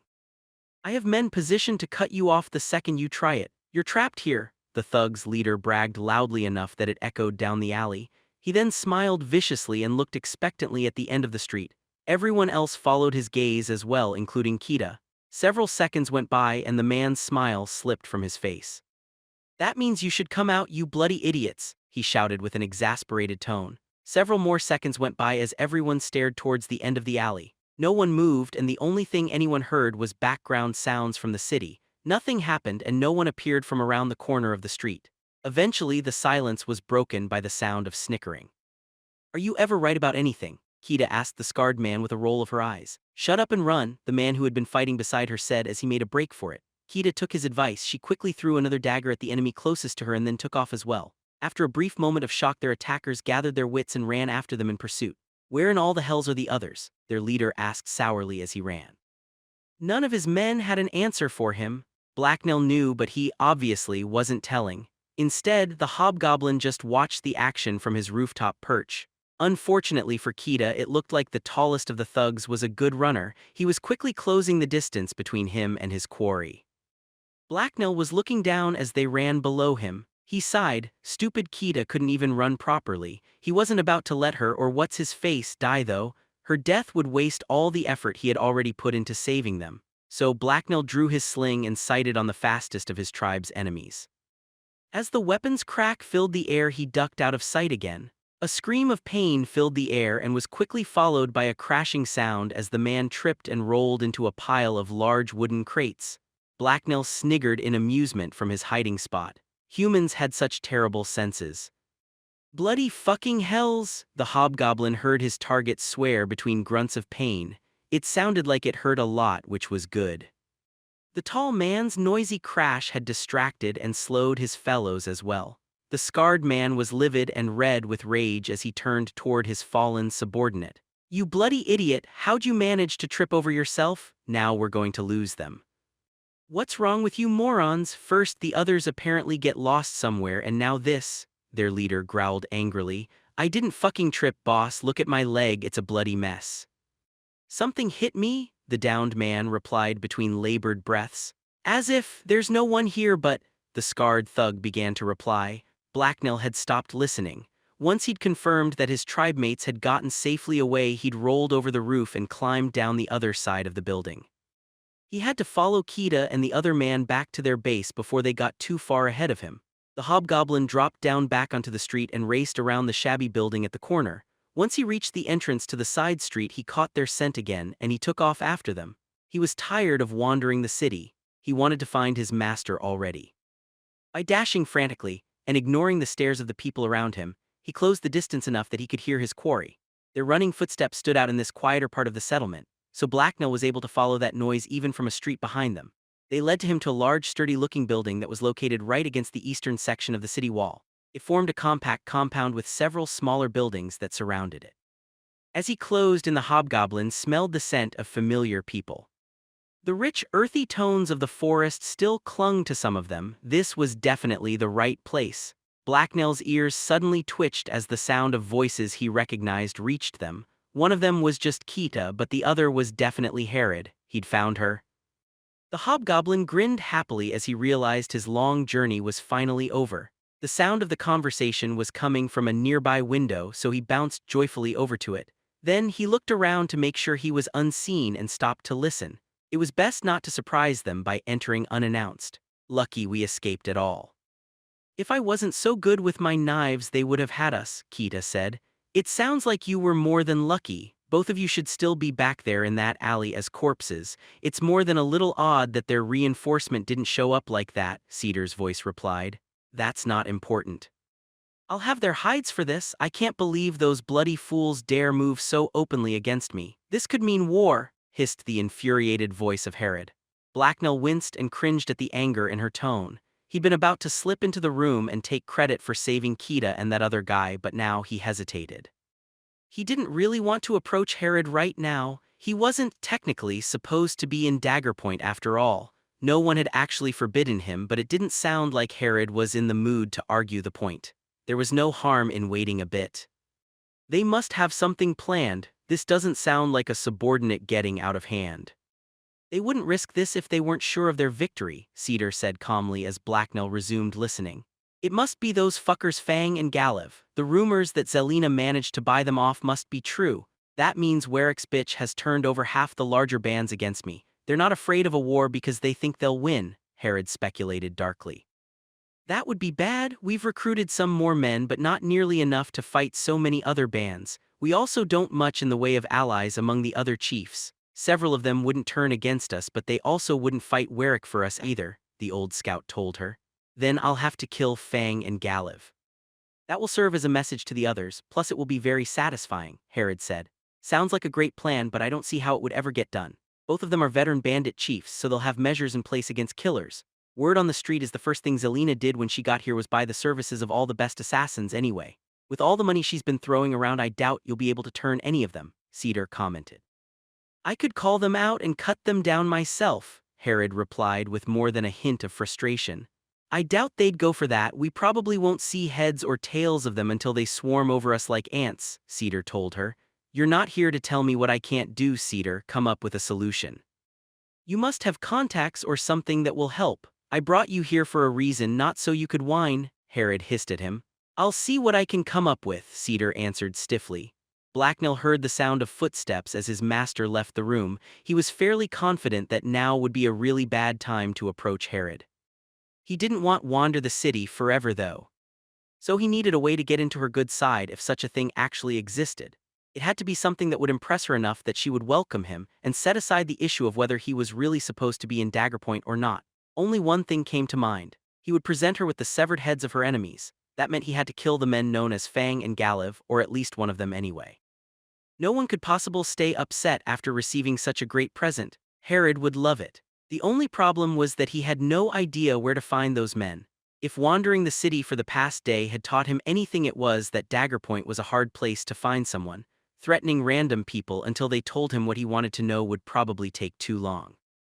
It would also attract attention and thus be more than a little dangerous. How else could he find those men though? Blacknell frowned as a troubling answer occurred to him. He had met one person who apparently knew where people could be found. He didn't really want to go back there but he didn't see any other option. He would have to be very careful if he talked to her again. The hobgoblin sighed and slipped away from his tribe's new home. It took him a while to travel stealthily through the back streets and arrive at his destination. As he stood outside the large building, he eyed the window he'd climbed through earlier warily. Should he just climb through again? Should he just leave? The tiniest hint of the spicy perfume from his first visit tickled his nose, and his heart quickened. A desire to seek the source of the aroma began pulling him towards the building.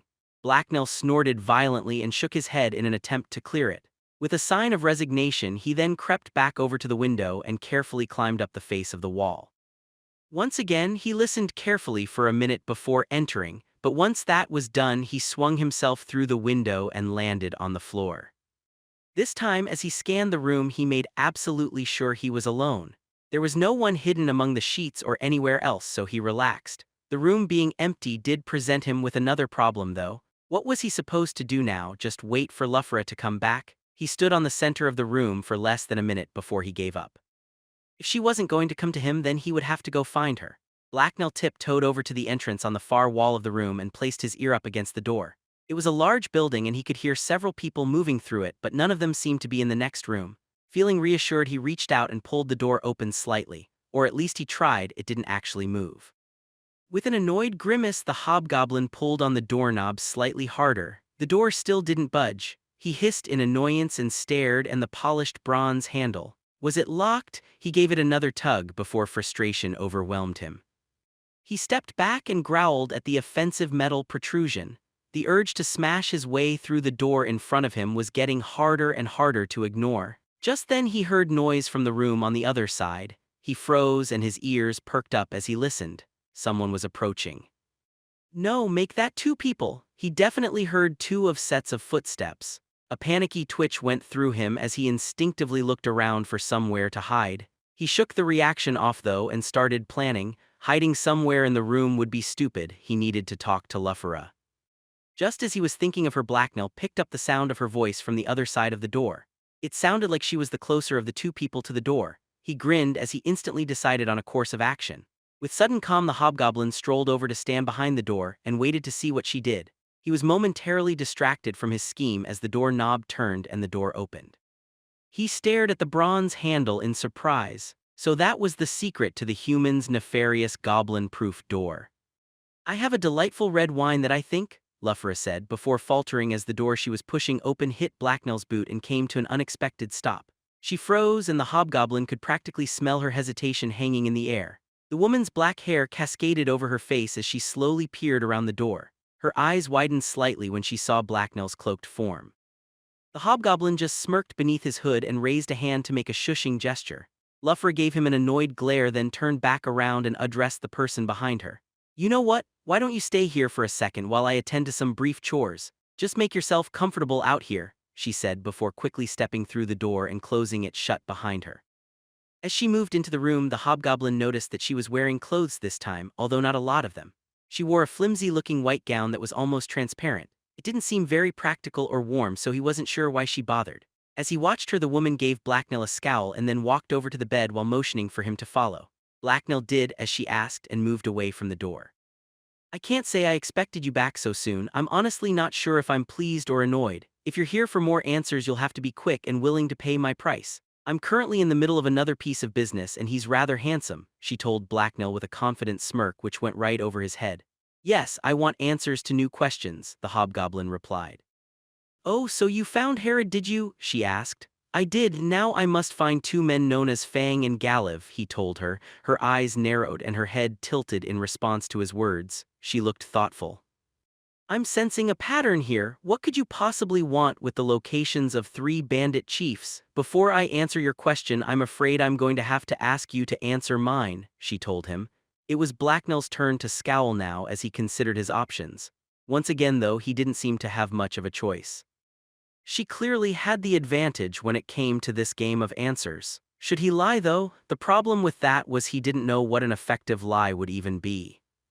"Very well, I will answer first. I wish to serve Mistress Herod, and so I seek a gift for her. I will give her the men known as Fang and Galiv," Blacknell replied. If she didn't like his answer, he could always just jump out the window or kill her. Maybe it was the flowery scent in the air, but she was looking unusually tasty for a human. Luffra didn't overreact to his answer, though. She just looked thoughtful. She murmured something to herself before giving him an appraising look. Blacknell relaxed in response. "You plan on killing 2 of the local bandit chiefs by yourself? That won't be easy," she told him. "They're only human," Blacknell replied with a shrug. "True enough, I guess. I find it's a common flaw in most the people I meet.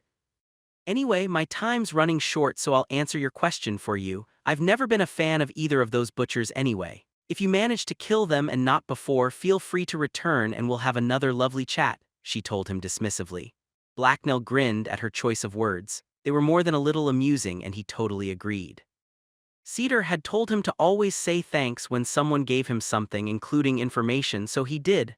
"Thank you," he replied as he fell deep into thought. He couldn't understand this woman at all. Usually, humans were very simple creatures. They liked coins and they didn't like being stabbed.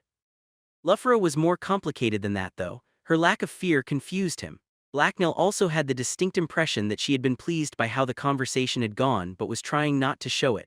After Luffra quickly explained to the hobgoblin how to find both of the men's lairs, Blacknell took his leave. He hopped out the window and quickly climbed down the outside face of the building. Den of Beasts 4.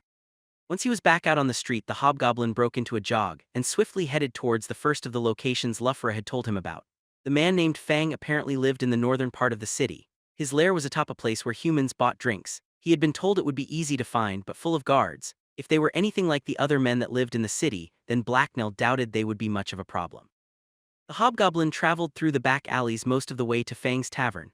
Only when he got close to his destination did he emerge from the shadows and walk out onto one of the more crowded main streets. He kept his hood up as he scanned all the nearby buildings. Almost immediately he found what he was looking for. The left side of the street was dominated by a large building that towered over the rest. It was a huge sprawling structure with 2 wings that protruded from either side. The central part even had 3 floors and a wooden balcony. Most of the buildings in the city weren't nearly that tall. Quite a few people were moving in and out of the front entrance, and a clamor of human voices could be heard from within. Humans apparently liked to yell a lot while they drank their foul poisons, or maybe it was only the louder and stupider humans that drank it. Blacknell was sure he was in the right place because a wooden sign, with what looked like a long bloody troll's tooth painted on it, hung over the tavern's door. Luffra had told him to look for that symbol. This wasn't a building he could just walk into though, because two of the largest humans he had ever seen stood outside the entrance. They were obviously guards of some sort because everyone who entered had to stop and speak to them first. Every once in a while, the pair of giants would turn someone away and force them to leave.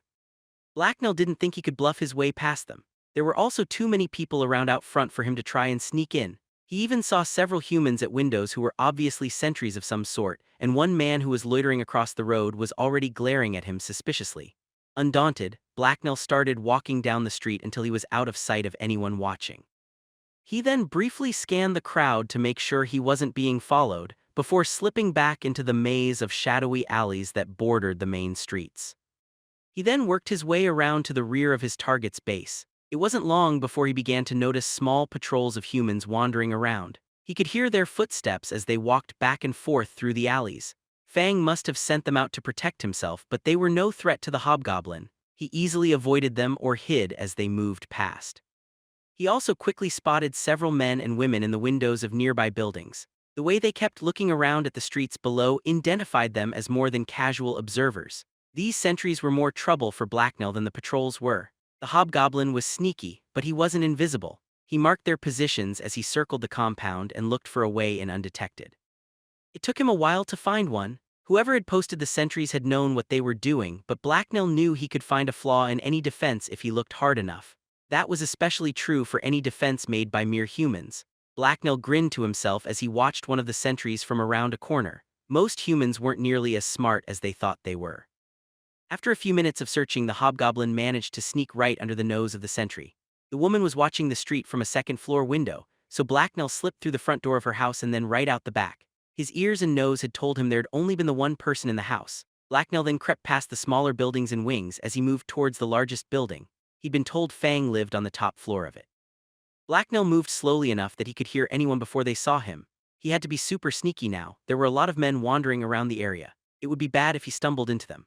When he got to the central building, the first thing he did was find an empty second-floor window, and then he hid himself behind a row of barrels in the alley directly below it. Once he was out of sight, he closed his eyes and began to concentrate on listening. A multitude of voices echoed through the building, but almost all of them were in the large room on the first floor just past the front entrance. The second floor was much quieter, with only the occasional noise as someone spoke or boards creaked under people's feet as they moved. The third floor was utterly silent as far as Blacknell could tell. He couldn't have asked for a better setup. He waited for several minutes before making his move.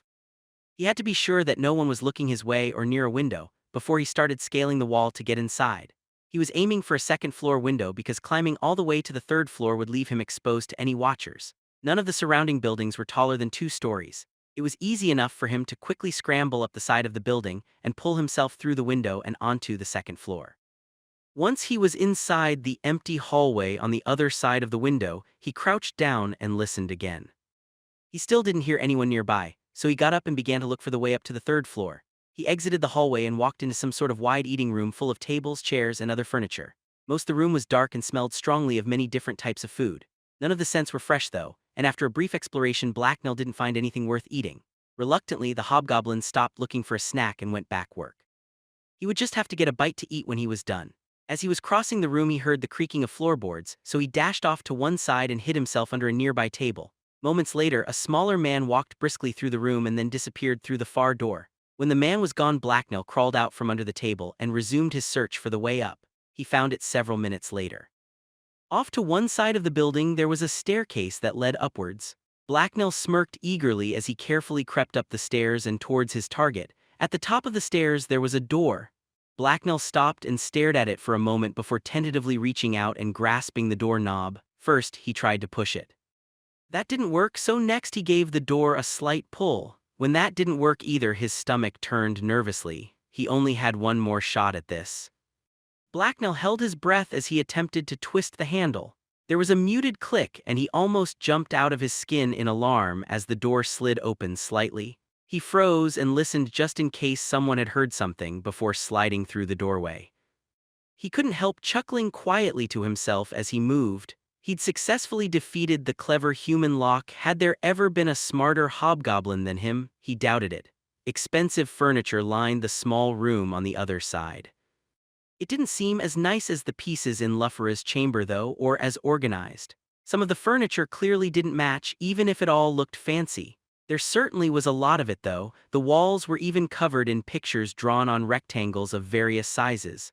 Blacknell walked up to one of the pictures and examined one. He had seen similar things before but never really had an opportunity to look at one closely. This one seemed to be of a man's face. It was really quite realistic. Blacknell had no idea how humans made things like this. Was it some sort of magic? The hobgoblin reached out and gently poked the portrait. He was somewhat relieved when his finger hit the flat canvas. For a second there he'd almost been afraid there was a real person in there or something.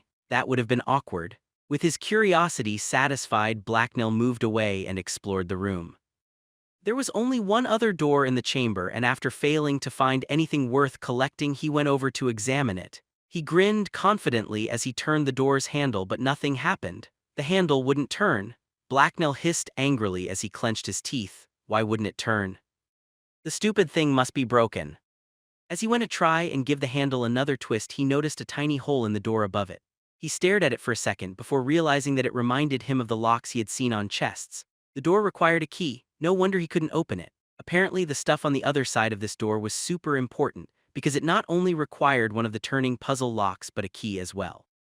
Blacknell thought that was overkill and more than a little unfair. He'd had a key once, but he'd given it to Cedar. How was he going to get past this door now? Fang's room undoubtedly lay on the other side of it.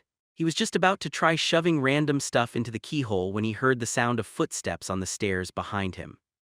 Blacknell stepped away from the door and frantically searched the room for some place to hide. Should he hide behind the chair? No, too visible. What about in the chest? No, too uncomfortable. The thud of footsteps grew closer until it reached the top of the stairs.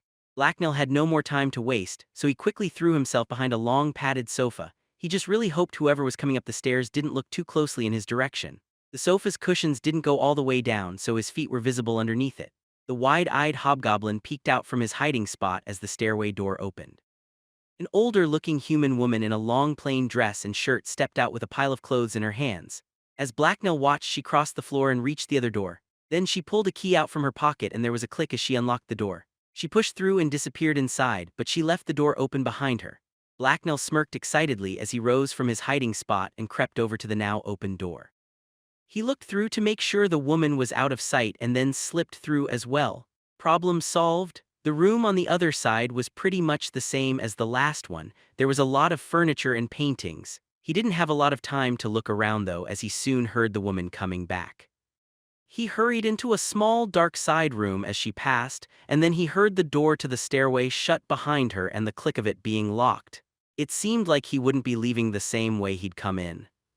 Blacknell didn't hear or smell anyone nearby, so he began to carefully explore the suite. He found a few trinkets and shinnies someone had forgotten, so he picked them up so they wouldn't get lost.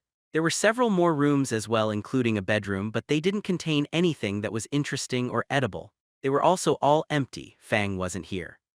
That was a problem. This was supposed to be his lair, but that didn't mean he was always here. Obviously, he left it sometimes. Blacknell sighed. He really should have thought of that earlier. Oh well, there was no other option but to wait for the man to come back. What was he going to do in the meantime, though? He should probably find somewhere to hide. There weren't a lot of comfortable places he could hide for a long period of time, so after a brief search, Blacknell chose to conceal himself under the bed. The sheets that fell over the sides of the frame would conceal him, and as a bonus he could lay down on the floor. It was actually quite comfy. However, after a few minutes, Blacknell began to grow bored. How long was this going to take? He gave a quiet yawn as he shifted around to get more comfortable. The entire bed had been placed over a rug so the floor wasn't too hard. Blacknell closed his eyes as he let out a deep breath and relaxed. He probably shouldn't let himself fall asleep. Blacknell was awakened by the sound of a door being slammed shut. As he blinked the sleep from his eyes, he heard a pair of loud voices. Make sure I know the instant Zelina's message arrives. When we move to take Herod out, I plan on being right out front. That crazy hag has been a pain in my side for too long. How arrogant do you have to be to just move south and claim the best territory around as your own exclusive little playground? The first deeper voice said. You'd have to have an ogre-sized ego to think it would work, boss. That's for sure, the other man replied.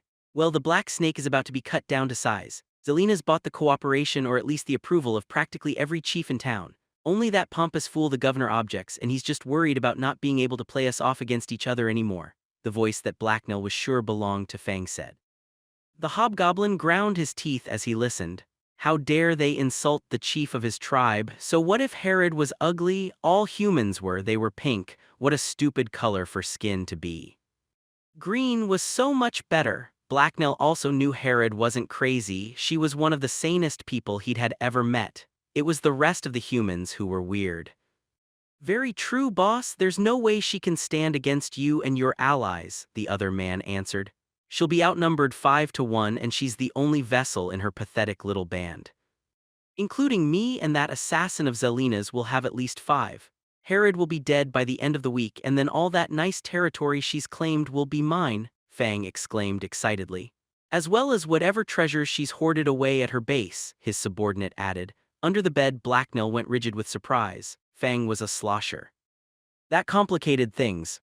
"True, although I don't imagine it's any great prize. That's enough of this useless talk. Go downstairs and send one of the wenches up, make it the new blonde. I'm feeling like a good romp," Fang told the other man. "Yes sir, sure thing," the man said before heading back down the stairs. Blacknell's target was now alone on the 3rd floor. The hobgoblin under the bed grinned with eager anticipation as he plotted the man's murder. This was going perfectly and would be so much fun. Since Fang was a slosher, the safest plan was probably to just wait until he fell asleep and then to slit his throat. That would involve a lot of waiting though, and Blacknell had already had a nice long nap. He really didn't want to fight a slosher though. If he was anywhere near as dangerous as Herod, then he would be very unlikely to win. So Blacknell waited and listened as the man named Fang wandered around the apartment. After a few minutes he walked over to the bed and sat down. His feet dangled and swayed right in front of Blacknell's face. Then a shirt hit the floor as the man started getting undressed. The shirt was soon followed by a pair of pants. As the trousers landed, there was a whirring noise and several golden coins rolled out. Blacknell's eyes watched them intently as they rolled. They were so shiny. He wanted to grab one, or more than one, but he knew it would be a dumb thing to do. Fang might be looking. As the hobgoblin watched, one of the coins rolled under the bed before falling over. Excitedly, Blacknell reached out and grabbed it. He smiled happily as he stared at its gleaming golden sides. "Damn bloody things," Fang suddenly swore. The bed then creaked as the man leaned over and began picking the coins up. Blacknell held his breath and started fervently hoping the man couldn't count. The hobgoblin had no such luck.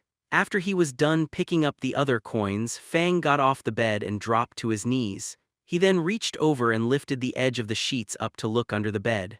The hobgoblin and the man stared at each other for a second. Neither of them said anything. Blacknell's hood wasn't up, so Fang got a good look at the hobgoblin's green, angular, and very inhuman face. Den of Beasts 5. "Gods, what in all the hells?" the man whispered as his eyes went wide with shock.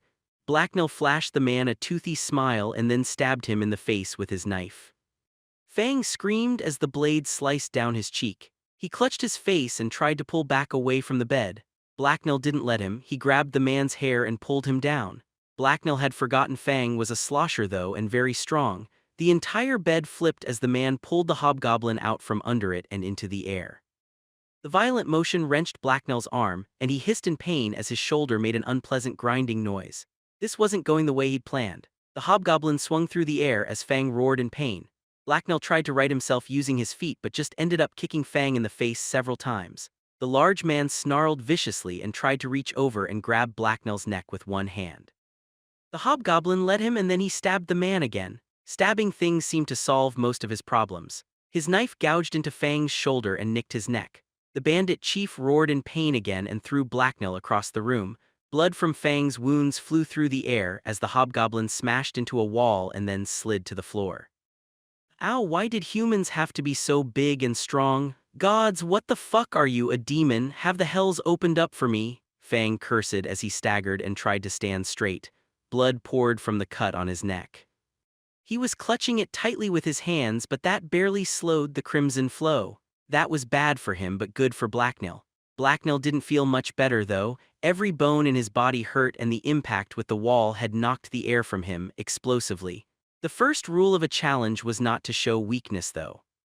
Yes, I'm a demon, tonight SS you die, Blacknell hissed dramatically in his scariest voice, which was actually just his normal voice. The hobgoblin pulled himself up off the ground. He was unsteady on his feet and wobbled a little, but he managed to start walking over to his target. Fuck you, the man cursed in reply. Fang was injured and in his underwear, but he was still a slosher. He looked around the room for something to use as a weapon. There was a vase on top of a nearby stand, so the man grabbed it and then threw it at his attacker. Blacknell slid out of the way of the porcelain projectile and continued to close the distance. Fang then picked up the wooden stand itself and hurled that. This time, one of its legs nicked Blacknell's shoulder. He stumbled slightly and winced. There was no real damage, though, beyond another bruise. Fang took this time, though, to reach down with his one free hand and grab his pants from off the floor. Blacknell grinned with savage amusement. What was he planning to do with those? His smile slipped, though, when the man managed to fumble through the trousers and pull out a small dagger.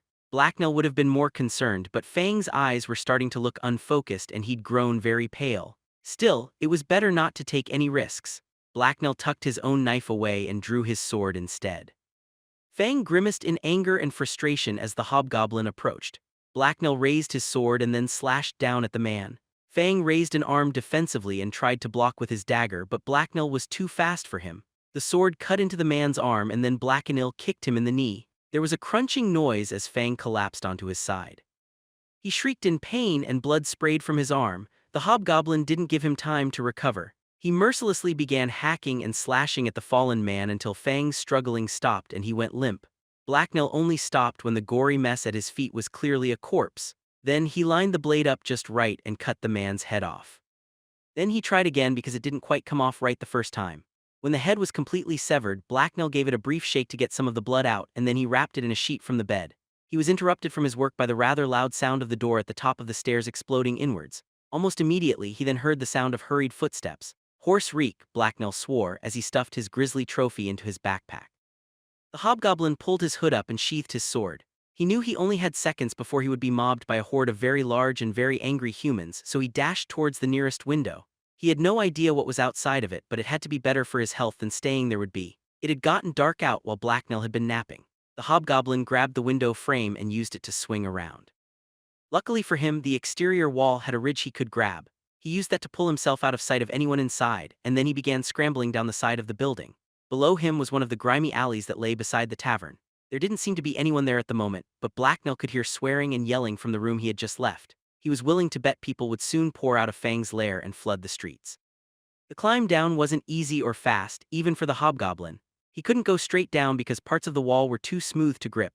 Instead, he had to carefully feel his way around and scramble sideways to find footholds as he descended feet first. He disliked how long this was taking. He didn't have a lot to spare. The first story of the building was smaller than the others and recessed, so Blacknell had to jump down. His injured shoulder flared with pain as he landed on the ground. The hobgoblin just grunted and began running away as fast as he could.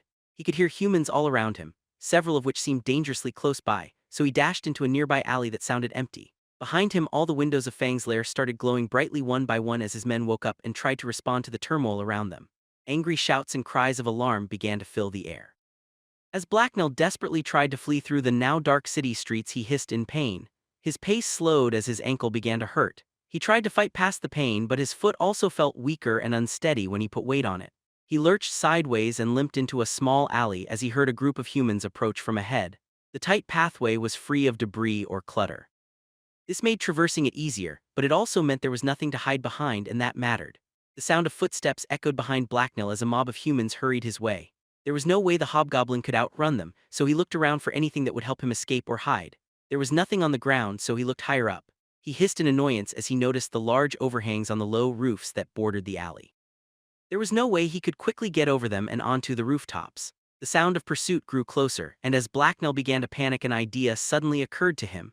He sprinted towards the nearest wall and then ran up it.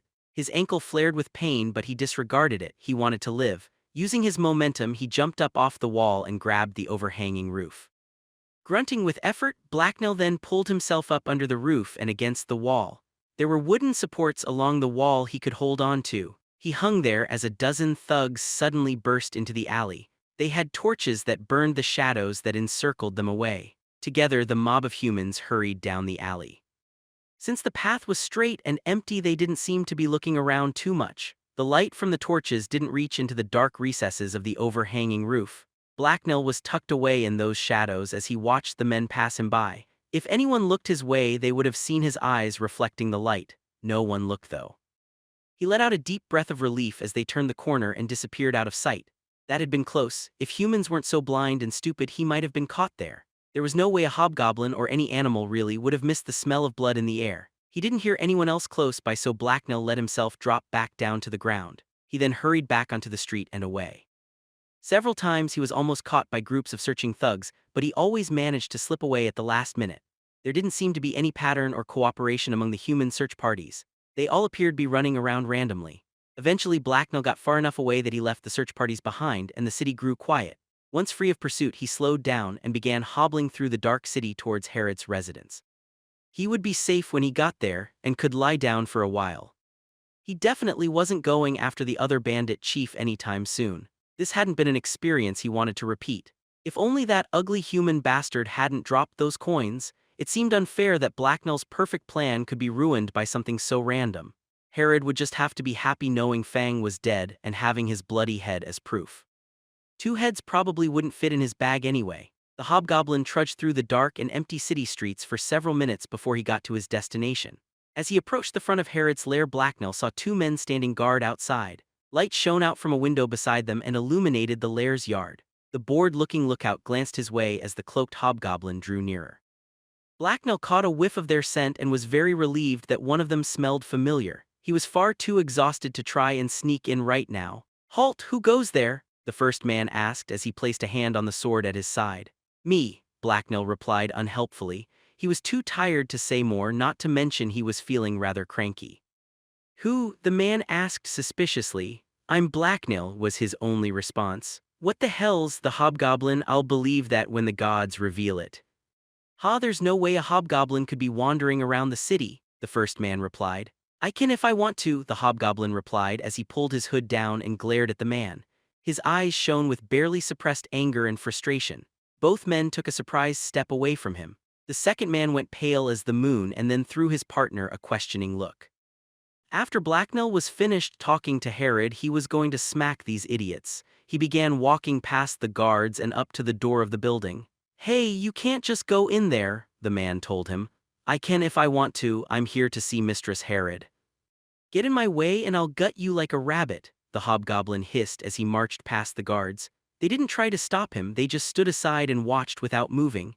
The dried splatter of blood all across his face might have had something to do it. The unfamiliar smelling one turned to the other. "That's not a real hobgoblin, is it?" "I mean, I heard some of the other guys talking, but I thought they were joking," he said nervously. His partner frowned and gave him a condescending look. He clearly didn't think much of the question. "He was green, you idiot. Of course he's a hobgoblin. No human has ever had chompers like those, that's for damn sure," the other man replied. Blacknell flipped his hood back up and made his way inside. The room there was plain and several people were sitting at a table while playing cards. Their reactions to Blacknell's sudden presence varied, but every one of them looked surprised. None of them were Cedar or Herod, so the hobgoblin kept moving. Behind him, several men pushed their chairs back and got to their feet as an anxious-sounding conversation broke out.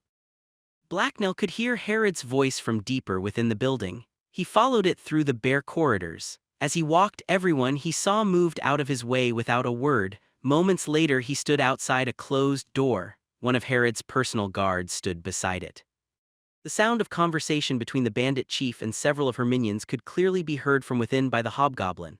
"It's suicide to try and fight them all. My men and I joined your band because it sounded like you had a sweet setup down south. We didn't agree to fight all of Daggerpoint for you," a deep-voiced man said. "You swore to follow me, so you don't have a choice," Herod replied with frosty calm. Herod still sounded more than a little angry, but Blacknell was too tired and sore to care. He was also willing to bet his present would cheer her up.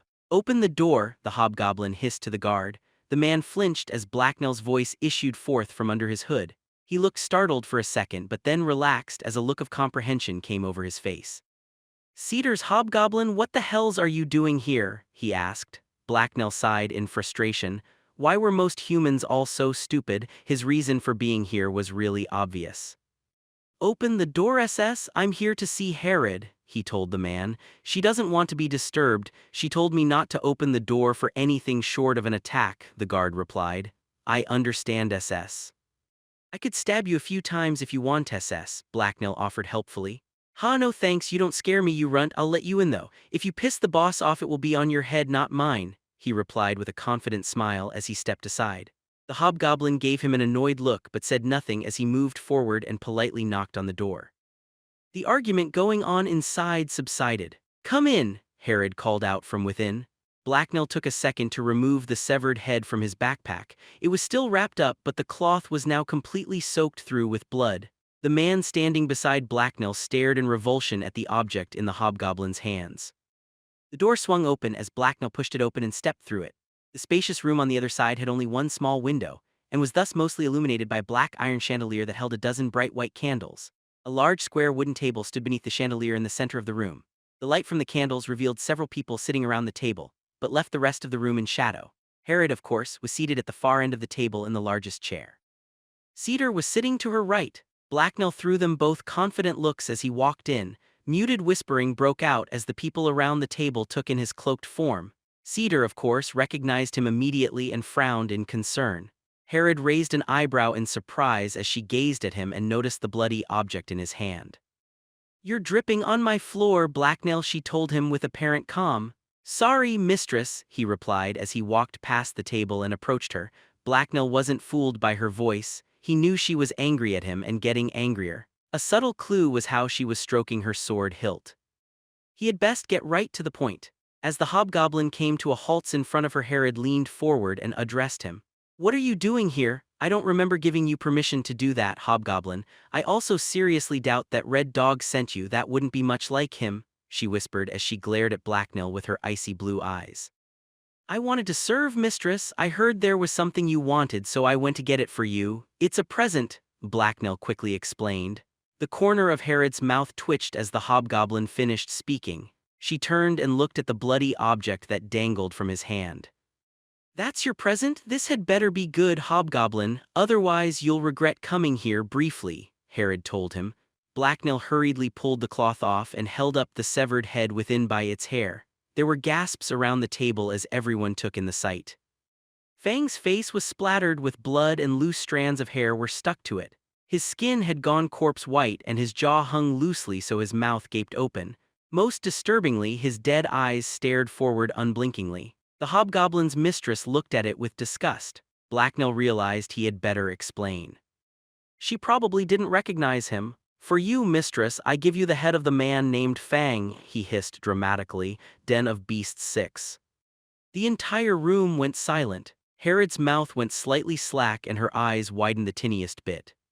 She stared in surprise at the severed head for several seconds. Blacknell really hoped it was a good type of surprise. The suspense was actually painful. By all that is holy and all that is profane, it is him, she whispered. Nope, that didn't help.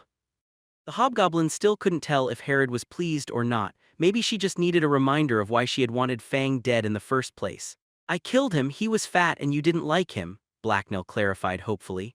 As the anxious hobgoblin watched, a savage grin suddenly sprung into existence on Herod's lips. Her eyes began to gleam with excitement.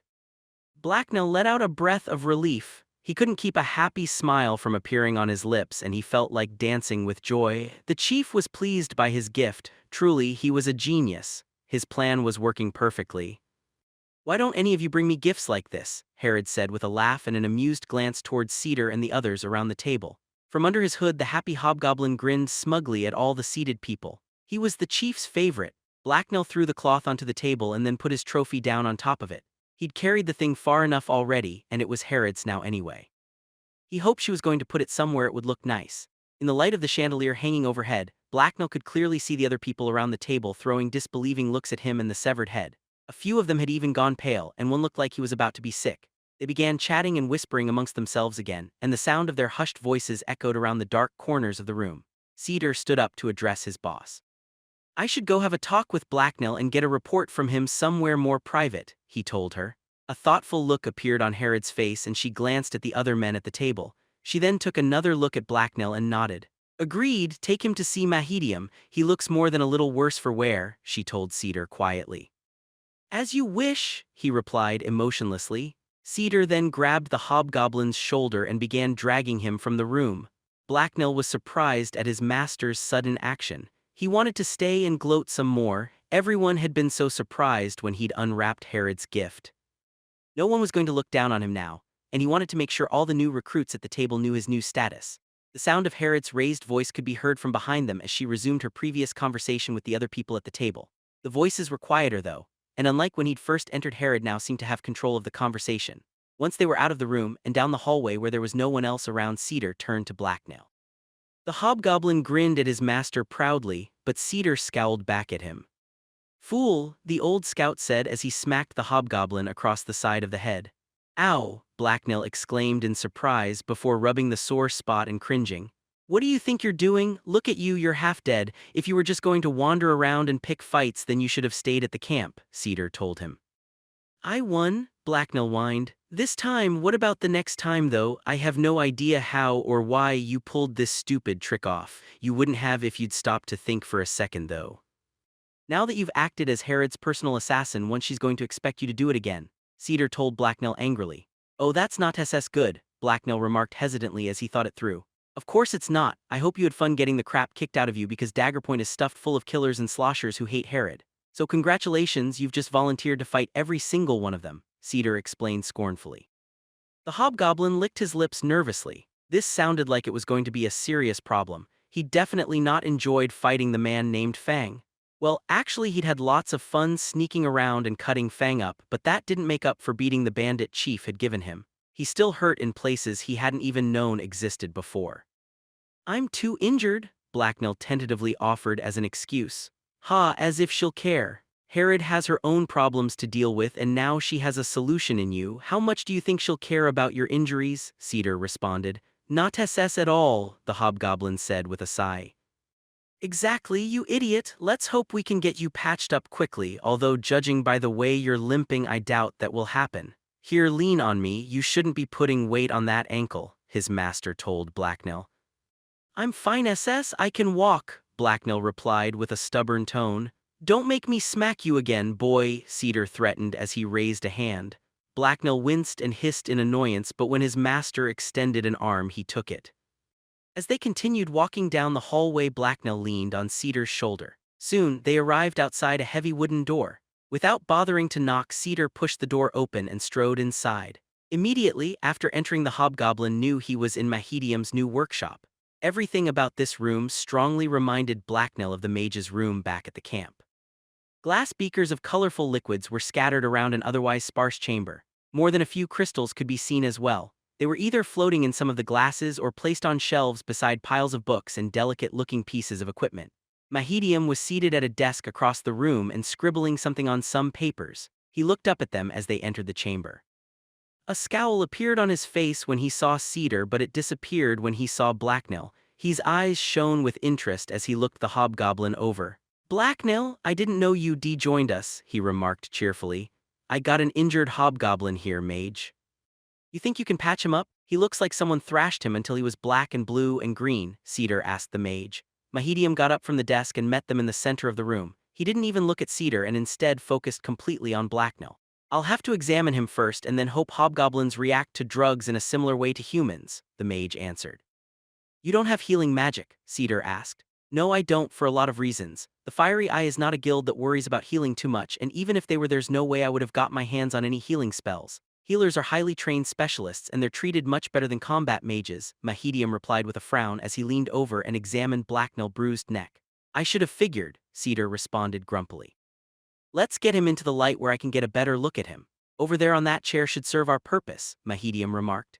Cedar guided Blacknell towards the seat Medium had indicated and then placed him gently down while Mahedium wandered the room and gathered a few things from the shelves. A few minutes later the mage returned and stared thoughtfully at Blacknell. He then touched a crystal on a nearby desk and it flared to life. This new light made it much easier to see. How do you feel, Blacknell? You definitely looked unsteady earlier. Are you suffering from nausea or a headache as well?" he asked the hobgoblin.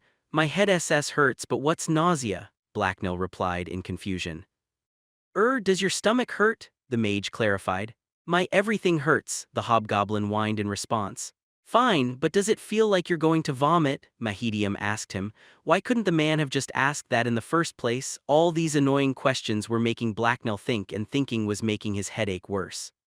No, I'm hungry though, Blacknell remarked hopefully. You're always hungry. Sometimes I think you're half pig, Cedar told the hobgoblin with a smile.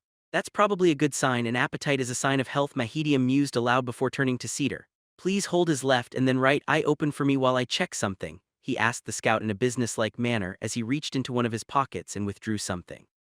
Blacknell tried to squirm away as his master grabbed his head and then proceeded to pry his one eye open. He was still feeling weak though, so even raising his arms took an effort. Ouch, what the hells were they trying to do to him? Hold still, you silly runt, that's an order, Cedar barked as he tried to keep his hold on the hobgoblin. Reluctantly, Blacknell relaxed and stopped struggling. It hadn't really been doing him much good anyway. Cedar was also unusually strong right now for some reason. He must have been eating well recently. Mahedium reached into his pocket and pulled out a tiny crystal that was barely bigger than his fingertip and held it up to Blacknell's face. The hobgoblin tried to blink but couldn't because Cedar was still holding his eyelid up. I thought you weren't going to use magic, Cedar remarked suspiciously. This is just a light crystal, the mage replied. As Blacknell stared at the mana stone, it suddenly burst to life. He instinctively tried to flinch away, but Cedar was still gripping him tightly. He relaxed a second later when he realized the light wasn't really all that bright and didn't actually hurt his eyes. In fact, the crystal was more than a little interesting to look at. He had never stared right at one while it was lit before. There was a tiny speck in the very middle that seemed brighter than the other parts. His reaction seems fine as well, so I don't think he suffered a dangerous head injury, Mahedium observed as he pocketed the crystal again. After seeing that the mage was finished, Cedar let go of Blacknell. The hobgoblin shook himself and started blinking frantically to moisten his dry eyes. Meanwhile, the mage stood up and frowned down at Blacknell with concern. What's the matter now? Cedar grumbled impatiently. He's a hobgoblin, Mahedium answered as he looked off to the side with a distracted manner. I noticed that since a while back actually, the old scout replied scornfully. Yes, most people would. He also has obvious external injuries, but trying to figure out which herbs to apply is an interesting challenge. He might not react the same way a human would, so I've chosen one of my more innoxious mixtures, the mage explained carefully. So apply it. Standing around and scowling isn't going to change anything, Cedar replied. Mahedium gave the older man an irritated look but then got to work. Together, he and Cedar stripped Blacknell of most of his clothes. They then examined his wounds. The hobgoblin had only a few shallow cuts, but several rather impressive purple bruises decorated his skin. Some of these are obviously at least a few days old, Mahedium remarked. The mage then began applying a sweet-smelling paste to Blacknell's wounds, which numbed and cooled his skin. It was rather nice feeling, and soon the tension leaked from his body as he leaned back into the chair. What's in that stuff? It doesn't smell like anything I would use, Cedar remarked. It's white duff, clegorvine, and ground scalewood bark, Mahedium responded. Why are you using that crap? None of that has any real strength to it, Cedar asked him. I've been a master apothecary for almost a decade. I think I know which compounds to use, the mage replied as he scowled with indignation. Apparently not, because I might not have a fancy title, but I've been treating wounds since before you were born. So I know, Cedar countered as the two men fell into an argument. The argument went on for several minutes and both of them grew louder and more belligerent as time went on. It continued even after they had finished bandaging his wounds. Blacknell wasn't paying attention though. Despite the increasing noise levels, he was starting to fall asleep. Blacknell was still drifting back and forth across the black borders of consciousness when the argument ended. Thus, he didn't even notice when Mahedium collected a small sample of his blood from one of his wounds. Cedar noticed though and quickly turned towards the mage with an angry expression on his face. What do you think you're doing with that? What possible use could you have for his blood? He loudly demanded of the mage. The harsh sound of his voice woke Blacknell. The hobgoblin opened his eyes to see his master and Mahedium glaring hostilely at each other. So nothing much had changed. I simply want to run some tests on it. Hopefully, I can use it to discover whether goblin blood will react differently than human blood to several chemicals. That way I can be reasonably sure they'll be safe to use on Blacknell. Why do you care? Mahedium answered confrontationally. Even a complete fool knows better than to let a mage take their blood. You could use it to place him under your power, Cedar responded. Then you definitely know as much as a complete fool. Even if those peasant superstitions are true, and I have no idea if they are, then do you really think that's that sort of thing the guilds would teach combat mages? No, of course it is, so why don't you just be quiet and let me work, Mahedium said as he glared at the old scout. Cedar opened his mouth as if to respond but then stopped and seemed to think better of it. He appeared to think something over for a second before he next spoke. Fine, do as you will. I'm watching you though, Cedar warned him. Mahedium just snorted dismissively and walked away to the other side of the room. Once there, he started going through his equipment and picking stuff out. Cedar turned back to Blacknell. How are you feeling? His master asked as he waved his hand in front of the hobgoblin's face. Sleepy, I want SS to nap, Blacknell replied before yawning.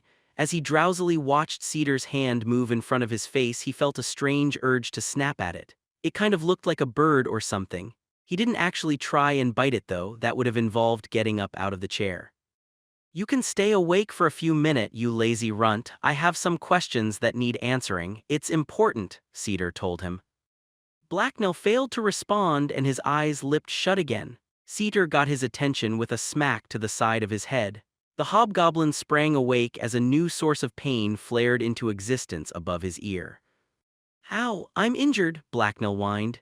You're too tough for your own good, so you'll survive. Now are you going to answer my questions or do you need another smack? Cedar said. I'll answer, Blacknell replied as he rubbed the side of his head. Good, so I'm guessing you slipped away from camp and followed us here. What took you so long though? Cedar asked him. The hobgoblin considered the question for a second. It was a long story. Where to even start and how could he tell it so that it would make him look the best? An impatient look appeared on Cedar's face. I got attacked by a hobgoblin and had to rest, he blurted out as Cedar raised a hand to hit him again. Explain, Cedar said as his eyes narrowed with interest. I was following SSU when you went past the bushy place. A nasty huge hobgoblin with impressive horns then jumped out and attacked me. He had lots and lots of goblins with him and they all tried to kill me. I kicked and bit them all though and managed to fight them off by myself.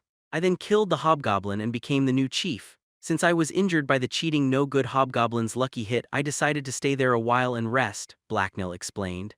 Sounds like quite the adventure if any of it's true. How did you get to the city? The old scout asked doubtfully.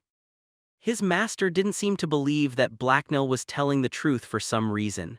It was kind of insulting. He was just leaving some stuff out and maybe exaggerating a little. I asked for directions twice, Blacknell replied as he shrugged. It hadn't been a big deal or anything. What, how? Never mind, I'll probably sleep better at night if I don't know the details, Cedar remarked. How did you end up killing Fang though? He was a blowhard but still a slosher. How did you even know he was Herod's enemy or where to find him? I listened to Herod yell at some people. She was very loud, Blacknell explained. Yes, she is at that. It probably wasn't all that hard to find us since all you had to do was follow the sound of her constant screaming, Cedar said with a chuckle. Blacknell's eyelids were heavy and he didn't feel up to correcting Cedar, so he gave his master a brief nod. He also didn't want any part of insulting Herod. It was probably a good idea to change the topic of their conversation. I found Fang by playing a guessing game with a weird naked lady, Blacknell then told Cedar. There was silence. The smile on Cedar's face grew strained and his one eye twitched. Across the room, Mahedium broke out into a fit of coughing. Had he said something wrong? You didn't murder this woman, did you? Cedar asked apprehensively. Nope, we just traded answers to questions. Do you usually kill people during guessing games? Blacknell asked with interest. No, I don't usually play them. Just in general, it's a bad idea to kill people, okay? Cedar replied. Why, you do it all the time and so does Herod, the hobgoblin pointed out. There was another amused snort from Mahedium. Cedar closed his eyes and messaged his forehead with his fingertips. Blacknell thought he looked a little upset. I just realized Red Dog may have had a point after all. This is my fault as much as yours, though. I should have taught you about morals and civilized behavior. I guess I just never expected you to leave the woods, Cedar remarked. The round things you put stuff in? Blacknell asked in confusion. No, those are barrels. Morals are very different, Cedar explained with a sigh. The sound of steps echoed from the doorway, so Blacknell twisted around to see who was approaching. The doorway was soon darkened by the red-headed form of Kita. The hobgoblin groaned when he saw her. Why did it have to be her? She was incredibly annoying and he was stuck in this chair so he couldn't even escape. He already regretted saving her. Blacknell, I heard that you'd shown up. Everyone was talking about the small, creepy, cloaked guy who killed that bastard Fang and then presented his bloody head to Herod. How sharp is that? When they mentioned that the assassin had disappeared with Cedar, I knew for sure it must have been you, she exclaimed happily with a cheerful grin on her face. Blacknell is injured, so don't get too close and you can't stay long, Cedar told the young woman. The hobgoblin threw his master a grateful look and Cedar gave him a knowing smile. Mahedium also responded from across the room. Oh, quite right, keep at least a few feet away please and no touching the patient, the mage told Kita distractedly. He seemed engrossed in studying something at his desk. Sure thing, I got stuff to do anyway. I'm super useful so Herod keeps me pretty busy, Kita responded with undaunted cheer. You deliver messages, Cedar replied dryly. That's important. What if someone tried to steal the message? I would have to fight them off. In fact, I got into a fight earlier today, so ha, Kita told him as she stabbed the air with a make-believe knife. That had nothing to do with a message. They attacked you because you know what? Never mind, Cedar said with obvious frustration. Anyway, I just wanted to tell you that you killing Fang was the sharpest thing I've ever heard of by far. I mean, come on, you brought his bleeding head to Herod in the middle of a meeting. How awesome is that? She told the hobgoblin. Does she know what morals are? Blacknell asked curiously while glancing at the still smiling Kita.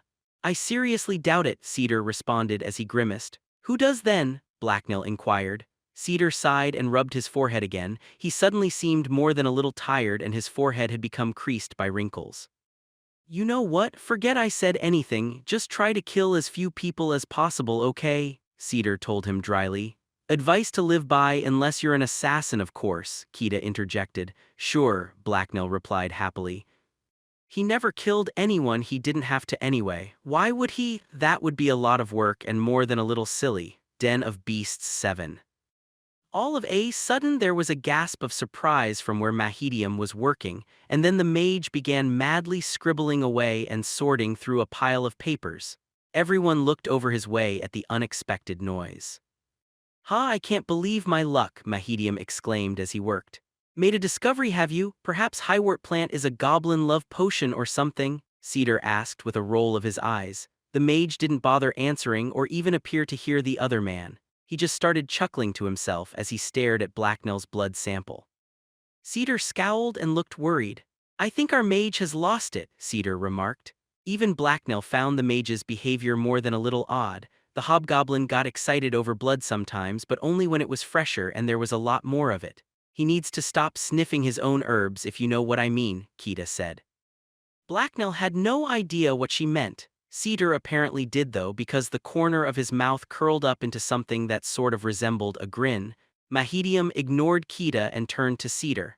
I've made an incredibly exciting find. It has nothing to do with herbs though. After the surprise revelation that Var's pet goblin had the mage spark, I decided to run some tests on Blacknell's blood just in case, and I just found something, he announced with obvious excitement. The young mage was practically vibrating with enthusiasm. In one hand he held up a small vial of purple liquid. Oh, is goblin blood like deadly poison or secretly magical? Kita remarked. No, that's idiotic. Stay silent while the grown-ups are talking, please, Mahedium replied irritably. What did you find? Cedar asked curiously as Kita glared at Mahedium. Before I say anything I want to be absolutely sure I'm right, so I need to perform a few more quick tests, the mage answered as he quickly gathered up several things from his desk. Once Mahedium had what he wanted, he hurried over to where Blacknell was sitting. The hobgoblin eyed him warily. He was fairly sure he didn't want the mage running any more tests or performing any weird magic on him. The eye test from earlier had been uncomfortable enough. Open your mouth, please. Normally I'd just take a hair sample. Since you don't have much in the way of hair though, I'm going to have to take a look at your teeth, Mahedium told Blacknell. The mage raised his hands in front of Blacknell's face and waited expectantly. The hobgoblin met the mage's gaze and gave him a dubious stare. The man couldn't seriously be planning on shoving his hands in between his jaws, could he? I don't want your fatty human hands in my mouth. They'll taste bad, Blacknell replied as he stuck out his tongue in disgust. I keep my hands very clean and I just washed them, Mahedium responded. You're still human and oily, the hobgoblin muttered. Just get it over with, Blacknell. I'll get you a treat right after, Cedar told him impatiently. The hobgoblin sighed but did as he was told. Maybe he could convince his master to get him one of those meat pies from earlier. Mahedium raised his tiny light crystal up to Blacknell's mouth. As it flared to life, he raised a small knife and began to carefully poke and prod around the hobgoblin's teeth. It was more than a little annoying, and Blacknell gave Mahedium an irritated look. As he had suspected, the man's fingers also tasted horrible, like old sweat. I expected them to be dirtier. You actually keep your teeth fairly clean, the mage commented as he worked. Blacknell's eyes narrowed. Why wouldn't his mouth be clean? It was humans that were weird and smelly. I know it's tempting, but don't bite him, Cedar told Blacknell. A few seconds later, the mage withdrew his hand and smiled proudly to himself. Blacknell shut his mouth and rubbed his jaw, holding it open like that had been kind of painful. I was right. An elemental test of his blood revealed traces of crystal integration, and just now I discovered his teeth show subtle signs of fairly recent crystallization, Mahedium announced. So he's a mage too, Cedar replied warily. He didn't seem too happy at the idea, which kind of hurt Blacknell's feeling. Hadn't he earned his master's trust yet? The hobgoblin wouldn't mind becoming a mage. There were so many things he wanted to blow up. It would be glorious? No, that's not indicative of the evidence I found. If he was a mage, he wouldn't show the secondary signs such as crystallization of the teeth. Not to mention, I tested him for that not too long ago and found nothing. He's also not a mutant for obvious reasons. So by process of elimination, we can conclude that Blacknell is actually a dormant vessel, Mahedium explained happily.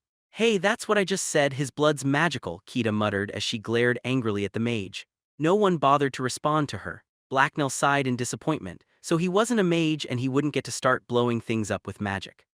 At least he was a vessel thingy though. That made him super strong or something, right? How's that possible? He's never shown any signs of that, and he's certainly never taken any elixir, Cedar asked with a voice full of doubt as he crossed his arms in front of himself. I don't know how he was initially exposed to some form of elixir, but at some point he undoubtedly was. As to him not showing any signs of being a vessel, well, the answer to that is obvious. He hasn't had any elixir to fuel himself, so the ability is now completely dormant, the mage replied. So it's utterly useless since we have no way of getting him elixir or even knowing what the right type is, Cedar pointed out with more than a little evident relief. Maybe I'd like to run a few more tests, and there's someone in town that I may be able to consult with. It might be technically possible to find the correct type, Mahedium told them. Well, good luck with that, just don't be expecting to draw too much more of Blacknell's blood. With the way things are going, he's going to need it right where it is. If you want to play around with a vessel's blood, feel free to ask Herod though, Cedar told the mage. I have as of yet not decided on the proper time or method of asking Herod for a blood sample, Mahedium admitted reluctantly. And that's why you're still alive, Cedar told him. His remark caused Kita to chuckle, which earned her a glare from Mahedium. Blacknell wasn't quite sure what was going on, so he decided to ask. What does me being a vessel mean? He asked the others. Nothing really, don't worry about it, Cedar replied. It means if you find this one type of magic potion, then it will give you magical powers and you won't die or explode or anything, Kita added. Good, that's good, Blacknell mused aloud. He really wanted magic of his own and he definitely didn't want to explode. It sounded like he needed to find this elixir stuff. There's absolutely no way to find the right elixir though, Cedar told the hobgoblin. That's not completely true. I just finished telling you that I may know of someone who could help, Mahedium argued. Fine, you do what you want. If you manage to find anything, then tell us, but don't expect any help looking. Also, if you tell Herod about any of this nonsense, then I'll make sure you regret it for the rest of your life. Thanks to Blacknell's recent idiocy, she already has enough weird notions in her head about using him. If you tell her about this, Cedar warned the mage. He stopped talking when Blacknell poked him urgently on the shoulder and he threw the hobgoblin a confused glance. Blacknell's eyes were wide with concern. He hadn't noticed it at first because he'd been distracted by the conversation, but now he definitely heard the sound of familiar footsteps approaching. Ah, Cedar, you're so predictable sometimes. I knew you'd try to keep the hobgoblin away from me, Herod said as she walked through the doorway and into the room. I'm sorry if I'm intruding, but the things you were just saying sound so intriguing. I'm having weird notions, am I? We'll have to talk about that later. Right now though, I want my mage there to tell me more about the rather interesting conversation you were all just having. There was a rather nasty-looking grin on her face that was directed Cedar's way, and from under her dark bangs her eyes gleamed with furious excitement. Blacknell winced in apprehension and took a step away from Cedar. His master should have kept his big mouth shut. Fuck, Cedar grunted quietly before turning around and facing his boss. Explain now, Herod commanded Mahedium. Right, of course, the mage stuttered in reply. As you undoubtedly heard just now, after running some tests on Blacknell's blood, I discovered that some time ago he must have ingested a sample of elixir. Obviously he managed to survive the transformation into a vessel, but he hasn't been showing any signs, the mage quickly explained before Herod cut him off with an annoyed glare and wave of her hand. I heard that part and I don't much care. I don't need another vessel, I need access to elixir. Get to the part where you mentioned knowing someone that might be able to supply you with some, she told him with a disdainful sneer. Mahedium opened his mouth as if to talk but then closed it again. His forehead grew creased and he seemed reluctant to speak. Herod made an irritated growling noise and he flinched before finally answering. Since my arrival in Daggerpoint, I've been making inquiries about any other rogue mages that might be in the city. Most of the leads I've found were dead ends, unfortunately. None of the mages in this city are very knowledgeable about the magic they flaunt. They're the lowest sort of combat mage with not a scholar among them, Mahedium bitterly told her. As the mage talked, Cedar's eyes flickered towards the exit. He looked to be considering trying to slip away while Herod was distracted. Blacknell didn't blame him. Even the market for spell stones and elixirs is very limited and expensive. It contains nothing but the occasional piece of loot taken off a corpse. I highly suspect most of the crystals get purchased and then returned unused to the market when their owner is murdered, Mahedium continued. But you said you found someone, Herod pointed out impatiently. Yes, there was one merchant who seems to have a steady source of several elixirs including Braxwell's and Whitestrom. He refused to even discuss where he got it at first, but I was persistent. Eventually, I managed to get him to deliver a message to his supplier. I only got a short reply back, but it was enough to confirm my suspicions that someone in town is creating the elixir. They've agreed to meet with me in order to facilitate an exchange of knowledge, the mage concluded. Tricky, Cedar remarked softly. Yet more than worth a little risk. A reliable source of elixir could change the odds against us completely, Herod added with a hostile glare at Cedar. Blacknell blinked in surprise at Herod's reaction to Cedar. He was more than a little surprised she hadn't sheathed a few of her knives into his master's chest already. She seemed really focused on getting her hands on this elixir stuff. He almost thought he detected the tiniest bit of sour-smelling desperation from her. True, but that doesn't mean we should run right into this. Anyone with a monopoly on such a lucrative trade isn't going to just give it up and is more than likely working with one of the other chiefs. It's probably a trap, Cedar replied as he frowned in concern. Obviously, it could be a trap. I don't need you to tell me that, Cedar. We'll just have to take precautions and turn it back on them if they're stupid enough to try something, Herod told him scornfully. Blacknell smiled as he listened. He thought that sounded fun. The idea of the hunter becoming the hunted amused him. When and where's this meeting supposed to take place? Cedar asked Mahedium. 2 days from now at a residence in the central district of the city. I'm allowed to come armed and bring one companion, the mage answered. You agreed to enter a location of their choosing with only one man for backup. I honestly thought you were smarter than that, Mahedium. This magic stuff is sure makes idiots out of people, Cedar told him. I'm not stupid, Cedar. They're allowing me to bring my gear and I'm a combat mage. I'll have someone with me to watch my back and enough magic at my disposal to level a small building. Besides, meeting in a public place wouldn't do me any good. I'll be visiting their lab. We'll need equipment and resources in order to accomplish anything, the mage replied. What if they take you by surprise? Cedar asked. I'll just have to make sure that doesn't happen. You're worrying too much anyway. I'll be going to the inner city, which is neutral territory. If they cause a disturbance there, it will draw the attention of the governor, Mahedium responded. I have way more experience with this city than you, boy. The governor and his men may enforce peace within the center of this snake pit, but they're powerless outside of it without the backing of the band leaders. They also don't care about murder, just that it doesn't happen on the streets, Blacknell's master countered scornfully. It's worth the risk, Cedar. You've said enough, don't you think? So shut your trap, Herod ordered the old scout before turning to the mage. Who were you planning on taking with you, Mahedium? Yesterday I couldn't have told you, but just now I decided on taking Blacknell, Mahedium replied. Absolutely not, Cedar barked immediately. Herod threw him a dark look and the old scout took a step back. Cedar looked like he really regretted speaking. It's very simply not up to you, so be quiet. Blacknell is no longer your servant, Herod told him coldly before turning to Blacknell. It's up the hobgoblin himself and me, you're both my minions. Blacknell froze as everyone looked his way. Oh, this wasn't good. He really didn't like being in the middle of a fight between Herod and Cedar. No matter which side he chose, it wouldn't be good for him. Why couldn't everyone just get along? I had intended his presence to serve several purposes. You just mentioned that I should be concerned about being taken by surprise. I think we can agree that's unlikely to happen if Blacknell is with me. They will be unprepared for the superior senses of a hobgoblin, Mahedium reasoned. Cedar just scowled and grunted vaguely in response. Blacknell, however, grinned happily to himself. Mahedium was right, hobgoblins were both superior and more sensible than humans.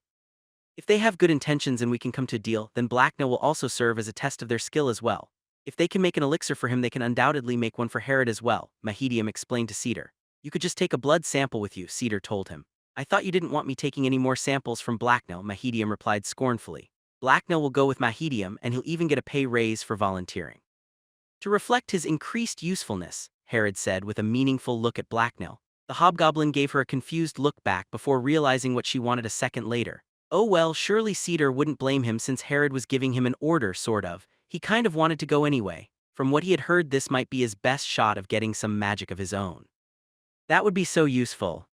I'll go with Mahedium SS. I'll fill these men with fear and stab the people who try to hurt him, Blacknell told Herod with an enthusiastic nod of his head. Cedar scowled grumpily at the hobgoblin's reply, but he didn't say anything. Herod threw a smug grin his way. She seemed to take a lot of pleasure from gloating over Cedar. I'll go too, I'm also great at stabbing people, Kita added from where she was standing off to one side. You'll be staying here, safely out of the way, Herod told the younger woman without even looking at her. But, Kita started to say before Blacknell kicked her in the back of the knee. Kita stumbled and glared with narrowed eyes at the hobgoblin, but he didn't care.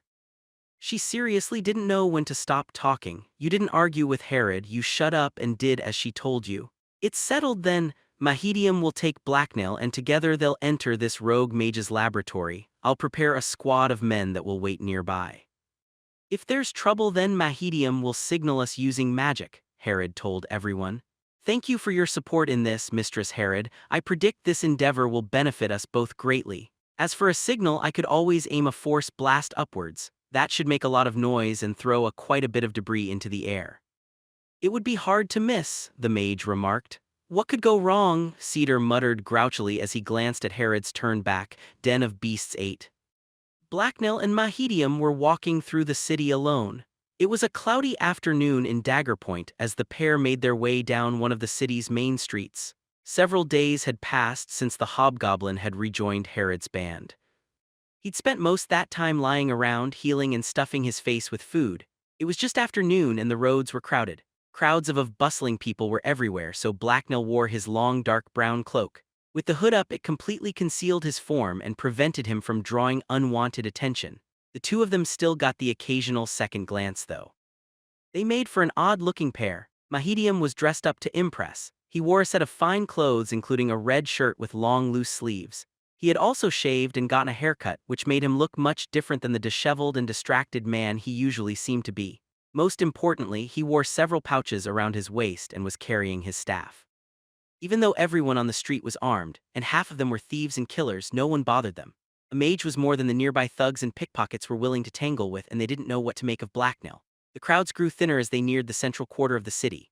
The border was obvious in the daytime, but Blacknell had only been here at night before. Not only were the houses larger and better maintained there, but there were far less people on the street. Several men with helmets who were holding long spears and wearing steel breastplates watched everyone who passed. Their choice of equipment made them stand out. Spears and shiny metal weren't popular with most of the other humans in the city, probably because they made it harder to run away. The metal-wearing humans didn't stop anyone from passing into the central quarter, but only a few people seemed to want to walk past them anyway. Blacknell noticed that the shiny men got a lot of hostile looks from other people on the street. Even though they were badly outnumbered by the nearby crowds, no one tried to start anything, though. Obviously, the spearmen weren't very popular, but they were respected warriors nonetheless. As they were walking, Mahedium turned to Blacknell and pointed at the steel-clad humans. Those are the governor's men and we're entering his territory. He allows anyone entry, but they have to obey his rules. Mostly, they involve keeping the streets orderly and clear. Stick by me and don't draw attention to us, the mage told the hobgoblin. Blacknell gave the mage an annoyed glare. That had been his plan anyway. He had obviously been doing that the entire way here, so why did Mahedium feel the need to mention it? Humans, other than his master, must just really like to hear themselves talk.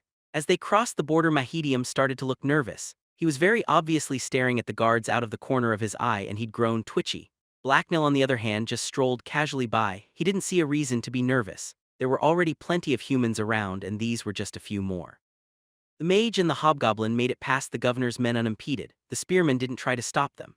As they headed deeper into the inner part of the city, the houses and buildings began to get larger and fancier. There were noticeably less people out and about as well. The humans here were better dressed, but the occasional group of thugs and miscreants still could be seen wandering around. The crowds were also quieter, and there was a lot less shouting.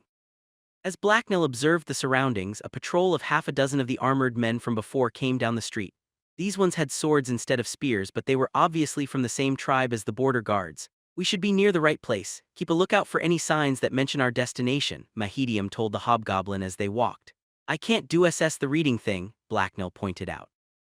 Ah, of course you can't. I should have realized that. You've obviously never had a chance to learn. Maybe I'll teach you the basics sometime, Mahedium replied as he looked around. Blacknell snorted. Why would he want to learn to read anyway? All his time was spent doing chores and learning useful things like cooking and sword fighting. There were so many things he had to practice already. Reading seemed useless to him anyway. He would be better off burning books for warmth or clubbing people over the head with them. Ah, there it is, Mahedium exclaimed as he pointed to a building up ahead of them. It was a large mansion surrounded by a wrought iron fence. The intersection of the city was where all the larger and better maintained homes were located, which in Daggerpoint just meant they were more than one story and weren't in immediate danger of falling down. This home, however, looked to be in good repair. There wasn't a single shingle missing from the roof. The only obvious flaw was that the grounds were overgrown, but the fact it had grounds at all was impressive. Most of the other buildings just had a large patch of mud out front. The yard behind the iron fence had several large trees scattered across it. A long, wild-looking row of hedges ran along the path, up from the gate to the front door of the residence. There were also few overgrown flower beds full of weeds. All the unkempt greenery cast a lot of shadows in the afternoon sun and gave the building a sinister air. Blacknell barely gave the house and yard a second glance, though. His attention was focused on the large, rough-looking man standing on the other side of the gate. He had a sword at his hip, and a mean look in his eyes that reminded Blacknell of the more dangerous bandits from Herod's band. The man was without a doubt an experienced killer, and not one of the governor's men. The hobgoblin eyed him carefully as he and the mage approached, and he couldn't help but growl softly. The fact that such a human was being used as a guard made him more than a little uneasy. The owner of the house wasn't messing around when it came to security. The guard wasn't looking their way, but Blacknell wasn't fooled. He could tell by the man's posture and movements that he'd noticed the two of them approaching. The man was good, not great, but still good. Mahedium didn't seem to notice Blacknell's concern because he walked right up to the man and announced himself. I'm Mahedium Logart and I have an appointment with your master. As per the agreement, I have come armed and with one escort, the mage declared confidently. The guard gave Mahedium and Blacknell a brief look over. His stare was intense but also indifferent at the same time. Blacknell had to stifle another growl. The man's condescending attitude raised his hackles. Without a word, the man then stepped over and unlocked the gate before throwing it open. Enter, he told them emotionlessly. Mahedium hesitated and an uneasy look flashed across his face. He was clearly thrown a little off balance by the guard's attitude. After a few seconds, though, he unfroze and walked through the gate. The hobgoblin shadowed him closely while keeping careful watch on the guard. He already didn't like this place. He certainly wasn't a cheery fellow. The master of this abode should really consider getting some friendlier staff. There's something to be said for basic courtesy after all, the mage muttered as he walked up the path to the house. Why would anyone want such inhuman thugs around? Blacknell met Mahedium's gaze. The mage blinked and stared at the hobgoblin for a second before sighing. Right, never mind, he then muttered to himself. The hedge loomed to their right as they approached the end of the path. When they got to the entrance, Mahedium knocked politely. It was a massive wooden double doors. Almost immediately they began to swing open. The mage looked nervously through the entranceway. Another guard similar to the first one stood on the other side and had opened the doors. Please take a seat, he told them before stepping aside. The room on the other side was huge and dark. It was 2 stories tall and large enough to fit dozens of people. A pair of staircases ran up the walls on either side of the room and led to the second floor.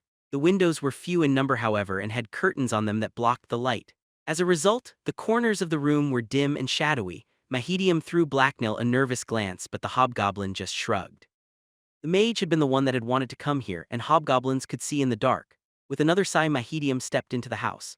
A flair for the dramatic is pretty common in mages, but this seems like overkill even to me, he muttered to himself. Plush red furniture lined the room, including several couches and chairs, so Mahedium headed for the nearest set and sat down. Blacknell sat down beside him, in a chair that was as comfy as it was ornate and red. Just as he was settling down, a casual breath brought an unexpected scent with it. The building smelled of human blood, not just one person either, but many different humans. Blacknell was unsure of what to make of it, so he decided to ask. The hobgoblin casually leaned over towards his companion and whispered in his ear. "It smells of human SS blood here. Many different people SS," Blacknell told the mage. Mahedium looked rather uncomfortable and wary of having Blacknell so close, but after the hobgoblin finished speaking his eyes narrowed and he frowned uneasily. He appeared to be thinking something over. "It's probably nothing, don't worry about it," the mage replied after a few seconds. Blacknell shrugged and sat back down in his chair. He could tell the mage wasn't being entirely forthcoming and was somewhat concerned about something, but he didn't really care. It was probably just some pointless human thing anyway. After a few minutes of waiting for something to happen, Mahedium began to scowl impatiently, and Blacknell grew bored.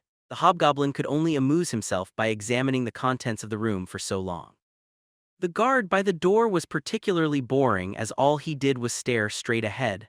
The hobgoblin was tempted to throw something at him just to see what would happen. He doubted Mahedium would approve though. Blacknell shifted restlessly in his seat. At least the chair he was sitting in was very comfy. As he moved, the plush cushions made him spring up into the air slightly. He smiled at the unusual sensation and did it again on purpose. Soon the bored hobgoblin was bouncing up and down on the chair and snickering to himself in amusement. The chair was just so soft and springy, he needed to find a chair like this to borrow when no one was using it or around to see him. Blacknell's antics finally caused the man by the door to turn towards the visitors. He began scowling at the hobgoblin in annoyance and with more than a little disbelief. Mahedium noticed as well. "Stop that, it's impolite, just sit still," he whispered to Blacknell. The hobgoblin sighed but did as he'd been told. It had been getting old anyway. Once Blacknell had settled down, they only had to wait a few more minutes for their host to arrive. A set of doors across the room were thrown open and two men stepped out. The first was an older man, even older than Cedar. He wore immaculate black clothing with silver lining, was bald, and sported a neatly trimmed short white beard.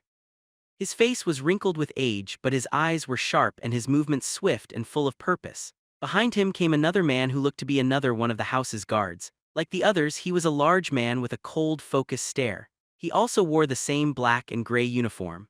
Blacknell could tell by the warrior's body language that he was subordinate to the white-haired elder. The pair quickly crossed the floor of the room and drew near their guests.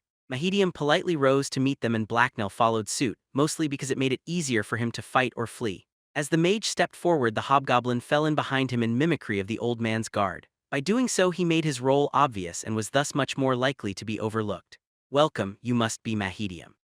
"Thank you for waiting. I simply had some other business I had to attend to. I'm known as Master Avalis, and that is how you may address me," the older man told the mage. He then reached out and extended a white-gloved hand. After a second of hesitation, Mahedium extended his own arm and they shook hands. "Ah, it's a pleasure to meet you, Master Avalis. Pardon me, but you must be the mage I corresponded with then?" Mahedium asked respectfully. "Indeed I am. I must say that I'm also glad to meet you. It's been a while since I've had an opportunity to converse with a colleague." Rogue mages with an interest in thaumaturgic research are very rare. The guilds are usually very successful in weeding us out, and of course they're not the only ones who benefit from monopolizing magical knowledge, Avalis said with a smile that didn't quite reach his eyes. Mahedium's eyes narrowed slightly at the other man's words and tone. They were more than a little suspicious, and Blacknell was sure he detected a hint of threat in them. "Yes, well, I'm a skilled combat mage with quite a few powerful crystals at my disposal. I could show them to you if you like. I was also very lucky in coming across Mistress Herod and in being allowed to join her band. In fact, she expressed interest in this visit herself and wanted me to tell her all about it as soon as I got back," Mahedium replied dryly. "Well then I'd better be on my best behavior. I'd hate for her to think badly of me," the older man said with a faint smile. Blacknell didn't like the older man's grin. He looked like he knew some secret joke no one else was aware of. The hobgoblin hated not getting a joke. He also didn't like what the body language of the old man's guard was telling him. The huge thug's face was calm and unreadable, but his posture betrayed his contempt for his master's guests. Yet the bodyguard was also looked ready to act at any time, as if he expected a fight of some sort to break out. "I feel like sitting," Avalis then remarked. He snapped his fingers and pointed to a small nearby table. Instantly, the guard by the door hurried over and picked the table up. He rushed over it, put it down in front of the older man. Avalis then pointed to a nearby chair and the guard brought that over as well. Mahedium nodded and both mages sat down across from each other at the table. Avalis, guard, took up position standing behind his master's chair. Blacknell copied him again and stood behind Mahedium. "Well then, now that we've been properly introduced, feel free to make yourself comfortable. We have much to discuss," the older mage told them. This is a rather nice home you have here. Your business must be quite profitable, Mahedium politely commented. It certainly pays the bills and keeps me fed. There's always a demand for elixir in Daggerpoint and the city is short on suppliers. What about you? How are you finding the city? Avarlis replied with a smug grin. Well enough. It's nice to be out from under the guilds and take destiny into my own hands. There are no lords or guild masters here to exploit me and tell me what I can and can't learn, the other mage answered. Very true, I myself found them quite stifling as well. Daggerpoint of course is not without its own dangers, Avarlis replied. Obviously you've managed to prosper though, the younger mage remarked. You seem to know a fair bit about my own operations, but I know next to nothing about you. May I inquire as to your own knowledge and background? Your note was intriguing but severely lacking in detail, Avarlis asked. Now it was Mahedium's turn to smile knowingly. I'm sure there's not much I could tell you that you don't already know. A man so obviously as intelligent and successful as yourself would have already looked into my history as soon as my note arrived. It's also not like my past is a secret. You, on the other hand, are quite the enigma though, the younger mage replied. Straight down to business it is then. When you first contacted me, you suggested an exchange of knowledge would be to both our interests.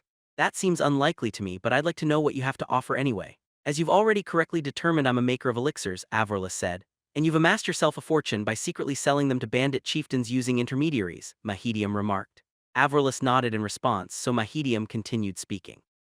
My own area of expertise lies in a different area of research. I specialize in creating spell crystals. I have the skills and knowledge to grow them from scratch, Mahedium told the other man as he reached into his coat. The old mage's guard tensed at Mahedium's movement but didn't act further. Master Avarlis barely reacted. His fake-looking smile didn't falter at all. The younger mage then pulled out a small pouch and emptied it onto the table. Half a dozen transparent crystals rolled across the table. Avarlis' white eyebrows rose slightly in surprise. They are a gift from me to you. A token of my respect and an offer of friendship, the younger mage explained. Den of Beasts 9. Master Avarlis reached down and picked the largest stone up with 2 fingers. It was slightly smaller than his closed fist. He stared at it for a second and it pulsed with light. These are all light crystals, the older mage observed impassively. Yes, well, since I see that you're using candles to light your home, I think these will be quite useful to you, Mahedium replied. The older man grunted and eyed Mahedium with new interest. Yes, these would be quite useful, but worth elixirs? I don't believe so. You can't compare the ability to uplift mere men into vessels to something that's a small improvement over a candle, he remarked scornfully.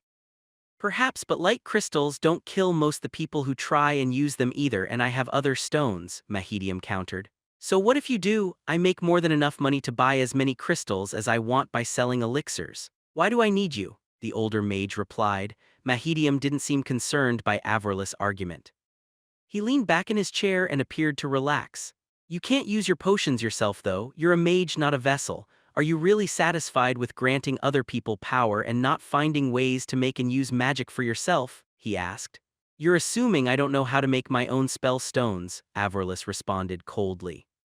Blacknell wasn't fooled though. The older man was looking less composed and sure of himself now. Mahedium leaned forward and stared hard into the other mage's eyes. I know you can't, for the same reasons I know you can't actually buy all the crystals you want. This home is lit by candles instead of magic. Where are all the crystals you're supposedly buying? I'll tell you where. They're tucked away somewhere safe or hidden about your person in case of an emergency. You're never going to use them though, they'll lay there forever. You won't risk wasting them when you can never be sure you'll be able to replace them, and thus you'll never be truly free to use the power that is yours by right, Mahedium explained with calm intensity. The younger mage kept up eye contact with the older mage, as he reached down and picked up one of the spell stones on the table. He concealed it in his closed fist before it burst to life. The light from the crystal was so strong the shadows of the bones in his hand were visible as light blazed out from between his fingers. Then the light died and Mahedium dropped the used-up spell stone onto the table. Power that can't be used as one wishes is not truly power at all, he commented dryly. Avarlis looked away. His teeth were clenched hard together and he looked unsettled now. Very well, I'm listening. What do you propose? He replied few seconds later in a defeated tone. Let us start by being forthright with each other. We could sit here all day making cryptic comments and never accomplish anything. Instead though, let's put our cards on the table and see what we have to trade, Mahedium suggested. Avrolus coolly eyed the younger mage for a few seconds but then nodded. Seeing this, Mahedium continued talking. I have next to no information on the process of creating elixirs, and you do. I can show you the basic techniques for creating spell stones, however. What would you be willing to trade for it? He asked. Trade? You're here in my home begging favors from me. I'm an experienced mage and you're nothing but a young upstart. I might teach you something in exchange for the scraps of knowledge you possess, but that doesn't make us equals, Avrolus responded coldly. The old bald-bearded mage then raised a gloved hand to reveal he held a crystal against his palm. Black smoke began to curl and rise menacingly upward from the spell stone. Blacknell really didn't like the look of that or the smell. It reminded him of rotten eggs. Mahedium tensed at the other mage's actions. His own hand inched towards one of the spell stones concealed up his sleeve. I should warn you that I have a rather large force stone tucked up against my skin right now. If you do anything too sudden, I might ignite it and reduce everything in this room to smithereens, Mahedium told the older mage as he reached up his sleeve and pulled out a small wand. The end of the rod held a small crystal, and it began to thrum and vibrate. He didn't point it at anyone, but he didn't have to. The message was clear. He wasn't intimidated by the other mage's display. Blacknell got ready to draw his own weapon and fight as well. He would have preferred to flee, but the door was guarded and all the windows were too small to squeeze through. The two mages' eyes met and they stared defiantly at each other. Then Avrolus chuckled and smiled humorlessly. You're very determined, I see. Good, maybe you're worth dealing with after all, he remarked. Mahedium's posture relaxed at the other man's words, but he didn't put his wand back away. Blacknell continued to stare at the mage's bodyguard, who was staring right back at him. The hobgoblin wasn't exactly sure what he was going to do if he actually had to fight this massive human, but that didn't stop him glaring menacingly. Avrolus noticed his guest's hostility and sighed dramatically. He then carefully placed his spell stone on the table in front of him. Your turn, he remarked confidently. Mahedium gave the older mage a hard stare but relented a second later. He tucked his wand back into his sleeve and out of sight. I think you'll find that I'm willing to do practically anything to increase my knowledge of magic. Now, what are you willing to trade for the basic techniques for creating spell stones? Mahedium asked the other mage. As am I, young mage. Over the years, I have collected quite a bit of information on the crystal growing process. I've never had any luck making it work though. The information is incomplete. There are however few formulas for spells in there that I'm sure would be of great value to you though. I will exchange this knowledge for the basic techniques you've acquired, Avrolus offered carefully. I would have to look it over before agreeing to anything, was Mahedium's answer. I will allow you to read a sample of the writings beforehand, Avrolus told him. Acceptable, but there are other areas I'm interested in as well, the younger mage replied. Avrolus tensed slightly and leaned backwards. The hostile look from earlier returned to his eyes. Mahedium didn't seem surprised or concerned though. You have nothing valuable enough to trade for my knowledge of elixirs, the older man replied coldly. So I understand, but I'm not asking for anything like all your knowledge. I simply need to be able to create one specific formula, that which my leader Herod uses.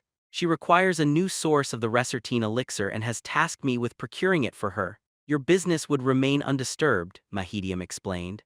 Do you have anything to offer me for this? If not, then she'll just have to purchase it from me like everyone else. I'm not afraid of the bandit chiefs, Avrolus told him coldly. Mahedium rubbed his chin thoughtfully and looked off to one side for a second. I have some unique vessel samples you might be interested in. They come from a rather interesting source, he told the other man. They would have to be very interesting indeed, Avrolus remarked doubtfully. Oh, they are. Blacknell, would you please remove your hood? Mahedium asked.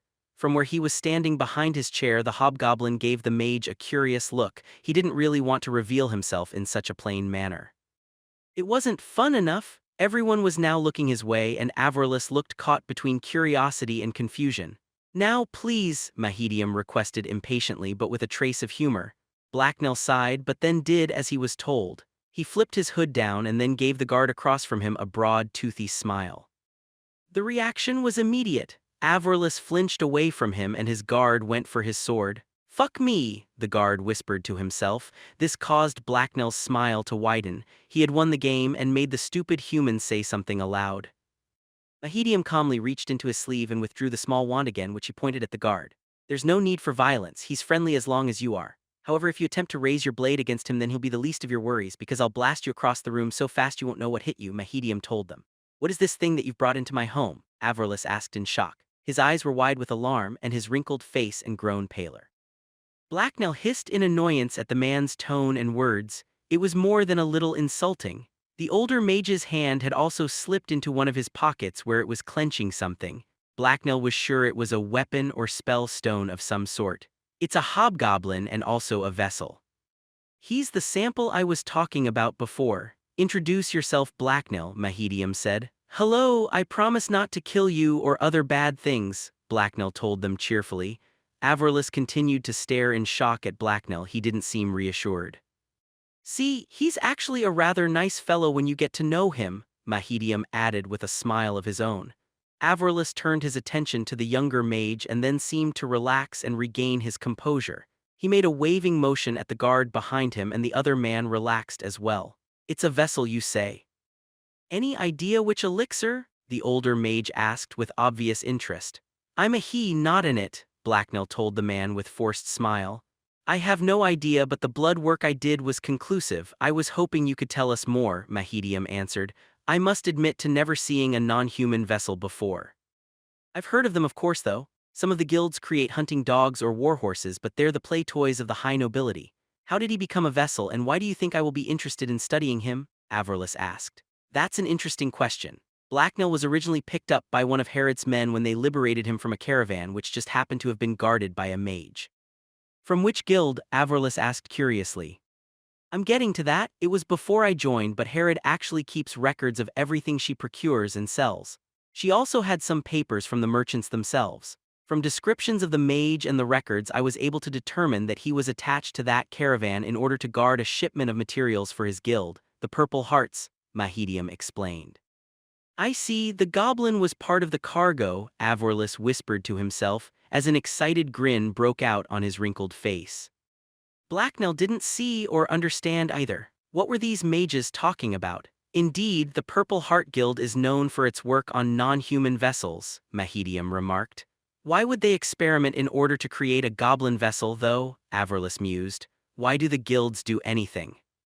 I've heard the Purple Hearts have an elixir for house cats. Goblin vessels seem sane compared to that, Mahedium replied with a roll of his eyes. True, it was probably just some student's thesis project which turned out to be an unexpected success. Was the goblin the only thing of interest from the caravan? The older mage asked. No, when she raided the caravan, Herod captured some other wares that I believe were also their work. She didn't think much of them, and neither did any of her buyers, so they were still sitting around her base camp when I joined, Mahedium remarked. You have them here? The older gentleman asked with eyes that shone with hunger. Of course, naturally I collected everything that even hinted at magic when I joined. At the time, though, couldn't figure out what any of it was, so I dismissed it as useless. With your help, though, and knowing that one of the samples is probably an elixir for Blacknell. The younger mage explained. Reverse engineering an elixir is not an easy task. The elixir itself is far more than the sum of its parts. Once the mage blood is added, it becomes active and is completely transformed, Averlis explained. In the same way a crystal is grown from a mineral base and mage's blood, Mahedium commented. Blacknell frowned in frustration as he realized what the mages had just said. You needed mage blood to make elixirs. That ruined his plan to find out how to make it for himself, and not be reliant on Mahedium for his magic. You're asking for time-tested knowledge in exchange for nothing but possibilities, their bearded host said. True, but I'm only asking for very basic knowledge that costs you nothing. If you're nearly as good an alchemist as you seem to be, then you should be able to reverse engineer the Purple Heart's work. Think about what you would get from that cutting-edge guild research. A brand new unknown elixir, Mahedium countered. Blacknell grinned as an idea occurred to him. Scamp was a mage, right? He could just use his blood. The little troublemaker undoubtedly had more blood than he was using anyway. You're playing me like a flute, Averlis told the other mage with a dramatic sigh. We're simply engaging in an exchange. You're losing nothing, the other mage replied with a smile. We'll see, I agree to both of the deals. I'd like to start as soon as possible. Come back tomorrow morning and I'll have a lab set up, their host told Mahedium. The other mage nodded, stood up, and then extended a hand. The two men shook, and then after a few brief words one of the guards escorted them out. They had no more trouble from their hosts on the way out. That was good because Averlis' smoke crystal had apparently ended up in Blacknell's pocket. Blacknell wasn't sure how. It wasn't like he wanted the smelly thing. As Blacknell and Mahedium walked back down the pathway that led to the Iron Gate and off the property, the hobgoblin considered what had just happened. Blacknell led the way towards the house where Herod was waiting. Just in case things had gone badly, she had brought some men and they were waiting nearby. As they moved onto a deserted street, the hobgoblin heard several people step out of an alley onto the road behind them. He turned around to get a look at them and saw that they were thugs like those that could be found all over Daggerpoint. This was the central district though, and groups of a dozen men such as them were very rare here. Blacknell was too paranoid to think their presence was just a coincidence. Then one of the men raised a crossbow, and Blacknell's eyes went wide in alarm. He tackled Mahedium and threw both the mage and himself to the ground just as a crossbow bolt zoomed past them. They hit the cobblestones hard and Mahedium grunted in surprise and pain. "What's going on?" the mage wheezed. "Enemies and a crossbow," Blacknell hissed angrily as he scrambled back to his feet. He didn't like being ambushed. That was his thing, he did the ambushing, not the other way around. The man with the crossbow began to load it again and his companions drew their own weapons and rushed towards Blacknell and Mahedium. The hobgoblin immediately began looking for somewhere to run. There was no way he could fight so many humans. He would also probably have to leave Mahedium behind. As Blacknell was planning his escape, Mahedium pushed himself up onto his knees. Then the mage leveled his staff at the armed thugs racing towards him. The crystal at the end glowed orange and its power exploded out. The thugs between Mahedium and the crossbowman were knocked backwards and caught fire. The crossbowman himself was instantly set ablaze. Several of the attackers died instantly, but they were the lucky ones. Screams of pain filled the air as some of the other flaming thugs began flailing around in pain and panic. The smell of roasting meat filled the corpse-littered street. The remaining unharmed attackers stopped and looked stunned before deciding to make a run for it. They all quickly dashed out of sight. They didn't want to risk meeting the same fate as their companions. Mahedium was looking at the destruction he had wrought with a satisfied look on his face. "The question is whether these were Warwick's men or if Averlis sent them," the mage mused aloud. "Think later, we need to go now," Blacknell hissed. He heard yelling off in the distance. He was pretty sure it was the governor's men coming to investigate the disturbance. Quickly, the hobgoblin grabbed Mahedium and began dragging the mage towards Herod and the rest of the band. Mahedium had surprised him. He was far more clever and dangerous than he usually pretended to be. He acted so clueless sometimes that it was easy to forget all the power he had at his fingertips. Blacknell wondered if the man was hiding his real self or if he had simply risen to the occasion. Regardless, the hobgoblin planned to keep an eye on him, if only to make sure they never became enemies and so he could find out the man's weaknesses if they ever did. ALLO, please rate this story. Just follow this link, click the stars, and then hit submit. You don't need to type it all. Interlude: Depths of Despair. The leafy branch shifted as he pushed it out of the way, and the man's efforts were rewarded by the sight of his destination. Up ahead, through several paces of thick forest, stood the claim marker. It was little more than a post with a long piece of red cloth tied to it, but it did its job. Beside the marker, he would find the cave they'd discovered last month. He could still remember it like it had been yesterday. While out surveying the hills, he and his partner had stumbled across the opening. After a brief debate, they had risked a brief foray inside and they hadn't been disappointed by what they'd found within. "Stop standing there and blocking the way, Elrid. There are people behind you and they don't want to stand in the middle of the woods just so you can take in the scenery," a deep voice said from behind him. Elrid sighed in annoyance but started walking forward again. When he had stepped out from beneath the forest canopy and into the sun, he turned around and watched the rest of his party emerge from the trees. "Why didn't you take the lead if you're in such a hurry, Deslith?" he asked his partner. "Because if someone was going to walk into a mimic or a troll, I didn't want it to be me," Deslith replied with a chuckle. Elrid rolled his eyes in annoyance. He had been partnered with Deslith for over a decade, and the man's sense of humor was still as annoying as ever. "I scouted this path just a few minutes ago. No one is in any danger of walking into a mimic, and you don't walk into trolls. You won't see one until it attacks, and then it will pick out the weakest target," their guide Katha interjected. "Hear that, Elrid?" "That means it would definitely attack you," Deslith remarked. "Haha, you're hilarious," Elrid replied in a distracted manner as he scanned the nearby rocks. "Don't even joke about trolls. Mimics or goblins are one thing, but trolls are another. If you guys weren't paying so well, I wouldn't have left Corulis," one of the miners added as he walked out of the woods and into the clearing. Soon everyone had gathered in the rocky clearing around the claim marker. A huge pile of stones dominated the middle of the forest clearing. Tall trees and thick greenery surrounded them on every side, but the sky above was blue and clear. There were around a dozen people in their group and 7 pack mules. As Elrid watched, everyone began settling down. Packs were discarded and animals were tied up. Most of them were hand-picked men from the Surveyors Guild. That meant they had all signed a contract that acknowledged this claim belonged to Elrid and his partner. Guild men were expensive, but they were worth it because using them prevented claim jumping and theft. Katha was their guide and was holding up the rear of the group. She was an average-sized woman with a lean hard cast to her features, and long brown hair that was tied back in a ponytail. Elred and his partner had debated hiring her since she wasn't strictly necessary to find the claim. In the end, Elred had convinced his partner that they could afford her and an expert on the forest would make the trip much safer. Having her around had certainly reassured him. Running into a troll was unlikely this close to civilization, but not impossible. The last member of their party was a mage from the Earthbreakers. The Mage Guild had a deal with the surveyors and was informed every time a new cavern system was discovered. The mage's name was Saraj, and he was apparently a specialist in exploring the dark paths. The man seemed agreeable enough and would probably end up being useful. Elred hoped the mage ended up disappointed with their trip, though. The only reason he was here was to search for crystals, and if he found any it would make their trip a lot more dangerous. Mining in caves that possibly connected to the dark paths was bad enough, while mining near crystals was almost suicide. "We may as well set up here," Desolith remarked as he started unpacking his bag. The group of miners then spent the next hour helping set up their camp. When they were done, Elred called a meeting, and they began discussing exploring the cave. "I'll be staying up here. You hired me to guide you through forest, not underground," Katha told them. "Oh, come on, it's not really any more dangerous down there than in the forest," Desolith exclaimed in exasperation. "The forest is my home, the deeps aren't," she replied.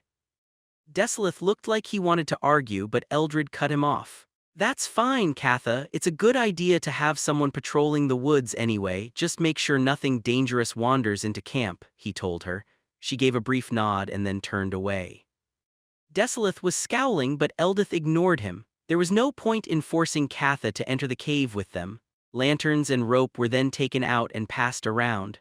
Last but hardly least, most of the party armed themselves with hooked spears. They were the weapon of choice for fighting underground. Hidden among the rocks behind the marker was a crack in the earth. The miners approached the opening and gazed down into it. It wasn't that deep. You could jump down to the bottom and easily climb out, even if the tight walls and rocky bottom made that a stupid idea. On the far side of the pit was the actual entrance to the cave, though. It was a dark crack in the wall that led deeper under the earth. From where Elred was standing, it didn't look like there had been a collapse or anything, not that he'd expected there to have been one.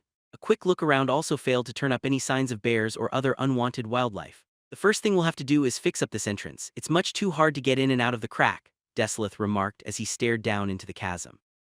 "We'll throw some dirt down there to make a ramp and maybe widen the cave mouth."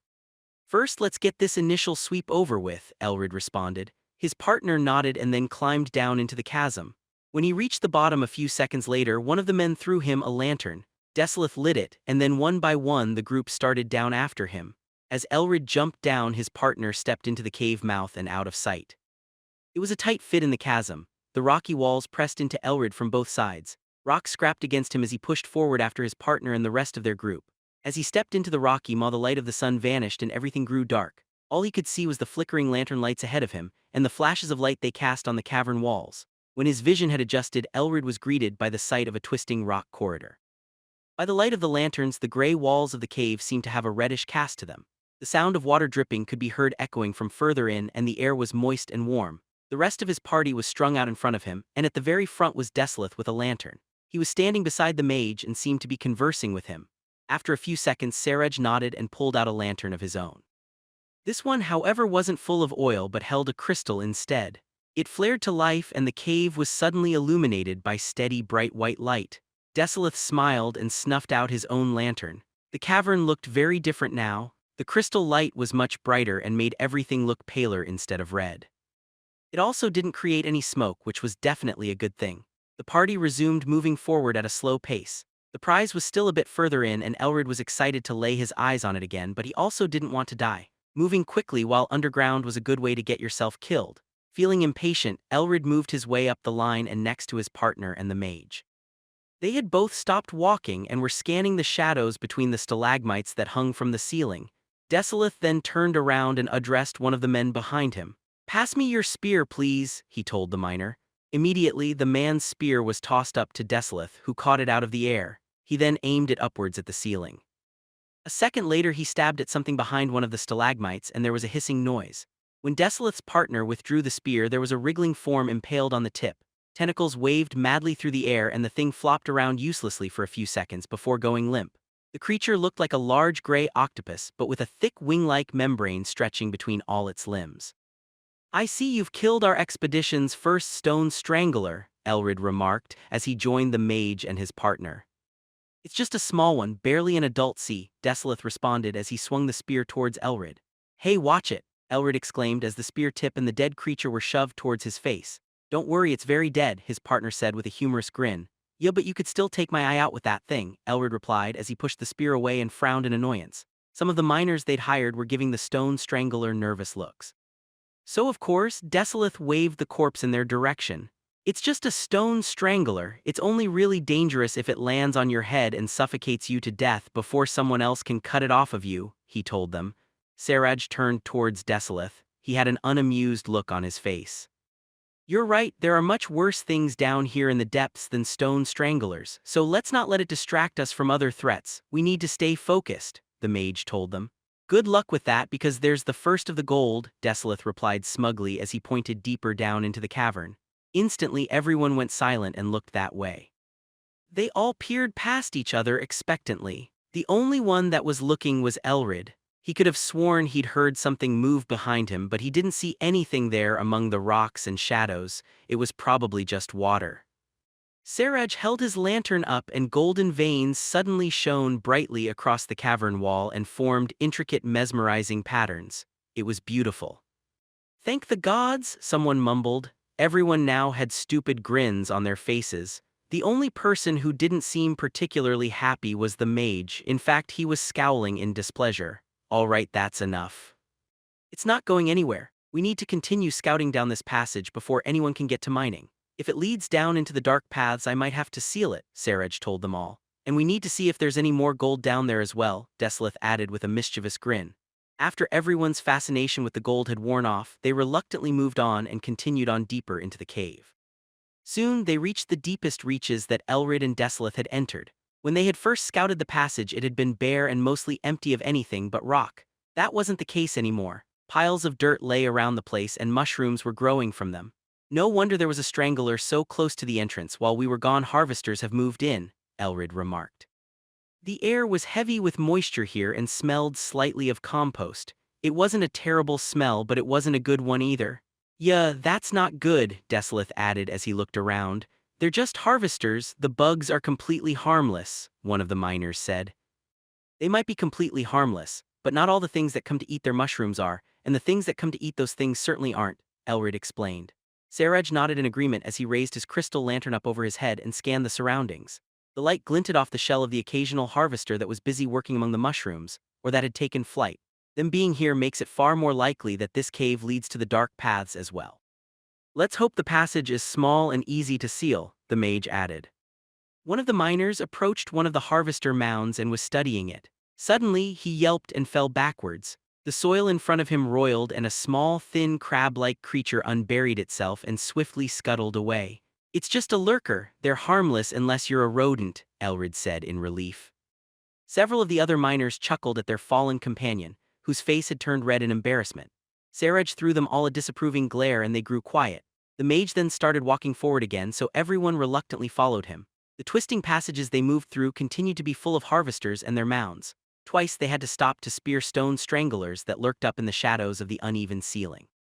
They didn't, however, find any more gold, much to Desolith's disappointment. Elrid was fine with that, though. There was more than enough of the stuff near the entrance to set them up for life if they managed to get it home.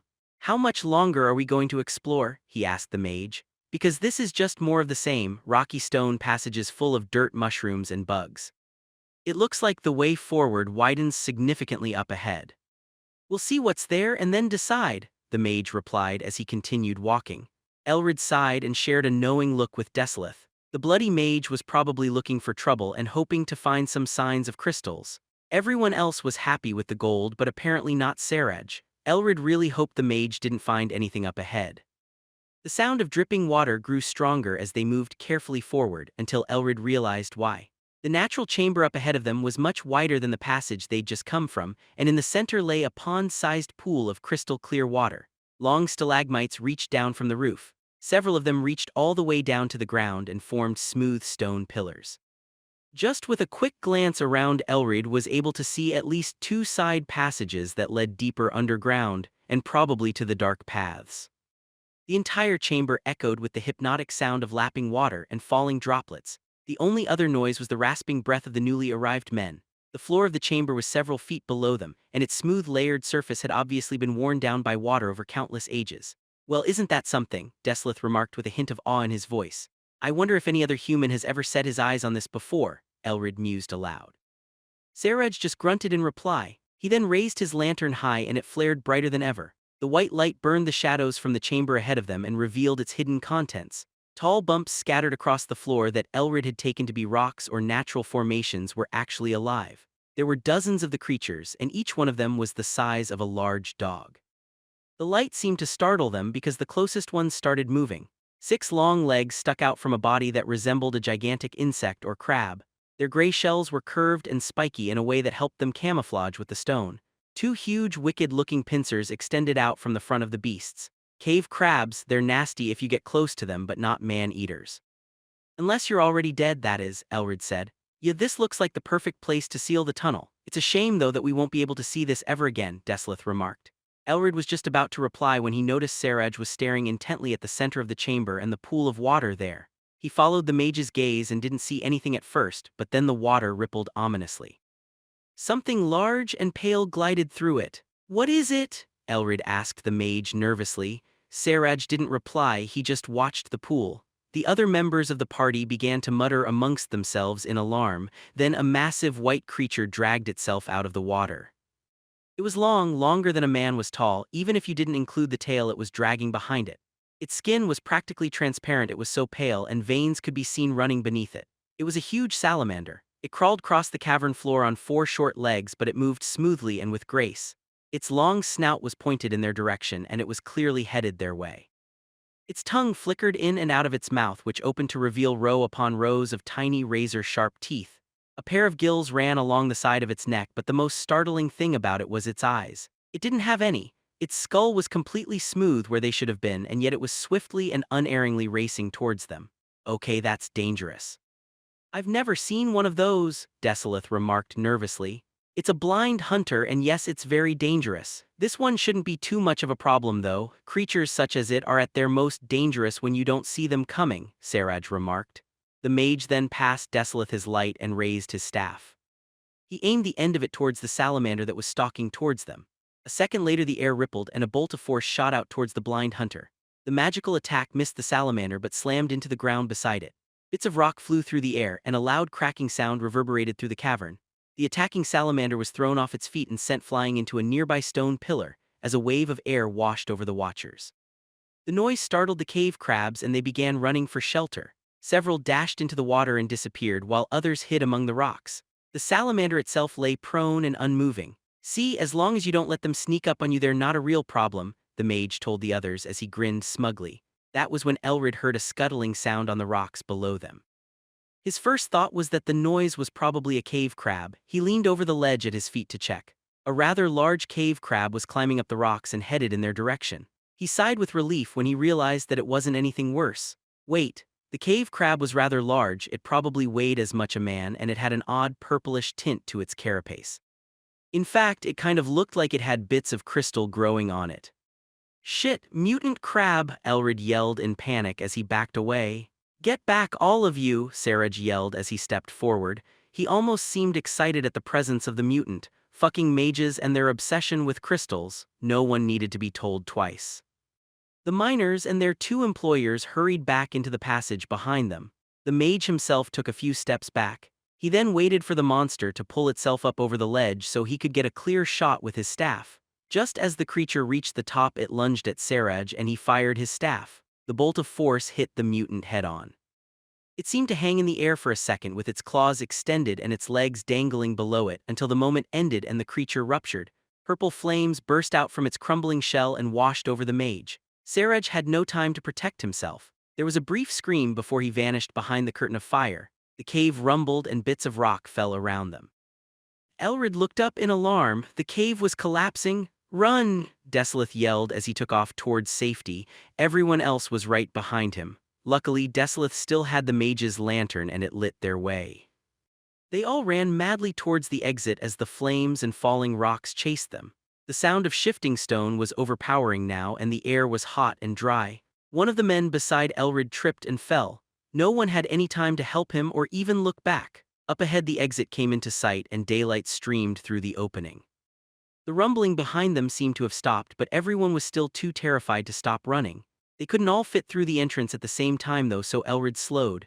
Desolith had already reached the exit, but he'd also stopped there and was lighting the way for the others. As the men in front of him fought to get outside, Elrid addressed his partner. "Let's get the hells out of here," he said. Desolith nodded in agreement. "We can come back later and see if the cavern is stable. Hopefully that god's cursed explosion sealed that chamber and it's safe now," he replied. Elrid coughed as he inhaled dust that had been thrown into the air by the explosion, and then hurried through the now empty opening. Once outside, he took a second to bask in the bright sunlight and fresh air. The sound of leaves blowing in the wind could be heard in the distance. Relief washed through him. He'd had more than enough of caves for a while. As he pulled himself up out of the chasm, he looked around and relaxed. His muscles were tight and sore from all the frantic activity. Where were the other men, though? They'd been right in front of him. There was the slightest whisper of sound from behind him, but before he could turn around, his head was thrown forward as something smashed into it from behind. Elrid gasped in pain as he staggered and then collapsed limply onto the ground. Confused but still lucid, he tried to move but couldn't manage more than a loose flop. Something grabbed his ankles and began to drag him out of sight behind a rock. To his horror, a pile of bodies lay there.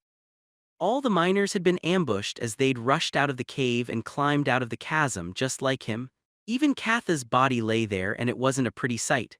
Most her clothes had been ripped off and the flesh underneath had been mutilated. Elrid felt a wave of horror and despair wash over him at the sight. What the hell had done all this? Why couldn't he move? As he struggled desperately to overcome his paralysis, he was suddenly released. A pair of green feet then descended and filled his vision. They were quickly followed by the leering face of a yellow-eyed hobgoblin as it leaned over him. It grinned wickedly as it reached over him with one of its clawed hands. Elrid couldn't even scream as it ripped out his eyes, just choke and squirm mutely. "Elrid, where'd you go?" Desolith's voice rang out. It was the last thing Elrid ever heard. Journal entry, crystals and mutations. Ancient legend says that the god of darkness Cordius bears an old grudge against the god of light Hellustra.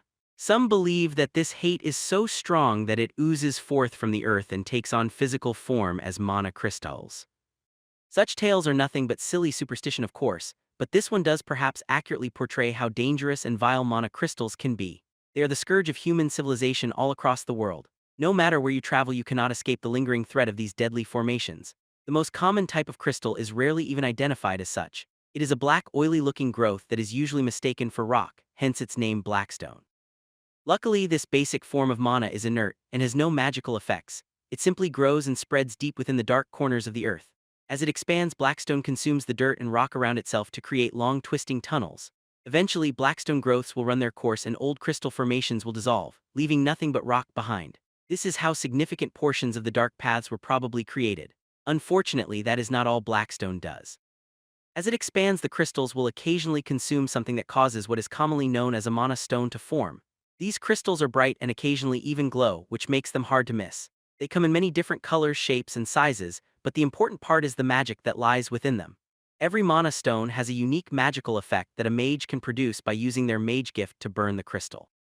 While many are useless or even dangerous to users, some are extremely powerful and useful. These stones are the foundation of a mage's power, and all the stones created by the guilds are copies or offshoots of naturally formed mana crystals. This makes such stones incredibly valuable to mages, and thus treasures of great value. Many a life has been lost searching for such stones. The dark paths are of course extremely dangerous themselves, but crystal formations make them even more deadly. For once you have Blackstone and mana crystals forming, you will also start to see mutation. Exposure to mana crystals sometimes causes the crystals to take root within living things. The process transforms an animal and creates a mutant. Such creatures are not only unnaturally strong, large, and swift, but the mana within them can actually imbue them with magical powers.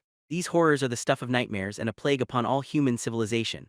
As crystal caves grow, they can breach the surface and deposit their vile contents upon it.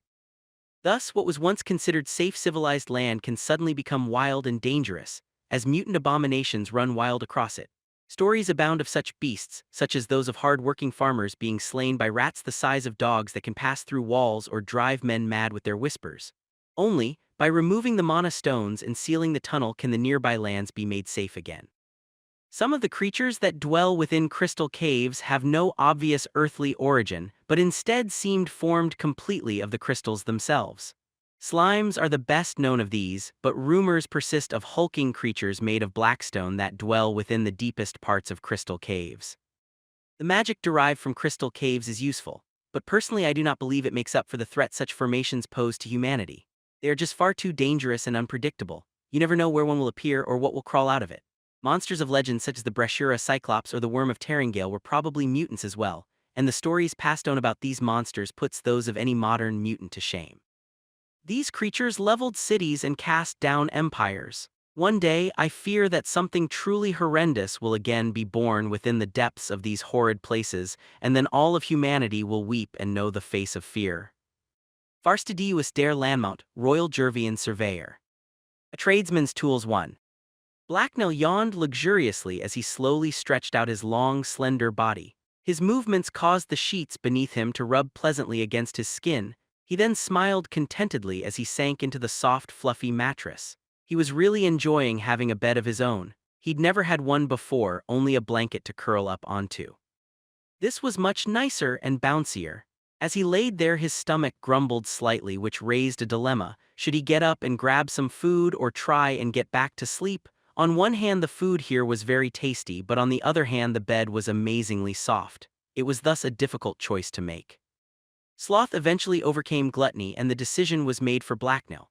The hobgoblin fell back to sleep before he could make up his mind. When he next awoke, red-tinted sunlight was leaking into the room from behind the curtains that blocked the window. Blacknell gazed lazily at it and yawned deeply again before grinning happily to himself. It wasn't just the bed that was his, the entire room was. Herod had given him it, and it was just down the hall from hers. Most of the other bandits had roommates, but he had his room all to himself. Blacknell had been told this was because he was special, which probably meant he was Herod's favorite. Having his own space was definitely a good thing. Humans tended to smell funny, so he didn't want to share a room with one. Unlike his master, most of them didn't even try to hide their weird human scent. Cedar usually smelled strongly of herbs, soil, and the forest. Judging by the amount of light that was coming in through the curtains, it was around noon now. Blacknell rarely got out of bed this early in the morning anymore. Mostly he just lounged around inside until he got hungry or it got dark or both. He still did a lot of training, he just did it in the afternoon when it was harder for people to see. Herod wanted to keep Blacknell's presence a secret, or at least make sure he remained mysterious. Blacknell understood her reasons and even approved of them. The less people knew about him, the more they would fear him. It was a very hobgoblin way of thinking, and Blacknell liked being feared. Cedar had also originally tried to find chores for him to do as well, but had given up eventually when he hadn't found anything appropriate. The city was a much easier place to live, and Blacknell liked it that way. Fewer chores meant more naps. After they were done training, his master had to go do his own jobs. This left Blacknell free to slip away and out into the city. He hadn't been told he wasn't supposed to go out, and he liked it that way, so he wasn't about to ruin it by asking for permission. Sleeping in his room was great, but so was the city. There were so many tasty treats out there for him to eat. It seemed like Dagger Point contained endless different types of food for him to try. As the hobgoblin was contemplating the contents of his next meal, he heard the sound of footsteps approaching. He sighed in irritation when he realized they were headed his way. It was unlikely to be someone bringing him food. A few seconds later, the door opened and Cedar stepped into the room. The hobgoblin gazed up at him curiously from his bed. What did his master want this early in the day? Cedar grunted and gave Blacknell an irritated scowl when he saw that the hobgoblin was still in bed. "Get up, you lazy green lump, you don't get to sleep in till sundown today," Cedar told the hobgoblin with obvious satisfaction. "Why?" muttered Blacknell in annoyance. He wanted to sleep in until sundown. It sounded like fun. "Herod wants to see you," Cedar replied smugly. "Why?" the hobgoblin asked again as he slowly picked himself off the bed. He shouldn't keep his chieftain waiting, it would be bad for his health. Knives were funny that way. "It's a surprise," his master told him. Cedar then threw Blacknell his scabbard and belt. Blacknell caught them and started putting them on. If whatever Herod wanted required a sword, then it would probably be interesting at least. "Come on, we don't have all day," Cedar told the hobgoblin as soon as he was finished dressing. Blacknell then followed his master out into the hallway, down a flight of stairs, and out into the yard behind Herod's hideout. The enclosure was usually used for training, but this time as Blacknell walked outside, he immediately noticed that Herod was standing in the middle of the yard. The bandit chieftain was wearing her usual black leathers and carrying her usual plethora of blades. Her dark eyes stared out from under her short black hair as it waved in the wind. Mahedium was the only other person present and was standing off to one side. He was wearing a long gray coat today, probably because the air outside had a chilly edge to it. The sky overhead was full of gray clouds that hid the sun away. Blacknell didn't see any sign of a single other person. Both Herod and the mage seemed excited. The hobgoblin was now very curious about what was going on and more than a little apprehensive as well. Finally, you sure like making me wait, Cedar. Or maybe you're just getting slower in your old age, Herod remarked as Cedar and the hobgoblin approached. I must be getting old then, how could I ever resist the attraction of your company? Cedar replied without an ounce of humor or disrespect in his voice. Herod eyed the gray-haired scout carefully and her hand dropped towards one of her daggers. Blacknell held his breath, but after a few seconds she relaxed. Mahedium has something for you, Blacknell, she told the hobgoblin. Now that it was safe, Blacknell shifted his gaze to the mage. Maybe Herod was giving him a gift in return for his earlier present. He hoped it was edible. He still hadn't had breakfast. I do indeed, the mage remarked as he stepped over. Mahedium then reached into one of his coat pockets and withdrew a small vial. Blacknell stared at it for a second and frowned. The liquid inside was light blue and he didn't think it looked very tasty. Finally, after several days of research and hard work, Avorlus and I managed to recreate your elixir. We're almost completely sure it will work, Mahedium told him with an excited grin. Oh, good, Blacknell remarked skeptically. He was excited about getting his own magic, but he'd caught that almost Mahedium had said. Then there was that color elixirs were edible or drinkable at least. What did elixir taste like anyway? He hoped the color meant it would taste like blueberries. Wait, what had he been worrying about? Mahedium handed Blacknell the vial and gave him an expectant look. Just pop it open and drink the contents. You should be able to feel a difference right away since you're already a vessel, the mage explained. Thank you, the hobgoblin politely replied happily. He couldn't wait. Blacknell grasped the vial and quickly twisted the top off. Soon he would have magic of his own. He'd be a magic hobgoblin. Nothing could stop him from drinking this. Oh, and if you suddenly develop a headache, nausea, diarrhea, break out into a rash, or start losing your hair, tell me, the mage added as a side thought. Blacknell froze and gave Mahedium a startled look. Suddenly drinking the vial didn't seem like such a great idea to him, magic or not. It's poison, he asked in concern as he held the vial above his lips. No, all those symptoms are very unlikely. I'll be right here if anything happens anyway, the mage replied. And you have cure? The hobgoblin asked in relief. No, I have some basic soothing herbs and water here though, and I'm told that sometimes helps, Mahedium explained helpfully. What? That didn't really seem all that helpful to Blacknell. He looked over towards his master, but Cedar had a carefully neutral expression on his face. The hobgoblin still didn't feel like taking the elixir. Stop wasting my time, Goblin. Drink the damned potion. Don't make me come over there and shove it down your throat, Herod ordered him with a snarl. Blacknell looked over to see her staring at him coldly. He raised the vial again. It didn't seem like he had any choice but to drink the stuff. Quickly, he gulped the liquid within down. It tasted nothing like blueberries. In fact, it tasted more like salty dirt. Yuck.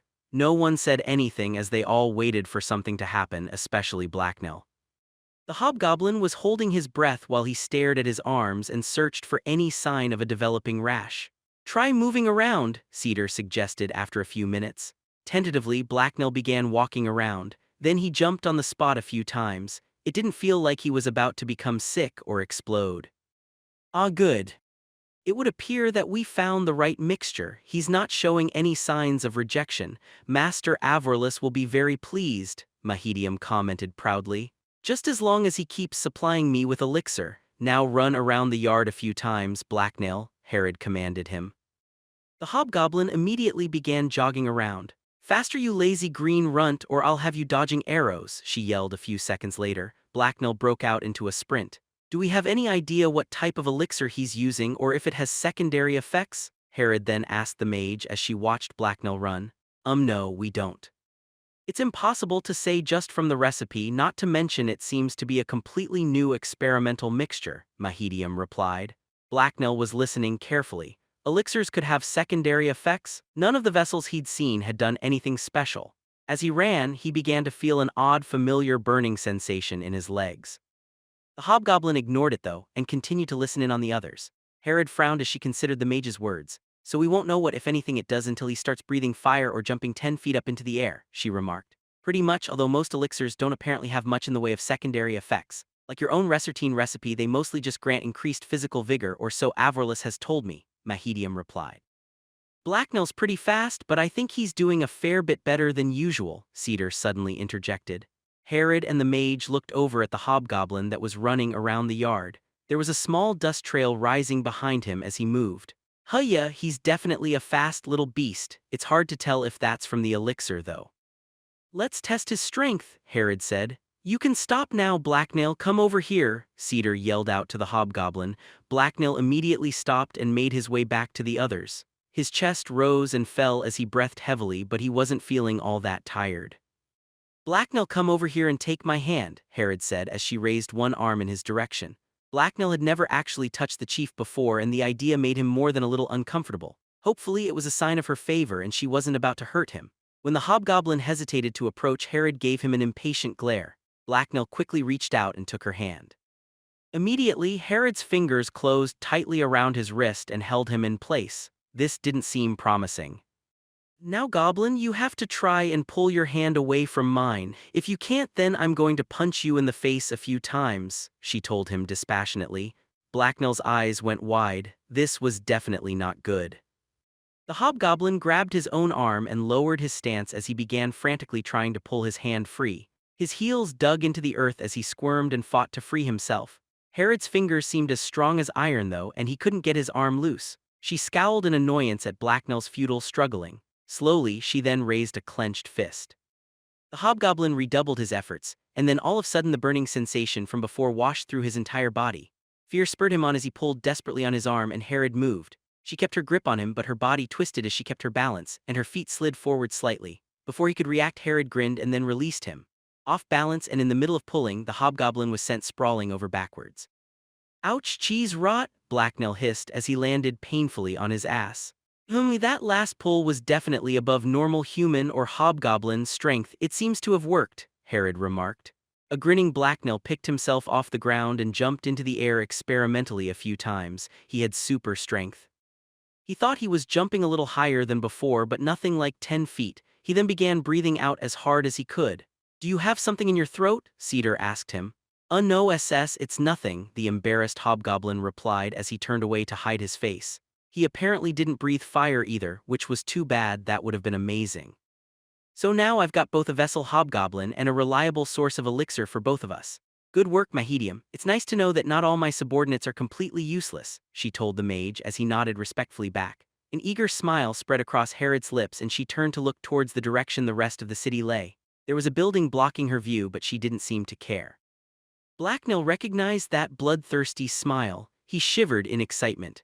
That look meant Herod was about to start a fight and that Blacknail was about to have a lot of fun. Not only had he finally gotten some magic of his own, but it looked like his tribe was about to go to war. This was the best day ever. This shifts the odds our way by a fair bit, and if I leverage this right, I ought to be able to mess up Warwick's plans. I'm done playing defense, now it's time to go for their throats. I'll isolate them and take my enemies out one by one. Then the chiefs that are left won't dare raise a hand against me no matter what Warwick offers them, Herod bragged. She then turned to Blacknail. You've already proved that you're a half-decent assassin, so I'm going to unleash you. With Fang dead, my biggest enemy is Galev, so I'll be sending you after him. I want Zelina dead as well, but word is she's surrounded herself with over half the bodyguards and assassins in the city, Herod told the hobgoblin. Blacknail smiled in anticipation. Now that he was a vessel, he was sure it would be much easier to take out Herod's enemies.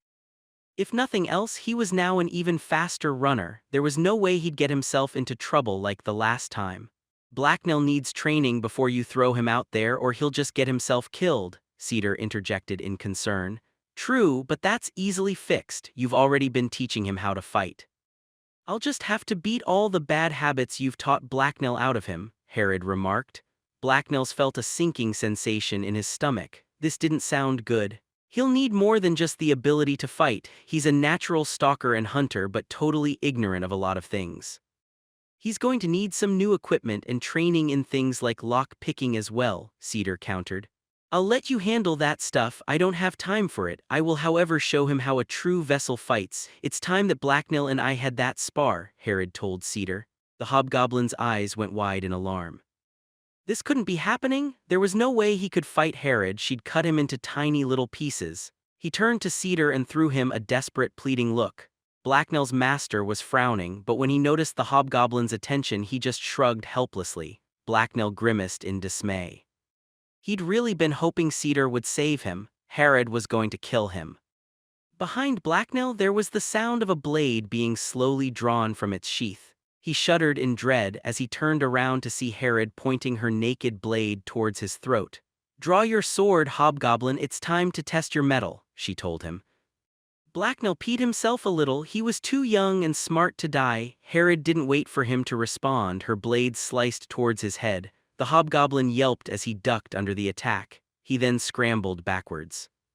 "You can't run, hobgoblin. Draw your sword or I'll skin you alive, you little green coward," Herod growled viciously. Blacknell considered his options. Herod was way too into this, but she probably wouldn't actually kill him if he did as he was told. If he tried to run away though. Blacknell thus reluctantly unsheathed his own blade and faced Herod. He even managed to keep his trembling to a minimum. The bandit chieftain immediately reacted and attacked again. The hobgoblin raised his blade to intercept it, but then Herod's blade disappeared from his sight. He then reeled in shock as something smacked into the side of his head and knocked him sideways. From where he was lying on the ground, Blacknell looked up with cloudy eyes to see Herod sneering down at him. She'd hit him with the flat of her blade. Out of the corner of his eye, the hobgoblin saw his master wince. "Pathetic. We're going to keep doing this until you can burn your elixir at will and until you know one end of a blade from another. Now get up or I'll smack you again," Herod told him condescendingly. Blacknell whimpered in self-pity. This was the worst day ever. Herod evidently heard him because she gave him a disapproving look and then attacked again. Blacknell's eyes widened fearfully as her blade sliced towards his face. She hadn't even given him time to raise his own sword. There was no way he could dodge or block it. "A tradesman's tools too." "Blacknell, you need to come out from under there," Cedar said with obvious frustration before continuing to grind his teeth. "No, I don't want to," Blacknell whined. "Seriously, don't make me get down there and drag you out," Blacknell's master added. The goblin sniffled miserably and groaned in pain and humiliation. Herod's lessons had gone on for hours. She'd beat him black and blue and then purple and green. It had been so much worse than even his first lesson with Cedar. "I can't believe I'm doing this," Cedar mumbled to himself. The old scout crossed his arms and scowled in annoyance as he glanced around the room. There was no one around to see his expression though, so a few seconds later he sighed in defeat and turned back to where the hobgoblin was hiding. "What are you doing? You can't be all that scared of Herod," Cedar asked. Blacknell stifled another whimper. Getting beaten up by the chief had crushed his ego into pulp. Why did she hate him so much? He thought he was the chief's favorite. He'd killed her enemies for her and everything. There was no way he was ever going to show his face in public ever again. He'd just never leave this hiding spot and slowly fade away. "The chief hates me and made me look bad in front of you," Blacknell whined in response. Cedar sighed again and then looked thoughtful. "She doesn't hate you, Blacknell, that's just how Herod is. No matter how much she acts like it sometimes, she isn't a hobgoblin. She wasn't punishing you, in fact in her own weird way she was actually helping you out," he explained while managing to keep a straight face. "Really?" Blacknell asked hopefully. "Yep, do you know how many people she's ever agreed to train personally?" Cedar asked. "No," Blacknell replied, "none, which means you really are her favorite." "Now come out from under there and I'll buy you all the meat pies you can eat," Cedar offered reluctantly. Blacknell's ears perked up. Now that his master had mentioned food, the hobgoblin realized that he was hungry. He hadn't had breakfast yet and meat pies sounded like just the thing. Blacknell reluctantly got up and crawled out from under his bed. It had been getting kind of stuffy under there anyway. "Fine, let's go eat. I want some cheese," he told his master. "I offered meat pies, so if you want cheese you'll have to get it yourself," Cedar replied. "Fine SS, I know a place I can take some from anyway," Blacknell muttered. "You know you have money, right? You could just buy some bloody cheese, you don't have to steal it," his master pointed out. The hobgoblin gave Cedar an uncomprehending look. "What was this now? Buying means taking, doesn't it?" he asked in confusion. "No, it doesn't. Buying means trading. Humans trade money for other things they want. It's why we get paid and want coins," Cedar explained. That was stupid. Why would Blacknell give his shiny coins away when everything he wanted was just lying around? "Why not just pick up the things you want, SS?" he asked his master. Cedar gave the hobgoblin a questioning look. Blacknell returned it. Because you can't steal everything you want and it's often a lot more work than just buying stuff, Cedar answered gruffly. Who said anything about stealing? Blacknell wasn't a thief, his master sure got confused sometimes. Good thing he had Blacknell around to help him out, but I like my coins, I want SS to keep them, the hobgoblin explained. Ha, you don't even use them for anything, in fact you lose half of them, Cedar replied. Blacknell hissed in annoyance. That wasn't true at all, he didn't lose them, he just put them somewhere safe and hidden and then forgot about them, okay, he kind of lost them. When we get to the market, I'll show you how to buy stuff. In fact, we won't be coming back until you purchase some stuff for yourself. Think of it as a skill I'm teaching you, Cedar told him. Together, the two of them headed out of Herod's compound and towards the market. As usual, the city was bustling with life and the streets were full of people. Merchants were calling out to customers from their colorful stalls, and their wares were piled up in front of them. Cedar went over to one, and after a brief exchange with its owner, he walked away with several delicious-smelling meat pies. He handed them to Blacknell and then grimaced in disgust as the hobgoblin inhaled them down within seconds. Thanks, master, Blacknell told him right before burping. Slow down, you don't need to eat so quickly or while I'm looking. Anyway, now it's time for you to buy some stuff, so we're going to wander around until you find something you like, he told the hobgoblin. Blacknell sighed and tried to think up some excuse to keep his coins. He couldn't think of anything though, so he reluctantly nodded his assent. He still thought it would be much smarter to just take something no one else was using. Where's the cheese? He asked Cedar. Several minutes later, after some bargaining with a confused and more than slightly frightened shopkeeper, the two of them headed back to base. As he walked, Blacknell was twitching with anticipation and hugging a huge wheel of stinking cheese to his chest while trying to resist the powerful urge to immediately bite into it. He wanted to taste it so bad. You're so tasty and delicious. I will hide you away in my room and eat you for days, Blacknell told the cheese. This caused Cedar to give him a concerned look. You're not taking that back to your room, it would stink up the entire floor, Cedar told him. Blacknell wasn't sure why that was something people would complain about. The cheese smelled great to him, almost like meat that had spoiled only the tiniest bit. The hobgoblin licked his lips in anticipation. Blacknell tore his gaze away from the tasty treat he was holding in order to see where he was going. As he was looking around, his eyes wandered across a nearby stall and the false faces it was selling. The merchant that was running the small shop didn't seem to be doing a lot of business, but the occasional person stopped to take a look at his wares. His booth was covered in wooden carvings, including several of the masks that had caught the hobgoblin's attention. Most intriguingly, like Blacknell, the shopkeeper wore a long hooded cloak that concealed his features. Blacknell knew the merchant wasn't a hobgoblin though, because he was large even for a human. He also would have noticed the smell of another hobgoblin immediately if there was one so close by, and the idea of a one selling wooden carvings was just silly. However, the hobgoblin really liked the look of some of the work, so he wandered over. Most of the little statues were of animals, but a few were of people going about their everyday business. Blacknell didn't see one of someone being mugged though, which was a pretty common part of life in Dagger Point. The cloaked man looked up as Blacknell approached, yet remained silent as the hobgoblin examined his wares. Blacknell was most interested in the masks. He liked how fierce they looked. One was of a snarling wolf and another beaked mask bore the image of a tyrant turtle. The turtle one was so lifelike that Blacknell hesitated to pick it up. He was afraid it would bite him. Cedar walked up beside him and examined one of the small figures. It was a perfectly crafted statue of a harpy in flight. He stared at it for a few seconds before saying anything. This doesn't look like normal wood to me, he whispered as he turned to look at the seller. You are a craftsman yourself then? The other man asked. The merchant's voice was smooth and clear, so much so that its uniqueness drew Blacknell's attention. He couldn't make out any of the man's features though. His clothing concealed everything. Blacknell tried sniffing the air for his scent but could only smell the wooden figurines. They reminded him of something. I dabble in wood carving sometimes, yes. Nothing like this though, Cedar told the man respectfully. Blacknell's master was gazing at the man inquisitively and seemed off guard. His posture was tight and his eyes were slightly wide as if something had startled him. Indeed, you obviously know something of my work. I hadn't expected to find anyone here with such knowledge, the cloaked man replied slowly.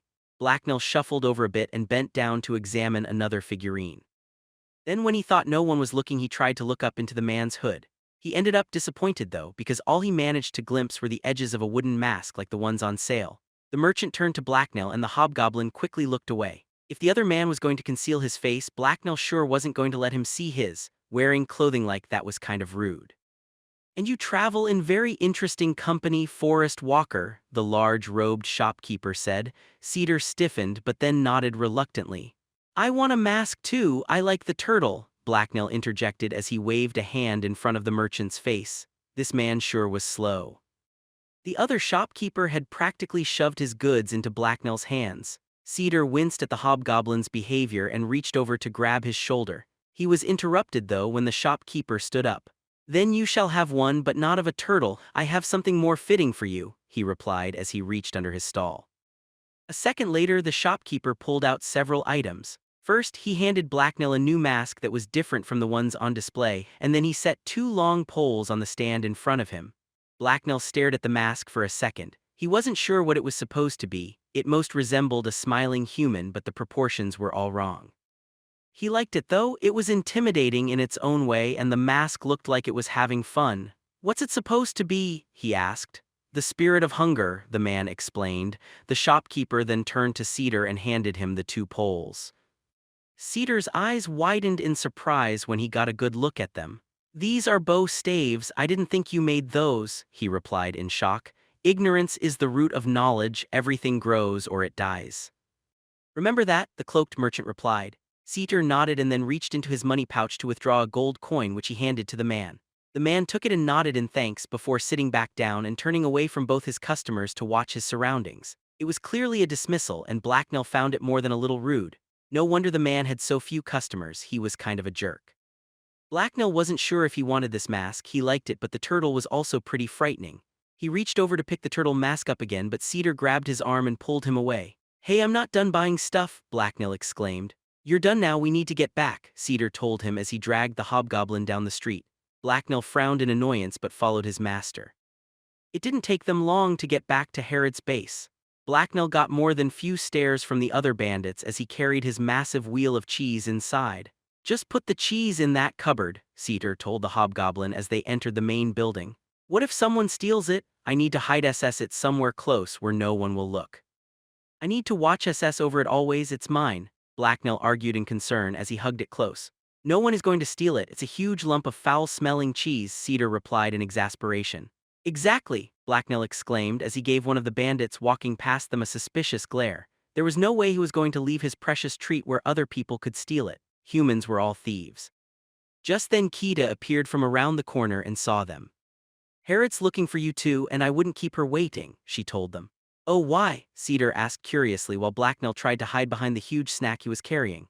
The hobgoblin wanted to meet with Herod right now about as much as he wanted to try and swallow his sword. He shivered shamefully at the very thought of talking to her again. He still hadn't completely gotten over the humiliation of their last meeting. I think she wants to train with Blacknell again. I can't believe he's being taught by Herod personally. I'm just so jealous of him. I bet she's a much better teacher than Vorsha. All she does is tell me to do drills, Kita complained bitterly. Blacknell glared maliciously at Kita. She was such a foolish human. Blacknell would gladly let her take his place. There was no way he could face Herod right now. The very thought made him queasy and gaseous. Well, Cedar responded. He probably would have said more, but he was interrupted. There was a wet thud as a large wheel of cheese hit the floor. Cedar whirled around just in time to catch Blacknell before the hobgoblin could make a run for it. You'll be fine, except for all the bruises, he told Blacknell reassuringly. The hobgoblin didn't believe him. He whined as he tried to pull away, but Cedar kept a solid grip on him. Briefly, Blacknell considered cutting his own arm off so he could escape. The boss is up in her room, Kita told them as she stared in confusion at Blacknell's response. Right, Cedar grunted. He then dragged the whimpering hobgoblin up the stairs and to Herod's chamber. Now don't be a bloody coward, Cedar hissed as he shoved Blacknell through her door. Herod looked up from her desk as the two of them entered. Blacknell smiled nervously as he fought down his panic, and Cedar gave her a respectful nod.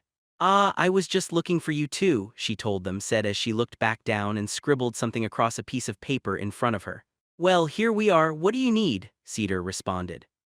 Galliv has become a thorn in my side. He's taken over a lot of Fang's gang and is obviously under Zelina's thumb. All those men make him the biggest threat to me right now, and I would prefer not to have to fight him directly, Herod explained. What would you like us to do about it? Cedar asked.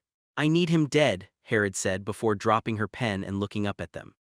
Sure, Blacknell answered happily. He grinned happily at Herod and his earlier queasiness disappeared. This was much better than another round of training. He'd rather fight the entire city than go through that again. He's not ready, Cedar responded sternly. Oh, relax, Cedar, you're like an old mother hen fussing over its chicks. The hobgoblin can take care of himself. It's not like I'm throwing him away without preparation. I wouldn't risk such a useful asset if I didn't think he could succeed, Herod said with a dangerous grin. You're asking him to try and fight a vessel with a small army of killers at his disposal, Cedar told her. No, I'm not asking. Now let's go over the details, she responded coldly. Blacknell sighed and took a step away from Cedar. His master really needed to stop trying to argue with the chieftain. That never worked. Now I can't have my favorite assassin going out unprepared or anyone learning his true identity, so I had some gear prepared for you, Herod explained as she gave the hobgoblin a comradely smile. Blacknell straightened up proudly at Herod's words, so he was her favorite after all. He felt all giddy inside. He'd show her that he deserved such an honor. Herod picked up a small sack from her desk and handed it to Cedar. The old scout reached inside and withdrew a glass vial of elixir which he then passed to the goblin. Next, he pulled out a large roll of bandages. To hide his skin, it's rather distinctive, Herod explained as Cedar gave it a dubious look. If you're worried about people figuring out he's a hobgoblin, then I guess he could use the mask he just got as well, Cedar remarked. Blacknell thought that was a great idea. He reached into his cloak and then held the wooden mask up in front of his face. Herod stared at its stretched features and the intricate patterns of lines that decorated it. That's an interesting mask. Where did you get it? She asked curiously. I bought it with money, Blacknell replied cheerfully. Cedar hesitated before responding. He looked like he couldn't decide what to say. From a stall at the market, he explained after a second.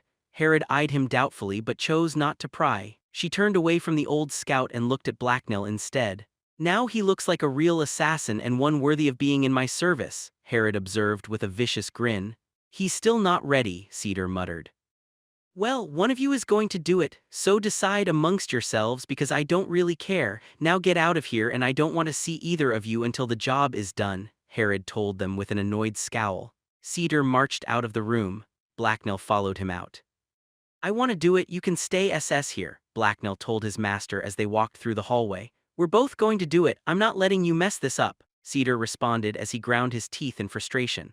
That sounded like even more fun than going alone. With both of them working together and his new but foul-tasting elixir, this job was going to be too easy. Blacknell grinned in anticipation and his smile matched that of the mask exactly. A tradesman's tools 3. Blacknell and Cedar stood across the street from their target and observed the people coming and going from it. Both of them had their hoods up and were taking shelter from the afternoon sun within the shadows of a nearby building. A huge rectangular stone building rose before them. Its walls were straight and decorated with intricate carvings of people and animals. Stone pillars several times taller than a man surrounded the building. They supported a wide peaked roof which extended past the walls. At one point it looked like there had been statues between the pillars as well, but all that remained of them now were ruins and rubble. Cedar's arms were crossed in front of him and he scowled in disgust as he looked it over. A few years ago, Galav appointed himself a priest of Cordius. I've met few people in my life less priest-like than him, even by the shadow gods' lax standards. It's hard to argue against a man with a small army though. Anyway, every priest needs a temple, so Galav commandeered this one. He'll be in there somewhere, all we have to do is find him, the gray-haired scout told the hobgoblin. Blacknell nodded sagely as he considered Cedar's words.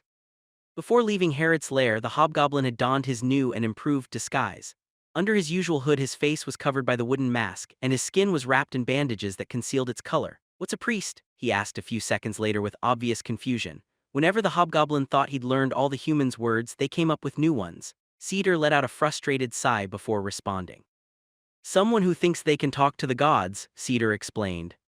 Everyone can talk to spirits. You do all the time, like after you had that fight with Red Dog and you asked them to make a spine toad crawl up his butt, Blacknell pointed out. Sort of. The thing is, priests think the spirits talk back to them, Cedar replied with a smile. Do they? The hobgoblin asked curiously. No, I've yet to meet anyone who has heard the voice of a god. If the gods communicate with us, then it's through the world around us. Perhaps the rustling of the leaves in the wind are their whispers, Cedar replied seriously as he looked up at the clear blue sky. So that means that you do think the gods talk to people? Blacknell asked uncertainly. Cedar turned towards him and gave him an annoyed glare. "Shut up, you're just a hobgoblin, what do you know?" The old scout growled irritably as he absent-mindedly tried to swat Blacknell across the side of his head. The hobgoblin saw it coming though and easily ducked out of the way. What had he said to annoy his master? Humans could be so confusing sometimes. "I'm morbidly curious about what your plan for getting to Galiv is," Cedar asked a few seconds later. "I have a great plan and it's a very nice and tricky one. I'm going to sneak inside his home, wait until no one else is around and then stab him SS a whole bunch of times. Maybe I'll wait SS until he's asleep. Humans are stupid and like to sleep in the same place at the same time every day," Blacknell answered excitedly. "That's pretty much what I thought," Cedar grunted disdainfully. "It's a perfect plan," Blacknell responded irritably. "Sure it is, let's just work on the details a little," Cedar told him sarcastically. "For instance, how do you plan to get in? Also, do you even know what Galiv looks like?" Blacknell looked back across the street at the bandits' lair. It was a large, sprawling structure with plenty of places to hide. A small stone wall circled around what had once been the temple's grounds. Blacknell wouldn't have any problem scaling it, but doing so would make him very visible to any watchers. The center portion that used to be a temple was stone, but a large wooden addition had been constructed beside it. Only a few parts of it had a second floor, and as a result most of the windows were small and barred. It certainly looked to be a larger challenge than Fang's lair had been, and then he'd known where to go. Blacknell had just sort of assumed it would be obvious which human was Galiv and which room belonged to him. It usually was that hard to figure out. Couldn't he just go after the loudest person with the fanciest room? "I'll go SS in a window," Blacknell told Cedar hesitantly. Cedar snorted in disbelief and eyed the hobgoblin critically. "Even if you managed that, how would you find Galiv? You have no idea where his room is," Cedar told the hobgoblin cynically.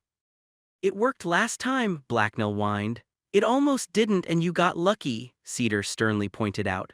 Blacknell scrunched up his face as he scowled in irritation. He had so not gotten lucky, it had been all skill. "Do you know a better way?" he asked grumpily. "I think I just might. It's like hunting, you have to know your prey," Cedar remarked as he gave the hobgoblin a knowing glance. Several hours later, after the sky overhead had grown darker and evening had set in, Blacknell found himself following Cedar through Galiv's front door. They weren't alone, dozens of other men and women were all around them. The rhythm and roil of many different conversations surrounded them as they walked calmly into their enemy's stronghold. A dozen men wearing long black cloaks stood guard around the building, one of which looked directly at the pair for a second before turning away. Cedar and Blacknell apparently didn't stand out. "Look at those idiots. Thanks the gods Herod doesn't make us wear a uniform," Cedar muttered to himself as he walked. Torches had been placed around the yard and up the walkway that led into the old temple, and their wavering orange light threw back the darkness of the night. Blacknell didn't like it, he preferred the dark. With all the stone pillars around, the torches cast a host of shifting shadows that was actually harder to see through. "Why is our prey just letting us and all SS these other people just walk SS into his home? It's so stupid," Blacknell asked his master uncertainly. The hobgoblin was very confused. Was this bandit chieftain suicidal or was this a trap? It sort of seemed like a trap to him. "Like I said, Galiv thinks he's a priest, and what's a priest without a congregation?" "I dunno, what's a congregation?" Blacknell whispered back nervously. Cedar snorted in amusement before responding. "In this case, it's a big party. Galiv throws a feast every week. Supposedly it's in Cordius' honor, but really it's just so he can show off," Cedar told the hobgoblin with obvious disapproval. "Oh," Blacknell replied excitedly, "a feast meant that there would be food." The pair made their way through the crowd that was entering the building and then down a wide stone hallway. Blacknell froze as the guards gave them a brief look over, but after seeing that the pair had no obvious weapons they waved them through. A few seconds later, Cedar and Blacknell walked into a huge round chamber. Crude wooden tables and benches filled the center of the floor, and a long counter ran along the far wall. A lot of humans were sitting down or moving about the room. Quite a few of them were also crowded around the counter to get drinks. Long simple black tapestries and quite a few lamps hung from the walls, and a raised platform stood in along another of the walls. More black tapestries hung around the stage and a large bronze statue stood at the back of it.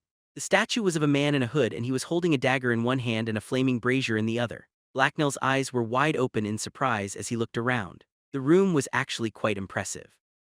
It didn't even seem like the inside of a building to him, but more like a large cave. He wanted one of his own just like it, except he'd replace the statue with an even bigger one of himself. If he killed Galiv, would Herod let him keep this one? Would the statue look better with him holding a sword or Galiv's severed head? Cedar saw Blacknell staring off into the distance and whacked him across the back of the head to get his attention. "Just stay close to me and don't make a scene. For now we just have to wait," Cedar told Blacknell as they pushed their way towards a relatively empty corner of the room. Up against the wall was an unused wooden bench. Cedar took a seat along its length as far from anyone else as possible, and Blacknell sat down beside him. The old scout then leaned forward and scanned the throng of people around them. "We'll just stay here until Galliv shows himself," Cedar told Blacknell, "or he would have if the hobgoblin had still been there." Blacknell had smelled something delicious and wandered off to find it. "Bloody damnation," the hobgoblin heard Cedar swear as he slipped through the crowds and out of sight of his master. Blacknell's stomach was grumbling, and there was no way he was going to pass up an opportunity to fill it. Besides, there was really no reason for him to stay there, and he'd get back to his master in just a few minutes anyway. As he weaved through the crowds, the hobgoblin observed the people around him. He made sure to avoid walking into the direct line of sight of anyone who looked threatening, and he also kept an eye out for conveniently unattended food. Almost all the humans had drinks, but most of the ones with food were sitting down.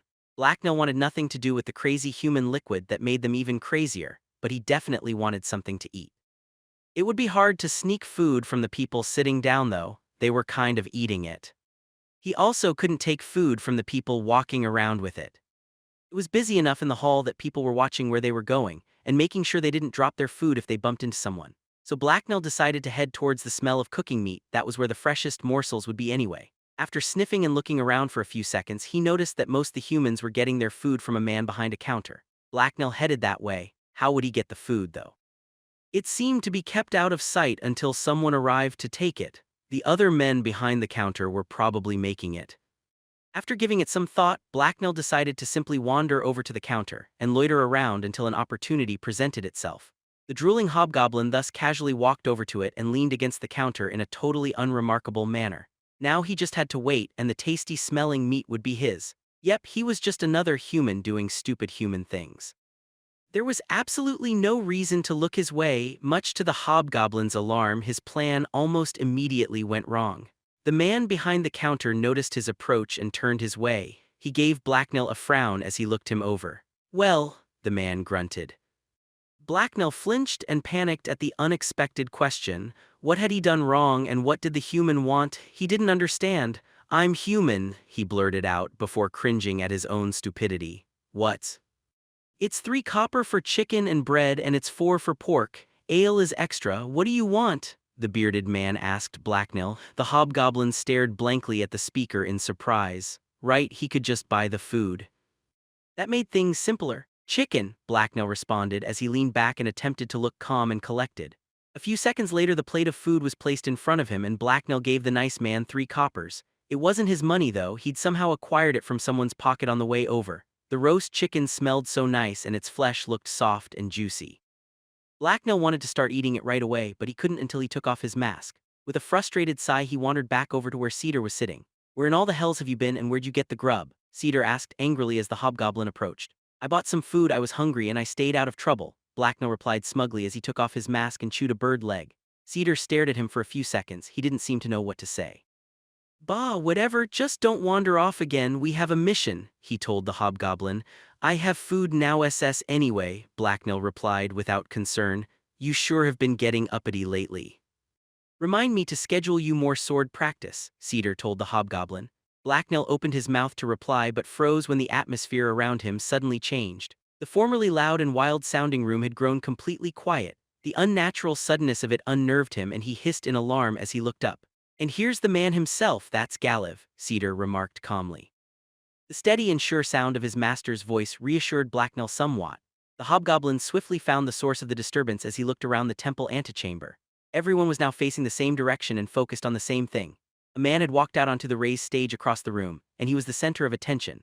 This new arrival was alone on the platform, but quite a few of the black-cloaked men ringed the stage and kept people away from him. Blacknell instantly knew that this had to be Galliv. Not only did he have an air of authority, but the warriors were clearly protecting him. Herod's enemy was tall and muscled.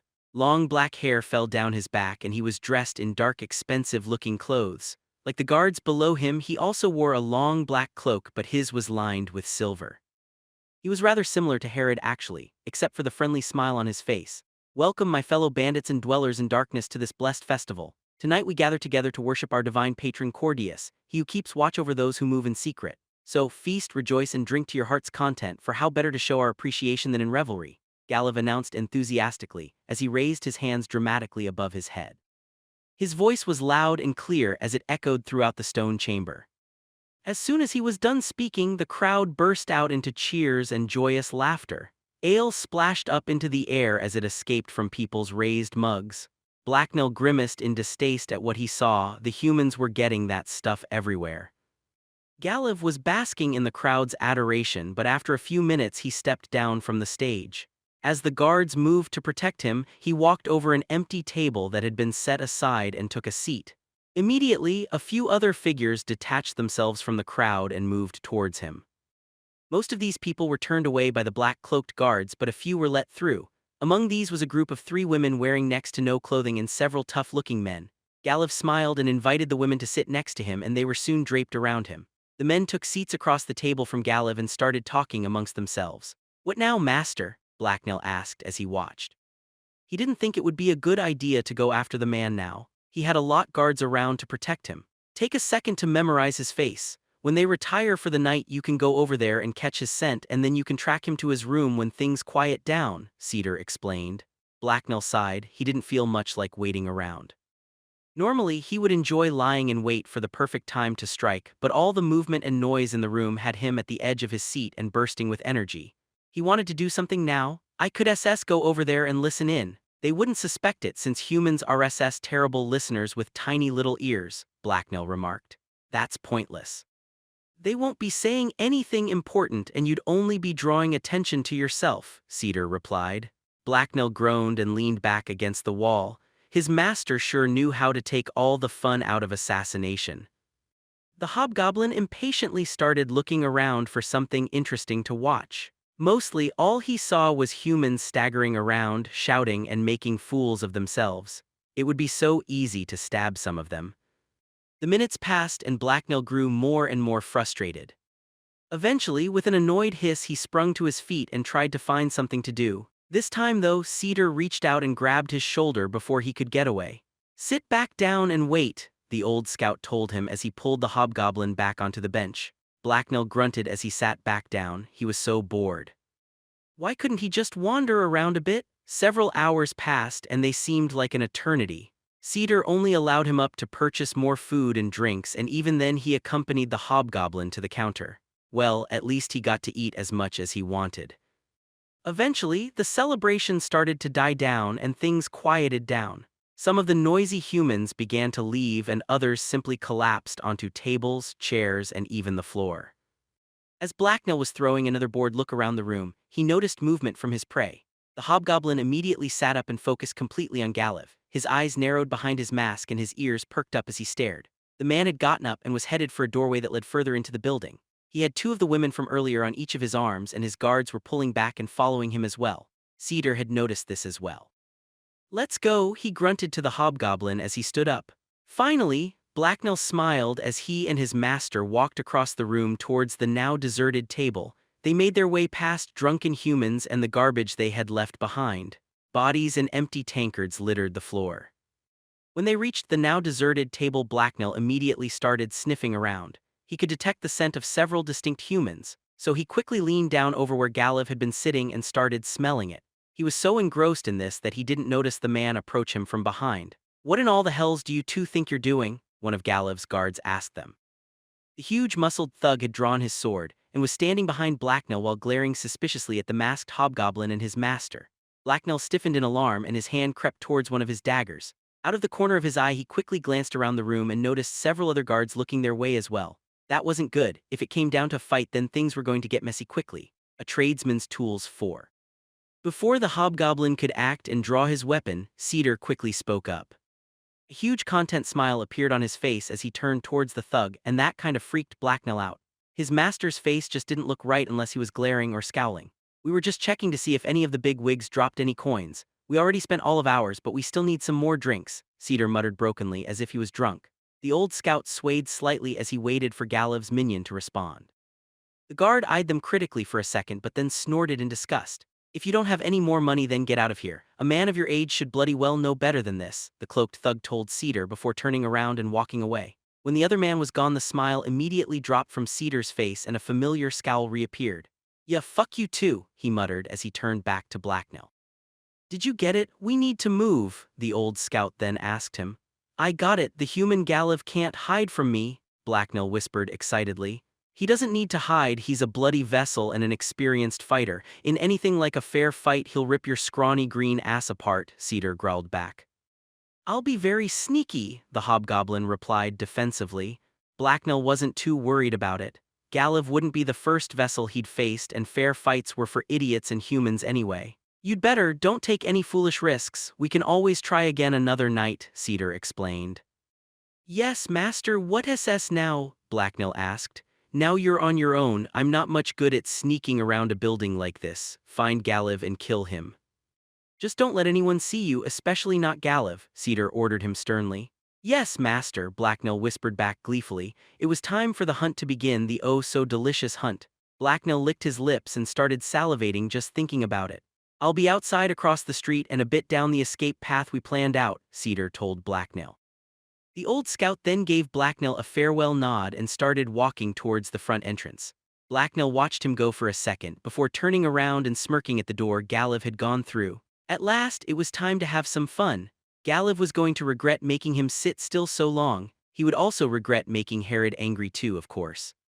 Either one was really just a bad idea. Now what was the best way of tracking down his prey? Blacknell slowly turned and regarded the room around him. There were still a lot of random residents of Daggerpoint around, but none of them were looking his way. There were still several of the cloaked guards standing around the perimeter of the room, though. 2 stood by the bar, 2 more were by the main entrance, and 1 was stationed by the door Galav had gone through.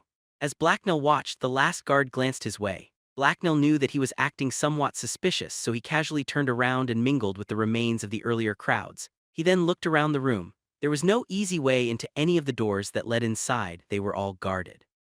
He'd have to make his own way in, and that meant he needed a distraction.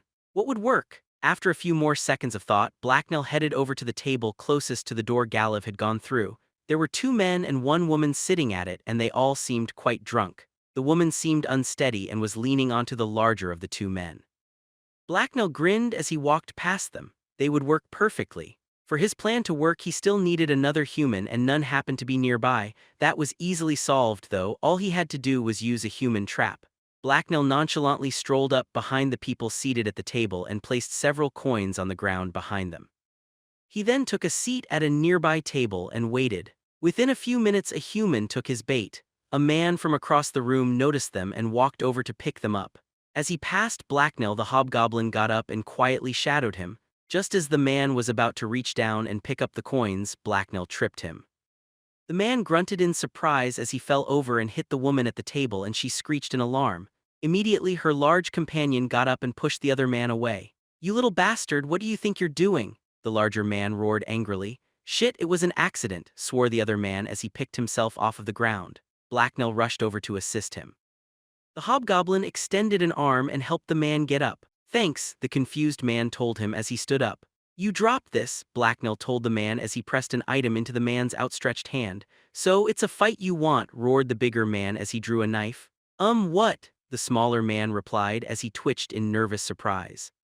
He then looked down and noticed what he was brandishing in his hand. He was holding up a dagger of his own, the one Blacknell had put there. He paled slightly and opened his mouth. "No, the man started to say. He didn't have time to finish speaking. His opponent lunged towards him and the smaller man had to defend himself. Laughter and shouts of excitement soon filled the air as everyone else began to notice that a fight had started. A crowd soon formed. By this time, Blacknell had already slipped away and mingled into the crowd that had rapidly formed to watch the fight. The noise and mob quickly grew large enough to attract the attention of the guards, and several rushed over, including the one that had been guarding the door. With a smug smile, Blacknell broke away from the others and walked through the now unguarded entrance while everyone was distracted. He giggled merrily to himself as he moved. It was so easy to fool humans sometimes. Why did they even bother placing sentries? The hallway on the other side was dark and Blacknell happily scurried into the shadows. He stopped for a second to listen for signs of movement nearby. A second later, when he was sure there was no one nearby, he began to follow Galav's trail. After a few seconds, he heard someone approaching, so he slipped into a side room until they had passed by. Blacknell was finding it very easy to stay out of sight. The temple had a lot of dark, unused rooms in it for him to hide in. It was hard to follow Galav's scent, though. The bandit's trail was mixed up with that of many other humans, and it had been muddled up by how many times Galav had walked these halls. It was hard to figure out which trail was the freshest. Thankfully, Blacknell didn't really need to use his nose. As he moved out of the dark hallway and into better lit areas of the temple, he heard talking up ahead, and thanks to Galiv's rather boring speech from earlier, he knew exactly what the man sounded like. Blacknell couldn't make out what was being said, but he definitely knew which direction the man lay in. It was just a matter of time until he found his prey. The hobgoblin stalked forward eagerly, but soon ran into a rather annoying obstacle. The room up ahead of him was brightly lit, and 4 of Galiv's cloaked henchmen were playing cards in the middle of it. Blacknell couldn't think of any way of sneaking past them, or any way to take them all out silently. He hissed in frustration and tried to think of a solution. A few moments later, he heard someone coming from behind him, so he quickly slipped into another side room and out of sight. He waited for several moments until the person had walked past, then Blacknell peeked out from around the door frame. As the hobgoblin took in the sight of another dark cloak, a great idea occurred to him. Blacknell quickly took out his coin purse and lunged forward. Before the man could react, the hobgoblin had swung his makeshift weapon and smashed him across the back of the head. The man immediately slumped and started to collapse. Humans were apparently weak to coins in more than one way. Before the thug could hit the floor, Blacknell caught him and dragged him into the side room and then behind a pile of crates. The hobgoblin then claimed the defeated warrior's cloak for his own. It was rather nice looking and much smoother feeling on his skin than his own. The grinning hobgoblin pulled the cloak on and then walked back out into the hall. When he reached the occupied room up ahead, he simply flipped the hood up and kept walking. None of the men playing the game did more than casually glance his way as he walked into the room. Blacknell fingered the dagger and the sling he had up his sleeves and ready to go just in case, but he didn't need them. The humans were engrossed in their game, and Blacknell was soon through the far door and out of their view. He then stopped to listen again. A few seconds later, he swerved left and headed towards a staircase. The voices sounded like they were coming from up above. Once up there, he stepped out into another hallway and then quickly darted into an empty-looking room before anyone came. The room was rather large, but it only contained a few chairs and crates. Blacknell had to stifle a sneeze as he realized there was also a lot of dust in it as well. The hobgoblin could feel the floorboards tremor slightly as a group of people approached, so he moved out of sight. He hit up against the wall. Behind table had been flipped on its side. The pack of humans quickly passed, but Blacknell didn't move. He was now close enough to Galiv that he could make out the chieftain's words. In fact, the man sounded like he was in the very next room. "Listen, I appreciate the sentiment, but you can't stay in here," Galiv told someone with obvious frustration. "Zelina sent me to protect you, and that's what I plan on doing. Need I remind you what happened to Fang? He also thought he was safe in his hideout, but Herod's assassin got to him," the other voice explained. "I've done everything else you asked. I switched rooms, I doubled the guards, and I've let you tag along, but this is my home and you're staying out of my bedroom." "This is not a debate," Galiv responded. "You're putting yourself at risk," the other man told him. "Maybe, but how would anyone even get in here? This is the second floor, there are guards outside, and the window is too small for a man to slip through. I'm far from helpless as well, I'm a vessel after all," Galiv told him. "A good assassin can get into anywhere," was the other's reply. "I guess you would know, you're the most expensive knifeman in Daggerpoint, and after all, Malthus," Galiv said, "I am the best and that's why you should listen to me," the other man replied. The bandit chieftain grunted disdainfully before responding. "I thought Zelina had bought out the entire assassin guild anyway. If that's true, where did Herod's knifemen come from?" he asked Malthus. "Zelina has entered into such an agreement with us, but we only have a monopoly on knifemen in Daggerpoint. Herod seems to have picked her killer up from outside," the assassin explained. "Huh, I heard she's been wandering around the countryside down south." "What, did she randomly come across him in the middle of the forest?" Galiv laughed. "I don't know, I've tried to find out, but I haven't had much luck. Herod is keeping him hidden even from most of her own men. Normally that wouldn't stop me, but I suspect someone else is covering for him as well."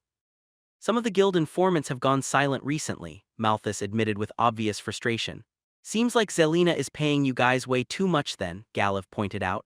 "That's not your concern, you just need to worry about yourself. This mysterious assassin doesn't even need to enter your room to kill you, he could poison your food or drink," the assassin-turned-bodyguard explained. While crouched in his hiding spot, Blacknell smiled to himself. That was a great idea. He wondered if he could do that right now. "All my food is checked anyway. Herod is far from my only enemy. You're welcome to test it yourself though," the chieftain replied. The hobgoblin hissed in annoyance. Apparently he couldn't poison the man after all. Oh well, he would remember the idea for later. He was sure it would come in handy eventually. He could also use some sort of magical device or throw a firebomb into the room, Malthus added. Blacknell didn't have either of those, but they sure sounded cool. He was definitely going to ask for some of those when he got back. "That's enough of this, I gave you an order. You can stay here or guard the window from outside, it's up to you. Now I'm going to go tell the girls to join me and you won't be there to watch, got it?" Gallif commanded the assassin sternly. "As you wish, I'll stay here and guard the door," was the other man's reply.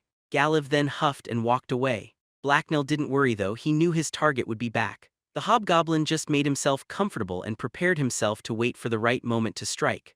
A few minutes later he heard the sound of Gallif returning and he wasn't alone.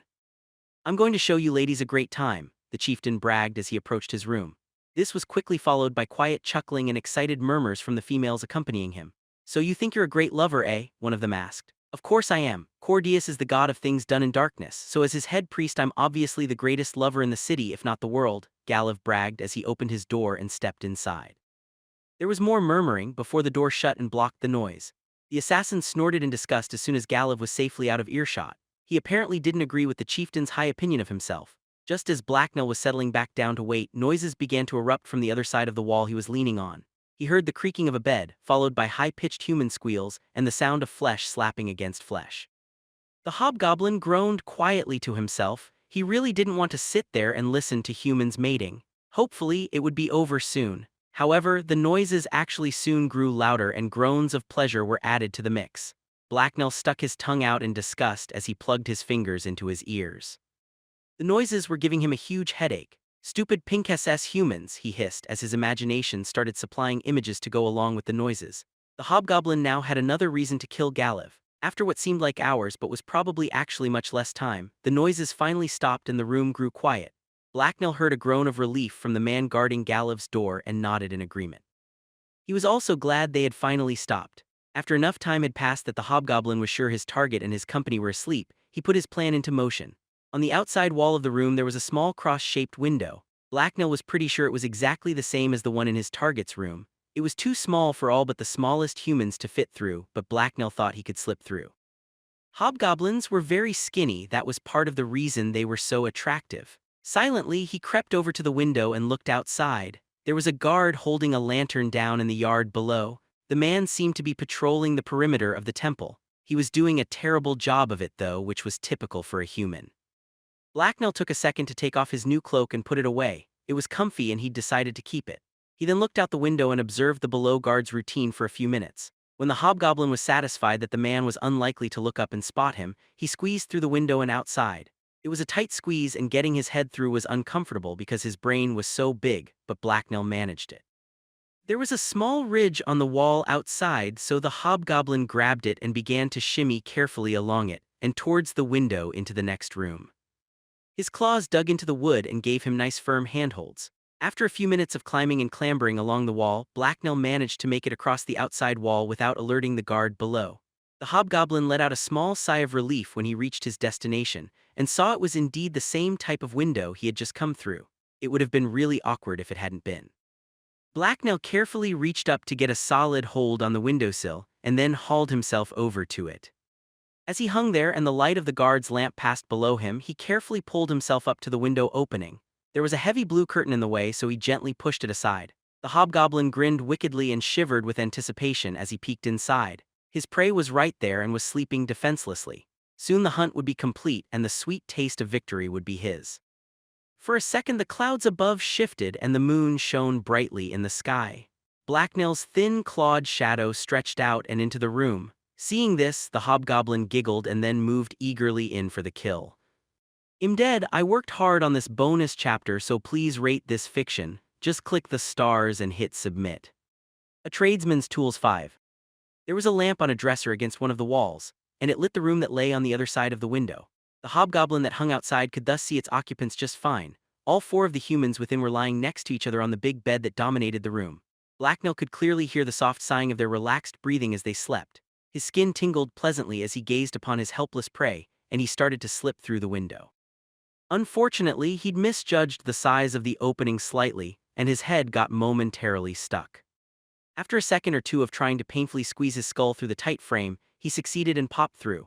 A soft thud echoed forth as Blacknell lost his balance and landed on the floor at the base of the window. He froze for a moment to make sure he hadn't disturbed anyone, but the only sound he heard was the gentle breathing of slumbering humans. Feeling confident, the hobgoblin crept up to the bed. It wasn't that fancy of a bed, but it certainly was huge. Blacknell thought it could easily fit a dozen humans lying side by side. Why did this man need such a huge bed? Maybe it was some sort of human status symbol. Blacknell loomed over Galiv's slumbering face and smiled smugly. The bandit chieftain didn't seem so tough now. He was just prey. In fact, it would be so easy to toy with him a little before finishing him off. The hobgoblin reached over until his hand hung over the man's sleeping face. His claws were a hair's breadth from the man's eyes when he froze. No, fooling around now would be a bad idea. It would be really messy and would probably make a lot of noise. Blacknell frowned in regret as he pulled his hand back and drew his dagger. It was best to do this quickly. Suddenly, Galiv stirred slightly and started murmuring something. Blacknell panicked for a second and jumped slightly in surprise before he realized the man was still unconscious. He was just talking in his sleep. Feeling curious, the hobgoblin leaned over to listen. "Oh yeah, that's the way, spread that honey around," Galiv whispered. Blacknell blinked in confusion. What was this now? What could this weird human possibly be talking about? Well, whatever, he was here to kill Galiv, not try to understand him. Blacknell stopped wasting time. He quickly grabbed the Galiv's long dark hair and pulled it down as he dragged his dagger against the man's exposed throat. Blood poured from the long jagged wound and onto the sheets as his knife bit deep into Galiv's flesh. Galiv's dark eyes shot open and fluttered briefly before going dead. Blacknell smirked as he stared intently into their confused depths. When he was sure the man was dead, he stepped quietly away. That was one less bandit chief that would be trying to take his and Herod's territory, and it hadn't even been hard to get rid of him. Blacknell was just about to make his exit when the woman to the right of Galiv's bloody corpse stirred in her sleep. The movement caused Blacknell to instantly focus on her. Some of Galiv's blood was pooling beneath the woman's bare shoulders and was staining her long blonde hair. It was also clearly disturbing her slumber. She stirred again, and Blacknell realized he had to do something before she woke up and raised the alarm. He stalked back over to her and tried to come up with a solution. He couldn't remove the blood, there was too much of it, and he wasn't that thirsty. He also couldn't move woman without waking her. With an annoyed sigh, Blacknell leaned over her and cut her throat too. When he was sure she was dead and that no one else was about to wake up, he tiptoed over to the window and made his exit. He managed to make it through without getting his head stuck this time. As Blacknell crouched on the windowsill, he observed the yard below him. The guard from earlier was still out there, but he was walking away from the hobgoblin. The man was just about to turn the corner of the building and disappear out of sight. With his mission accomplished, Blacknell was beginning to feel impatient, so he climbed down the exterior wall as far as he could and then simply dropped the rest of the way. He landed unharmed on all four limbs and then dashed for the stone fence that encircled the temple. He hit it at full spend and then vaulted over it onto the street on the other side. With that done, he'd successfully escaped from Galiv's lair unharmed. As he raced through the dark and dirty streets of Daggerpoint towards safety and his rendezvous with Cedar, the hobgoblin giggled happily to himself. That had been too easy. The bandit chieftain had been supposed to be so tough, but he hadn't been a problem for Blacknell. That other assassin guy, Malthus, had been an idiot as well. Blacknell giggled again as he turned into an alley. The fool had just stood there outside the door as Blacknell slit the throat of the man he was supposed to be protecting. It was hilarious how bad the man was at his job, or maybe Blacknell was just that good. Obviously, Blacknell was an amazing assassin, probably the best ever. He was like Herod's fearsome, unstoppable shadow killer guy. When he returned with news of Galiv's death, there was no way Herod would beat him up ever again. In fact, she would probably tell everyone how amazing he was and then give him some pie. Blacknell reached the corner right before his destination, so he slowed down and looked for any sign of Cedar. A brief inspection didn't reveal any traces of him, and the hobgoblin grew slightly concerned. Had something happened to him? "Where are you, master?" he muttered to himself. Blacknell began to creep around stealthily as he searched. He moved from shadow to shadow as he wandered around the area near the meeting place. He didn't find anything until he stumbled upon a faint scent trail. It led into a nearby building, so Blacknell followed it in. All the structures in this part of the city were small and tightly packed, and this one didn't stand out. It did appear to be abandoned though. The missing front door was a subtle clue. Blacknell walked into the pitch-black interior and then headed up the stairs to the room on the second floor. He was careful not to make any noise because he didn't know what to expect. Also, creeping around all sneaky-like was just more fun. When the hobgoblin got to the top of stairs, he saw a dark figure looking out a window through a doorway. He froze for a second but soon realized that it was just Cedar. Before he started moving again, an idea occurred to him. His master didn't appear to know that Blacknell was here, so wouldn't it be fun to surprise him? Blacknell grinned gleefully to himself. This was going to be so much fun. As he stepped through the doorway, he felt something tug gently on his ankle and then heard a faint clattering noise. He looked down to see what it was and realized that he'd stumbled over a piece of string had been tied to a pile of sticks. How had that gotten there? Well, hopefully it hadn't ruined his surprise. Blacknell looked back up to see something shiny. It was Cedar's unsheathed sword point, and it was less than an inch from his face. The surprised hobgoblin went very still as his eyes widened in alarm. Yep, the surprise was ruined, and this had definitely been a bad idea. The deep green has yet to spit out a beast that can sneak up on me, hobgoblin, and that includes the likes of you, Cedar whispered threateningly, before relaxing and dropping his blade.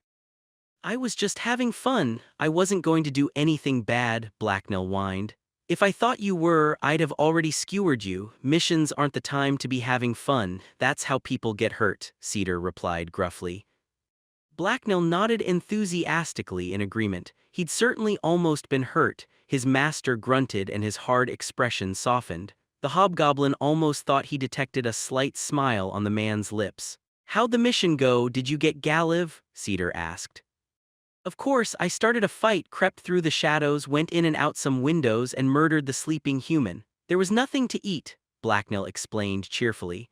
The old scout rolled his eyes in an exasperated manner after the hobgoblin finished speaking. Blacknell frowned at his master's response. What was wrong with his answer? It covered all the important bits. You can tell Herod the details. Did that elixir of Mahedium's come in handy? Cedar inquired. Blacknell's mouth fell open slightly as the question caught him off guard. He had kind of forgotten he'd had it. There were definitely a few times a boost of speed and strength would have been useful, though. It was too easy, I didn't need it, Blacknell bragged dishonestly. Cedar gave him a suspicious glance but didn't bother to question the hobgoblin.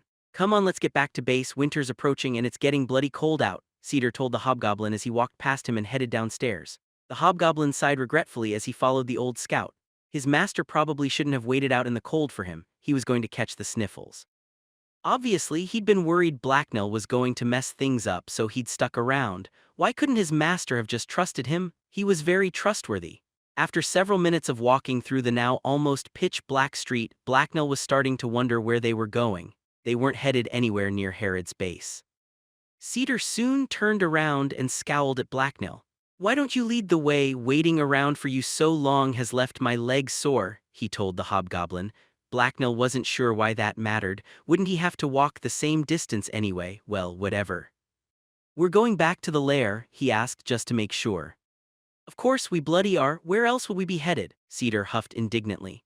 Nowhere SS, sorry, the hobgoblin replied as he quickly took the lead. He took a second to decide on the fastest route, and then within minutes they were approaching Herod's stronghold. The guards out front simply nodded in greeting when they recognized Cedar, and Blacknell gave them a friendly nod back. The pair then walked through the front entrance and into the room on the other side. As usual, there were several bandits sitting around the table there playing a game of cards. This time, however, Keto was one of them. Judging by the pile of coins in front of her and the dissatisfied looks on several of her opponents' faces, she appeared to be winning. The young redhead glanced their way as Cedar and Blacknell entered and smiled cheerfully at them. She seemed to having fun. You're back. How did your top secret mission for the boss go? I know she sent you out to do something. All hush hush, she asked. If you know that, then you shouldn't be asking, interjected a large male bandit that was sitting across from her. Bah, you're just upset that you're losing, Keita responded as she beamed at Blacknell. The bandit scowled angrily at her and one of his eyebrows started twitching. No, you're lucky that the boss likes you so much, the man muttered angrily. Blacknell agreed with him, but he found himself giving the man a steady disapproving glare. If anyone was going to kill Keita, then it was going to be him. The bandit met his stare for a second but then hurriedly looked away. Where's Herod? Cedar asked Keita. She was in that big room down the hall to the left, the one with all the couches. The last time I checked, Keita replied. Cedar grunted his acknowledgement and then unceremoniously left the room. After one quick glance back at the man who had challenged him, Blacknell followed him out. It only took a few seconds for them to reach the room Keita had mentioned, and Herod was indeed there. She was sprawled comfortably over the edge of one of the couches. A platter of food and drink had been set out on a side table in front of her, and several of her usual guards were also there. Most of them were standing around the room, but two had seats of their own. Herod smiled eagerly when she saw them, and pulled herself up into more of a sitting position. Clear the room, she then announced. With a quick nod of acknowledgement, the guards got up and left the room. They closed the doors behind them. Since you're both back, I take it that Galliv is dead? The chieftain asked them. So the hobgoblin tells me, Cedar replied. I totally killed him. I cut his neck deep as he slept and he bled everywhere, Blacknell answered cheerfully. Herod ignored Blacknell and raised an eyebrow dubiously at Cedar. You think he's lying? She asked curiously. Ha, no. He went in and he came out alive. That means Galiv is dead, Cedar huffed. You never know, maybe they found out about your Hobbs' secret weakness for sweet cakes and bribed him, she replied with a chuckle and a grin. Blacknell scowled in annoyance. That was just insulting. He would never betray his tribe for a sweet cake. There weren't enough cakes in the whole world for that. Of course, the world wasn't that big and mostly seemed to be made up of trees. Herod saw his look and instead of growing angry, she smirked. She then reached out and grabbed one of the pastries from the platter and tossed it up into the air towards Blacknell. Instantly, the hobgoblin caught it and shoved it into his mouth. Thank SS you so much, mistress, he told her happily as he chewed. All his previous feelings of irritation had been completely forgot. If only all men were so easy to please, Herod remarked with a look towards Cedar. You mean control, Cedar replied dryly. That too, Herod added with another smug grin. Cedar, I'll have you get a report from Blacknell and give it to me tomorrow. His full reports are different. They certainly are, Cedar agreed. Herod then turned to the hobgoblin.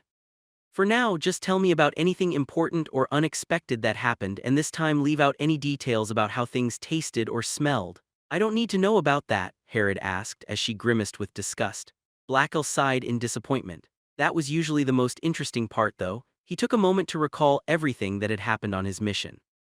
He'd walked there with Cedar, there'd been some humans, he'd eaten the chicken, he'd tricked some more humans, bleh bleh, and then he'd killed Galiv and ran away. Oh wait, there had been one thing. There was a man, an assassin. He was there to protect Galiv, but he sucked at it, Blacknell told his chieftain. That's interesting. You overheard them talking? Herod asked. Yes, he was sent by a Zelina human, Blacknell replied. See, Cedar, I knew they were working together. Galiv swore he was a neutral party, but I wasn't fooled. That bastard lied like a village peddler for all that he was supposed to be a priest, Herod exclaimed excitedly. I didn't disagree with you about that, Cedar pointed out. I guess you didn't for once, Herod commented with a roll of her eyes. If that's everything, then I'd like to get some sleep. I also wouldn't mind a hot cup of tea, Cedar told her. Fine, I'd hate to keep you up past your bedtime. You two can go rest, Herod answered dismissively. It's not my bedtime. I'm going to go out and find some food, Blacknell interjected. You're coming with me. Now is not the time to be wandering around, Cedar replied as gave the hobgoblin a stern glance. But I'm still hungry, Blacknell whined. Grab something from the kitchen, Cedar told him as he gave him a light push towards the door. Fine, but I'm eating whatever I want, the hobgoblin replied as he opened the door. Go ahead, just keep out of trouble, his master said as they passed by the guards from earlier. After almost an hour of ransacking the kitchen and terrorizing the chef, Blacknell had stuffed himself enough that he began to grow sleepy. Cedar had already left, so the hobgoblin yawned and headed for his room. Once there, he disrobed and began rearranging his blankets for maximum comfort. The hobgoblin then curled up on his bed and almost immediately went to sleep. He'd earned his rest. It wasn't to be as long a rest as he'd hoped, though. Several hours later, he twitched in his sleep as an unexpected rhythm penetrated his subconscious. When the quiet sound repeated itself, the hobgoblin stirred and frowned in annoyance. He opened one eye slightly and saw that it was still dark outside. He didn't like being awakened like this, so hopefully whatever the annoying thing was, it would soon stop or die. It sounded like footsteps. In fact, it sounded like several people were trying to move quietly, and it was coming from the roof. The hobgoblin growled softly as he came completely awake. His tribe was under attack. Sleepy, this is the 3rd chapter this week. It was tons of work, so please rate this story. Just click the stars and submit. As always, you can find the next chapter at my website, A Tradesman's Tools 6. Blacknell immediately pulled himself up from the tangle of sheets around him and growled menacingly. The sound of his anger echoed throughout his small room as he shot to his feet. Someone was trying to be sneaky and invade his tribe's lair. Enemies, he hissed to himself. The hobgoblin felt his drowsiness burn away under the relentless waves of his rage. His lips rose to reveal his teeth as he snarled. Whoever these people were, they were about to get a very nasty surprise. He was going to stab them a lot. Blacknell didn't waste any time. He quickly began throwing on his clothes and arming himself as he carefully listened in on the enemy's progress. The footsteps were slowly but steadily crossing the roof. At first, the hobgoblin assumed they were coming to attack him, but he realized that was unlikely. No one knew who he was or where he'd stashed his cheese. That meant they must be after Herod. They were assassins and aiming to murder Blacknell's chieftain the same way the Hobgoblin had killed the other chiefs. Well, it wouldn't work because they were much worse at it than Blacknell. The Hobgoblin had already discovered them, and not being detected before reaching the target was the most important bit. He pulled on his mask, slipped quietly through his door, and stalked quickly forward down the hallway towards Herod's room. The hallway was dark except for a single candle set on a small table, and there was a sleepy-looking guard leaning against the wall beside it. Blacknell growled as he noticed the man's eyes were closed. What kind of pathetic warrior went to sleep in the middle of a job? The man was apparently a light sleeper though, because the Hobgoblin's outraged growl woke him. He blinked and turned to see what was going on, and then jumped in alarm when he saw the masked and cloaked Hobgoblin descending upon him. "SHH, quiet," Blacknell hissed as he raised a finger to his mouth. "There are SS people on the roof." "What?" the man whispered in confusion as he began to recognize Blacknell and started calming down. "Assassins on the roof," Blacknell whispered back. Why did he always have to repeat himself? Human hearing wasn't that bad, even if they had tiny pink ears. Herod's guard flinched as the Hobgoblin's words finally sunk in. He then threw a quick glance upwards as if he expected to see something. Blacknell sighed in frustration. He wasn't impressed. "We need to raise the alarm," the man said a few seconds later. "No, then SS they would run." "Give SS me door key and then go raise alarm silently." "Herod would SS want us to warn her and then trap them so they end up dead," Blacknell argued. There was no way Herod would want to pass up an opportunity to kill some of her enemies. She was pretty consistent that way. The guard seemed to agree with Blacknell's judgment of Herod's character because he nodded reluctantly in agreement and then handed Blacknell the key. "I'll be right back. You wake the boss then. Better you than me anyway, she's not a morning person," the man told him. He then quickly disappeared into a side room, and several seconds later the Hobgoblin could hear him begin whispering to someone else. Blacknell was tense and nervous as he unlocked the door and walked through it. Not because of the assassins, but rather because he was pretty sure the guard was right about how Herod wouldn't like being disturbed. She would however like not being informed of the assassins even less, which meant there really weren't any good options. The chieftain's room was dark, except for the slivers of moonlight that squeezed through the cracks of the one small shuttered window, and the light of the candle in the hallway that shone out from under the closed door behind Blacknell. It was however more than enough light for the Hobgoblin's sensitive eyes. He could make out most the details of the room, including the bed Herod was sleeping on. The bandit chieftain was curled up under her sheets, and her sleeping face was pointed his way. As he approached Herod, Blacknell very carefully calculated a minimum safe distance that was out of reach of a sword. He didn't believe for a second that she didn't have one shoved somewhere around the bed, or that she wouldn't use it on him if he angered her. Once he had gotten as close as he dared, Blacknell took a second to study Herod. She looked different somehow, but the Hobgoblin couldn't immediately figure out why. Then he realized her eyes weren't as shadowed and menacing as usual. Did Herod wear makeup? No, wait, that was just silly. Of course it was actually war paint. That made much more sense. The creaking of wooden supports from above brought Blacknell back to reality. He knew he needed to wake his chief up before the assassins arrived, but he couldn't figure out how to do it safely. Yelling was out of the question, and so was touching her. Maybe he could poke her with a long stick. Blacknell looked her over again. She actually didn't seem all that dangerous at the moment. In fact, she seemed kind of vulnerable, so he should probably just go shake her awake. That would be quietest way to do it after all. He took a tentative step forward. "I can think of 3 reasons a Hobgoblin would be creeping around in my bedroom after dark, and you'll only survive one of them," Herod told him as she lay unmoving in bed with her eyes closed. Blacknell instantly froze, and he felt a cold shiver work its way through him. His eyes widened as he realized he just almost got himself killed. Good thing he was a coward. "There are bad assassins on the roof. When I, your ever-loyal servant, heard them, I told your guards. Then I came in here to tell you," Blacknell whispered to her nervously. The bandit chieftain grunted and opened her eyes. Her cold gaze bore into him as she studied his face. She was still scary, even without war paint. "Good, because you're not my type and it'd be a shame to have to kill you for being too ambitious," she told him as she sat up. Her movement caused her blankets to shift and slip off of her shoulders. Underneath that, she was wearing a loose plain white shirt and long dark pants. "How many?" she asked as she stood up and pulled on a leather jacket that had been lying beside her bed. 5 or 6, Blacknell replied uncertainly. He was just grateful that his answer had apparently been the right one. What had the other 2 been? "They're coming for me?" Herod asked as she pulled a sheathed sword and hilt out from under her pillow. "Sounds like," Blacknell whispered back. there was suddenly a slight creaking noise from the roof above, and both of them looked up.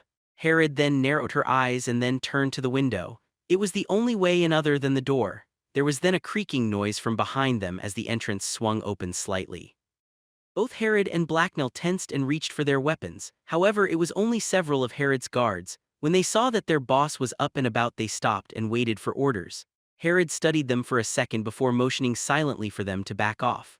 The man in front nodded, took a step back out of the room, and then carefully shut the door behind him. Bandit Chieftain then moved over to her bed and pulled several pillows out from underneath it. She then stuffed them under her blanket so that it looked like someone was still sleeping there.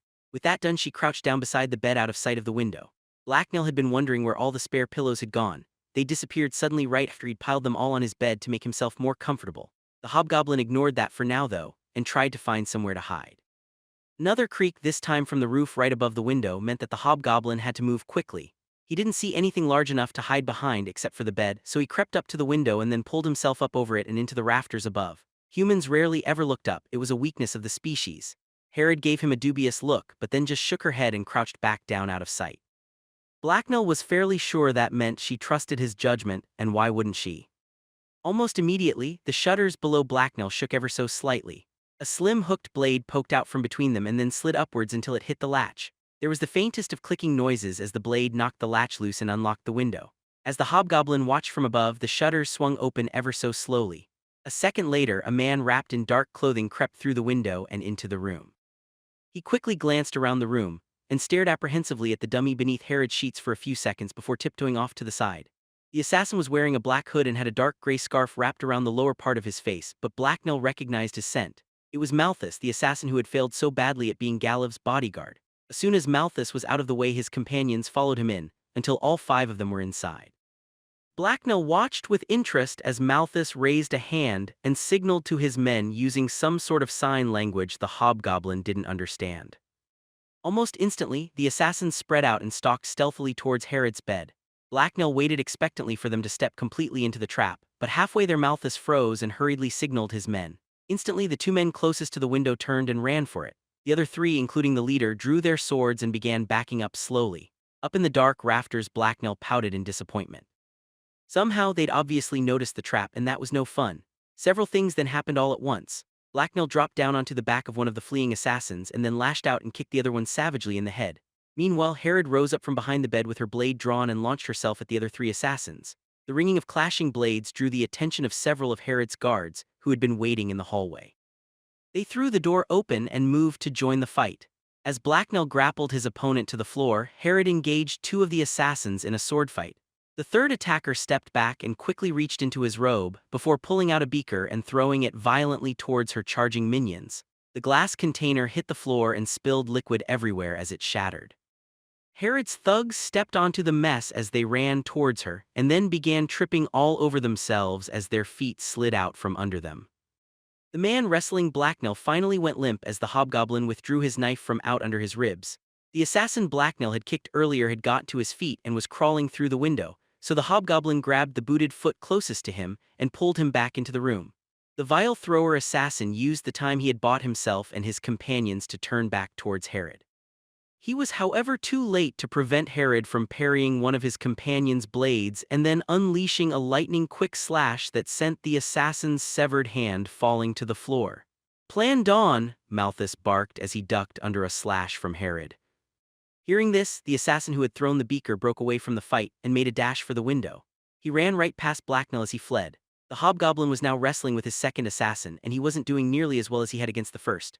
The man had gotten a lucky blow at the start and kicked Blacknell's knife away. The masked hobgoblin had more, but he was too busy trying not to get choked out by the larger and stronger human to draw them. He also wished he wasn't wearing the mask so he could just bite the stupid man's fingers off, or that he hadn't forgot to take his elixir again. Herod was now locked in a brutal sword fight with the assassin leader. Both of them launched attack after attack at each other with furious precision. Their blades flashed through the air so quickly that they were almost impossible to see. It was obvious that both combatants were vessels. No one else could move so swiftly. Herod was slowly forcing the man back though. She smiled cruelly as she fought and seemed to be having quite a bit of fun. The assassin leader on the other hand looked nervous. He was obviously having trouble avoiding some of her attacks and already had a few superficial gashes in his clothing. The man who was fighting Blacknell suddenly lurched backwards and then surprised the hobgoblin by punching him heavily in the side of the head. Blacknell's mask absorbed most of the blow, but it also shifted slightly to the side and blinded him. The now blind hobgoblin could only flail about and try to grab his opponent's hands. This didn't work very well though, and a few seconds later he lurched backwards as something slammed into his stomach. By this time the third assassin had reached the window. Instead of diving through it though, he turned and pulled something out of his coat. "Dawn!" he yelled at the top of his lungs, which caused everyone to look his way. Blinding light then burst forth and enveloped the room. Swearing rang out as everyone tried to shield their eyes. "Fucking mage!" Herod hissed. The leader of the assassins had been facing away from the light and prepared for it, so he wasn't blinded. He took the opportunity to slash at Herod's neck. The bandit chieftain must have sensed something though, because she threw herself out of the way of the attack. The assassin's sword ended up only grazing her shoulder. He didn't try for a second attack. The man turned and fled towards the window, as Herod and her men tried to organize themselves and regain their footing. The assassin that was grappling with Blacknell pushed him aside and tried to rise to his feet. As Blacknell lurched backwards, he growled in frustration. Rage and confusion pulsed through him until he couldn't take it anymore and he ripped his mask off. His opponent froze and his eyes widened in terror as the hobgoblin's inhuman visage was revealed. Blacknell didn't waste the opportunity. He grabbed one of the man's wrists, and then before the man could recover, he lunged down and savagely bit into it with his now exposed teeth. Screams filled the room as the hobgoblin dug his teeth deeper into the human's flesh. The iron taste of blood filled his mouth and excited him. Filled with a sudden bout of hungry energy, the hobgoblin let go of his opponent's ruined arm and then dug his fingers into the man's eyes. The hobgoblin's long, sharp nails cut through his gloves and then deep into the man's sockets. More tortured screams rent the air. As the man lay helpless and writhing beneath him, Blacknell took the time to look around the room. The other assassins had already fled. Only Herod, her minions, and several corpses remained. Herod blinked and dropped the hand that was massaging her eyes. She looked at Blacknell and ground her teeth together furiously. "Leave the wounded one, you idiot, after them," she yelled at him. Blacknell immediately grabbed his fallen mask and jumped to obey. He leapt off his defeated prey and launched himself at the window. In mid-air, he grabbed the window sill and swung himself around to the outside wall, where he sank his claws into the wood and began to climb after the assassins.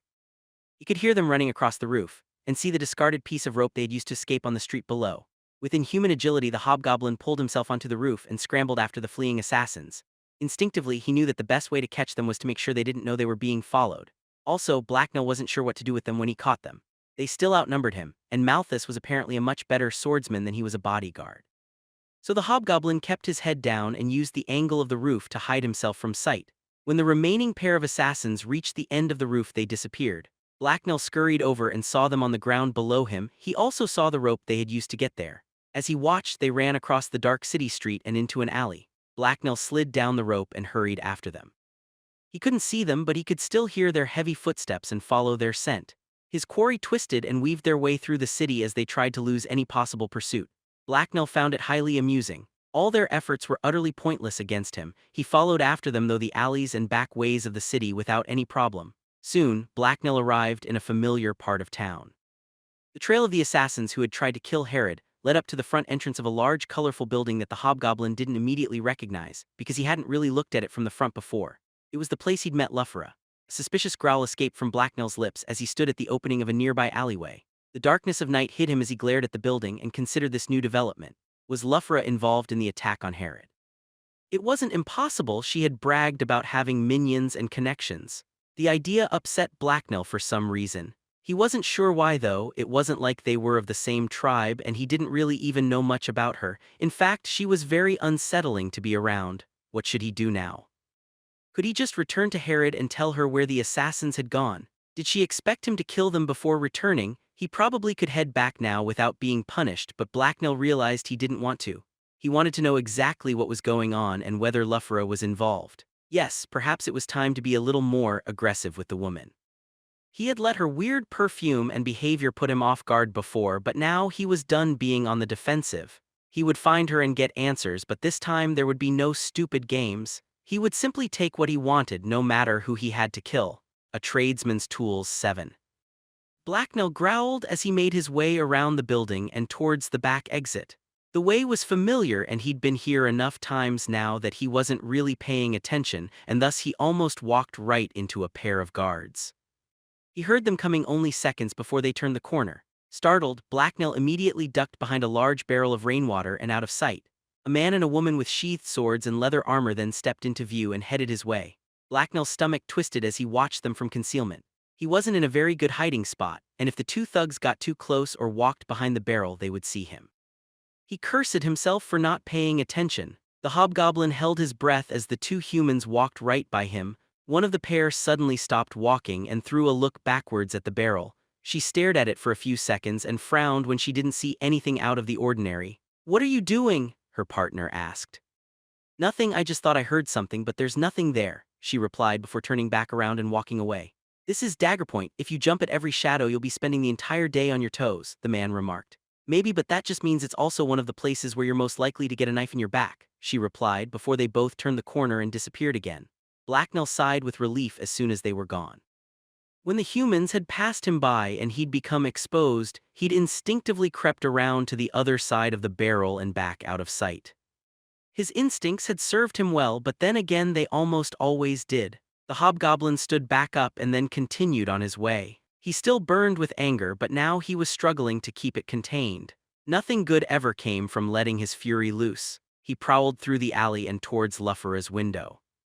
When he got to corner that overlooked the passage behind the building, he stopped and peered stealthily around it. The sun was now starting to rise. The tips of its rays had just begun to shine over the grungy buildings of the city. This gave Blacknell a very good view of the two guards that were standing by the back entrance of his destination. Both of them were large armed men with purple vests, and one of them had placed a lit lantern on top of a nearby crate. The windows of the building behind them also shed light out on the back street. None of the sources of illumination were that strong, so together they cast a confusing maze of shadows onto the dirty cobblestones and mud of the alley. Blacknell studied the guards from the mouth of the alley. Why were there all these guards around suddenly? There had never been so many before. Were they expecting him? It didn't matter though. There was no way he was going to let a few stupid humans stop him. He would get the answers he wanted. He didn't know why he felt so driven to question Luffera, and he didn't really care. The hobgoblin glared at the guards furiously for several seconds and then several more. Okay, he had no idea how he was going to actually get past them. There were a lot of shadows to work with, but it would still be difficult to sneak past them up into a window. No, he'd have to get rid of them somehow. How would he do it though? He could sneak up to them and try to take them out quickly before they could raise the alarm, but that would be risky even with elixir. A distraction might work if he could come up with a good enough one. He didn't feel like sneaking around anymore though. He was angry and wanted to hurt someone, and these men were undoubtedly connected to the assassins that had awakened him in the middle of the night. He really liked sleeping on his bed, so he would use a distraction and then attack them. Why do one when you could do both? Even so early in the morning, Dagger Point was never a quiet city, so a little noise ought to be fine.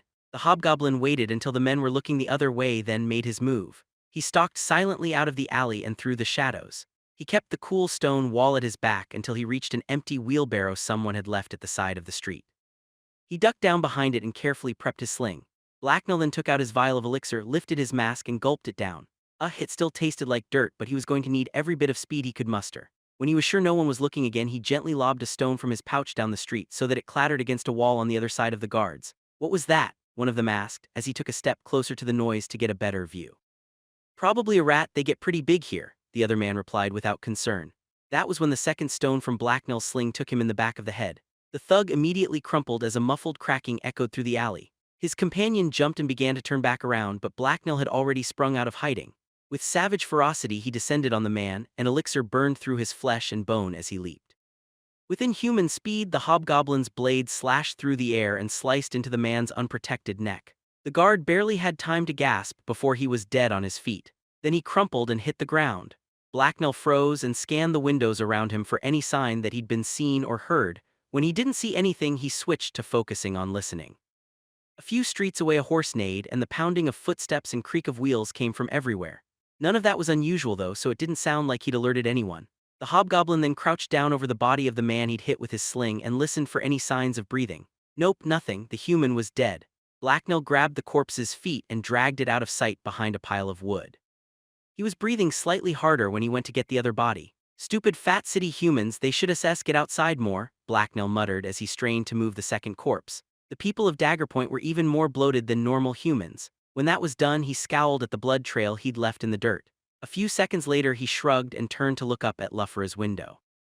It probably wouldn't matter, most humans were blind and couldn't smell at all anyway. Why did they even have noses? Quickly, Blacknell began climbing up the stonework and wooden struts until he reached the opening on the second floor. He didn't have a lot of time. He wasn't stupid enough to believe that even humans wouldn't eventually find the bodies. Soon the guards he'd taken out would be missed.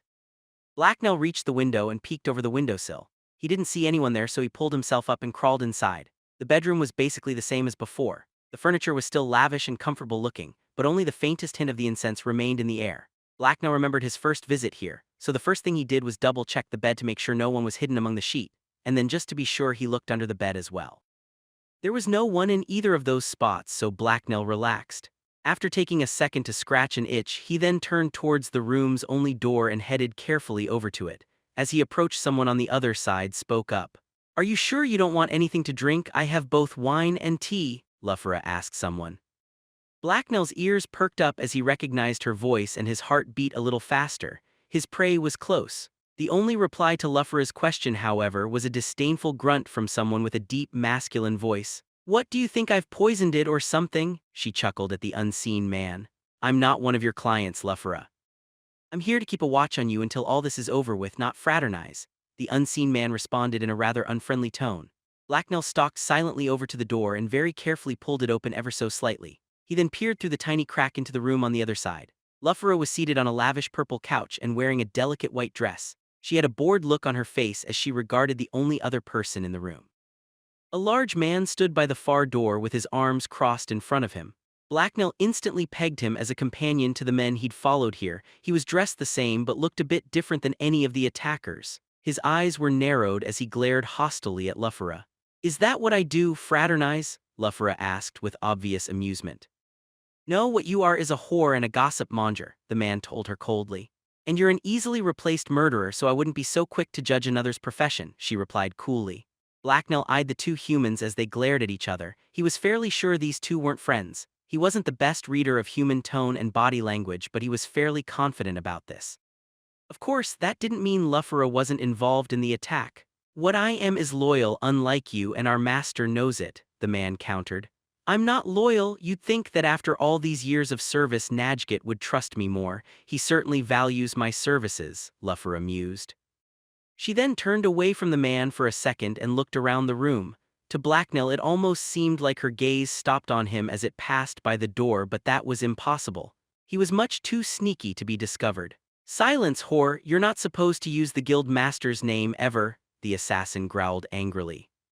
"You and the master are far too fond of your little drama, as if there's anyone around to hear it but us," she replied condescendingly as she turned back towards him and rolled her eyes.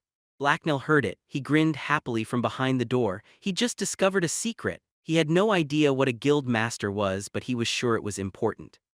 A secret name sounded very sharp. Maybe he should make one up for himself, like Sneaky Death Killer. "Shut your mouth, I'm through getting lip from you. If you speak to me again, then you'll regret it, no matter how useful you are to the master," the man snarled furiously. "You would very much regret raising your hand against me," Luffra replied coldly with more than a hint of condescension. "I guess we're going to find out," the assassin growled as he raised a fist and stepped towards her.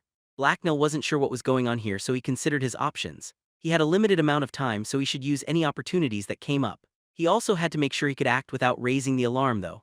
He tried to remain detached, but his snarl grew tighter as he watched the man march across the room towards the woman.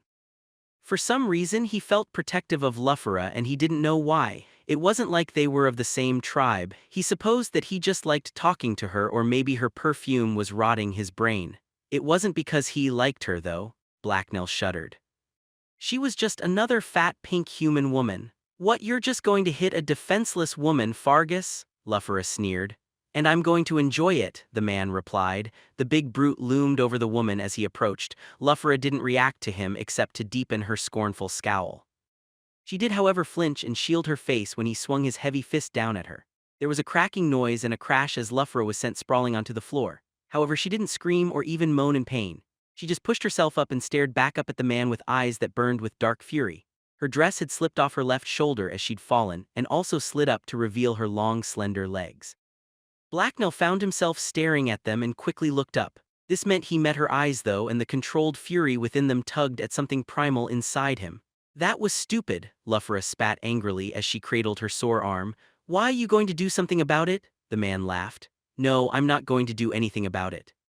I don't need to, Luffra replied icily, and louder than she had to. Rage and the dark instincts of a predator guided Blacknell's silent steps as he stalked forward with murderous intent. Luffra's assailant never knew what hit him. One second he was sneering down at Luffra, the next Blacknell's hand was wrapped around his mouth and chin, as the hobgoblin's other hand pushed a dagger up under his ribs where it tore his insides apart. Then Blacknell started twisting the knife, because he enjoyed the feeling of it. The man choked and blood bubbled out of his mouth as his body's strength drained away. He couldn't say anything or scream for help though because Blacknell held his mouth closed. He tried to reach up and free himself from the hobgoblin's grip, but he was already too weak to do anything but struggle futilely. "Shhhh, no talking please, I'm trying to be quiet," Blacknell whispered into his ear. Blood poured from the gash in the man's side and seconds later he collapsed. There was already enough blood on the floor that there was a wet smacking noise as he hit the carpet beneath him. Calmly, Luffra got to her feet and gave Blacknell a polite nod of greeting. "You've completely ruined that rug," she told Blacknell as she fixed her dress. Blacknell just stared silently at her menacingly, because he had no idea how to respond to that. "Well, I guess I shouldn't complain. I was hoping you'd drop by tonight after all. That's a lovely new mask, by the way," she told him. "Thank you," Blacknell replied stiffly. He had no idea what was going on here. Was Luffra friend or foe? He hadn't really attacked the man to save her but rather because he'd sensed weakness and an opportunity. He decided just to ask her since he was here to get answers from her after all. Who was he? What's going on here? Also, what do you know about the men who attacked Mistress Herod? The hobgoblin hissed at her menacingly. Luffra didn't seem scared though. One of her eyebrows rose as she considered him for a second. That was one of Najgit's hired assassins. He's the owner of this establishment and several others like it. He's also the one who sent those men after Herod. He uses this place to collect information and I'm one of the best brokers in the city.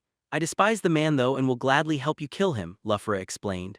Blacknell stared at her blankly for several seconds. That had been really frank. He had kind of been expecting to have to play some sort of game or trick the information out of her. Why would he challenge Herod? Blacknell asked suspiciously. He'd never heard of the man before and Herod was rather vocal about her enemies and what she wanted to do about them. So why would he try and pick a fight with her? That sounded like a great way to get killed. There was also something about Luffra's posture and tone that bugged him. He thought he detected some hostility from her which didn't make sense. Why would she be angry at Blacknell? Hadn't he just saved her? He wasn't challenging her and the attack wasn't entirely his idea. Lately, he's become a little paranoid about the loyalty of some of the employees, so he's been hiring men from the Dark Guild. They pretty much own him now, and since Zelina bought them out that means she controls him, Luffra explained. Blacknell had definitely heard of Zelina. Herod had made her opinion on the other woman really obvious quite a few times. Blacknell didn't know where she would get that many burning needles though. Blacknell shook his head to clear it and looked back up at Luffra. He wasn't quite sure what was going on here but it seemed like this Najgit worked for Zelina. That meant he was an enemy and thus Blacknell should probably kill him. It's what his mistress would want him to do. I see, so, the hobgoblin began to ask before Luffra cut him off. So you need to go downstairs and kill Najgit. He usually stays hidden in various hideouts across the city that even I don't know about but right now he's here and vulnerable, Luffra told him. Blacknell was caught off guard again. He didn't like being told what to do, but that did sound about right.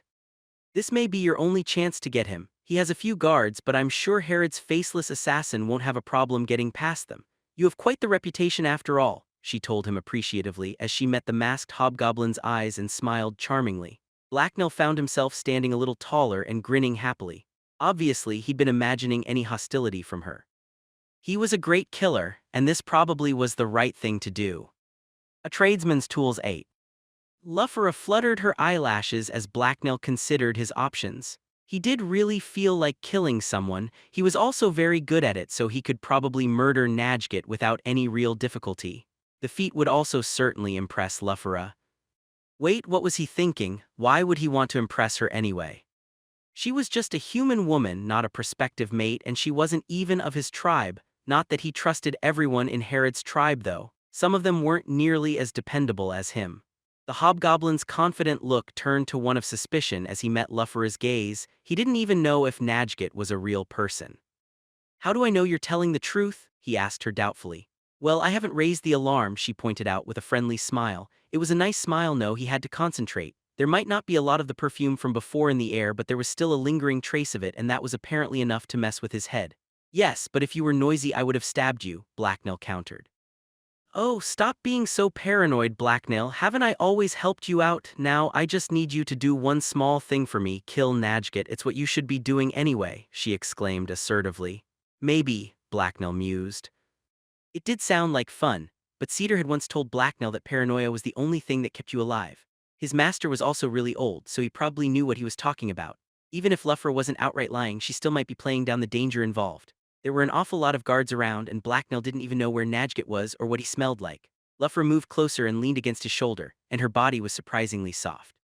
As the hobgoblin watched her warily, she gave him a pleading look.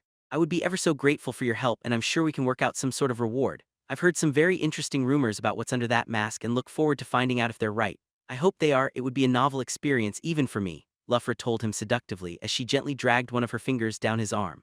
Blacknell immediately took a step back away from her. He didn't like the hungry look in her eyes. He wasn't used to being on the receiving end of an expression like that. The sudden mad beating of his heart also unnerved him. It hadn't been caused by fear. You're so shy, not at all what one would expect from your reputation, Luffra purred as she took another step after him. I still don't trust you, Blacknell replied as he hastily backed away again. Instinctively, the hobgoblin glanced around the room for something to hide behind, even though he knew it would be pointless and stupid.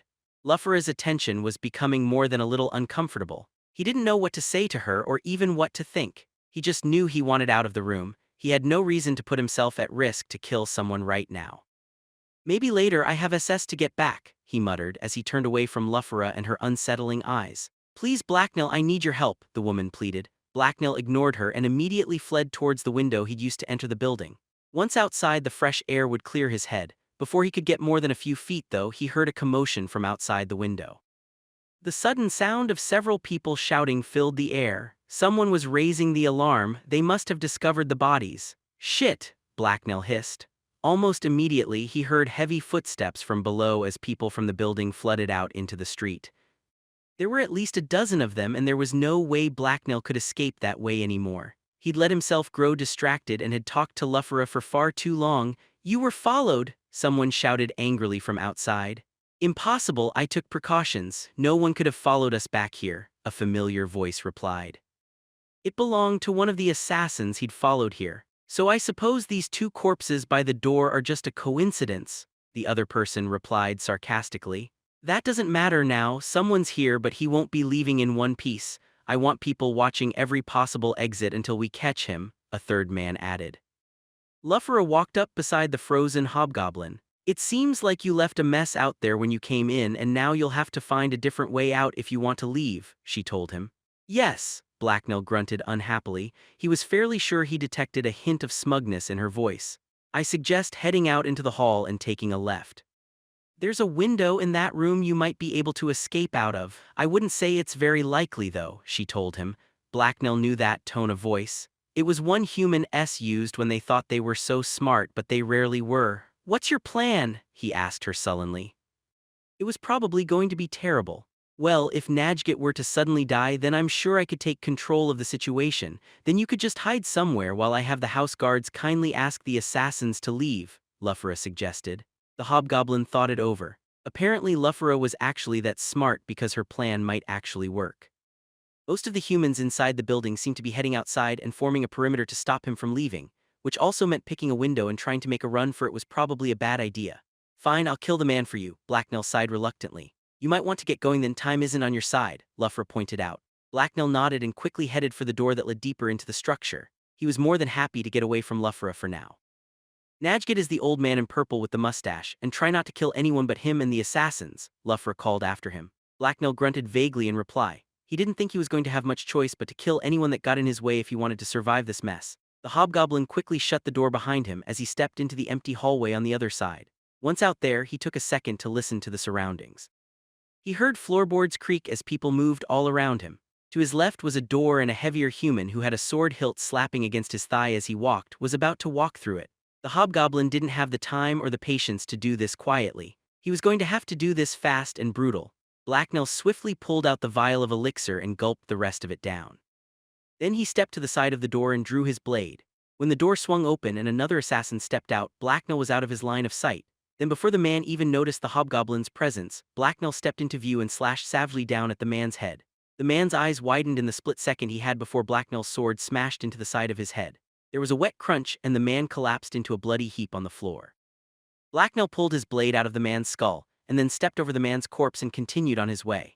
This wouldn't be the last human he killed before the night was over, and he couldn't afford to waste any time. As he passed by the open doorway, he saw the window that Luffer had mentioned as a possible escape route. Briefly he considered abandoning the plan and just jumping out of it, but then he sighed and quickly reconsidered. There would be people watching all the exits, including that window. So he reluctantly kept going and picked up speed as he dashed towards the stairs at the end of hallway. Now was not the time for stealth. The sound of people getting up and moving towards him could be heard from many of the adjacent rooms, and he planned to be long gone before they showed up. Just before he reached the stairs, something creaked slightly from below, like there was someone climbing the stairs. Blacknell smiled, and instead of slowing, he sped up. As he turned the corner and began to rapidly descend the stairs, he caught sight of a purple-vested guard with a drawn club. Blacknell's downwards charge surprised the man, and the guard flinched and froze for a split second. That was all the time Blacknell needed. Instead of drawing his weapon or slowing down, the hobgoblin simply leaped towards the man and kneed him in the face. There was a muted crack as the two individuals collided. The purple-vested guard's head snapped back and he began to tip over backwards. Blacknell didn't really feel like trying to roll down the rest of the stairs. That sounded very painful, so he grabbed the man's shirt and fell on top of him. The man's back hit the stairs and then repeated thuds were heard as he started to slide down the steps. Blacknell still had a tight grip on the guard's shirt and was perched on his chest. It was bumpy going, but he managed to ride his opponent safely down until they hit the wall at the bottom and stopped. Blacknell then hurriedly got to his feet. His opponent seemed to be unconscious or dead. Sometimes it was hard to tell. The hobgoblin had effectively taken him out and done it quickly, but unfortunately it had been far from sneaky. He had already attracted a lot of attention. Blacknell could already hear people heading towards him. He looked up from the unconscious man to see he was in another hallway. It was empty except for one shocked-looking woman standing at a doorway. A second later, the woman gasped in shock, threw herself out of the hallway, and then slammed the door behind her. Blacknell was more than happy to let her go. He had enough problems with human women right now and had to find his target. He just wished he knew what Najget's voice sounded like so he could track him that way. All he could do now was head towards anyone that sounded like an old human male, and Blacknell thought there was a good chance of there being more than one of those here. Quickly, the hobgoblin got up and dashed down the hallway. Where had Lufra said to go? Oh right, Najget was supposed to be past the last door to the left. As the hobgoblin raced down the hallway, one of the doors in front of him swung open. A second later, another of the purple-vested guards stepped out and turned to face Blacknell. He was right in the hobgoblin's way. This guard also had a club and he swung it at the hobgoblin. Blacknell ducked under the weapon and then shoved his attacker aside as he raced past. There was no point in sticking around to fight. Before the guard could pick himself up, the hobgoblin had reached the door and thrown it open. Blacknell then stepped through into a large sitting room that was lit by several brass lanterns that hung from the ceiling. Heavy bookshelves lined the walls, except for where two large windows and another door were set on the opposite side of the room. Tasteful chairs had been placed around several large round tables, and there were several comfortable-looking couches as well. Fancy red curtains framed the windows, and there were a few scattered books lying out on the tables. There was, however, no one that looked even remotely like a Najget. The room wasn't empty, though. There were two assassins in it, and one of them looked really familiar. Blacknell groaned in frustration. He didn't like this turn of events at all, but at least there were windows he could jump out of.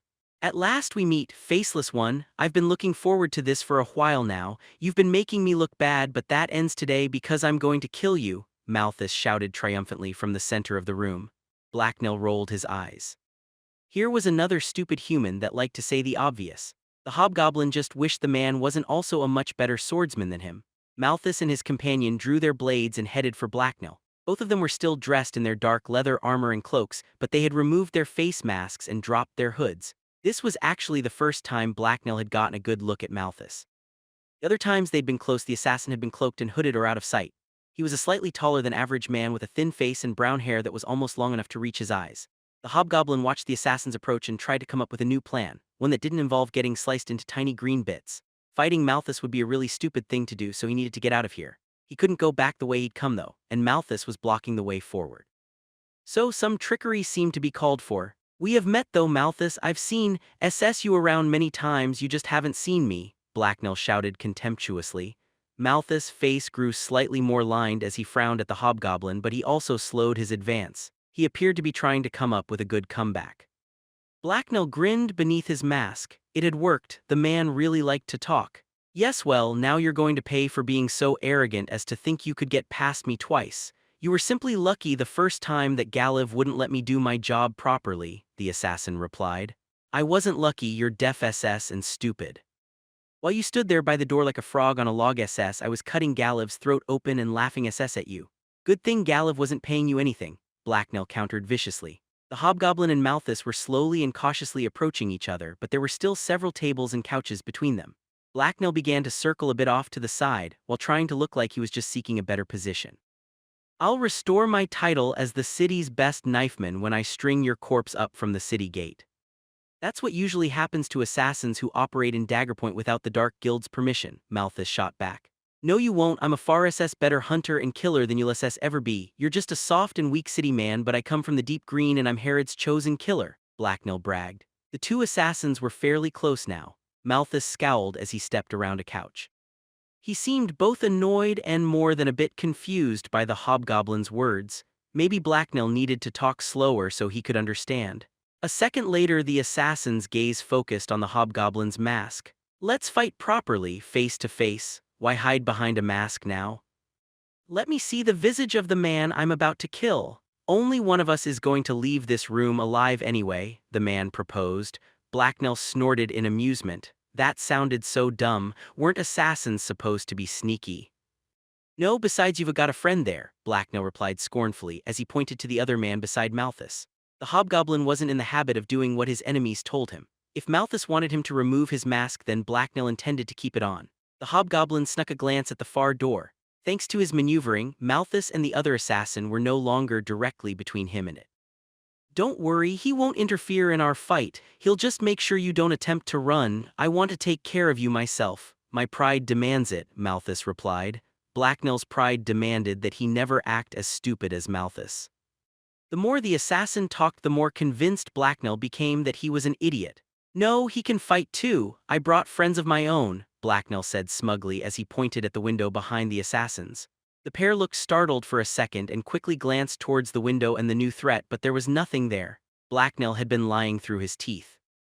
While the two assassins were looking at the window, he quickly drew the sling and stone he'd been stealthily preparing as he talked to them. With lightning-fast speed, he whirled the stone and sent it flying towards Malthus' companion. Blacknell was fast, but the sound of the sling spinning through the air alerted the assassin, so he had just enough time to flinch. The stone smashed into the assassin's arm as he raised it to protect himself. Blacknell grunted in disappointment. He'd been hoping to do damage to somewhere more vital or for a fatal strike. Fuck! The assassin roared in pain as his blade dropped to the floor. He cradled his arm against his chest and hissed in pain. You vile bastard! Malthus cursed as he realized his companion was now out of the fight. I didn't trust you. Now it really will be just you and me, Blacknell said as he shrugged without apparent concern. The assassin's face grew red with fury and his grip on his sword tightened until his knuckles went white. You have a bloody sling, what kind of weapon is that for an assassin? Malthus swore. It works, so it's a great one, Blacknell replied with an amused chuckle. Malthus' companion was still hopping around in pain and clutching his arm. He'd made no move to retrieve his sword. Fuck, this hurts. I think the bastard cracked my arm, he told Malthus. Fine, go get medical attention. I don't need you for this, the other man replied. You sure? The injured man asked. You can't fight, so go, Malthus hissed back angrily. The injured assassin nodded and began stumbling away towards the far door. The hobgoblin and the remaining human were now only a dozen feet apart. I'm going to kill you for that, Malthus told Blacknell as he turned back to face him.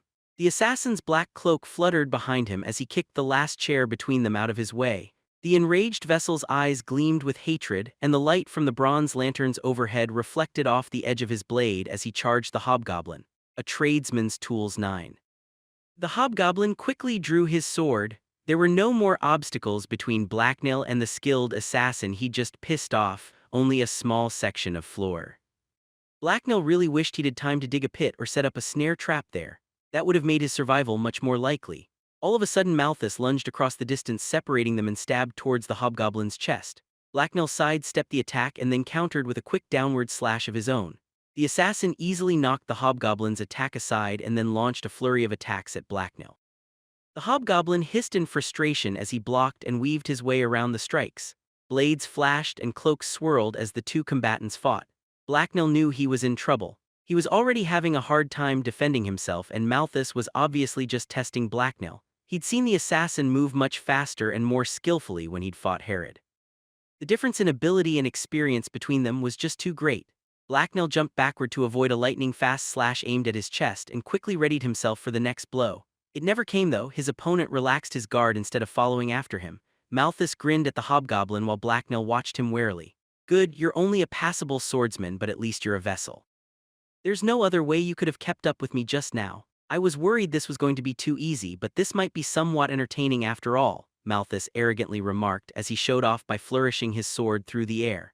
Blacknell rolled his eyes in exasperation. Who was the human trying to impress? If you want SS a hard fight, why don't you go fight SS Herod? "Oh wait, you did? You fought SS my mistress and then you ran away like a rat from a cat," Blacknell laughed viciously. "I'm going to kill you," Malthus hissed angrily in reply. "You already said SS that idiot," Blacknell pointed out as he started circling around to place a table between them. Seriously, what was with humans and repeating themselves? It was annoying. "Enough games!" the assassin roared as he lost his temper and charged. Blacknell jumped aside so that the large wooden table was between them. Malthus didn't slow down though. The assassin jumped right onto the tabletop and lunged across it as he tried to catch the hobgoblin. The man was fast. Blacknell had to give him that. Of course he was a vessel, so he was cheating more than a little. Fortunately, the hobgoblin had just taken some elixir as well. As the assassin was sailing over the table towards him, Blacknell dove under it and rolled safely away. If there was one thing that being beaten up by Herod had taught him, it was how to burn the elixir within himself to avoid attacks by really fast humans. "But I like SS games," the hobgoblin laughed as he rolled to his feet on the other side of the table. He could feel the elixir flowing through his body and energizing his muscles. It tickled the inside of his skin. The assassin's face was twisted into a snarl as he stared across the table at Blacknell. He started walking around it towards the hobgoblin, but Blacknell started moving as well. After several seconds of following him around the table, Malthus tried switching directions, but Blacknell instantly switched too. Malthus grabbed the table and flipped it on its side, then snarled in rage as he charged again. Blacknell ducked into the blind spot created by the table's top and then dashed away. When Malthus cleared the obstacle, the hobgoblin was gone and standing several feet away on the other end of another table. Malthus ground his teeth together and his face went scarlet red. The tip of the sword he was holding shivered as he shook with rage. "Fight me fair, you coward," the assassin yelled at Blacknell. "No," Blacknell hissed back. "You are not amusing," Malthus growled as he walked over to the table and stared hard at the hobgoblin from directly across it. "Yes, I am," Blacknell replied as he pushed the table forward and slammed it into Malthus' gut. Hells and damnations," the assassin wheezed painfully before wincing and taking a step back to steady himself. Blacknell couldn't help himself. He began to chuckle. That had looked like it had hurt. "Bloody bastard, you are going to pay for that," Malthus growled as he straightened back up. The assassin then quickly reached into a coat pocket with one hand and pulled out a vial.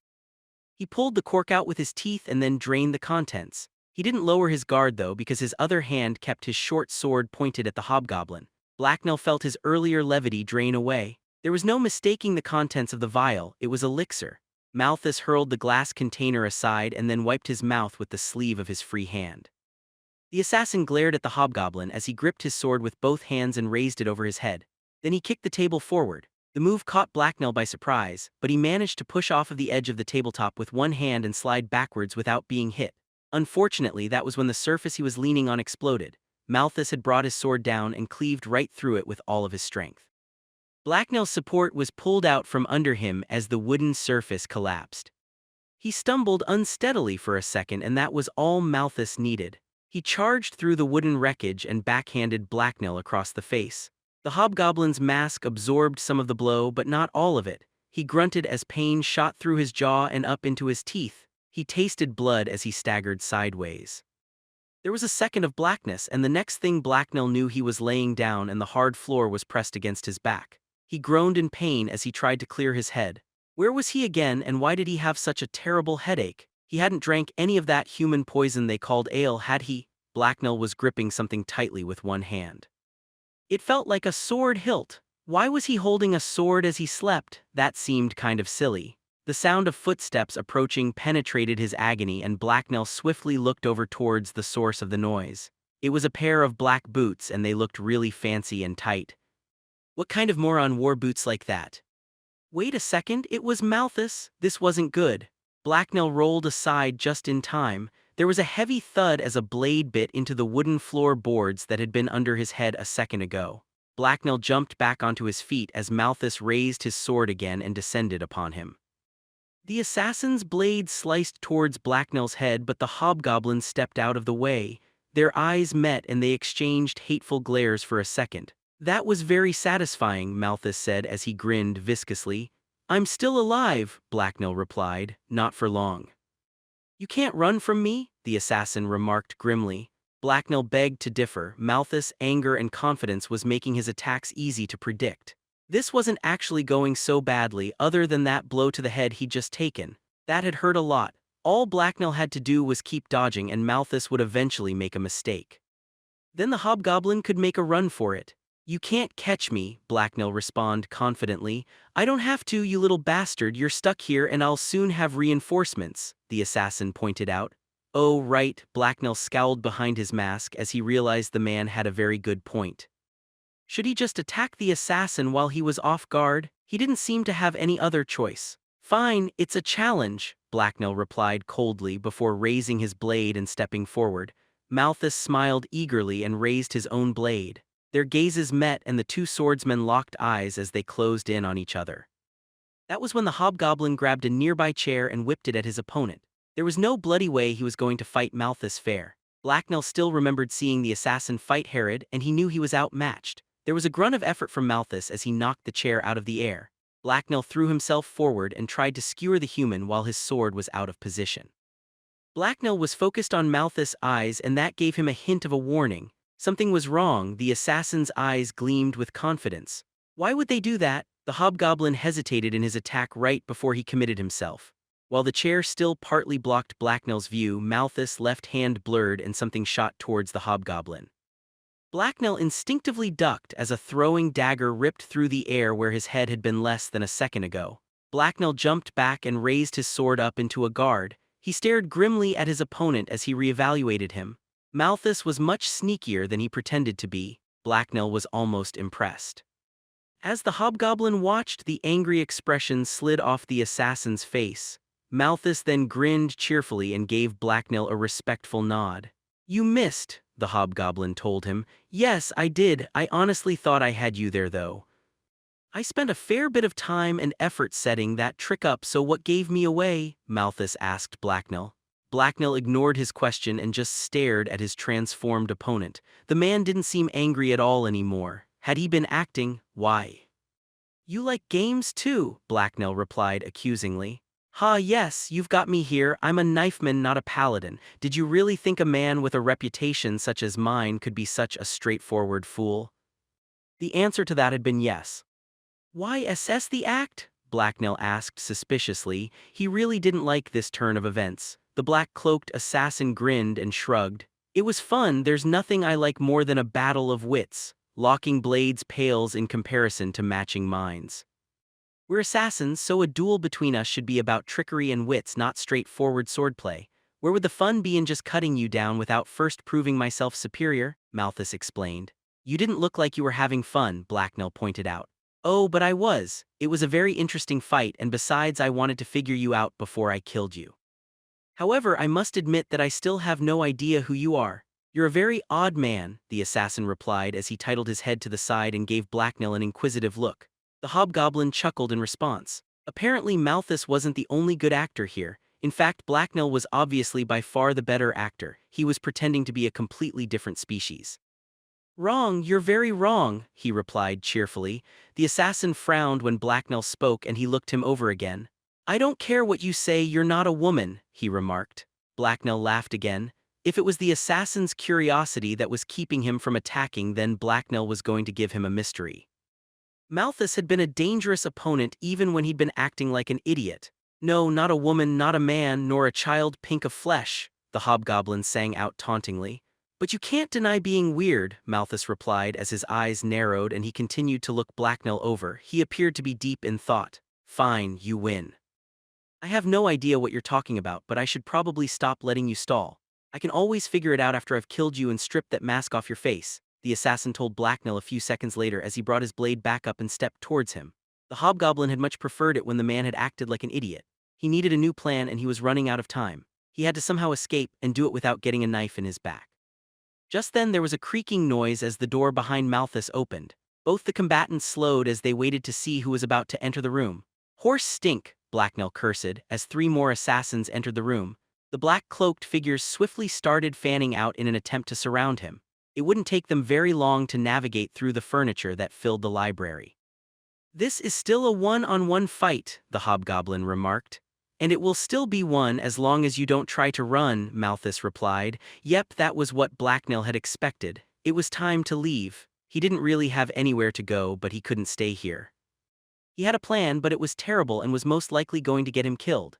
If he stayed here though, he was definitely going to die. "Surround the intruder but don't interfere," Malthus yelled at his newly arrived companions. Blacknell used this brief distraction to quickly grab another chair and throw it at Malthus. Before the assassin could respond with another knife, Blacknell threw a stone from his pouch at him. Instinctively, the assassin dodged it, which ruined his throw. The knife sailed harmlessly across the room and nowhere near Blacknell. The hobgoblin then wasted no time in making a mad dash for the nearest window. He sheathed his blade so he could concentrate on running. Normally, Blacknell would have made a run for the windows earlier, but these ones were barred. Apparently, this Najgit man didn't want anyone accidentally walking off with any of his books through a window. The assassins behind him started shouting and chasing him as Blacknell raced towards the window, but there was no way a bunch of humans were going to catch up to him now that he had a head start. Blacknell just really hoped he was going to fit through those bars. If he didn't, the last few moments of his life were going to be very embarrassing. The hobgoblin ducked as something whizzed by his head, and then a knife ricocheted off the wall in front of him. "Damn," Malthus cursed from behind Blacknell.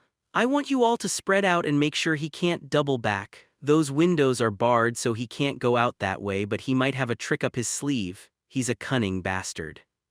Good, the humans didn't think he would be able to escape through the window, so they weren't chasing him too quickly. He hoped they were wrong. Blacknell was now only a few feet from the bars and his feet were carrying him rapidly closer. He really didn't like how close together they looked. It was going to be a tight fit. Swiftly the hobgoblin took off his mask and rearranged his pouches. Before he hit the bars head first, Blacknell grabbed them and pulled himself up. He then swung his legs and feet through first. It went through without a problem, but next came his chest. Blacknell felt his ribs compress painfully and push all the air from his lungs as they slid through the opening. His mouth was forced open and he coughed as his breath burst from his mouth, and then it was his head's turn. He turned his face sideways and tucked his chin into his shoulders. He went through.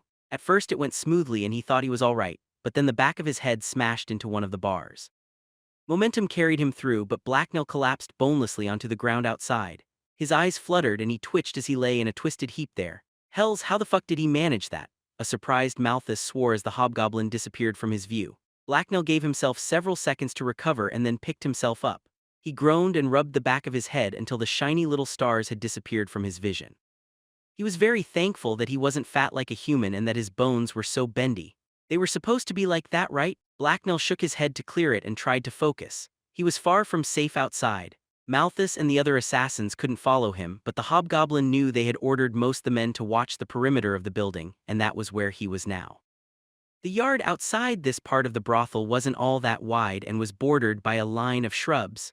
The plants themselves were just there to conceal the dirty wall of the building next door. Really, it was just a pretty alley. There was nowhere for him to hide out here. Autumn had even stripped most of the leaves from the bushes.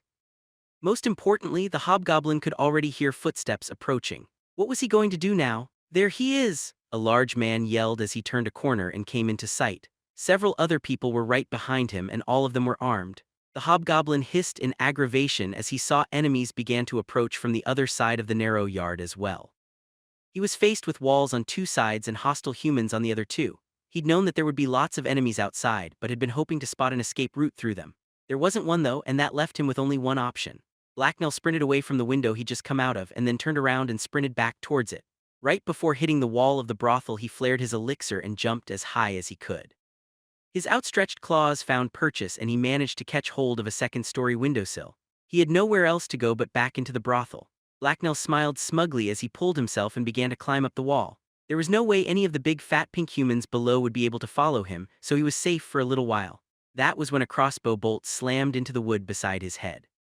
The stunned hobgoblin stared wide-eyed at the vibrating projectile for a split second before his gaze automatically turned towards the shooter. Below him, a purple-vested guardsman was reloading a crossbow as other human thugs gathered around him. "Damnation, you missed! Quick, reload, the slippery bastard is getting away," one of them yelled. "Oh," Blacknell gasped in shock. If that human hadn't had such terrible aim, he could have just died. It was time to leave. With panic and elixir lending him strength, Blacknell quickly flipped himself up and over the windowsill and back into the brothel. Hopefully his second trip inside today went a lot better than his first. A Tradesman's Tools 10. The cloaked hobgoblin found himself in another bedroom that was a smaller version of Luffera's, and he wasn't alone. A blonde woman in a lacy red shift was standing not too far from the window. She was deathly pale and staring at him in horror. Blacknell slowly looked up and met her gaze. Her only reaction was a slight shiver. She seemed too scared to move. He had absolutely no interest in this woman, and she obviously wasn't dangerous, so maybe he could just ignore her. The hobgoblin took one slow step forward. Instantly, the blonde started screaming shrilly. The long, high-pitched sound ripped into Blacknell's sensitive ears. He winced in pain as a sharp ache developed in the back of his skull. Not only would the woman's screams attract too much unwanted attention, but it also was really annoying. He had to get her to stop. "Shut up!" he yelled at her angrily. She didn't stop, and Blacknell groaned. This called for desperate measures. The hobgoblin took a step forward and grabbed the woman. He then drew his knife and waved it in front of her face. "Quiet or I'll stab you," he hissed in her ear. Amazingly enough, this actually caused her to scream louder, which Blacknell hadn't thought possible. This human was too stupid and annoying to live. Why wouldn't she just shut up? The hobgoblin couldn't take the noise any longer. Something had to be done. He sheathed his knife, tightened his grip on the woman, and then pulled. A second later, the woman was flying out the window, and much to the hobgoblin's relief, the screams finally stopped. There was a thud and a grunt of pain from outside. Blacknell giggled in satisfaction and amusement. It sounded like she'd hit one of the men standing out there on the way down. Hopefully, it had been the crossbowman. Blacknell knew he didn't have a lot of time, so he hurriedly dashed out of the room and into another hallway. He'd lost his pursuit for now, but probably not for much longer. He needed to find this Najgat man and kill him quickly. Then hopefully all his problems would go away. However, before Blacknell could even figure out which way to go, he heard footsteps quickly approaching from both directions. He was cut off. There was nowhere to run. "Cheese weevils," Blacknell swore viciously. He really should have just run back to Herod instead of going to see Luffera. She was nothing but trouble, and lots of it, especially her long legs. Blacknell smacked himself along the side of his head to clear his thoughts. He couldn't think of anything else to do, so he dashed up to a random door and silently opened the door a crack. Maybe he could find somewhere to hide until everyone stopped looking for him, or maybe Najgat would walk by so Blacknell could kill him. That would certainly simplify things. The hobgoblin peeked through the door and into the room on the other side. The chamber wasn't empty. There were two women inside. A scantily clad woman similar to the others Blacknell had run across was cowering behind a more muscular woman who was holding a sword. The swordswoman looked like she'd dressed in a hurry. She'd thrown on a jacket but wasn't wearing a shirt beneath it. Both of them were focused on the door, one in fear and the other with determination. Blacknell didn't think it was a good idea to go in there, unless he wanted to get stabbed or screamed at again, so he hurriedly moved on to the next door. The hobgoblin was unsurprised to discover that it led into another bedroom. This one was thankfully empty though, so Blacknell quickly slipped inside. Seconds later, he heard a large group of people stomp out into the hallway. Why did this place have so many beds?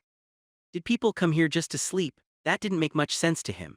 Other than the large four-post bed with white hanging curtains, there were several other pieces of furniture in the room. A large heavy clothes drawer stood against one wall, and a small side table had been placed beside the bed. There was also a closet and another window, but Blacknell didn't think it was a good idea to try and go back outside right now. The sound of doors being opened and closed as men searched the nearby rooms reminded the hobgoblin that he didn't have a lot of time. He couldn't see any better options, so he rushed over to the closet and pulled the door open.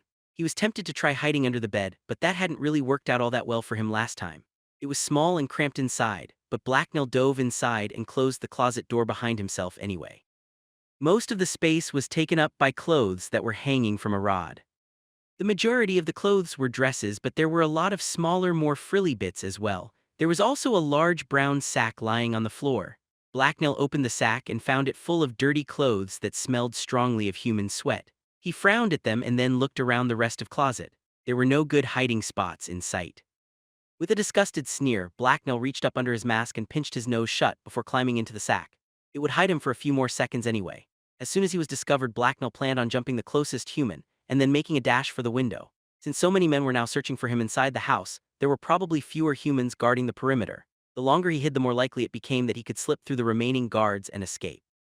He was beginning to think that Luffra had tricked him and that he hadn't imagined sensing some hostility from her after all. He wasn't sure why she would be angry at him though. He'd done nothing but help her out. Even if a man named Najgit existed, she must have known that Blacknell wouldn't be able to get to him nearly as easily as she'd said he would. If she had tricked him, then she was going to regret it.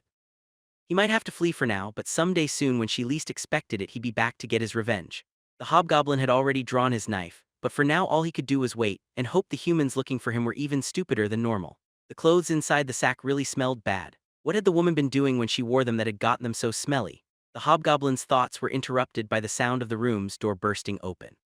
Several sets of footsteps then rushed inside. Blacknell instantly went still and quieted his breathing. He'd been hoping there would be fewer of them. It would be difficult to get past so many. "I got the bed, you check the closet," someone said from the other side of the closet door. There was a ruckus and more than a few thuds as the men tore the room apart looking for Blacknell. Then the floorboards creaked as someone approached the closet. There was another creaking noise as the door was pulled open and a flood of light illuminated the closet. Blacknell could make it out even from inside the sack. "Anything in there?" one of the men asked. "A lot of women's clothes," the man by the closet answered as he looked around. "Let's get going then, we got a lot of rooms to search," the other replied.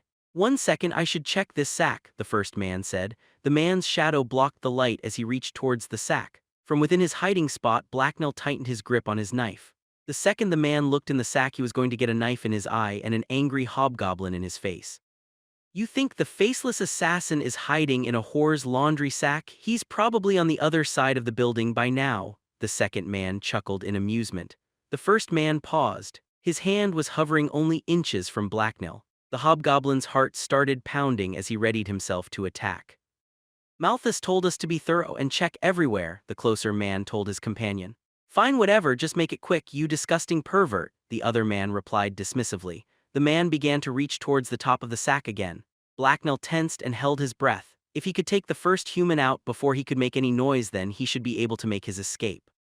"Stop, everyone who is not an employee is to leave the premises immediately. All house guards are to stop searching and escort them out," a familiar female voice suddenly commanded from out in the hallway. Luffra projected her voice loud enough that it echoed through the hallway outside the room Blacknell was in, and through all the adjacent chambers as well. "What's this?" the man reaching towards Blacknell's hiding spot said as he froze again. A second later, he stepped back and away from the concealed hobgoblin. Blacknell was more than a little confused as well. What was Luffra doing? He hadn't killed the Najgit person yet. Had she betrayed him and come to finish Blacknell off herself? "What do you think you're doing? Stop interfering in my search," Malthus yelled back from another room. There was then the sound of heavy footsteps as Malthus stomped out to confront the woman. "There is no more search and your services are no longer required," Luffra answered disdainfully a few seconds later. "What? That hell-begotten assassin is still running around this place. There's no way Najgit canceled our contract now. You're going to be in a lot of trouble when he finds out about this foolishness," woman the assassin told her. "What Najgit wants also no longer matters to anyone but the gods. Your men failed to protect him and now he's dead," Luffra calmly explained. "That's impossible. I had 2 of my best men guarding him and Herod's knifemen never went anywhere near them," Malthus replied with obvious shock. Blacknell carefully nodded to himself. The annoying human assassin was right. He hadn't even seen anyone who looked anything like the man Luffra had described. "Nonetheless, all 3 of them are now dead. I don't know how he did it, but this faceless assassin has made you and your guild look like fools again. I understand this isn't the first time he's sneaked right past you and killed a man under your protection," Luffra pointed out. "No, I refuse to believe that the bastard escaped me. He must have had an accomplice that struck at Najgit while he distracted us. That means he's still here somewhere and I intend to find him," Malthus replied angrily. Blacknell definitely hadn't killed a group of 3 people. He would remember that? Had Herod sent backup, or had the humans perhaps done something stupid and killed themselves? Blacknell knew from experience that it was hard just keeping humans alive sometimes. Half of Herod's band would be dead if he hadn't kept getting them out of trouble. "I know there's more than one assassin here and that's the problem." You're disturbing our business with all this violence and it's unacceptable. The only reason the assassin came here was to kill Najgit because he allied himself with you, Lufra replied coldly. We were just here to protect our employee, we can hardly be blamed for him having enemies. That's why he hired us in the first place, Malthus responded scornfully. Then why have so many of you knifemen been coming and going? I'm not blind, you've been using this place as some sort of way station or hideout and that's unacceptable. This is a brothel, not a den of assassins, Lufra told him. We'll leave when we've captured the masked assassin and not before. We'll be doing you a favor by getting rid of him anyway, Malthus countered. I'm not an idiot. Now that Najgit is dead, the other assassin will have no reason to stick around. He was smart and skilled enough to completely outplay you, so he's probably already long gone. If I let you stay until you find him, then you'll never leave. I have no intention of letting you control me the way you did Najgit, Lufra argued. That's not my intention, I want that bastard's head, he's here somewhere and I'm going to find him, the assassin growled with barely contained fury. No, you're not, this is my business now and I'm telling you to leave. If you refuse, then these gentlemen behind me and the many others like them throughout this building will forcibly remove you in the most unpleasant method possible, Lufra ordered the man.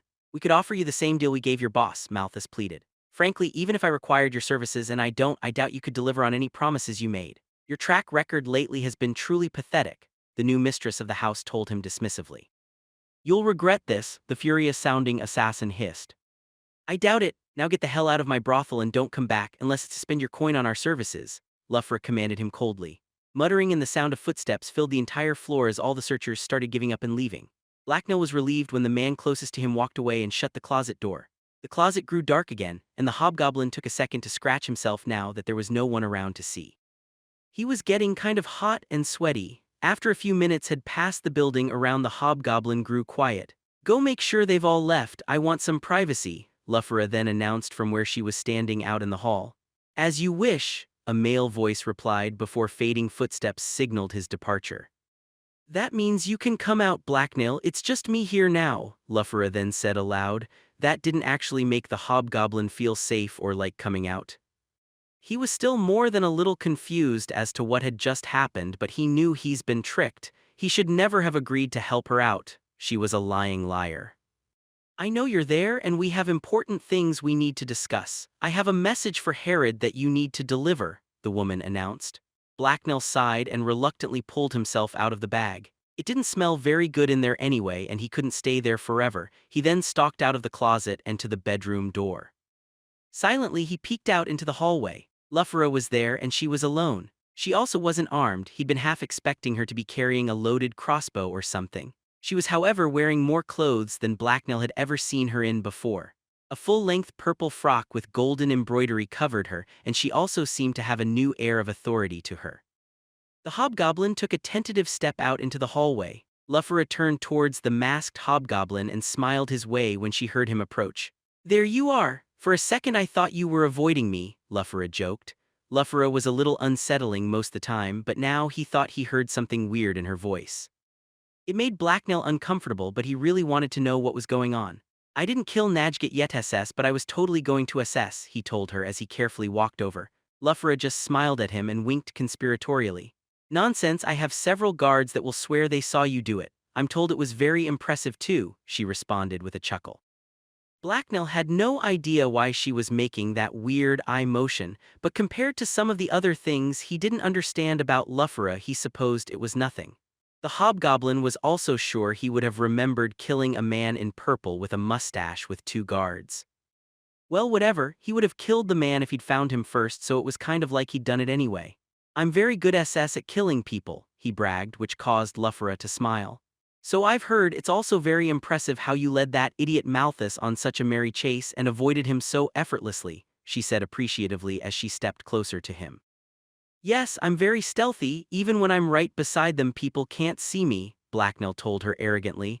It was even technically true sometimes, like when it was very dark or when he was hiding in a sack. All of a sudden Blacknell felt Lufra's hand on his shoulder. He flinched in surprise. When had she gotten so close? Wait, he was doing it again. He was letting Lufra's words and smiles distract him. He had to focus. You lied about SS how easy the job would be. I think you tried to trick me. Why? Blacknell asked her suspiciously. Luffera's grin broadened and took on a slightly sinister look. Blacknell instinctively took a step back away from her. I owed you one, or it might be more accurate to say you owed me one. I know that it was you who killed Galiv, and he wasn't the only one that died that night. There was a woman, and while I barely knew her, she was still one of mine, Luffera explained. Blacknell frowned as he thought about her words. He did remember killing a woman who had been in bed with Galiv. He hadn't really had a choice though, she would have messed everything up, had she been of Luffera's tribe and not Galiv's. Human tribes sure were complicated. Sorry SS, I didn't know she was yours, she was going SS to mess things up, Blacknell explained reluctantly. Did this mean they were enemies now? The hobgoblin's left hand crept closer to the dagger he kept hidden in his coat, but Luffera didn't make any hostile moves. That's all right, you didn't know, and you've almost paid me back now. There's just one more thing you can do for me, she told him as she walked closer. Now Blacknell was very uncomfortable. He took another step backwards, but Luffera glided effortlessly after him. She was impressively nimble on her feet. Right SS, I need to go back to Herod. You said you had SS a message for her, Blacknell remarked nervously. Running away to another woman, eh? How mean. Well, you're not going anywhere until I get a chance to properly thank you. Why don't you take your mask off and relax with me? Luffera asked him playfully as she smiled knowingly. I can't do that, I was told SS not to because magic, the hobgoblin replied nervously. The woman just smiled at his response though and took his hand. Blacknell flinched. I don't believe you. Could the real reason be because underneath of it you're not human? Don't worry, a bit of green skin isn't going to scare me off. It sounds exciting, actually, Luffera told him excitedly with a hungry smile. Blacknell's eyes went very wide. He'd been kind of hoping it would though, and wait, she knew he was a hobgoblin. He'd been found out. How had she figured it out? He was a great pretender and had acted exactly like a human at all times. Someone must have let the secret slip. It had probably been Kita, she practically never shut up. Why are you so surprised? Knowing things is my business, or half of it anyway.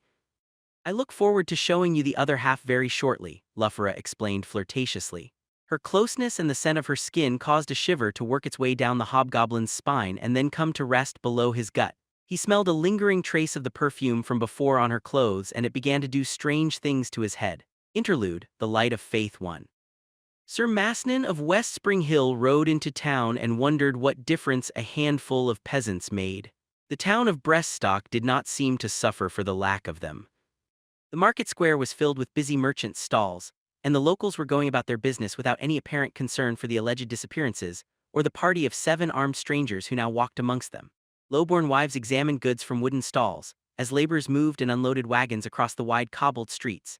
The town's buildings showed the wealth of the area with painted wooden doors and shutters. Most were wide open to let in the day's sun. They were obviously far from the front line of the war here. He'd expected a very different sort of welcome and wasn't sure what bothered him more, the idea that he'd volunteered for a wild hob chase, or that they would find what they had come looking for. The only people the knight had spotted so far who showed any signs of fear were the condemned criminals on display and awaiting sentencing in their cramped cages. Their thin frames and fearful eyes marked them as petty thieves or debtors. It was always possible they were deserters from the army though. The young knight quickly dismissed the criminals from his mind. He was unwilling to dwell too much on fear or poverty. He turned his attention back to the town, imitating the older knights that led his group. For the last several days, he had been working to make a good impression with the senior knights and their leader, the paladin Sire Iolan. He was not just a holy warrior of the Order of Heliolustria, but also a captain who held land and a title in the order's name. Masnin of Westspring had eagerly answered the paladin's call for noble men to join him on a mission for his order. He was the third son of a minor knight with no lands of his own, and that meant he would have to make his own way in the world. Most young men in his position would have ridden off to war and joined the king's army, but he had no intention of joining the legions of men who had died seeking their fortune in the wars. Despite all the promises, Mastin hadn't noticed very many soldiers or knights returning home with titles or plunder. He hadn't noticed very many of them returning at all. The best way to avoid that and the shame of poverty was for him to join an order, but there were only 2 ways to do that. You could be sponsored at a young age and raised by the order, or a knight with a few brave feats to his name could be invited. Well, that or use connections his humble upbringing didn't give him. He would have to make do by displaying the dignity and skill of a true knight. If you keep grimacing like that, you'll pull a muscle and then your face will stay like that forever, said a voice from beside him. Mastin turned to the speaker, a man 1 or 2 years older than himself with newer armor than his own and a foolish grin on his face. "What?" asked Mastin, caught off guard. "That silly look on your face," Sir Rusk said. "I've seen it happen before. For the rest of your life you'll be cursed to walk around looking like you're constipated." "I don't have a look on my face," he replied, annoyed. "If you say so," the smiling Sir Rusk shrugged in reply. Masnin tried to relax his face, not because he thought the other knight was right but to hide his annoyance. Sir Rusk of the Toppling Hills had been his bane for the entire journey. It seemed like all attempts to distinguish himself ended with him being overshadowed or ridiculed by the blonde knight. Not only was he the perfect picture of a paladin with his new armor and broad shoulders, but he came from a wealthy and well-connected family. Mastin's own thin frame betrayed the past few years he had spent traveling the countryside and living off the hospitality of country lords. Not all of them had been very welcoming. The young knight gripped the hilt of his sword and tried to banish his anxiety. If he was to have any chance of becoming a paladin, he would need to be ready to risk his life. "This is the place, sir," reported Sir Annies, the paladin who was second in command of the mission. "It's as good a spot as any," replied their leader, Sire Iolan. Sir Annies, who was short but heavily built, led the group to a large and comfortable-looking inn. One of the taller buildings in the town at 3 stories high, the inn was clearly meant for the better class of travelers, the kind of place he hadn't been able to stay at since he became a knight. The sign that hung from the front of the building displayed the unlikely sight of a horse's head with a burning lantern hanging from its mouth. It was a clear invocation of Masamon, the god of travelers and curiosity, as opposed to the seedier patron of darkness and shelter, Cordius. Masnin stood straight and watched intently as the expedition leader dismounted and marched up the stairs of the building. Captain Iolan then turned to address his men from the raised porch there. "I'm sure you are all tired from your journey," he said. "We have much work to do tonight and many things left to do before then. Annies and I will invoke the writ and round up some support in preparation for tonight. I expect you all to be ready to go when we return, but other than that you gentlemen can relax and prepare yourselves. We should be back well before dark." With that said, the paladin turned and left. Annies followed behind him. The other riders began to dismount and tie up their horses. Those knights who had squires handed their mounts over to them to be taken away, and Masnin gave his to a nearby stable boy. "Finally," said Rusk as he led the others inside. "I thought we'd be riding all day and night without rest." Mastin didn't reply. He considered it unseemly for a knight to complain or engage in idle banter. They entered the inn and found it full of customers enjoying the common area. He and his companions all made their way to the bar, where a large and friendly man assured them he would handle bringing in their possessions and make sure their horses were taken care of properly. Despite the friendly and professional atmosphere, Mastin couldn't bring himself to let someone else handle his possessions unwatched. He had little enough to steal, but that only made his scant belongings more precious to him. He walked back outside to watch. The stable boy ignored the young knight as he did his work. Masnin grabbed his bag and was just about to leave when he heard the sound of the shutters being shut and locked. He turned back to the stable boy and saw him do the same thing to the stable doors. He frowned. It was already uncomfortably hot in the building. "Do you usually shutter the windows during the day?" asked Masnin curiously. "It's a bright and warm day today with a few hours of sun left." The boy stopped and looked embarrassed. "I just don't want to forget," he replied. Masnin eyed the young boy critically. There was something going unsaid and he wanted to know what it was. He casually moved between the boy and the door. "Problems with theft?" he asked, trying to sound kindly. "No," the boy said very quickly. "I was just told to make sure is all." Masnin had been in enough stables to know this was far from standard practice, especially in such a thriving little town. Wheels turned in his mind. Perhaps the missing people hadn't gone as unnoticed as it seemed. "Oh, why is that?" he asked. "Duh, just said to make sure, been doing it for a week, ever since," the boy said before stopping suddenly. "Since what?" the young knight asked intently. The boy, however, held his silence and just stared at him. "By the light of Heliolustria, pup, just answer the question," the knight exclaimed. The boy just gave him an unimpressed look before looking at the exit. He clearly wanted to leave. Masnin didn't like being ignored though, and he wanted to know the answer to his damn question. The information sounded like it could be useful later, and he needed every advantage he could get. The knight cast a suspicious glance around the stable. He would have to take extreme measures if he wanted answers, and it wouldn't do to be seen. He reached down to his belt and grabbed his coin purse. It was depressingly light in his grasp. He riffled through it until he felt the familiar shape of a penny in his fingers, and then he took it out and held it in front of the boy. "Since what?" he repeated. 2 nights ago, a guard went missing in the night. Everybody was talking about it because he had a wife and kids. And then people started talking about how others had gone missing, but nobody really noticed they were missing because they didn't have no families. That's all I know, honest, the boy whispered back as he took the coin. Masnin stepped out of the boy's way. He grabbed his baggage from his saddle and turned to follow the boy out of the stable and into the hallway that led to the common room. When he returned to the common room, the only one of his companions he saw was Rusk, who was sitting by himself. He didn't really like Rusk, but he was short on friends, and as fellow knights and brothers in arms they should learn to get along. Rusk watched him sit down with a smile on his face and a mug in his hand.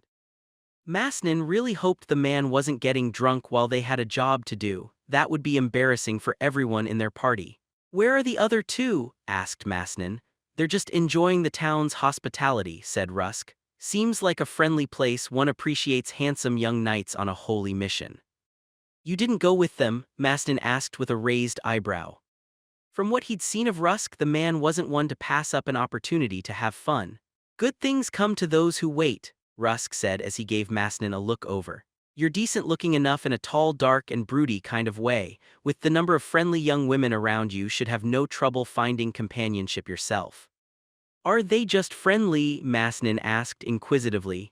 "You suspect a sinister plot," Rusk replied with a smile. "I suspect that everyone here is not as carefree as they appear to be, and a companion who's handy with a blade might be more important than good looks," the other knight answered. Masnin took some small pleasure in Rusk losing his smile. "Had's horn," the blonde knight said miserably. "And I thought the most difficult thing I would be called upon to do today was choosing a bed companion." "Not likely," sighed Masnin. "We're probably going to be hunting ghouls." An hour later, Iolan returned and set them about their work. The paladin didn't mention what investigation he had done, but his preparations were obvious. The main streets of the town were lit by braziers and torches. Mastin noted that the largest braziers were decorated with the markings of Heliolustria, the god most opposed to ghouls.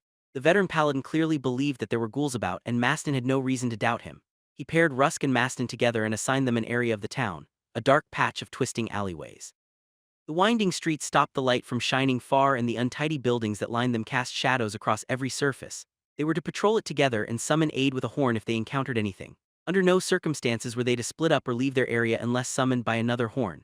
Armed only with their swords and torches, they walked the streets. Masnin would have preferred a silent vigil, but that apparently wasn't an option. "What did you do to piss off Iolan?" asked Rusk for the third time. "Perhaps him giving us the most difficult patch is a sign of trust," returned Masnin with obvious annoyance. Why did it have to be him who'd angered their leader? Rusk's behavior was much worse than his own. If anyone had done something wrong, it had undoubtedly been him. "Ha, more likely one of your brothers once bedded his nephew's wife," said Rusk as his eyes peered out into the dark. "Or one of the other knights is his nephew and he's removing the competition." "Sire, Iolan is a holy knight of Helio, and I'd appreciate it if you didn't besmirch the name of my happily married brothers," Masnin replied angrily. Rusk started to say, but he fell silent as they both heard a scratching sound. The two young knights stopped moving and considered the darkness around them. Neither one of them could see very well. There could be anything out there. Masnin moved his torch slowly, trying to illuminate as much of the street as possible. From around a corner he heard the definite sound of footsteps on cobble. After a moment of hesitation, he dashed forwards and around the corner. He heard Rusk swear lightly and follow him. Turning the corner revealed a dark humanoid shape facing away from them. Masnin caught up to it quickly and readied his sword to strike, but something shoved him lightly from behind and sent him stumbling. "Surrender now or die," said a voice from behind him that Masnin recognized as Rusk. The other knight had hit him. Why would he do that, and why was he talking to the... "I surrender," said the man who was apparently not a ghoul. The figure turned to reveal a gaunt but unmistakably human face wearing dark clothing and a crude blue cowl. The man looked like the more dramatic kind of thief. He was definitely just a man, though. Masnin felt a wave of shame wash over him. He had been a single moment away from stabbing a man in the back. That was the very antithesis of knightly behavior, even if the man had probably been nothing more than a common-born thief. "I won't even ask why you're skulking around," said Rusk with his blade still drawn, "but get inside or I guarantee you won't survive the night." While Masnin watched the figure nod and scurry back away into the darkness, Rusk turned his back to the man and confronted Masnin. "You're a little too eager for blood," he commented gruffly. I made a mistake." Thank you for stopping me, Masnin said honestly. Yes, well, the situation calls for quick actions. Just remember to temper them with caution. I imagine the town would become a lot less friendly if we left a trail of bodies behind us, and it seems like we might be here for a few days, the blonde knight replied as he paused to consider the empty night. Masnin just nodded in reply. Not only had he almost killed that man, but he had no doubt scared away any ghouls in the area. When he voiced that opinion to Rusk, however, the other knight disagreed. You said one of the missing men was a guard, so I think we may be dealing with brazen predators, he said. Suddenly, Masnin heard something. It seemed like a startled grunt from the direction the fool he had almost killed earlier had gone. Once more he dashed forwards. The man could have put a bit of distance between them, but the sound had seemed to come from not that far away. Masnin held his sword out as he scanned his surroundings. The alley was empty. Had he misheard? There was no place to hide here. What is it? Asked Rusk with concern, keeping close behind him. SHH, I thought I heard a sound, Masnin whispered as he stilled himself and tried to slow his breathing. After several seconds of listening, he heard nothing though, so he sighed. It seemed he'd embarrassed himself once more. Let's get out of the dark, he said. It's making me paranoid. Sir Rusk did not reply though, he was staring upwards. Masnin followed Rusk's gaze until it came to rest upon a piece of cloth that was hanging out of reach off the side of the sheer ally wall. He immediately recognized it as the same cloth the man they'd run into had been wearing, but now it had dark patches that could only be bloodstains all over it. Masnin was taller than Rusk, so he caught the fabric with his sword and pulled it down. Something had shredded it and left a hollow sharp point stuck in the fabric. It appeared to be a claw of some kind. Ghouls? Asked Rusk nervously. Masnin stared up into the night sky and considered the claw. It may have been his imagination, but he thought he saw the stars flicker quickly as something large and as black as midnight passed overhead. By all the gods together, I certainly hope not, he replied in spooked voice. Interlude, the light of faith too. Sir Iolan considered the cloth and the claw just as seriously as Masnin had, and with just as little enthusiasm. Rusk and Masnin had decided against sounding their horn, and instead they'd gone to meet the captain at the inn that they were using as their headquarters. This late at night, the common room was deserted except for Iolan, Annie's, and a handful of their companions. You're sure you heard the attack take place in the alley, not above it? Sir Annie's asked. The paladin didn't sound disbelieving, just professional. Masnin tried to reply in the same tone. Yes, sir, I have no doubt about that, he replied stiffly. Iolan grunted and turned to the mage he had recruited.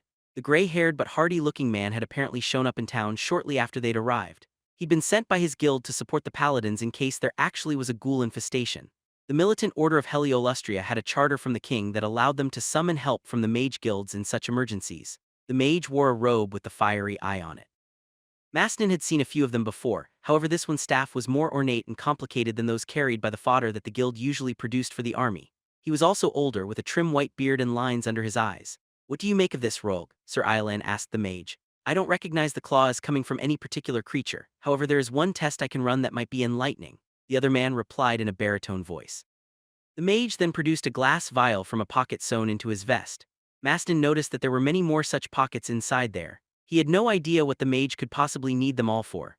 Rogue the mage carefully poured a single drop of the clear liquid from inside the vial onto the claw. When the fluid hit the talon, it let out a faint hiss, and wisps of quickly disappearing black smoke began swirling up from it. Masnin watched intently. He had rarely seen magic at work, even magic as mundane as this. Well, I can say with absolute surety that this talon came from a mutant, although I have no clue as to what manner of creature it started as. I'm relatively certain that it's not an herbivore, though, Rogue explained as he frowned down at the claw with a concerned expression. Iolan cursed out loud, and at his side Annie's paled a little. Their reactions shocked Masnin. Was a flying foe so hard to deal with? Surely these two veteran paladins had dealt with this sort of thing many times before. Masnin didn't consider it appropriate to voice his thoughts aloud, but Rusk did. Abominations such as a crystal host can be deadly foe, but surely they aren't as terrible as an outbreak of the unholy plague, the young knight asked from his seat at the inn's bar. The mage snorted grumpily in response. Sir Iolan turned and considered the two paladin hopefuls. He considered the question worth answering though, which pleased Masnin. Ghouls can do more damage than just about anything. A full-blown ghoul epidemic is a nightmare beyond imagining. They've gutted cities in the past, but that hasn't happened in ages. The unholy plague and its bearers are an old foe and one we understand, so they usually can be predicted and exterminated before they do too much damage, Sir Iolan explained. Mutants, however, are cursed unpredictable things. They might, like this one, kill only one person a night, but stopping a powerful beast such as this is much more dangerous for the hunters. So far all we know about this thing is that it's a night hunter with claws and a taste for human flesh, Sir Annies added. We know it flies, interjected Masnin. He had seen enough to know that. Do we? Asked Sir Iolan, then he smiled benignly at Masnin's answering frown. I don't doubt your word, but crystal hosts can be tricky. Can you say for sure that it doesn't levitate, walk on walls like they were flat ground, or turn invisible? The older knight clarified. Those are real possibilities, asked Masnin in shock. He didn't like considering that the gods would arm the enemies of humanity with such strange and powerful abilities. Had the creature really flown away? Now Masnin couldn't be so sure of what he'd seen or assumed. Beside him Rusk looked just as shocked as him, which made Masnin feel better. Apparently he hadn't been the only one ignorant of all this. All of those abilities have been documented by the guilds. Information on mutants is one of the few things shared amongst the guilds, answered Royalg. So we will need a new plan for tomorrow night. This creature has already proven that the patrols are useless and they were undertaken with ghouls in mind anyway, Sir Annies told everyone. What do you suggest we do instead then? Sir Iolan asked his subordinate.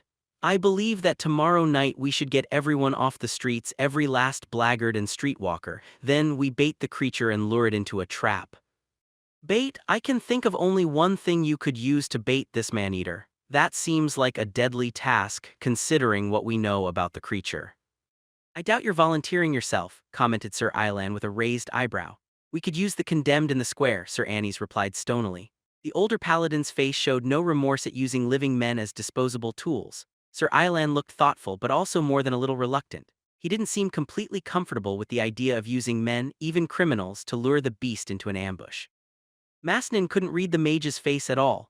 Masnin himself frowned as he considered Sir Annies' plan. It seemed like it might work, no one was offering any other options, but there was a serious problem with it. It wouldn't give Masnin a chance to prove himself, and he desperately needed to show these men his worth. I volunteer, offered Masnin, surprising even himself.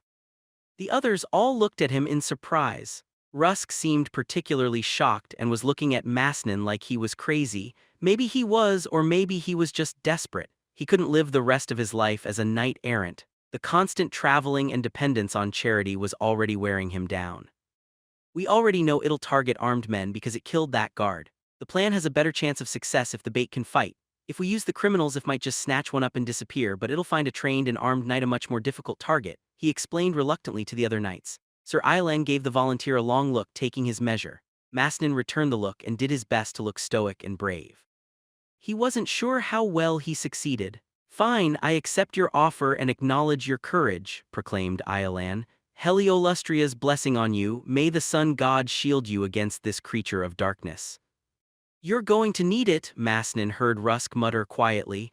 The young knight didn't get a lot of sleep that night. He spent the next morning and afternoon thinking about all the things that could go wrong with the plan. They didn't even know what the beast looked like. Masnin was up early the next morning to help the paladins set up the trap. When dusk finally came and darkness blanketed the town, Masnin found himself sitting alone in the middle of a small, unlit square staring into a large brazier filled with water. He cursed his courage and the fate that had led him here. The brazier had been Royalg's idea. He'd raised the possibility that the creature wouldn't attack if its prey kept checking the skies for it, so he'd proposed using the reflective surface of the water as a mirror. In it, Masnin could easily make out the stars above him. The young knight sighed. As last sights went, he supposed the reflected night sky was a decent one. If only he could be sure that it wasn't full of evil mutant beasts that wanted to eat him. Masnin strained his hearing as he watched the reflection of the skies, listening not only for the monster, but for the reassuring sounds of his companions and the town guards hidden away in the homes and shops around him.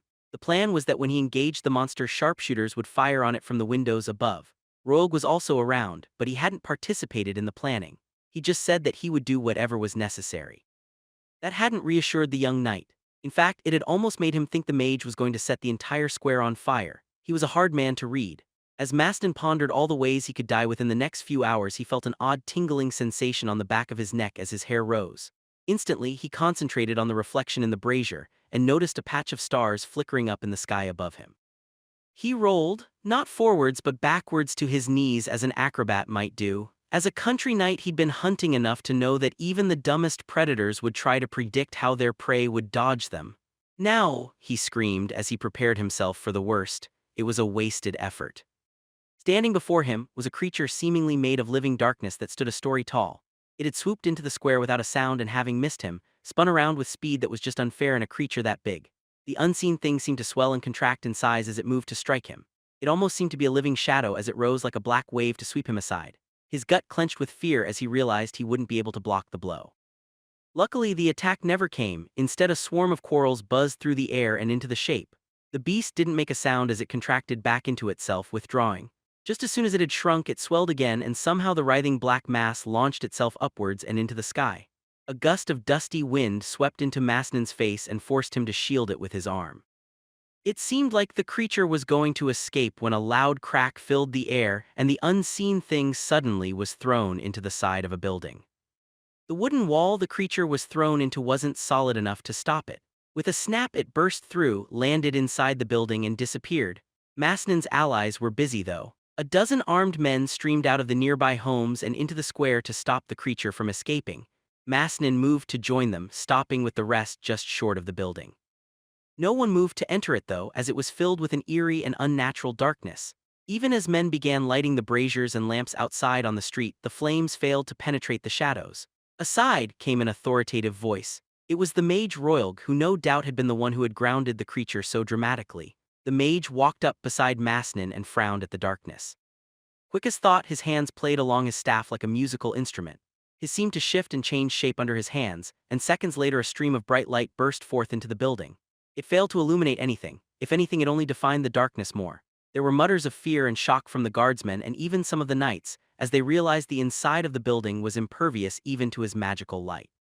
It almost seemed to be a pitch-black wall that you could reach out and touch. There were murmurs of fear and whispers of demon from the men. Masnin himself felt a cold fear in his chest as he stared into that lightless abyss. If ever a true demon walked the world, it was this creature of darkness. "Fear not darkness, do not waver before uncertainty," proclaimed Sir Iolan the Paladin as he approached the darkness. "It's just a mutant and we've cornered and wounded it now. The darkness only hides it, it does not protect it from our steel. Fire into the building and finish the thing off," he proclaimed. His words had an effect. Men pressed forward and drew strength from each other. Masnin let out a breath he didn't know he had been holding. He relaxed slightly and got ready to move again. He still needed to impress the paladins. Volunteering wasn't enough, he would have to actually engage the creature. The crossbowmen were still in the windows of the square. Only Sir Annie's was in position to fire into the building. He raised his crossbow and fired. Nothing happened. With a practiced motion, he reloaded and was about to fire again when, quick as thought, the darkness flowed over him. He had just enough time to begin raising the crossbow when it engulfed him. There was a terrible scream and a wet, tearing sound. Masnin jumped in shock and took a fearful step back. It had killed the paladin so effortlessly, and he was probably next. Men cried out in shock and quarrels were fired desperately at the living shadow.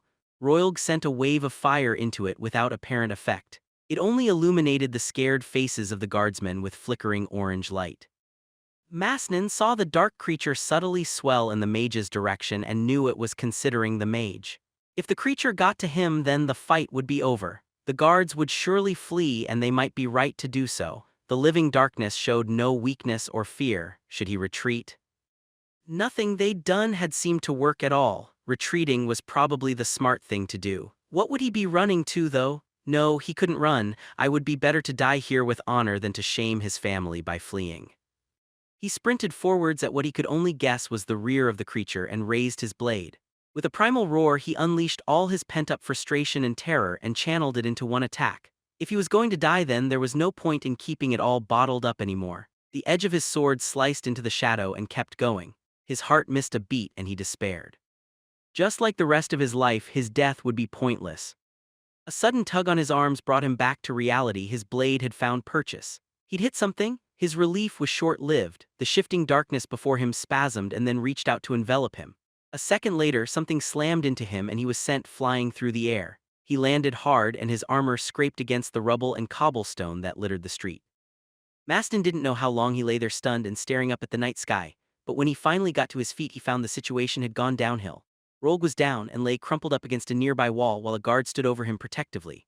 Mastin wasn't sure why the creature hadn't finished the mage off. Without the power of the mage, the men were retreating from the unseen thing. Several braziers had been tipped over in the struggle. and their fiery contents had spilled across the road. Even with the very earth aflame, no light penetrated the mass of shadows that moved among the guardsmen. Masnin backed away and waited for someone to do something, for someone to bring order to the confusion. No one stepped up. Sir Iolan was nowhere to be seen, and Sir Annis was dead. The only one of their group he could see was Rusk, who seemed even less inclined to action than him. The other knight noticed Masnin though and quickly made his way over to him. Rusk kept one eye on the creature as moved. Masnin watched him come over numbly. He was tired and sore. He couldn't imagine what he could possibly do to help the situation. Surely this was more than the gods could demand of him.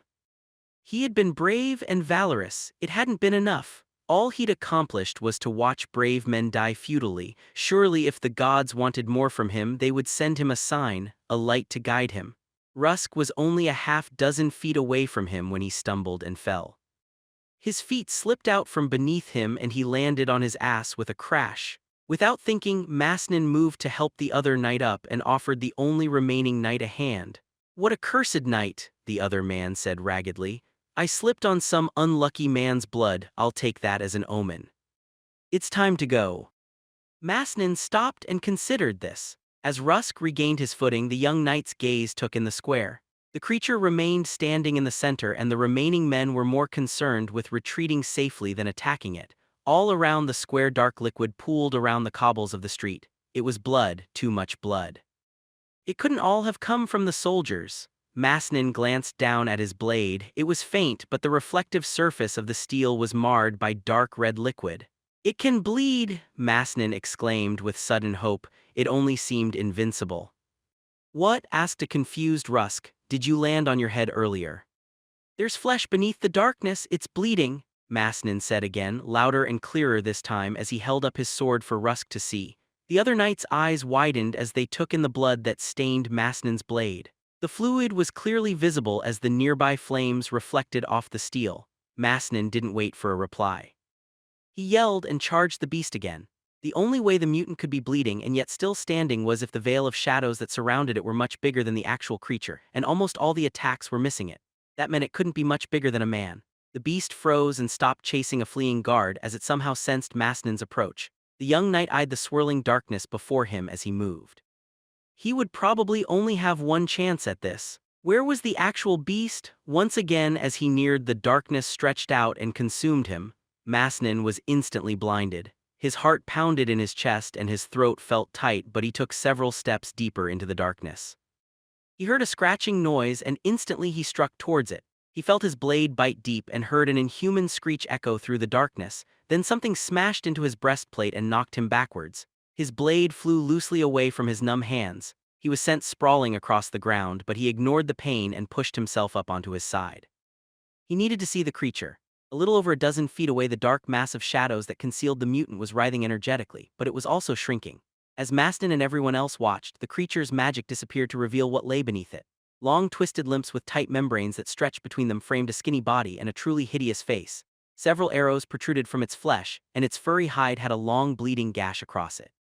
It twitched there on the ground and its wings were tattered. The mutant was a giant bat. Masnin collapsed again and sighed in relief.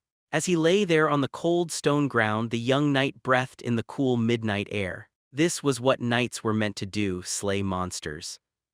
Masnin felt his earlier fear and frustration slip away as he reveled in his victory. He had been a hero and a true knight. Even if he didn't end up becoming a paladin, he would still always know that his life hadn't been wasted. Queen of Swords 1. The cloaked hobgoblin tiptoed silently down the shadowy hallway. The dull noonday sun shone in through the nearby windows, but he kept out of the light and in the dark. Since this passage was rarely used for anything but storage, it didn't get a lot of traffic and the windows were the only source of light. Blacknell could hear the creak and thud of people's footsteps moving around him, but none of them seemed to be moving in his direction, and that was good. He wanted to avoid detection at all costs. He'd come fairly close to being caught earlier when a guard had walked by, but Blacknell had managed to duck aside and hide behind a shelf at the last second. His heart still hadn't slowed to its normal speed and was thudding in his chest. It would be very bad if he was discovered, and Blacknell didn't even want to think about the consequences.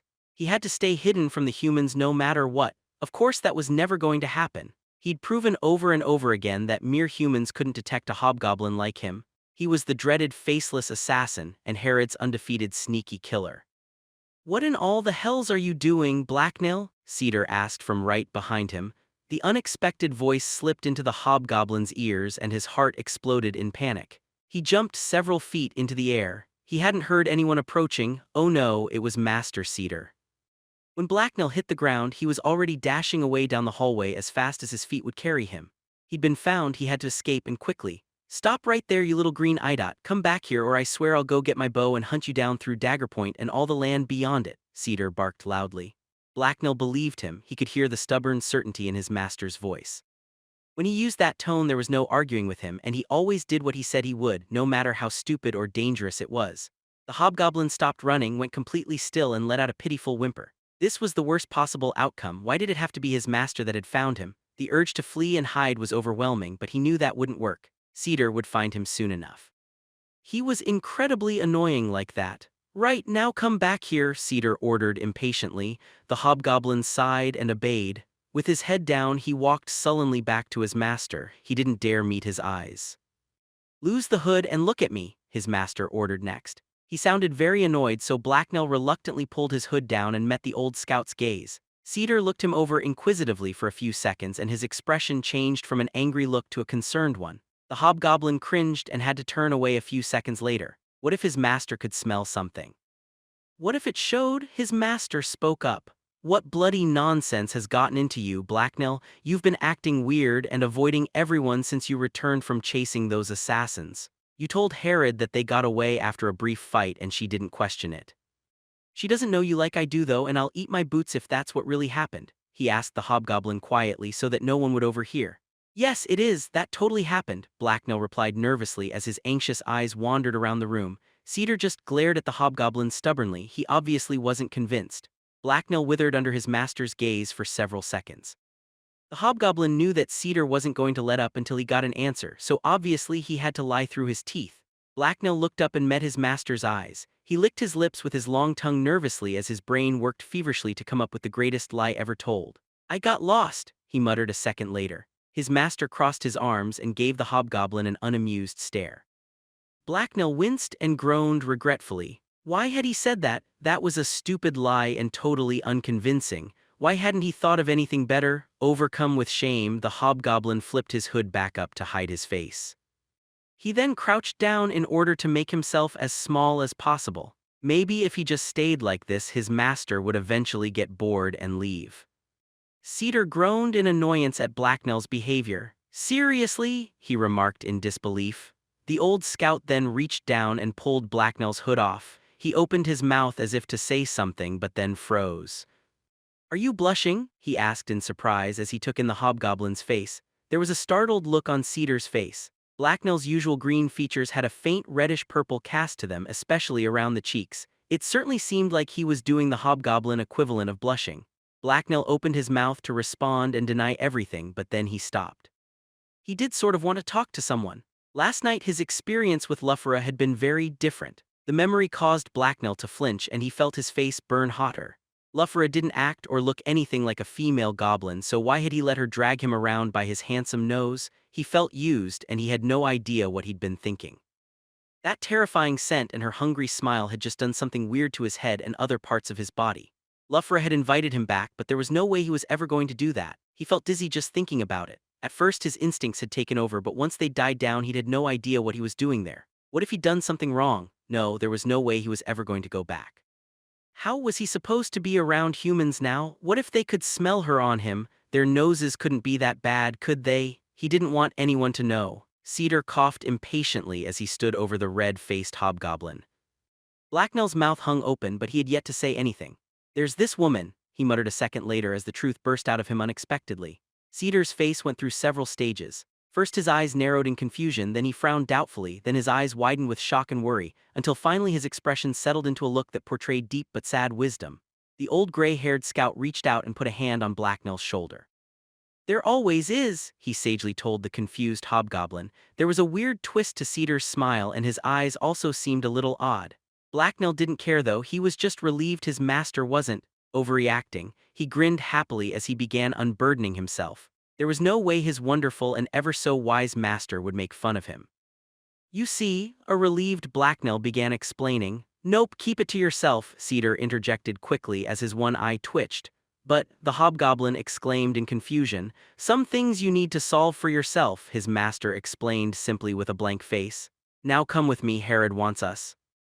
Blacknell then watched in confusion as his master turned around and headed for the door. I don't even want to think about it, Cedar muttered quietly to himself a few seconds later as he shivered slightly. What had just happened? The hobgoblin was glad his master didn't seem to care. That was obviously the best outcome, but he also felt more than a little slighted. Cedar should have at least listened a little bit, not that Blacknell wanted to tell him anything, of course. Yet surely the whole situation was interesting and worth talking about, right? The confused hobgoblin was left there crouching on the floor of the hallway all by himself. He stared after his master for a second before his thoughts untangled themselves. Then with a start, he remembered that Cedar had told him that he'd been summoned by Herod. Quickly, he got up and hurried after his master. No matter how embarrassed he was, it would still be a terrible idea to anger the chieftain. He was fairly certain he couldn't actually die of embarrassment, but he couldn't say the same thing about being stabbed. Blacknell quickly caught up with Cedar and then followed him to the other side of the building. Their destination soon became apparent. It was the sitting room where they'd met with their mistress after Galev's death. Cedar walked right in, but Blacknell took a second to peek around the doorway before entering. He was still feeling more than a little shy, and didn't want to run into any unpleasant surprises. Herod was lounging back on a sofa in the middle of the room, and was scowling darkly at everyone she saw. The bandit chieftain definitely seemed to be in a bad mood. She was wearing a pair of long black trousers, and a dark brown leather vest over a black shirt. She held a silver goblet up in one hand while her other hand massaged the pommel of a dagger sheathed at her hip. Blacknell hesitated to walk into the room when she was so angry. However, Herod quickly noticed him standing in the doorway and glared at him, so the hobgoblin immediately straightened up and walked nonchalantly in as if he hadn't just been hiding out of sight. There were only a few other people in the room, and all of them were members of Herod's tribe. Blacknell headed towards where his master stood in a deserted corner of the room. Once there, he kept to his master's shadow and as out of sight as possible. He was still feeling a bit awkward about being around humans, and with Herod in such a bad mood, it was best not to attract attention. It took a few moments for everyone invited to arrive in the sitting room, but no one said anything as they waited. Their boss' dark mood hung in the air and no one dared break the silence. There were an awful lot of anxious glances being exchanged between the bandits, though. When the last person arrived, Herod's personal guards sealed the room. Blacknell jumped a little as the doors were slammed shut. Not having anywhere to run made him fidgety and nervous. It was only then that Herod finally spoke up. I just got an interesting message from an information broker. It said they owed me a favor for services rendered by a subordinate of mine, and it was sealed with a lipstick mark, she announced coldly. No one said anything as Herod slowly gazed around the room and at everyone there one by one. Her eyes lingered on some people more than others, and thankfully they completely overlooked Blacknell. He was still hiding behind his master. I don't know who exactly it was referring to, but I have my suspicions. Some people lack discipline and have a bad habit of sticking their nose in things that don't concern them, Herod said as she glared coldly at Cedar. The old scout was stone-faced and kept his expression carefully blank, but when Herod looked away he gave Blacknell a dark, suspicious look out of the corner of his eye. The hobgoblin quickly turned away and tried to look innocent. He thought he managed to pull it off. That's not of immediate concern, though. What's important is that the message contains a lot of details on Zelina's movements and plans. Some of it is easily verifiable, but most of it is. The sender also expressed concern about Zelina's schemes to control Daggerpoint and wished us luck in defeating her, the bandit chieftain explained. We get tips and word from all kinds of information dealers almost every day, so what makes this one stand out? Someone brave asked. Herod nodded and smiled darkly at no one in particular. Blacknell thought she was trying not to look at Cedar, although he wasn't sure why. I've heard of this broker before, and the letter also contains information on my own movements. It lists things I'd thought I'd kept secret. Thus, I'm willing to believe most the information on Zelina is also reliable, Herod explained. I'm guessing it's not good news, an older female bandit commented reluctantly. No, it's not. As most of you know, I've managed to cripple or thwart practically all of Zelina's schemes. She hasn't been able to turn most of the other chieftains against me, or at least she hasn't been able to get their direct support for any sort of attack. They're too afraid of me to risk that, Herod remarked arrogantly. They should be afraid of you. You're the deadliest fighter in the city, and from what I've heard you've been dispatching Zelen's pet captains left and right, another man replied proudly. This time Herod's dark eyes were hard and cold as she responded. All very true, but I can't do everything myself. According to the information I've received, Zelina has abandoned her plan to turn most of the other chieftains against me, and since her assassination attempt also failed, she's now planning to simply purchase enough men to launch a frontal attack on us, she explained. Some of the bandits gasped in shock, others blinked in confusion, but most didn't seem too concerned by the news. Blacknell himself understood what Herod had said, but he didn't really know what to think about it. He had no idea how many people there were in the city or how many warriors each tribe had. He just knew there were a lot. Even if she buys up all the loose scum and hired muscle in the city, and lures a fair number of hands away from other chieftains as well, she'd still have a very hard time defeating us in any direct attack. She didn't bring all that many of Warwick's men with her east, Cedar remarked thoughtfully. Without Warwick's veterans to stiffen their spines, anyone they hire is unlikely to be of much use anyway, another man added dismissively. Several of the other people in the room apparently agreed with him, because they nodded and made approving noises. Herod wasn't one of them? That's true, and Zelina realizes this as well. Only an idiot wouldn't, and while Zelina is many other things, she isn't an idiot. That's why she has purchased the services of a small group of mercenaries. According to the letter I received, they're due to arrive sometime next week, she explained grimly. The reaction to this news was more dramatic. Dark muttering and swearing filled the room. Where in all the hells is she getting all that bloody coin? Someone asked in surprise. Fuck, someone else cursed. It can't all be from Warwick's spoils out west. Even he couldn't be making that much from robbing and pillaging.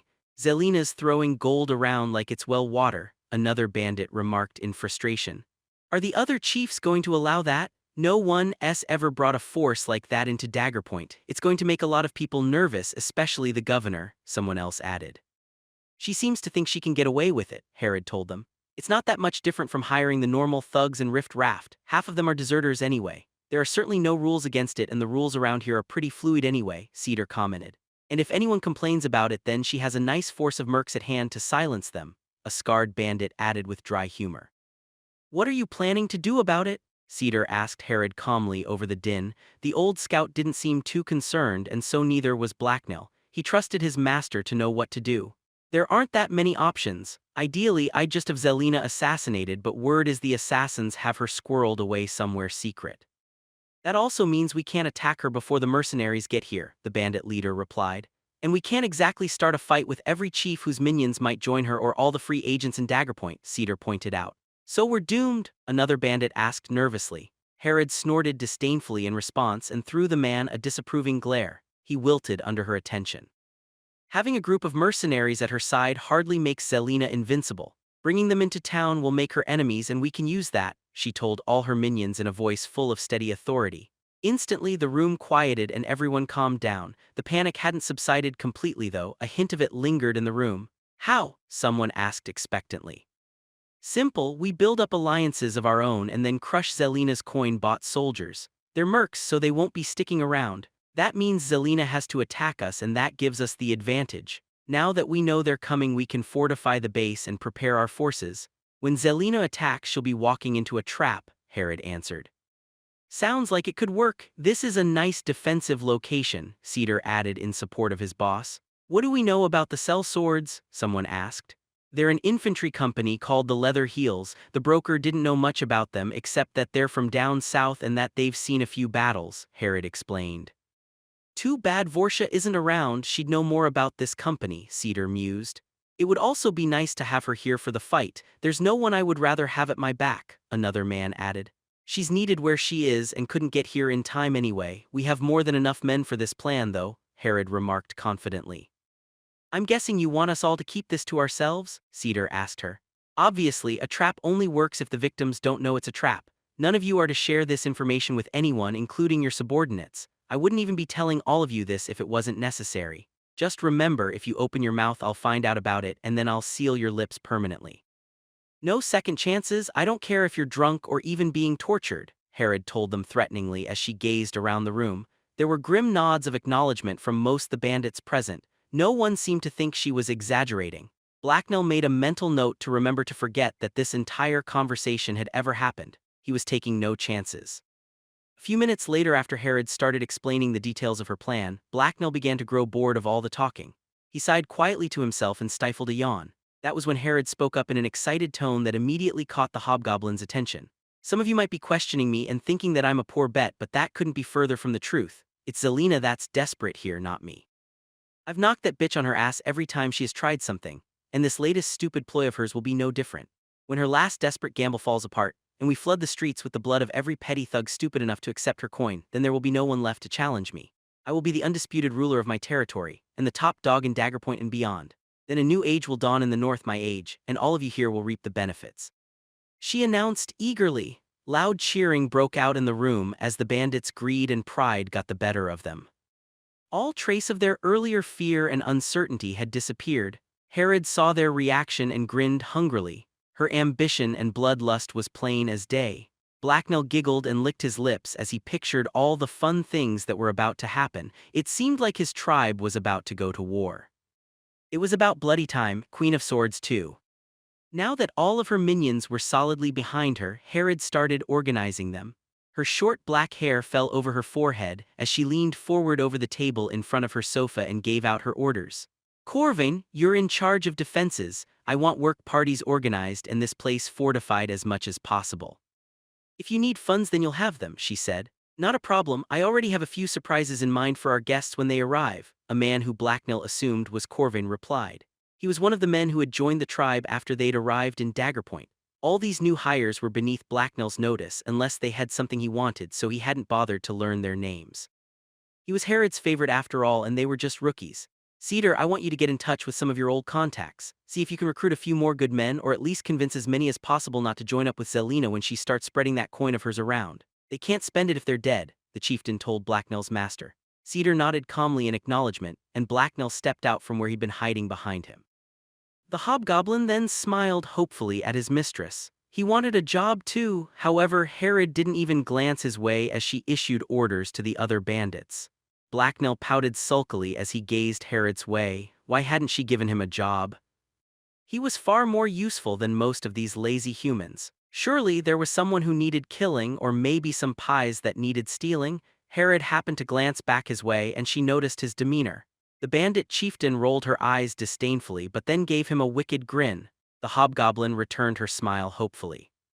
"Don't worry, Blacknell, I'm sure an opportunity will present itself and I'll find someone for you to hunt. It might even be someone in this room if they disappoint me enough." She chuckled darkly and loudly enough that everyone in the room undoubtedly heard her. Muted muttering broke out between the bandits as several people looked Blacknell's way, and the hobgoblin heard his master grunt in disapproval. He wasn't sure why Cedar wasn't pleased though.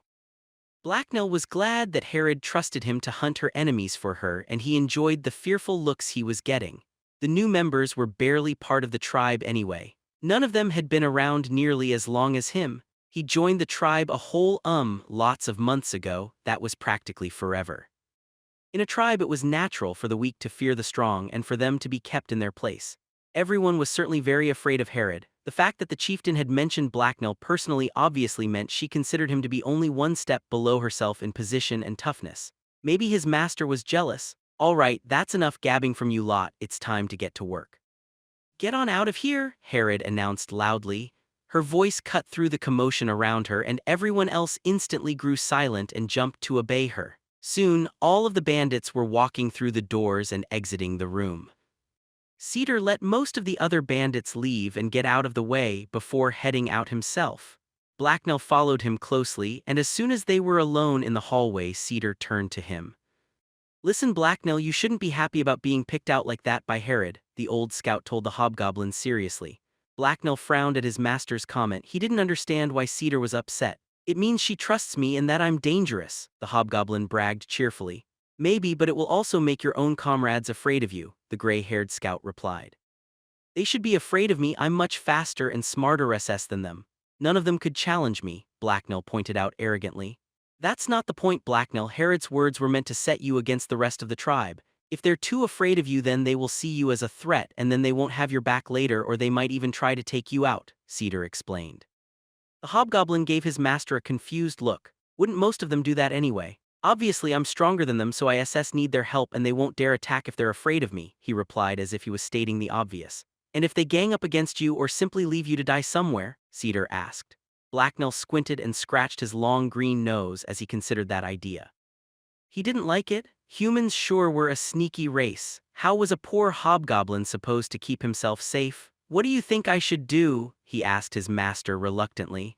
"You need to show them you're more than just a killer and that they're your comrades and friends," the old scout replied. So I need to outsmart and trick SS them, Blacknell mused aloud. That should be easy, I'm a great actor. Cedar sighed in resignation and gave the hobgoblin an annoyed look. Sure, whatever works, he told Blacknell as he shook his head. You sure are tricky, master, Blacknell replied happily. Go get your mask and gear, Blacknell. I may as well get started on recruiting for Herod right away, and that means you'll be coming with me, Cedar told him irritably as they moved. Where are we going? The hobgoblin asked curiously. We're going to a bar, there's some people there I should talk to, Cedar replied. Why? The hobgoblin asked. I need a drink, talking to you has given me a headache. Also, I used to move between the smaller bands a bit before I joined up with Herod, so I know some of the people. The kind of coin Zelina has will seem awfully tempting to them, but most should listen to reason, Cedar explained. Bah, why is Herod worried about a few tribeless humans? She should just kill them all if they're going to become our enemies, Blacknell suggested.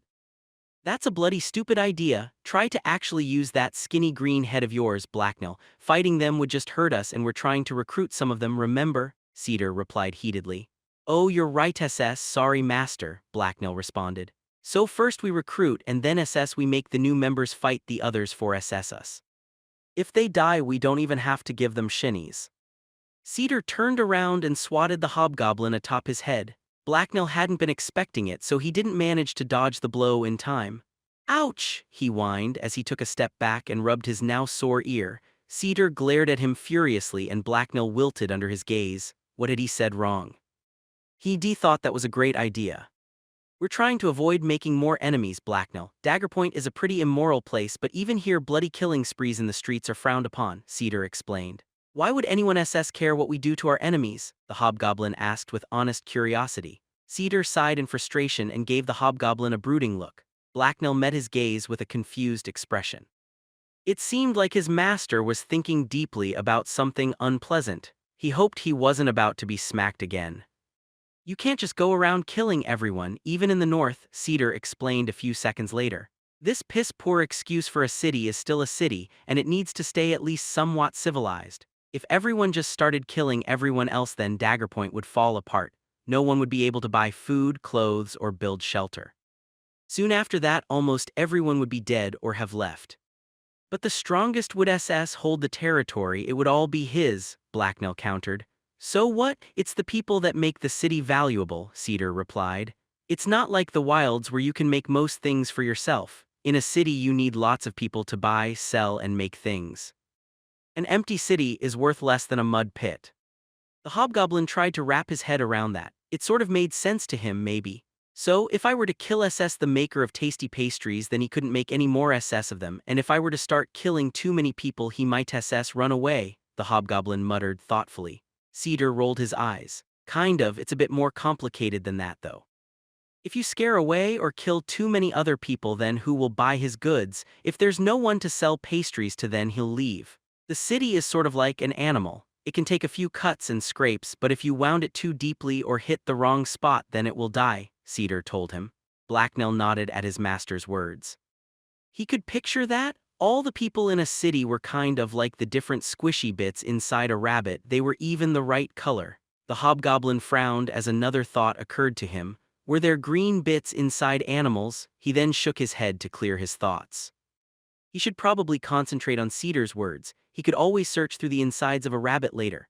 I think SS I understand, master, but I still think there must be a less boring way SS to do this, Blacknell told the old scout. If you can come up with one, then knock yourself out, Cedar replied condescendingly. Blacknell was a smart hobgoblin, so he knew his master didn't want him to actually bash himself across the head. His words were just a weird way humans gave people permission. Or so Keita had explained when Blacknell had woken up after the first time Cedar had used that expression. So, we can't do anything too scary, I know. They're weak and alone without a tribe, so I'll come back at night and kill them from the shadow where no one can see, Blacknell announced proudly. Cedar eyed him critically. I'm not sure you understand how many of them there are. We're talking about a good part of the people in the city. Even you couldn't pull that off, and some of them are very skilled. I used to be one, remember, he told the hobgoblin. How about just their leaders then, so the others will flee in terror? Blacknell mused thoughtfully. Sure, that sounds fine, Cedar replied. Really? Blacknell asked hopefully.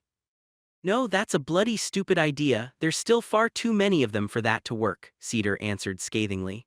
Fine, whatever, you said they all live in their own part of the city, Blacknell asked sulkily. There had to be some way to solve this problem that wasn't as boring as talking. It wasn't like humans were usually all that hard to murder. Well, they can hardly live in an area controlled by a gang leader and the governor's territory is too expensive for them, Cedar replied. Ha, it's simple then, we'll just burn all their homes down in the middle of the night and kill them as they flee before us, Blacknell suggested gleefully. Creepily enough, that might actually work. We're not going to do it though. That would definitely count as too much damage to the city, and every time you kill someone you might be making someone else your enemy, Cedar told him. But the flames would be so pretty, Blacknell muttered to himself. This was very complicated. He supposed his master had a point though. Killing that one woman who had been with Galiv had made Luffera angry.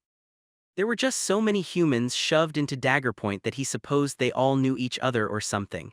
So if we can't kill people, then what do? He whined. I already told you, I'm going to go talk to some people and you're going to follow me, his master replied. That doesn't sound very fun, Blacknell commented darkly. In fact, it sounded very boring. And over the last few days the hobgoblin had slowly come to realize that talking wasn't one of his strong points. Not everything is supposed to be fun. Think of this as a chore if you want.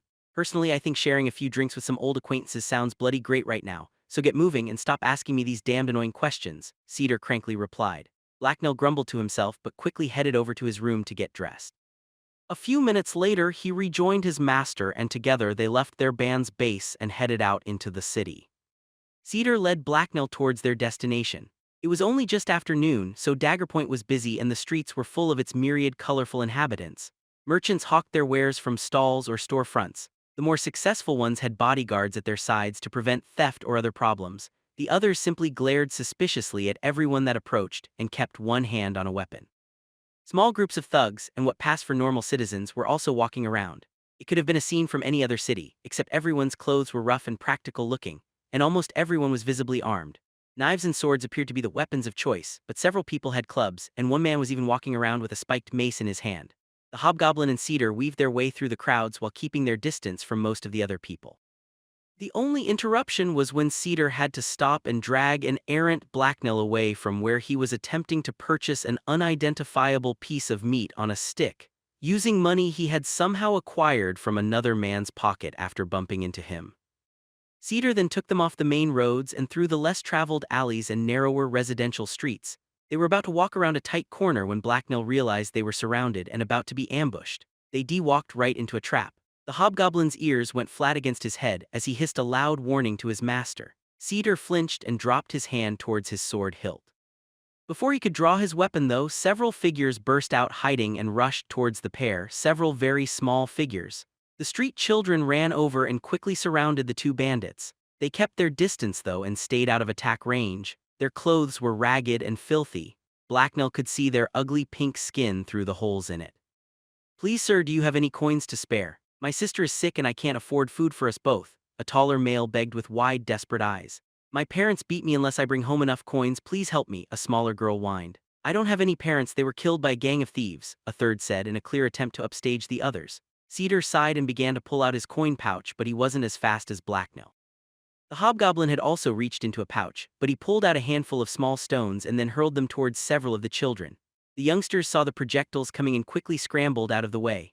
The stones bounced off their turned backs and raised arms or flew harmlessly past. Blacknell then hissed and charged them. He reached for the closest annoying little thing's neck, but was stopped by a swift tug on the back of his cloak. The children took this opportunity to make a break for it. They gasped, shrieked, and fled from Blacknell's masked form as fast as their little legs could take them. What in all the hells do you think you're doing? Cedar swore angrily at Blacknell as he held his cloak. Chasing away the little thieves. If you let the small ones close they'll take your stuff, Blacknell replied wearily. His master seemed really angry. They're street children, you shouldn't attack them, they might be annoying but if you give them a few coins they'll leave, Cedar explained scathingly as he glared furiously at Blacknell. But if I just chase them away then I don't need to give them any of my shiny coins, Blacknell pointed out reproachfully. That was just common sense. Listen carefully, Blacknell, I know you don't understand morality but by the gods you're going to understand this. You don't need your coins as much as those children do, you don't even spend most of them, you just hoard them, Cedar growled angrily. I don't understand, a startled hobgoblin replied with wide-eyed confusion.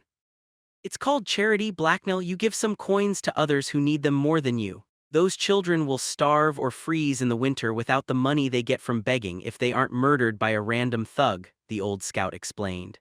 They look fat SS and healthy to me, Blacknell countered defensively. That's because you're a stupid hobgoblin. Humans aren't supposed to be dressed in rags, and that thin Cedar told him. But there's food everywhere SS here. You humans pile it in the street. Look right SS over there, there's a cat. A morsel SS like that is a tasty feast for a little goblin or person, and they're not that hard to catch, Blacknell pointed out. Humans don't eat that stuff, Cedar explained irritably. Why wouldn't they if they're hungry? They're just spoiled by human food, the hobgoblin replied dismissively as he glanced in the direction most of the children had run. They'd get sick, Blacknell. Human children aren't goblins. They can't eat garbage and hunt cats through the streets, Cedar exclaimed.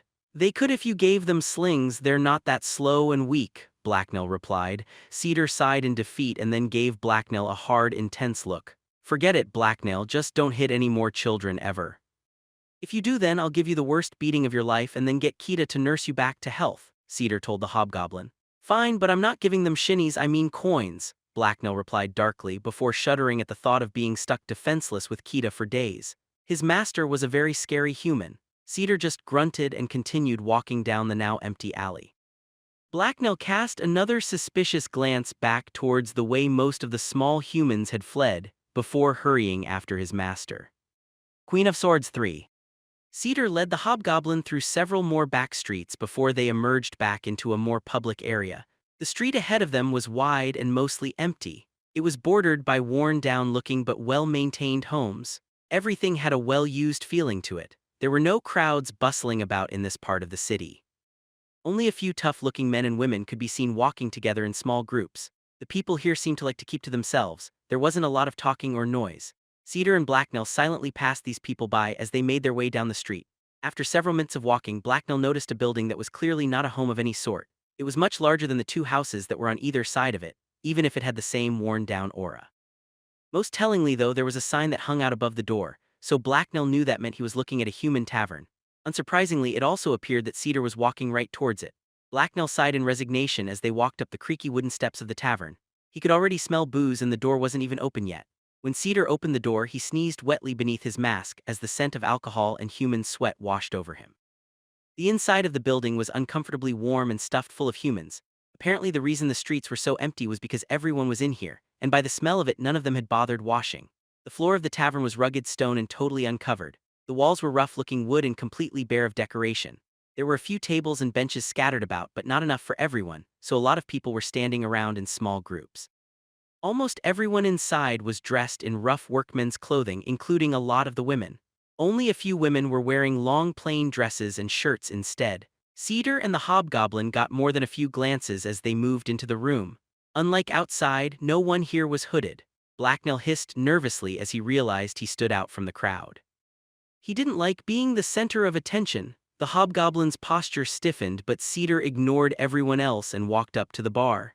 A second later, Blacknell hurried after him. He felt much safer beside his master. The bald barkeep was round and fat even for a human. He lazily turned to look their way as they approached, and then he scowled in irritation. Blacknell didn't think the man was reacting to them. It seemed more likely that he always grimaced like that at everyone. His thick face was certainly lined enough for it. As the barkeep glowered thoughtfully at Cedar and Blacknell, a flash of recognition suddenly appeared in the large man's eyes. "Huh, I thought you were dead," he grunted at Cedar. "I'm impossible to kill, you should know that," the old scout replied gruffly. "You haven't been by in a few years. At your age that usually means a man has retired or died, and you never struck me as the retiring type," the innkeeper explained with a ponderous shrug of his shoulders. "True enough," Cedar responded as he took up position on the other side of the long crude wooden bar from the man. "Who is your friend?" the innkeeper inquired with a nod and a suspicious glance at Blacknell. "He's a friend of mine, you don't need to worry about him," the old scout answered. The innkeeper didn't seem convinced. He eyed the hobgoblin suspiciously. He also apparently wasn't the curious sort though, because a few seconds later he just shrugged and changed the topic. "Well then, what brings you back here? Don't tell me you're looking for work," the innkeeper asked. "No, I have a permanent employer these days. I'm just here to tickle some ears," Cedar replied. "Well, the bulletin board's still over there. Feel free to post something," the large, bald man remarked. "I'm looking for something a little more thorough than that." "Maybe you could help me spread the word," Cedar responded. "Depends on what you want," said the innkeeper explained.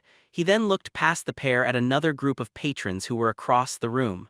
Cedar ignored his rude behavior and continued talking. I hear Zelina is going to be looking for some muscle soon. When her men come around, I want it known that it's a bad deal no matter what they pay, the kind of deal that puts a man in an early grave, he said. The innkeeper huffed in annoyance and turned back to scowl darkly at Cedar. Not likely, and not even for you. I find it healthy to stay out of local politics, and that's what this smells like to me, he replied. I'm not lying. Zelina will use up anyone she hires and throw them away. Her plan is already a failure, and it's just going to get anyone she hires killed, Cedar explained irritably. Oh, I trust your word, old raven. I can't say that about many men, but I'll say it about you. That doesn't change nothing, though. I'm still not going to get involved. Men die every day here in Daggerpoint, and everyone here knows the risks when they take a job, the barkeep responded grimly. I can pay up front, Cedar offered. I imagine so can Zelina. It's not about the coin, the bald man replied. Cedar sighed and frowned. He then looked around the room, and he didn't seem to like what he saw. He grimaced as he took in all the people staring at him and Blacknell. The hobgoblin had started to nervously clutch the hilt of the sword at his hip. I don't remember this place being so full before, and I can't say the atmosphere has improved either, Cedar remarked. The barkeeper turned to look at his other patrons and then grunted in acknowledgement. It was hard to tell what he thought as his face seemed frozen in a never-ending grimace. People around here have become suspicious of strangers lately, especially ones that hide their face. There have been some unusual disappearances that have put people on edge, he explained darkly. What do you mean disappearances? Cedar asked suspiciously. Missing beggars, loners, and sometimes people just aren't making it home at night. People think it might be ghouls, the large man answered reluctantly. Cedar turned to give Blacknell a thoughtful stare. Blacknell stared back blankly in return. He didn't like the look on Cedar's look. It usually meant he was about to tell Blacknell to do something annoying. I might be able to help you with that. If there are ghouls around, I should be able to track them down, Cedar offered. How are you going to do that, master? Blacknell asked curiously as he leaned closer to his master. Cedar turned towards the hobgoblin and rolled his eyes. I'm not, you're going to do it, he answered dryly. Oh, Blacknell replied uneasily. The barkeep gave the hobgoblin a dismissive glance and then turned back to Cedar. Last time I checked, ghouls are hard to track down unless you have trained dogs. The governor is the only man in town with them, and he doesn't bother himself with unconfirmed rumors. I don't think your friend there will be able to do it, he said dismissively. Do you doubt my tracking skills? The old scout replied coldly. No, but, the barkeeper started to say before Cedar cut him off. Well, this fellow here learned from me, and he's even better at tracking some things. You might even say ghouls are his specialty, Cedar explained boastfully. Don't expect any kind of reward for this. I'm not going to change my mind about interfering in the affairs of the chiefs, the barkeeper responded darkly. Bah, ghouls are everyone's problem. I'm not looking for a reward. I just don't want to have to worry about this crap later. Besides, I'm just going to find them, not exterminate them. That will be up to the governor, Cedar replied dismissively. Blacknell groaned. He didn't think that was very likely. Experience had taught him that if there was trouble around, then Cedar would inevitably drag him into the middle of it. He would be very surprised if they didn't end up in a fight or fleeing for their lives. Fine, do what you want then, old fool, the barkeep told him. I always do, Cedar replied. The two men then began talking about the details and other things that Blacknell didn't find very interesting. He scanned the inside of the tavern, but nothing interesting caught his attention. Luckily, Cedar finished up his conversation after only a few minutes. Come on, Blacknell, the old scout said as he walked away back towards the door. Blacknell followed his master, but before he reached the door he turned back towards all the men and women who were throwing him dark looks. There was no way he was going to let some grubby-looking tribeless humans look down on him. The hobgoblins straightened up and met their gazes. Several looked away, but one or two glared back. The hobgoblin let his hand drop down to the hilt of his sword, and then he growled in their direction. Suddenly, no one was looking his way. Blacknell grinned wickedly from behind his mask. None of these smelly humans dared to challenge him. The hobgoblin skipped happily outside and the door swung shut behind him. Of course no one dared confront him. He was far too scary for weaklings like these. Stop wasting time, Cedar grunted as he looked impatiently back at Blacknell. I'm right SS behind you, the hobgoblin replied.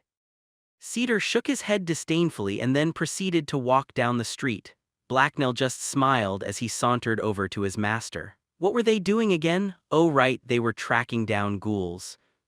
Why are we SS doing this? I don't want to go near SS any foul black bloods, Blacknell asked with disgust. Some of his memories from when he'd been just a mere goblin had grown fuzzy, but he still remembered his tribe's fight against the ghoul things perfectly. He was unlikely to ever forget it, so he didn't really need or want any new memories of ghouls. They wouldn't be good memories. I wasn't planning on confronting any ghouls today. I just want you to sniff around and see if there are actually any around, his master answered. Bah, why are we SS even doing that? Blacknell asked. Because we can, Cedar grunted in reply. His reply didn't really answer Blacknell's question. I don't do a lot of things I could SS, usually because you won't let me. Don't steal that or don't stab them, SS you tell me, and those things sound like much more fun than ghoul stalking, the hobgoblin commented. I meant we're doing it because no one else but us can. Remember when I told you about cities and how they can fall apart? Cedar asked. No, Blacknell replied. Cedar sighed again. It was like an hour ago. Daggerpoint is like an animal, remember, Cedar clarified. Oh right SS, but we're not killing anyone right now, so we're not hurting SS the city or stopping pastries from being made, Blacknell countered. We may not be hurting the city, but the ghouls certainly are. They're a sickness, and if left alone they'll kill the city, Cedar replied. And then SS all the pastries and tasty treats will be gone, Blacknell sighed in defeat. Of course, they were the only ones who could do this. Everyone else in the city was apparently useless and stupid. How had all these humans survived without him around to save them constantly? Right, anyway, we're here now. Most of the disappearances have happened on this street. Sniff around and see if you can smell any ghouls, Cedar told him as he stopped walking and stood in the middle of the empty street. Blacknell reluctantly nodded and did as he was told. He leaned over and began to smell random cobblestones. When he didn't detect anything that way, he moved over to the edge of the street and sniffed the barrels and alley entrances there. I smell nothing, Blacknell told Cedar after several minutes of wandering. Keep trying, Cedar grunted in reply. The hobgoblin sighed and started over again. After several boring minutes of smelling the same untainted but still foul scent of humans, he decided to wander down into the nearby alleys. His master didn't seem like he was going to let Blacknell stop. He walked over to the nearest back street entrance. It was a fairly tight alley with two rough-looking houses on either side of it. The hobgoblin walked into the shadows and idly began sniffing random things. Then he froze and started sniffing one spot again. Cedar noticed the hobgoblin's sudden fascination with a broken piece of board. Did you find their trail? He asked eagerly. No, Blacknell replied as he sniffed the piece of wood some more. Then what in all the hells are you doing? Cedar shouted in frustration. I smell familiar people SS, Blacknell responded. Who? Cedar asked curiously. Two of the men SS who serve the mage Avorless, Blacknell answered. They probably live around here, Cedar remarked dismissively. They bled SS here and so did someone else. If they hunt other men here it would explain why their base reeks so much of human blood SS, Blacknell mused to himself. What? Cedar exclaimed in alarm. You should have mentioned that before. All mages smell of blood, just usually only assess their own, Blacknell replied with a shrug. Come on, we're going, Cedar suddenly growled as he spun around. What about SS the ghouls? Blacknell asked in disbelief. There are no ghouls, a furious Cedar replied as he began stomping back out into the street. This might actually be much worse. Blacknell let out a defeated grunt as he followed his master. Of course, as soon as he was resigned to having to fight a pack of ghouls, he was told the situation was actually somehow worse. Did Cedar ever deliver good news? Why did Blacknell follow him around again? Are we going SS towards the worst things or away SS from them? He asked his master with morbid curiosity. Ghouls were more than dangerous enough for Blacknell, so he really hoped they were heading away from danger. He knew his master too well to believe that, though. Cedar had some odd and more than a little crazy ideas about what could be considered fun. Away, we're headed back to see Herod, Cedar grunted in reply. Blacknell felt a wave of relief wash over him at his master's words. Somehow, against all odds, Cedar had started to actually make sense. It must be Blacknell's lucky day. Good, the hobgoblin replied cheerfully. He then followed Cedar into a nearby alley. As the pair walked into the shadowy passage, Blacknell heard something from behind him. He spun around just in time to see two men enter the alleyway behind them and draw their blades. Blacknell hissed loudly in alarm as he reached for his own sword. This better not be another group of street kids, Cedar started to say. Blacknell's master turned around to see what had alarmed the hobgoblin and stopped talking when he noticed the two men. I'm thinking you two aren't here to welcome us to the neighborhood, Cedar remarked as he studied the pair. You've been sniffing around where you don't belong, so now you're dead meat, the leader replied. That's a bad idea. We're part of Herod's gang and she takes attacks against her people personally, Cedar explained threateningly. That never works, Blacknell muttered darkly. Well, then we just won't tell her about this, the closer assailant told Cedar with cruel humor. See, it didn't work. It never does, Blacknell pointed out irritably. Cedar turned and gave him an annoyed look. What should I have said then? Do you want to take over the negotiations? He shot back at Blacknell. Let's just kill them. They don't look so tough. The one in the front is too skinny and the one in the back looks slow and stupid, the hobgoblin replied. What did you just say about me, you little bastard? The further of the thugs asked angrily. Blacknell sighed and shook his head. Human ears sure were pathetic if they couldn't even hear someone talking from that short of a distance away. Let's kill these assholes, quick, one of the thugs told the other. His companion nodded and both of them pulled a vial out of their coats. Blacknell's eyes went wide as he watched them chug down the contents. Everyone kept telling him that vessels were rare, but that didn't really seem to be the case. See, this is why you try to talk first, Cedar told the hobgoblin irritably. Blacknell grunted vaguely in reply as his master turned to face their attackers. Cedar's face twisted into a grimace as he considered them. He looked as if he just swallowed something unpleasant. So I was right, you two work for Avorless, he commented darkly. How the fuck? The dark-haired one started to remark. Before he could say more though, his companion shut him up by punching him in the shoulder and giving him a cold glare. It was the perfect opportunity to hit them with a surprise attack, so Blacknell stealthily reached into one of his pouches for ammo. His fingers frantically searched the inside of the bag, but he didn't feel any stones. Oh right, he'd thrown them all at the pack of little thieves that had ambushed him. He'd forgotten to retrieve them because Cedar had started lecturing him. Dog teeth, Blacknell muttered to himself. If there had been just one vessel, Blacknell could probably have fought him off, and if he'd been alone, he could have just run for it. With Cedar here and with two vessels as his opponents, he didn't know what to do. Queen of Swords 4. Since he had no ranged weapons available, Blacknell drew his sword. Meanwhile, Cedar reached into his coat and took out a pouch of his own. The old scout then threw a quick glance at the alleyway behind them. The hobgoblin saw the movement and knew what Cedar wanted to know. There are only two of them. I hear no one behind us, Blacknell told his master. Cedar nodded and turned back to watch the pair of thugs who were approaching. He eyed the two men warily. We're running, follow me, he whispered a second later. Blacknell's eyes widened slightly in surprise. That was not what he had expected Cedar to say. They'll be fast SS runners, he warned his master. Blacknell really hoped his master had a plan. Normally he was all for running away from danger, but he wasn't sure Cedar was fast enough to escape. Now, his master grunted a second later as he started running. Instantly, Blacknell turned and sprinted away as well, and he shoved his sword back into its sheath. Within a few short seconds he pulled ahead of the old scout. Blasted cowards, don't let them escape, one of the vessels yelled from behind them. The pounding of heavy footsteps then reached Blacknell's ears as the two thugs gave chase. The hobgoblin looked over his shoulder and winced when he saw how fast their pursuers were running down the alley towards them. The men were moving at a pace a non-boosted human would have a very hard time matching. At this rate, they would catch up within seconds. Blacknell could increase his own pace, but Cedar probably couldn't. Desperately, the hobgoblin searched his pouches for something useful as he ran. If only he had been a mage, then he could have used magic or something against them. One of Blacknell's hands came to rest against his coin pouch, and he let out a resigned sigh as an annoying idea occurred to him. The hobgoblin quickly reached inside, scooped the coins into his hand, and whipped them back at their pursuers. Eat us this, pinkies, Blacknell yelled as the swarm of glittering projectiles flew through the air. The two vessels barely had time to react before the coins showered over them. They both raised their hands to protect their faces, but not in time to stop the first few projectiles. Fuck, one of them swore as a coin smashed into his forehead and drew blood. He stumbled and slowed momentarily to wipe the blood from his face. The second pursuer winced in pain as a coin bounced off his kneecap and he slowed as well.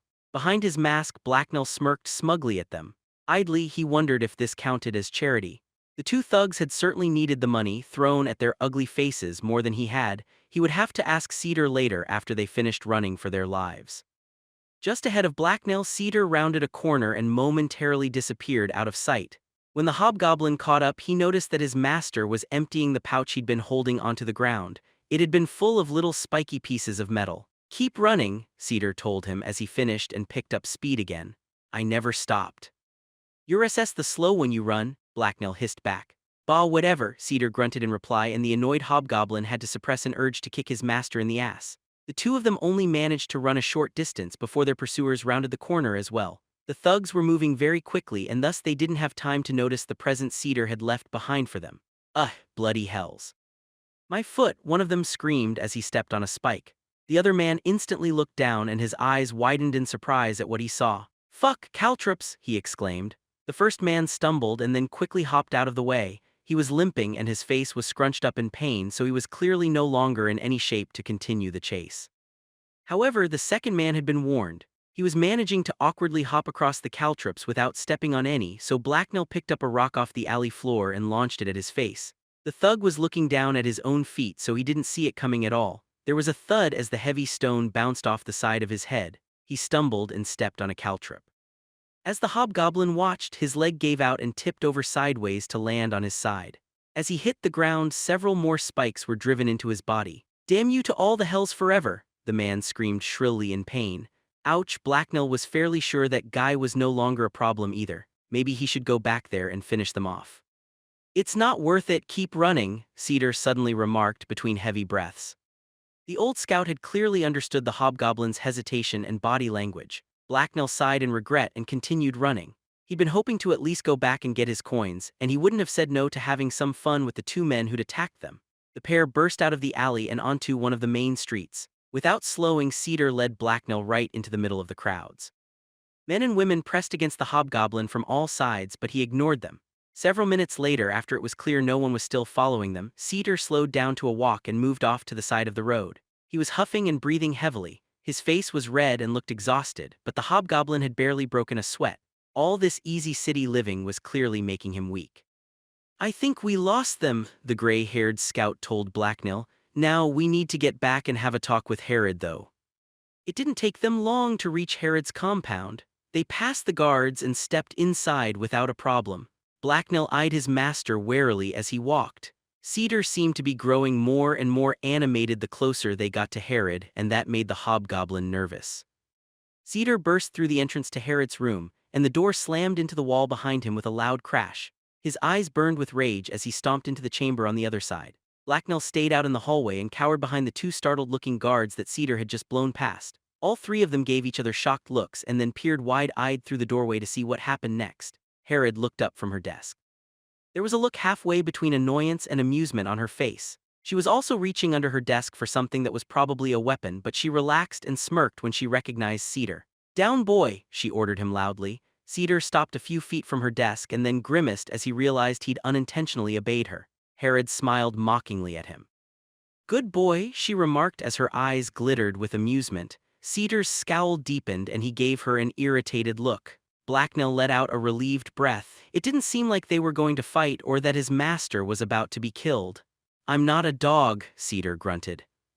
"Then don't act like one, old man. Knock on the door before you enter and don't slam it," she told him condescendingly.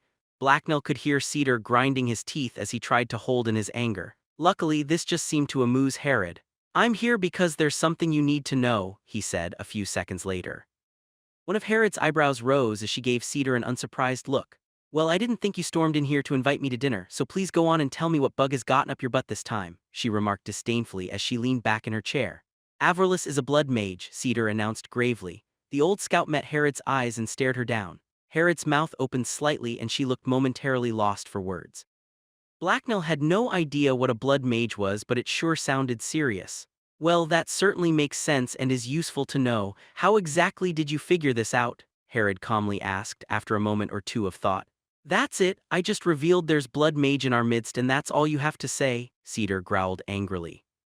"What is it you expect me to say?" she asked. "I expect you to do something about it," he replied. "He's useful, so I don't really care all that much," Herod explained emotionlessly as her dark eyes narrowed. "He's a blood mage," Cedar exclaimed in outraged disbelief. "And now that I know what he is, I can hold it over him to guarantee his cooperation, so thanks for telling me." "Now shut your trap, you're not to discuss this with anyone," Herod ordered as she glared coldly at him. Blacknell heard footsteps, so he turned to see Mahedium approaching the room.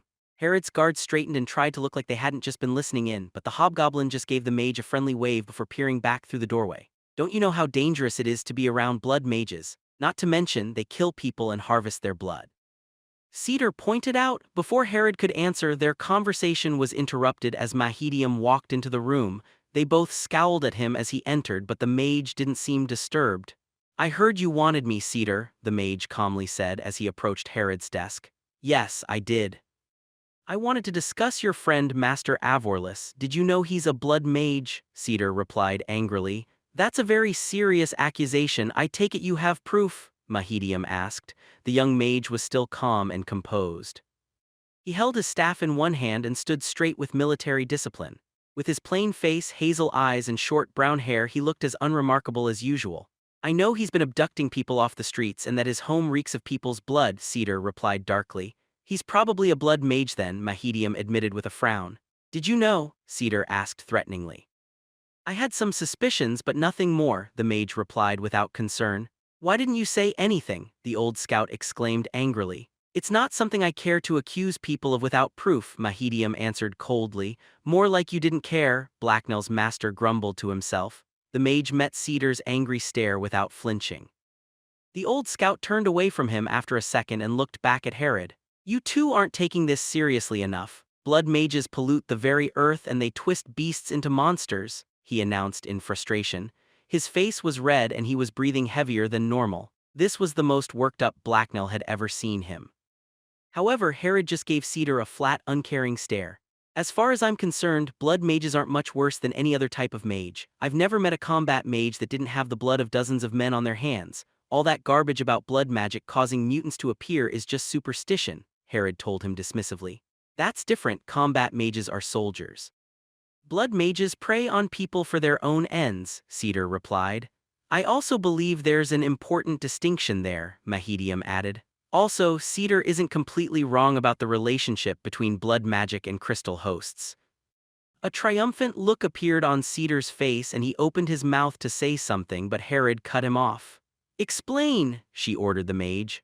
Blood magic comes in several forms, but it's actually very simple. In fact, the first mages probably all used blood magic, before modern alchemical magic was created.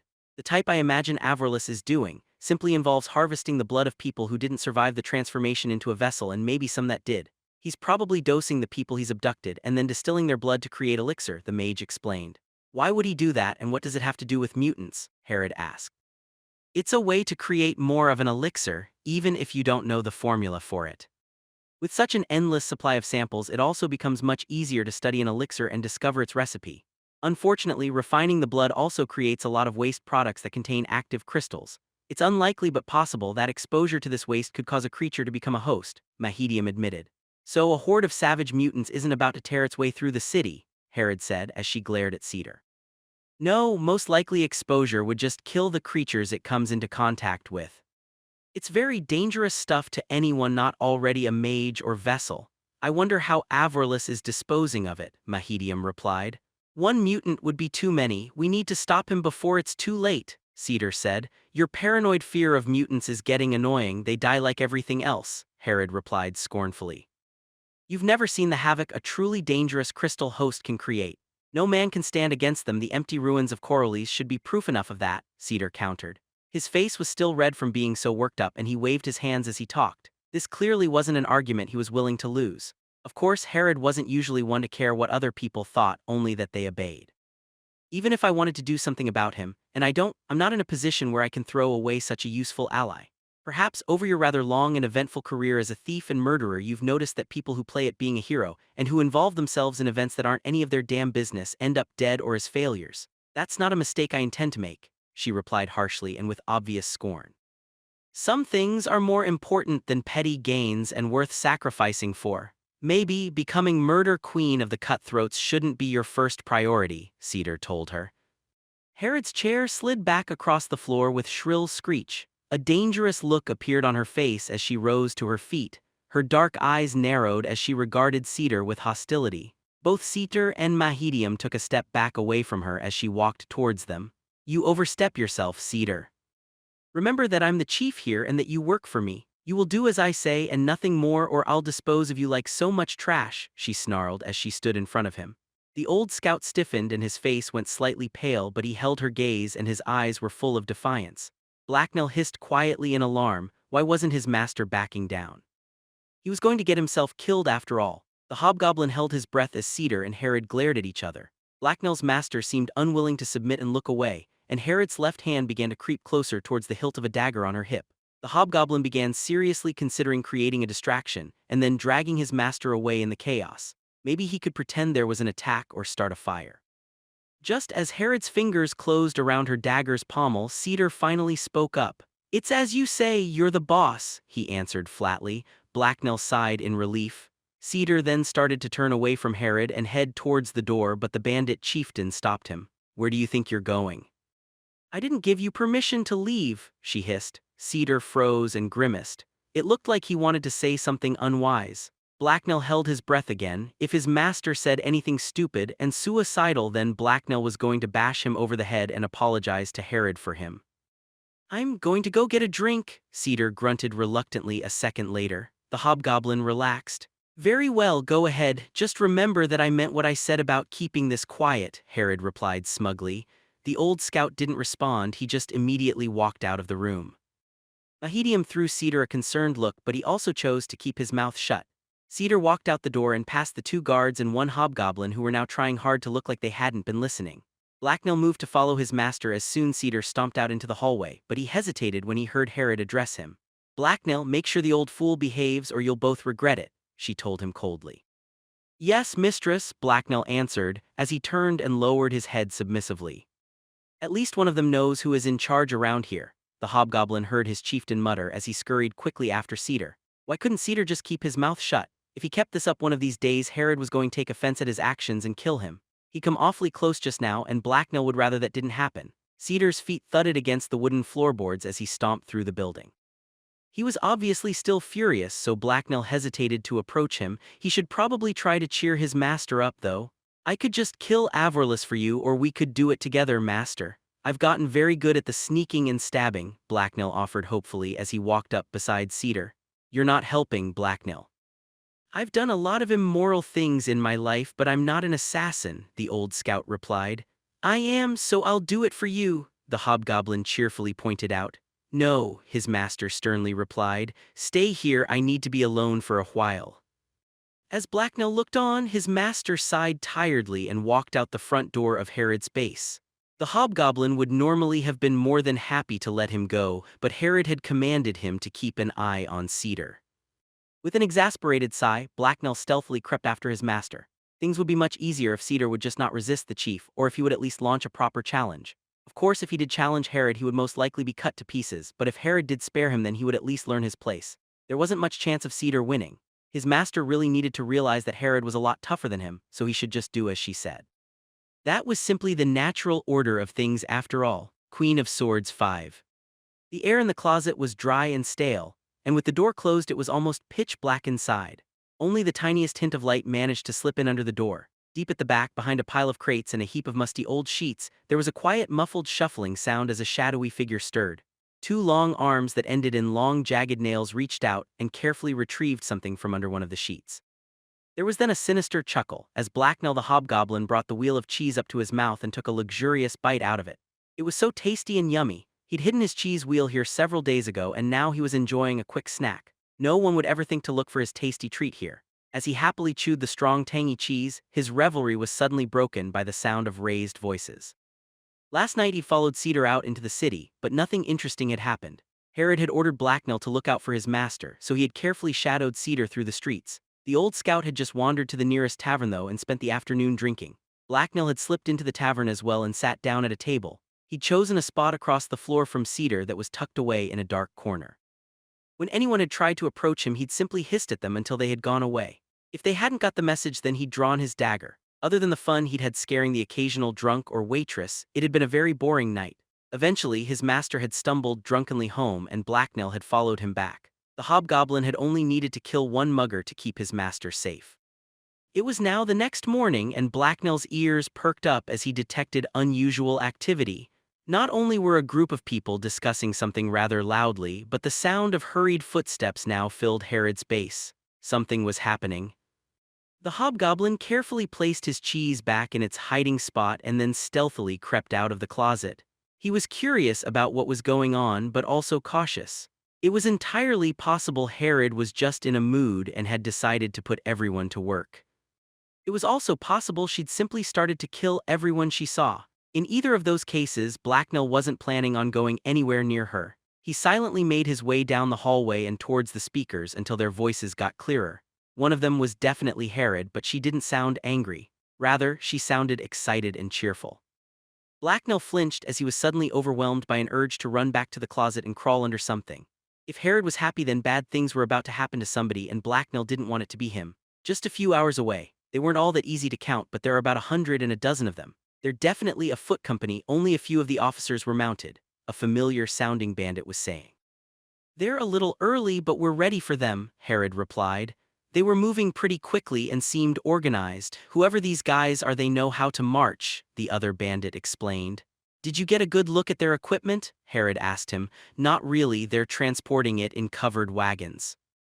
I don't think there was enough room in them for all too many pikes or crossbows, though. They had shields on their backs, so most of them are most likely planning on fighting with sword and shield, he replied. I would prefer it if they didn't have shields, but crossbows would have been a bigger threat. You didn't ambush or raid them at all? The chieftain inquired. No, as per your orders, we held back and remained out of sight. The mercenaries didn't give us an opening to go after. Their officers and supplies were always well protected, he answered quickly. Good, the element of surprise is worth more than the loss of a few grunts to arrows from the forest. It's important that they don't realize that we're expecting them, Herod announced to everyone there. I want every single member of the band accounted for and equipped within the hour. The men already here are to start rolling out the heavy defenses right away. It's time to dig in.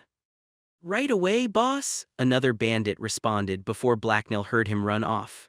As Herod continued to talk, Blacknell slipped into the room. He wanted to be part of the action as well. Hopefully Herod would give him a real job this time.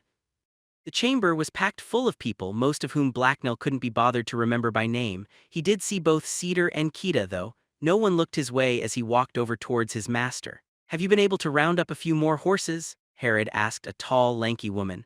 No, there have been some complications there, boss, the woman replied nervously. What kind of complications? Herod asked with more than a hint of anger. The female bandit winced and paled slightly. Blacknell was glad he wasn't the one who'd annoyed the chieftain. A lot of the dealers are having problems with their stock. A lot of the animals in the city are sick. They think there's either a flu going around or that someone has been poisoning them. I don't know why anyone would do that, though, she explained quickly. Herod grunted in acknowledgement, and some of the anger left her face. It was quickly replaced by confusion. She didn't seem to know why anyone would do that either. Blacknell went very still and tried to look as innocent as possible by forcing himself to smile. He wasn't sure it was working very well. Luckily, Herod didn't look his way. Cedar turned and gave the hobgoblin an irritated look, though. They started it, Blacknell whispered to him. His master didn't seem convinced. The old scout sighed and shook his head until he turned back towards Herod a second later. Smelly, stupid horses, the hobgoblin muttered to himself. How dare they get him in trouble? Next time he was going to use stronger poison. What about Zelina? Is she moving? Herod asked. Well, we still don't know where she actually is, but none of her men seem to be doing anything yet, another bandit replied. He was one of the men Blacknell couldn't be bothered to remember. Good, then we probably have some time. I want you to tell the guards to lock and block every door but the main entrance. Girl, Herod said as she looked at Kita. The young redhead pointed to herself uncertainly. Yes, you, Herod replied irritably as she pointed to the door. I have a bloody name, Kita muttered darkly to herself. The young woman knew better than to disobey, though, and she hurriedly headed for the exit. Blacknell watched her go, and when Kita noticed him, he stuck his tongue out at her mockingly. She scowled at the hobgoblin in return, but that only made him smile smugly. Herod then turned towards the band's only mage. Blacknell hadn't noticed him at first because he'd been standing at the back of a group of people and out of sight. Also, while most humans looked the same, Mahedium was even more generic looking than most. Mahedium, I want you to visit your friend Averlis and deliver a message for me, she told the mage. He frowned in displeasure as he considered Herod's words. Is he going to like this message? He asked dryly. Probably not, Herod chuckled as she threw Cedar a smug smirk. The old scout's face muscles tightened and he clenched his fists, but he didn't say anything. Mahedium sighed in resignation and Herod handed him an envelope. The mage then nodded and left the room. Blacknell and Cedar, I have a job for you two as well. Cedar, I want you to take some of the other scouts out and stop anyone who tries to approach the base. I don't want Zelina to know what she's getting into before it's too late, Herod told them. You're the boss, how could I refuse? Cedar replied coldly. What do we do if too many enemies show up? Blacknell asked quickly. The hobgoblin didn't want to give Cedar the chance to annoy Herod. He also wanted to know exactly when it was all right to run away. That was an important thing to know if there were going to be lots and lots of angry humans around. Fall back to the first line of defense and help defend it. I want you to keep an eye out for assassins or scouts that try to sneak past, though. That's your main concern, Blacknell. I expect Zelina to send them in when she realizes how hard a nut will be to crack, and I want you ready. It'll be your job to deal with them, the bandit chieftain explained. Blacknell scowled doubtfully. If Malthus showed up, he didn't want to get in another fight with him. The annoying man was a much better sword fighter than him. Herod was giving him a very dangerous job. His expression didn't go unnoticed. If you manage to handle Zelina's knifemen, then I'll buy you all the food you can eat, Herod told him as she grinned sardonically. The hobgoblin fidgeted as he considered the offer. It sounded interesting, but Blacknell wasn't an idiot. The job was going to be very risky, so he wanted something more than just a lot of food. He wanted quality food. You'll give SS me all the expensive blue cheese and apple pies I want, SS? The hobgoblin asked as he licked his lips. Herod rolled her eyes and several bandits chuckled. Anything you want, she answered dryly. Then I'll do SS it, Blacknell replied eagerly. The hobgoblin grinned smugly to himself. He was obviously a master negotiator. Blue cheese was worth a little danger. It smelled so good but was very hard to find or buy. The merchants wanted crazy amounts of coins for it and never left it lying around, which was very rude of them. Even the thought of eating as much of it as he could swallow sent shivers of joy down his spine. Do you think you can handle it? Cedar asked him with concern. The hobgoblin looked down at the ground and began to think furiously. A few seconds later he looked up and met his master's gaze. Yes, I can do it. They might be sneaky and dangerous, but they're just humans. I also don't have to fight them fair, Blacknell replied with a vicious grin. Sounds like you have a plan, Cedar remarked. It's the best plan ever. This job will be easy, the hobgoblin bragged as he grinned smugly. Cedar grunted dubiously and frowned at Blacknell, but he didn't say anything further. The hobgoblin knew his master was skeptical but was sure his plan would work. The meeting continued on for almost another hour before Herod sent everyone away. Cedar immediately went off to gather men for their mission. Get ready to do some running and fighting. You'll want all your gear for this, including your bow. I have to wrangle up the other members of our little party, so I'll probably be a while. Some of them just got back, so I'll meet you out front at the 11th hour, his master told him. The hobgoblin nodded and then dashed over to his room to get his stuff. He would need all the time he could get if he wanted to prepare his surprise for Malthus and the other assassins. He quickly wound the bandages around his arms and legs, donned his cloak, and pulled on his mask. He grabbed his backpack and filled it full of some extra rope and stakes. Then, as his master had suggested, he strapped his bow to his back and pulled on his sword belt. When that was done, Blacknell quickly rummaged through one of his other bags. A second later, he pulled out a pair of sausages and scoffed them down. He didn't want to run on an empty stomach. The hobgoblin dashed out of the building. When he returned around 2 hours later, his backpack was missing, and he was out of breath from running so hard. Cedar was right where he'd said he would be, just outside the front entrance to Herod's base, and he wasn't alone. 24 other men were with him. Blacknell recognized them all as scouts that had been with the band since before he joined. The Rangers were dressed somewhat similarly to the rest of the band. If anything, their leathers and cloaks were more worn down looking than usual. Unlike most the men in Herod's employ, though, they had an aura of stillness about them. It wasn't that they didn't seem dangerous, it was just that that danger was tempered by patience, which was good because Blacknell was late. So, the hobgoblin's finally here, one of them commented as Blacknell arrived. Good, I was beginning to think old Cedar was going to make us leave without him, and he's probably worth 2 or 3 men for something like this, another replied with a smile. Blacknell gave the second man a friendly nod of acknowledgement. He had spent more time around the scouts and foresters than any of the other bandits and was thus comfortable being around them. He also respected their skill. More than that, at least 10, Blacknell bragged, which drew a round of chuckles. A scattering of wispy white clouds filled the sky overhead, but the noon sun was still visible most of the time. A cold, heavy wind was blowing from the north, though, and it was pulling the dark clouds that lay thick on the skyline ever closer. Blacknell thought there was a good chance the day would soon grow dimmer. All right, we're all here, so let's get moving, Cedar told everyone. Our job is to intercept anyone trying to get a good look at the compound. Gavious, I want you and 7 others to watch the gap in the buildings to the west. I'll take these 11 and watch the main road. There were nods of agreement from everyone present. The Rangers started to form their parties, but just as the groups had started to split up, Cedar spoke up again. And remember, nobody here should try and play hero. If you see anything you can't deal with, then don't try, go for reinforcements.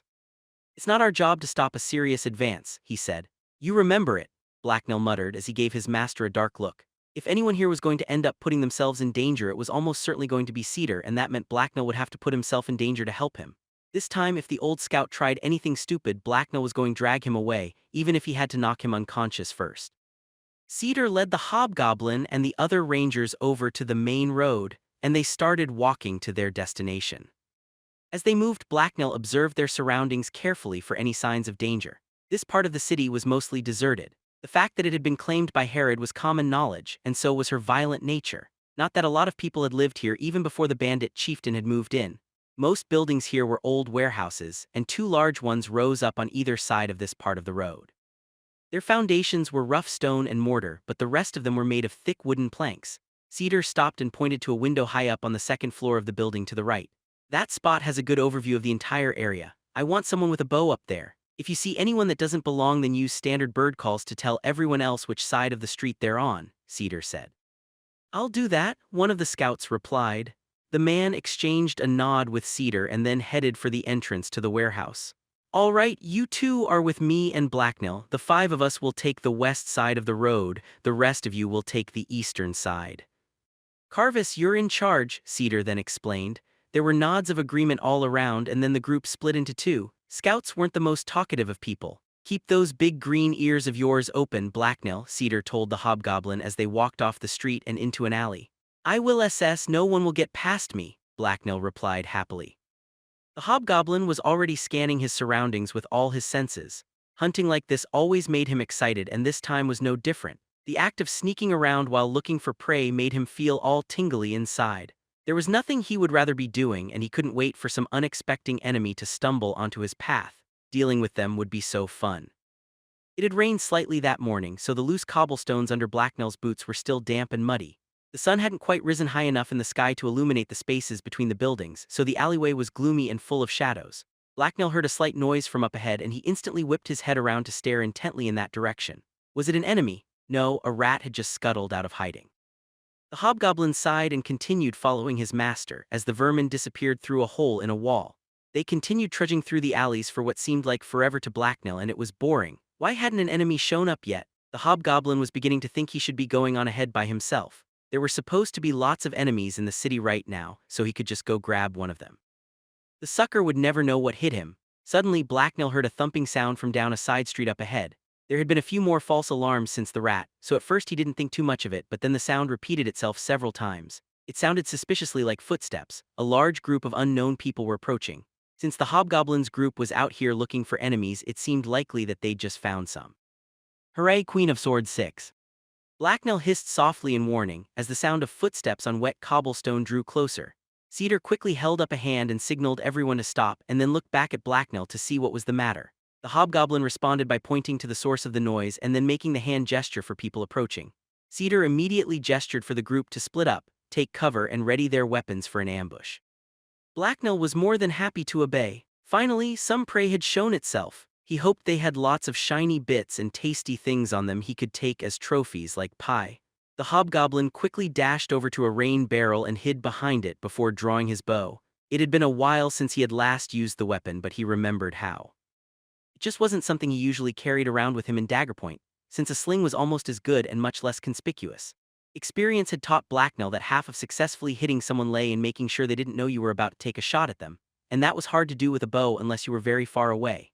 The other members of his party also took cover behind various obstacles and waited for the source of the noise to draw near. Blacknell could barely contain his excitement. He was shivering eagerly and had even started to drool in anticipation as he listened to the footsteps approach. The stupid humans didn't know what was about to hit them. Unless it was Malthus, of course. If it was Blacknell, planned on running away as fast he could. Soon enough, a man's head poked out from around the corner. His wild-looking hair was dirty blonde and he had a short beard. After a few seconds of staring down the street suspiciously, he then turned around and looked the other way for a few seconds, before stepping back around the corner and out of sight. "It looks clear," Blacknell heard him tell someone. There was a low rumble of conversation, and then the blonde man stepped back out into the street. He was soon followed by several other men and a woman. Blacknell studied them as they walked closer. All of them were wearing rough, mismatched leather armor and were armed with short swords. They all looked like normal Daggerpoint thugs to the hobgoblin, but they clearly weren't just out for a morning stroll. They were far too nervous to be anything but intruders, and that meant they were fair game. Cedar's hiding spot was the closest to the enemy because he had been leading the group. While still concealed, Blacknell's master flashed the signal for 3 and then the one for 2. Blacknell smiled eagerly as he realized it was a countdown. Just as the lead thug stepped in a small puddle in the middle of the street, Cedar gave the go command. As one, the scouts rose from their hiding spots and unleashed a barrage of shrieking arrows. Their targets barely had time to react before the arrows ripped into them. Howls of pain filled the air, and 3 of the enemy fell with feathered shafts protruding from their flesh. Their bodies hit the wet ground with a splash and went still. 2 more of the enemy had been hit but were still standing. Blacknell hissed in annoyance. His own arrow had missed and flown harmlessly down the street. The stupid human had moved at the last second. That wasn't fair. He had wanted to show off how great an archer he was. "Damnation, you bloody bastards," swore a large brown-haired thug. He had a deep gash across his arm that had been caused by an arrow grazing it, but the wound didn't stop him from drawing his sword and charging the closest target he saw. The 3 uninjured thugs behind him also drew their own weapons and charged as well. Blacknell hissed in irritation when he realized that they were headed for Cedar. Why did that always happen? The hobgoblin was relieved that at least the last 2 thugs weren't joining the attack. One was too busy cradling his arm because it had an arrow sticking out of it. The other was uninjured but decided to make a run for it. He dashed back the way they'd come but didn't get very far. A scout to Blacknell's left calmly put an arrow right between his shoulder blades. Cedar saw the enemies bearing down on him and threw down his bow so he could pull out his sword. Blacknell hurriedly put his own bow down on the barrel in front of him and rushed over to support his master. 2 other scouts were right behind him. They all drew their swords as they moved. Cedar took a step back as he warded off his opponents with a wide swing of his blade. This bought Blacknell enough time to close on the thug closest to him. The hobgoblin put on a dash of speed and ducked under the surprised man's blade. He then stabbed the tip of his sword deep into the terminally surprised man's belly. There was a wet sucking sound as the blade sunk into his flesh, quickly followed by a choking noise as the man collapsed and vomited up blood. Blacknell hurriedly stepped out of the way of the messy red torrent, and then kicked the kneeling man hard in the ribs so he could pry his sword out of his guts. That left 3 enemies that were still attacking Cedar. Blacknell's master didn't seem to be having any trouble keeping out of reach of their blades, though. He calmly sidestepped any slash or stab that went anywhere near him, and soon the other 2 scouts reached his side. Instantly the odds turned against the thugs. Now they were the outnumbered ones. Cedar and the other bandits took full advantage of this. Altogether, they pressed forward and attacked as Blacknell leaped to the side and threatened the thug's flank. The hobgoblin didn't like attacking from the front. Blades flashed through the air as Zelina's hirelings were encircled and pushed together. The clang of steel on steel filled the alley as blade met blade.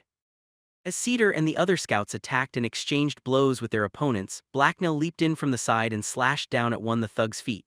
The hobgoblin's swing didn't connect, but it forced the man to lurch out of the way and caused a gap to open in the intruder's defense. Almost immediately, one of them stumbled and a sword cut into his neck. He collapsed and the gap widened. Cedar and his men redoubled their efforts, and blood splashed against the ground as another of Zelina's thugs was cut down. Blacknell giggled excitedly as he circled behind the remaining enemies. He sensed victory. "Halt!" Cedar told his companions as he held out a hand. Blacknell and the scouts stopped their attack. The hobgoblin threw a questioning glance at Cedar. He'd been having a lot of fun and they were just about to get to the best part, so why had Cedar made them stop? "Throw down your weapons and surrender. There's no point in fighting," the old scout told the last 2 thugs. "We surrender," the remaining man instantly replied as he dropped his sword. The woman was quick to follow. Both of them looked relieved but still more than a little afraid. Their fear was understandable, since they were surrounded, and at their feet lay the bloody corpses of their former comrades. The hobgoblin was still wound up from the fight and had to hold himself back from continuing to attack and torment the prey. He shivered as he fought down the urge to pounce on them. He really hoped this surrendering business was just Cedar's clever way of disarming the enemy so that they were easier to finish off, but he doubted it. Blacknell distracted himself by studying the captives. The surviving male was a shorter man with a wide build. The hobgoblin thought he looked like he had quite a bit of meat on him. He had dark eyes and dirty brown hair. He also had a short, scraggly beard that did little to conceal his fat cheeks and the pockmarks on them. The female was tall for a woman and gaunt-looking. She also had messy short brown hair and pale washed-out blue eyes. Blacknell eyed her suspiciously. She seemed full of nervous energy and was constantly fidgeting. If one of them was going to try something, it would probably be her. Blacknell hoped she did. Both the captives noticed his intense stare, masked face, and agitated demeanor. The man blanched and took a step away from him while the woman paled and froze. Their reactions simply excited Blacknell further. "See, I told you the hobgoblin would come in handy. He led us right to them and we caught them like fish in barrel," the ranger from earlier remarked. "That wasn't actually what you said," his companion replied dryly. "Close enough, thanks, Blacknell," the first man said. "No problem, it was easy," the hobgoblin replied cheerfully without taking his eyes off the prisoners. Cedar ignored the chattering going on behind him and was also focused on the captives. Surrendering was the right choice. "Now, what were your orders?" he asked them threateningly. "We were just told to scout ahead and report back any activity," the male captive quickly replied. "We're not Zelina's minions, we're just in this for the money. They offered us bonuses if we brought back good info. Please don't kill me," the woman begged. "Do you know anything about Zelina's movements?" Cedar asked them harshly.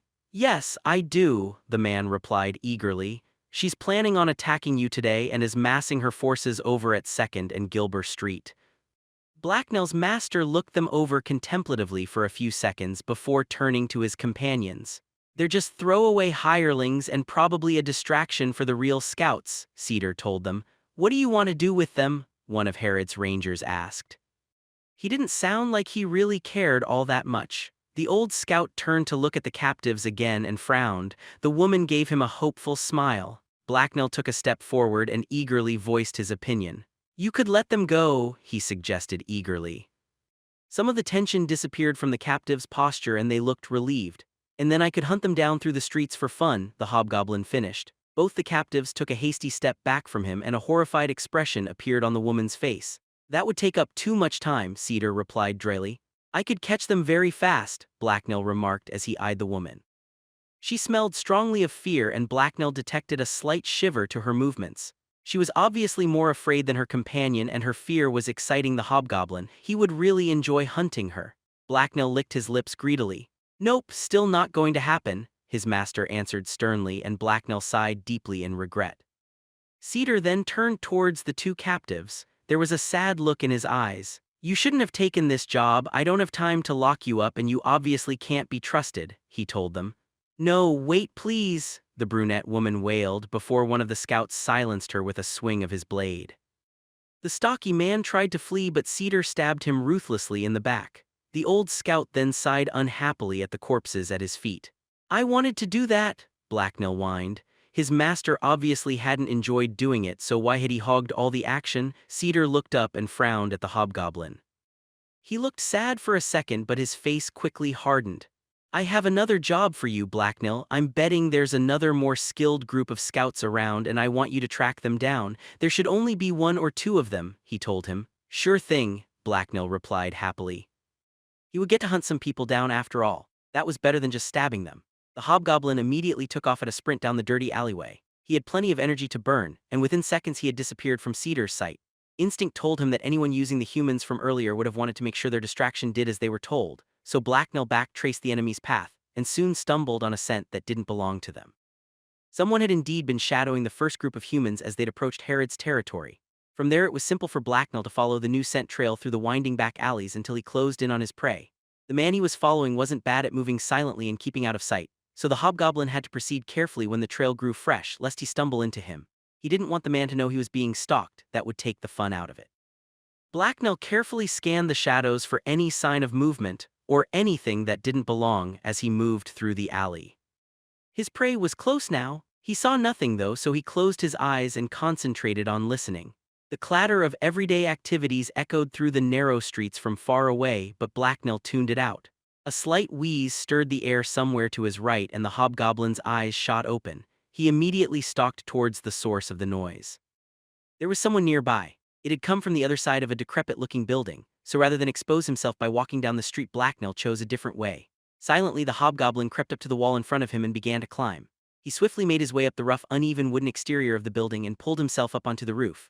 Ever so carefully, he stalked across the clay roof tiles until he reached the far edge, and then he looked down. Below him, a man wearing the familiar hooded cloak of an assassin was pressed up against the building. The hobgoblin watched as the man peered nervously around a corner and down the street for signs of pursuit. He appeared nervous for some reason, and that annoyed Blacknell. Had he somehow detected the hobgoblin's presence? Blacknell was just about to drop down on the unsuspecting assassin and assassinate him when he heard someone else approaching. Thinking that it might be more enemies, he quickly rolled back over to the other side of the roof and out of sight.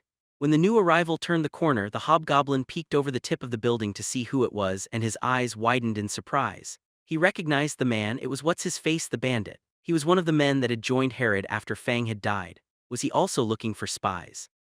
Much to Blacknell's confusion, the assassin stepped out from the shadows and greeted the newcomer. What's-His-Face returned the greeting, and the hobgoblin's eyes narrowed suspiciously.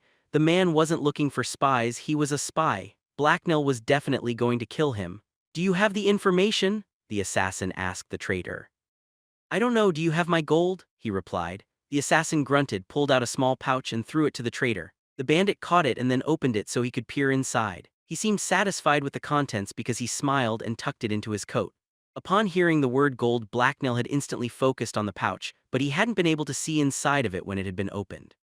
If there was gold in there though, then he planned on taking the shiny stuff for his own. He didn't actually have any gold yet, just a bit of silver. "It's your turn," the assassin remarked, and the traitor nodded. "All the information you want is in there, including stuff about her defenses and the location of her camp," the man explained as he pulled out a scroll case and handed it to the assassin. "What about information on which merchants she deals with, the caravans she's hit in the last year, and the details of her operation down south?" the assassin asked. "Yeah, that's in there too. I don't know why in all the hells you want that though. It seems pretty bloody useless," the other man replied. The assassin just nodded and then opened the case and looked the scroll over quickly. A few seconds later he closed it again and tucked it away.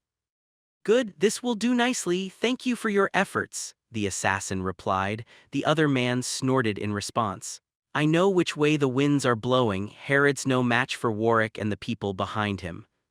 "Her days are numbered," the traitor said. "Very true, but then so are yours," the assassin remarked with deceptive calm as he lunged forward and stabbed the traitor up under his ribs. The man coughed and crumpled lifelessly onto the alley floor. The assassin then quickly cleaned his knife off with a cloth and resheathed it. The corpse's eyes were wide open in surprise, and the assassin gave it a smug smile. He then picked the pouch up from where it had fallen on the ground and opened it. This time Blacknell clearly saw the glint of gold from within, and he purred softly to himself. "I'll be taking this back for myself," the man laughed. "Nope, it's mine," Blacknell giggled as he dropped down on the man's back. "What, who?" the startled man gasped. The impact stunned the man and he started to fall. The hobgoblin wasted no time. He started stabbing wildly at the man's exposed sides. Before the assassin even hit the ground, Blacknell had stabbed him more than half a dozen times, and then Blacknell stabbed him half a dozen more. The grinning hobgoblin stepped off the man's squishy body and started to loot the bloody corpses. He took the scroll as a gift for Herod but claimed all the assassin's knives and the pouch of gold for himself. He'd earned them after all. Queen of Swords 7. With his human prey laying dead on the wet cobblestones at his feet, Blacknell hurried back towards Cedar and the other scouts. He broke out into a quick run, so it only took him a few minutes to find them. Thankfully, they hadn't gone far and were just around the corner from where they'd fought Zelina's hirelings. When he turned the last corner and Cedar's form came into view, Blacknell let out a deep, relaxing breath. He was relieved that his master hadn't managed to get himself into trouble while he'd been gone. He'd sort of been expecting his master to have picked a fight with a troll or something. He had no idea how or why a troll would show up in the middle of the city, but if one did, he was sure Cedar would run into it. "I'm back," Blacknell called out as he rejoined the Rangers. He didn't want to startle them and get shot in the chest by an arrow. "Did you find anyone?" his master asked with obvious interest. "Yep, I found us as two stupid humans," the hobgoblin started to reply. However, he was unexpectedly cut off by the shrill sound of a distant whistle. The first blast of noise was soon followed by several more, and they formed a pattern Blacknell recognized. It was the signal that enemies were coming down the road. Even the humans beside him, with their tiny, useless pink ears, apparently heard it because they turned to look in that direction. "Time to go. Quickly, get back to the road," Cedar commanded everyone as he broke out into a jog. Together, the group of rangers dashed back towards the main street that led to Herod's compound and the lookout there that had just signaled them. As they ran, Blacknell risked a quick look around. The sun had now reached the apex of the sky. It was still cloudy overhead, so it wasn't all that bright out, but there was enough light to strip most of the shadows from the tight corridors that Cedar's group were running through. The sunlight had also finally started to dry the wet ground, and the puddles were evaporating. Cedar's group soon arrived near the warehouse where they had stationed the sentry earlier, and they came to a cautious stop. One of the scouts peeked out at the street from around a corner, but the roadway seemed clear. Carefully, he led the others to the entrance of the building. Blacknell listened carefully for signs of an ambush as well. He didn't hear anything at first until they got close to the doorway, and then he heard a slight shuffling noise. There was at least one person concealed on the other side of it. He was just about to hiss a warning when he got a good whiff of their scent. The hobgoblin relaxed when he didn't smell anyone around who wasn't a member of Herod's band. Sure enough, a second later a familiar face stepped out of the doorway and greeted them. It was one of the rangers Cedar had sent out earlier. "Good, you're back. We need to get out of here. Zelina's men are moving in force now. There's easily 100 of the scum coming down the road. The misbegotten bastards will be here in just a minute or two," he told them. "Any word from Herod about how the preparations are going?" Cedar asked him gruffly. "No, and I don't care. We're not here to buy her time if she even needs it. We were just told to stop anyone trying to get a look at our defenses until the main attack comes, and it's bloody well here now," the other man replied impatiently. Cedar grunted in vague agreement before replying. "Fine then, let's get going. Tell the sentry to get his ass down here so we can leave," he growled. The other rangers soon arrived, and the entire group quickly retreated down the road towards the base. The group of about a dozen rangers and the hobgoblin dashed towards safety. As they ran, Blacknell could hear noise from behind them, and it made him more than a little anxious. It definitely sounded like people were chasing them, and he didn't like being the hunted one. He threw a nervous look over his shoulder, but the road behind them was still empty. The clutter of hoofs on stone and the thud of boots were very clear in his ears, though. He could also hear quite a bit of activity from up ahead, and he really hoped it was the rest of his tribe. It would be awkward if it was a trap, because then he'd have to make a break for safety and leave everyone else behind. The reason for all the noise soon became obvious, however, and it wasn't a trap. The wide cobblestone road that led to Herod's base was full bandits, and a tall wooden barricade now stretched all the way from the building on one side to the building on the other. It was a little taller than a human man, and had been hastily constructed out of mismatched wooden panels. Herod herself was out front overseeing the work as her minions finished assembling the wall. Her idea of supervision seemed to involve an awful lot of screaming and insults. "Move faster, you lazy vermin. If you don't start moving your fat asses faster, then you won't have to worry about the enemy, because I'll kill you fucks myself," she yelled savagely at the workers. The bandit chieftain then noticed Cedar's group returning and turned towards them. "I take it that your arrival means that Zelina's finally attacking?" she asked Cedar as they walked up to her. "A large force of what certainly looks like Zelina's men is coming down the road right behind us. There's no sign of the mercenaries yet, though. How are things going here?" Cedar replied. "Well enough. The barricade isn't pretty, but it should do the job. The demolition crews have also finished collapsing buildings across the other ways in," Herod answered. "We sure are making a mess," one of the other scouts murmured to himself. Before Cedar could respond to Herod, her expression hardened and her hand dropped towards her sword. Thankfully, she was no longer looking at Cedar, though, but gazing past him instead. Both Blacknell and his master hurriedly turned to see what she was gazing at. It was probably important. The hobgoblin growled softly as he took in the figure of a lone horseman on the empty road behind them. The rider had come to a stop well out of bowshot, and he was too far away for the hobgoblin to see details, but he seemed to be scrutinizing Herod's barricade. "The first enemy has arrived. Looks like you two got here just in time for the big fight," Herod remarked. "Oh, joy SS?" Blacknell hissed sarcastically. He had seen human battles before, and being stuck in the middle of one was among the last places he wanted to be. The bandit chieftain then whistled sharply to get everyone's attention. Blacknell winced as the noise painfully pierced his skull. He hated it when people whistled. "All right, everyone, get to the other side of the wall. The pathetic fools we're about to slaughter have arrived," Herod yelled loudly enough for all her nearby minions to hear. There was no gate in the barricade, so Cedar's group followed Herod into a nearby building. The door was shut and locked behind them, and then a large bookcase was jammed up behind it for good measure. With that done, they stepped out of another door and into the area behind the barricade, where they would supposedly be safe. The hobgoblin was glad they had a wall, but he thought it would probably be safer to be somewhere that wasn't about to be attacked. A slight smile appeared on Herod's face as she surveyed the scene before her. Her men were rushing around to put the finishing touches on the wooden barricade that loomed before them. Blacknell thought this was a good time to give her his gift, because it looked like things were going to get very busy soon, and he didn't want to forget. He found that when people tried to kill him, it was usually very distracting. "Oh, great SS mistress, I have a present for you," he announced loudly to catch her attention. Herod turned around and scowled at the hobgoblin. He gave her a hopeful grin in return. "You'd better not be about to lay some dead rat you caught on the way back here at my feet," she remarked coldly. "He's a hobgoblin, not a cat," Cedar interjected dryly. Herod just huffed impatiently for Blacknell to get to it. The hobgoblin hurriedly pulled the scroll case out from where he'd tucked it into his belt and held it out in front of himself where she could see it. "I don't think you've started writing or even reading, so what in all the hells is that?" she asked curiously as she reached out and took it from him. Maybe it's hobgoblin poetry, one of the scouts whispered to the man beside him, which caused him to snicker quietly. Blacknell ignored them. The vile and smelly SS traitor gave it to the stupid human SS assassin I killed, so I offer assess it to you as proof of my kills, he told Herod excitedly.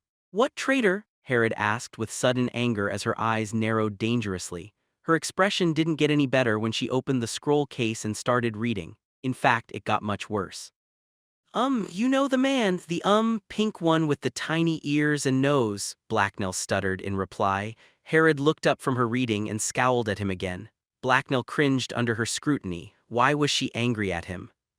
Maybe he should learn people's names after all. Why did all humans have to look so similar? He's the one who smelled kind SS of Rusty all the time SS, the hobgoblin added hopefully. He was disappointed. Herod's scowl grew deeper, but thankfully she turned away from him and towards his master. Surely he hadn't been the only one to notice that smell. Humans sure had bad senses of smell. Cedar, I don't suppose you happen to see the bastard Blacknell is talking about? Herod asked. No, sorry, Cedar replied carefully. Herod groaned in uncharacteristic frustration and eyed Blacknell irritably again. The hobgoblin gave her a nervous smile back. Fine, whatever, don't worry about his bloody name then. Tell me exactly how you got this scroll, she commanded the hobgoblin. Blacknell immediately launched into a rambling explanation on how he tracked the super dangerous 8-foot-tall assassin through the streets and then killed both him and the traitor in an extended knife fight. There may have been a vicious pack of dogs or harpies as well. He left out the little unimportant details though, like the pouch of gold. Well, it seems like you handled the situation right, Herod told the hobgoblin. I can figure out who in all the hells the traitor was after I deal with the small army that is about to attack us. Now get back to work. I want you both to join the defensive line, but don't forget to keep an eye out for anyone trying to sneak around it.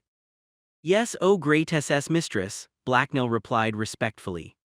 He thought it was a good idea to make sure that he was back on her good side. Herod wasn't impressed though. Shut your flapping trap and move, I'm busy, she growled back as she turned away dismissively. You heard the boss, let's get going, Cedar told the hobgoblin. The pair then hurried away from the irate bandit chieftain and went to find a good position. Blacknell started to head directly for the barricade, but Cedar stopped him and pointed out a nearby roof with easy access by an exterior stairway.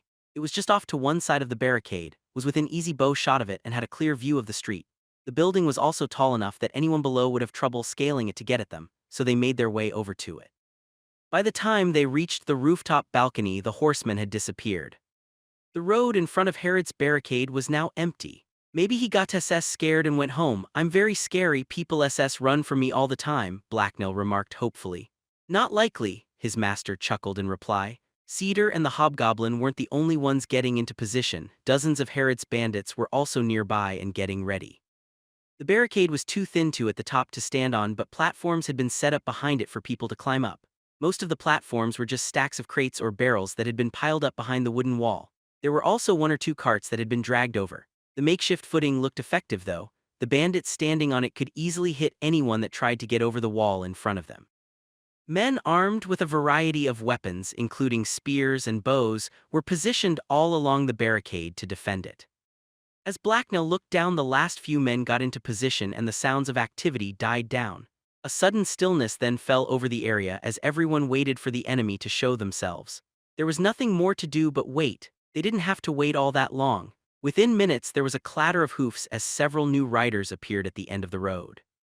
One of them held a long banner. There wasn't quite enough wind for it to unfurl, so Blacknell couldn't make out the symbol on it, but it still looked more than a little impressive. As all of Herod's minions watched, the horsemen talked among themselves and observed the barricade that was blocking their way. They didn't seem very impressed by it. A deep keening noise suddenly rippled through the air as one of the riders raised a horn to his lips. The eerie wail washed over Blacknell and caused the hairs on his skin to rise. When the noise died down, Blacknell didn't feel any better because it was quickly replaced by the sound of pounding footsteps, and quite a lot of them. As Blacknell watched, the horsemen cantered off to the side of the road and a rough-looking mob of men came down the street past them. Blacknell gulped nervously as he gave up trying to count them. There must have been hundreds of them. Certainly, there were more of them than he had fingers and toes anyway. They look like normal dagger-point riffraff. Zelina must be holding her real soldiers in reserve, Cedar remarked matter-of-factly. Blacknell eyed his master skeptically. There were even more enemies than he could see. They already outnumbered Herod's band. They look more than scary enough to me. Let's find somewhere safer to be, like the forest, Blacknell whined. Bah, stop being a coward. Fighting isn't all about numbers, Cedar replied scornfully. As the wave of armed and angry-looking humans descended upon the barricade, Blacknell got a better look at them. They did seem to be nothing special. Most of them wouldn't have stood out if Blacknell had seen them walking down the street. Of course, this was dagger point, so that just meant they weren't armed with anything larger than a short sword or a large club. By contrast, Herod's men were better armed and shinier. Almost all of them had helmets, and many of them had weapons larger than just short swords. A few of them even had chainmail shirts and shields. None of the attackers had that sort of equipment. There were still a bloody lot of them, though. Blacknell was brought back to reality by the sound of Cedar pulling his bow string back. He looked over just in time to see his master release an arrow at the approaching enemies, and a loud twang sound echoed past him as the bowstring vibrated. The projectile sailed over the heads of the first few advancing attackers, and then slammed into the throat of an unlucky man several ranks back. Instantly the man collapsed and then disappeared as he was trampled underfoot by the rest of the mob. A victorious roar went up from the rest of Blacknell's tribesmen as they celebrated the kill. It was quickly matched by a chorus of bloodthirsty cries from the wave of heavily armed thugs that were bearing down on the wall. Now that they were within bowshot, the mob picked up speed as one by one they started breaking out into full-out sprints. The attackers looked eager to strike back and spill some blood of their own. Blacknell was going to have to do his best to disappoint them. He clenched his fists nervously as the violent maelstrom of noise from the young battlefield below washed over him. The first shot had been fired. The first death had been dealt. The battle that would decide the fate of Herod's band and all of Daggerpoint had begun. Blacknell's stomach grumbled. He wished he'd brought more snacks. Maybe he could loot something. Queen of Swords 8. The wave of attackers bore down on the barricade Herod had ordered built across the road. Blacknell and his master looked down over the battlefield from a balcony on the side of a building beside the makeshift wall. Both of them had bows and full quivers of arrows. "Don't just stand there, help me out," Cedar growled at the hobgoblin. Blacknell smiled eagerly as he took up his bow and fitted an arrow to it. He gripped it steadily and pulled the string back all the way to his face. He carefully selected a particularly stupid-looking red-haired human from among the advancing crowd, aligned his sights on the man's chest, and then let the arrow loose. The unleashed projectile sprung forward with a deep twang and bit deep into the knee of a man standing several feet to the left of Blacknell's target. The accidental victim screamed before collapsing onto the ground. The hobgoblin grimaced at how far off he'd been. He was a great archer. That arrow should have gone where he'd aimed. The wind must have shifted or something. Stupid wind.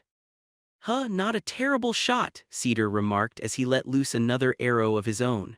"Yes, now he can't run SS away," Blacknell responded guardedly.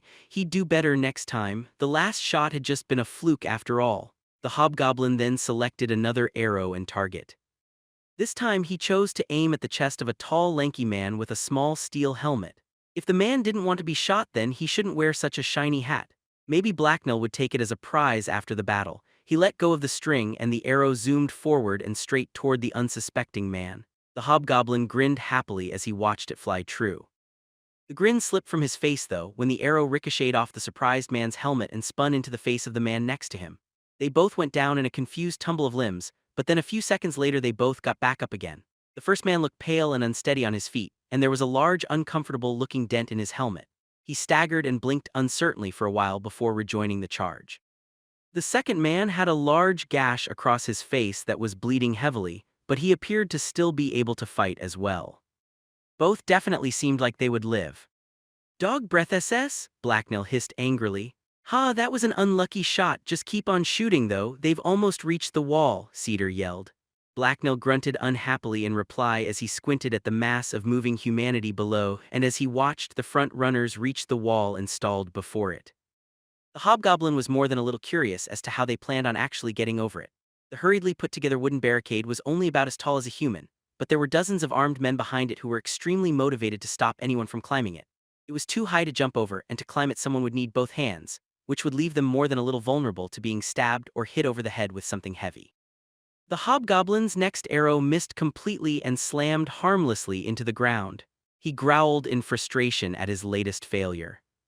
The shaft must have been bent. In fact, if Blacknell turned his head just so and glared at the arrow a certain way, then it definitely looked curved. It wasn't his fault he'd been given defective weapons. As more and more attackers reached the wall, their intentions became obvious to Blacknell. They were planning to simply overwhelm the defenders with the force of their numbers. As the mob rushed forward, they left a trail of dozens of dead and wounded on the ground behind them. More than a few of them had already been brought down by Herod's archers, but there were still plenty more. Groups of Zelina's soldiers began throwing themselves at the barrier. They aimed for any spot that looked undefended and easy to climb over. Some tried to go over alone while others worked together to try and distract the guards and protect the climbers. Blacknell was happy to see that it didn't work very well. Almost all the climbers got a blade shoved in their face as a reward for their efforts, but some made it and the fight started in earnest. Fighting began to break out on the other side as attackers scaled the barricade and found themselves face to face with Herod's men and outnumbered. The defenders tried to overwhelm the initial attackers before more of Zelina's hirelings could make it over, and the desperate attackers tried to survive long enough for reinforcements to scale the wall behind them.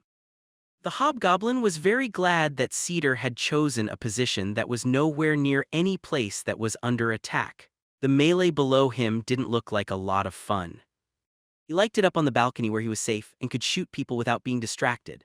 Blacknell noticed one of his tribesmen along the wall cut down a climber and get dragged from his perch by several other attackers for his trouble. Immediately, more men began to scale the barrier where it was now undefended. The hobgoblin quickly chose one of the men and shot an arrow at him. Blacknell held his breath expectantly for the short seconds it took the arrow to hit its target, and hit it did. The projectile slammed into the man's ass and he howled as he fell from the wall. "Aha, that one SS hit," the hobgoblin laughed triumphantly. Blacknell raised a fist into the air and gave a little jump as he celebrated his glorious kill. He really was a great archer. He'd been aiming for the man's back, but that was really close. "Get down," Cedar suddenly roared. The old scout hurriedly grabbed Blacknell's sleeve and yanked the surprised hobgoblin to the ground. The surprised hobgoblin's wrist jammed painfully as he tried to catch himself and stop his fall. "Wah!" he hissed in pain and confusion. Blacknell's confusion was dispelled as an arrow whirred through the exact space his head had been a split second ago. The hobgoblin felt his throat tighten from the shock and he gulped nervously. That had been very close. "Pay bloody attention to what's going on around you, you damn fool," Cedar growled as he held the hobgoblin down. "Yes, master, I will. I just didn't think they had any archers," Blacknell replied submissively. His master had just saved his life. He was fairly sure getting an arrow in his skull would kill him. "Well, now you know they do," Cedar answered heatedly as he let go of the hobgoblin's sleeve. The old scout peered carefully over the edge of the balcony they were on. A few seconds later he quickly rose to his feet and then aimed and shot his bow in one smooth flowing motion. After a moment the old scout smiled. "There, I got the bastard," he then crowed proudly. Blacknell was more than a little impressed. Since they'd left the forest his opinion of his master had started to slip. He thought Cedar was sort of useless in the city, but now he knew he'd been foolish to believe that. He still had a lot to learn. As Blacknell admired his master's skill, Cedar suddenly tensed. The gray-haired scout then threw himself to the ground as a flock of arrows ripped through the air and smacked into the wall behind him and Blacknell. The hobgoblin flinched at the noise and dropped onto his stomach with his arms covering his head. Above him, several still quivering and humming arrows protruded from the wooden side of the building. Apparently, Cedar had missed an archer or two. "It seems we've attracted some unwanted attention," Cedar remarked as he grinned at Blacknell from where he lay next to him on the balcony. "Yes, so let's leave SS," the hobgoblin hastily replied. He didn't like being shot at nearly as much as shooting at people. "Just a second," the old scout told him. Cedar crawled over to the balcony's edge and peeked over it. He then scanned the battlefield below them thoughtfully. Blacknell crawled up beside him while keeping an eye out for incoming projectiles and followed his gaze. He quickly noticed what his master was looking at. In the center of the street among the chaotic masses, a small disciplined group had appeared. They stood out from the others and were clearly more than just normal dagger-point thugs. Their formation included several men with shields surrounding a group of archers. As Blacknell eyed them nervously, the bowmen resumed shooting. Arrows began to rain down on the defenders that were still struggling to hold the barricade and the occasional unlucky attacker as well. The climbers redoubled their effort to make it over the barricade and the sounds of fighting intensified. "So, Zelina has finally made her next move. I wonder what Herod will do." "They're both playing their cards close to their chests," Cedar mused to himself. As Blacknell peered over the balcony railing, he noticed movement at one of the windows of a building across the street. He tried to see what it was, but it was too far away and all blurry. "There's something there," he told his master as he pointed to it. "Ah, here we go, there's Mahedium," Cedar replied. Blacknell had no idea how his master could tell who was at the window. The hobgoblin's own eyes had trouble making out things that far away, but Cedar was soon proven right in a dramatic fashion. A heavy pulsing noise washed over the battlefield as a wave of rippling air shot forth from the window.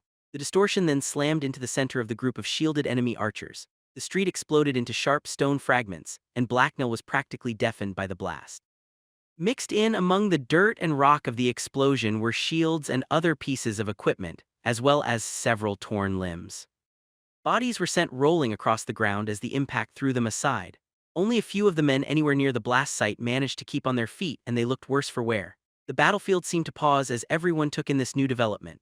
As the roar of the blast died down, the sounds of steel on steel and screams of pain and rage seemed muted and less frequent. A weird veil of quiet fell across the fighting. Then Mahedium unleashed another barrage upon the largest concentration of attackers near the wall. Screams filled the air as men were torn apart by the magical force, and the tide of battle shifted once again. Blacknell grinned savagely at the beautiful destruction that filled his eyes. It was moments like this that made him really want to be a mage. The rest of the thugs attacking the wall faltered and began to panic. Men trying to climb the wall froze, as the companions beside them took a nervous step back. Blacknell even saw one shorter female fighter who had successfully made it over the barricade abandon her position and leap back across. She was obviously very smart for a human. Herod's men were quick to take advantage of this opening, and they regrouped. Her bandits surged up to the wall and began to cut down Zelina's stunned men. Soon no attackers were left on the defenders' side of the barricade, and Herod took complete control of the wall back. That was too much for the remaining attackers at the foot of the barricade. They still outnumbered the defenders, but now they were disorganized and at a serious disadvantage. As when they seemed to waver, and then one of them screamed in surprise and pain as Blacknell's latest arrow slammed into his left butt cheek. Why did that keep happening? That wasn't where he had aimed. That was too much for attackers. As if the wail had been some sort of prearranged signal, they broke and started to flee. Groups of them began dashing away from the wall and down the street. Within seconds, the fighting stopped and only the sound of panicked footsteps remained. Soon even that was gone, and the last of Zelina's soldiers disappeared down one of the many shadowy side streets. Aha, we won! Run SS, stupid humans, run! I'll find you though, you can't hide SS from me, Blacknell cheered triumphantly. The hobgoblin then quickly turned away from the battlefield and headed for the stairs that led down to safe side of the wall. He wanted to beat the rush and get the best loot for himself. Where do you think you're going, Blacknell? Cedar asked. I'm going SS to go find some prizes. Some of the people SS in our band are really greedy and will take all the good stuff SS for themselves unless I get their SS first, the hobgoblin responded. The battle is far from over, Cedar growled. The hobgoblin turned around and gave his master an uncomprehending stare. Below him on the street, the last of attackers had already fled. Only blasted rubble and a scattering of corpses remained. It certainly looked like his tribe had won. Really, SS? He asked his master doubtfully. Yes, that was just the first wave. They were disposable. Zelina's commanders just threw them at us hoping that they would weaken us. Their main force is still to come, and now they've tested our defenses, Cedar explained. And that's bad? Blacknell asked with wide eyes. It might be, we'll have to see what they do next, Cedar replied. The hobgoblin sighed and walked back over to his master. He then leaned over the balcony and tried to peer down the street to see if anyone was coming. He couldn't see very far though, because another tall wooden warehouse was in the way, but after several minutes spent leaning precariously over the railing, he finally heard something. It was quiet enough that he almost dismissed it. It wasn't the sound of a large group of people, but rather it sounded more like just a few.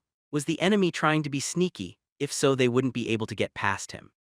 No one was as sneaky as Blacknell. He was the sneakiest of them all. As he turned to look in the direction the sound had come from, a sudden burst of movement caught his eye. A small group of men burst out of the entrance of one of the nearby side streets and took up position outside it. There were about a dozen of them, and they stuck close to the nearby building for cover. They didn't seem very threatening to Blacknell. What were they doing? Several of them had bows, but what could half a dozen archers do, especially at that range? Unless they were all very good shots, they would have trouble hitting anyone from that far away. As he watched, another man stepped around a corner and into sight with a lit torch in his hand. Blacknell tilted his head to the side in confusion. That was weird. Why did they have a torch out in the middle of the day? Maybe they were cold. A few seconds later, his question was answered and his eyes widened in surprise. One of the men drew an arrow and held it up to the flame. Instantly, the oddly thick head of the arrow caught fire. The archer then wasted no time in taking a shot at the wall with his bow. The fiery projectile arced through the air and slammed into a wooden panel on the barricade before bouncing off and falling harmlessly to the ground. It was quickly followed by others though, and several of those hit the wood and stuck. "Oh, fire!" the hobgoblin remarked in fascination as he stared at the flames that writhed around the enemy's arrowheads. He wanted some of those. Imagine being able to light fires from a distance. The possibilities were endless, and you didn't even need magic. Those of Herod's men that had bows of their own shot back, but the new attackers were quick to scramble behind cover where they were hard to hit. A steady rain of fire arrows began to fall on the wooden barricade that protected Herod's forces. Slowly but surely the flames began to spread and consume the wooden barricade. Cries of alarm went up from the defenders as their protection burned. Blacknell winced as he heard Herod start yelling at the top of her lungs. "Get those fires out now, you know what to do," she commanded her men. Blacknell knew things were serious because she hadn't even had time to swear. Cedar joined in the defense. The old scout drew an arrow from his quiver and took a shot at one of the saboteurs. This time, however, he missed his mark by a few inches and his arrow bounced harmlessly off a wall behind one of the attacking archers. The close shave startled the man though, and he dropped the arrow he'd been about to shoot. It clattered onto the ground and went out. The archer then had to go back and have it lit again. "Damnation!" Cedar swore as he reached for another arrow. "They're too far away. I really hope the fools don't burn the entire city down. Why is that damn barricade so flammable?" A mental picture of all of Dagger Point burning suddenly sprung to life in Blacknell's head. It was almost all wood, so it would burn quite nicely and it would sure make for a huge spectacle. He kind of wanted to see that, just not from the inside. "Uh-oh," Blacknell exclaimed nervously as he studied the panicked activity below him. Queen of Swords 9. Suddenly, a door near the barricade swung open and a squad of Herod's men started pouring out. The armed bandits immediately raced towards the archers. However, the saboteurs didn't stick around to fight. They took a few seconds to fire off one last volley and then disappeared back into the alleyways. Some of the lead members of the bandits tried to give chase, but they were soon called back. "You bloody idiots, get back here, unless you've got a death wish, get back here," their leader yelled. Just as the group of Herod's men started to turn around, another group of archers appeared on the other side of the street and loosed another volley of fire arrows at the barricade. A few of the saboteurs shot at the bandits out on the street instead of the wall, and one of Herod's men went down with an arrow in his side. The leader of the group froze for a second and looked around hesitantly before springing into action. "Grab the injured and let's get back to the wall. We're not doing any good out here," he yelled as he started organizing his squad's retreat. By this time, the flames from the first enemy's arrows had started to spread across the wooden barrier. There was a loud crack and a shower of sparks as a particularly dry section caught flame. "We should get down there and help," Cedar told the hobgoblin as he started down the stairs. Blacknell nodded happily in reply. He wanted to see the fire from closer up anyway. The dancing reds and oranges were always so pretty, and he liked the crackling noise the flames made. The hobgoblin and his master quickly rushed back down to the road behind the barrier. It was a mad bustle of activity there. Bandits were running around everywhere as they tried to fight the fire, keep a lookout for the next attack, help the wounded, and move flammable supplies out of the way. Herod was in the very middle of the street shouting commands. At her direction, the barrels by the wall that some of the bandits had been standing on were opened, and water was scooped out into buckets. Blacknell was impressed. Apparently Herod had predicted that the enemy would use fire. Cedar immediately headed for the chieftain to get orders, but before they got there, Mahedium stepped out of a nearby crowd and drew her attention. The mage was carrying his usual staff, and Blacknell eyed it with new respect. He'd seen the damage it had inflicted on the enemy. The mage wasn't alone this time, though. A scared-looking older boy was at his side. He was carrying what looked to be a spare mage's staff and had short blonde hair. Herod grinned excitedly as she noticed the mage. "Are you ready?" she asked him. "Yes, a blaze this size should be no problem. I'm well prepared for much worse," Mahedium replied as the boy at his side shied away from Herod. "Then get to it. The flames aren't getting any smaller and my barrier isn't getting any stronger," the bandit chieftain told the mage dryly. "Just make sure there are any snipers hidden anywhere nearby." "I'd hate to get an arrow in my back as I'm working. That would be inconvenient for both of us," Mahedium replied coolly. "Blacknell and I will take care of that if that's what the boss wants," Cedar explained as he joined the other two bandits. "That's fine with me, just hurry up," Herod told them. "Good, you two are the best," the mage commented as he calmly but vigorously started walking towards the barricade's entrance.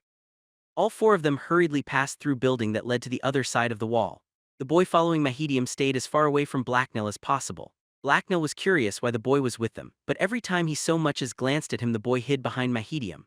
The hobgoblin made a mental note to try again later when he wasn't wearing his scary mask. "My staff, please," Mahedium told his aide as soon as they got back outside. The boy immediately handed the staff he was carrying to the mage, and the mage exchanged it with his own.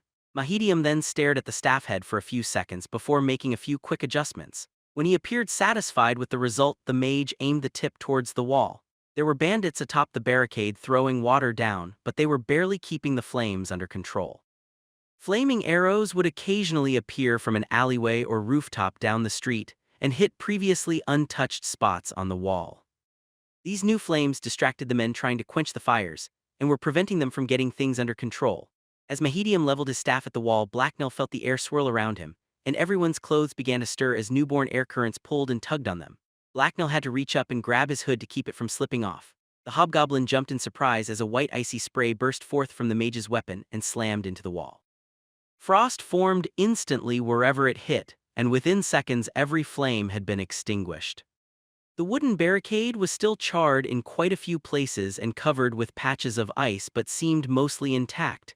Cedar raised a surprised eyebrow as he regarded the mage's work. "That was no measly magic trick, I don't think I've seen that before," he remarked. "Huh, I'm not surprised. A staff like this isn't something many combat mages get their hands on outside the Navy anyway. It's delicate and requires 3 different stones to power it. There's no better way to put out fires, but the guilds don't like handing out staffs with more than 1 stone in them to combat mages," Mahedium replied. "Where'd you get it from then?" Cedar asked curiously. "Avrolus had it as well as the stones to power it." "I didn't ask where he got it from though because I'm not sure I'd like the answer," the mage replied. "And he just gave it to you?" Cedar asked in disbelief as his eyes hardened at the mention of the blood mage.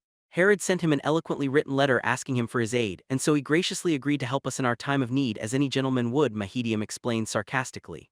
"Ah," Cedar replied as he scowled darkly. Blacknell didn't get it. "He also gave me several other crystals and the use of half a dozen of his men," the mage added. One of Cedar's eyebrows rose and he gave the mage an incredulous look before making an impressed whistling sound. "Herod must really have him by the balls. That sounds like a small fortune," the old scout remarked. "Indeed it is. Avrolus has his own reasons for wanting Zelina's plans foiled, though Herod's rather direct letter certainly motivated him further," Mahedium explained. This conversation was just making Blacknell more confused. He didn't really understand what his master and the mage were talking about. "Ha, I imagine it did," Cedar replied. "She certainly knows where to stick the knife. Although, I imagine you're right about him not liking the idea of Warwick taking over or anyone else for that matter. Chaos suits people like him much better than order." "I don't get it, why is Herod grabbing Avorlus' balls?" Blacknell suddenly interjected. Cedar wheezed loudly and began coughing hard enough that he had to bend over. The fit only stopped after he hit himself in the chest a few times, and even then he still looked pale. The corner of his mouth was also twitching. Mahedium blanched, grimaced, and seemed to be struggling to keep a spasm that had developed in his left eye under control. The boy at his side just looked shy and scared, so basically the same. None of those responses answered the hobgoblin's question. In fact, they raised several more. Blacknell's master threw a quick glance over his shoulder, and when he saw no one was there he gave a quiet chuckle and smiled at the hobgoblin. "It's just a saying, Blacknell, it means she's threatening him and he has to do as she says," he explained. "Ah, all right SS," Blacknell replied uncertainly. Any further conversation was interrupted by someone yelling down at them from the wall. "You 4 may want to stop gabbing and get back on this side of the wall. We've got incoming," a bandit that was leaning over the top of the barricade told them. Immediately they all looked down the street. Blacknell's ears went back against his head as he saw what was there. It was a lot more enemies and they looked meaner than the last ones. Coming down the street towards the wall and the hobgoblin standing in front of it were 2 formations of soldiers. Unlike the last attackers, these men weren't a mob, they were organized. They were also better equipped. The smaller group on the left looked a lot like Herod's own men. They had rough-looking armor and an assortment of wicked-looking weapons. The group on the right was even more dangerous-looking. Each man in it was equipped in exactly the same way, with a brown tabard, chainmail shirt, metal cap, short sword, and a small shield. They were also walking in step and moving all together like some sort of gigantic bug with 100 little legs. Blacknell had never seen anything like it. On one hand it seemed sort of pointless to him, but on the other it was more than a little terrifying. That'll be Warwick's regulars on the left and the mercenaries to the right. "Now the real fight starts," Cedar mused aloud. "We should head back inside," Mahedium quickly replied. The mage then started for the door without waiting for a response. Blacknell eyed the incoming troops anxiously. They didn't look weak and together they outnumbered his tribe by a fair bit. "We should SS run away, it's stupid to try and fight SS them like this," he told his master. "Herod knows what she's doing, Blacknell, we can win this. The chief has a plan and if it doesn't work well she's never been too proud to run before." Probably she even has an escape plan all laid out just in case, Cedar replied as they both headed off the street. You wouldn't happen SS to know this escape route would assess you? Blacknell asked him curiously. A derisive snort from Cedar was the only answer the hobgoblin got. The pair then quickly hurried after Mahedium and back through the building to the other side of the barrier. Are we going back to the up place we were before? Blacknell asked his master. It's called a balcony and we may as well. The other option is to take a spot on the wall, Cedar answered. No thanks, Blacknell remarked quickly. That seemed like a horrible idea. A lot of the people that had been protecting the barricade had gotten themselves killed. What kind of idiot would want to go there? The old scout and the hobgoblin then made their way back to the balcony where they had overlooked the first part of the battle. As Blacknell was climbing the last stretch of the creaky wooden stairs that led up the side of the building, he caught another good look at the approaching enemy. The two enemy formations were still moving separately and advancing slowly. A small group of horsemen rode between them and seemed to be the leaders. It's too bad none of those riders are stupid enough to get within bowshot. I wouldn't mind putting an arrow in someone more important than a grunt, Cedar remarked as he gazed towards the enemy. Yes, then I could shoot those horses, Blacknell replied viciously. Cedar rolled his eyes and sighed in exasperation but didn't say anything. What SS? They're mean, ugly things that trample SS and bite people, Blacknell explained. Let's just concentrate on the battle, his master replied dismissively. The hobgoblin scowled in frustration. Why couldn't all these humans see that horses couldn't be trusted? One day Blacknell knew he would be proven right, then everyone would know how smart he was and all the horses would be slaughtered. What a glorious day that would be. So, we're just going to stand here and shoot people like before? Blacknell asked his master. The hobgoblin didn't mind doing that. Except for the part at the end where the enemy had started shooting back, it had been both fairly safe and rather amusing. Pretty much, Cedar answered as he readied his bow.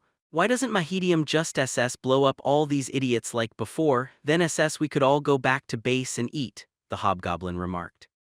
Maybe he will, we'll have to wait and see, the old scout answered distractedly.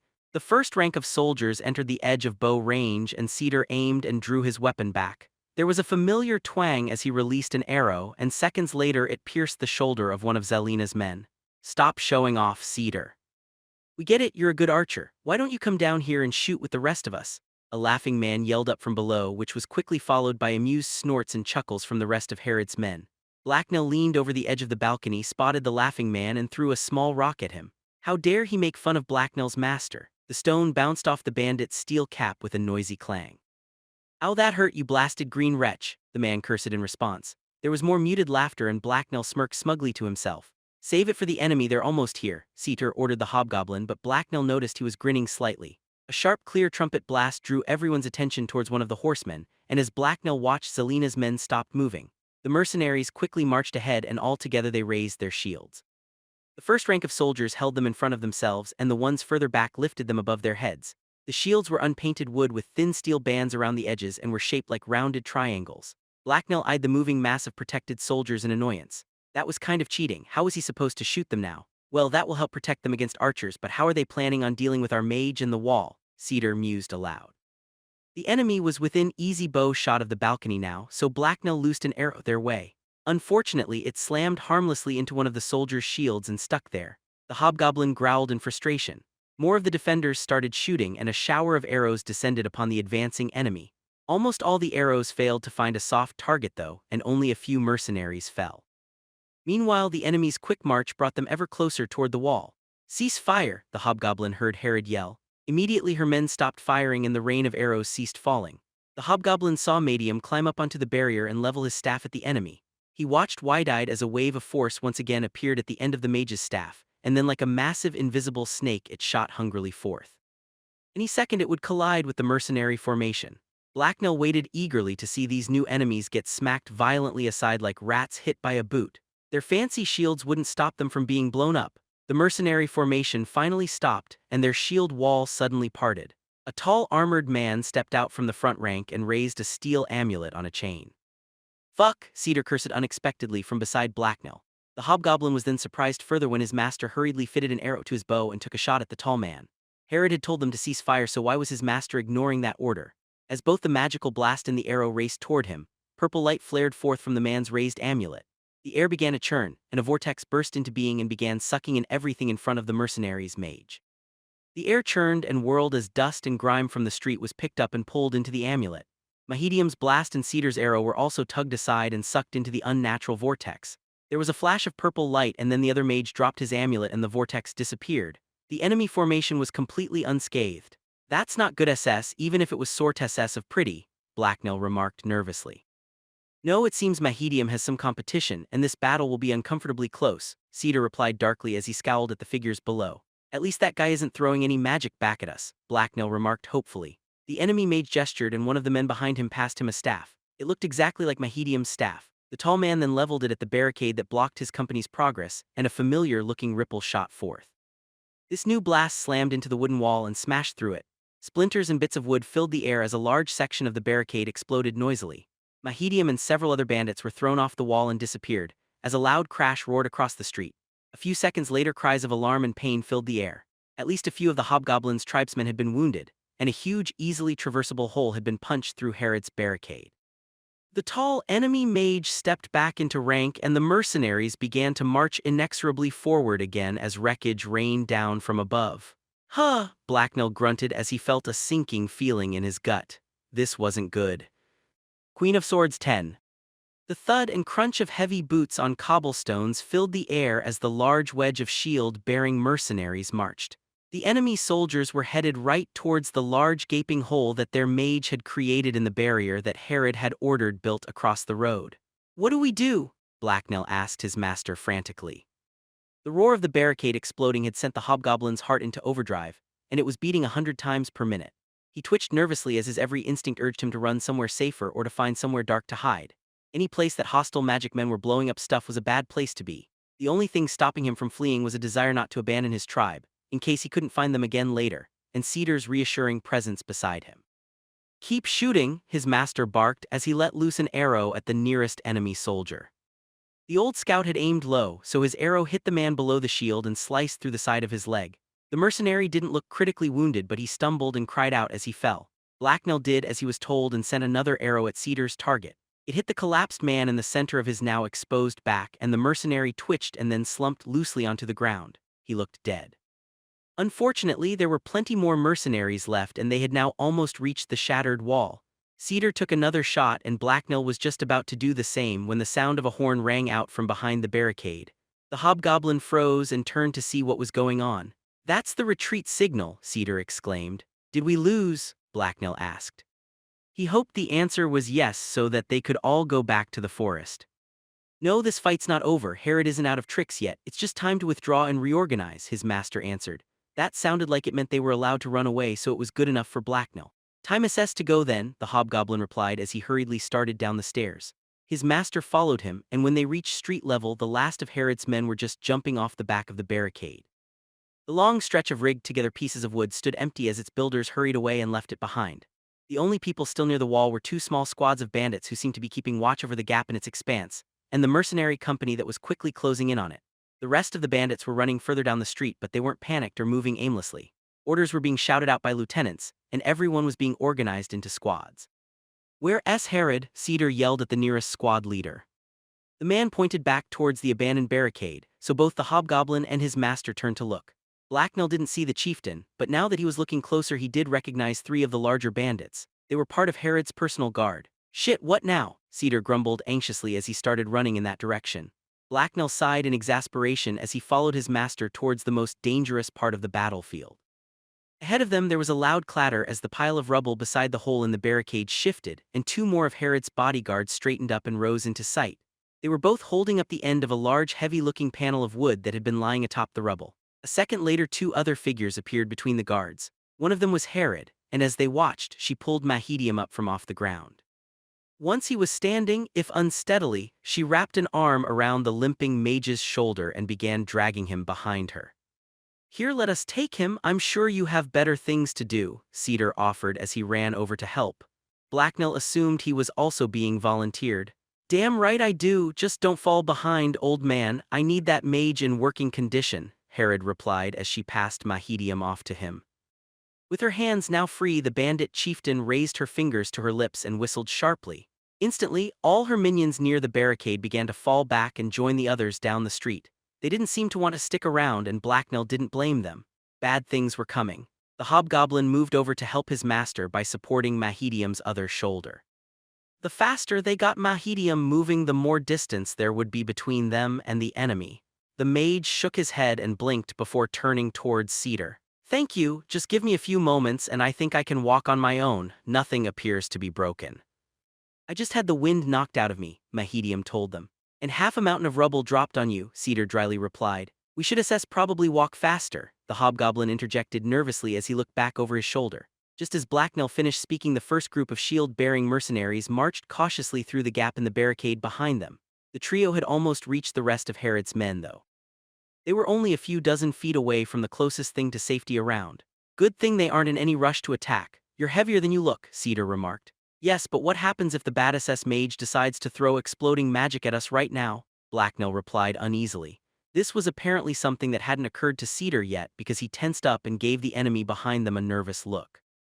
"I don't suppose that if that mage there decides to blast us into human paste you could stop him," Cedar remarked expectantly. "Maybe," Mahedium coughed in reply. He didn't sound very confident. "Bloody wonderful," Cedar sighed. "Hopefully they don't recognize me as the mage from before and all they see is some walking wounded."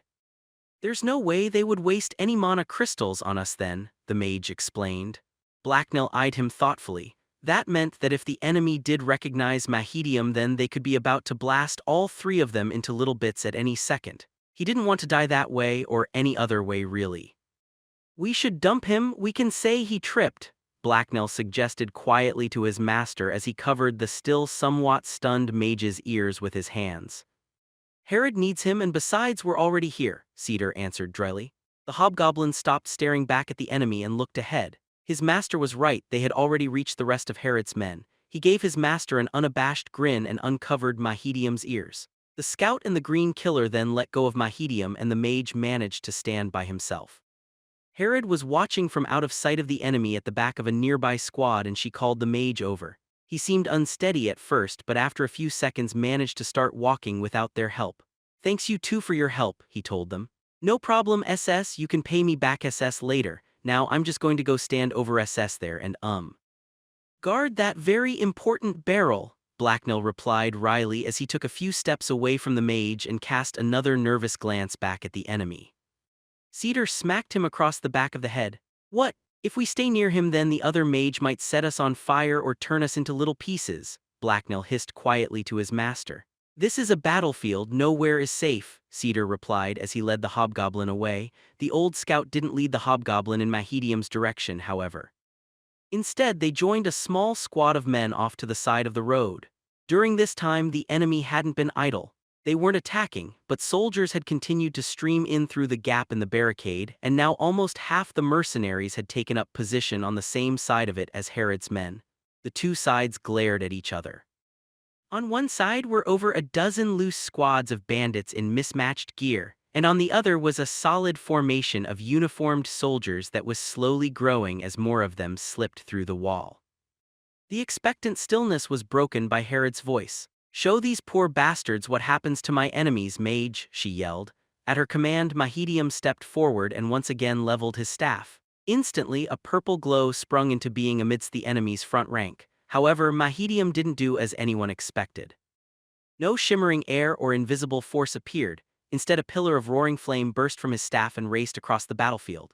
The purple glow intensified as the enemy mage summoned another vortex into being in front of him, but once again Mahedium had done the unexpected.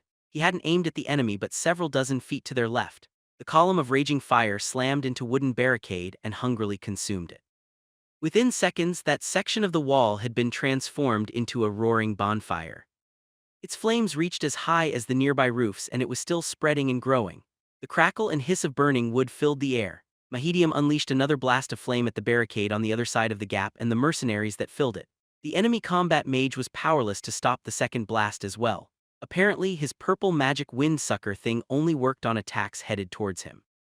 Blacknell giggled happily to himself as a soothing wave of relief washed over him. So that was what the plan was. He liked it. It was a nice little trap. More traps should involve fire. The mercenaries' position was now less than optimal. They were stuck halfway through the barricade and flames were rushing toward them from both sides. There was no way they could turn around and retreat quickly enough to avoid the flames completely. So the tall enemy mage did the only thing he could. He went on the offensive. He dropped his amulet, grabbed his staff, pointed it in Mahedium's direction, and unleashed a blast of force. Immediately, there was a chorus of angry shouts as the mercenaries around him started rushing forward at Herod's men and away from the fire. Blacknell was happy to see that their formation wasn't quite so neat anymore. As the wave of magic raced towards Mahedium, he reached under his shirt and pulled out an amulet of his own. In imitation of his counterpart, he then raised it. The crystal didn't glow purple and no whirling vortex appeared. Instead, a small circular transparent shield appeared in front of him, and then quickly expanded until it covered not only him but all the men around him. The force blast smashed into it with a loud crashing sound that Blacknell felt in his teeth, and a wave of dusty wind blew outwards from the impact site. In the middle of the blast zone stood a completely unharmed squad of bandits with Mahedium standing tall at their center. "Charge and push them back into the flames," Herod's voice suddenly rang out. At her command, every bandit squad attacked. They flowed together as they raced towards the enemy. The mercenaries' forward march faltered as their morale took a serious hit. Not only were they now cut off from reinforcements, but their mage seemed to have been bested and their backs were up against the wall. Not to mention the wall was on fire. Both mobs of fighters were racing towards each other now, but they hadn't met yet. Both mages took advantage of this to quickly throw attack spells back and forth. The mercenary mage sent a ball of kinetic energy into a squad of Herod's men that were too far away from Mahedium for him to protect. It smashed into them and scattered them like leaves in the wind. In a split second, a dozen men had been blown off of their feet and several didn't get back up. Mahedium took advantage of his opponent's distraction and blasted the edge of the mercenaries' formation with a wave of curling flame. Screams filled the air as men discarded burning shields or fell smoking to the ground. The enemy mage cursed loudly and raised his staff to counterattack, only to take an arrow in the neck and keel over before he could do anything. It was only one of many arrows that began to rain down on Zelina's hired soldiers as archers hidden on rooftops on both sides of the street opened fire. Now the mercenaries really started to falter. The death of their mage clearly demoralized them, and their advance ground to a halt. Herod's men didn't stop their charge though, and battle was joined as the lead combatants from both sides crashed together. The still somewhat disciplined enemy shield wall was hit by the first rank of Herod's men. A wave of bandits wielding swords, clubs, and spears began battering at the mercenaries and quickly started bending around the enemy formation. Herod was now the one with the numbers advantage. The mercenaries were a tough nut to crack though. They were better equipped and more disciplined than their foe, and they were too close now for archers or magic to be used. Hand-to-hand combat would now decide who would be victorious. The clash of metal on metal, the thud of blades biting into wooden shields, and human cries of rage and pain filled the street. Behind it all was the crackling of wild flames as the wooden barricade burned. Blacknell and Cedar kept to the back of their squad. Neither of them was too eager to enter the melee. The hobgoblin only went as close as he did so that he could keep Cedar out of trouble. He kept an eye on the old scout as he darted around the edge of the fight and half-heartedly exchanged blows with the occasional opponent. It wasn't really his job to fight on the front lines, and that was what rookies were for. Even with so many things set against them, the Leather Heels Company stood their ground. They kept their shields high and their blades swinging. Bandit after bandit fell before them, and it looked like they would manage to hold, but then Herod herself joined the fray. The bandit chieftain charged out from among her minions with her bodyguards at her side, and slammed into the center of the enemy's formation. Her silver blade flashed through the air and cut down two mercenaries as her hulking guards slammed themselves into the soldiers. They were wearing heavier armor than most of the other bandits, and carrying heavy two-handed swords or pikes. Her men rallied around her and drove into the gap she created. As she whirled into the enemy formation, more and more mercenaries fell and their formation began to dissolve. The sound of Herod's vicious laughter rang out as she batted a blade away and slashed its wielder across the face. She looked like she was having fun. A mercenary stabbed at her chest, but she sidestepped the blow and ended up with only a shallow cut across her ribs. Herod then stabbed low. Her blow cut her attacker's leg just below his groin. He collapsed as blood poured from the wound. Suddenly there was a loud cry of despair and the enemy broke. Their formation came apart and Herod's men started pushing them back, but there was nowhere for them to go. The roaring flames of the burning barricade blocked their escape. Step by step they were pressed backwards until one of them stumbled and fell into the blaze. His screams rent the air as he caught fire, and then he lunged forwards in a futile attempt to escape the flames that now covered him. Of course, there was nowhere for him to go, so all he managed to do was throw himself on top of his startled comrades and spread the flames before one of them panicked and cut him down. This distraction only served to weaken the mercenaries further, and soon another man was pushed into the flames, and then another. The smell of roasting human flesh wafted over the battlefield. Blacknell really wished he'd brought more to eat now. The scent was making his stomach gurgle with hunger. Enemy soldiers began to drop their weapons, either in hopes of surrendering and being spared, or just so they would die a clean death at the end of a blade instead of burning to death. Herod didn't take any prisoners. She and her men cut into the mercenaries until they had all been slain and the more stubborn ones pushed into the flames of the barricade. A triumphant cheer went up from her men when the last of them fell. As a blood-stained Herod strolled over the corpse-littered street, her men started looting the bodies. They were safe from any counterattack for a while, and they were eager to get their hands on some valuables. Blacknell took a few minutes to try and find some boots and socks that fit him. He tended to go through them quickly because of his long, sharp toenails. After he'd found a satisfactory pair, the hobgoblin glanced around the battlefield. The butchered or burning remains of his tribe's enemies were scattered everywhere, and most of Herod's men were still busy looting the bodies for weapons or valuables. The flames that wreathed around the barricade itself were finally starting to die down as the last of the wood it was feeding on blackened and crumbled. "Have we won yet?" Blacknell asked Cedar hopefully. He was fairly sure they'd won, but then again he thought that after the first enemies had run away and it hadn't been true. "No, we're just getting to the hard part," his master grunted darkly in reply. Queen of Swords 11. "Well, maybe the battle's over, but I doubt it," Cedar told Blacknell. "Even if the rest of the mercenaries decide to call it quits, we'll still only have taken out Zelina's gold-bought thugs and soldiers. We still haven't gone up against Warwick's own men." The old scout had to speak loudly in order to be heard over all the background noise. Bandits were still stomping around and cheering their victory as the remains of the wooden barricade burned. All in all, it put Blacknell in a festive mood. It certainly smelled like a party. The air was thick with smoke and the iron scent of blood. The cackling flames of the burning wall also prevented the enemy from launching another attack for now. The fire wouldn't last all that much longer though. Zelina's a sly one. She'll have saved her best tricks for last. Warwick's regulars will be harder to deal with than the others, Cedar added. If they're so tough, why did she need SS to hire so many other fighters? Blacknell scoffed. To wear us down so that we're easier to take out, Cedar replied. Ha, they didn't SS do all that much, and they probably SS cost a ton of coins, the hobgoblin countered. She doesn't have to pay them if they all die, his master explained darkly. Oh, that's tricksy. This Zelina lady is smart. Who is she again, SS? Blacknell remarked in surprise. You don't know who Zelina is? His master asked in surprise. The enemy. I have SS enough trouble keeping track of all you humans' names without worrying SS about the ones I'm going to kill soon anyway, the hobgoblin replied with an indifferent shrug. Do you know who Warwick is? Cedar asked. The enemy, the hobgoblin replied with another indifferent shrug. Cedar sighed in frustration before replying. The lines on his face under his gray bangs looked deeper than usual. Most people consider Warwick to be the most powerful of the northern bandit chieftains because he has the most men, and Zelina is one of his lieutenants. A while back people started calling him the Wolf because of the ruthless way he raided caravans, he explained. Why are we SS fighting him? Blacknell asked curiously. It didn't seem very smart to pick a fight with the strongest enemy possible, but maybe it was just a Herod thing. Herod and Warwick hate each other. They've met here in Daggerpoint a few times, and Herod ended up killing one of his lieutenants in a duel. The arrogant prick thought Warwick's name would allow him to do anything he wanted, but it didn't, the old scout answered. Ah, makes sense, the hobgoblin replied with a knowing nod. The same type of thing could happen if there were rival gangs of goblins in an area, just with less walking about and more poo throwing. Humans were weirdly indirect sometimes. The battle isn't going too badly though. Herod thought Warwick would be too busy to come to Daggerpoint for the winter this year, and she was right, but he sent Zelina in his place. Zelina's forces are smaller than Herod's, and even without the barricade we still have a strong defensive advantage, Cedar explained. The hobgoblin rubbed his chin as he thought his master's words over carefully. From what he just heard, it seemed likely that Zelina would attack soon, so he needed a plan. Let's go join the archers on SS the roofs.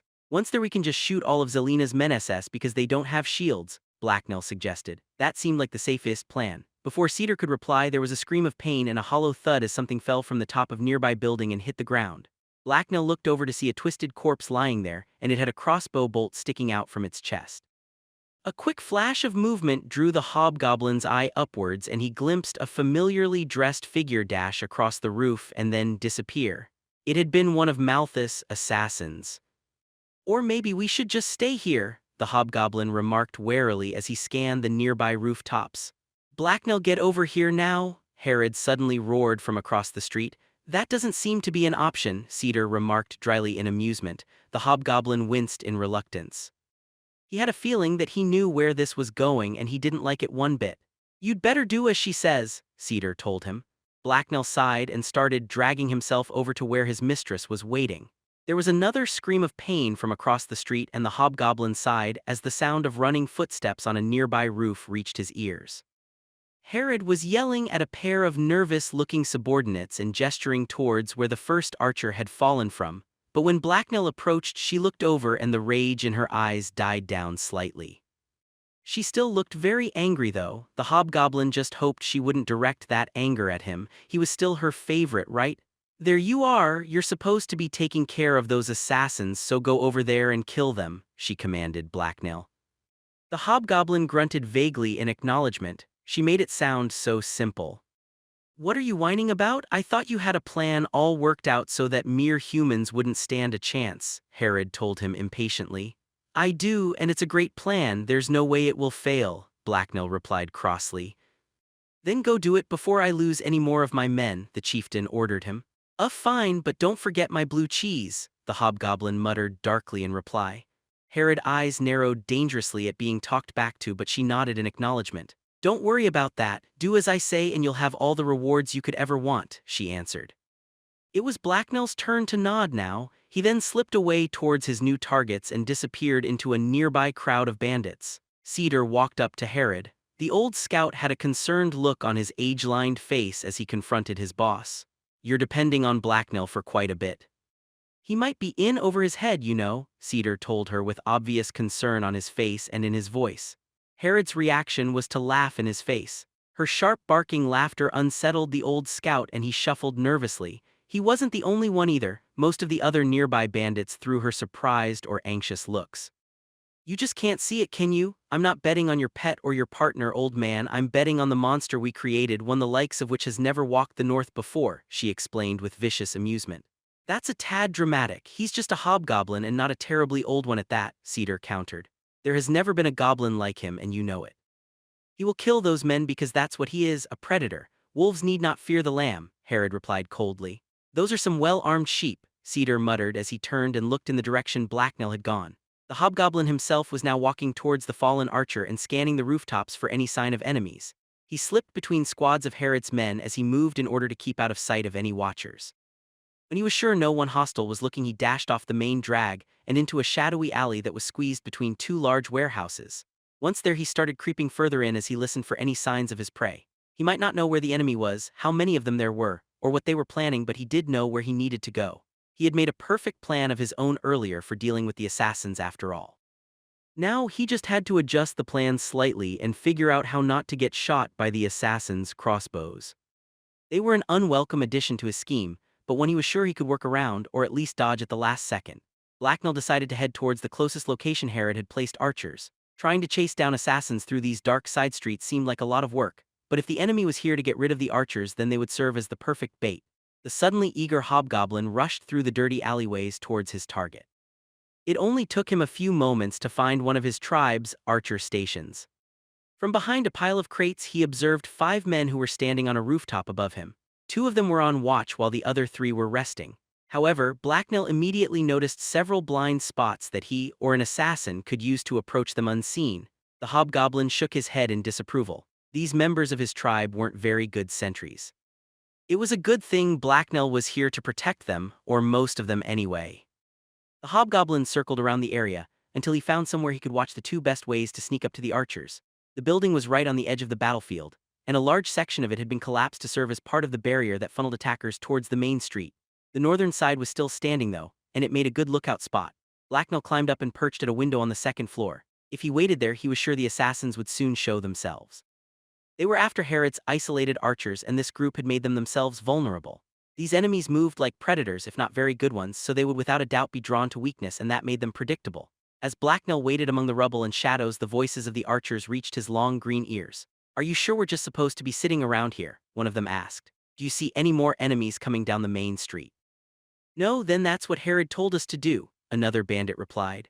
On one hand, Blacknell wanted to smack them for being so loud and drawing attention to themselves, but on the other hand, that was exactly what he wanted them to do. Maybe he could smack the survivors after the battle was over. The hobgoblin's thoughts were interrupted by a rustling noise like heavy cloth rubbing up against something. A second later, a trio of cloaked figures pulled themselves up onto a nearby roof. They crouched there for a few seconds to make sure no one had noticed them, and then started to slowly and quietly make their way across the shingled roof. Blacknell smiled wickedly as he watched them from his perch. It was time for him to get moving. He quickly turned away from the window and climbed down the pile of rubble that he used to get to the second floor. The assassins were using one of the routes he had scouted out earlier to approach the archers, so he knew exactly what he had to do. It was too bad that he hadn't had time to set any traps. Silently, Blacknell dashed across the street and started climbing up the side of an ivy-covered building. The thick vines allowed him to easily make his way up to the roof. He was then positioned perfectly to ambush the assassins. As Malthus' men crossed the last stretch of roof, Blacknell peeked around a brick chimney and observed them. They were focused on sneaking up on their targets. The idea that someone might be stalking them in turn didn't seem to have occurred to them, and that made Blacknell feel all tingly inside. The slate rooftops in this part of the city were squeezed close together. It was easy enough to jump from some of them to others. Any trace of the morning's dampness had been erased by the hot rays of the midday sun that hung overhead. The squad of 5 archers was still positioned on a rooftop that overlooked the battlefield and the now smoldering remains of Herod's barricade. On the roof next to them, the trio of assassins were creeping ever closer by using the slant of the roof to conceal themselves. On the next building over, a hobgoblin lurked behind a chimney stack and was eagerly awaiting the fun that was about to start. One of the assassins had a crossbow strapped to his back. He looked up over the peak of the roof at his targets and then pulled the weapon off his back and began loading it. His 2 companions began unsheathing their blades. The first assassin rose and sighted on the back of one of the archer's lookouts. He didn't take the shot though. Instead, the other 2 men crept out of hiding and started creeping closer. In just a few moments, the 2 swordsmen would be upon the archers. They might have been outnumbered, but with the element of surprise on their side, they would make quick work of Herod's men. Blacknell would almost have been impressed by the maneuver if they hadn't left themselves completely open to a counter-ambush. That was undoubtedly all you could expect from a bunch of fat city humans. The hobgoblin quickly pulled his own bow off his back and drew an arrow. He then aimed at the crossbowman. Just as the first of the enemy swordsmen made the long step over to the other roof, Blacknell let the string go. There was a sharp tang as the arrow zoomed through the air and slammed into the back of the crossbowman. As the man gasped and crumpled, the hobgoblin yelled out a warning to his unprepared tribesmen. "Oh no, SS, the enemy is attacking. Quickly protect SS yourselves," he screamed shrilly at the top of lungs. The 2 swordsmen instantly froze and threw startled looks back at Blacknell and the corpse of their companion. The sentry also spun around and his eyes widened in surprise when he saw Blacknell. He quickly noticed the attacking assassins as well. "Hell's an attack!" he cursed loudly. At the sound of his voice, the 2 swordsmen jumped back into action and charged the sentry. The bandit took a scared step backwards and tried to draw his sword. He didn't have enough time though, and he had to give up and dodge out of the way of a slash from the lead assassin. However, the sudden evasive movement caused the lookout to lose his balance, and Blacknell winced as he toppled over the side of the roof and disappeared from sight. That was going to hurt. The attackers didn't waste any time in racing after the other archers. They clearly wanted to reach them before they were ready. Blacknell dashed carefully across the tiled roof after them. The tiles threatened to come loose beneath his feet, but he had to keep the enemy in sight or they might get away. The sounds of fighting rose from the other rooftop as he moved. He jumped across the gap between the buildings and ran up the side of the roof. Below him on the opposite slope, the 2 assassins who were left were fighting the 3 remaining members of Herod's band. Judging by the bleeding corpse lying prone on the roof, one of the archers had already fallen. Now though, the remaining archers had discarded their useless bows and drawn their close combat weapons. 2 of them had short swords and 1 had a small hand axe. Unfortunately for them, they didn't seem very good at using them. The 2 assassins still clearly had the upper hand in the fight. Their blades flashed through the air and forced the bandits back. It was all the archers could do to defend themselves as they flailed about with their own weapons. The clay tiles of the roof also made the footing treacherous, so it was a sloppy mess of a fight. As Hobgoblin ran towards the closest enemy, he jumped over the tip of the roof and then kicked out with both feet. His boots slammed into the shoulder of one of the assassins, and the impact knocked him sideways with more than enough force to send him right over the edge. There was a surprised yell and a smacking noise from below as the man hit the ground. This was quickly followed by a series of crashes as a section of clay tiles came loose and slid of the roof. Blacknell landed next to the last remaining attacker, but the tiles below him came loose from the impact and started to slide. The hobgoblin scrambled to find his balance and get a solid grip on the roof. "Oopsie," Blacknell hissed in annoyance as his footing shifted beneath him. This wasn't good. The last enemy was startled but quick to react. He lurched around and swung down at Blacknell's head with his sword. The hobgoblin's eyes widened in alarm as the silver flash descended towards his face. A A surge of panic jolted through him and Blacknell instinctively reached deep inside himself to burn a bit of residual elixir. With lightning speed he twisted to the side, found solid footing, and drew his own blade to parry the blow. The impact knocked the assassin off balance for a second and he didn't get time to recover. An axe slammed into his back and the man's eyes went wide with shock. His legs gave out a second later and he toppled over. "Thank you," Blacknell told the bandit who had finished the last assassin off. "Ha, we're the ones that should be thanking you. If you hadn't yelled out that warning they would have gone through us like richet oil through a sick sheep," the axe wielder replied. Blacknell gave him a blank stare. Like what through a what? What was this crazy human talking about? No problem," the hobgoblin replied as he brushed himself off. All that fighting had gotten his clothes dirty. Stupid assassins and they're running around on unsafe rooftops. He snorted in annoyance and kicked the corpse of the assassin off the roof. It fell in a clatter of shattering tiles. Why did humans put such dangerous things on their roofs? Anyway, the first part of Blacknell's amazing plan was complete. The second part was for him to get the rest of the assassin's attention. The third was for him to kill Malthus and all his annoying cloaked minions. He wasn't quite at the third step yet, but he was getting there and he was really looking forward to it. The hobgoblin walked over to the peak of the roof and coughed to clear his throat. "Malthus, you stupid SS fat pink bastard. I just killed 3 of your little friends and I'm going SS keep killing more of them until you fight me. So come here and face me unless you're SS as cowardly as you are ugly," he yelled shrilly at the top of his lungs. The sound of his voice echoed over the city. The remaining archers that were standing beside him gave the hobgoblin shocked looks. They seemed more than a little nervous. "Oh right SS, you may want to find somewhere SS else to hang out. Things are probably going SS to get SS exciting here soon," Blacknell told them thoughtfully. Queen of Swords 12. The bandit archers that Blacknell had saved from the assassins took his advice and decided to leave. It would have been pointless for them to have stayed to help him fight, but it would have also been nice of them to offer. Humans sure were an ungrateful bunch. Before they left, Blacknell borrowed some of their rope. The hobgoblin was a little concerned that Malthus would get lost and not be able to find his location, so he wandered back over to the first assassin he'd killed. He then picked the corpse up and hung the cloaked body by its neck from the tallest nearby chimney. There was no way Malthus could miss that helpful sign. Now all he had to do was be patient. Wait, what if Malthus didn't come because he suspected an ambush or something? That would ruin Blacknell's perfect plan. "This isn't a trap, I just want SS to kill you, Malthus," Blacknell yelled out to clarify things. The sound of his voice echoed loudly over the nearby rooftops and through the dark alleys between them. The hobgoblin was more than a little disappointed when no one yelled back to thank him for the explanation. Standing around on the rooftop was definitely getting boring. Why couldn't Herod fight people who were more interesting and talked more? Blacknell impatiently strolled along the rooftops as he waited for his enemies to show up. He would occasionally stop to throw out a few more insults. Apparently Malthus was the son of a goat, but the hobgoblin kept his head down and eyes open. The fact that the assassins were running around with crossbows hadn't slipped his mind. A few minutes later Blacknell finally heard the sound of someone trying to sneak up on him. He quickly looked over his shoulder to see a flurry of movement in an alley below him as several cloaked figures dove for cover. "I think he saw us," one of the men whispered. "That's impossible," another replied quietly. "I can SS hear you too," Blacknell answered back helpfully. He wanted them to stop sneaking around and attack him already. There really was no point in them trying to sneak up on him. "Damnation, how in all the hells can he do that?" one of the assassins cursed. "Maybe he just guessed what we said and he didn't actually hear us," another suggested. There was a moment of silence as the assassins thought this possibility over.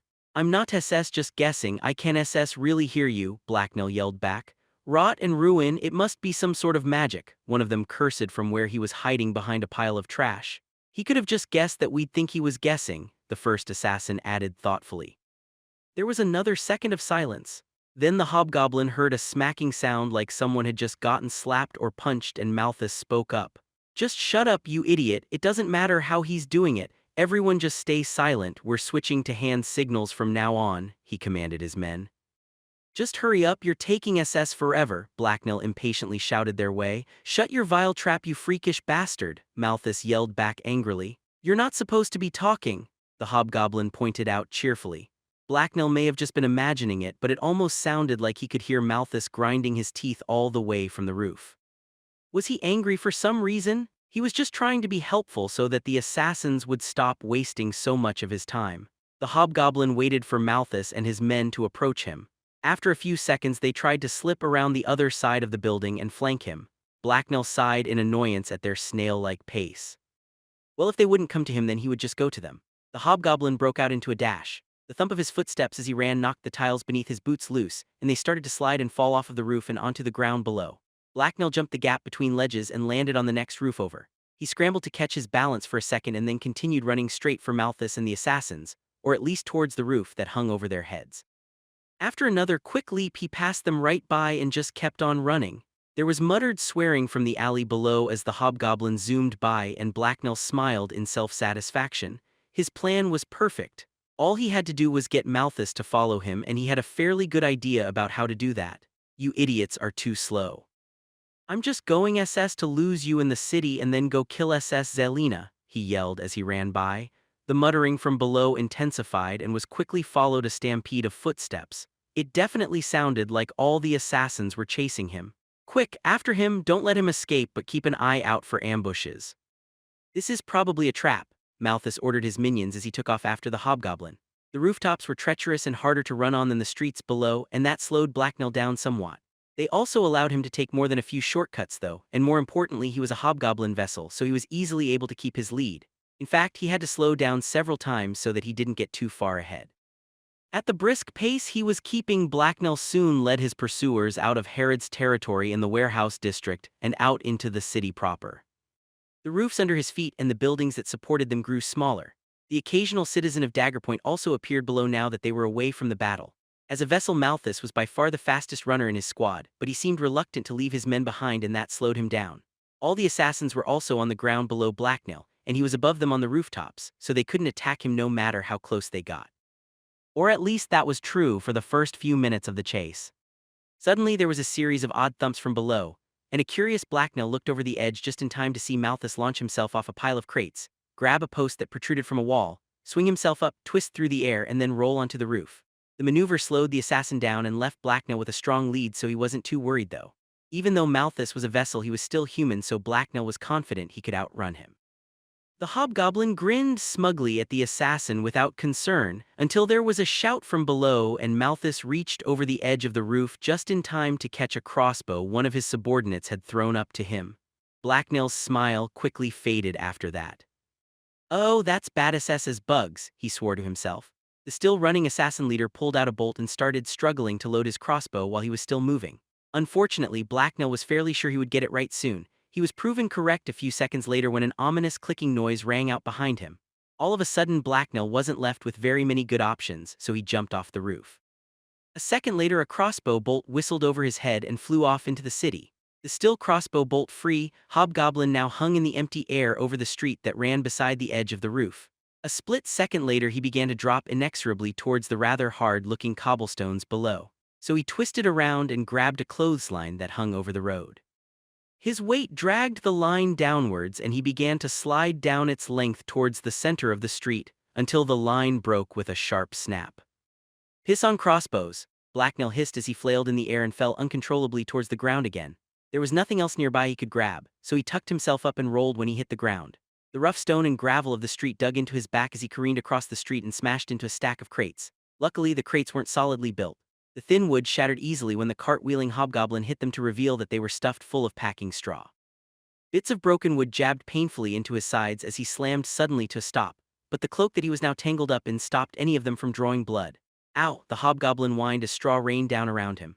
The only part of him that was visible was his feet. They stuck up into the air while the rest of his body was hidden by shattered crates and their contents. "He's down, get him," Malthus yelled from a nearby rooftop as he reloaded his crossbow. Blacknell's head poked out from the pile of wreckage he was buried in, and he spat out a mouthful of straw. He didn't feel so great. The city seemed blurry and to be spinning around him for some reason. There was something else that felt wrong too. His face felt oddly exposed. His mask. Blacknell quickly pulled his mask back on. It must have come loose when he'd crashed. Luckily, it didn't seem like anyone had seen his face. Herod had told him to keep his identity a secret. Blacknell shook his head to clear it and quickly rose to his feet just as the first of his pursuers ran around the corner of a close-by building and came into sight. "It was time to go. There he is!" one of the assassins yelled as he pointed to Blacknell. The hobgoblin immediately broke out into a sprint towards the nearest alley. He almost tripped as he struggled to untangle his cloak from his feet but caught himself at the last second. He had to get out of sight before Malthus reloaded that crossbow. He apparently made it because no pointy object slammed into his back as he dashed for cover. The good news was that he was almost at his destination now. The bad news was that every bone in his body hurt and his vision was still a little blurry. The assassins entered the alley only moments after Blacknell, but he had already sprinted a fair distance ahead. Since Malthus was still more than a bit behind, the hobgoblin took gleeful advantage of his absence. He pulled his sling out and sent a hail of stones at the men chasing him. They whirred through the air and smashed into the unsuspecting assassins. "Bloody bastard," one of them swore as a stone slammed into his shin. He dropped to the ground, and he wasn't alone. Another assassin also took a rock to his stomach and fell. That left just 4 more assassins plus Malthus that were still chasing him. One of the remaining pursuers dove for cover and pulled a crossbow off his back, so Blacknell hurriedly fled down the alley. Rotten contraptions, why did all his enemies seem to have them? This would be a lot easier if he didn't constantly need to worry about being shot. Blacknell threw himself around the corner of a building and out of the shadows of the alley. He burst at a full sprint out onto a wide sunlit street. "Ah, which way SS now?" Blacknell hissed to himself. All that dodging had gotten him turned around, and he had to take a second to figure out where he was. He didn't dare slow down though. Homes made from wood and white plaster lined the edges of the road, and the running hobgoblin drew curious glances from several people who were walking by. It was far from crowded here, but there were several dozen rough-looking men and women scattered about. This was Daggerpoint though, so he was mostly ignored. No one wanted to get involved in something that didn't concern them. The assassins ran out of the alley a few seconds later, and Malthus had already gone off the roof and caught up to them somehow. Blacknell veered left to place a small crowd of 6 people between him and his pursuers just as Malthus raised his crossbow. "What in all hells?" a woman swore as she noticed the weapon that was seemingly aimed towards her. The rest of her group flinched and 2 of the men drew their swords. Malthus tossed his bolt thrower to the assassin on his left and then drew his own blade. He dove forward with an angry growl and his sword flashed through the air. The assassin's blade knocked one of the men's weapons aside and then he slashed through the other's exposed wrist. The second man shrieked in pain and his sword dropped from his now bloody, mangled hand. Malthus then dove through the remaining unresisting members of the crowd and after the hobgoblin. Shouts of surprise and alarm rang out as the assassin leader scattered people in his wake and they fled from him. Blacknell started running a little faster. He was almost there now. The street was now almost completely empty of pedestrians as everyone fled from the ruckus, but now Malthus himself was between Blacknell and the crossbowman. The hobgoblin suddenly turned right and vaulted over a small waist-high wooden post fence that stretched the short distance between 2 homes. He landed on packed dirt with sparse grass sprouting up from it. Malthus was hot on his heels, and the hobgoblin had to run as quickly as possible to stay ahead of him. A tall stone wall blocked his way, so Blacknell jumped up on top of a barrel and then flipped over the barrier. He landed in a cluster of bushes on the other side and quickly scrambled to his feet. There were no buildings on this side of the wall. Thick scrubby bush and gangly trees filled the area. The ground was dry and cracked, but it showed obvious signs of flooding in the spring. That was probably why no one had built anything here. It was a forgotten little corner of Daggerpoint that had been allowed to run wild. While exploring the city, Blacknell had discovered several places like this, but this was the closest one to Herod's base. Blacknell grinned as he ducked out of sight behind a tree. This is where he had decided to prepare his fun little surprises. It was time to see how these fat city humans did in Blacknell's natural environment. As the hobgoblin watched Malthus appear atop the stone wall, the man grimaced and cursed quietly to himself as he scanned the bush below him. He seemed hesitant to chase his target into the thicket. Blacknell was tempted to taunt him, but he knew that wouldn't help. Not knowing where his target was and whether he had doubled back towards the battlefield was undoubtedly bugging him. After a minute or two, Malthus' cloaked subordinates climbed up onto the wall next to him. They also seemed less than happy when they saw what lay ahead of them. "What do you think?" Malthus asked. "I think he led us here on purpose," an assassin remarked. "There's no way he's led us into an ambush. It would take a half a company to secure this bush and we'd see signs of them," another man replied. "Not to mention there's no way Herod would throw away that many men during a battle," Malthus added. "What if he just wants to waste our time while we search this foul mess for him? He could be long gone," one of the other assassins asked. Malthus scowled darkly and stared into the bush and trees for any signs of Blacknell. He appeared to be deep in thought and conflicted about what to do. "No, he's in there. He's alone, wounded from his fall and cornered. I'm not losing this chance to take him out. I don't care if Zelina wins her little battle. I want this bastard dead. Daggerpoint is our territory. There isn't room in it for both us and this freak," he eventually told his men. There were reluctant nods of acknowledgement from the other four assassins, and together Malthus and his men jumped down into the thicket below. They landed among the bushes and took up a spread-out formation as they pressed forward. From where he was lurking and watching, Blacknell purred quietly to himself in pleasure, and his eyes flashed with malevolent joy. The chase had ended and the real hunt had now begun.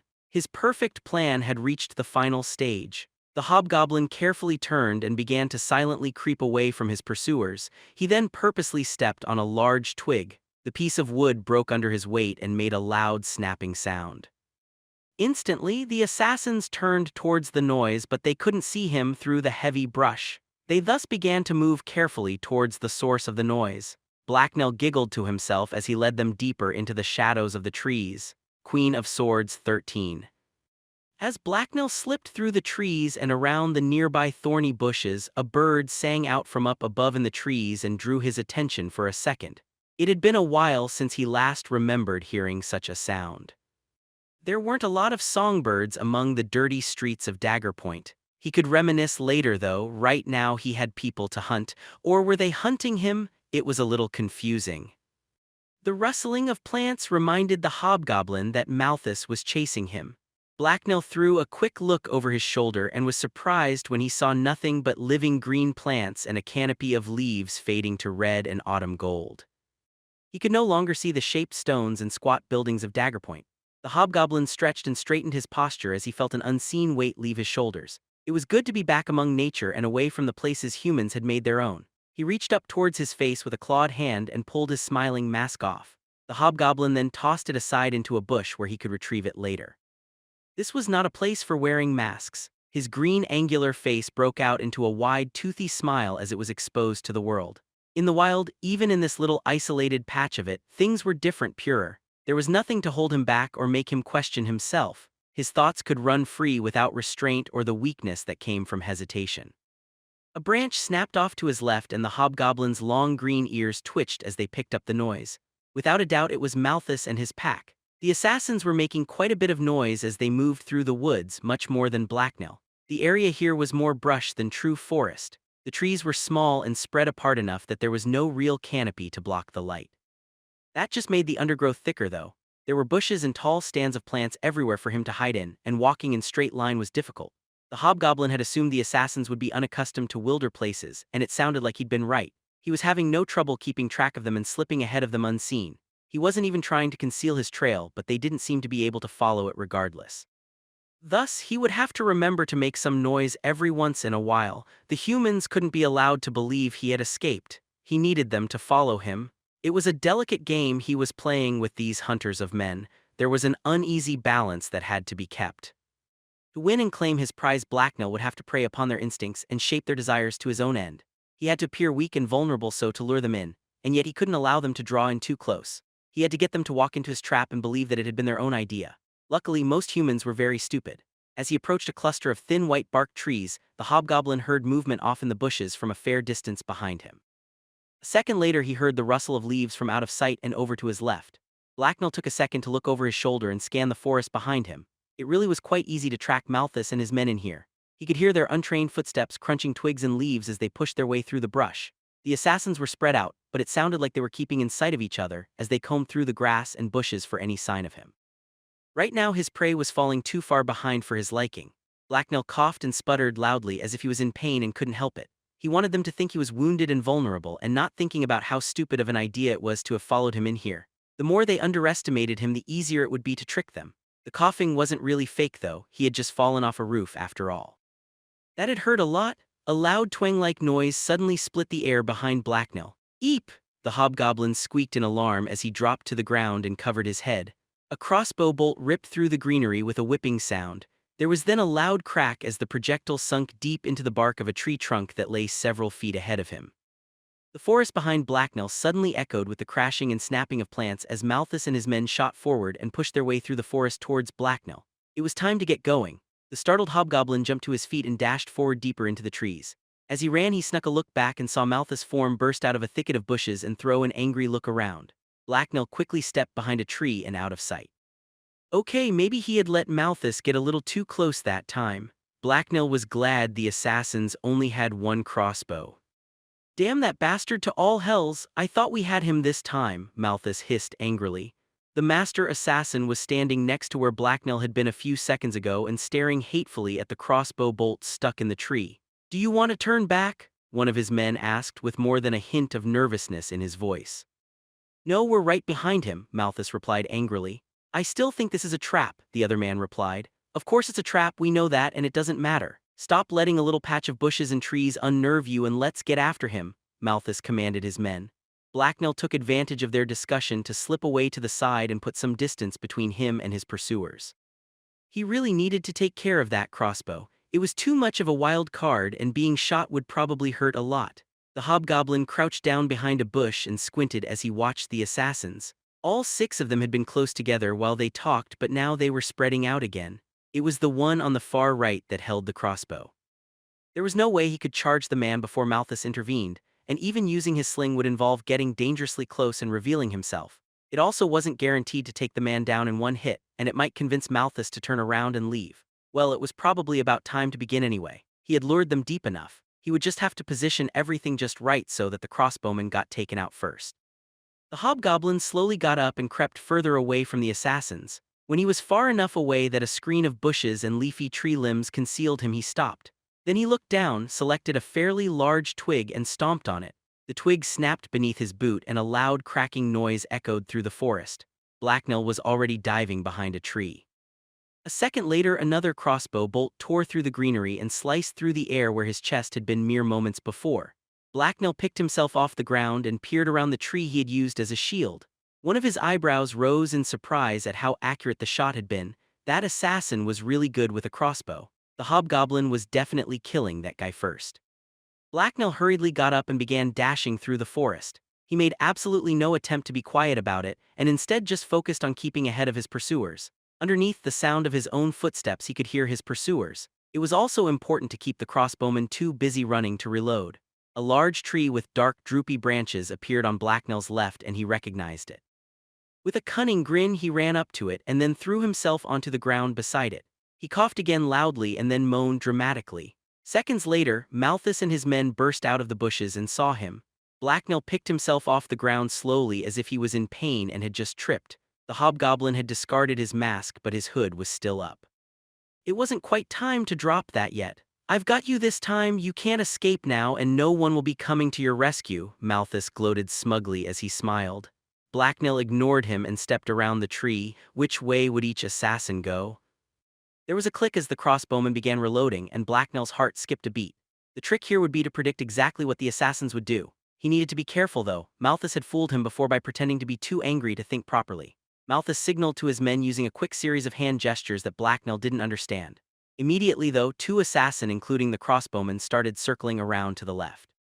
Malthus and the other 3 men headed straight for Blacknell. The hobgoblin turned to face them and drew his sword. The crossbowman raised his weapon, so Blacknell took a quick step backwards. The gnarly trunk of the large tree was now in the way of a shot, but the crossbowman and his guard just started flanking Blacknell to cut off his escape as the rest of their companions descended on the lone hobgoblin.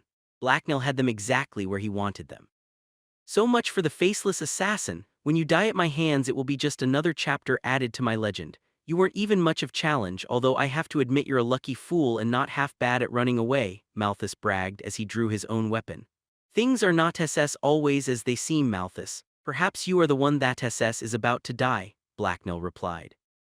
"I am the best killer in all of Daggerpoint, and you're just a creepy little freak. No man is my equal. I'll take great joy in ripping that hood off your face and seeing what lies beneath it," the assassin leader responded angrily. Blacknell began to laugh, and he didn't bother trying to sound human. His shrill, malevolent laughter rolled over the assassins, and they flinched in surprise. Even Malthus looked startled by the sound. "Stupid human, Herod is not a man, and you ran from her. Soon you will see my face, and then you shall run from me as well," the hobgoblin cackled. "Shoot him!" Malthus roared impatiently but with a hint of fear. He had clearly been unnerved by the strange laughter. The crossbowman aimed his weapon and began to take a step to the left to get a better shot at Blacknell. The hobgoblin leaned around the tree and gave him a toothy grin. The assassin stared in shock, and his eyes widened in horror at what he saw beneath Blacknell's hood. That was when the spear took him in the stomach. The spear was a long, sharpened branch that had been tied to a forcibly bent-over sapling. It had been concealed in a bush and been triggered by the assassin's foot hitting a trip wire. Cedar had taught him how to make them to hunt deer or wild boar, but it worked on humans just as well. The crossbow fell from the man's slack hands and hit the ground. He gasped as he looked down at the wooden spear that was stuck in his guts and started shivering uncontrollably. The rest of the assassins gaped in confusion as they tried to make sense of what had just happened. That was when the sling stone smashed into the forehead of the assassin standing next to the crossbowman.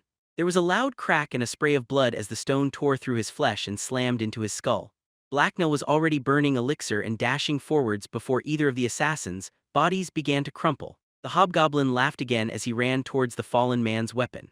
It had worked. That was 2 men down. The first piece of the puzzle had fallen into place, and now all Blacknell had to do was follow the rest of the plan. He was truly a sneaky super genius. Shit, what in all hells? A surprised Malthus cursed as he sprinted after the hobgoblin. The man was fast, but not as fast as Blacknell.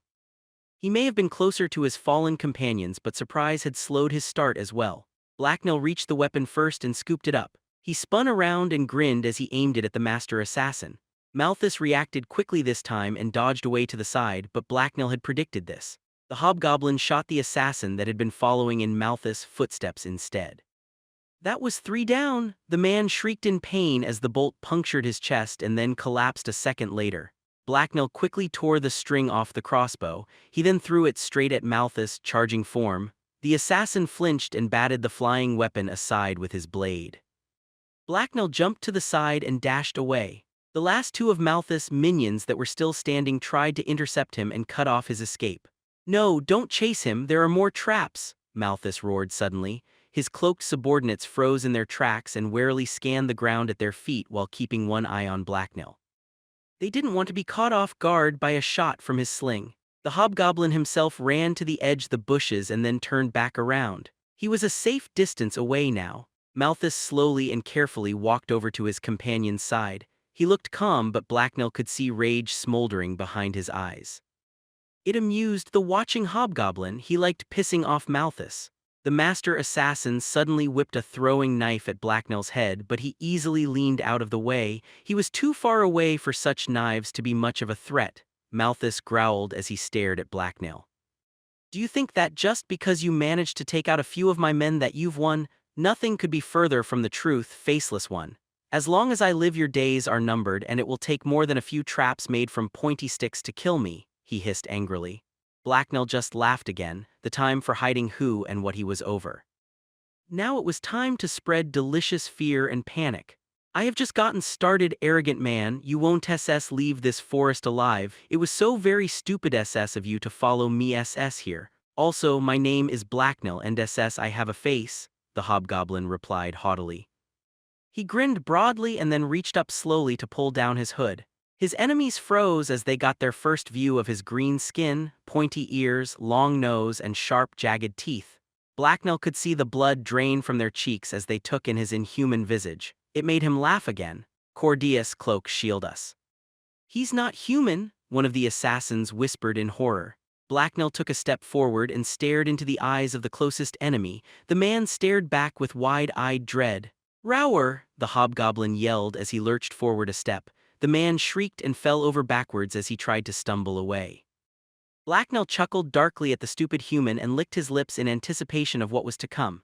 He then turned to the still frozen Malthus and gave him a brief bow before stepping into the bushes and out of sight. "Soon," the hobgoblin's eerie voice promised as he walked away. He shivered in excitement as he crept through the forest and circled around his prey. The humans had yet to move. They stood there for several seconds without saying anything. "We should never have come here. We're going to be killed and eaten," one of the men whispered fearfully. "Shut up or I'll kill you myself," Malthus told him as he stared his subordinate down. The man was shivering in fear and he couldn't meet his boss' eyes. Malthus snorted in disgust. "So he's not human, it changes nothing. It won't stop me from cutting his head off with my sword, and it actually explains a lot," Malthus exclaimed. "He's right about one thing though, we should not have walked into these woods," the last man added fearfully. Malthus grunted darkly in reply as he scanned the nearby greenery for signs of Blacknell. He was still looking more than a little pale and jumpy. "That was definitely a mistake, but we're far from finished.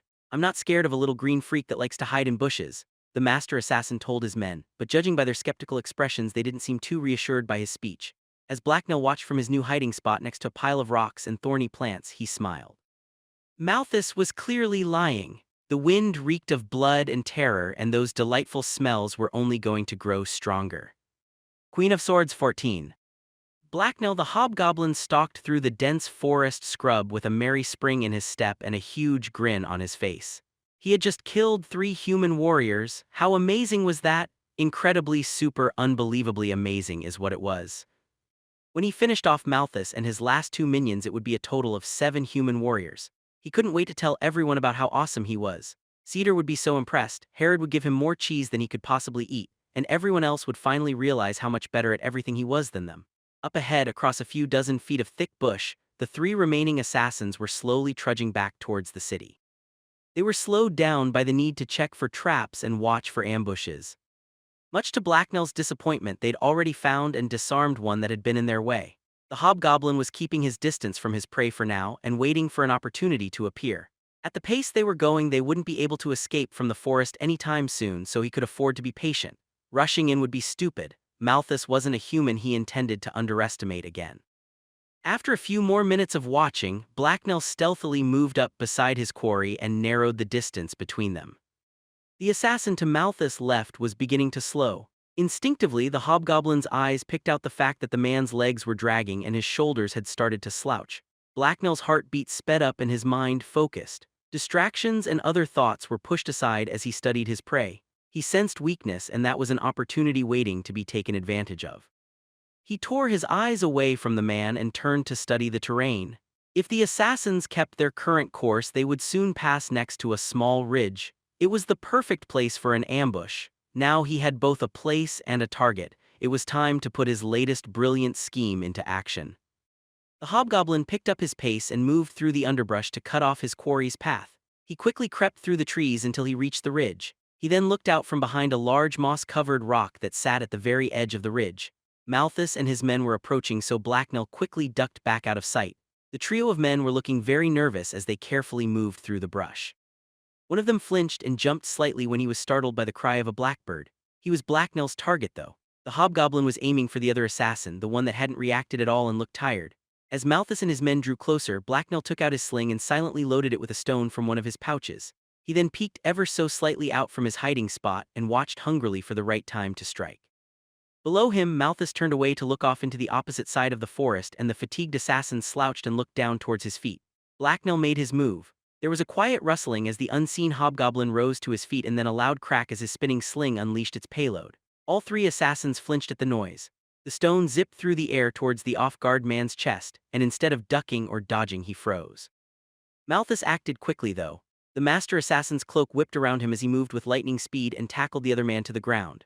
Blacknell clenched his fists and hissed in annoyance as his projectile sailed harmlessly off into the trees. He didn't have much time for regret, though. Malthus was back on his feet within seconds and headed Blacknell's way. "Come face me, you cowardly abomination," the knifeman roared as he dashed towards the earthen ridge the hobgoblin stood atop of. "Maybe later," Blacknell yelled back as he quickly ran away and disappeared into the trees. It took Malthus several seconds to climb up the small cliff that lay between them. The soil was loose and wet, so by the time he got to the top, the hobgoblin was long gone. "Hells and damnation," the master assassin cursed loudly to himself as he looked around. He didn't give chase, though. Instead, he reluctantly turned back around and rejoined his men in heading out of the bush. "You're just going to let that thing get away?" the anxious assassin asked. "For now, there's no bloody way I'm chasing that thing through its own territory. As far as I know, the entire purpose of that attack was to try and lure me away and into more of those traps. No, all we need to do is get out of this damn bush, and then we're the ones with the advantage." "I'm not going to underestimate that creature. It must be a hobgoblin, and I've heard stories about them," Malthus replied. A fair distance away, Blacknell was hanging halfway up a slender tree. Its thick leaves hid him from below, but its thin gray trunk was still swaying slightly from his hurried ascent. It probably wasn't the best hiding spot, but he was stuck there now. He waited there nervously for a few seconds as he listened for any signs of pursuit. When he didn't hear anything, the hobgoblin carefully climbed down and began to creep back after his prey. Now that he knew they weren't hot on his trail, he was safe, and he couldn't let them get too far ahead or they would escape. As he moved, the hobgoblin's eyes narrowed and his forehead grew lined. He had a problem he had to think through and solve. His ranged attack from ambush moments ago had been an obvious failure. He hadn't managed to even wound anyone, and he'd even had to flee for his life. He was going to have to get closer if he wanted his next strike to succeed. That would be difficult, though. He would need a new plan. The assassins were terrible woodsmen, but they weren't blind or stupid. They knew what he looked like and would see him if he got too close. What if he changed his appearance, though? Blacknell giggled and rubbed his hands together gleefully as a fun idea popped into his head. It was time to get down and dirty. It had rained a bit earlier that morning, so there were still a few scattered puddles and patches of wet ground around. The hobgoblin quickly headed over to the closest one he remembered and took off all his clothes. It had been quite a long time since he'd last run around naked, and it felt quite liberating if a little cold. The hobgoblin hastily and enthusiastically jumped into the muddy puddle and began rolling around. Mud and dirty water splashed up into the air as he shifted his weight around. It had also been quite a while since the last time he'd done this, and he'd missed it. The mud felt wonderful and cool on his skin, and so much better than wearing itchy clothes. Humans were so weird about covering themselves up. They'd probably enjoy the occasional mud bath if they tried it. When Blacknell got back up, the green skin that was stretched over his lanky frame was covered in muddy smears. The result was shifting patterns of green and dirty brown that blended in with the forest around him. After bundling up his gear and discarded clothes, the hobgoblin headed back after his quarry. The mud on his skin was already starting to dry and flake off as he ran. Once again, Blacknell circled around the assassins and got out ahead of them. Luckily, they had been slowed down because they'd run into a noose trap. The trap had done little more than snag one of the assassins' feet and trip him, but it had prevented them from getting very far. From a safe distance away, the very dirty and naked hobgoblin watched as Malthus cut his subordinate free and helped him back onto his feet. The third man was keeping watch in case Blacknell tried anything while Malthus was distracted. Up ahead, a thick hedge of thorny bushes cut the way forward off. There was only one real path through it. The tall briars had a gap in the middle of them that a human could easily walk through. It was probably some sort of game trail. Perfect SS, the hobgoblin murmured happily to himself when he saw it. With one last look backwards to make sure the assassins were still occupied, Blacknell stalked through the trees and over to the pathway. A quick inspection of the area revealed a leafy depression that would conceal him, so he climbed in. He was only a few feet from the edge of the trail. It was at moments like this that Blacknell really appreciated how bad humans' sense of smell was. It almost made things too easy. Soon, his prey was moving again, and the hobgoblin grinned in delight when they headed his way. From his hiding spot, Blacknell waited for Malthus and the other men to pass by. He was both nervous and excited. All three of the assassins were keeping close together, but the thin trail was only wide enough for one person at a time to walk comfortably, so they were strung out in a line. Malthus was leading the other two and thus the first to walk by. The master assassin made his way warily down the trail. He carefully studied the heaps of thorn bushes and other thick plants around him as he walked. Then he stepped right next to Blacknell's hiding spot and looked in his direction, but his eyes passed right over the hobgoblin. Nonetheless, Blacknell's stomach twinged and he felt a flash of nervousness as he held completely still. He could have reached over and touched the master assassin. Then Malthus was past the hobgoblin and walking away from him. There were still two more assassins left, but Blacknell relaxed and calmed down. Malthus was the one he was worried about. The first of the two remaining enemies walked by without seeing anything either. The cloaked man didn't even really bother to check his surroundings, most likely because Malthus already had. He just strolled along after his master. Now there was only the rear guard left. The last of the assassins followed his companions through the gap. The nervous-looking man was mostly focused on keeping an eye out for people sneaking up from behind, so he only looked in Blacknell's direction for a split second before turning back around to stare anxiously at the forest behind him. The assassin stepped next to Blacknell, and this time the hobgoblin reacted. The second the man's back was turned, the almost invisible hobgoblin silently stood up and stretched out his long, thin arms. One clawed hand instantly snapped down over the unsuspecting man's mouth and sealed it, while the other reached around with a small dagger and quickly sliced open his pink throat. The hobgoblin's victim tried to struggle and cry out, but it was futile. His throat was gushing blood and Blacknell had him locked in a tight embrace. He couldn't even fall over. Malthus and the other man continued forward. They hadn't heard a thing. As he carefully watched them walk away, Blacknell kept his victim's mouth covered and slowly lowered him to the ground. He had to keep very quiet. The faintest of sounds would give him away. The man's now unmoving corpse touched the earth without making a sound, and the grinning hobgoblin took a few quiet steps backwards. The other two men still hadn't noticed anything, so he wasted no time in dashing away around the tall thorn bushes and out of sight. He'd done it. He'd snuck up right under that arrogant fool's nose and killed his companion. Blacknell giggled to himself smugly. Who was the best assassin now? He was, that's who. The hobgoblin giggled again as he dove behind the bush where he'd stashed his pants and the rest of his gear. Mere seconds later, yelling broke out from behind him as the dead man's companions noticed his absence and his corpse was discovered. Oh, how Blacknell wished he could see their faces right now. Shit, he got Janus! The monster was right here and we didn't even notice. He must be flaming invisible. We have to make a bloody run for it now, Malthus, subordinate, yelled with a voice full of fear. He sounded one step away from full-blown panic, which made Blacknell feel really special. Even fully grown human warriors were terrified of him. He was so amazing. Be quiet, he's probably still somewhere nearby, Malthus replied sternly. You know why we can't make a run for it. Not only are there traps scattered around this accursed place, but do you really think we could outrun a hobgoblin in a forest? One trip over a root or slip on some mud and we'd be done. We need to keep our heads together and make for safety slow and surely. That's not working though. That thing is out there and it's just playing with us. It's going to creep up behind us and slit our throats and we won't even see it coming. We have to run, the other man stuttered loudly in response. If you run then I'll kill you and then you won't have to worry about the hobgoblin, Malthus told the other man coldly.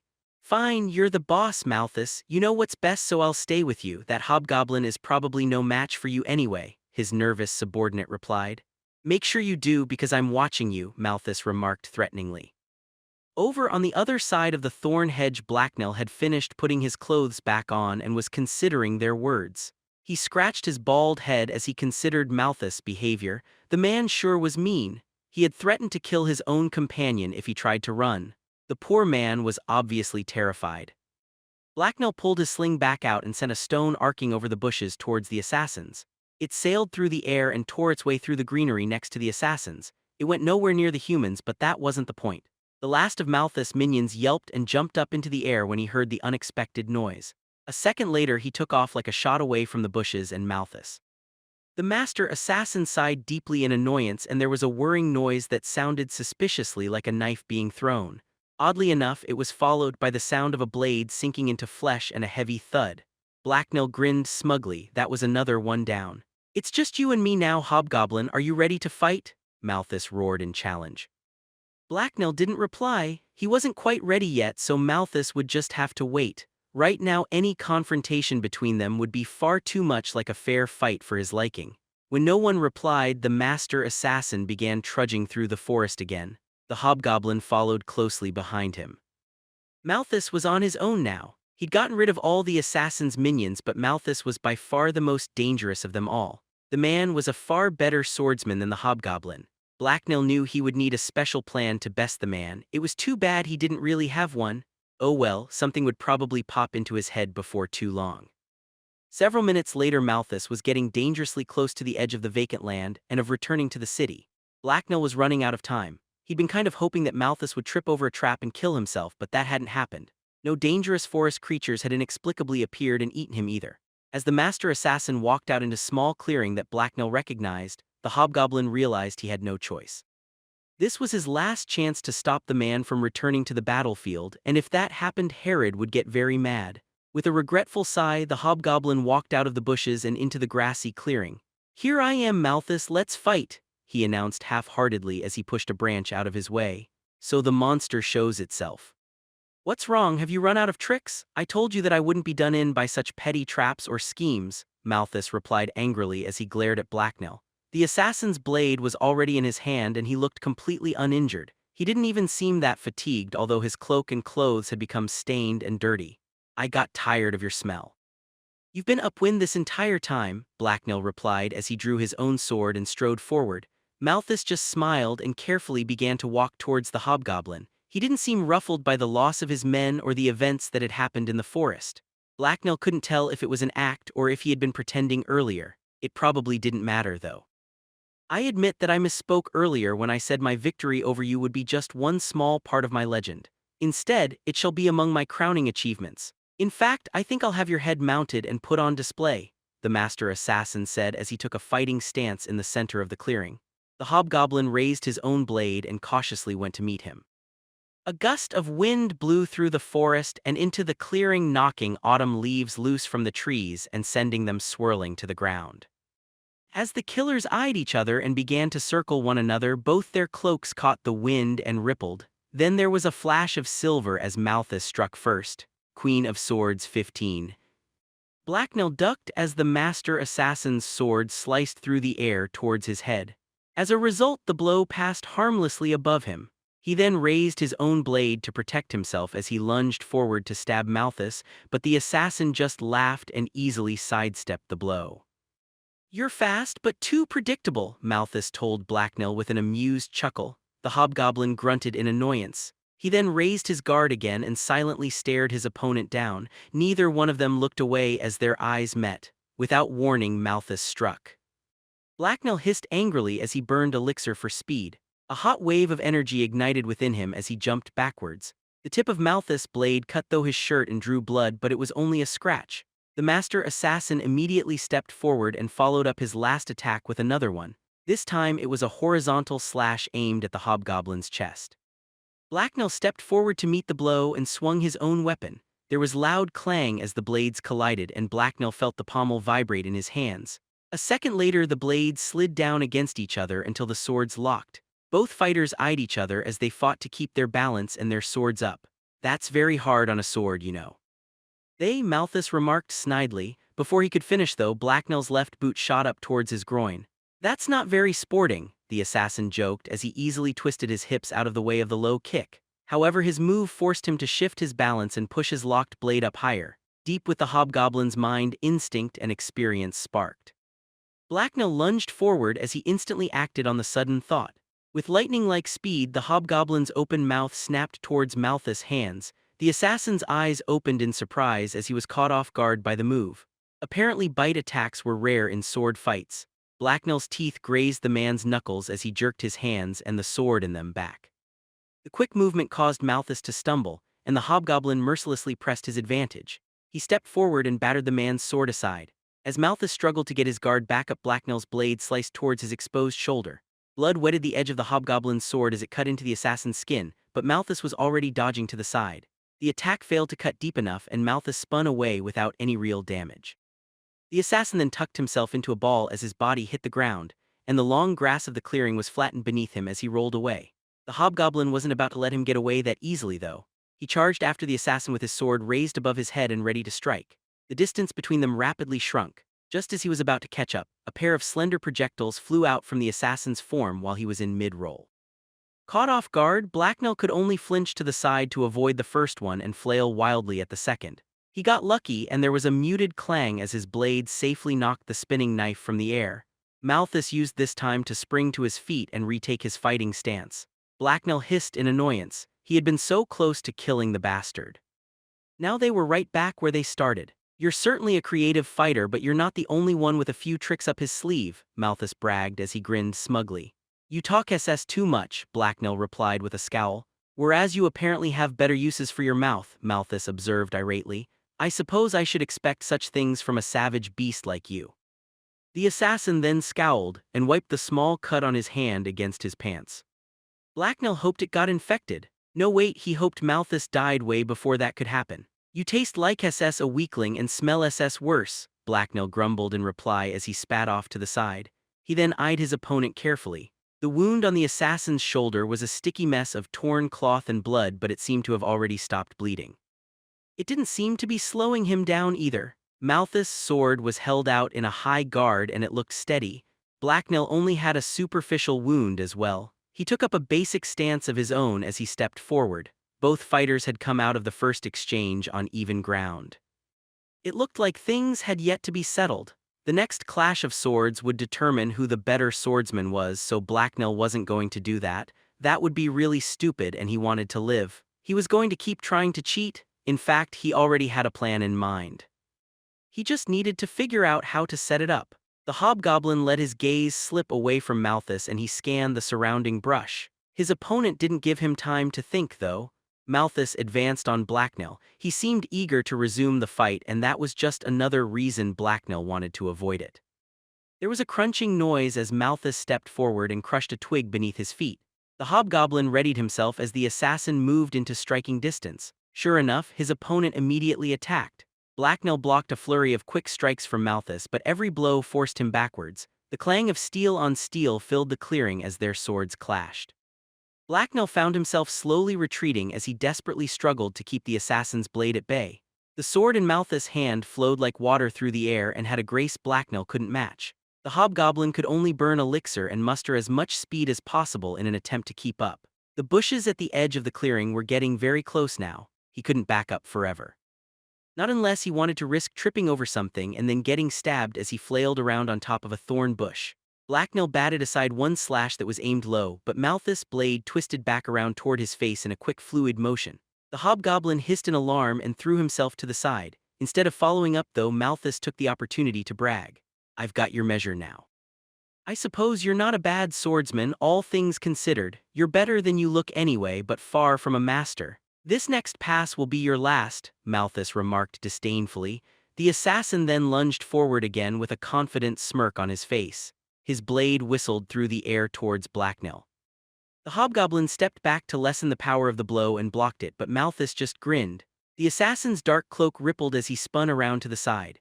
His blade twisted around like a snake, and suddenly an alarmed hobgoblin found his sword being knocked from his hands. Blacknell managed to keep a grip on the hilt as the tip of the blade was forced down. Malthus' technique wasn't finished though. His own sword slid forwards and stabbed towards Blacknell's gut. The hobgoblin hesitated for a moment before letting go of his weapon and jumping out of the way. It hit the ground with a muted thud as Malthus stepped past it. The assassin quickly descended upon the now unarmed hobgoblin. "And now you're mine," he gloated as he raised his blade above his head.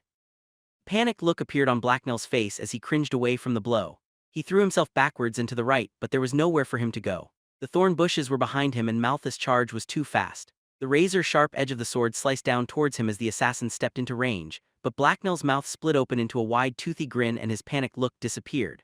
Malthus noticed the change and he hesitated, but it was far too late. As his sword swung downwards, his foot hit the trap. Leaves and other debris exploded into the air as the rope concealed beneath the grass sprung into motion. It wrapped around Malthus' foot and pulled it savagely into the air as the bent-over sapling it was tied to unfolded with a loud snap. "Ah, hells!" the assassin yelled as the slithering rope wrenched him off of his feet. The sapling wasn't tall or strong enough to get him completely off the ground, but it didn't have to. Malthus was dragged roughly across the grass and his head hit the ground with a loud thud. His sword slipped from his hands as he was pulled away. When he came to stop, the stunned assassin was lying on his back next to the still swaying tree. His clothes were disheveled and he was covered in bits and pieces of torn-up plants. It wasn't the best look on him. Blacknell grinned smugly to himself as he appreciated his handiwork. It had taken a lot of work to place so many traps everywhere, but it had been worth the effort. It was a good thing he had spent so many hours learning to make rope. As Malthus groaned and blinked in confusion, the hobgoblin skipped happily over to his side. "The fun part was finally here. And now you're mine, stupid human," Blacknell gloated as he loomed over his prey and grinned wickedly. The hobgoblin wanted to take his time and enjoy this. What should he do to his catch? Should he skin him like a rabbit, cut off all his fingers and toes, or set him on fire? All three options had pluses and minuses. It was so hard to choose. Oh, he knew. He could combine all of them and make Malthus jerky. It probably wouldn't taste all that great, but it would be very satisfying in other ways.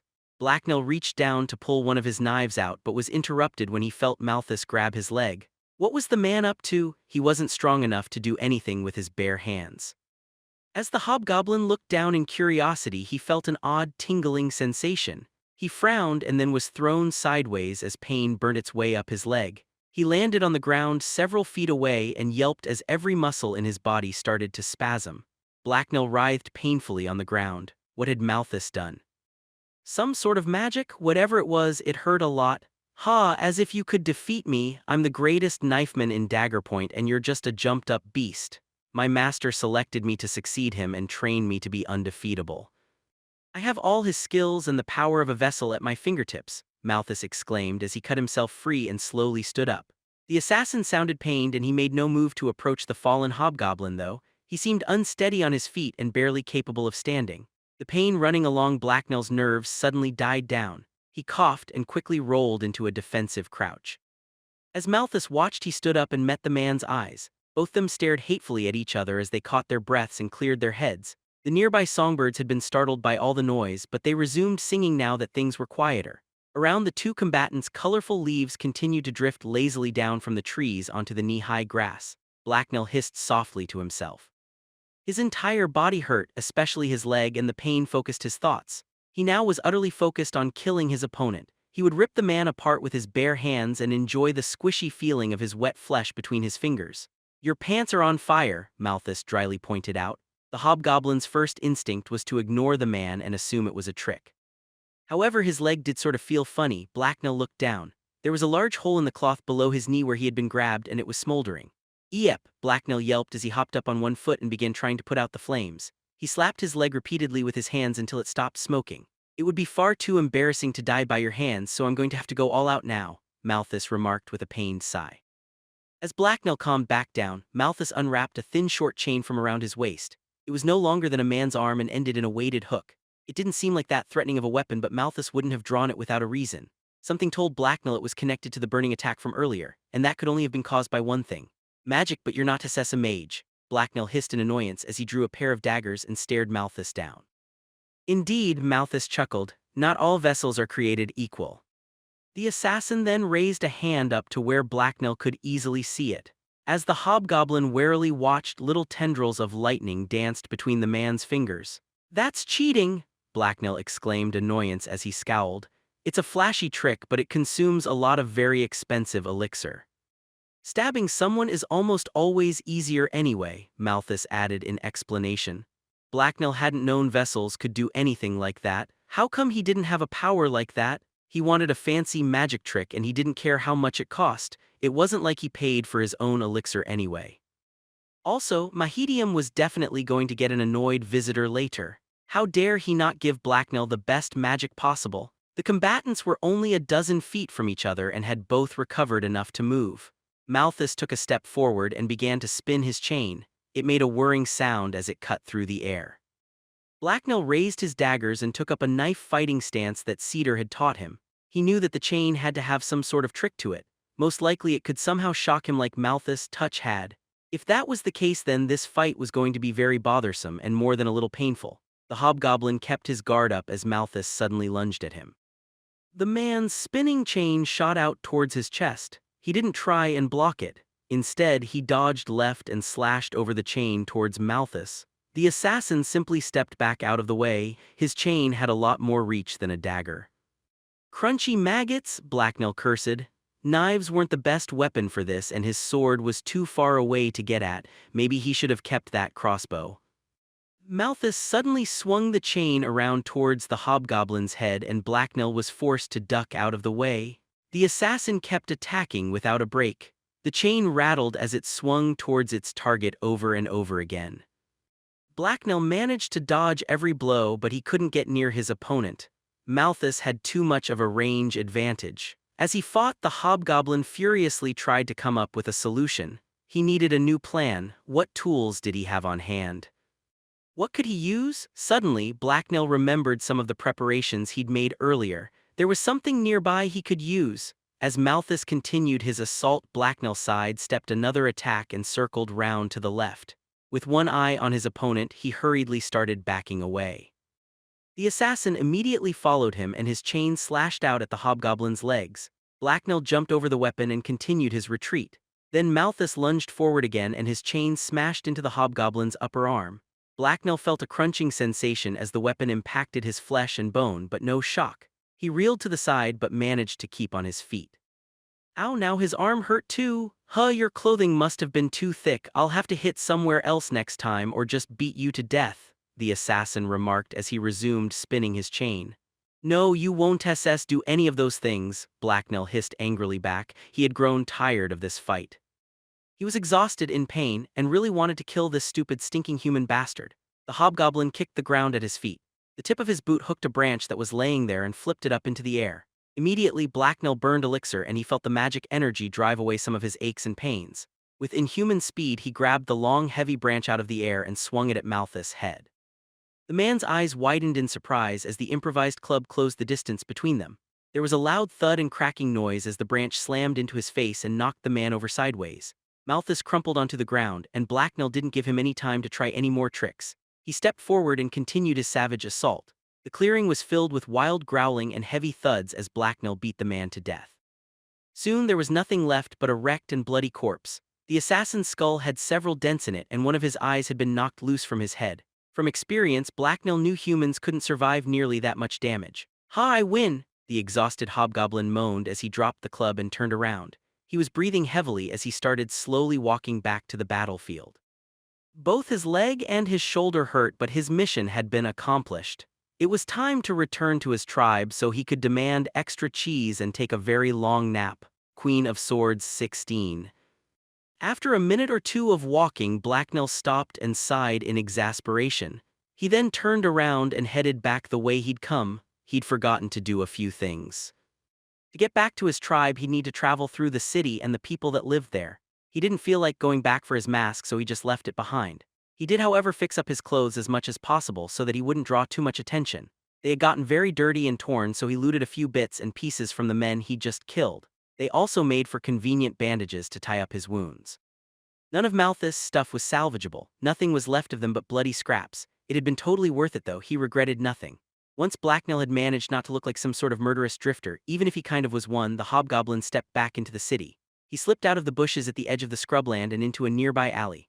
The cool air in the shady alley was a welcome change from being out under the hot sun. All the clothing he wore got very hot when he did strenuous activities, such as fighting off squads of assassins and dueling their leader. It didn't take him all that long to trace his way back to the edge of Herod's territory. He kept his head down and his distance from any crowds as he walked the city streets. There weren't a lot of people around anyway, and those that Blacknell did see were moving quickly and looked nervous. Word of the battle taking place had undoubtedly already spread. All the magical explosions from earlier had probably got people's attention as well. Like rabbits or mice that had heard an unexpected noise, the citizens of Daggerpoint were seeking shelter and finding other less dangerous places to be than out on the streets. As he drew closer to Herod's base, the sounds of fighting became more and more obvious. The cloaked hobgoblin stopped at the entrance to an alley and looked up over the city as he listened. It sounded like the battle had started up again.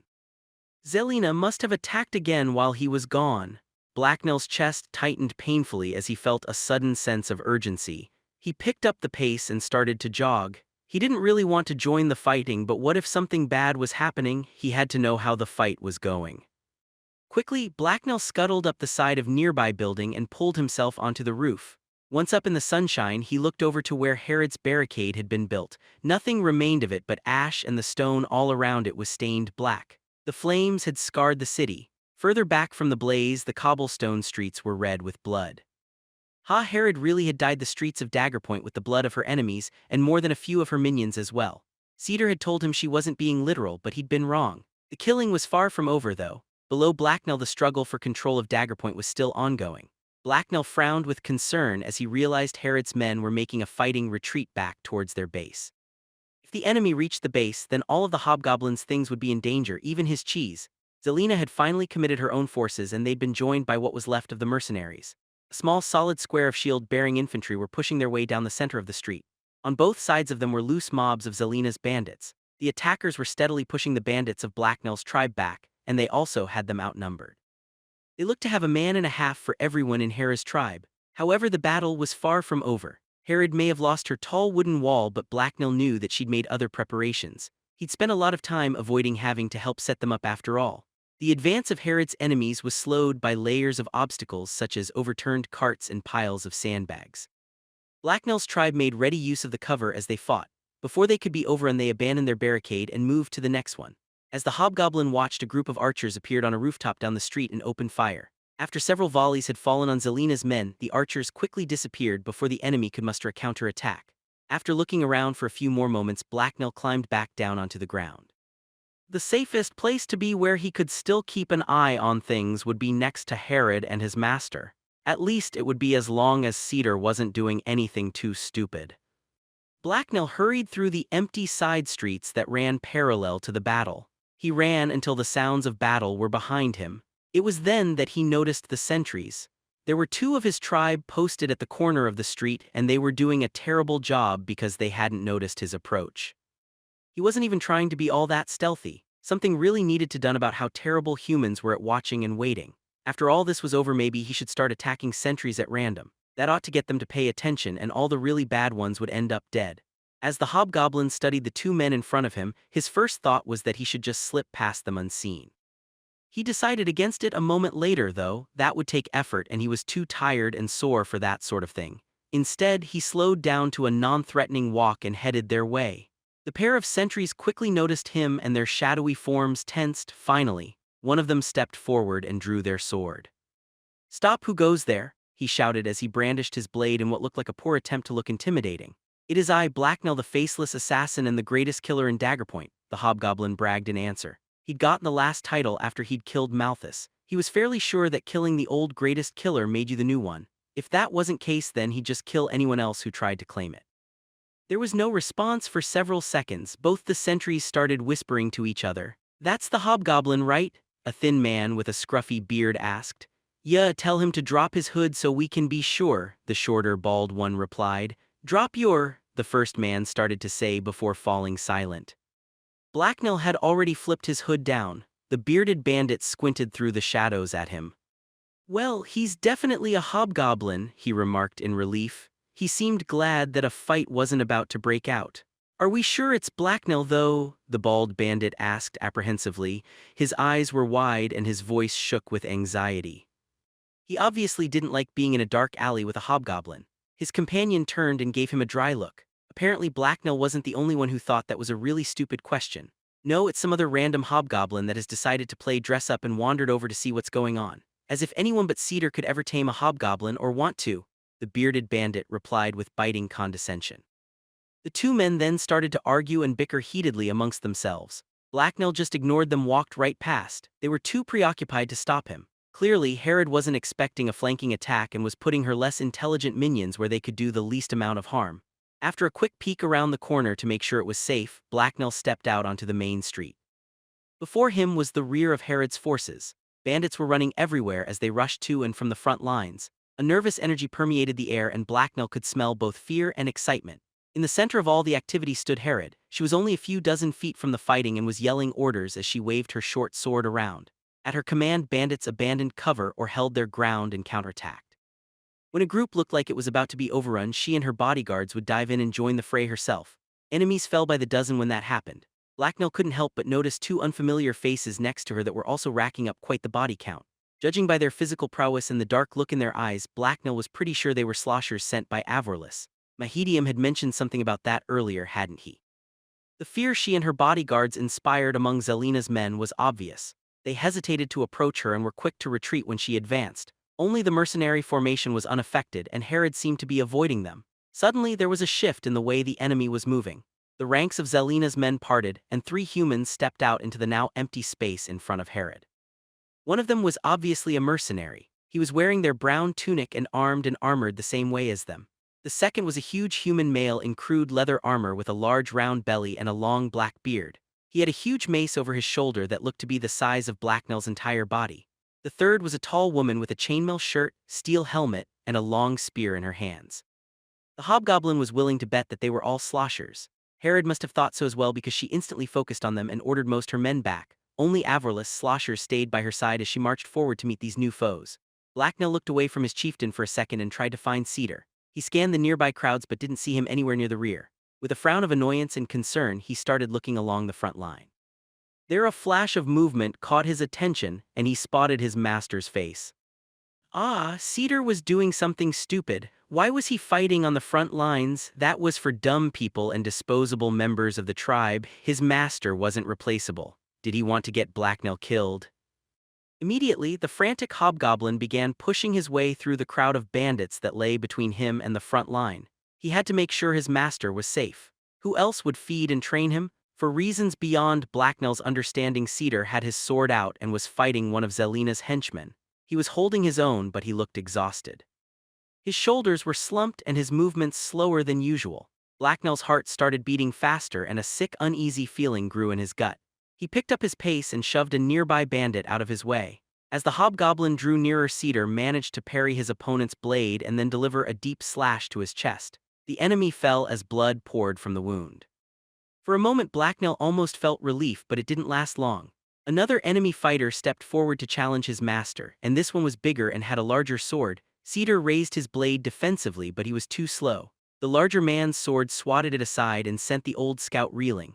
As Blacknell watched, his master collapsed onto the ground and didn't get back up. The hobgoblin was sprinting now, and not so much pushing people out of the way as picking them up and throwing them. The uneasy feeling pulsating in his gut was being subsumed by a new emotion, a burning wave of all-consuming fury. It raged through him like a storm of fire. Blacknell's clawed fingers tightened and curled. His eye narrowed and his lips curled up into a snarl to reveal his long, pointy teeth. He was angry, very, very angry. The thug standing over Cedar raised his sword high in preparation to strike. There were still people in the hobgoblin's way, but he didn't care. Blacknell flared elixir. It mingled inside of him and seemed to drive his rage to new heights. So empowered, he jumped and landed on the shoulders of a surprised bandit. The man wobbled, but Blacknell had already lunged away towards the target of his now intense and focused hatred. He hit the unsuspecting thug like a sack of bricks thrown by an ogre. The man coughed painfully in surprise, dropped his sword, and lurched sideways as the speeding hobgoblin smashed into him. A second later he was falling over and Blacknell had his hands around the man's neck. A second after that, Blacknell's claws sank into the man's throat, and the hobgoblin tore his windpipe out in a small gory red explosion. Several of Zelina's henchmen stepped forward to deal with the new threat, but they all froze in terror a second later. The jump and following impact had thrown the hobgoblin's hood back, and Blacknell was far too enraged to give a damn. He rose from atop his victim's body with a vicious snarl on his face and blood dripping from his hands.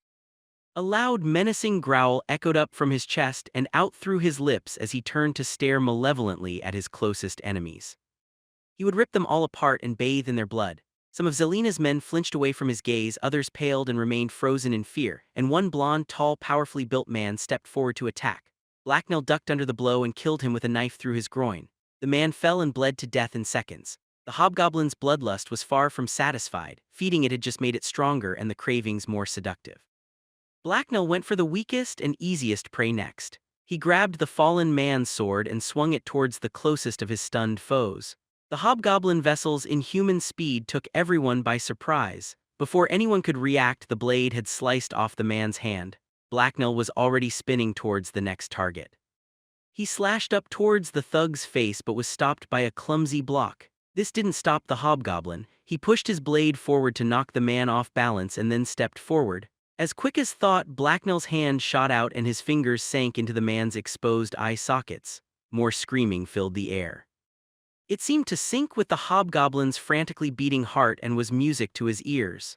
Blacknell withdrew his hand and gave it a quick lick. The taste of iron, blood, and brains felt wonderful on his lips. It tasted like belonging. A blade sliced through the air towards him, but Blacknell dodged to the side. He laughed gleefully as the claws on his left foot tore through the front of his boot and into the groin of an attacker. Then, another thug stepped forward and right into Blacknell's blade. The edge bit into his neck with fatal precision. Blacknell laughed as bloodlust overtook him. All these stupid humans were so slow and their moves were so obvious. He could kill them all day, and he would because it was such great fun. He ducked under a wild, panicked swing and gutted the idiot who had attacked him. A space had cleared around Blacknell now. Both friends and foes had fallen back from him and the pile of mangled corpses at his feet. The hobgoblin frowned as the sound of a yelling voice penetrated the red haze that surrounded him. One of his enemies was trying to summon some crossbowmen. Blacknell was so going to kill him next. He took a step forward to do just that when a hush fell over the battlefield. Almost everyone was suddenly looking towards the center of the battlefield, and then Herod's voice echoed over it. "Your vessels are dead, Zelina. It couldn't stand against me, and neither can these pitiful drags you call an army. Now do you dare challenge me personally, or will you run like a coward?" She yelled loudly enough for everyone to hear. There was no response from anyone on Zelina's side, so Blacknell took this opportunity to murder the man to his left while everyone was distracted. Unfortunately, he didn't die as quietly as the hobgoblin had hoped, and his screams filled the air for a few moments before Blacknell could finish him off. Blacknell met the eyes of his next victim and stepped forward. The man's eyes widened in terror as he returned the hobgoblin's gaze, and a second later he turned and ran. The thug to his left followed him, and then running away suddenly became the popular thing to do. All around, Blacknell men began to flee for their lives. Soon, it wasn't limited just to those few men near the hobgoblin. The rhythm of pounding boots on cobblestone rang out repeatedly as all of Zelina's men broke formation and turned to run. Even the mercenaries started to march slowly backwards. As they fled, Blacknell took a step forward to chase them but then stopped. As hungry as he was for new kills, he couldn't help but notice that none of his tribe were in pursuit. Going after all of Zelina's men alone might sound fun, but it was also probably unhealthy. The hobgoblin stood all alone on the blood-covered street. As the red rage of his bloodlust slowly drained away, he remembered that he'd come here for a reason. His master had been hit. How could he have forgotten that? Blacknell spun around to find out what had happened to Cedar. He desperately needed his master to be all right. No amount of blue cheese could replace the man who had taught him so much. Queen of Swords 17. There was rag cheering from Herod's band as Zelina's forces fled for their lives. The shouts of dozens of tired but joyful men and women rose into the air as they celebrated their victory. Everyone still standing was glad just to have survived the long day of fighting. With the battle now over, the anger and the energy that had come with it quickly started to drain from Blacknell's body. Suddenly, he could feel all his injuries again, and if anything they hurt more than before. The hobgoblin couldn't rest just yet though. He immediately began limping around in search of his master. Blacknell needed to know if he was okay and not dead or anything. What was he going to do if Cedar was hurt? His chest felt unpleasantly hollow just thinking about it, and so did his stomach. His master was the one that fed him most the time. It didn't take long for Blacknell to find Cedar. The hobgoblin winced when he saw his master lying up against the side of a building. Immediately, Blacknell ran over to his side and poked him in the arm. "Are you SS alive? It's not SS my fault if you died," he asked as he crouched over his master. Cedar coughed, opened his eyes, and glared angrily at the hobgoblin. "I'm fine, stop poking me, you overgrown goblin," the old scout growled weakly. "You don't look or sound fine," Blacknell replied in an unconvinced tone as he tilted his head to the side. Now that he was closer, the hobgoblin noticed that someone had wrapped some bandages around his master's chest and left arm. "Bah, I'm just taking a brief rest. I'm not so weak that a blow like that could do me in. I'm just out of shape is all. Now leave me alone," Cedar said as he closed his eyes again. Blacknell sighed in relief as he stood back up. Well, his master was apparently going to live, so that was good. The curious hobgoblin decided to ask around and find out what exactly had happened while he'd been fighting. A few minutes later he got his answer. Apparently the blow from the now very dead thug had merely stunned Cedar, and when Blacknell had charged in, one of his nearby tribesmen had taken the opportunity to drag the old scout back away from the front lines. The rescuer was a young blonde man. He was one of the new recruits that Herod had hired in Dagger Point. Blacknell walked over to him. The young man paled slightly as he warily watched the blood-stained hobgoblin approach. Blacknell smiled reassuringly, but that didn't seem to help for some reason. "What's your name, SS?" Blacknell asked him. "Ilias," the man stuttered in reply. Obviously he was awestruck being around an amazing bandit such as Blacknell. The hobgoblin wasn't surprised, he was really amazing. The hobgoblin stepped up in front of Ilias and looked him over carefully. The blonde bandit froze and his eyes widened in utter amazement. Blacknell thought he looked smarter than the average human, although that wasn't saying much. With snake-like speed, Blacknell leaned forward and wrapped the man in a huge hug. Eli's panicked attempts to escape were futile. "Thank you for saving Cedar." "I like you," the hobgoblin exclaimed happily. "You're very welcome," the man squeaked in alarm as Blacknell squeezed his ribs together. "You can be my minion. I'll show you how to make rope and kill people you don't like," the hobgoblin announced cheerfully. All the important bandits had subordinates, so why should Blacknell? He was pretty much the second or third most important bandit in the entire band. "I don't think," Ilias gasped.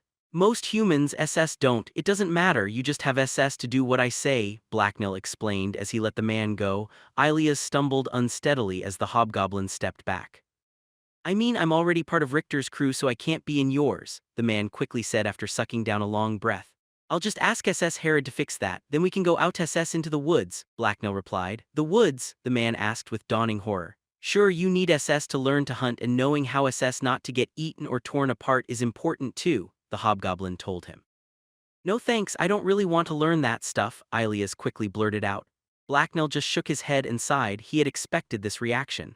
Humans were really lazy after all, so they needed motivation.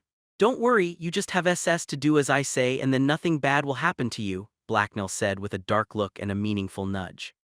For added emphasis, he then made a few stabbing motions with his hand. You could never explain things to clearly two humans.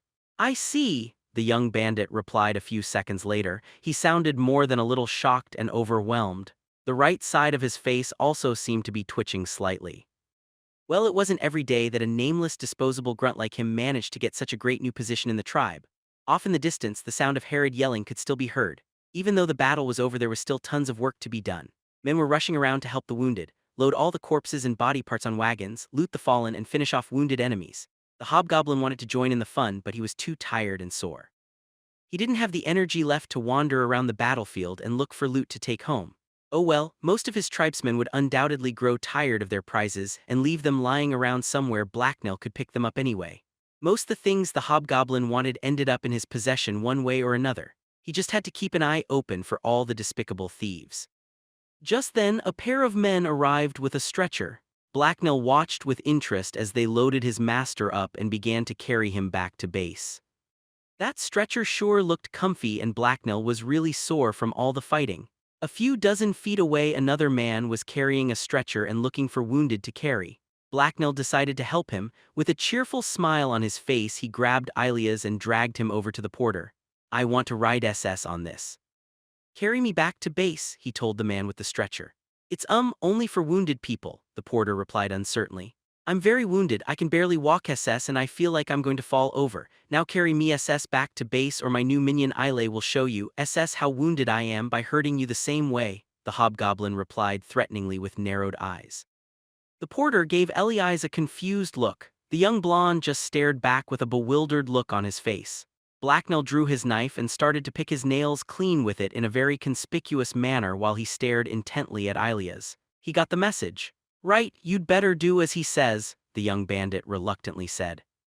The porter looked between Ilias and Blacknell before shrugging and setting stretcher down on the ground. The hobgoblin then cheerfully jumped on, and the two men started carrying him down the road. It was just as comfy as Blacknell thought it would be. He laid back and enjoyed the ride. He should travel everywhere like this. However, they didn't get very far before their trek was interrupted. Blacknell heard the sound of familiar light footsteps approaching, and he opened his eyes to see Herod headed his way. At first she gazed towards Cedar's prone form and scowled in dissatisfaction, but then she turned towards Blacknell. Her eyebrows rose slightly in surprised amusement as she took in the sight the hobgoblin sprawled over the stretcher being carried by the two men. "Ah, there's my favorite hobgoblin. I heard that you walked back here on your own without any obvious injuries, but the sentries clearly must have not been paying enough attention. You're obviously wounded, so I'll have to punish them later," she told him. Blacknell grinned uncertainly as he stifled a lazy yawn. The two men carrying him froze at their boss' attention. The hobgoblin noticed that his chieftain looked unusually happy. It made him uncomfortable, like being in the calm center of a storm. Apparently, all it took to put her in a good mood was the deaths of hundreds of her enemies. "Yes, I'm very wounded, it hurts SS everywhere. Bad sentries, they're terrible at their jobs. Ow, the pain SS," he whined dramatically as he collapsed back onto the stretcher. "I see. Well, since you're obviously not too wounded to talk, I need a report on what you've been up to. I gave a mission," she told him with a trace of her usual sternness. The hobgoblin quickly began telling his boss all about his plan to take out the assassins and how it had worked perfectly. He grinned and made suggestive hand gestures as he recounted the daring escapes and close fights that had taken place as he dealt with Malthus and the other 24 assassins with him. "But now I'm so wounded. Ow, the pain SS is everywhere inside of me," Blacknell finished melodramatically. The bandit chieftain rolled her eyes and a small grin appeared on her lips as the hobgoblin spoke. When he was finished, she shook her head in disbelief. "Since you're so wounded, I guess you won't be able to get your reward for a while," Herod remarked. Visions of blue cheese and meat pies flashed through Blacknell's head, and his stomach grumbled loudly in response. "I can still eat," Blacknell exclaimed quickly as he sat back up. "Somehow I thought that might be the case," Herod remarked dryly as she started to walk away. After a second she seemed to hesitate and then spoke up again without looking back. "Oh, and Blacknell, good job pulling Cedar's ass out of the fire," she told him before leaving. When she was gone, Blacknell relaxed and collapsed back down onto the stretcher in relief. "What SS are you two waiting for? Get moving," he growled at the porters. After returning to base and getting his own injuries patched up, Blacknell curled up on his big comfy bed and took a nap. When he heard the sound of someone trying to wake him up, he did his best to ignore it. Unfortunately, that proved difficult and he soon had to roll over and open his eyes so that he could glare at Kita. "Wake up, Blacknell, you've already slept for over a day and Herod wants you," the young woman said as she reached over to shake the hobgoblin. "Touch me and I'll bite you," Blacknell hissed as he rolled away from her. "She wants you to follow her to a meeting with the other chiefs in Daggerpoint," Kita explained.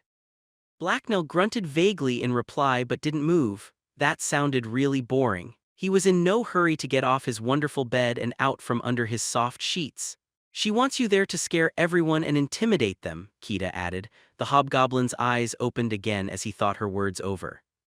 That actually did sound like fun. He could practice making scary faces. With a deep sigh, Blacknell sat up and looked back at Kita. "Fine, I'm getting up. Go away," he grunted.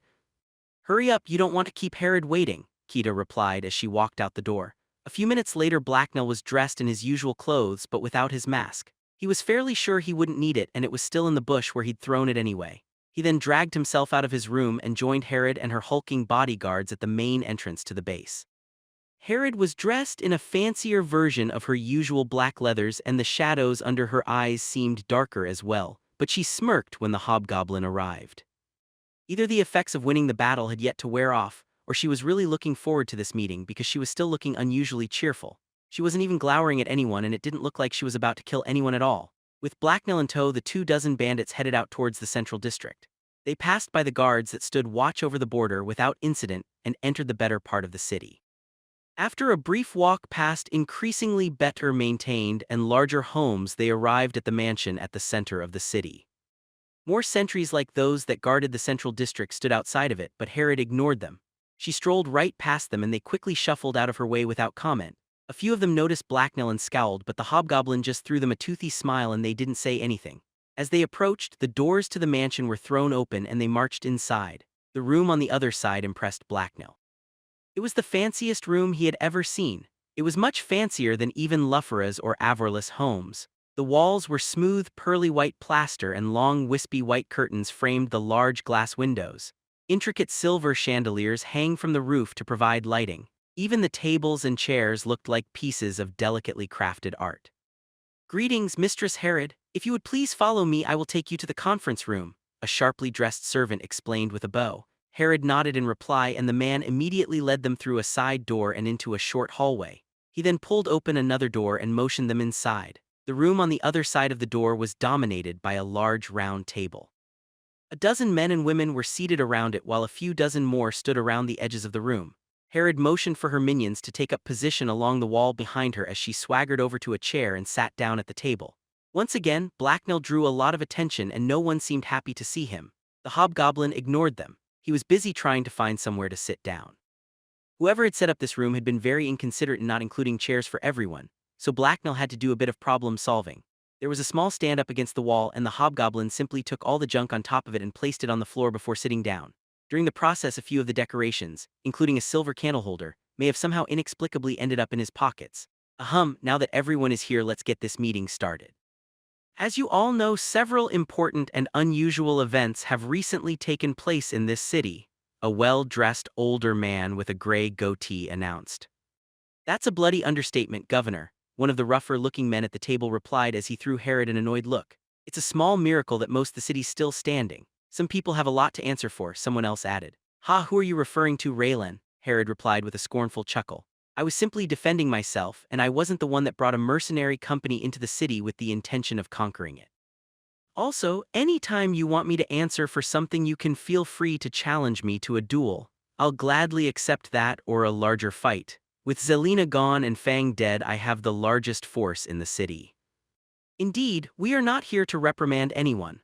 While I have no say in what you do amongst yourselves in the outer parts of the city, I myself don't consider Herod to have broken any of the rules we agreed to when I invited all of you into the city. However, Zelina's actions require some discussion," the governor interjected. "What do you mean by discussion?" another chieftain asked. "I mean that I'm hoping we can agree to some clarifications about the rules. In particular, I'm talking about Zelina's use of mercenaries. There is presently no rule against hiring such forces, but I think we can all agree that in light of recent developments it's unacceptable," the older man explained.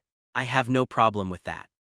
While everyone is here, I'd also like to remind them that most of my band is operating down south right now, and that anyone else who enters my territory will be handled without mercy," Herod added. "And what about Herod's new pet there? That thing should be put down. It certainly shouldn't be roaming the city, let alone allowed in this room," a large, ugly-looking female chieftain exclaimed. Blacknell turned and glared at the speaker. He was pretty sure she was talking about him. He wasn't a pet, though. The woman was obviously not that smart, but Blacknell still didn't like being insulted. Well, Herod had brought him here to be scary, so he doubted she would care if he spoke up. "Like SS that weak fool Malthus, you insult SS me. I'll be seeing USS later," he growled in his most sinister voice as he glared at the woman. She flinched away from him as he spoke, and she wasn't the only one. Several other people in the room appeared more unnerved by his ability to speak than his looks. Herod just laughed. "I'd like to see you forbid Blacknell from anywhere or anything. Several people who used to sit around this table learned the hard way that he goes where he wants. Even running would be futile. If you think he's dangerous in this city, you haven't seen anything yet. He was trained to hunt and track by Cedar himself, and he's a bloody hobgoblin. There's nothing he enjoys more than hunting people through the forest." I'm sure that if you apologize he'll forgive you though, she remarked cruelly. Blacknell did his best to look threatening. He scowled at the men and women at the table and around the edges of the room.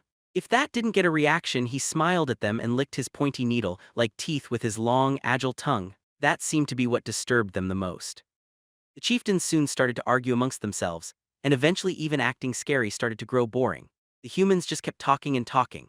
Blacknell was just about to get up and wander around the room when the meeting finally came to a close. After what seemed like hours of arguing, the only thing the bandit chieftains had agreed upon was the governor's proposal to ban mercenaries. If Herod had to deal with people like this all the time, it was no wonder she wanted to kill everyone. After a brief walk back to their base, Herod was greeted at the entrance by Cedar. Blacknell was glad to see his master up and about. The bandit chieftain dismissed her guards and turned to the old scout as they walked deeper into the building.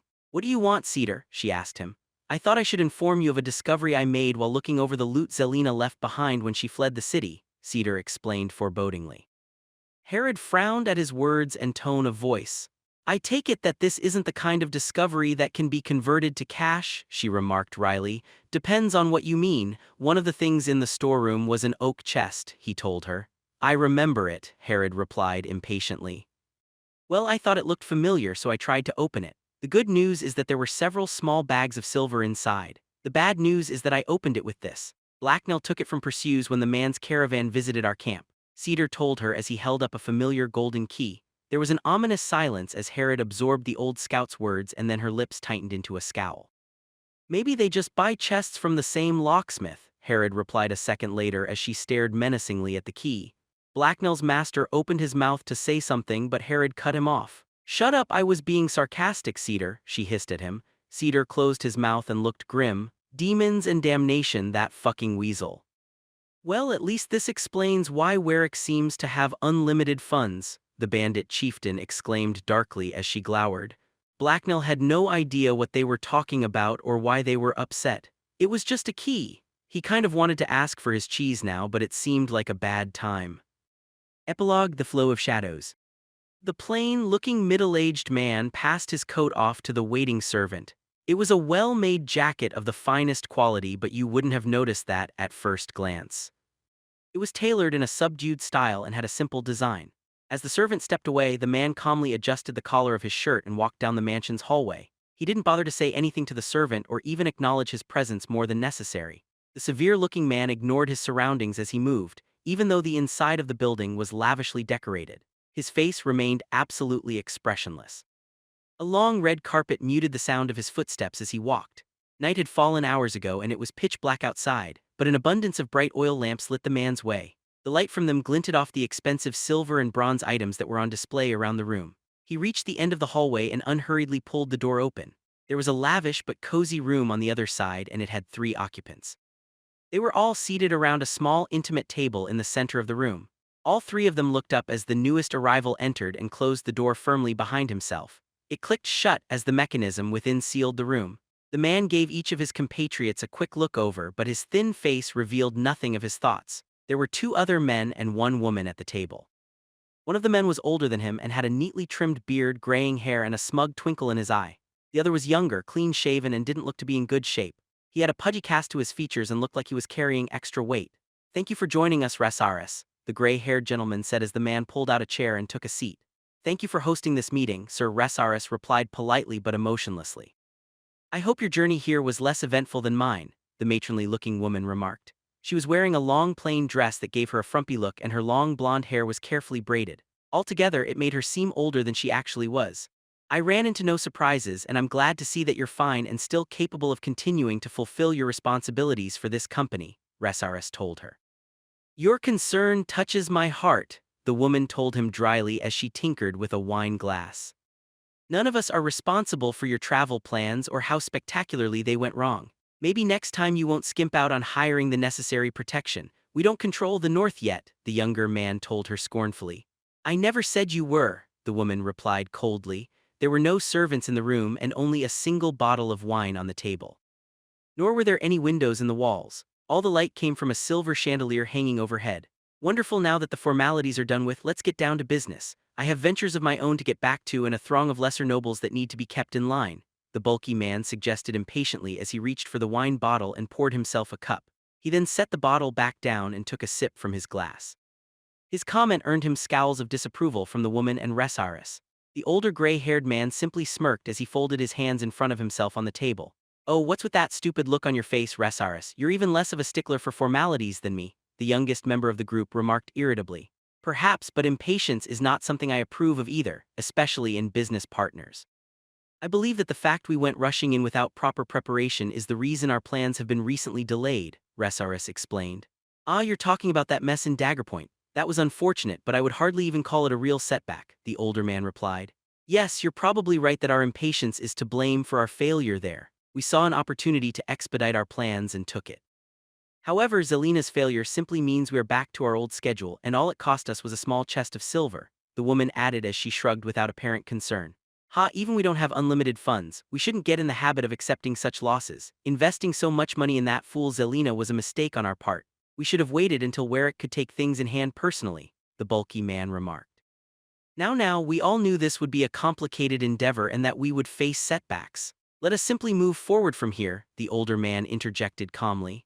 "Agreed," Resaris commented. There were mutters of agreement from the other people at the table as well. "So, we underestimated both Herod's pride and her competence, but that won't happen again. Based on what Pursues told us, we assumed she wouldn't make a good employee, so we chose to ignore her until it came time for Warwick to eliminate her. However, these latest events have shown that we must deal with her directly," the older man added. "Yes, the next time we move we must leave nothing to chance. For Warwick to control the north for us, the Black Snake must be eliminated. I propose we spare no expense when we move against her. She must be crushed with overwhelming strength." The younger man told his partners. "Winter is almost here, so we can't do anything until spring. I'm not sure if you've ever seen a proper northern winter, but it shuts almost all travel down," the woman remarked. "That works both ways. Herod's movements will be restricted as well. She will be stuck in Daggerpoint all winter. Come spring, she will assuredly then move south to reunite with the rest of her band. We simply have to get ready to strike once that happens," Resaris explained. "Won't that kind of manpower draw attention to ourselves?" the woman asked. "From who? The nearby lords are the next best thing to destitute. Hulgarin is kingless and Aloria preoccupied by myriad other concerns. We also have agents in place that can make sure anyone looking is distracted if necessary. A group of merchants paying to exterminate some bandits is hardly suspicious anyway. Anyone who even notices will probably applaud us," the younger man explained. "Indeed, it would even set a useful precedent. Since no one else is willing to stand up to all the nefarious bandits in the north, why should we not protect ourselves? When Warwick pushes south, none of the powerful lords will care if we raise a small army of mercenaries to protect our interests, and once that happens," Resaris drawled on suggestively. The older man laughed and smiled cheerfully at his companions and poured himself a glass of wine. He then raised his glass up into the air in front of himself. He looked like nothing more than someone's favorite elderly uncle. "Then it's official. I don't see any need for a formal vote. When the snows start to melt this spring, the Broken Wheel Company will destroy the Black Snake and her band. Cheers," he happily announced. The others all raised their glasses, even Resaris empty one, and a chorus of cheers and the sound of chinking glass filled the room. None of the participants had any doubt in their minds that they would succeed.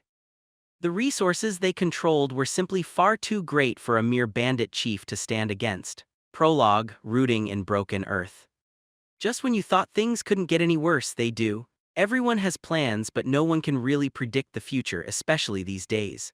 There are a lot of high and mighty fools out there who think they can control the world, but of course they can't, Luffera told the man across the table from her. She was dressed in a long white dress and petticoat. It was an oddly conservatively outfit for the consort and information dealer. "Seems to me like the powerful are at least very skilled at keeping themselves on top, even if they obviously aren't very good at running anything. I'm a prime example of this myself," the governor remarked with a self-depreciating chuckle. The two of them were by themselves in a small room off to the side of the governor's mansion in the center of Daggerpoint. They were seated across from each other at a table, and the morning sunlight poured into the room from a large window. Rulers and authorities come and go all the time. Most of them rarely leave much of a mark on the world before they're usurped by someone else ruthless, cunning, and equally replaceable, Luffera told him after taking a leisurely sip of wine. "No, that's just not true. Even terrible rulers leave an impression, sometimes more so than good ones. Take a look at the state of the world around us. Who is to blame for all the wars, violence, and poverty if not some God's forsaken king somewhere?" the governor replied. "Who knows? I was just recently reminded that the world is a much larger place than people realize, and most of it has never been seen by human eyes," the woman commented. "We've lived on this continent for hundreds of years, but we never truly conquered it. Travel any direction but east and soon enough civilization just stops. To the west are the great empty plains, to the north lie dark frozen forests, and to the south grow the steaming jungles. We have no idea how large this continent even is. The lesson on geography is interesting, but I believe you're talking about Herod's new pet, the older man said with a frown of distaste. It would be a very foolish mistake to think of Blacknell as anyone's pet. Meeting him was very eye-opening in more ways than one, Luffera replied as she smirked smugly. The governor just rolled his eyes and poured himself another glass of wine. If you're trying to shock an old man, then you're going to have to try much harder, Luffera. The rite of Beldiva was quite popular among the cult of Terranan when I was young, you know, he told his drinking companion. How intriguing, but I believe we've gotten off topic. I was talking about how the schemes of men and women are doomed to failure, Luffera responded. And I was disagreeing with you. I take it this isn't a completely philosophical argument, though, the man remarked. No, it definitely is. Now that spring has come and the roads have opened, people have began leaving the city. Just this morning Herod and her band headed back south, for instance, the woman explained. Ah yes, the Black Snake goes to rejoin the rest of her forces and prepare for the coming storm. My own investigations, as undoubtedly have yours, have revealed that there are significant forces set against them. Thus her ambitions seem doomed, and I suppose that's an example of plans going awry, the governor remarked with a frown. The older man then took a deep drink of wine and sighed in fatigue. I just wish my own fate wasn't so tightly entwined with hers. If Herod falls and Warwick succeeds in unifying the rest of the bands, then he won't have much use for me. The city doesn't need a neutral mediator if it has a king, he added. Luffera smiled reassuringly at the man. She was rather fond of him after all. Without him and the deal he'd made with the outlaw bands so many years ago, there would be no Dagger Point, and he was one of the more interesting conversationalists around. I was actually thinking of the exact opposite. Warwick's mysterious backers are powerful and have obviously made some very long-term plans for all of us. Undoubtedly, they think they've accounted for everything, but they haven't. The world is wider than they know, and Herod could surprise them, she countered, so they'll try again. Even if the wolf somehow gets himself killed, I'm sure they could find a replacement. That mercenary band of Zelena's was quite the shock. These people aren't fooling around. Herod is simply outmatched in this fight. I fear we will all soon be under someone's boot, he replied bitterly. You might be right. Things change, and it may soon be time for the North to have a ruler. Herod certainly seems to be the underdog here, Luffera replied as she turned and gazed thoughtfully out the window. A second later she turned back to her companion. The North is not so easily predicted, though, and lately things have been stranger than ever. I've recently expanded the scope of the information I collect, and what I've received so far paints a messy picture indeed, she told him. Like what? The governor asked in surprise. Things have begun to change. The outlaw bands have done as they pleased for years now, but that time may be over. The smaller, more isolated groups have started to disappear. Something is preying on them. There are more and more reports of mutant and beast sightings, and just yesterday I got news of brazen attacks and thefts along the southern road by goblins. That hasn't happened in over 100 years. After turning on itself for so long, I fear humanity has begun to lose its grip on the North completely, she replied darkly. Surely you're exaggerating, the startled older man asked. No, as much as we both detest the very idea, a king may be exactly what we need. It is possible that even in victory our would-be puppet masters may win themselves nothing. Explanation of current events. Okay everyone, here is an explanation of what I've been up to lately and why there have been no recent releases. I'm very sorry about that, but I've just been very busy. I have in fact been working on the story but not on writing new chapters. Instead, I've been trying to improve the first half of the story. Your feedback would be much appreciated. I really feel that I've improved as a writer since I started, and thus I've been editing the first few arcs. On top of just general improvements, I've also been trying to bring it up to ebook quality and format. Below is a timeline for the story as it stands now. I had a much rougher timeline I was working from, but as I actually wrote the story, a lot changed. This is my first big writing project, and I had no idea how to pace everything as I wrote. The Iron Teeth has turned out to be much longer and slower paced than I initially planned, so some things need shifting around. Current timeline, warning spoilers. The road north. Merchant caravan in cage, thinking back to sewer life. Bandit attack freed by Cedar. Training to do chores. Meets Vorsha and Geralt. Goes out to get rabbits and sees harpies. Meets Herod, reason for staying. Out hunting for deer and spiders. Sneaks into party and gets drunk. Honor among thieves. Wakes up with hangover. Rides wagon and practices tying cord. Stop for the night. Does a lot of chores, skinning, smoking, gets knife and leather. Hunts with trap and sling. Bullying followed by Gerlot and Herod fights. Goes out to get snares and slime fight. Search for cave and mimic attack goblins. Merchants arrive and trade. Blacknell steals key. Herod goes out to raid weapons shipment. Boar attack and disappearances. Raid returns with casualties. Ghoul infestation and battle.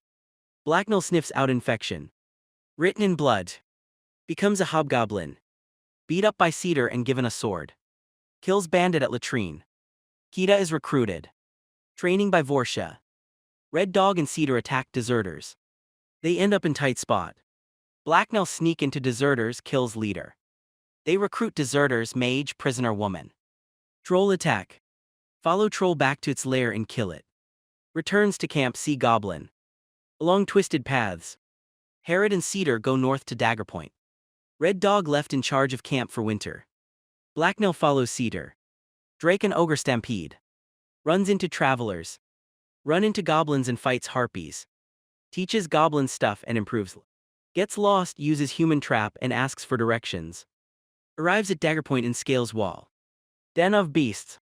Stalks through alleys and explores, meets Luffera and gets information. Kita is ambushed and he intervenes. Follows her back to base and overhears Herod. Decides to kill her enemies. Visits Luffera and gets info. Sneaks into Fang's base and kills him. Runs back to his tribe and presents Herod with Fang's head. Visits Averlis with Mahedium and they return with deal. Failed attack on them by thugs. A tradesman's tools. Wakes up in room. Training with Herod. Elixir from Averlis.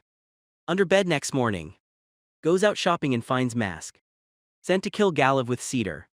Kills him and avoids Malthus. Hears footsteps on roof while sleeping. Assassins and Malthus attack Herod at night. Blacknell kills some and chases rest back to Luffera's. Sneaks in, kills man and meets Luffera. Alarm is raised and he is convinced to kill man for Luffera. Fights guards and assassins, then duels with Malthus. Flees through window but has to climb back inside. Hides in closet until Luffera kicks assassins out. Stuff. Queen of Swords. Goes out with Cedar to recruit. Run in with street children. Hears about ghouls but it turns out to be Averlis men. He is a blood mage. Cedar confronts Herod and Mahedium. Preparations for war and construction of barricades.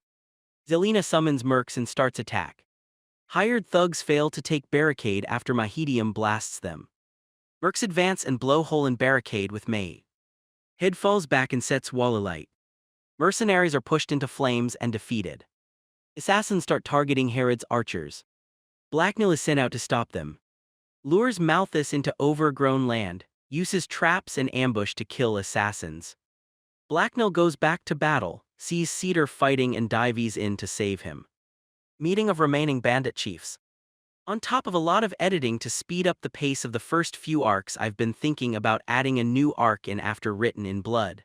The point of this would be to make the first half story more self-contained and like a novel, so it has a clear beginning, middle, and end that gives readers more of a sense of progression. Again, this is also to fix the really slow pacing of the story at the start. Some ideas I've been throwing around for this are finding the cave and a battle with a powerful mutant such as a giant snake, build up the world more naturally with resorting to interludes, an attack by the knights from the beginning of Written in Blood to show more about nobles and society, very action-heavy arc with lots of chaos. Shows Blacknell's character and social status growth, sets up the war in Dagger Point. Earlier introduction of unique elixir powers. Tell me what you think and about any ideas you have. Another big thing I've been thinking about is rewriting the prologue to make it more relevant and have a bigger hook. A good story needs to get people's attention in just the first paragraph, and I'm not sure my current one does that. Some readers have also complained about it being so long and the shift in perspective, and they have a point. New changed prologue, The Shattering of Ways. Blood poured from the man's wounds onto the cold ground beneath him. He was dying and beyond help now. He choked and gasped as bitter blood clogged his throat, but he fought to hold still and at least die with dignity. In his last moments and in front of all these witnesses, he wasn't going to go out thrashing around like a fish out water. Burn that. He refused to have regrets, even though he had never gotten what he'd wanted out of life. He had done the best he could and died for what he'd believed in. His would be the last laugh anyway. He could still feel the inhuman eyes that watched and blazed with hate. The dying man tried to chuckle, but all that came out was a weak gargling cough. The fools had no idea what they'd unleashed. They couldn't see how the world had changed and turned against them. As the man's vision grew dark, scenes from his past began to play out before him. His last breath rattled through his teeth, and he couldn't help but think back to how it had all began. The point here is to shorten the really huge and not completely relevant prologue I have now and really get it to grab people's attention in only a few sentences. The story is just so long now that keeping the same prologue wouldn't make much sense. I'll probably re-add it as an interlude. If you have any ideas or criticisms for any part of the story, I would love to hear from you. It would be really helpful to hear from all my readers about what they think makes my story strong and what makes it weak. The more input I get, the faster I can get this out of the way and get back to new chapters.